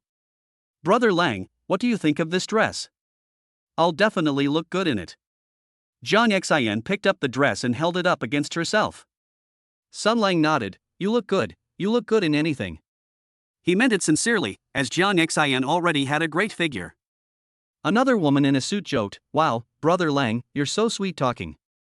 Anyone who didn't know better would think you were pursuing Jiang Xin. Sun Lang laughed. "Sister, I'm just telling the truth." Jiang Xin's looks speak for themselves. Jiang Xin blushed slightly and pulled him into the store. "Then help me take a look and pick out a few more items." Sun Lang followed them around the store, offering advice from time to time. With his top-notch talent for clothing matching, the styles he recommended were all very suitable. "Brother Lang, your taste is amazing. You're even better than a professional stylist," the woman in the short skirt exclaimed. Sun Lang raised an eyebrow. "Of course, don't you know who I am?" Just then, his phone suddenly vibrated. It was a message from Ajay. "Brother Lang, Gao Tian's men are at the bar again, and they brought a lot of people with them. Sister Meng Yao told you to be careful." Sun Lang frowned and replied, "I understand. Tell Sister Meng Yao not to worry. I'll go back as soon as I've finished here." He put away his phone, not taking the matter too seriously, thinking that Gao Tian was just sending some people to cause trouble. Jiang Xin walked over with a pink dress in her hand. "Brother Lang, how about this one?" Sun Lang snapped out of his daze. "It looks good, makes your skin look fairer, and suits you very well." Jiang Xin happily went to the fitting room, while Sun Lang leaned back on the sofa and waited, his gaze inadvertently sweeping out the window. He saw several tall men standing at the mall entrance, their eyes constantly glancing into the store. They didn't look like good people. Sun Lang's heart skipped a beat. Could it be someone from Gao Tian? He shook his head, thinking that he was probably overthinking it. Not long after, Jiang Xin came out wearing a dress, twirled around, and asked, "Brother Lang, does it look good?" "It's beautiful, exceptionally beautiful." Sun Lang clapped his hands with a smile, temporarily putting his earlier doubts behind him. The group spent another half hour shopping in the mall and bought a lot of things. Jiang Xin suggested going to the top floor for a Western meal. "Okay, I'm starving after shopping for so long." The woman in the short skirt agreed, and the group walked towards the elevator with their shopping bags. Just as they reached the elevator, the men standing at the door suddenly followed them and blocked their way. The man in the lead had a buzz cut and a scar on his face. "You're Sun Lang?" Sun Lang's eyes turned cold. They were indeed after him. I am. What do you want? The man with the buzz cut sneered. President Gao invited you over for a chat. Don't push your luck. Jiang Xin and the others' expressions changed. Jiang Xin stood in front of Sun Lang and asked, "Who are you? What do you want to do in broad daylight?" The man with the buzz cut glanced at Jiang Xin and said, "Little girl, don't meddle in other people's business, or I won't be polite to you." Sun Lang pulled Jiang Xin behind him. "If you have any problems, come at me. Don't scare them." The man with the buzz cut waved his hand. "Take him away." Several men behind him immediately stepped forward to grab Sun Lang. Sun Lang dodged to the side and punched a man in the stomach, who cried out in pain and fell to the ground. "Damn it, you dare to resist," the man with the buzz cut cursed and rushed forward. Relying on the explosive power granted by the King of Soldiers energy pill, Sun Lang engaged in combat with the group. Seeing this, people in the mall scattered, some taking out their phones to take pictures. Jiang Xin and the others turned pale with fright, but they didn't dare to run away. They shouted from the side, "Stop hitting us. We'll call the police if you keep hitting us." When the man with the buzz cut heard the police call, he paused for a moment. Taking advantage of this, Sun Lang kicked him in the chest, knocking him to the ground. "You just wait." The man with the buzz cut got up, glared fiercely at Sun Lang, and hurriedly left with his men. Sun Lang, panting, watched their retreating figures, knowing in his heart that this matter was not over. Jiang Xin rushed over. "Brother Lang, are you all right? Are you hurt?" Sun Lang shook his head. "I'm fine, not a scratch." He checked himself and found he was indeed uninjured. The woman in the suit said, still shaken, "That was terrifying. Who were those people? Why would they cause you trouble?" Sun Lang didn't say much. "It was just a small trouble, nothing serious. Let's go eat first." He didn't want them to worry. The group lost interest in shopping, but still went to the rooftop Western restaurant. After sitting down, Jiang Xin looked at Sun Lang and asked, "Brother Lang, are you hiding something from us?" Sun Lang took a sip of water. "It's really nothing. I just offended some people before, and they came to cause trouble." Jiang Xin wanted to ask more questions, but the waiter came over with the dishes, so she had to swallow her words. During the meal, Sun Lang was distracted, thinking about Gao Tian. He hadn't expected Gao Tian to act so quickly, and even dare to do so in a public place like a shopping mall. It seems Gao Tian is a formidable character. I really underestimated him before. After dinner, Sun Lang drove Jiang Xin and the others home. When they arrived at Jiang Xian's apartment building, Jiang Xin looked at him and said, "Brother Lang, you must be careful. Remember to call me if anything happens." Sun Lang nodded. "Don't worry, I'll be careful." Watching Jiang Xin go upstairs, Sun Lang drove to the Phantom Bar. He knew he had to discuss a plan with Li Mengyao as soon as possible, otherwise there would be more trouble. As soon as he arrived at the bar entrance, he saw Li Mengyao standing there waiting for him. "You're finally back. Are you all right?" Li Mengyao asked as soon as she saw him. Sun Lang shook his head. "It's nothing, I just got ambushed by Gao Tian's men at the mall and we got into a fight." Li Mengyao frowned. "Gao Tian has gone too far. How dare he make a move in the mall?" Sun Lang followed Li Mengyao into the bar's office. "Mengyao, who exactly is Gao Tian? How can he be so arrogant?" Li Mengyao sighed. "Gao Tian has a lot of influence in Jiangcheng.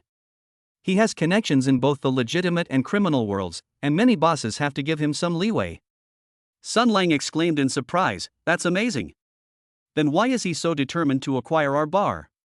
Li Mengyao, he saw the potential in our bar's location and customer base and wanted to turn it into a casino, supposedly to make more money. Sun Lang sneered, "Turn it into a casino? Isn't he afraid of being investigated?" Li Mengyao, he has powerful connections, so most people wouldn't dare to investigate him. Several bars refused to be acquired by him and were eventually forced to close down. Sun Lang's heart sank. "So, our bar is in danger too?" Li Mengyao nodded. "Yes, Gao Tian will definitely not let this go. You offended him today, and he will definitely go even further next time." Sun Lang clenched his fist. "I'll fight him to the death." "I refuse to believe he can act with impunity." Li Mengyao shook her head. "No, we can't fight him head on. We'll be at a disadvantage if we do. We need to think of a way to save the bar without him retaliating against us." Sun Lang looked at Li Mengyao. "Then do you have any ideas?" Li Mengyao thought for a moment and said, "I know someone who might be able to help us. But this person has a strange temper and might not necessarily help us." Sun Lang, no matter what, we have to try. We can't just sit here and wait to die. Li Mengyao nodded. Okay, I'll contact him tomorrow and see if he's willing to help. Be careful lately, and try not to go out alone. Gao Tian's people might cause you trouble again. Sun Lang, I understand. Security needs to be strengthened at the bar as well, to prevent Gao Tian's people from causing trouble. Li Mengyao, I've already made arrangements. I've added a few more security guards and installed more surveillance cameras. Sun Lang felt a little relieved. That's good. By the way, where's Zhe? I'm so grateful he sent me a message to remind me today. Li Mengyao, he's at the bar. Go check on him. I have some things to take care of. Sun Lang walked out of the office and came to the bar. Zhe saw him and quickly went up to him. Brother Lang, are you alright? I heard you were cornered by Gao Tian's men at the mall. Sun Lang laughed. It's nothing, what could possibly happen to me? Those few small fry, I beat them all up. Zhe breathed a sigh of relief. It's good that you're alright. I was so worried about you. Brother Lang, Gao Tian is really powerful, you have to be careful. Sun Lang nodded. I understand, thank you, Zhe. Zhe waved his hand. Brother Lang, why are you being so polite with me? We're good brothers. Sun Lang picked up a glass of wine and took a sip. Looking at the lively scene in the bar, he felt anything but relaxed. Just then, his phone rang. It was an unknown number.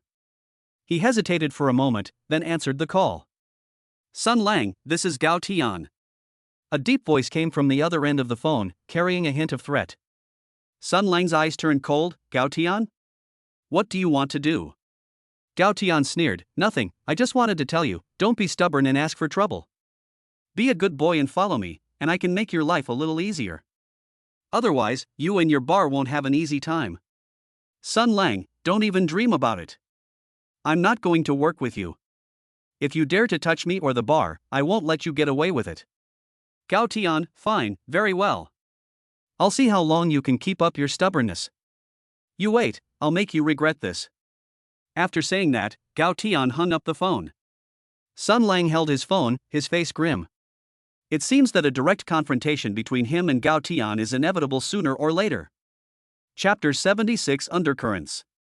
Sun Lang hung up Gao Tian's call, his fingers tracing the phone screen, his face so gloomy it could drip water.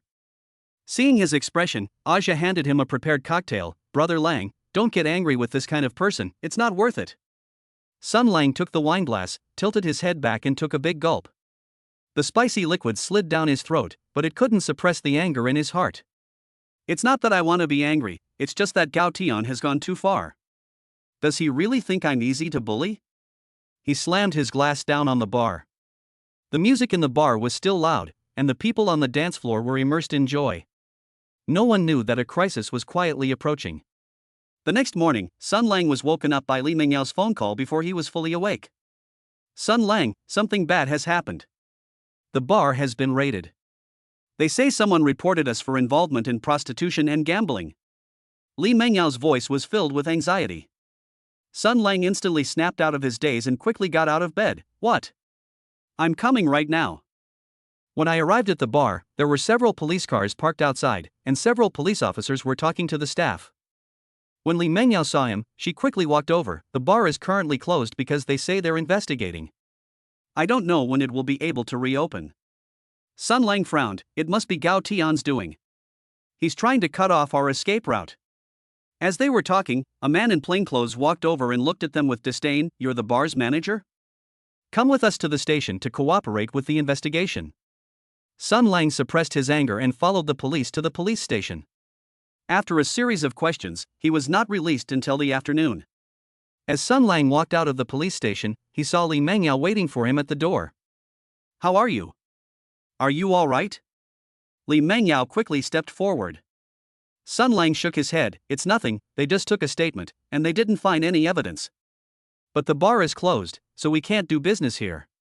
Li Mengyao sighed, but her eyes remained firm. But don't panic, I've been asking people to investigate Gao Tian's background these past 2 days. Sun Lang was taken aback for a moment, then felt a little guilty. Mengyao, thank you for your hard work. There's nothing I can do to help. Li Mengyao patted his shoulder. Why are you being so polite with me? This bar is also my hard work. By the way, I got in touch with a senior figure who might know some inside information. We've arranged to meet at the tea house tonight. That evening, Sun Lang followed Li Mengyao to a secluded tea house.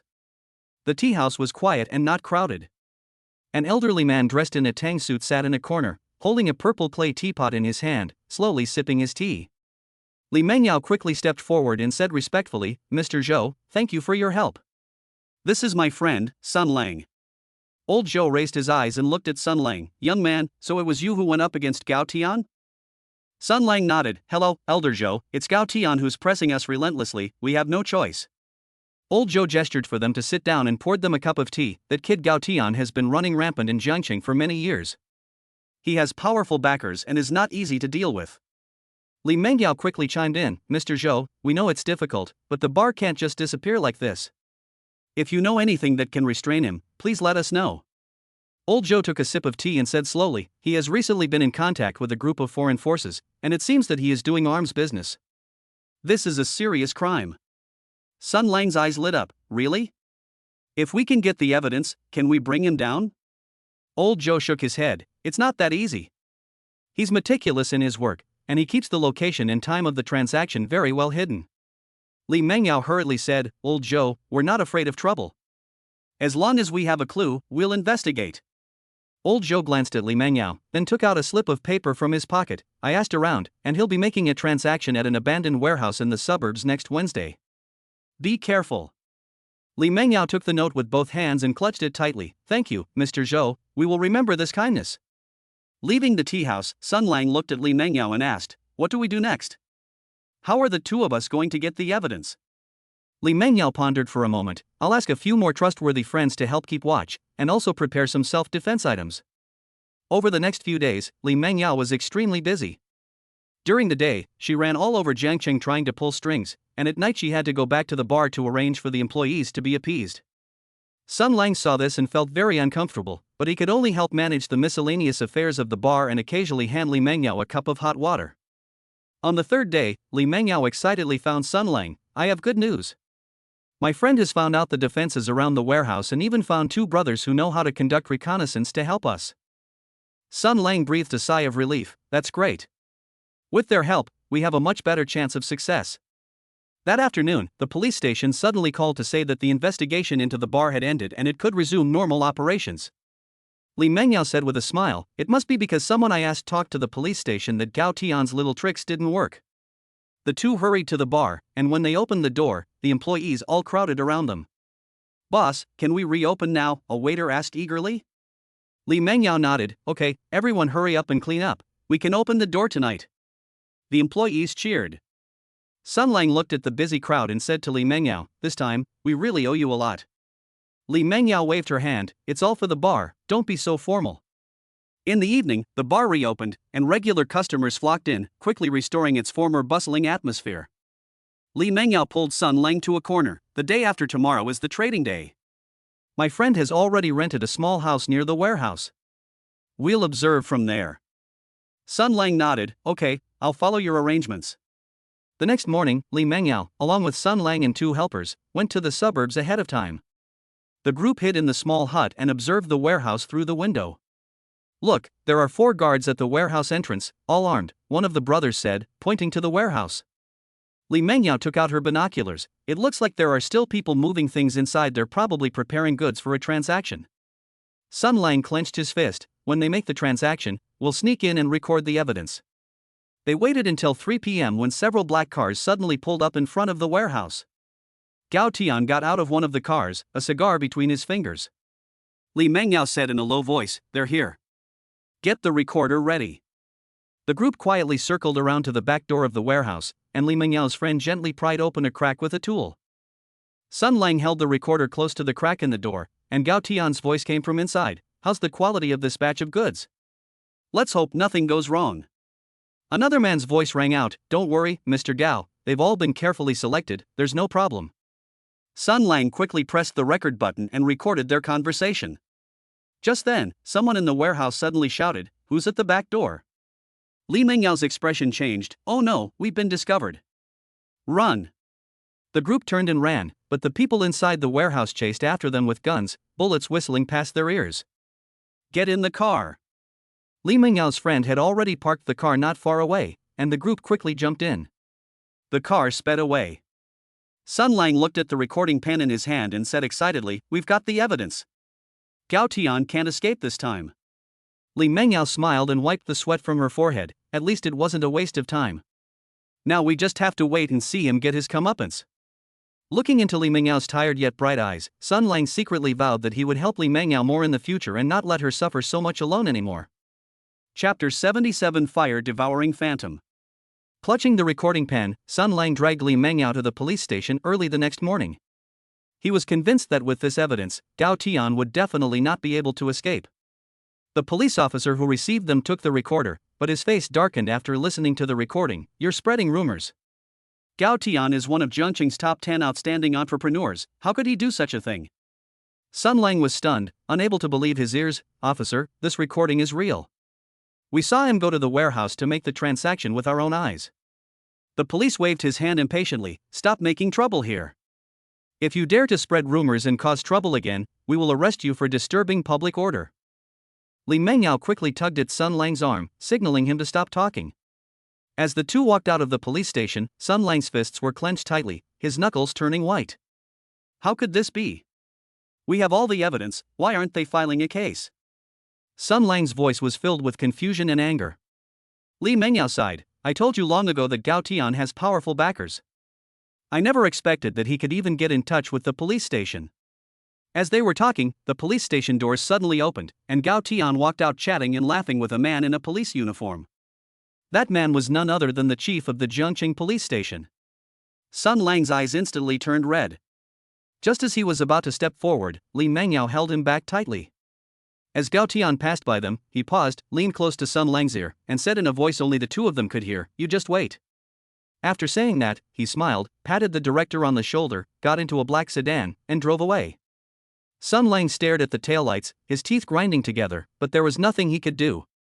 Back at the bar, Sun Lang sat listlessly at the counter all day. Usha watched him, not daring to ask any questions, and simply kept refilling his drink. The bar was still bustling that night, but Sun Lang felt that the liveliness had nothing to do with him. His mind was filled with Gao Tian's arrogant appearance and the police's indifferent attitude.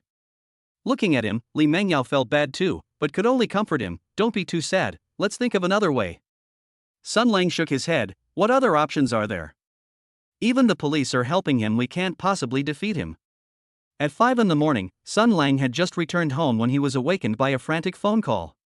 It was Usha calling, his voice trembling with tears. "Brother Lang, something terrible has happened. The bar is on fire." Sun Lang instantly sobered up, quickly put on his clothes, and drove to the bar. From afar, he could see flames shooting into the sky, the sirens of the fire trucks particularly piercing in the quiet of the early morning. Li Mengyao had also arrived, standing outside the cordon, her face pale. How could this happen? How could it suddenly catch fire? Sun Lang grabbed Li Mengyao's arm and asked anxiously. Li Mengyao shook her head, looking lost, and said, "I don't know. The firefighters said the fire was too big, and everything inside is probably burned to ashes." Looking at the burning bar, Sun Lang felt as if his heart was being torn apart.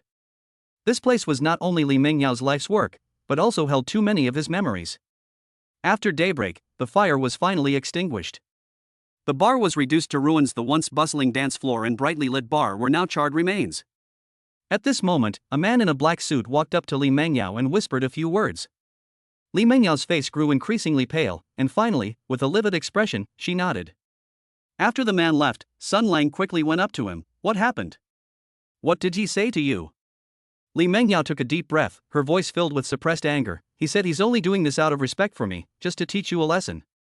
If he tries to get you to partner with him in business again, he won't give you that kind of face." Sun Lang was stunned. It turned out that Gao Tian had deliberately set the fire. "I'm going to find him," Sun Lang said, about to leave, but Li Mengyao stopped him. "Don't go."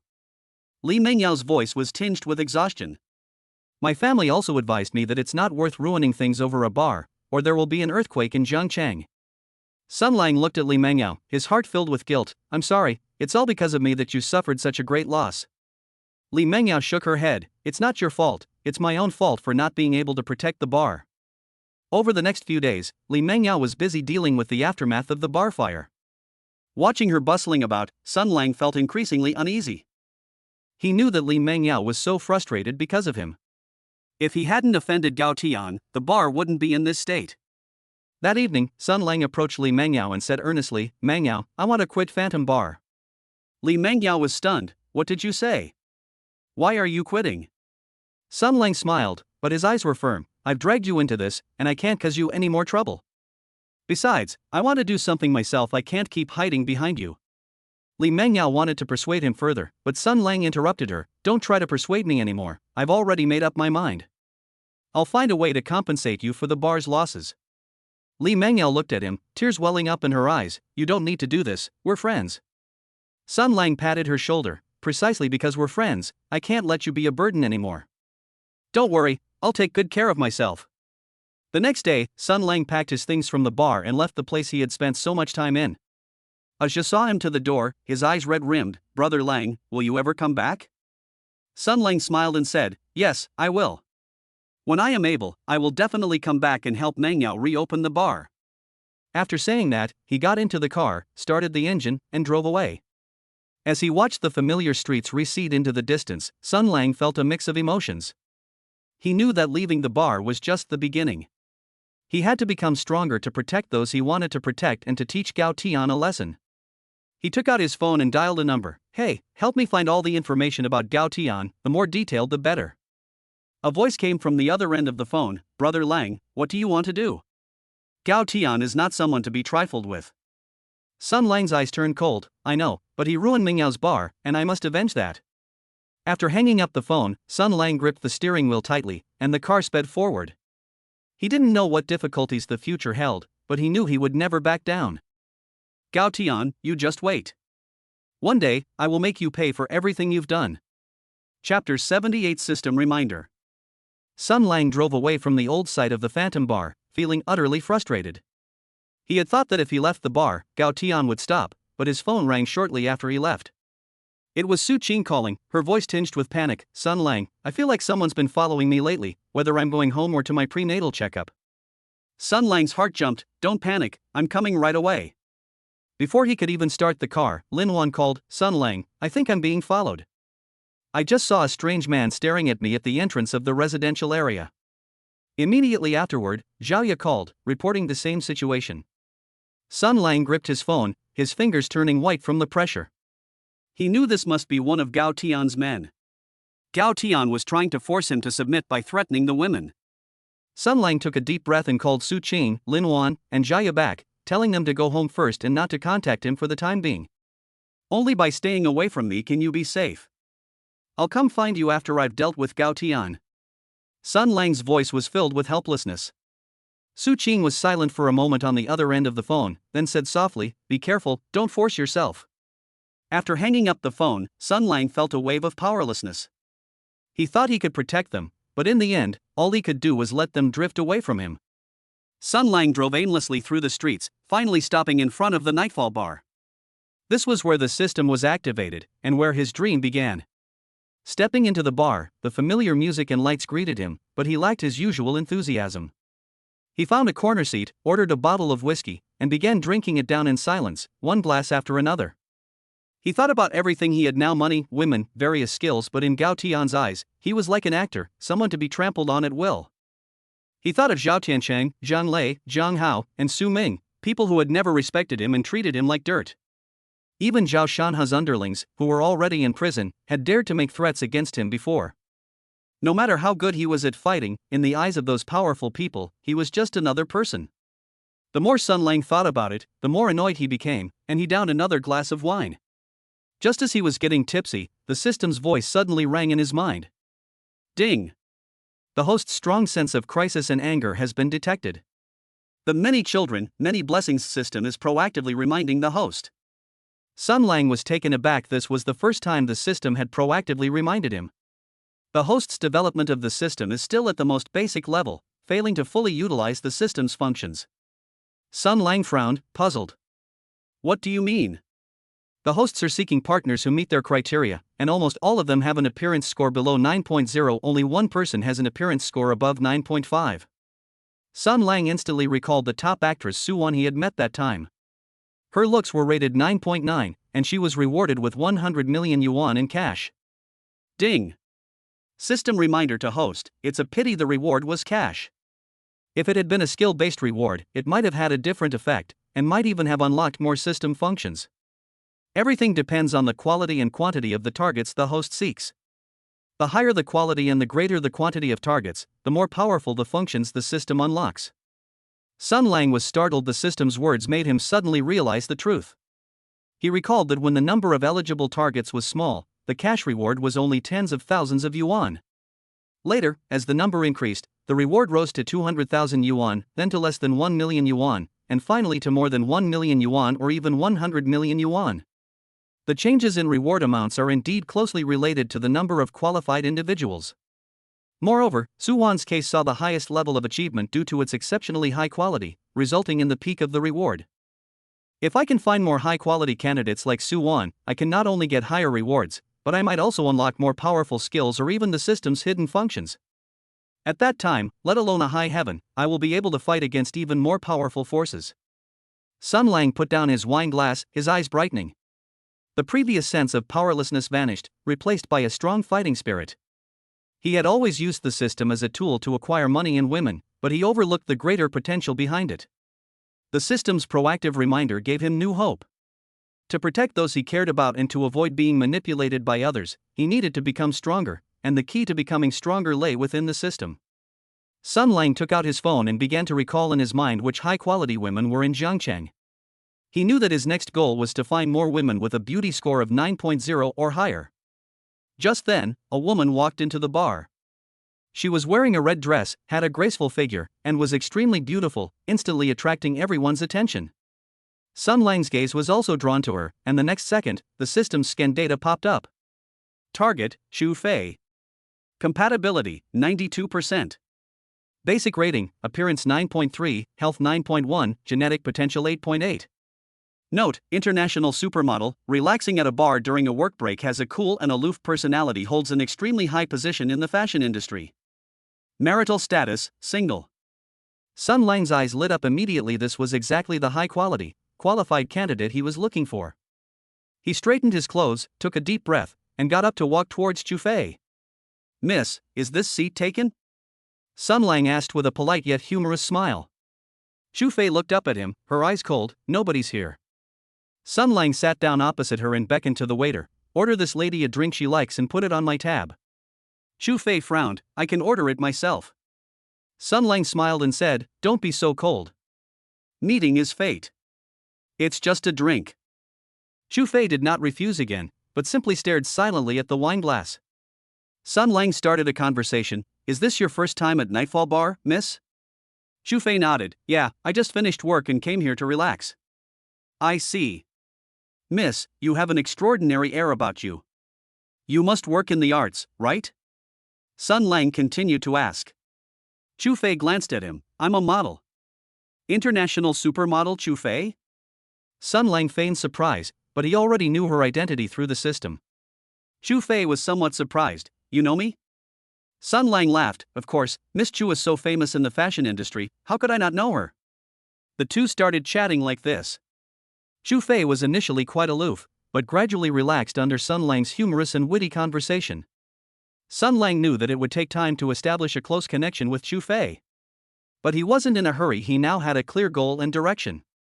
As long as he can find more high-quality qualified individuals and unlock more functions of the system, he is confident that he can fight against Gao Tian and protect the people he cares about. Sun Lang raised his glass and gestured to Xu Fei. Miss Chu, cheers to our meeting. Xu Fei also raised her glass and lightly clinked it against hers. Cheers. Gazing at Xu Fei's stunning profile, Sun Lang's heart filled with anticipation. He knew a new journey had begun, and this time, he would not allow himself to be manipulated. Gao Tian, you just wait. When I become strong enough, I will make you pay a terrible price for what you did. Sun Lang downed his drink in one gulp, his eyes resolute and sharp. The system's reminder had given him renewed direction and a glimmer of hope for defeating his formidable adversary.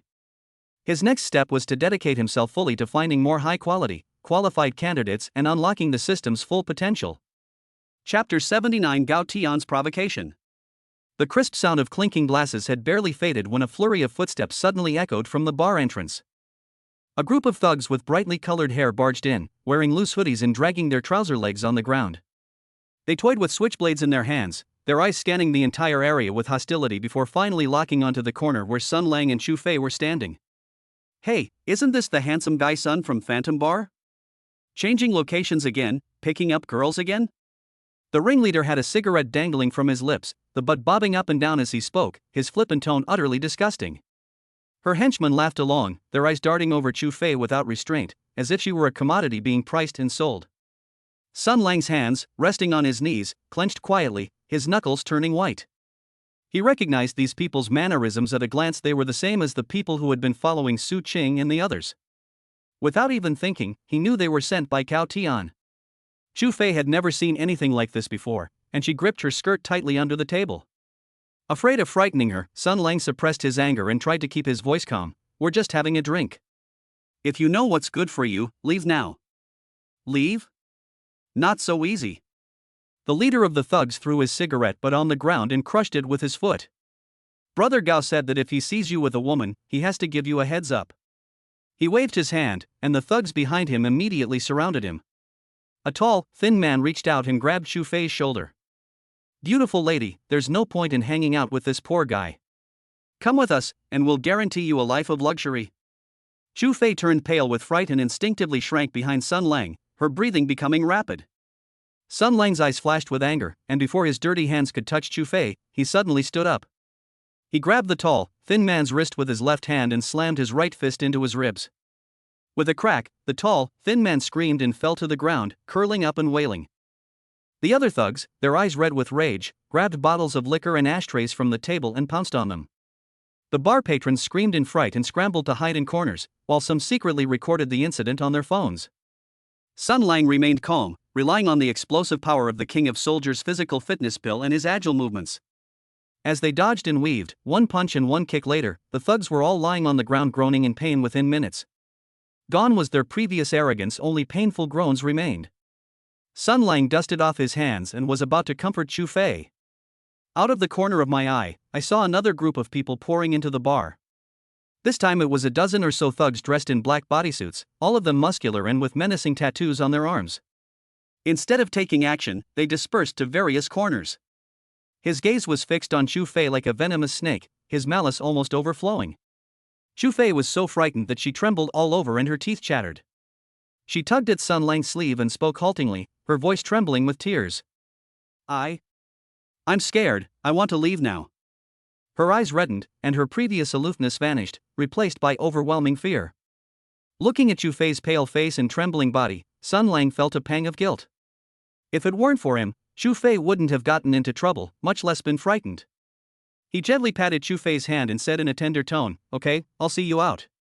Don't be afraid, I'm here." He picked up Chu Fei's bag and escorted her towards the door. Just as the two were about to reach the door, an arrogant voice came from the doorway. "What, you want to leave? Did you ask me, Gao Tian?" Sun Lang looked up and saw Gao Tian wearing a tailor-made dark blue suit. Wearing an expensive watch, he entered the bar surrounded by a dozen bodyguards in black. He glanced contemptuously at the groaning thugs on the ground, then fixed his gaze on Sun Lang. A mocking smile curled at the corner of his mouth, as if he were looking at an ant that overestimated its own strength. Chu Fei trembled even more violently when she saw Gao Tian, and dared not look at him anymore. She broke free from Sun Lang's hand, lowered her head, and ran quickly out of the bar, forgetting even to pick up the silk scarf on the ground. Sun Lang tried to give chase, but was stopped by two tall bodyguards. Their arms were crossed, like a wall blocking their way, and they remained motionless. "Sun Lang, aren't you supposed to be a great fighter?" Gao Tian slowly walked up to Sun Lang. She looked down at him, her disdain almost overflowing. "I heard you could take on a dozen thugs like it was nothing, so why are you scared to move now?" He pointed to the thugs behind him and said mockingly, "I have 100 underlings here. If you think you can fight, go ahead and make your move. Hit me all you want, I'll take responsibility if you break anything." Gao Tian paused for a moment, then continued, "However, I need to make the rules clear. My little brother hit you first, and if you fought back, it would be considered self-defense, and he could earn 1 million. My little brother beat you up in front of you. Even if he goes to jail, he can still get 10 million. But if you hit him first, regardless of whether there is a reason or not, you will go to jail. The underling who got beaten up can get 100 million. He leaned closer to Sun Lang, his voice low but full of sarcasm. You little punk, aren't you supposed to be a great fighter and a womanizer? Let me tell you, in Jiangcheng, or even in the entire Dragon Kingdom, as long as I, Gao Tian, am around, you won't be able to get a single girl. You'll only ever live like a stray dog, hiding in a corner, barely surviving. After saying that, Gao Tian suddenly straightened up and laughed unrestrainedly. The laughter was sharp and grating, full of humiliation for Sun Lang. Gao Tian stopped laughing after half a minute and stopped looking at Sun Lang. He turned to his bodyguard and said, "Let's go," then swaggered away with his men. Before leaving, he glanced back at Sun Lang, his eyes brimming with provocation and smugness. After Gao Tian left, the remaining thugs immediately became active. They surrounded Sun Lang, their eyes like hungry wolves eyeing their prey, or like enthusiastic fans looking at their idol. His gaze was fiery and provocative, filled with anticipation. A thug with a buzz cut took a step forward, puffed out his chest, and shouted arrogantly, "Sun Lang, if you dare, hit me. If you dare to lay a hand on me, I'll give you 100 million. We'll buy a big villa in Jiangcheng, marry a beautiful wife, and live the high life. Why don't you get started?" Another short, fat thug joined in the commotion and walked up to Sun Lang. She deliberately bumped him hard with her shoulder and cursed, "You piece of trash, weren't you so tough just now? Why are you afraid to move now? Are you afraid of going to jail? If you don't dare, then get out of Jiangcheng right now and stop making a fool of yourself here. It's disgusting to look at." Some thugs picked up bottles from the ground and fiddled with them, saying things in a sarcastic tone. "That's right, Brother Gao already said you're just a nobody, and you think you can mess with him? I advise you to find somewhere to hide right away and stop embarrassing yourself. Otherwise, it won't be so simple next time." The thugs took turns taunting Sun Lang with their words. Some even made insulting gestures, hoping he wouldn't be able to resist taking action. Sun Lang clenched his fists tightly, his nails digging into his palms. Fresh blood flowed from between his fingers, dripping onto the ground and forming small blood spots. His chest heaved violently, and anger surged within him like a volcano, threatening to overwhelm his reason. He knew better than anyone that Gao Tian was deliberately using this despicable method to provoke him. The moment he made a move, he fell into the trap, and what awaited him was a cold prison. He took a deep breath, trying to calm his anger. I kept telling myself, now is not the time, I can't fall into the trap. Once I become powerful enough, I will make Gao Tian and those thugs pay the price. Sun Lang slowly raised his head and coldly swept his gaze over each thug. The chill in his eyes was like winter snow, causing the thugs who were egging him on to involuntarily take a step back. Their arrogance subsided somewhat, and they dared not provoke them recklessly anymore. Don't think that just because you have the support of the heavens, you can do whatever you want. Sun Lang's voice was icy cold, each word like an ice pick striking the thug's heart. One day, I will make you and the heavens pay a heavy price for what you have done today. Don't come crying and begging for mercy then. After saying that, Sun Lang ignored the now quiet thugs and turned to walk towards the door. The thugs watched his retreating figure, wanting to stop him but were frightened by his eyes and tone. I could only watch him walk out of the bar, not daring to take a single step forward. As I stepped out of the bar, it was completely dark, and neon lights were flashing on both sides of the street. But it couldn't illuminate the gloom in Sun Lang's heart. Instead, it made him feel even more depressed. The evening breeze was cool on his face, but it did not dispel his anger and frustration. He looked down at the wound on his palm. The bleeding had stopped, leaving several deep marks.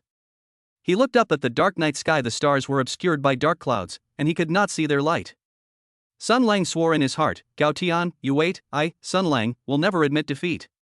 One day, I will make you kneel before me and pay the price for your arrogance and humiliation today. I will show you that you have not offended an ant, but a sleeping demon. Once it awakens, it will unleash a colossal wave that will completely engulf you. Sun Lang clenched his fist, his eyes becoming more determined, and his previous confusion vanished. He knew that he was no match for Gao Tian at the moment, as their power and strength were far inferior. But he has a system, which is his greatest source of confidence. By following the system prompts, we can find more high-quality qualified individuals like Su Wan and Chu Fei. Unlock stronger skills and functions, and one day you will be able to surpass and crush the heavens. Protect those you want to protect, and don't let them suffer any harm because of you. He turned and walked toward the streetlights in the distance, his shadow stretched long and exceptionally tall under the light. New challenges have begun. The road ahead may be thorny or dangerous. But Sun Lang's heart was filled with a burning fighting spirit, and he was no longer afraid or retreating. He knew he had no way out and could only move forward relentlessly. Until all enemies are trampled underfoot, standing at a higher place, protecting all the people and things we cherish. Chapter 80: Flying to the Beautiful Country. The plane pierced through the clouds and flew smoothly at an altitude of 10,000 meters.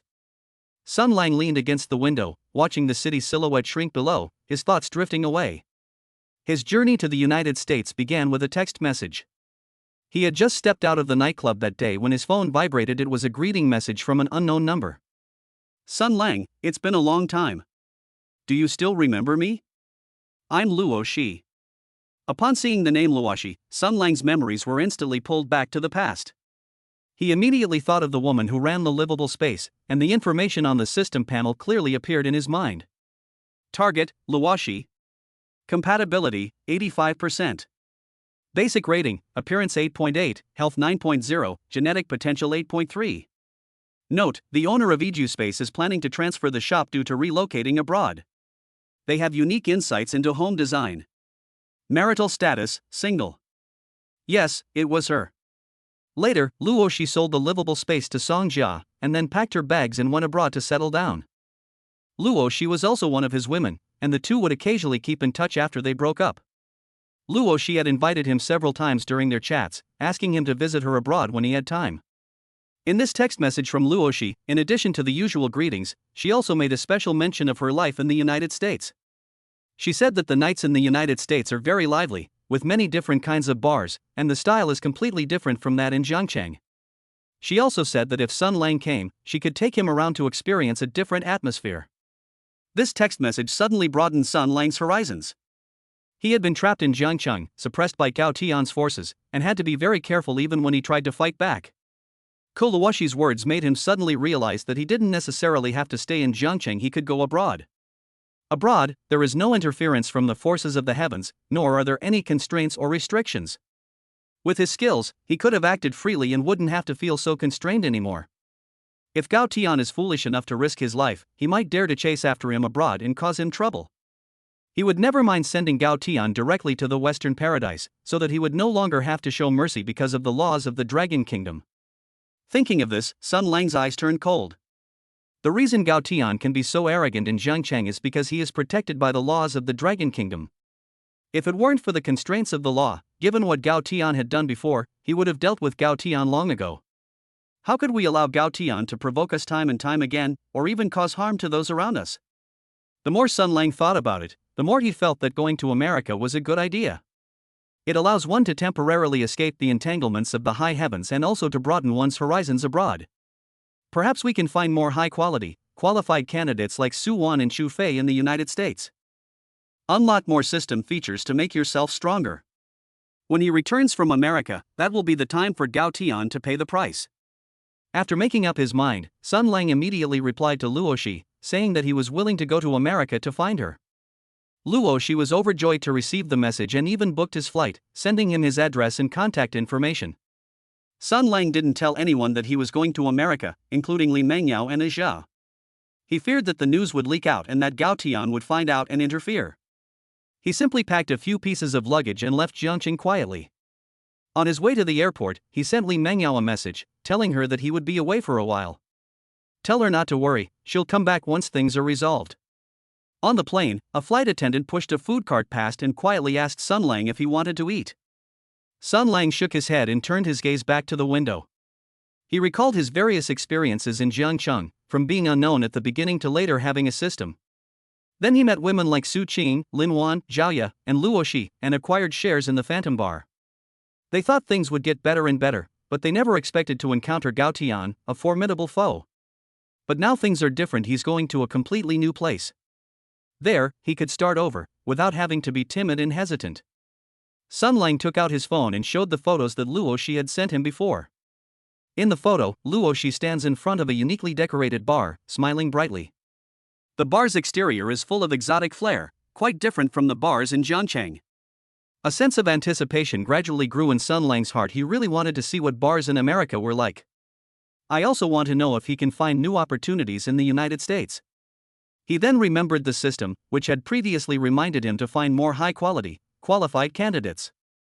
America is such a big country, there must be many outstanding women there. If he can unlock more qualified targets in the United States, his strength will definitely increase significantly. He was confident he could handle anyone, not just Gao Tian, but even someone more powerful than Gao Tian. Sun Lang clenched his fists, his eyes filled with fighting spirit. He knew that this trip to the United States would be a new beginning for him. He must seize this opportunity to make himself stronger. When he returns, he will let Gao Tian know that Sun Lang is not someone to be trifled with. The plane continued its flight, getting closer and closer to the United States. Sun Lang leaned back in his chair, closed his eyes, and began to plan his life in the beautiful country in his mind. First, he needs to meet with Luo Shi to get a better understanding of the situation in the United States. Then go check out the bars Luo Shi mentioned. You might encounter new opportunities. Most importantly, pay attention to the women around you and look for more high-quality, suitable partners. He believed that as long as he worked hard, he would definitely be able to make a name for himself in the United States. Before we knew it, the plane began to descend slowly. Sun Lang opened his eyes and saw that he could clearly see the cityscape of America below. Skyscrapers stand side by side, and the streets are bustling with traffic, creating a vibrant and prosperous atmosphere. Sun Lang took a deep breath and straightened his clothes. He knew that a new challenge had begun, but this time, he was full of confidence. He was no longer the Sun Lang who was suffocated by Gao Tian in Zhangcheng. In America, he wanted to live a different life and let everyone know how amazing he was. The plane landed smoothly on the airport runway, and Sun Lang, carrying his luggage, followed the flow of people out of the cabin. As soon as he stepped out of the airport terminal, he saw that familiar figure. Luo Shi, wearing a white dress, stood in the crowd and waved at him. Sun Lang walked over with a smile and hugged Luo Shi. "Long time no see, Luo Shi." "Long time no see, Sun Lang, welcome to the land of beauty." Luo Shi's smile was as bright as ever. The two walked out of the airport side by side, and Luo Shi introduced the situation of the beautiful country to Sun Lang as they walked. Sun Lang listened attentively, his eyes filled with anticipation. He knew that his trip to America had officially begun from this moment on. And his life will enter a new chapter. He secretly vowed that he must seize this opportunity to become strong enough. When he returns to Zhangcheng, it will be Gao Tian's death day. He would never again allow someone like Gao Tian to act arrogantly and domineeringly in front of him. He wanted to let everyone who had bullied or looked down on him know that he, Sun Lang, was not someone to be trifled with. Chapter 81 First Experience in a Beautiful Country. After leaving the airport terminal, Luo Shi led Sun Lang to the parking lot. A white sports car was parked not far away, its bodyline sleek and clearly expensive. "This is the car I bought here. It will make it more convenient for me to go out in the future." Luo Shi smiled and opened the car door, inviting Sun Lang to get in. Sun Lang sat in the passenger seat, looked at the exquisite interior of the car, and nodded. "It's pretty good, it suits you very well." Luo Shi started the car and said as she drove, "My home is in a villa area in the city. The environment is very nice. You can stay at my place for a while, so you don't have to look for another place." Sun Lang paused for a moment after hearing this, then shook his head. "No, Luo Shi, I'll find a place to stay myself." Luo Shi was a little surprised and glanced at him sideways. "Why?" "It's so convenient for you to stay at my place, and we haven't seen each other in a long time, so we can chat more." Sun Lang took a deep breath and said slowly, "I know you mean well, but you live with your family, so it won't be convenient for me to move in. Moreover, I came to the United States this time not wanting any more worries or entanglements." He paused, then continued, "Only when I am alone can I be truly free to do what I want in this country without any constraints. As you know, I ran into some trouble in Zhangcheng, and I came here hoping to temporarily escape those constraints." Looking into Sun Lang's determined eyes, Luo Shi knew he had made his decision. He stopped trying to persuade her and said, "All right, I respect your choice. But you don't need to worry about accommodation, I'll take you somewhere." Sun Lang asked, somewhat puzzled, "Where?" Luo Shi smiled and said, "You'll see when we get there. I guarantee you'll be satisfied."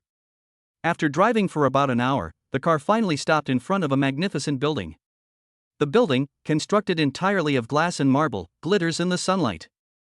The doormen standing at the entrance were dressed in neat uniforms. It was clearly not an ordinary hotel. This is the most luxurious 7-star hotel in the United States, with the best facilities and services. Luo Shi led Sun Lang into the hotel lobby, which was luxuriously decorated with crystal chandeliers hanging from the ceiling, radiating dazzling light. Luo Shi walked straight to the front desk and exchanged a few words with the staff in fluent English. Then I took out my bank card and checked in directly. I've extended your room rate for another month. Just stay here comfortably for now, and call me anytime if you need anything. Luo Shi handed the room key to Sun Lang and said with a smile. Sun Lang looked at the room key in his hand and felt a little touched. Luo Shi, this is too much trouble. I can pay for the room myself. Luo Shi waved her hand. Why are you being so polite with me? Given our past relationship, this little bit of money is nothing. And I'm already very happy that you came to see me in America. Sun Lang knew Luo Shi's personality. Refusing again would only upset her. She nodded and said, all right then, thank you, Luo Shi. I'll remember this kindness and will definitely repay you when I have the chance. Luo Shi smiled and said, no need to be so formal. Come on, I'll show you the room. The two took the elevator to the top floor, where all the rooms were presidential suites. The space is spacious and luxuriously decorated, complete with a living room, bedroom, study, and walk-in closet. The floor-to-ceiling windows also feature a private terrace with panoramic city views. How is it? Are you satisfied with this room? Luo Shi asked Sun Lang, standing on the terrace. Sun Lang walked to the edge of the terrace, looked at the bustling city in the distance, and took a deep breath, very satisfied. Thank you, Luo Shi. Luo Shi walked to his side and said softly, no need to thank me. Actually, I'm very happy that you came. We haven't seen each other in a long time. I won't go back tonight, I'll stay and chat with you. Sun Lang turned to look at Luo Shi, whose eyes held a hint of expectation and a subtle tenderness. Sun Lang understood what she meant and nodded. Okay, let's have a good talk tonight. That evening, the two had dinner at the hotel restaurant and then returned to their room. Luo Shi sat on the sofa, looked at Sun Lang, and began to talk about her life in the United States.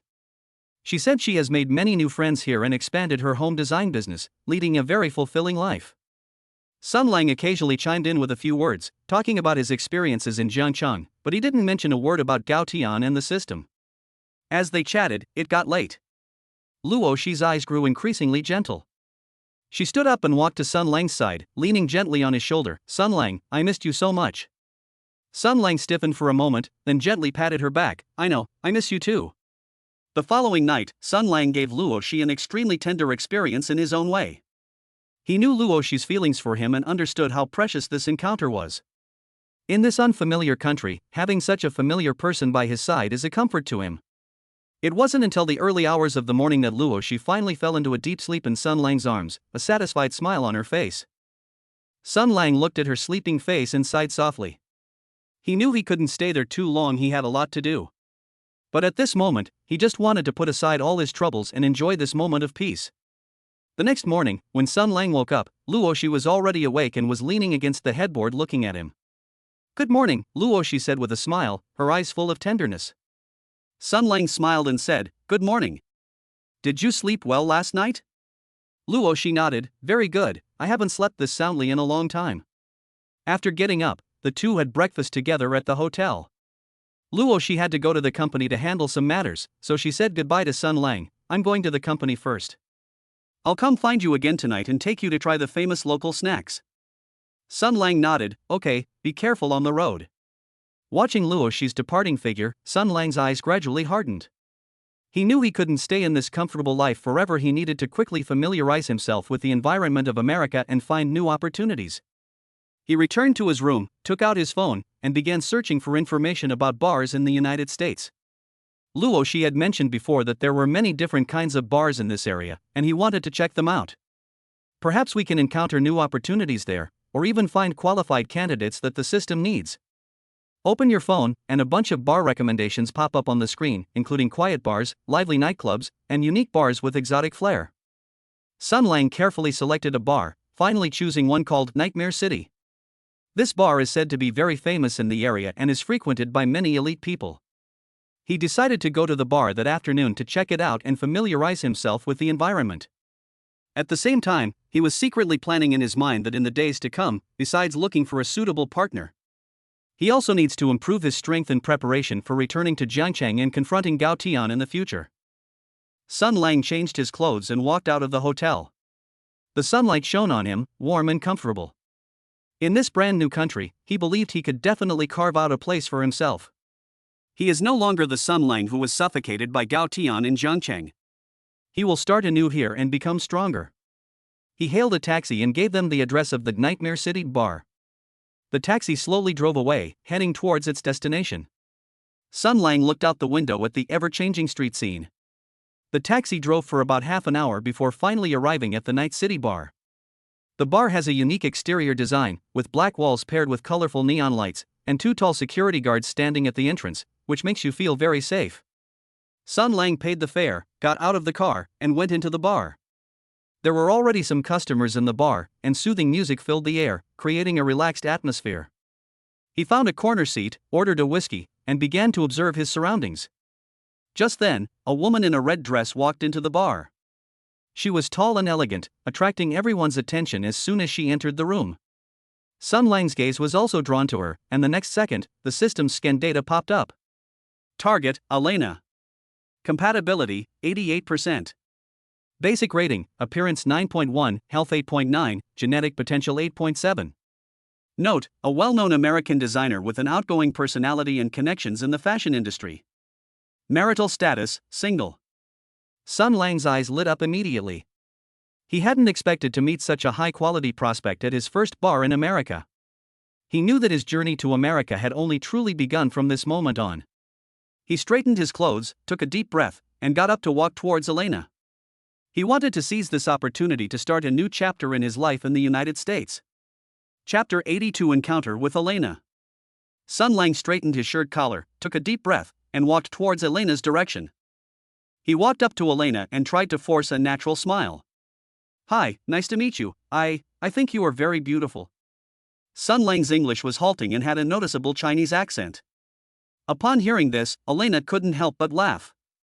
Her smile was radiant and warm, like the sunshine. She watched Sun gesturing with all his might, her eyes full of amusement. Sun Lang was a little embarrassed and scratched his head. He continued in broken English, I want to talk with you, okay?" As he spoke, he awkwardly made gestures to communicate. Elena covered her mouth, trying to suppress her laughter. She didn't speak, but instead pointed to the private rooms on the second floor of the bar, a hint of mischief in her eyes. Upon seeing this gesture, Sun Lang instantly understood her meaning. Having spent so much time at the Phantom Bar, he was all too familiar with this kind of implication. He paused for a moment, somewhat surprised. "I never expected women from America to be so open-minded." After only a few brief exchanges, they immediately invited me to a private room. Sun Lang couldn't help but mutter to himself, if the system hadn't shown that this woman was fine and had a high health score, he would have been worried that she might have some kind of illness. Sun Lang himself was unaware of this, forgetting that he was no longer the insignificant loser he used to be. Now he is tall and handsome, and his temperament is completely different from before. The King of Soldiers' physical fitness pill not only strengthened his body, giving him a well-proportioned and muscular physique. The various skills he had previously unlocked were also subtly enhancing his charm. Sun Lang hadn't paid much attention to these changes before, which is why he was somewhat surprised by Elena's initiative. Seeing Sun Lang's stunned expression, Elena smiled and gestured for him to go first, then headed upstairs. Sun Lang snapped out of his daze and quickly followed. The two walked up the stairs. The private rooms on the second floor were relatively quiet, and each room had its own private space. Elena chose a private room in a corner, pushed open the door, and went inside. Sun Lang followed her in and casually closed the door behind him. The lighting in the private room was dim, creating an ambiguous atmosphere. Elena sat on the sofa and beckoned to Sun Lang, signaling him to come over. Sun Lang walked over and sat down next to her. In the time that followed, although the two did not communicate much verbally, they were able to understand each other through eye contact and gestures. With his charm and the experience he had gained in bars, Sun Lang quickly became acquainted with Elena. Not long after, he successfully won over Elena. Just then, a familiar system notification sound rang in Sun Lang's mind. Ding! Congratulations, host, you have successfully unlocked the target, Elena, and received the reward, Top-Tier Language Talent. Top-Tier Language Talent. The host can automatically master all known languages on Earth, including spoken, written, and dialect languages, and use them fluently. Sun Lang was both surprised and delighted when he heard about the reward. Top-notch language talent, that's exactly the skill he needs right now. Previously, it was very difficult to communicate with Elena because of the language barrier, but now that I have this talent, it will be much more convenient for me in the United States. He could clearly feel that his mind had instantly gained a lot more knowledge about various languages. He is proficient in English, French, German, and other less commonly spoken languages, and can use them with ease. The immense surprise caused a noticeable physical reaction in Sun Lang. At that moment, Elena sensed this sudden change and exclaimed, "Oh my God!" Her eyes were filled with surprise and disbelief. Sun Lang only realized his own reaction after hearing Elena's exclamation. He looked at Elena, a confident smile playing on his lips, and said in fluent, standard American English, "Didn't expect that, did you?" This is just the beginning. Elena was so surprised that she couldn't speak when she heard Sun Lang suddenly speak fluent English. She had just seen Sun Lang struggling even with simple English conversations, so how did he suddenly become so good? How come you suddenly speak such fluent English?" Elena asked in confusion, her eyes full of curiosity. Sun Lang had already prepared an excuse, and said with a smile, "Actually, I knew a little bit before, but I wasn't very proficient. I suddenly had a breakthrough just now, and I feel much better now." He couldn't reveal the existence of the system, so he could only come up with this excuse. Although Elena still had some doubts, she didn't press the matter. She was more concerned about Sun Lang's change just now, and her eyes gleamed with a strange light. In the following time, Sun Lang, with his top-notch language skills, was able to communicate smoothly with Elena. They talked about their lives, hobbies, and opinions on the city. Sun Lang discovered that Elena was not only beautiful, but also very talented. As a renowned designer, she has unique insights into fashion and art, and Sun Lang learned a lot from chatting with her. Meanwhile, through their conversations, Sun Lang also learned that Elena had many connections in the fashion industry. This could be a great help to his future development in the United States. Before they knew it, a long time had passed. The bar outside the private room was still bustling, but the two people inside were immersed in their own world. Sun Lang knew that this encounter with Elena was more than just unlocking a suitable partner and acquiring top-tier language skills. More importantly, this gave him a new breakthrough in the United States and made him more confident about his future life. He believed that with his top-notch language skills, plus other skills he might unlock later, he would definitely thrive in the United States. When he accumulates enough strength and returns to Jiangcheng, it will be the day Gao Tian pays the price. After some time, the two finally came out of the private room. Elena linked arms with Sun Lang, a satisfied smile on her face. "Sun Lang, I'm so happy to have met you tonight." Elena looked at Sun Lang, her eyes full of tenderness. "Will we be able to meet again in the future?" Sun Lang smiled and nodded, "Of course, I'm also very happy to meet you. This is my phone number. You can contact me anytime." He took out his phone and exchanged contact information with Elena. The two said goodbye at the bar entrance, and Elena got into a taxi and left. Sun Lang watched the taxi drive away, a smile remaining on his lips. He turned and walked back to the hotel. Along the way, he couldn't help but silently recite in different languages, enjoying the convenience brought by his top-notch language skills. Back in his hotel room, Sun Lang lay on the sofa, reflecting on the events of the evening. From initially striking up a conversation with broken English to later unlocking Elena's top-notch language talent, it all felt like a dream. But he knew this wasn't a dream.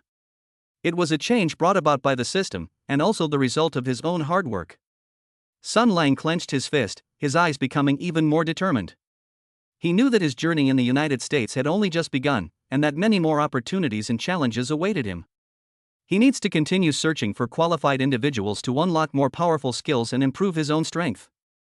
Only in this way can he establish himself in this unfamiliar country and have enough power in the future to fight against the heavens and protect the people he wants to protect. At the same time, he was also planning in his mind to visit more places tomorrow. For example, at the fashion circle gathering that Elena mentioned, he might meet more outstanding and qualified candidates like Elena there. Thinking of this, Sun Lang's heart was filled with anticipation. He stood up, walked onto the terrace, and looked at the bustling city night view in the distance. The evening breeze, cool on his face, made his mind even clearer. Sun Lang took a deep breath and secretly vowed in his heart, "Gao Tian, you wait, I will definitely become stronger than you can imagine. The day I return to Jiangcheng will be the day you pay the price for your actions." Chapter 83: The New World of the Wishing Bar. Sun Lang lay on the soft bed in the hotel, his fingertips unconsciously stroking the screen of his phone. His mind was racing, his thoughts never stopping. Since unlocking Elena's top-tier language talent, he suddenly felt that his previous goals and standards seemed a bit too low. Perhaps his recent string of high-quality partners has made him complacent, or perhaps he feels his fish pond needs an upgrade. He silently instructed the system, set the score reminder for qualified candidates to be above 9.0. Scores below this should not be displayed. Ding! The system has received the instruction the rating alert threshold has been adjusted to 9.0. Target information for scores below this level will no longer be displayed automatically. As soon as the system notification sound ended, Sun Lang had a strange feeling that he had been upgraded from a slingshot to a cannon. He couldn't help but chuckle. This was probably what it meant to eat refined grains and never want to touch coarse chaff again. As evening approached, there was a knock on the door. Sun Lang got up and opened the door, and saw Luo Shi standing at the door carrying an exquisite food box. Luo Shi wore a gentle smile, her eyes full of concern. I made some dishes from my hometown, thinking you might miss the taste of home. I've brought it over to you, Luo Shi said as she walked into the room. She skillfully placed the food from the lunchbox onto the dining table with gentle and practiced movements. Sun Lang watched Luo Shi's busy figure and, as usual, wanted to check her rating. But his mind was blank, and the familiar system panel was nowhere to be seen. He then remembered that he had just adjusted the rating threshold, and Luo Shi's appearance score of 8.8 was just below 9.0. Therefore, the system no longer displays her information automatically. Sun Lang shook his head helplessly, but couldn't help but smile self-deprecatingly. Luo Shi noticed his expression and asked in confusion, "What's wrong? Is it because the food I made isn't to your liking?" Sun Lang quickly waved his hand. "No, I was just thinking about something else. I'm already very happy that you specially cooked your hometown dishes for me." The two sat at the dining table eating, and Luo Shi enthusiastically told Sun Lang about interesting things about America. Sun Lang occasionally chimed in, but his mind was always on improving his strength. His mind is now completely focused on acquiring more top-tier skills in the system's mysterious functions as quickly as possible. I don't want to waste a single minute or second, for fear of missing an opportunity to improve. After all, only by being strong enough can one return to resolve Gao Tian's troubles as soon as possible. Luo Shi noticed that he seemed a little absent-minded, but she didn't ask any further questions. She simply ate the meal with him silently, her eyes full of understanding. Before leaving, she whispered, "If you need anything, remember to call me." Sun Lang nodded, and after watching Luo Shi leave, he immediately changed his clothes. He grabbed his coat and rushed out the door without the slightest hesitation. He planned to take advantage of the night to visit some bars in America. See if you can find a high-quality candidate with a score of 9.0 or higher. He first went to the Night City Bar, which he had visited before. The place was still bustling with activity, with all sorts of people moving about and the music deafening. But after Sun Lang wandered around, the system in his mind didn't react at all. Clearly, there are no objects here that meet the 9.0 rating. Then, he went to several well-regarded bars in the vicinity. Some are luxuriously decorated with sparkling crystal chandeliers, others are full of retro charm with charming wooden decorations. But the result was the same: the system never issued a notification sound. Sun Lang couldn't help but feel puzzled. That's not right, this is the great United States. Where have all the women with a GPA of 9.0 or higher gone? He even began to wonder if he had set his standards too high. Just as he was about to give up and return to the hotel, a unique bar on the street corner caught his attention. This bar has a very unique name, Wishing Bar. Wishing Bar? That's an interesting name. Sun Lang stopped in his tracks. Looking at the uniquely designed skull door at the entrance of the bar, his eyes were full of curiosity. The skull's eye sockets were inlaid with flashing red LED lights, giving it a mysterious and eerie feel. He hesitated for a moment, but curiosity ultimately prevailed over hesitation. Sun Lang smiled slightly and walked towards the skull door. The moment you push open the skull door, an atmosphere unlike any other bar hits you. The bar didn't have deafening music, instead, it played soothing tunes with a touch of mystery. The lighting is dim yet stylish, creating a tranquil yet ambiguous atmosphere. The walls were adorned with many strange decorations, including ancient clocks and mysterious symbols. There are also various animal specimens, each with its own unique charm. There weren't many customers in the bar, but everyone there seemed to have a lot of class. The men were mostly dressed in well-fitting suits and had elegant manners. The women wore exquisite dresses and had graceful figures. They chatted happily, their voices low, yet creating an elegant and mysterious atmosphere. Sun Lang found a corner seat and sat down. The waiter quickly came over. They handed over the menu with a respectful and polite attitude. Sun Lang casually ordered a cocktail, but his eyes darted around the bar. I'm hoping the system will give me a notification sound and find an object that meets the criteria. Just then, a woman in a black evening gown came down the stairs. She was tall and slender with snow-white skin, as pure as ice and snow in winter. Her long, golden hair cascaded down her shoulders like a waterfall, glossy and lustrous. Her features were so exquisite, like a work of art meticulously sculpted by God, flawless. Especially those blue eyes, which seemed to hold a deep ocean within them. It's so captivating that you can't help but be drawn in at first glance, unable to look away. Sun Lang's gaze was instantly drawn to her, almost simultaneously. The system notification sounded in my mind, familiar and pleasant.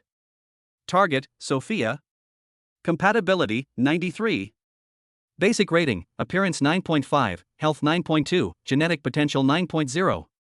Note, the heiress of a mysterious American conglomerate has a cool and aloof personality and a strong interest in antique collecting. Marital status, single. Sun Lang's eyes lit up immediately. Hard work pays off. Finally, he met a suitable candidate with a score of 9.0 or higher, and her looks were even as high as 9.5. He was even taller than Elena before, which filled him with joy. He took a deep breath, straightened his clothes, and prepared to get up and strike up a conversation. But just then, he noticed that Sophia was accompanied by two tall bodyguards. The bodyguard, dressed in a black suit, scanned his surroundings warily. It was clearly to protect Sophia's safety and not allow anyone to get close. Sun Lang stopped in his tracks, thinking to himself, "This Sophia's identity is unusual. She has bodyguards with her, so approaching her directly would probably offend her. I need to find a way to get close to her. I can't rush things." He picked up the cocktail on the table, took a slow sip, but his gaze never left Sophia. He saw Sophia walk to the bar and order a glass of red wine. Then he sat alone at the bar, slowly savoring the food, a hint of melancholy in his eyes. Sun Lang had a sudden inspiration. Perhaps he could start with something she was interested in. The system notes say that Sophia has a strong interest in collecting antiques. The bar happens to have a lot of antiques in its decor, so maybe we can find some topics to talk about. He observed for a while and saw Sophia's gaze linger on an old pocket watch hanging on the wall. His eyes held a hint of curiosity, clearly showing his interest in the pocket watch. Sun Lang knew that the opportunity had arrived and he couldn't miss it. He stood up and walked slowly toward the bar, his steps calm and steady. I sat down next to Sophia and said to the waiter, "Give me a glass of the same red wine as this lady." Sophia heard the sound and turned her head to look at Sun Lang. His eyes held a hint of doubt and wariness, but he did not speak. Sun Lang didn't strike up a conversation directly, but instead looked at the pocket watch on the wall and said softly, "This pocket watch appears to be a 19th century French enamel pocket watch. The patterns on the dial are exquisite and well preserved, making it a fine collectible." Upon hearing this, Sophia's wariness lessened, replaced by a hint of surprise. She was surprised that the Asian man in front of her knew about antique collecting. "You know about antiques too?" Sophia finally spoke. Her voice was beautiful, like a clear spring flowing over stones, with a touch of coolness. Sun Lang turned his head and smiled at her. "I know a little bit about these things. I usually like to study them." "I noticed you've been looking at this pocket watch the whole time. I suppose you're also quite interested in antique collecting?" Sophia nodded. "You could say that. I have a collection of antiques. However, most of them are porcelain and calligraphy and paintings. I don't know much about pocket watches. In fact, pocket watches are also very valuable for collection, especially old pocket watches with historical significance. Each one has its own story, worth savoring." Sun Lang began to talk to Sophia about the topic of antique collecting. With the knowledge base they had previously acquired, and the fluent expression brought about by their top-notch language talent, they were able to achieve remarkable results. He and Sophia got along better and better, and the atmosphere gradually became more relaxed. Sophia gradually lowered her guard and shared with Sun Lang the interesting story she had encountered while collecting antiques. The two became so engrossed in their conversation that they didn't even notice the time slipping away. Sun Lang knew that he had successfully aroused Sophia's interest. If we seize the opportunity, we might be able to successfully unlock this high-quality target. He gazed at Sophia's delicate profile, his heart filled with anticipation. He could feel that entering this wishing bar was like opening the door to a new world. Behind this door may lie the key to his improvement. Sun Lang raised his glass and gestured to Sophia. "It's been a pleasure talking to you for so long. Cheers to our meeting." Sophia also raised her glass and lightly clinked it against hers. "Cheers." The rich aroma of the red wine spread in my mouth, with a hint of sweetness. Sun Lang, however, was already planning his next move, his mind clear. He knew that unlocking Sophia would probably require more patience and skill. But he was confident that he would succeed and would not let the opportunity slip away. After all, in order to gain greater strength and to return as soon as possible to deal with Gao Tian, he will not let any opportunity slip by. Every qualified candidate is important. And this wishing bar might just be his lucky place in the United States. Meeting Sophia here was already a good start for him. Chapter 84: The Secret Behind the Skull Wall. After Sun Lang and Sophia clinked glasses, they continued their conversation about antique collecting, and the atmosphere became increasingly relaxed. Time passed slowly, and the hands of the clock on the wall gradually pointed to 11:55 p.m. Just then, the door of the wishing bar was suddenly pushed open, and a group of people walked in. This group of people included men and women, young and old, and each of them was dressed in well-tailored clothes, clearly indicating their wealth. As soon as they entered the bar, Sun Lang's mind was filled with system notifications. Ding! Target found. Appearance, 9.1, compatibility, 89, marital status, single. Ding! Target found. Appearance, 9.2, compatibility, 90%, marital status, single. Ding! Target found. Appearance, 9.3, compatibility, 88, marital status, single. A series of notification sounds surprised Sun Lang. He hadn't expected so many people to suddenly appear with scores of 9.0 or higher. However, the group paid no attention to the stairs around them. Everyone's attention was focused on a wall in the bar with a skull carved on it. Sun Lang followed their gaze and saw that the wall was ancient and heavy, with a lifelike skull carving that exuded a mysterious aura. He and Sophia stopped talking and looked at the scene before them with curiosity, wondering what would happen next. Time ticked by, and when the clock hands pointed precisely to 0 o'clock, a shocking scene unfolded. The wall carved with a skull slowly opened from the middle, revealing a pitch-black space inside, where nothing could be seen. The people in the bar seemed to have been injected with adrenaline instantly. Their previous elegant and composed demeanor vanished, and they all headed towards the skull gate, forming a queue on their own. Not long after, a man wearing a skull mask emerged from the dark space. The mask covered his entire face, making it impossible to see his features. All that could be seen was that he was wearing a long black robe and had a tall, upright posture. The people in line walked up to the man with the skull mask one by one, each wearing a uniquely designed skull ring. They placed the ring on an unidentified device in the man's hand for scanning. After the device emitted a faint green light, they were allowed to enter the dark space. Sun Lang watched this scene with a heart full of doubt, not understanding what was going on. Just then, he saw Sophia beside him also get up, straighten her skirt, and walk towards the group. Sophia took a few steps, then noticed that Sun Lang was still sitting in the same spot, so she stopped and looked at him with a puzzled expression. "Aren't you going to wait in line? Didn't you come to watch the fight?" When Sun Lang heard the word fighting, he was even more confused. He had no idea that there was fighting to watch here. He could only tell the truth. "This is my first time in this bar. I didn't know there was fighting here." Upon hearing this, Sophia's eyes widened in surprise as she looked Sun Lang up and down. "So that's how it is. Then you can't get in by yourself." She hesitated for a moment, then said, "Would you like to come down with me? I'll take you inside." Sun Lang was overjoyed. This was exactly what he wanted, and quickly nodded in agreement. "Okay, then I'll trouble you." Sophia's bodyguard, who was standing nearby, saw this and his face immediately darkened. His eyes were full of displeasure, and he stepped forward to try to stop it. Sophia glanced back at the bodyguard and said softly, "It's all right, he's my friend, it's fine for us to go in together." The bodyguard wanted to say something more, but was stopped by a look from Sophia, and could only retreat to the side unwillingly. Sun Lang followed Sophia to the end of the line, and soon it was their turn. Sophia placed the skull ring on the device for scanning. After the device emitted a green light, the man in the skull mask gestured for them to go inside. At this moment, the bodyguard who had been reluctant earlier also wanted to go in, but was stopped by the man in the skull mask. The bodyguard pointed to himself, then to Sophia and Sun Lang, as if explaining something. The man in the skull mask shook his head and said in a deep voice, "Only 2 people can enter with 1 skull ring. You can't go in." The bodyguard's face grew even uglier, but there was nothing he could do but stand at the door and watch helplessly as Sophia and Sun Lang walked into the dark space. Sun Lang then realized that there was a limit to the number of people a skull ring could bring in. Only 2 people could be brought in at a time. Upon entering the pitch-black space, Sun Lang found it completely dark, so dark that he couldn't see his hand in front of his face, and the space was so sealed that he couldn't hear any sounds from outside. He instinctively stayed close to Sophia, afraid of getting separated in the dark. People walked in one after another, their footsteps echoing clearly in the enclosed space. After a while, once everyone had entered, the space suddenly fell silent, and no more footsteps could be heard. Immediately afterwards, Sun Lang felt the entire space suddenly move and then begin to slowly descend, like riding an elevator. During the descent, the surroundings remained completely dark, and only a slight vibration could be felt. Sun Lang felt both nervous and expectant, wondering what was hidden beneath this mysterious space. Just then, he saw a faint light ahead. Although it was very faint, it was particularly conspicuous in the dark space. As the space continued to descend, the ray of light grew brighter and brighter, gradually illuminating the surrounding environment.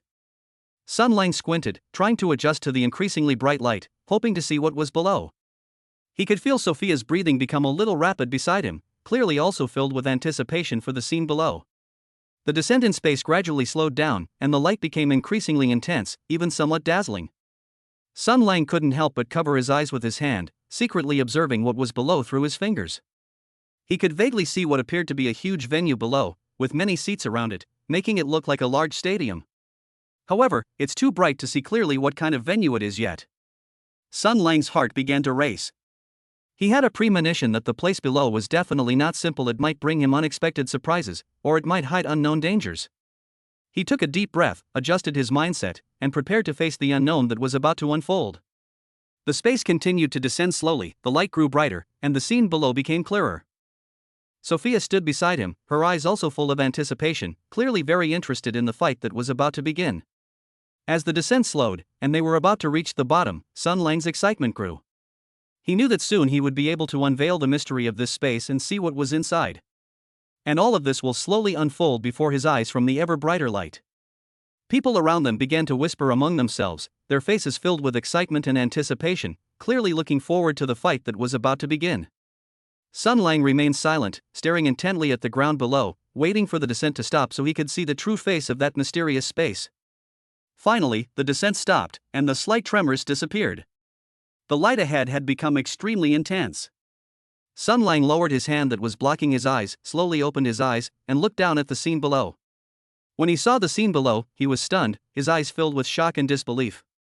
Below was a huge underground fighting arena. In the center of the arena was a ring surrounded by steel, and around it were rows of tiered seats, which were already quite full. The entire fighting arena was brightly lit and had a lively atmosphere, a stark contrast to the quiet and elegant bar above, as if they were two completely different worlds. Sun Lang never expected that such a huge underground fighting arena was hidden beneath the wishing bar. He was both surprised and excited, wondering what kind of story would unfold here. He took a deep breath and followed Sophia to the seats below, ready to watch this mysterious fighting match and hoping to gain something new here. Chapter 85: The Mysterious Iron Cage. Sun Lang followed Sophia to the tiered seating area and found two adjacent seats to sit down. As more and more people filled the seats, the crowd that had been whispering gradually quieted down, and all eyes were focused on the center of the venue. Just then, two blinding spotlights suddenly shone in the center of the field, their beams striking the ground directly. The lights in the surrounding audience seating area went out instantly. Only two beams of light remained in the center of the venue, creating a tense yet mysterious atmosphere. Immediately afterwards, a deep and magnetic voice came from the speakers around the venue. "Distinguished guests, welcome to the underground fighting arena. Are you all ready?" The host's voice carried throughout the venue through the speakers, instantly igniting the atmosphere and prompting many people to cheer excitedly. "Please pick up your card readers and place your bets on this fighting match. Friendly reminder, the card readers in this venue support bank cards from any country in the world. Payout ratio is 1-to-1, with a maximum single bet of $1 billion. As soon as the host finished speaking, Sun Lang saw the people around him picking up the black card readers embedded in their seats. His fingers moved rapidly across the screen, his face filled with excitement and anticipation. Sun Lang glanced curiously at the card reader beside him. The screen was black, showing no signs of starting up. Just then, accompanied by stirring and exciting music. Under two spotlights in the center of the arena, two huge iron cages slowly rose from the ground. The iron cage was completely sealed, with thick steel bars welded to the sides and top. You can't see anything inside, you can only see the outline of the iron cage, which gleams with a cold, hard metallic luster under the light. Is this a blind guessing game? We can't even see what's inside, how can we place a bet? Sun Lang wondered to himself. Sophia, who was sitting next to him, turned her head when she heard what he said. With a slight smile on his face, he said, "Why don't you place a bet? You've never been here before, so you might as well try your luck." Sun Lang shook his head helplessly. "How can we place bets like this? We can't see anything, we don't even know who our opponents are, this is too outrageous." Upon hearing this, Sophia couldn't help but laugh out loud. It's precisely because there's nothing there that it's exciting. The fights here never follow the rules, surprises often come at the very last moment. Looking at the excited expression on Sophia's face, Sun Lang still couldn't quite understand it. Helplessly, "I could only say, fine, I give up, but I'll take a look first and not place any bets for now." Sophia didn't press the matter, smiled, and turned back to look at the iron cage in the center of the arena. His fingers moved quickly across the card reader, clearly indicating that he had already selected the object to bet on. People around were also rushing to place bets, and the card reader kept beeping, filling the venue with a tense yet exciting atmosphere. About 5 minutes later, the host's voice rang out again, "Time's up. The card reader has automatically deactivated. Betting complete. Now, let's unveil the mystery of the iron cage." As the host finished speaking, Sun Lang saw the screen of the card reader next to him turn black instantly, completely losing its ability to respond. Immediately afterwards, the two huge iron cages in the center of the field slowly opened their iron doors on one side, revealing the scene inside. Sun Lang instinctively craned his neck to look into the iron cage, and when he saw what was inside, he froze, then couldn't help but exclaim inwardly, "Holy crap, what the hell is this?" Inside each of the two iron cages, a gigantic python was coiled up. The python's body is thicker than an adult's thigh, and it is covered with dark brown scales that gleam with an oily sheen under the spotlight. Their heads were enormous, with forked tongues sticking out, and a pair of cold eyes staring intently at the outside of the iron cage, radiating a chilling aura. This was the first time Sun Lang had ever seen such a large python in his entire life. Just looking at it, I felt a tingling sensation on my scalp, and my heart started racing uncontrollably. The surrounding audience reacted in various ways when they saw the giant python in the iron cage. Some timid people gasped in fright and involuntarily shrank back. Some of the bolder people cheered excitedly, clearly full of anticipation for such an opponent. Sophia's face showed a hint of surprise when she saw the giant python in the iron cage, but she quickly regained her composure. Turning to Sun Lang, he said, "I didn't expect this to be a giant python fighting competition. When I came here before, I encountered a battle of ferocious beasts, which was even more exciting than this." Looking at Sophia's calm expression, Sun Lang was even more shocked. "Is there anything more exciting than this? What kind of place is this?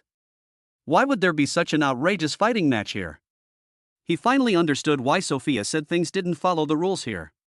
If even a giant python can become a competitor in a fighting competition, what else is impossible? The host's voice rang out again, filled with excitement. "That's right. The fighters in this match. These are two giant pythons from the Amazon rainforest. Not only are they enormous, but their attack power is also astonishing. Next, we will merge the two cages together and let them fight in the same space. The side that survives to the end is the winner of this match." As soon as the host finished speaking, the two iron cages in the center of the arena began to move slowly toward each other. Sun Lang stared intently at the iron cage, feeling both nervous and curious. He didn't know what kind of fierce battle would unfold next, nor how this fighting match would ultimately end. The surrounding audience held their breath, their eyes fixed on the soon-to-be merged iron cage. The atmosphere inside the venue was extremely tense, even the air seemed to freeze. Sun Lang took a deep breath, trying to calm his shock and nervousness. He knew that what was about to unfold was an absolutely unforgettable and intense showdown. As an outsider who accidentally stumbled upon this place, he could only temporarily act as a spectator and witness this unusual fighting match. At the same time, he was also secretly thinking that this underground fighting arena was so mysterious that there must be an unknown force behind it. Will he encounter new opportunities here, or will he meet more high-quality, qualified individuals like Sophia? Sun Lang's gaze swept over the surrounding audience, but the system in his mind didn't give any notifications for the time being. Clearly, among the audience members present, apart from those previously detected, no new individuals have yet met the criteria. He withdrew his gaze and looked back at the center of the arena, where the two iron cages were almost merged together. The giant python seemed to sense the other's presence and became even more agitated, its body twisting and turning in the iron cage, making a rustling sound. A thrilling battle between giant pythons is about to begin. Sun Lang clenched his fists, his eyes filled with anticipation. He wanted to see What kind of stunning spectacle will this unconventional fighting match ultimately present? His experience in this underground fighting arena has only just begun. Chapter 86: The shocking showdown in the underground fighting arena. The two iron cages merged completely, the partition in the middle slowly retracted, and the two giant pythons instantly entered the same space. Almost simultaneously, a fine white mist seemed to spread from inside the iron cage, which was probably due to the organizers releasing some kind of gas. The giant python, which had been slowly writhing, suddenly became ferocious upon contact with the gas, its scarlet tongue rapidly flicking in and out. Immediately afterwards, the sealed iron cage suddenly emitted a transparent glow. It has become completely transparent, and the scene inside the cage can be clearly seen from every corner of the venue. The organizers really have a lot of tricks up their sleeves, even a transparent iron cage. Sun Lang thought to himself in amazement, his eyes fixed on the inside of the cage. The two giant pythons coiled and tore at each other at a speed unimaginable to humans. Their robust bodies wrestled against each other, their scales rubbing together with a piercing rustling sound, and occasionally the cracking sound of bones squeezing together could be heard. Their attacks were fierce and direct, each entanglement seemed designed to crush the opponent, leaving the audience terrified. Some audience members excitedly pounded on the table and shouted, while others clenched their fists nervously, their breathing becoming rapid. As Sun Lang watched the fierce battle between the giant pythons, his heart pounded faster. The scene was even more shocking than he had imagined. About 10 minutes later, one of the pythons gradually became exhausted and was tightly wrapped around the neck by the other, eventually losing the strength to struggle. The host's voice rang out at the right moment. Congratulations to the guest who bet on the left python. This python duel has come to a successful conclusion. Next, let's get ready for the next exciting match. As the host finished speaking, the transparent iron cage slowly descended and quickly disappeared underground. Not long after, a new iron cage rose from the ground, and this time it no longer contained a giant python. Instead, there were two groups of snarling hyenas, 10 in each group, with red and blue fur respectively, as if they had been deliberately distinguished. A battle between red and blue hyenas? Are they going to make them fight each other? Sun Lang frowned slightly. He had heard about the hyenas' ferocity before, and this confrontation would likely be even more bloody. Sure enough, once the cage became transparent, the red and blue packs of hyenas immediately pounced on each other. Sharp teeth bit down hard on their own kind, and screams and tearing sounds filled the air. Blood quickly stained the floor inside the cage, and the scene was so gruesome that some viewers couldn't bear to look and turned their heads away. But many more spectators seemed even more excited, with some even standing up and cheering, as if they were enjoying a grand performance. Sun Lang felt a sense of unease as he watched the bloody scene. He hadn't expected the underground fighting arena to be so brutal. After the hyena duel, the next duel shocked Sun Lang even more. First, there were two topless women, each holding a sharp dagger. They fought a life or death struggle inside the cage, their eyes filled with ruthlessness, showing no mercy whatsoever. Next, two children who looked only 7 or 8 years old were pushed into the iron cage.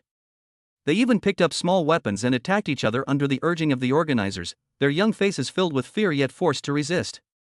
They don't even spare children. This organizer is utterly depraved.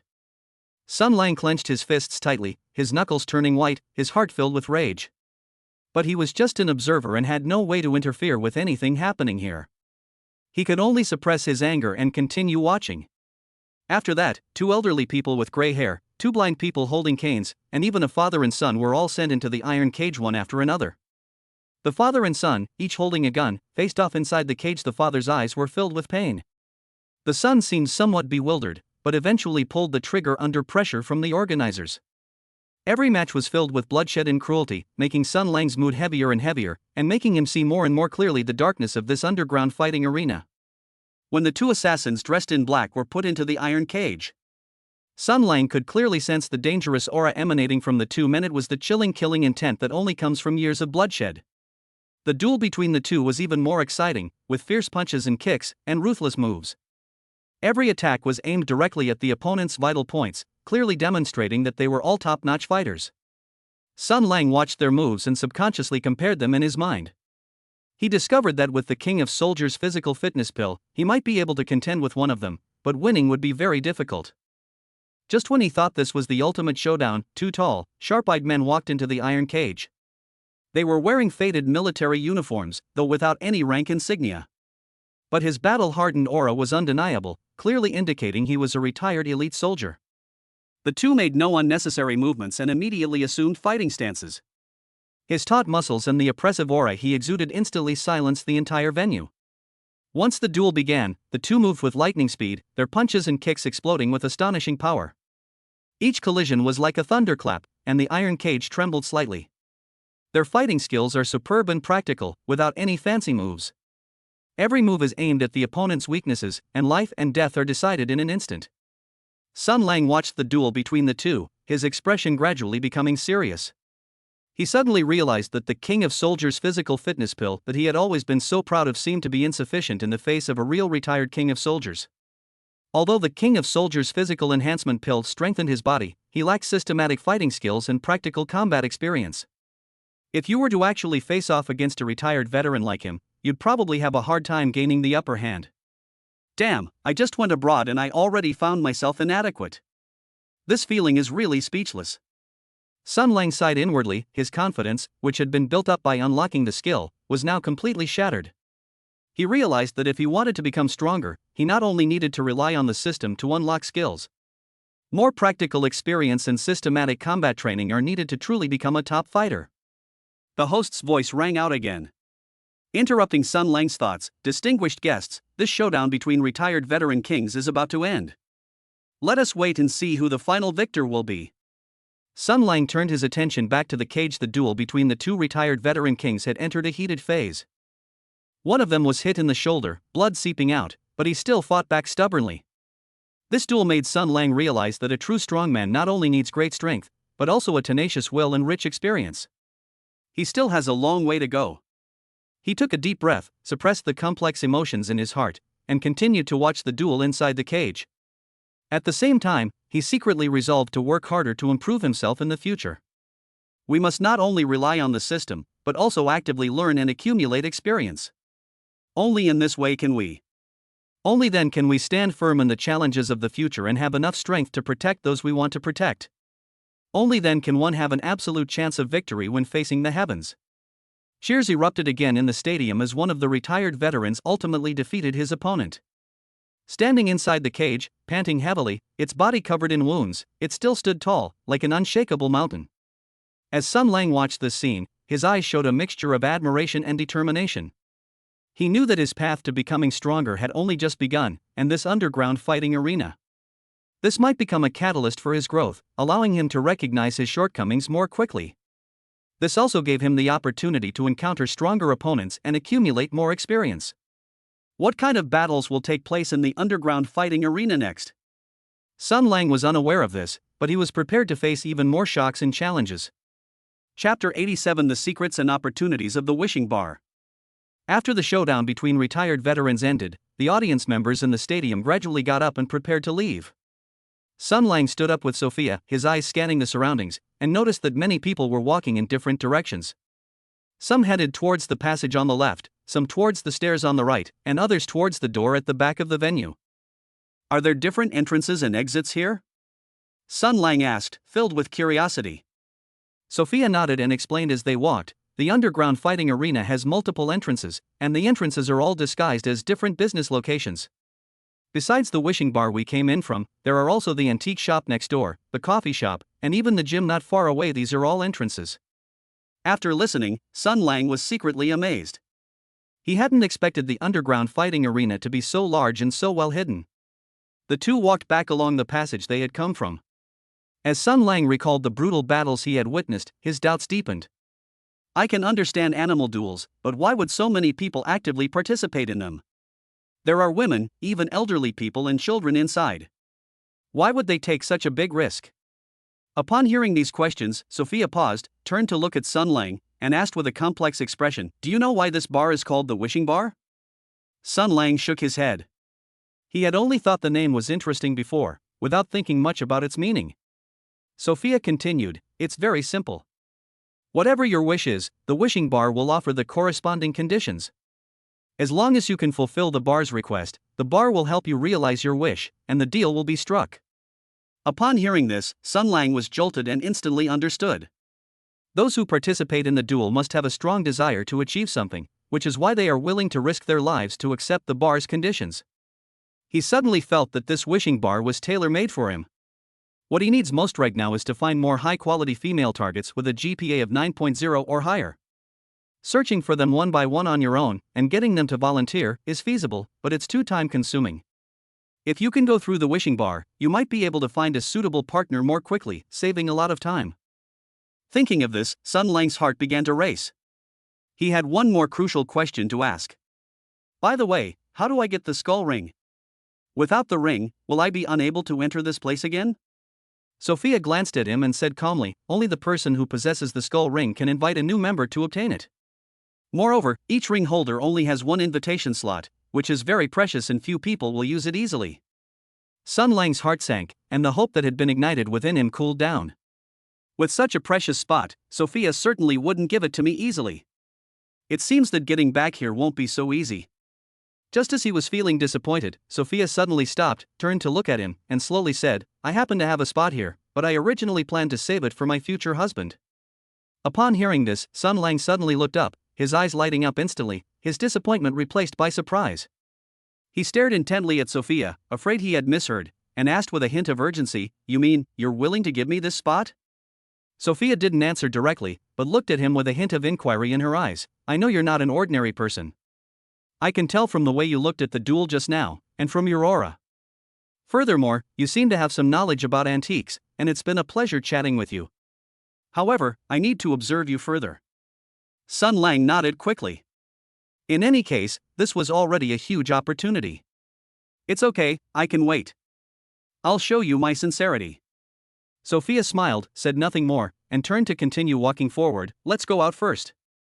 It's not safe to stay here any longer. I'll show you more about the wishing bar when we have the chance later. Sun Lang followed behind Sophia, his heart filled with excitement and anticipation. He knew that securing a spot with the skull ring meant he would have the opportunity to gain deeper access to the heart of the wishing bar. Perhaps through transactions at the bar, one can achieve their goals faster, find more high-quality suitable partners, and unlock stronger skills. The two quickly left the underground fighting arena and returned to the wishing bar. The bar had now regained its elegant atmosphere, with soothing music flowing in the air, a stark contrast to the bloody brutality of the underground fighting arena. It was as if everything that had just happened was just a fleeting dream. But Sun Lang knew that it wasn't a dream, but something real. He looked at the wishing bar in front of him, his heart filled with emotion. This seemingly ordinary bar actually hides so many secrets and opportunities that can help you achieve your goals. Thank you for bringing me in today. You've shown me something different, Sun Lang said sincerely to Sophia. Sophia smiled and said, You're welcome. Actually, I haven't been here for a long time. It's fate that we met today. It's getting late, let me take you back to your hotel. We can keep in touch another time. Sun Lang nodded and walked out of the wishing bar with Sophia, getting into her car. As the car drove through the night streets, Sun Lang looked out the window at the night view, his mind racing with plans. He must gain Sophia's approval as soon as possible to secure a spot on the skull ring. Only in this way can we make better use of the wishing bar's resources and accelerate our growth. At the same time, he was also thinking about what he could offer in exchange for the wishing bar. To fulfill his wish, he had to meet the bar's requirements. Currently, aside from the skills and strength granted by the system, he didn't seem to have anything else special. Perhaps, I could try taking on some tasks at the bar in the future. It would be a win-win situation, allowing me to improve myself and get what I want at the same time. The car quickly arrived at the entrance of the 7-star hotel where Sun Lang was staying. Thank you so much for today. Sun Lang thanked Sophia again before getting out of the car. Sophia waved her hand, no need to be so formal. Remember to keep in touch. I'll contact you again. Sun Lang nodded, watched Sophia's car disappear into the night, and then turned and walked into the hotel. Back in his room, Sun Lang sat on the sofa, reflecting on his experiences in the underground fighting arena and the secrets of the wishing bar. He knew that his journey in the United States was becoming increasingly exciting and full of opportunities and challenges. He was ready to face whatever was to come. He was willing to accept any challenge as long as he could become stronger quickly, find enough high-quality qualified targets, unlock stronger skills, and return to Jiangcheng as soon as possible to resolve Gao Tian's troubles. Sun Lang clenched his fist, his eyes filled with determination and anticipation. His path to becoming stronger seems clearer and more hopeful thanks to the appearance of the wishing bar. Chapter 88 The Adventures and Fall of the Beautiful Country. Nearly 5,000 words. Sun Lang returned to his hotel room, washed up, and lay down on the bed. His fingertips unconsciously caressed the bedsheet, but he still didn't see Luo Shi. As night deepened outside the window, the city's neon lights streamed in through the floor-to-ceiling windows. The dappled light and shadow cast on the floor, creating a quiet yet somewhat desolate atmosphere. He vaguely understood that Luo Shi might have sensed his current state. That's why we chose not to disturb each other, giving each other space. At this moment, his mind was filled with the secrets of the wishing bar and his plan to become stronger. He had no interest in romance whatsoever. That's fine, Sun Lang sighed softly, turned over, and looked out the window. He's now obsessed with finding more candidates with scores above 9.0. With the goal of unlocking stronger skills at hand, there was simply no energy left to worry about other emotional entanglements. Luo Shi's thoughtfulness lessened his guilt, allowing him to focus more on his goal. I slept soundly through the night, and the next morning, sunlight streamed into the room through the gaps in the curtains. Sun Lang woke up on time, full of energy and without the slightest fatigue. He had just finished washing up when his phone rang. The name Sophia flashing on the screen warmed his heart. Sun Lang, are you free today? I'll take you to see America. Let's see a different view. Sophia's voice on the other end of the phone carried a hint of lighthearted anticipation. It was as if she had been preparing for this all along, just waiting for his agreement. Sun Lang agreed without hesitation, of course I'm free, then I'll trouble you.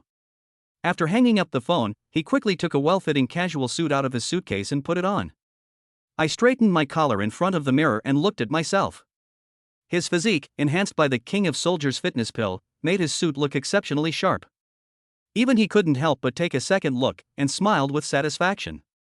After waiting downstairs for no more than 10 minutes, a silver gray limited edition sports car slowly pulled up in front of the hotel. The car window rolled down, revealing Sophia's smiling face. She wore a beige dress today, paired with white canvas shoes. She has lost some of her former aloofness and gained more youthful energy, making her exceptionally eye-catching. Get in the car, we'll head to the arts district in the city center first.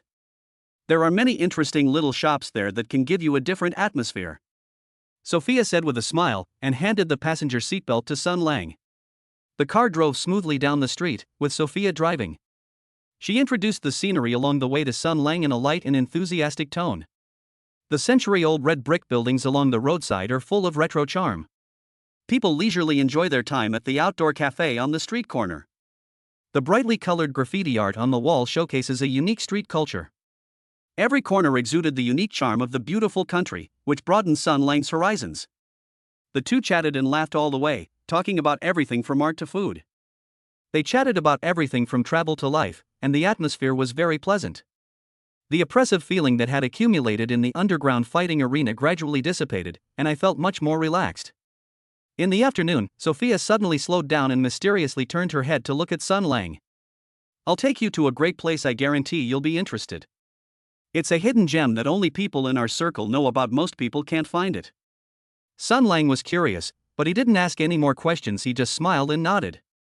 The car turned into a secluded alley lined with plane trees, the buildings on both sides of the alley having a retro European style. The signboard at the entrance is inconspicuous, and you can't tell it's a business establishment unless you look closely.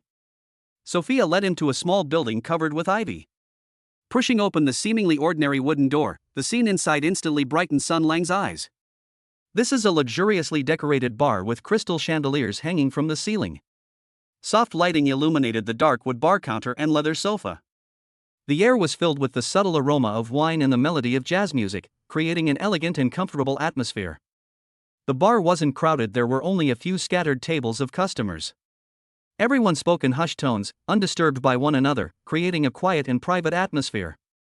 The United States has many top-notch commercial bars like this. But they're not open to the public, they only cater to specific groups, Sophia said as she walked to the bar. He skillfully told the bartender the usual, then turned to explain to Sun Lang. They are either people with family connections or people who have made outstanding achievements in a certain field. Sun Lang felt a surge of excitement and quickly scanned the bar. As long as it is a commercial bar, it does not violate the system's regulations. Regardless of whether it's open to the public or not, as long as I can meet qualified individuals here. He was filled with anticipation, thinking that activating the system rewards would be enough. He even subconsciously chanted in his mind, hoping that the system would send a notification sound. Unfortunately, most of the customers around were middle-aged men, and there were no women who met the requirements at the moment. People like us usually come out to relax and have a drink. I won't go to places that ordinary people can go to, it's too noisy. It can also easily lead to unnecessary trouble and affect your mood. Sophia took the cocktail from the bartender. He took a small sip and continued, his tone light and lively. If it weren't for the occasional curiosity, I'd go see an underground fighting match. I wouldn't go to a place like the Wishing Bar even once in 6 months. The atmosphere there is too depressing. She put down her wineglass and looked intently at Sun Lang. Honestly, meeting you was fate, and I've always believed in fate. When we talked about antiques before, I felt that you were different from other people I knew. Hearing this, Sun Lang felt a warmth in his heart and picked up the water glass on the table to take a sip. It's my luck to know you. It's very comfortable chatting with you. Unlike with other people, I don't need to deliberately deal with them, it's very easy. In the following days, Sophia indeed kept her promise. He took Sun Lang to various privately owned bars that were approved by the system. Some are hidden on the top floor of office buildings, with floor-to-ceiling windows offering panoramic views of the city's nightscape. The dazzling lights were breathtaking, and I couldn't help but stop and admire them. Some are disguised as the backyard of an antique shop, but pushing open a hidden door reveals a completely different world. The interior decoration is full of mystery, making people feel as if they have entered another world. Others are built by the lake, where you can drink and chat at night while listening to the ripples on the water. A gentle breeze carries the faint scent of the lake, making it exceptionally pleasant. Each bar had its own unique characteristics, which broadened Sun Lang's horizons and left him in awe.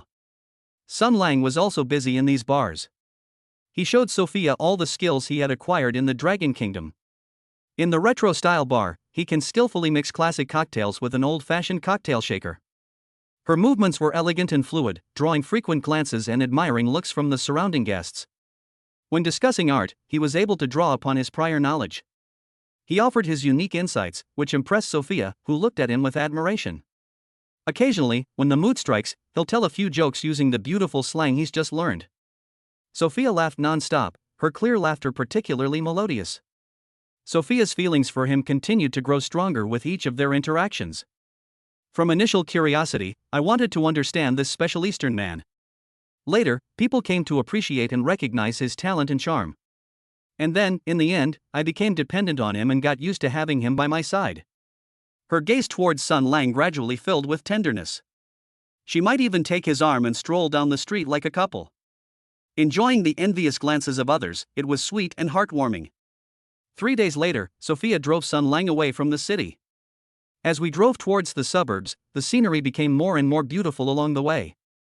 After driving for nearly 2 hours, a magnificent ancient castle came into view. The castle is built of grey megaliths, with its spires reaching into the sky, making it magnificent. Surrounded by large lawns and dense woods, the environment is tranquil.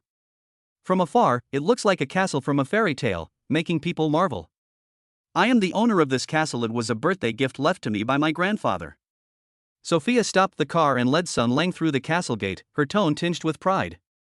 The interior of the castle is even more luxurious than the exterior, with a huge crystal chandelier in the hall. The lights were dazzling, illuminating the entire hall and making it look exceptionally grand.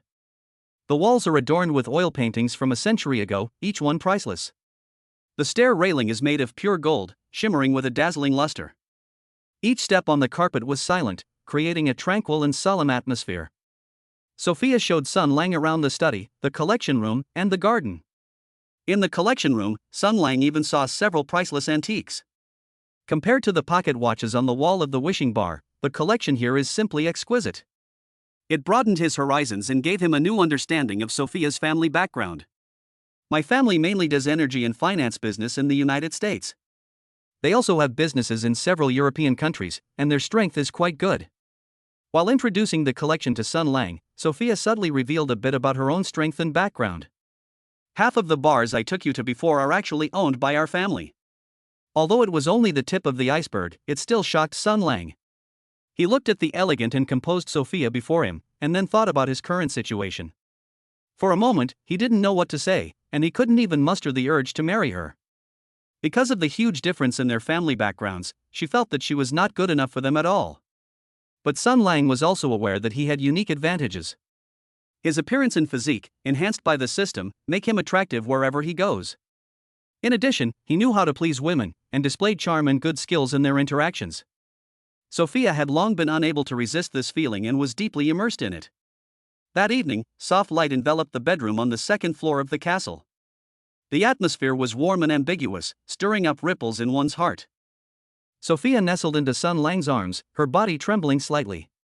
Sun Lang gently embraced her, feeling the warmth and softness of her body. The two didn't need to say much, they already understood each other's feelings, their eyes filled with love. That night, Sun Lang successfully won Sophia's heart, and their relationship took another step forward. Just as the two were lying in bed, embracing each other, enjoying a moment of peace, the silence was suddenly broken by the familiar notification sound from the system in Sun Lang's mind. Ding! Congratulations, host, you have successfully unlocked the target Sophia and received the reward, Top-Tier Killing Technique. Top-Tier Assassination Techniques, encompassing various fighting skills and assassination methods from around the world. It encompasses close-quarters combat, long-range sniping, and trap setting, enabling precise attacks on enemy vitals. It can deliver a decisive blow and also possesses danger perception capabilities, allowing you to anticipate the enemy's attack intentions. Sun Lang was overjoyed, and his eyes lit up instantly. This top-tier killing technique is exactly what he desperately needs now, and with it, my worries when I saw the retired veterans dueling in the underground fighting arena have finally vanished. Not to mention retired veteran kings, even if he encounters a stronger opponent, he has the confidence. Sophia seemed unaware of his unusual behavior, simply nestled in Sun Lang's arms. Her fingers gently traced his chest, a tender and intimate gesture. Her voice was as soft as a feather. I told you before that there is a recommendation slot for the skull ring.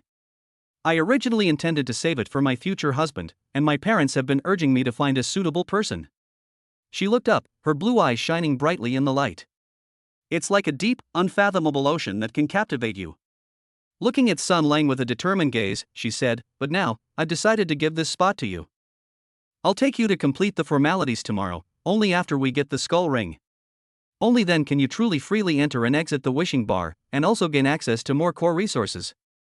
Upon hearing this, Sun Lang was both surprised and delighted, and couldn't help but tighten his arms. He hugged Sophia tighter, feeling her warmth, and was filled with emotion. Thank you, Sophia. You've given me so much, I don't know how to repay you. Sophia smiled, her smile sweet and gentle. She reached out and gently stroked Sun Lang's cheek, her gesture full of affection. You're welcome. Meeting you is my greatest fortune. To me, you are more important than any so-called resources. I just want to be with you. The two lay in bed embracing each other and talked for a long time. They shared their past experiences by recounting funny stories from their childhoods. To make simple plans for the future and imagine life afterward. I didn't fall into a deep sleep until the sky outside the window began to lighten and dawn was approaching. When Sun Lang woke up the next morning, the room was already filled with sunlight. The warm light makes people feel exceptionally comfortable, and it also improves their mood. He turned his head and saw that the seat next to him was empty. Only the lingering warmth proved that Sophia had only recently left, still carrying her scent. He had just gotten up when the bedroom door was pushed open, and Sophia walked in carrying breakfast. On the plate were fried eggs, bacon, toast, and a glass of hot milk. It looks nutritious and delicious, making people's appetites increase. Try it, I made it myself. Although it's not as good as what a chef makes, it's my heartfelt wish, and I hope you like it. Sophia smiled as she placed breakfast on the small table by the bedside, her eyes full of anticipation. Like a child waiting to be praised, adorable and endearing. Sun Lang picked up a fork and took a bite of the fried egg. It was crispy on the outside and tender on the inside, and the taste was surprisingly good. He couldn't help but nod. It's delicious, even better than what you get at restaurants. He ate while chatting with Sophia, creating a warm and sweet atmosphere. After breakfast, Sophia drove Sun Lang to a secluded institution in the city. It looks like an ordinary office building, nothing special. There were bodyguards in black suits guarding the entrance, their expressions serious and their presence impeccable. Strict identity verification is required before entry to ensure security. Sophia took out her black card and handed it to the guard, then said a few coded words. The guards carefully checked the documents before nodding and letting him pass, their attitude respectful and cautious. The process of completing the formalities was more complicated than Sun Lang had imagined, requiring him to fill out a detailed personal information form. Fingerprint and iris scans are also required to ensure the identity is accurate. A staff member walked over carrying a black box, his movements solemn. Inside, there was a silver skull ring, exquisitely crafted. The skull on the ring is carved with lifelike detail, with 2 small black gemstones set in its eye sockets. It looks mysterious and exquisite, making you want to touch it. This ring is yours now. You can wear it from now on. They can freely enter and exit any area of the wishing bar, and enjoy the highest level of service at partner venues. The staff handed the ring to Sun Lang and explained in detail the rules for using the ring. They were so careful and attentive that they were afraid he might miss important information. When Sun Lang put the skull ring on his finger, he felt the cool metallic touch. It gave him a jolt, followed by a surge of inexplicable excitement. He knew that he had finally truly stepped into the inner circle of the wishing bar. She was no longer an outsider who could only come in with Sophia, she now had her own identity. As I stepped out of the institution, the sun was shining brightly, its warmth bathing me. Sophia linked arms with Sun Lang and asked with a bright smile, "Where do you want to go next? Should we go back to the bar or go back to the castle to rest? It's up to you." Sun Lang gripped the skull ring on his finger, feeling its presence. His eyes were filled with determination, and his goal was clear and definite. He looked up at Sophia and said seriously, "Let's go to the wishing bar first. I want to see what secrets I don't know about now that I have the ring." He knew that his journey in the United States was just beginning to reach a real turning point. With top-tier killing skills and the skull ring as his 2 magic weapons, he was getting closer and closer to his goal of becoming stronger, and closer to the day when he could return to Jiangcheng to deal with Gao Tian. And all of this is just the beginning. In the future, within the core circle of the wishing bar, he will encounter more opportunities and challenges, and unlock even more powerful skills. He is ready to embrace every new possibility and will never back down. Chapter 89, Transactions and Fighting at the Wishing Bar. Sophia took Sun Lang's arm and walked into the wishing bar. The skull door at the entrance slowly opened, and the guard saw the skull ring on Sun Lang's finger. The wariness in his eyes vanished instantly, and he respectfully stepped aside to make way. "With this ring, you can go to previously inaccessible, unopened areas," Sophia said with a smile, leading Sun Lang deeper into the bar.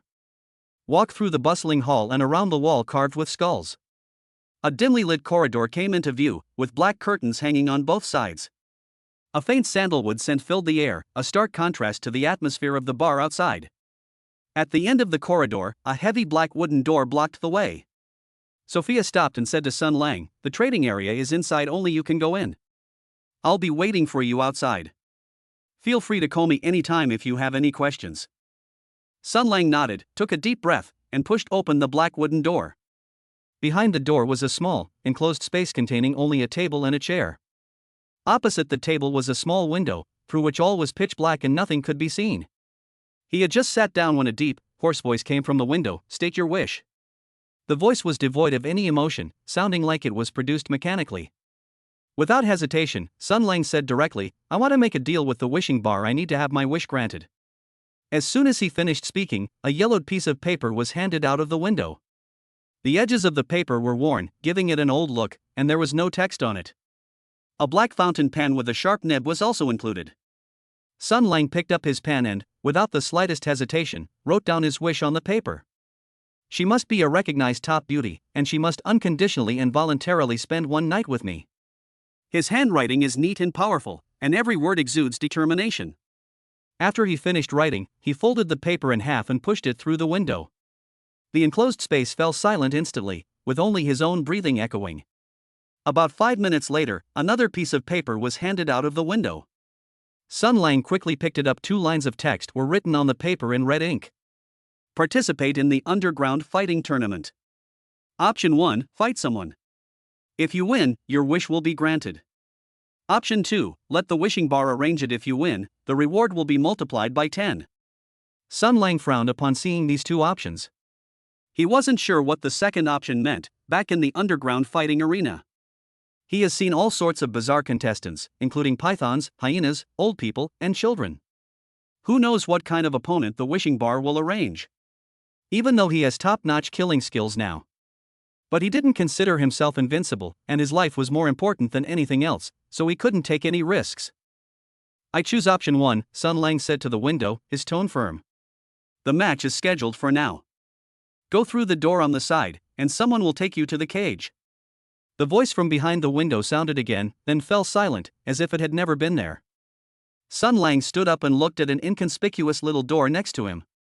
He pushed open the door, and a person dressed in black stood outside. The other person didn't speak, but simply gestured please forward. Sun Lang followed him through several passages and finally arrived at the entrance to the underground fighting arena. This area is closer to the cage than the previous viewing area, so you can clearly hear what's happening inside. Go in, your opponent is already waiting inside, the man in black said coldly. Sun Lang took a deep breath, opened the iron cage door, and went inside. The iron cage door slowly closed behind him, making a click sound as it locked. He looked around and found that there was already a person standing in the iron cage. The other person was wearing a black bodysuit and a black mask, revealing only a pair of cold eyes. He exuded a dangerous aura. He was clearly no ordinary person. Just then, a familiar voice came from outside the iron cage. It was Sophia.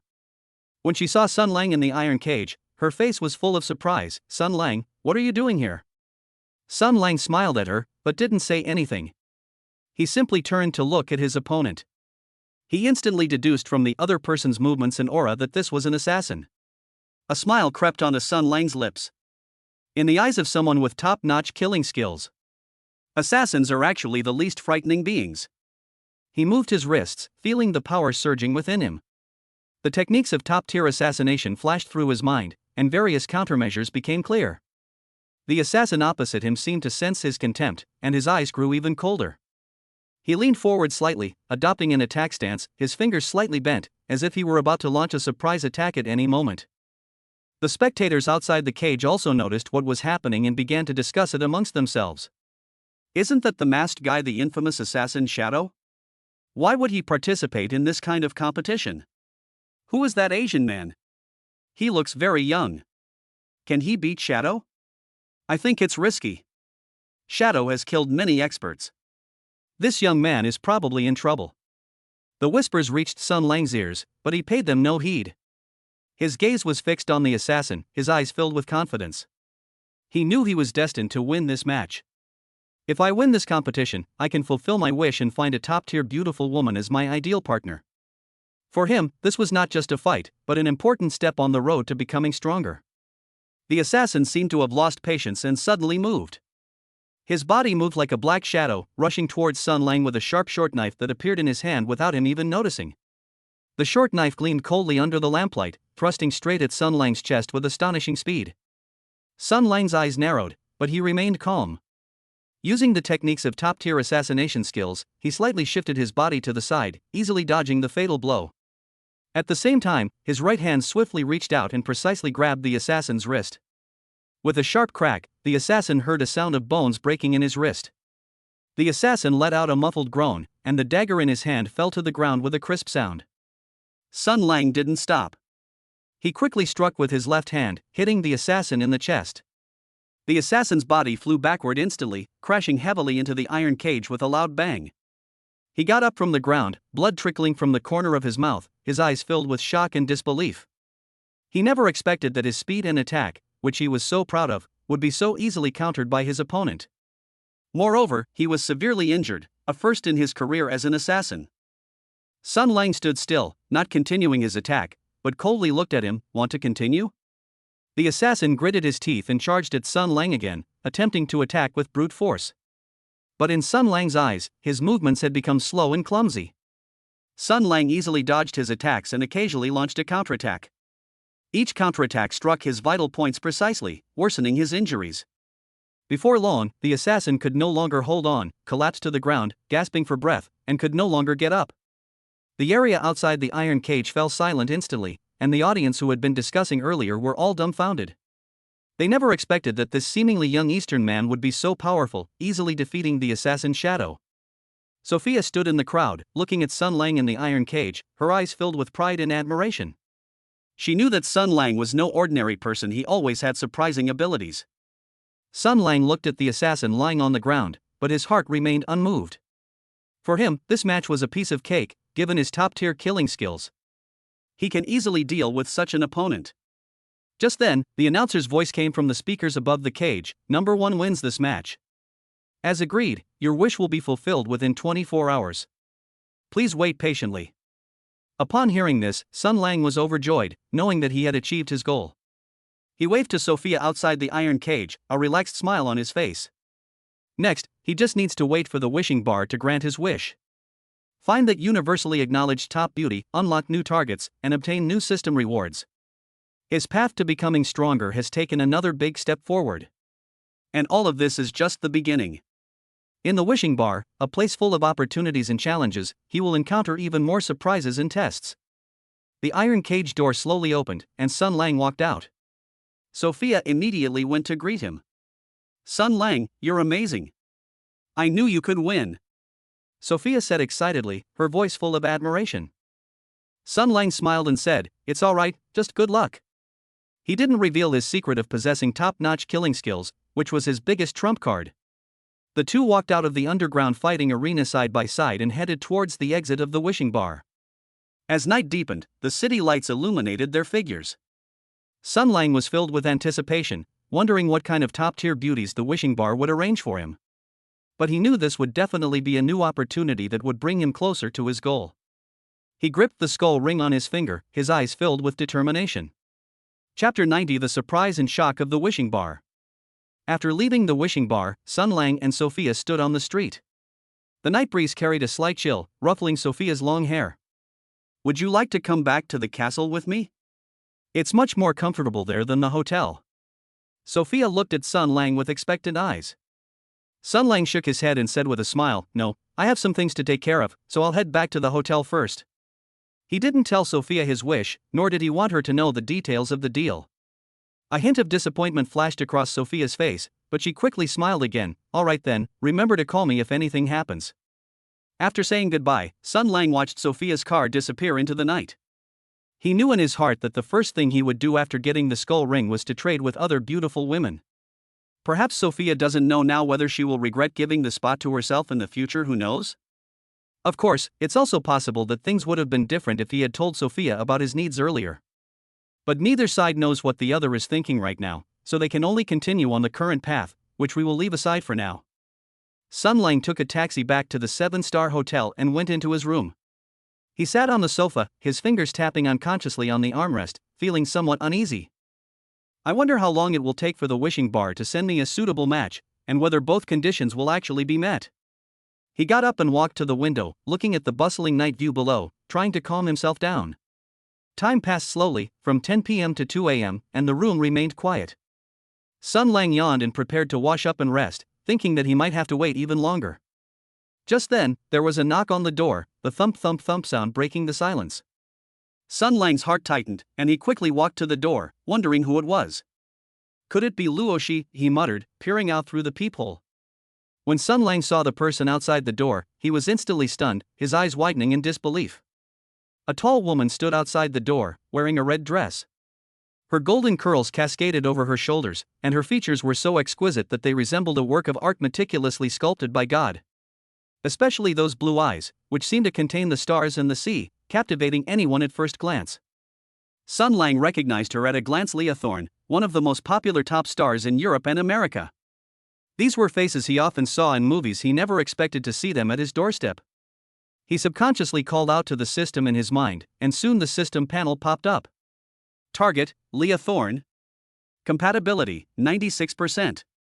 Basic rating, appearance 9.6, health 9.3, genetic potential 9.2.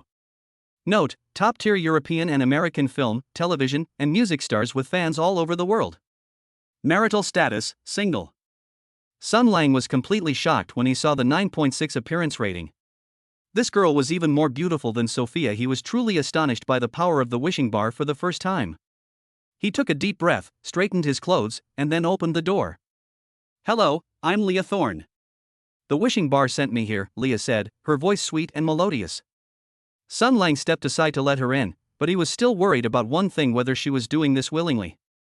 The two requirements I set for myself were that it not only had to be extremely beautiful, but also that it had to be unconditionally voluntary. If the other party is forced into the transaction, then the deal does not meet one's expectations. Leah walked into the room, looked around, and said with a smile, The environment here is really nice, even better than the hotel I stayed in.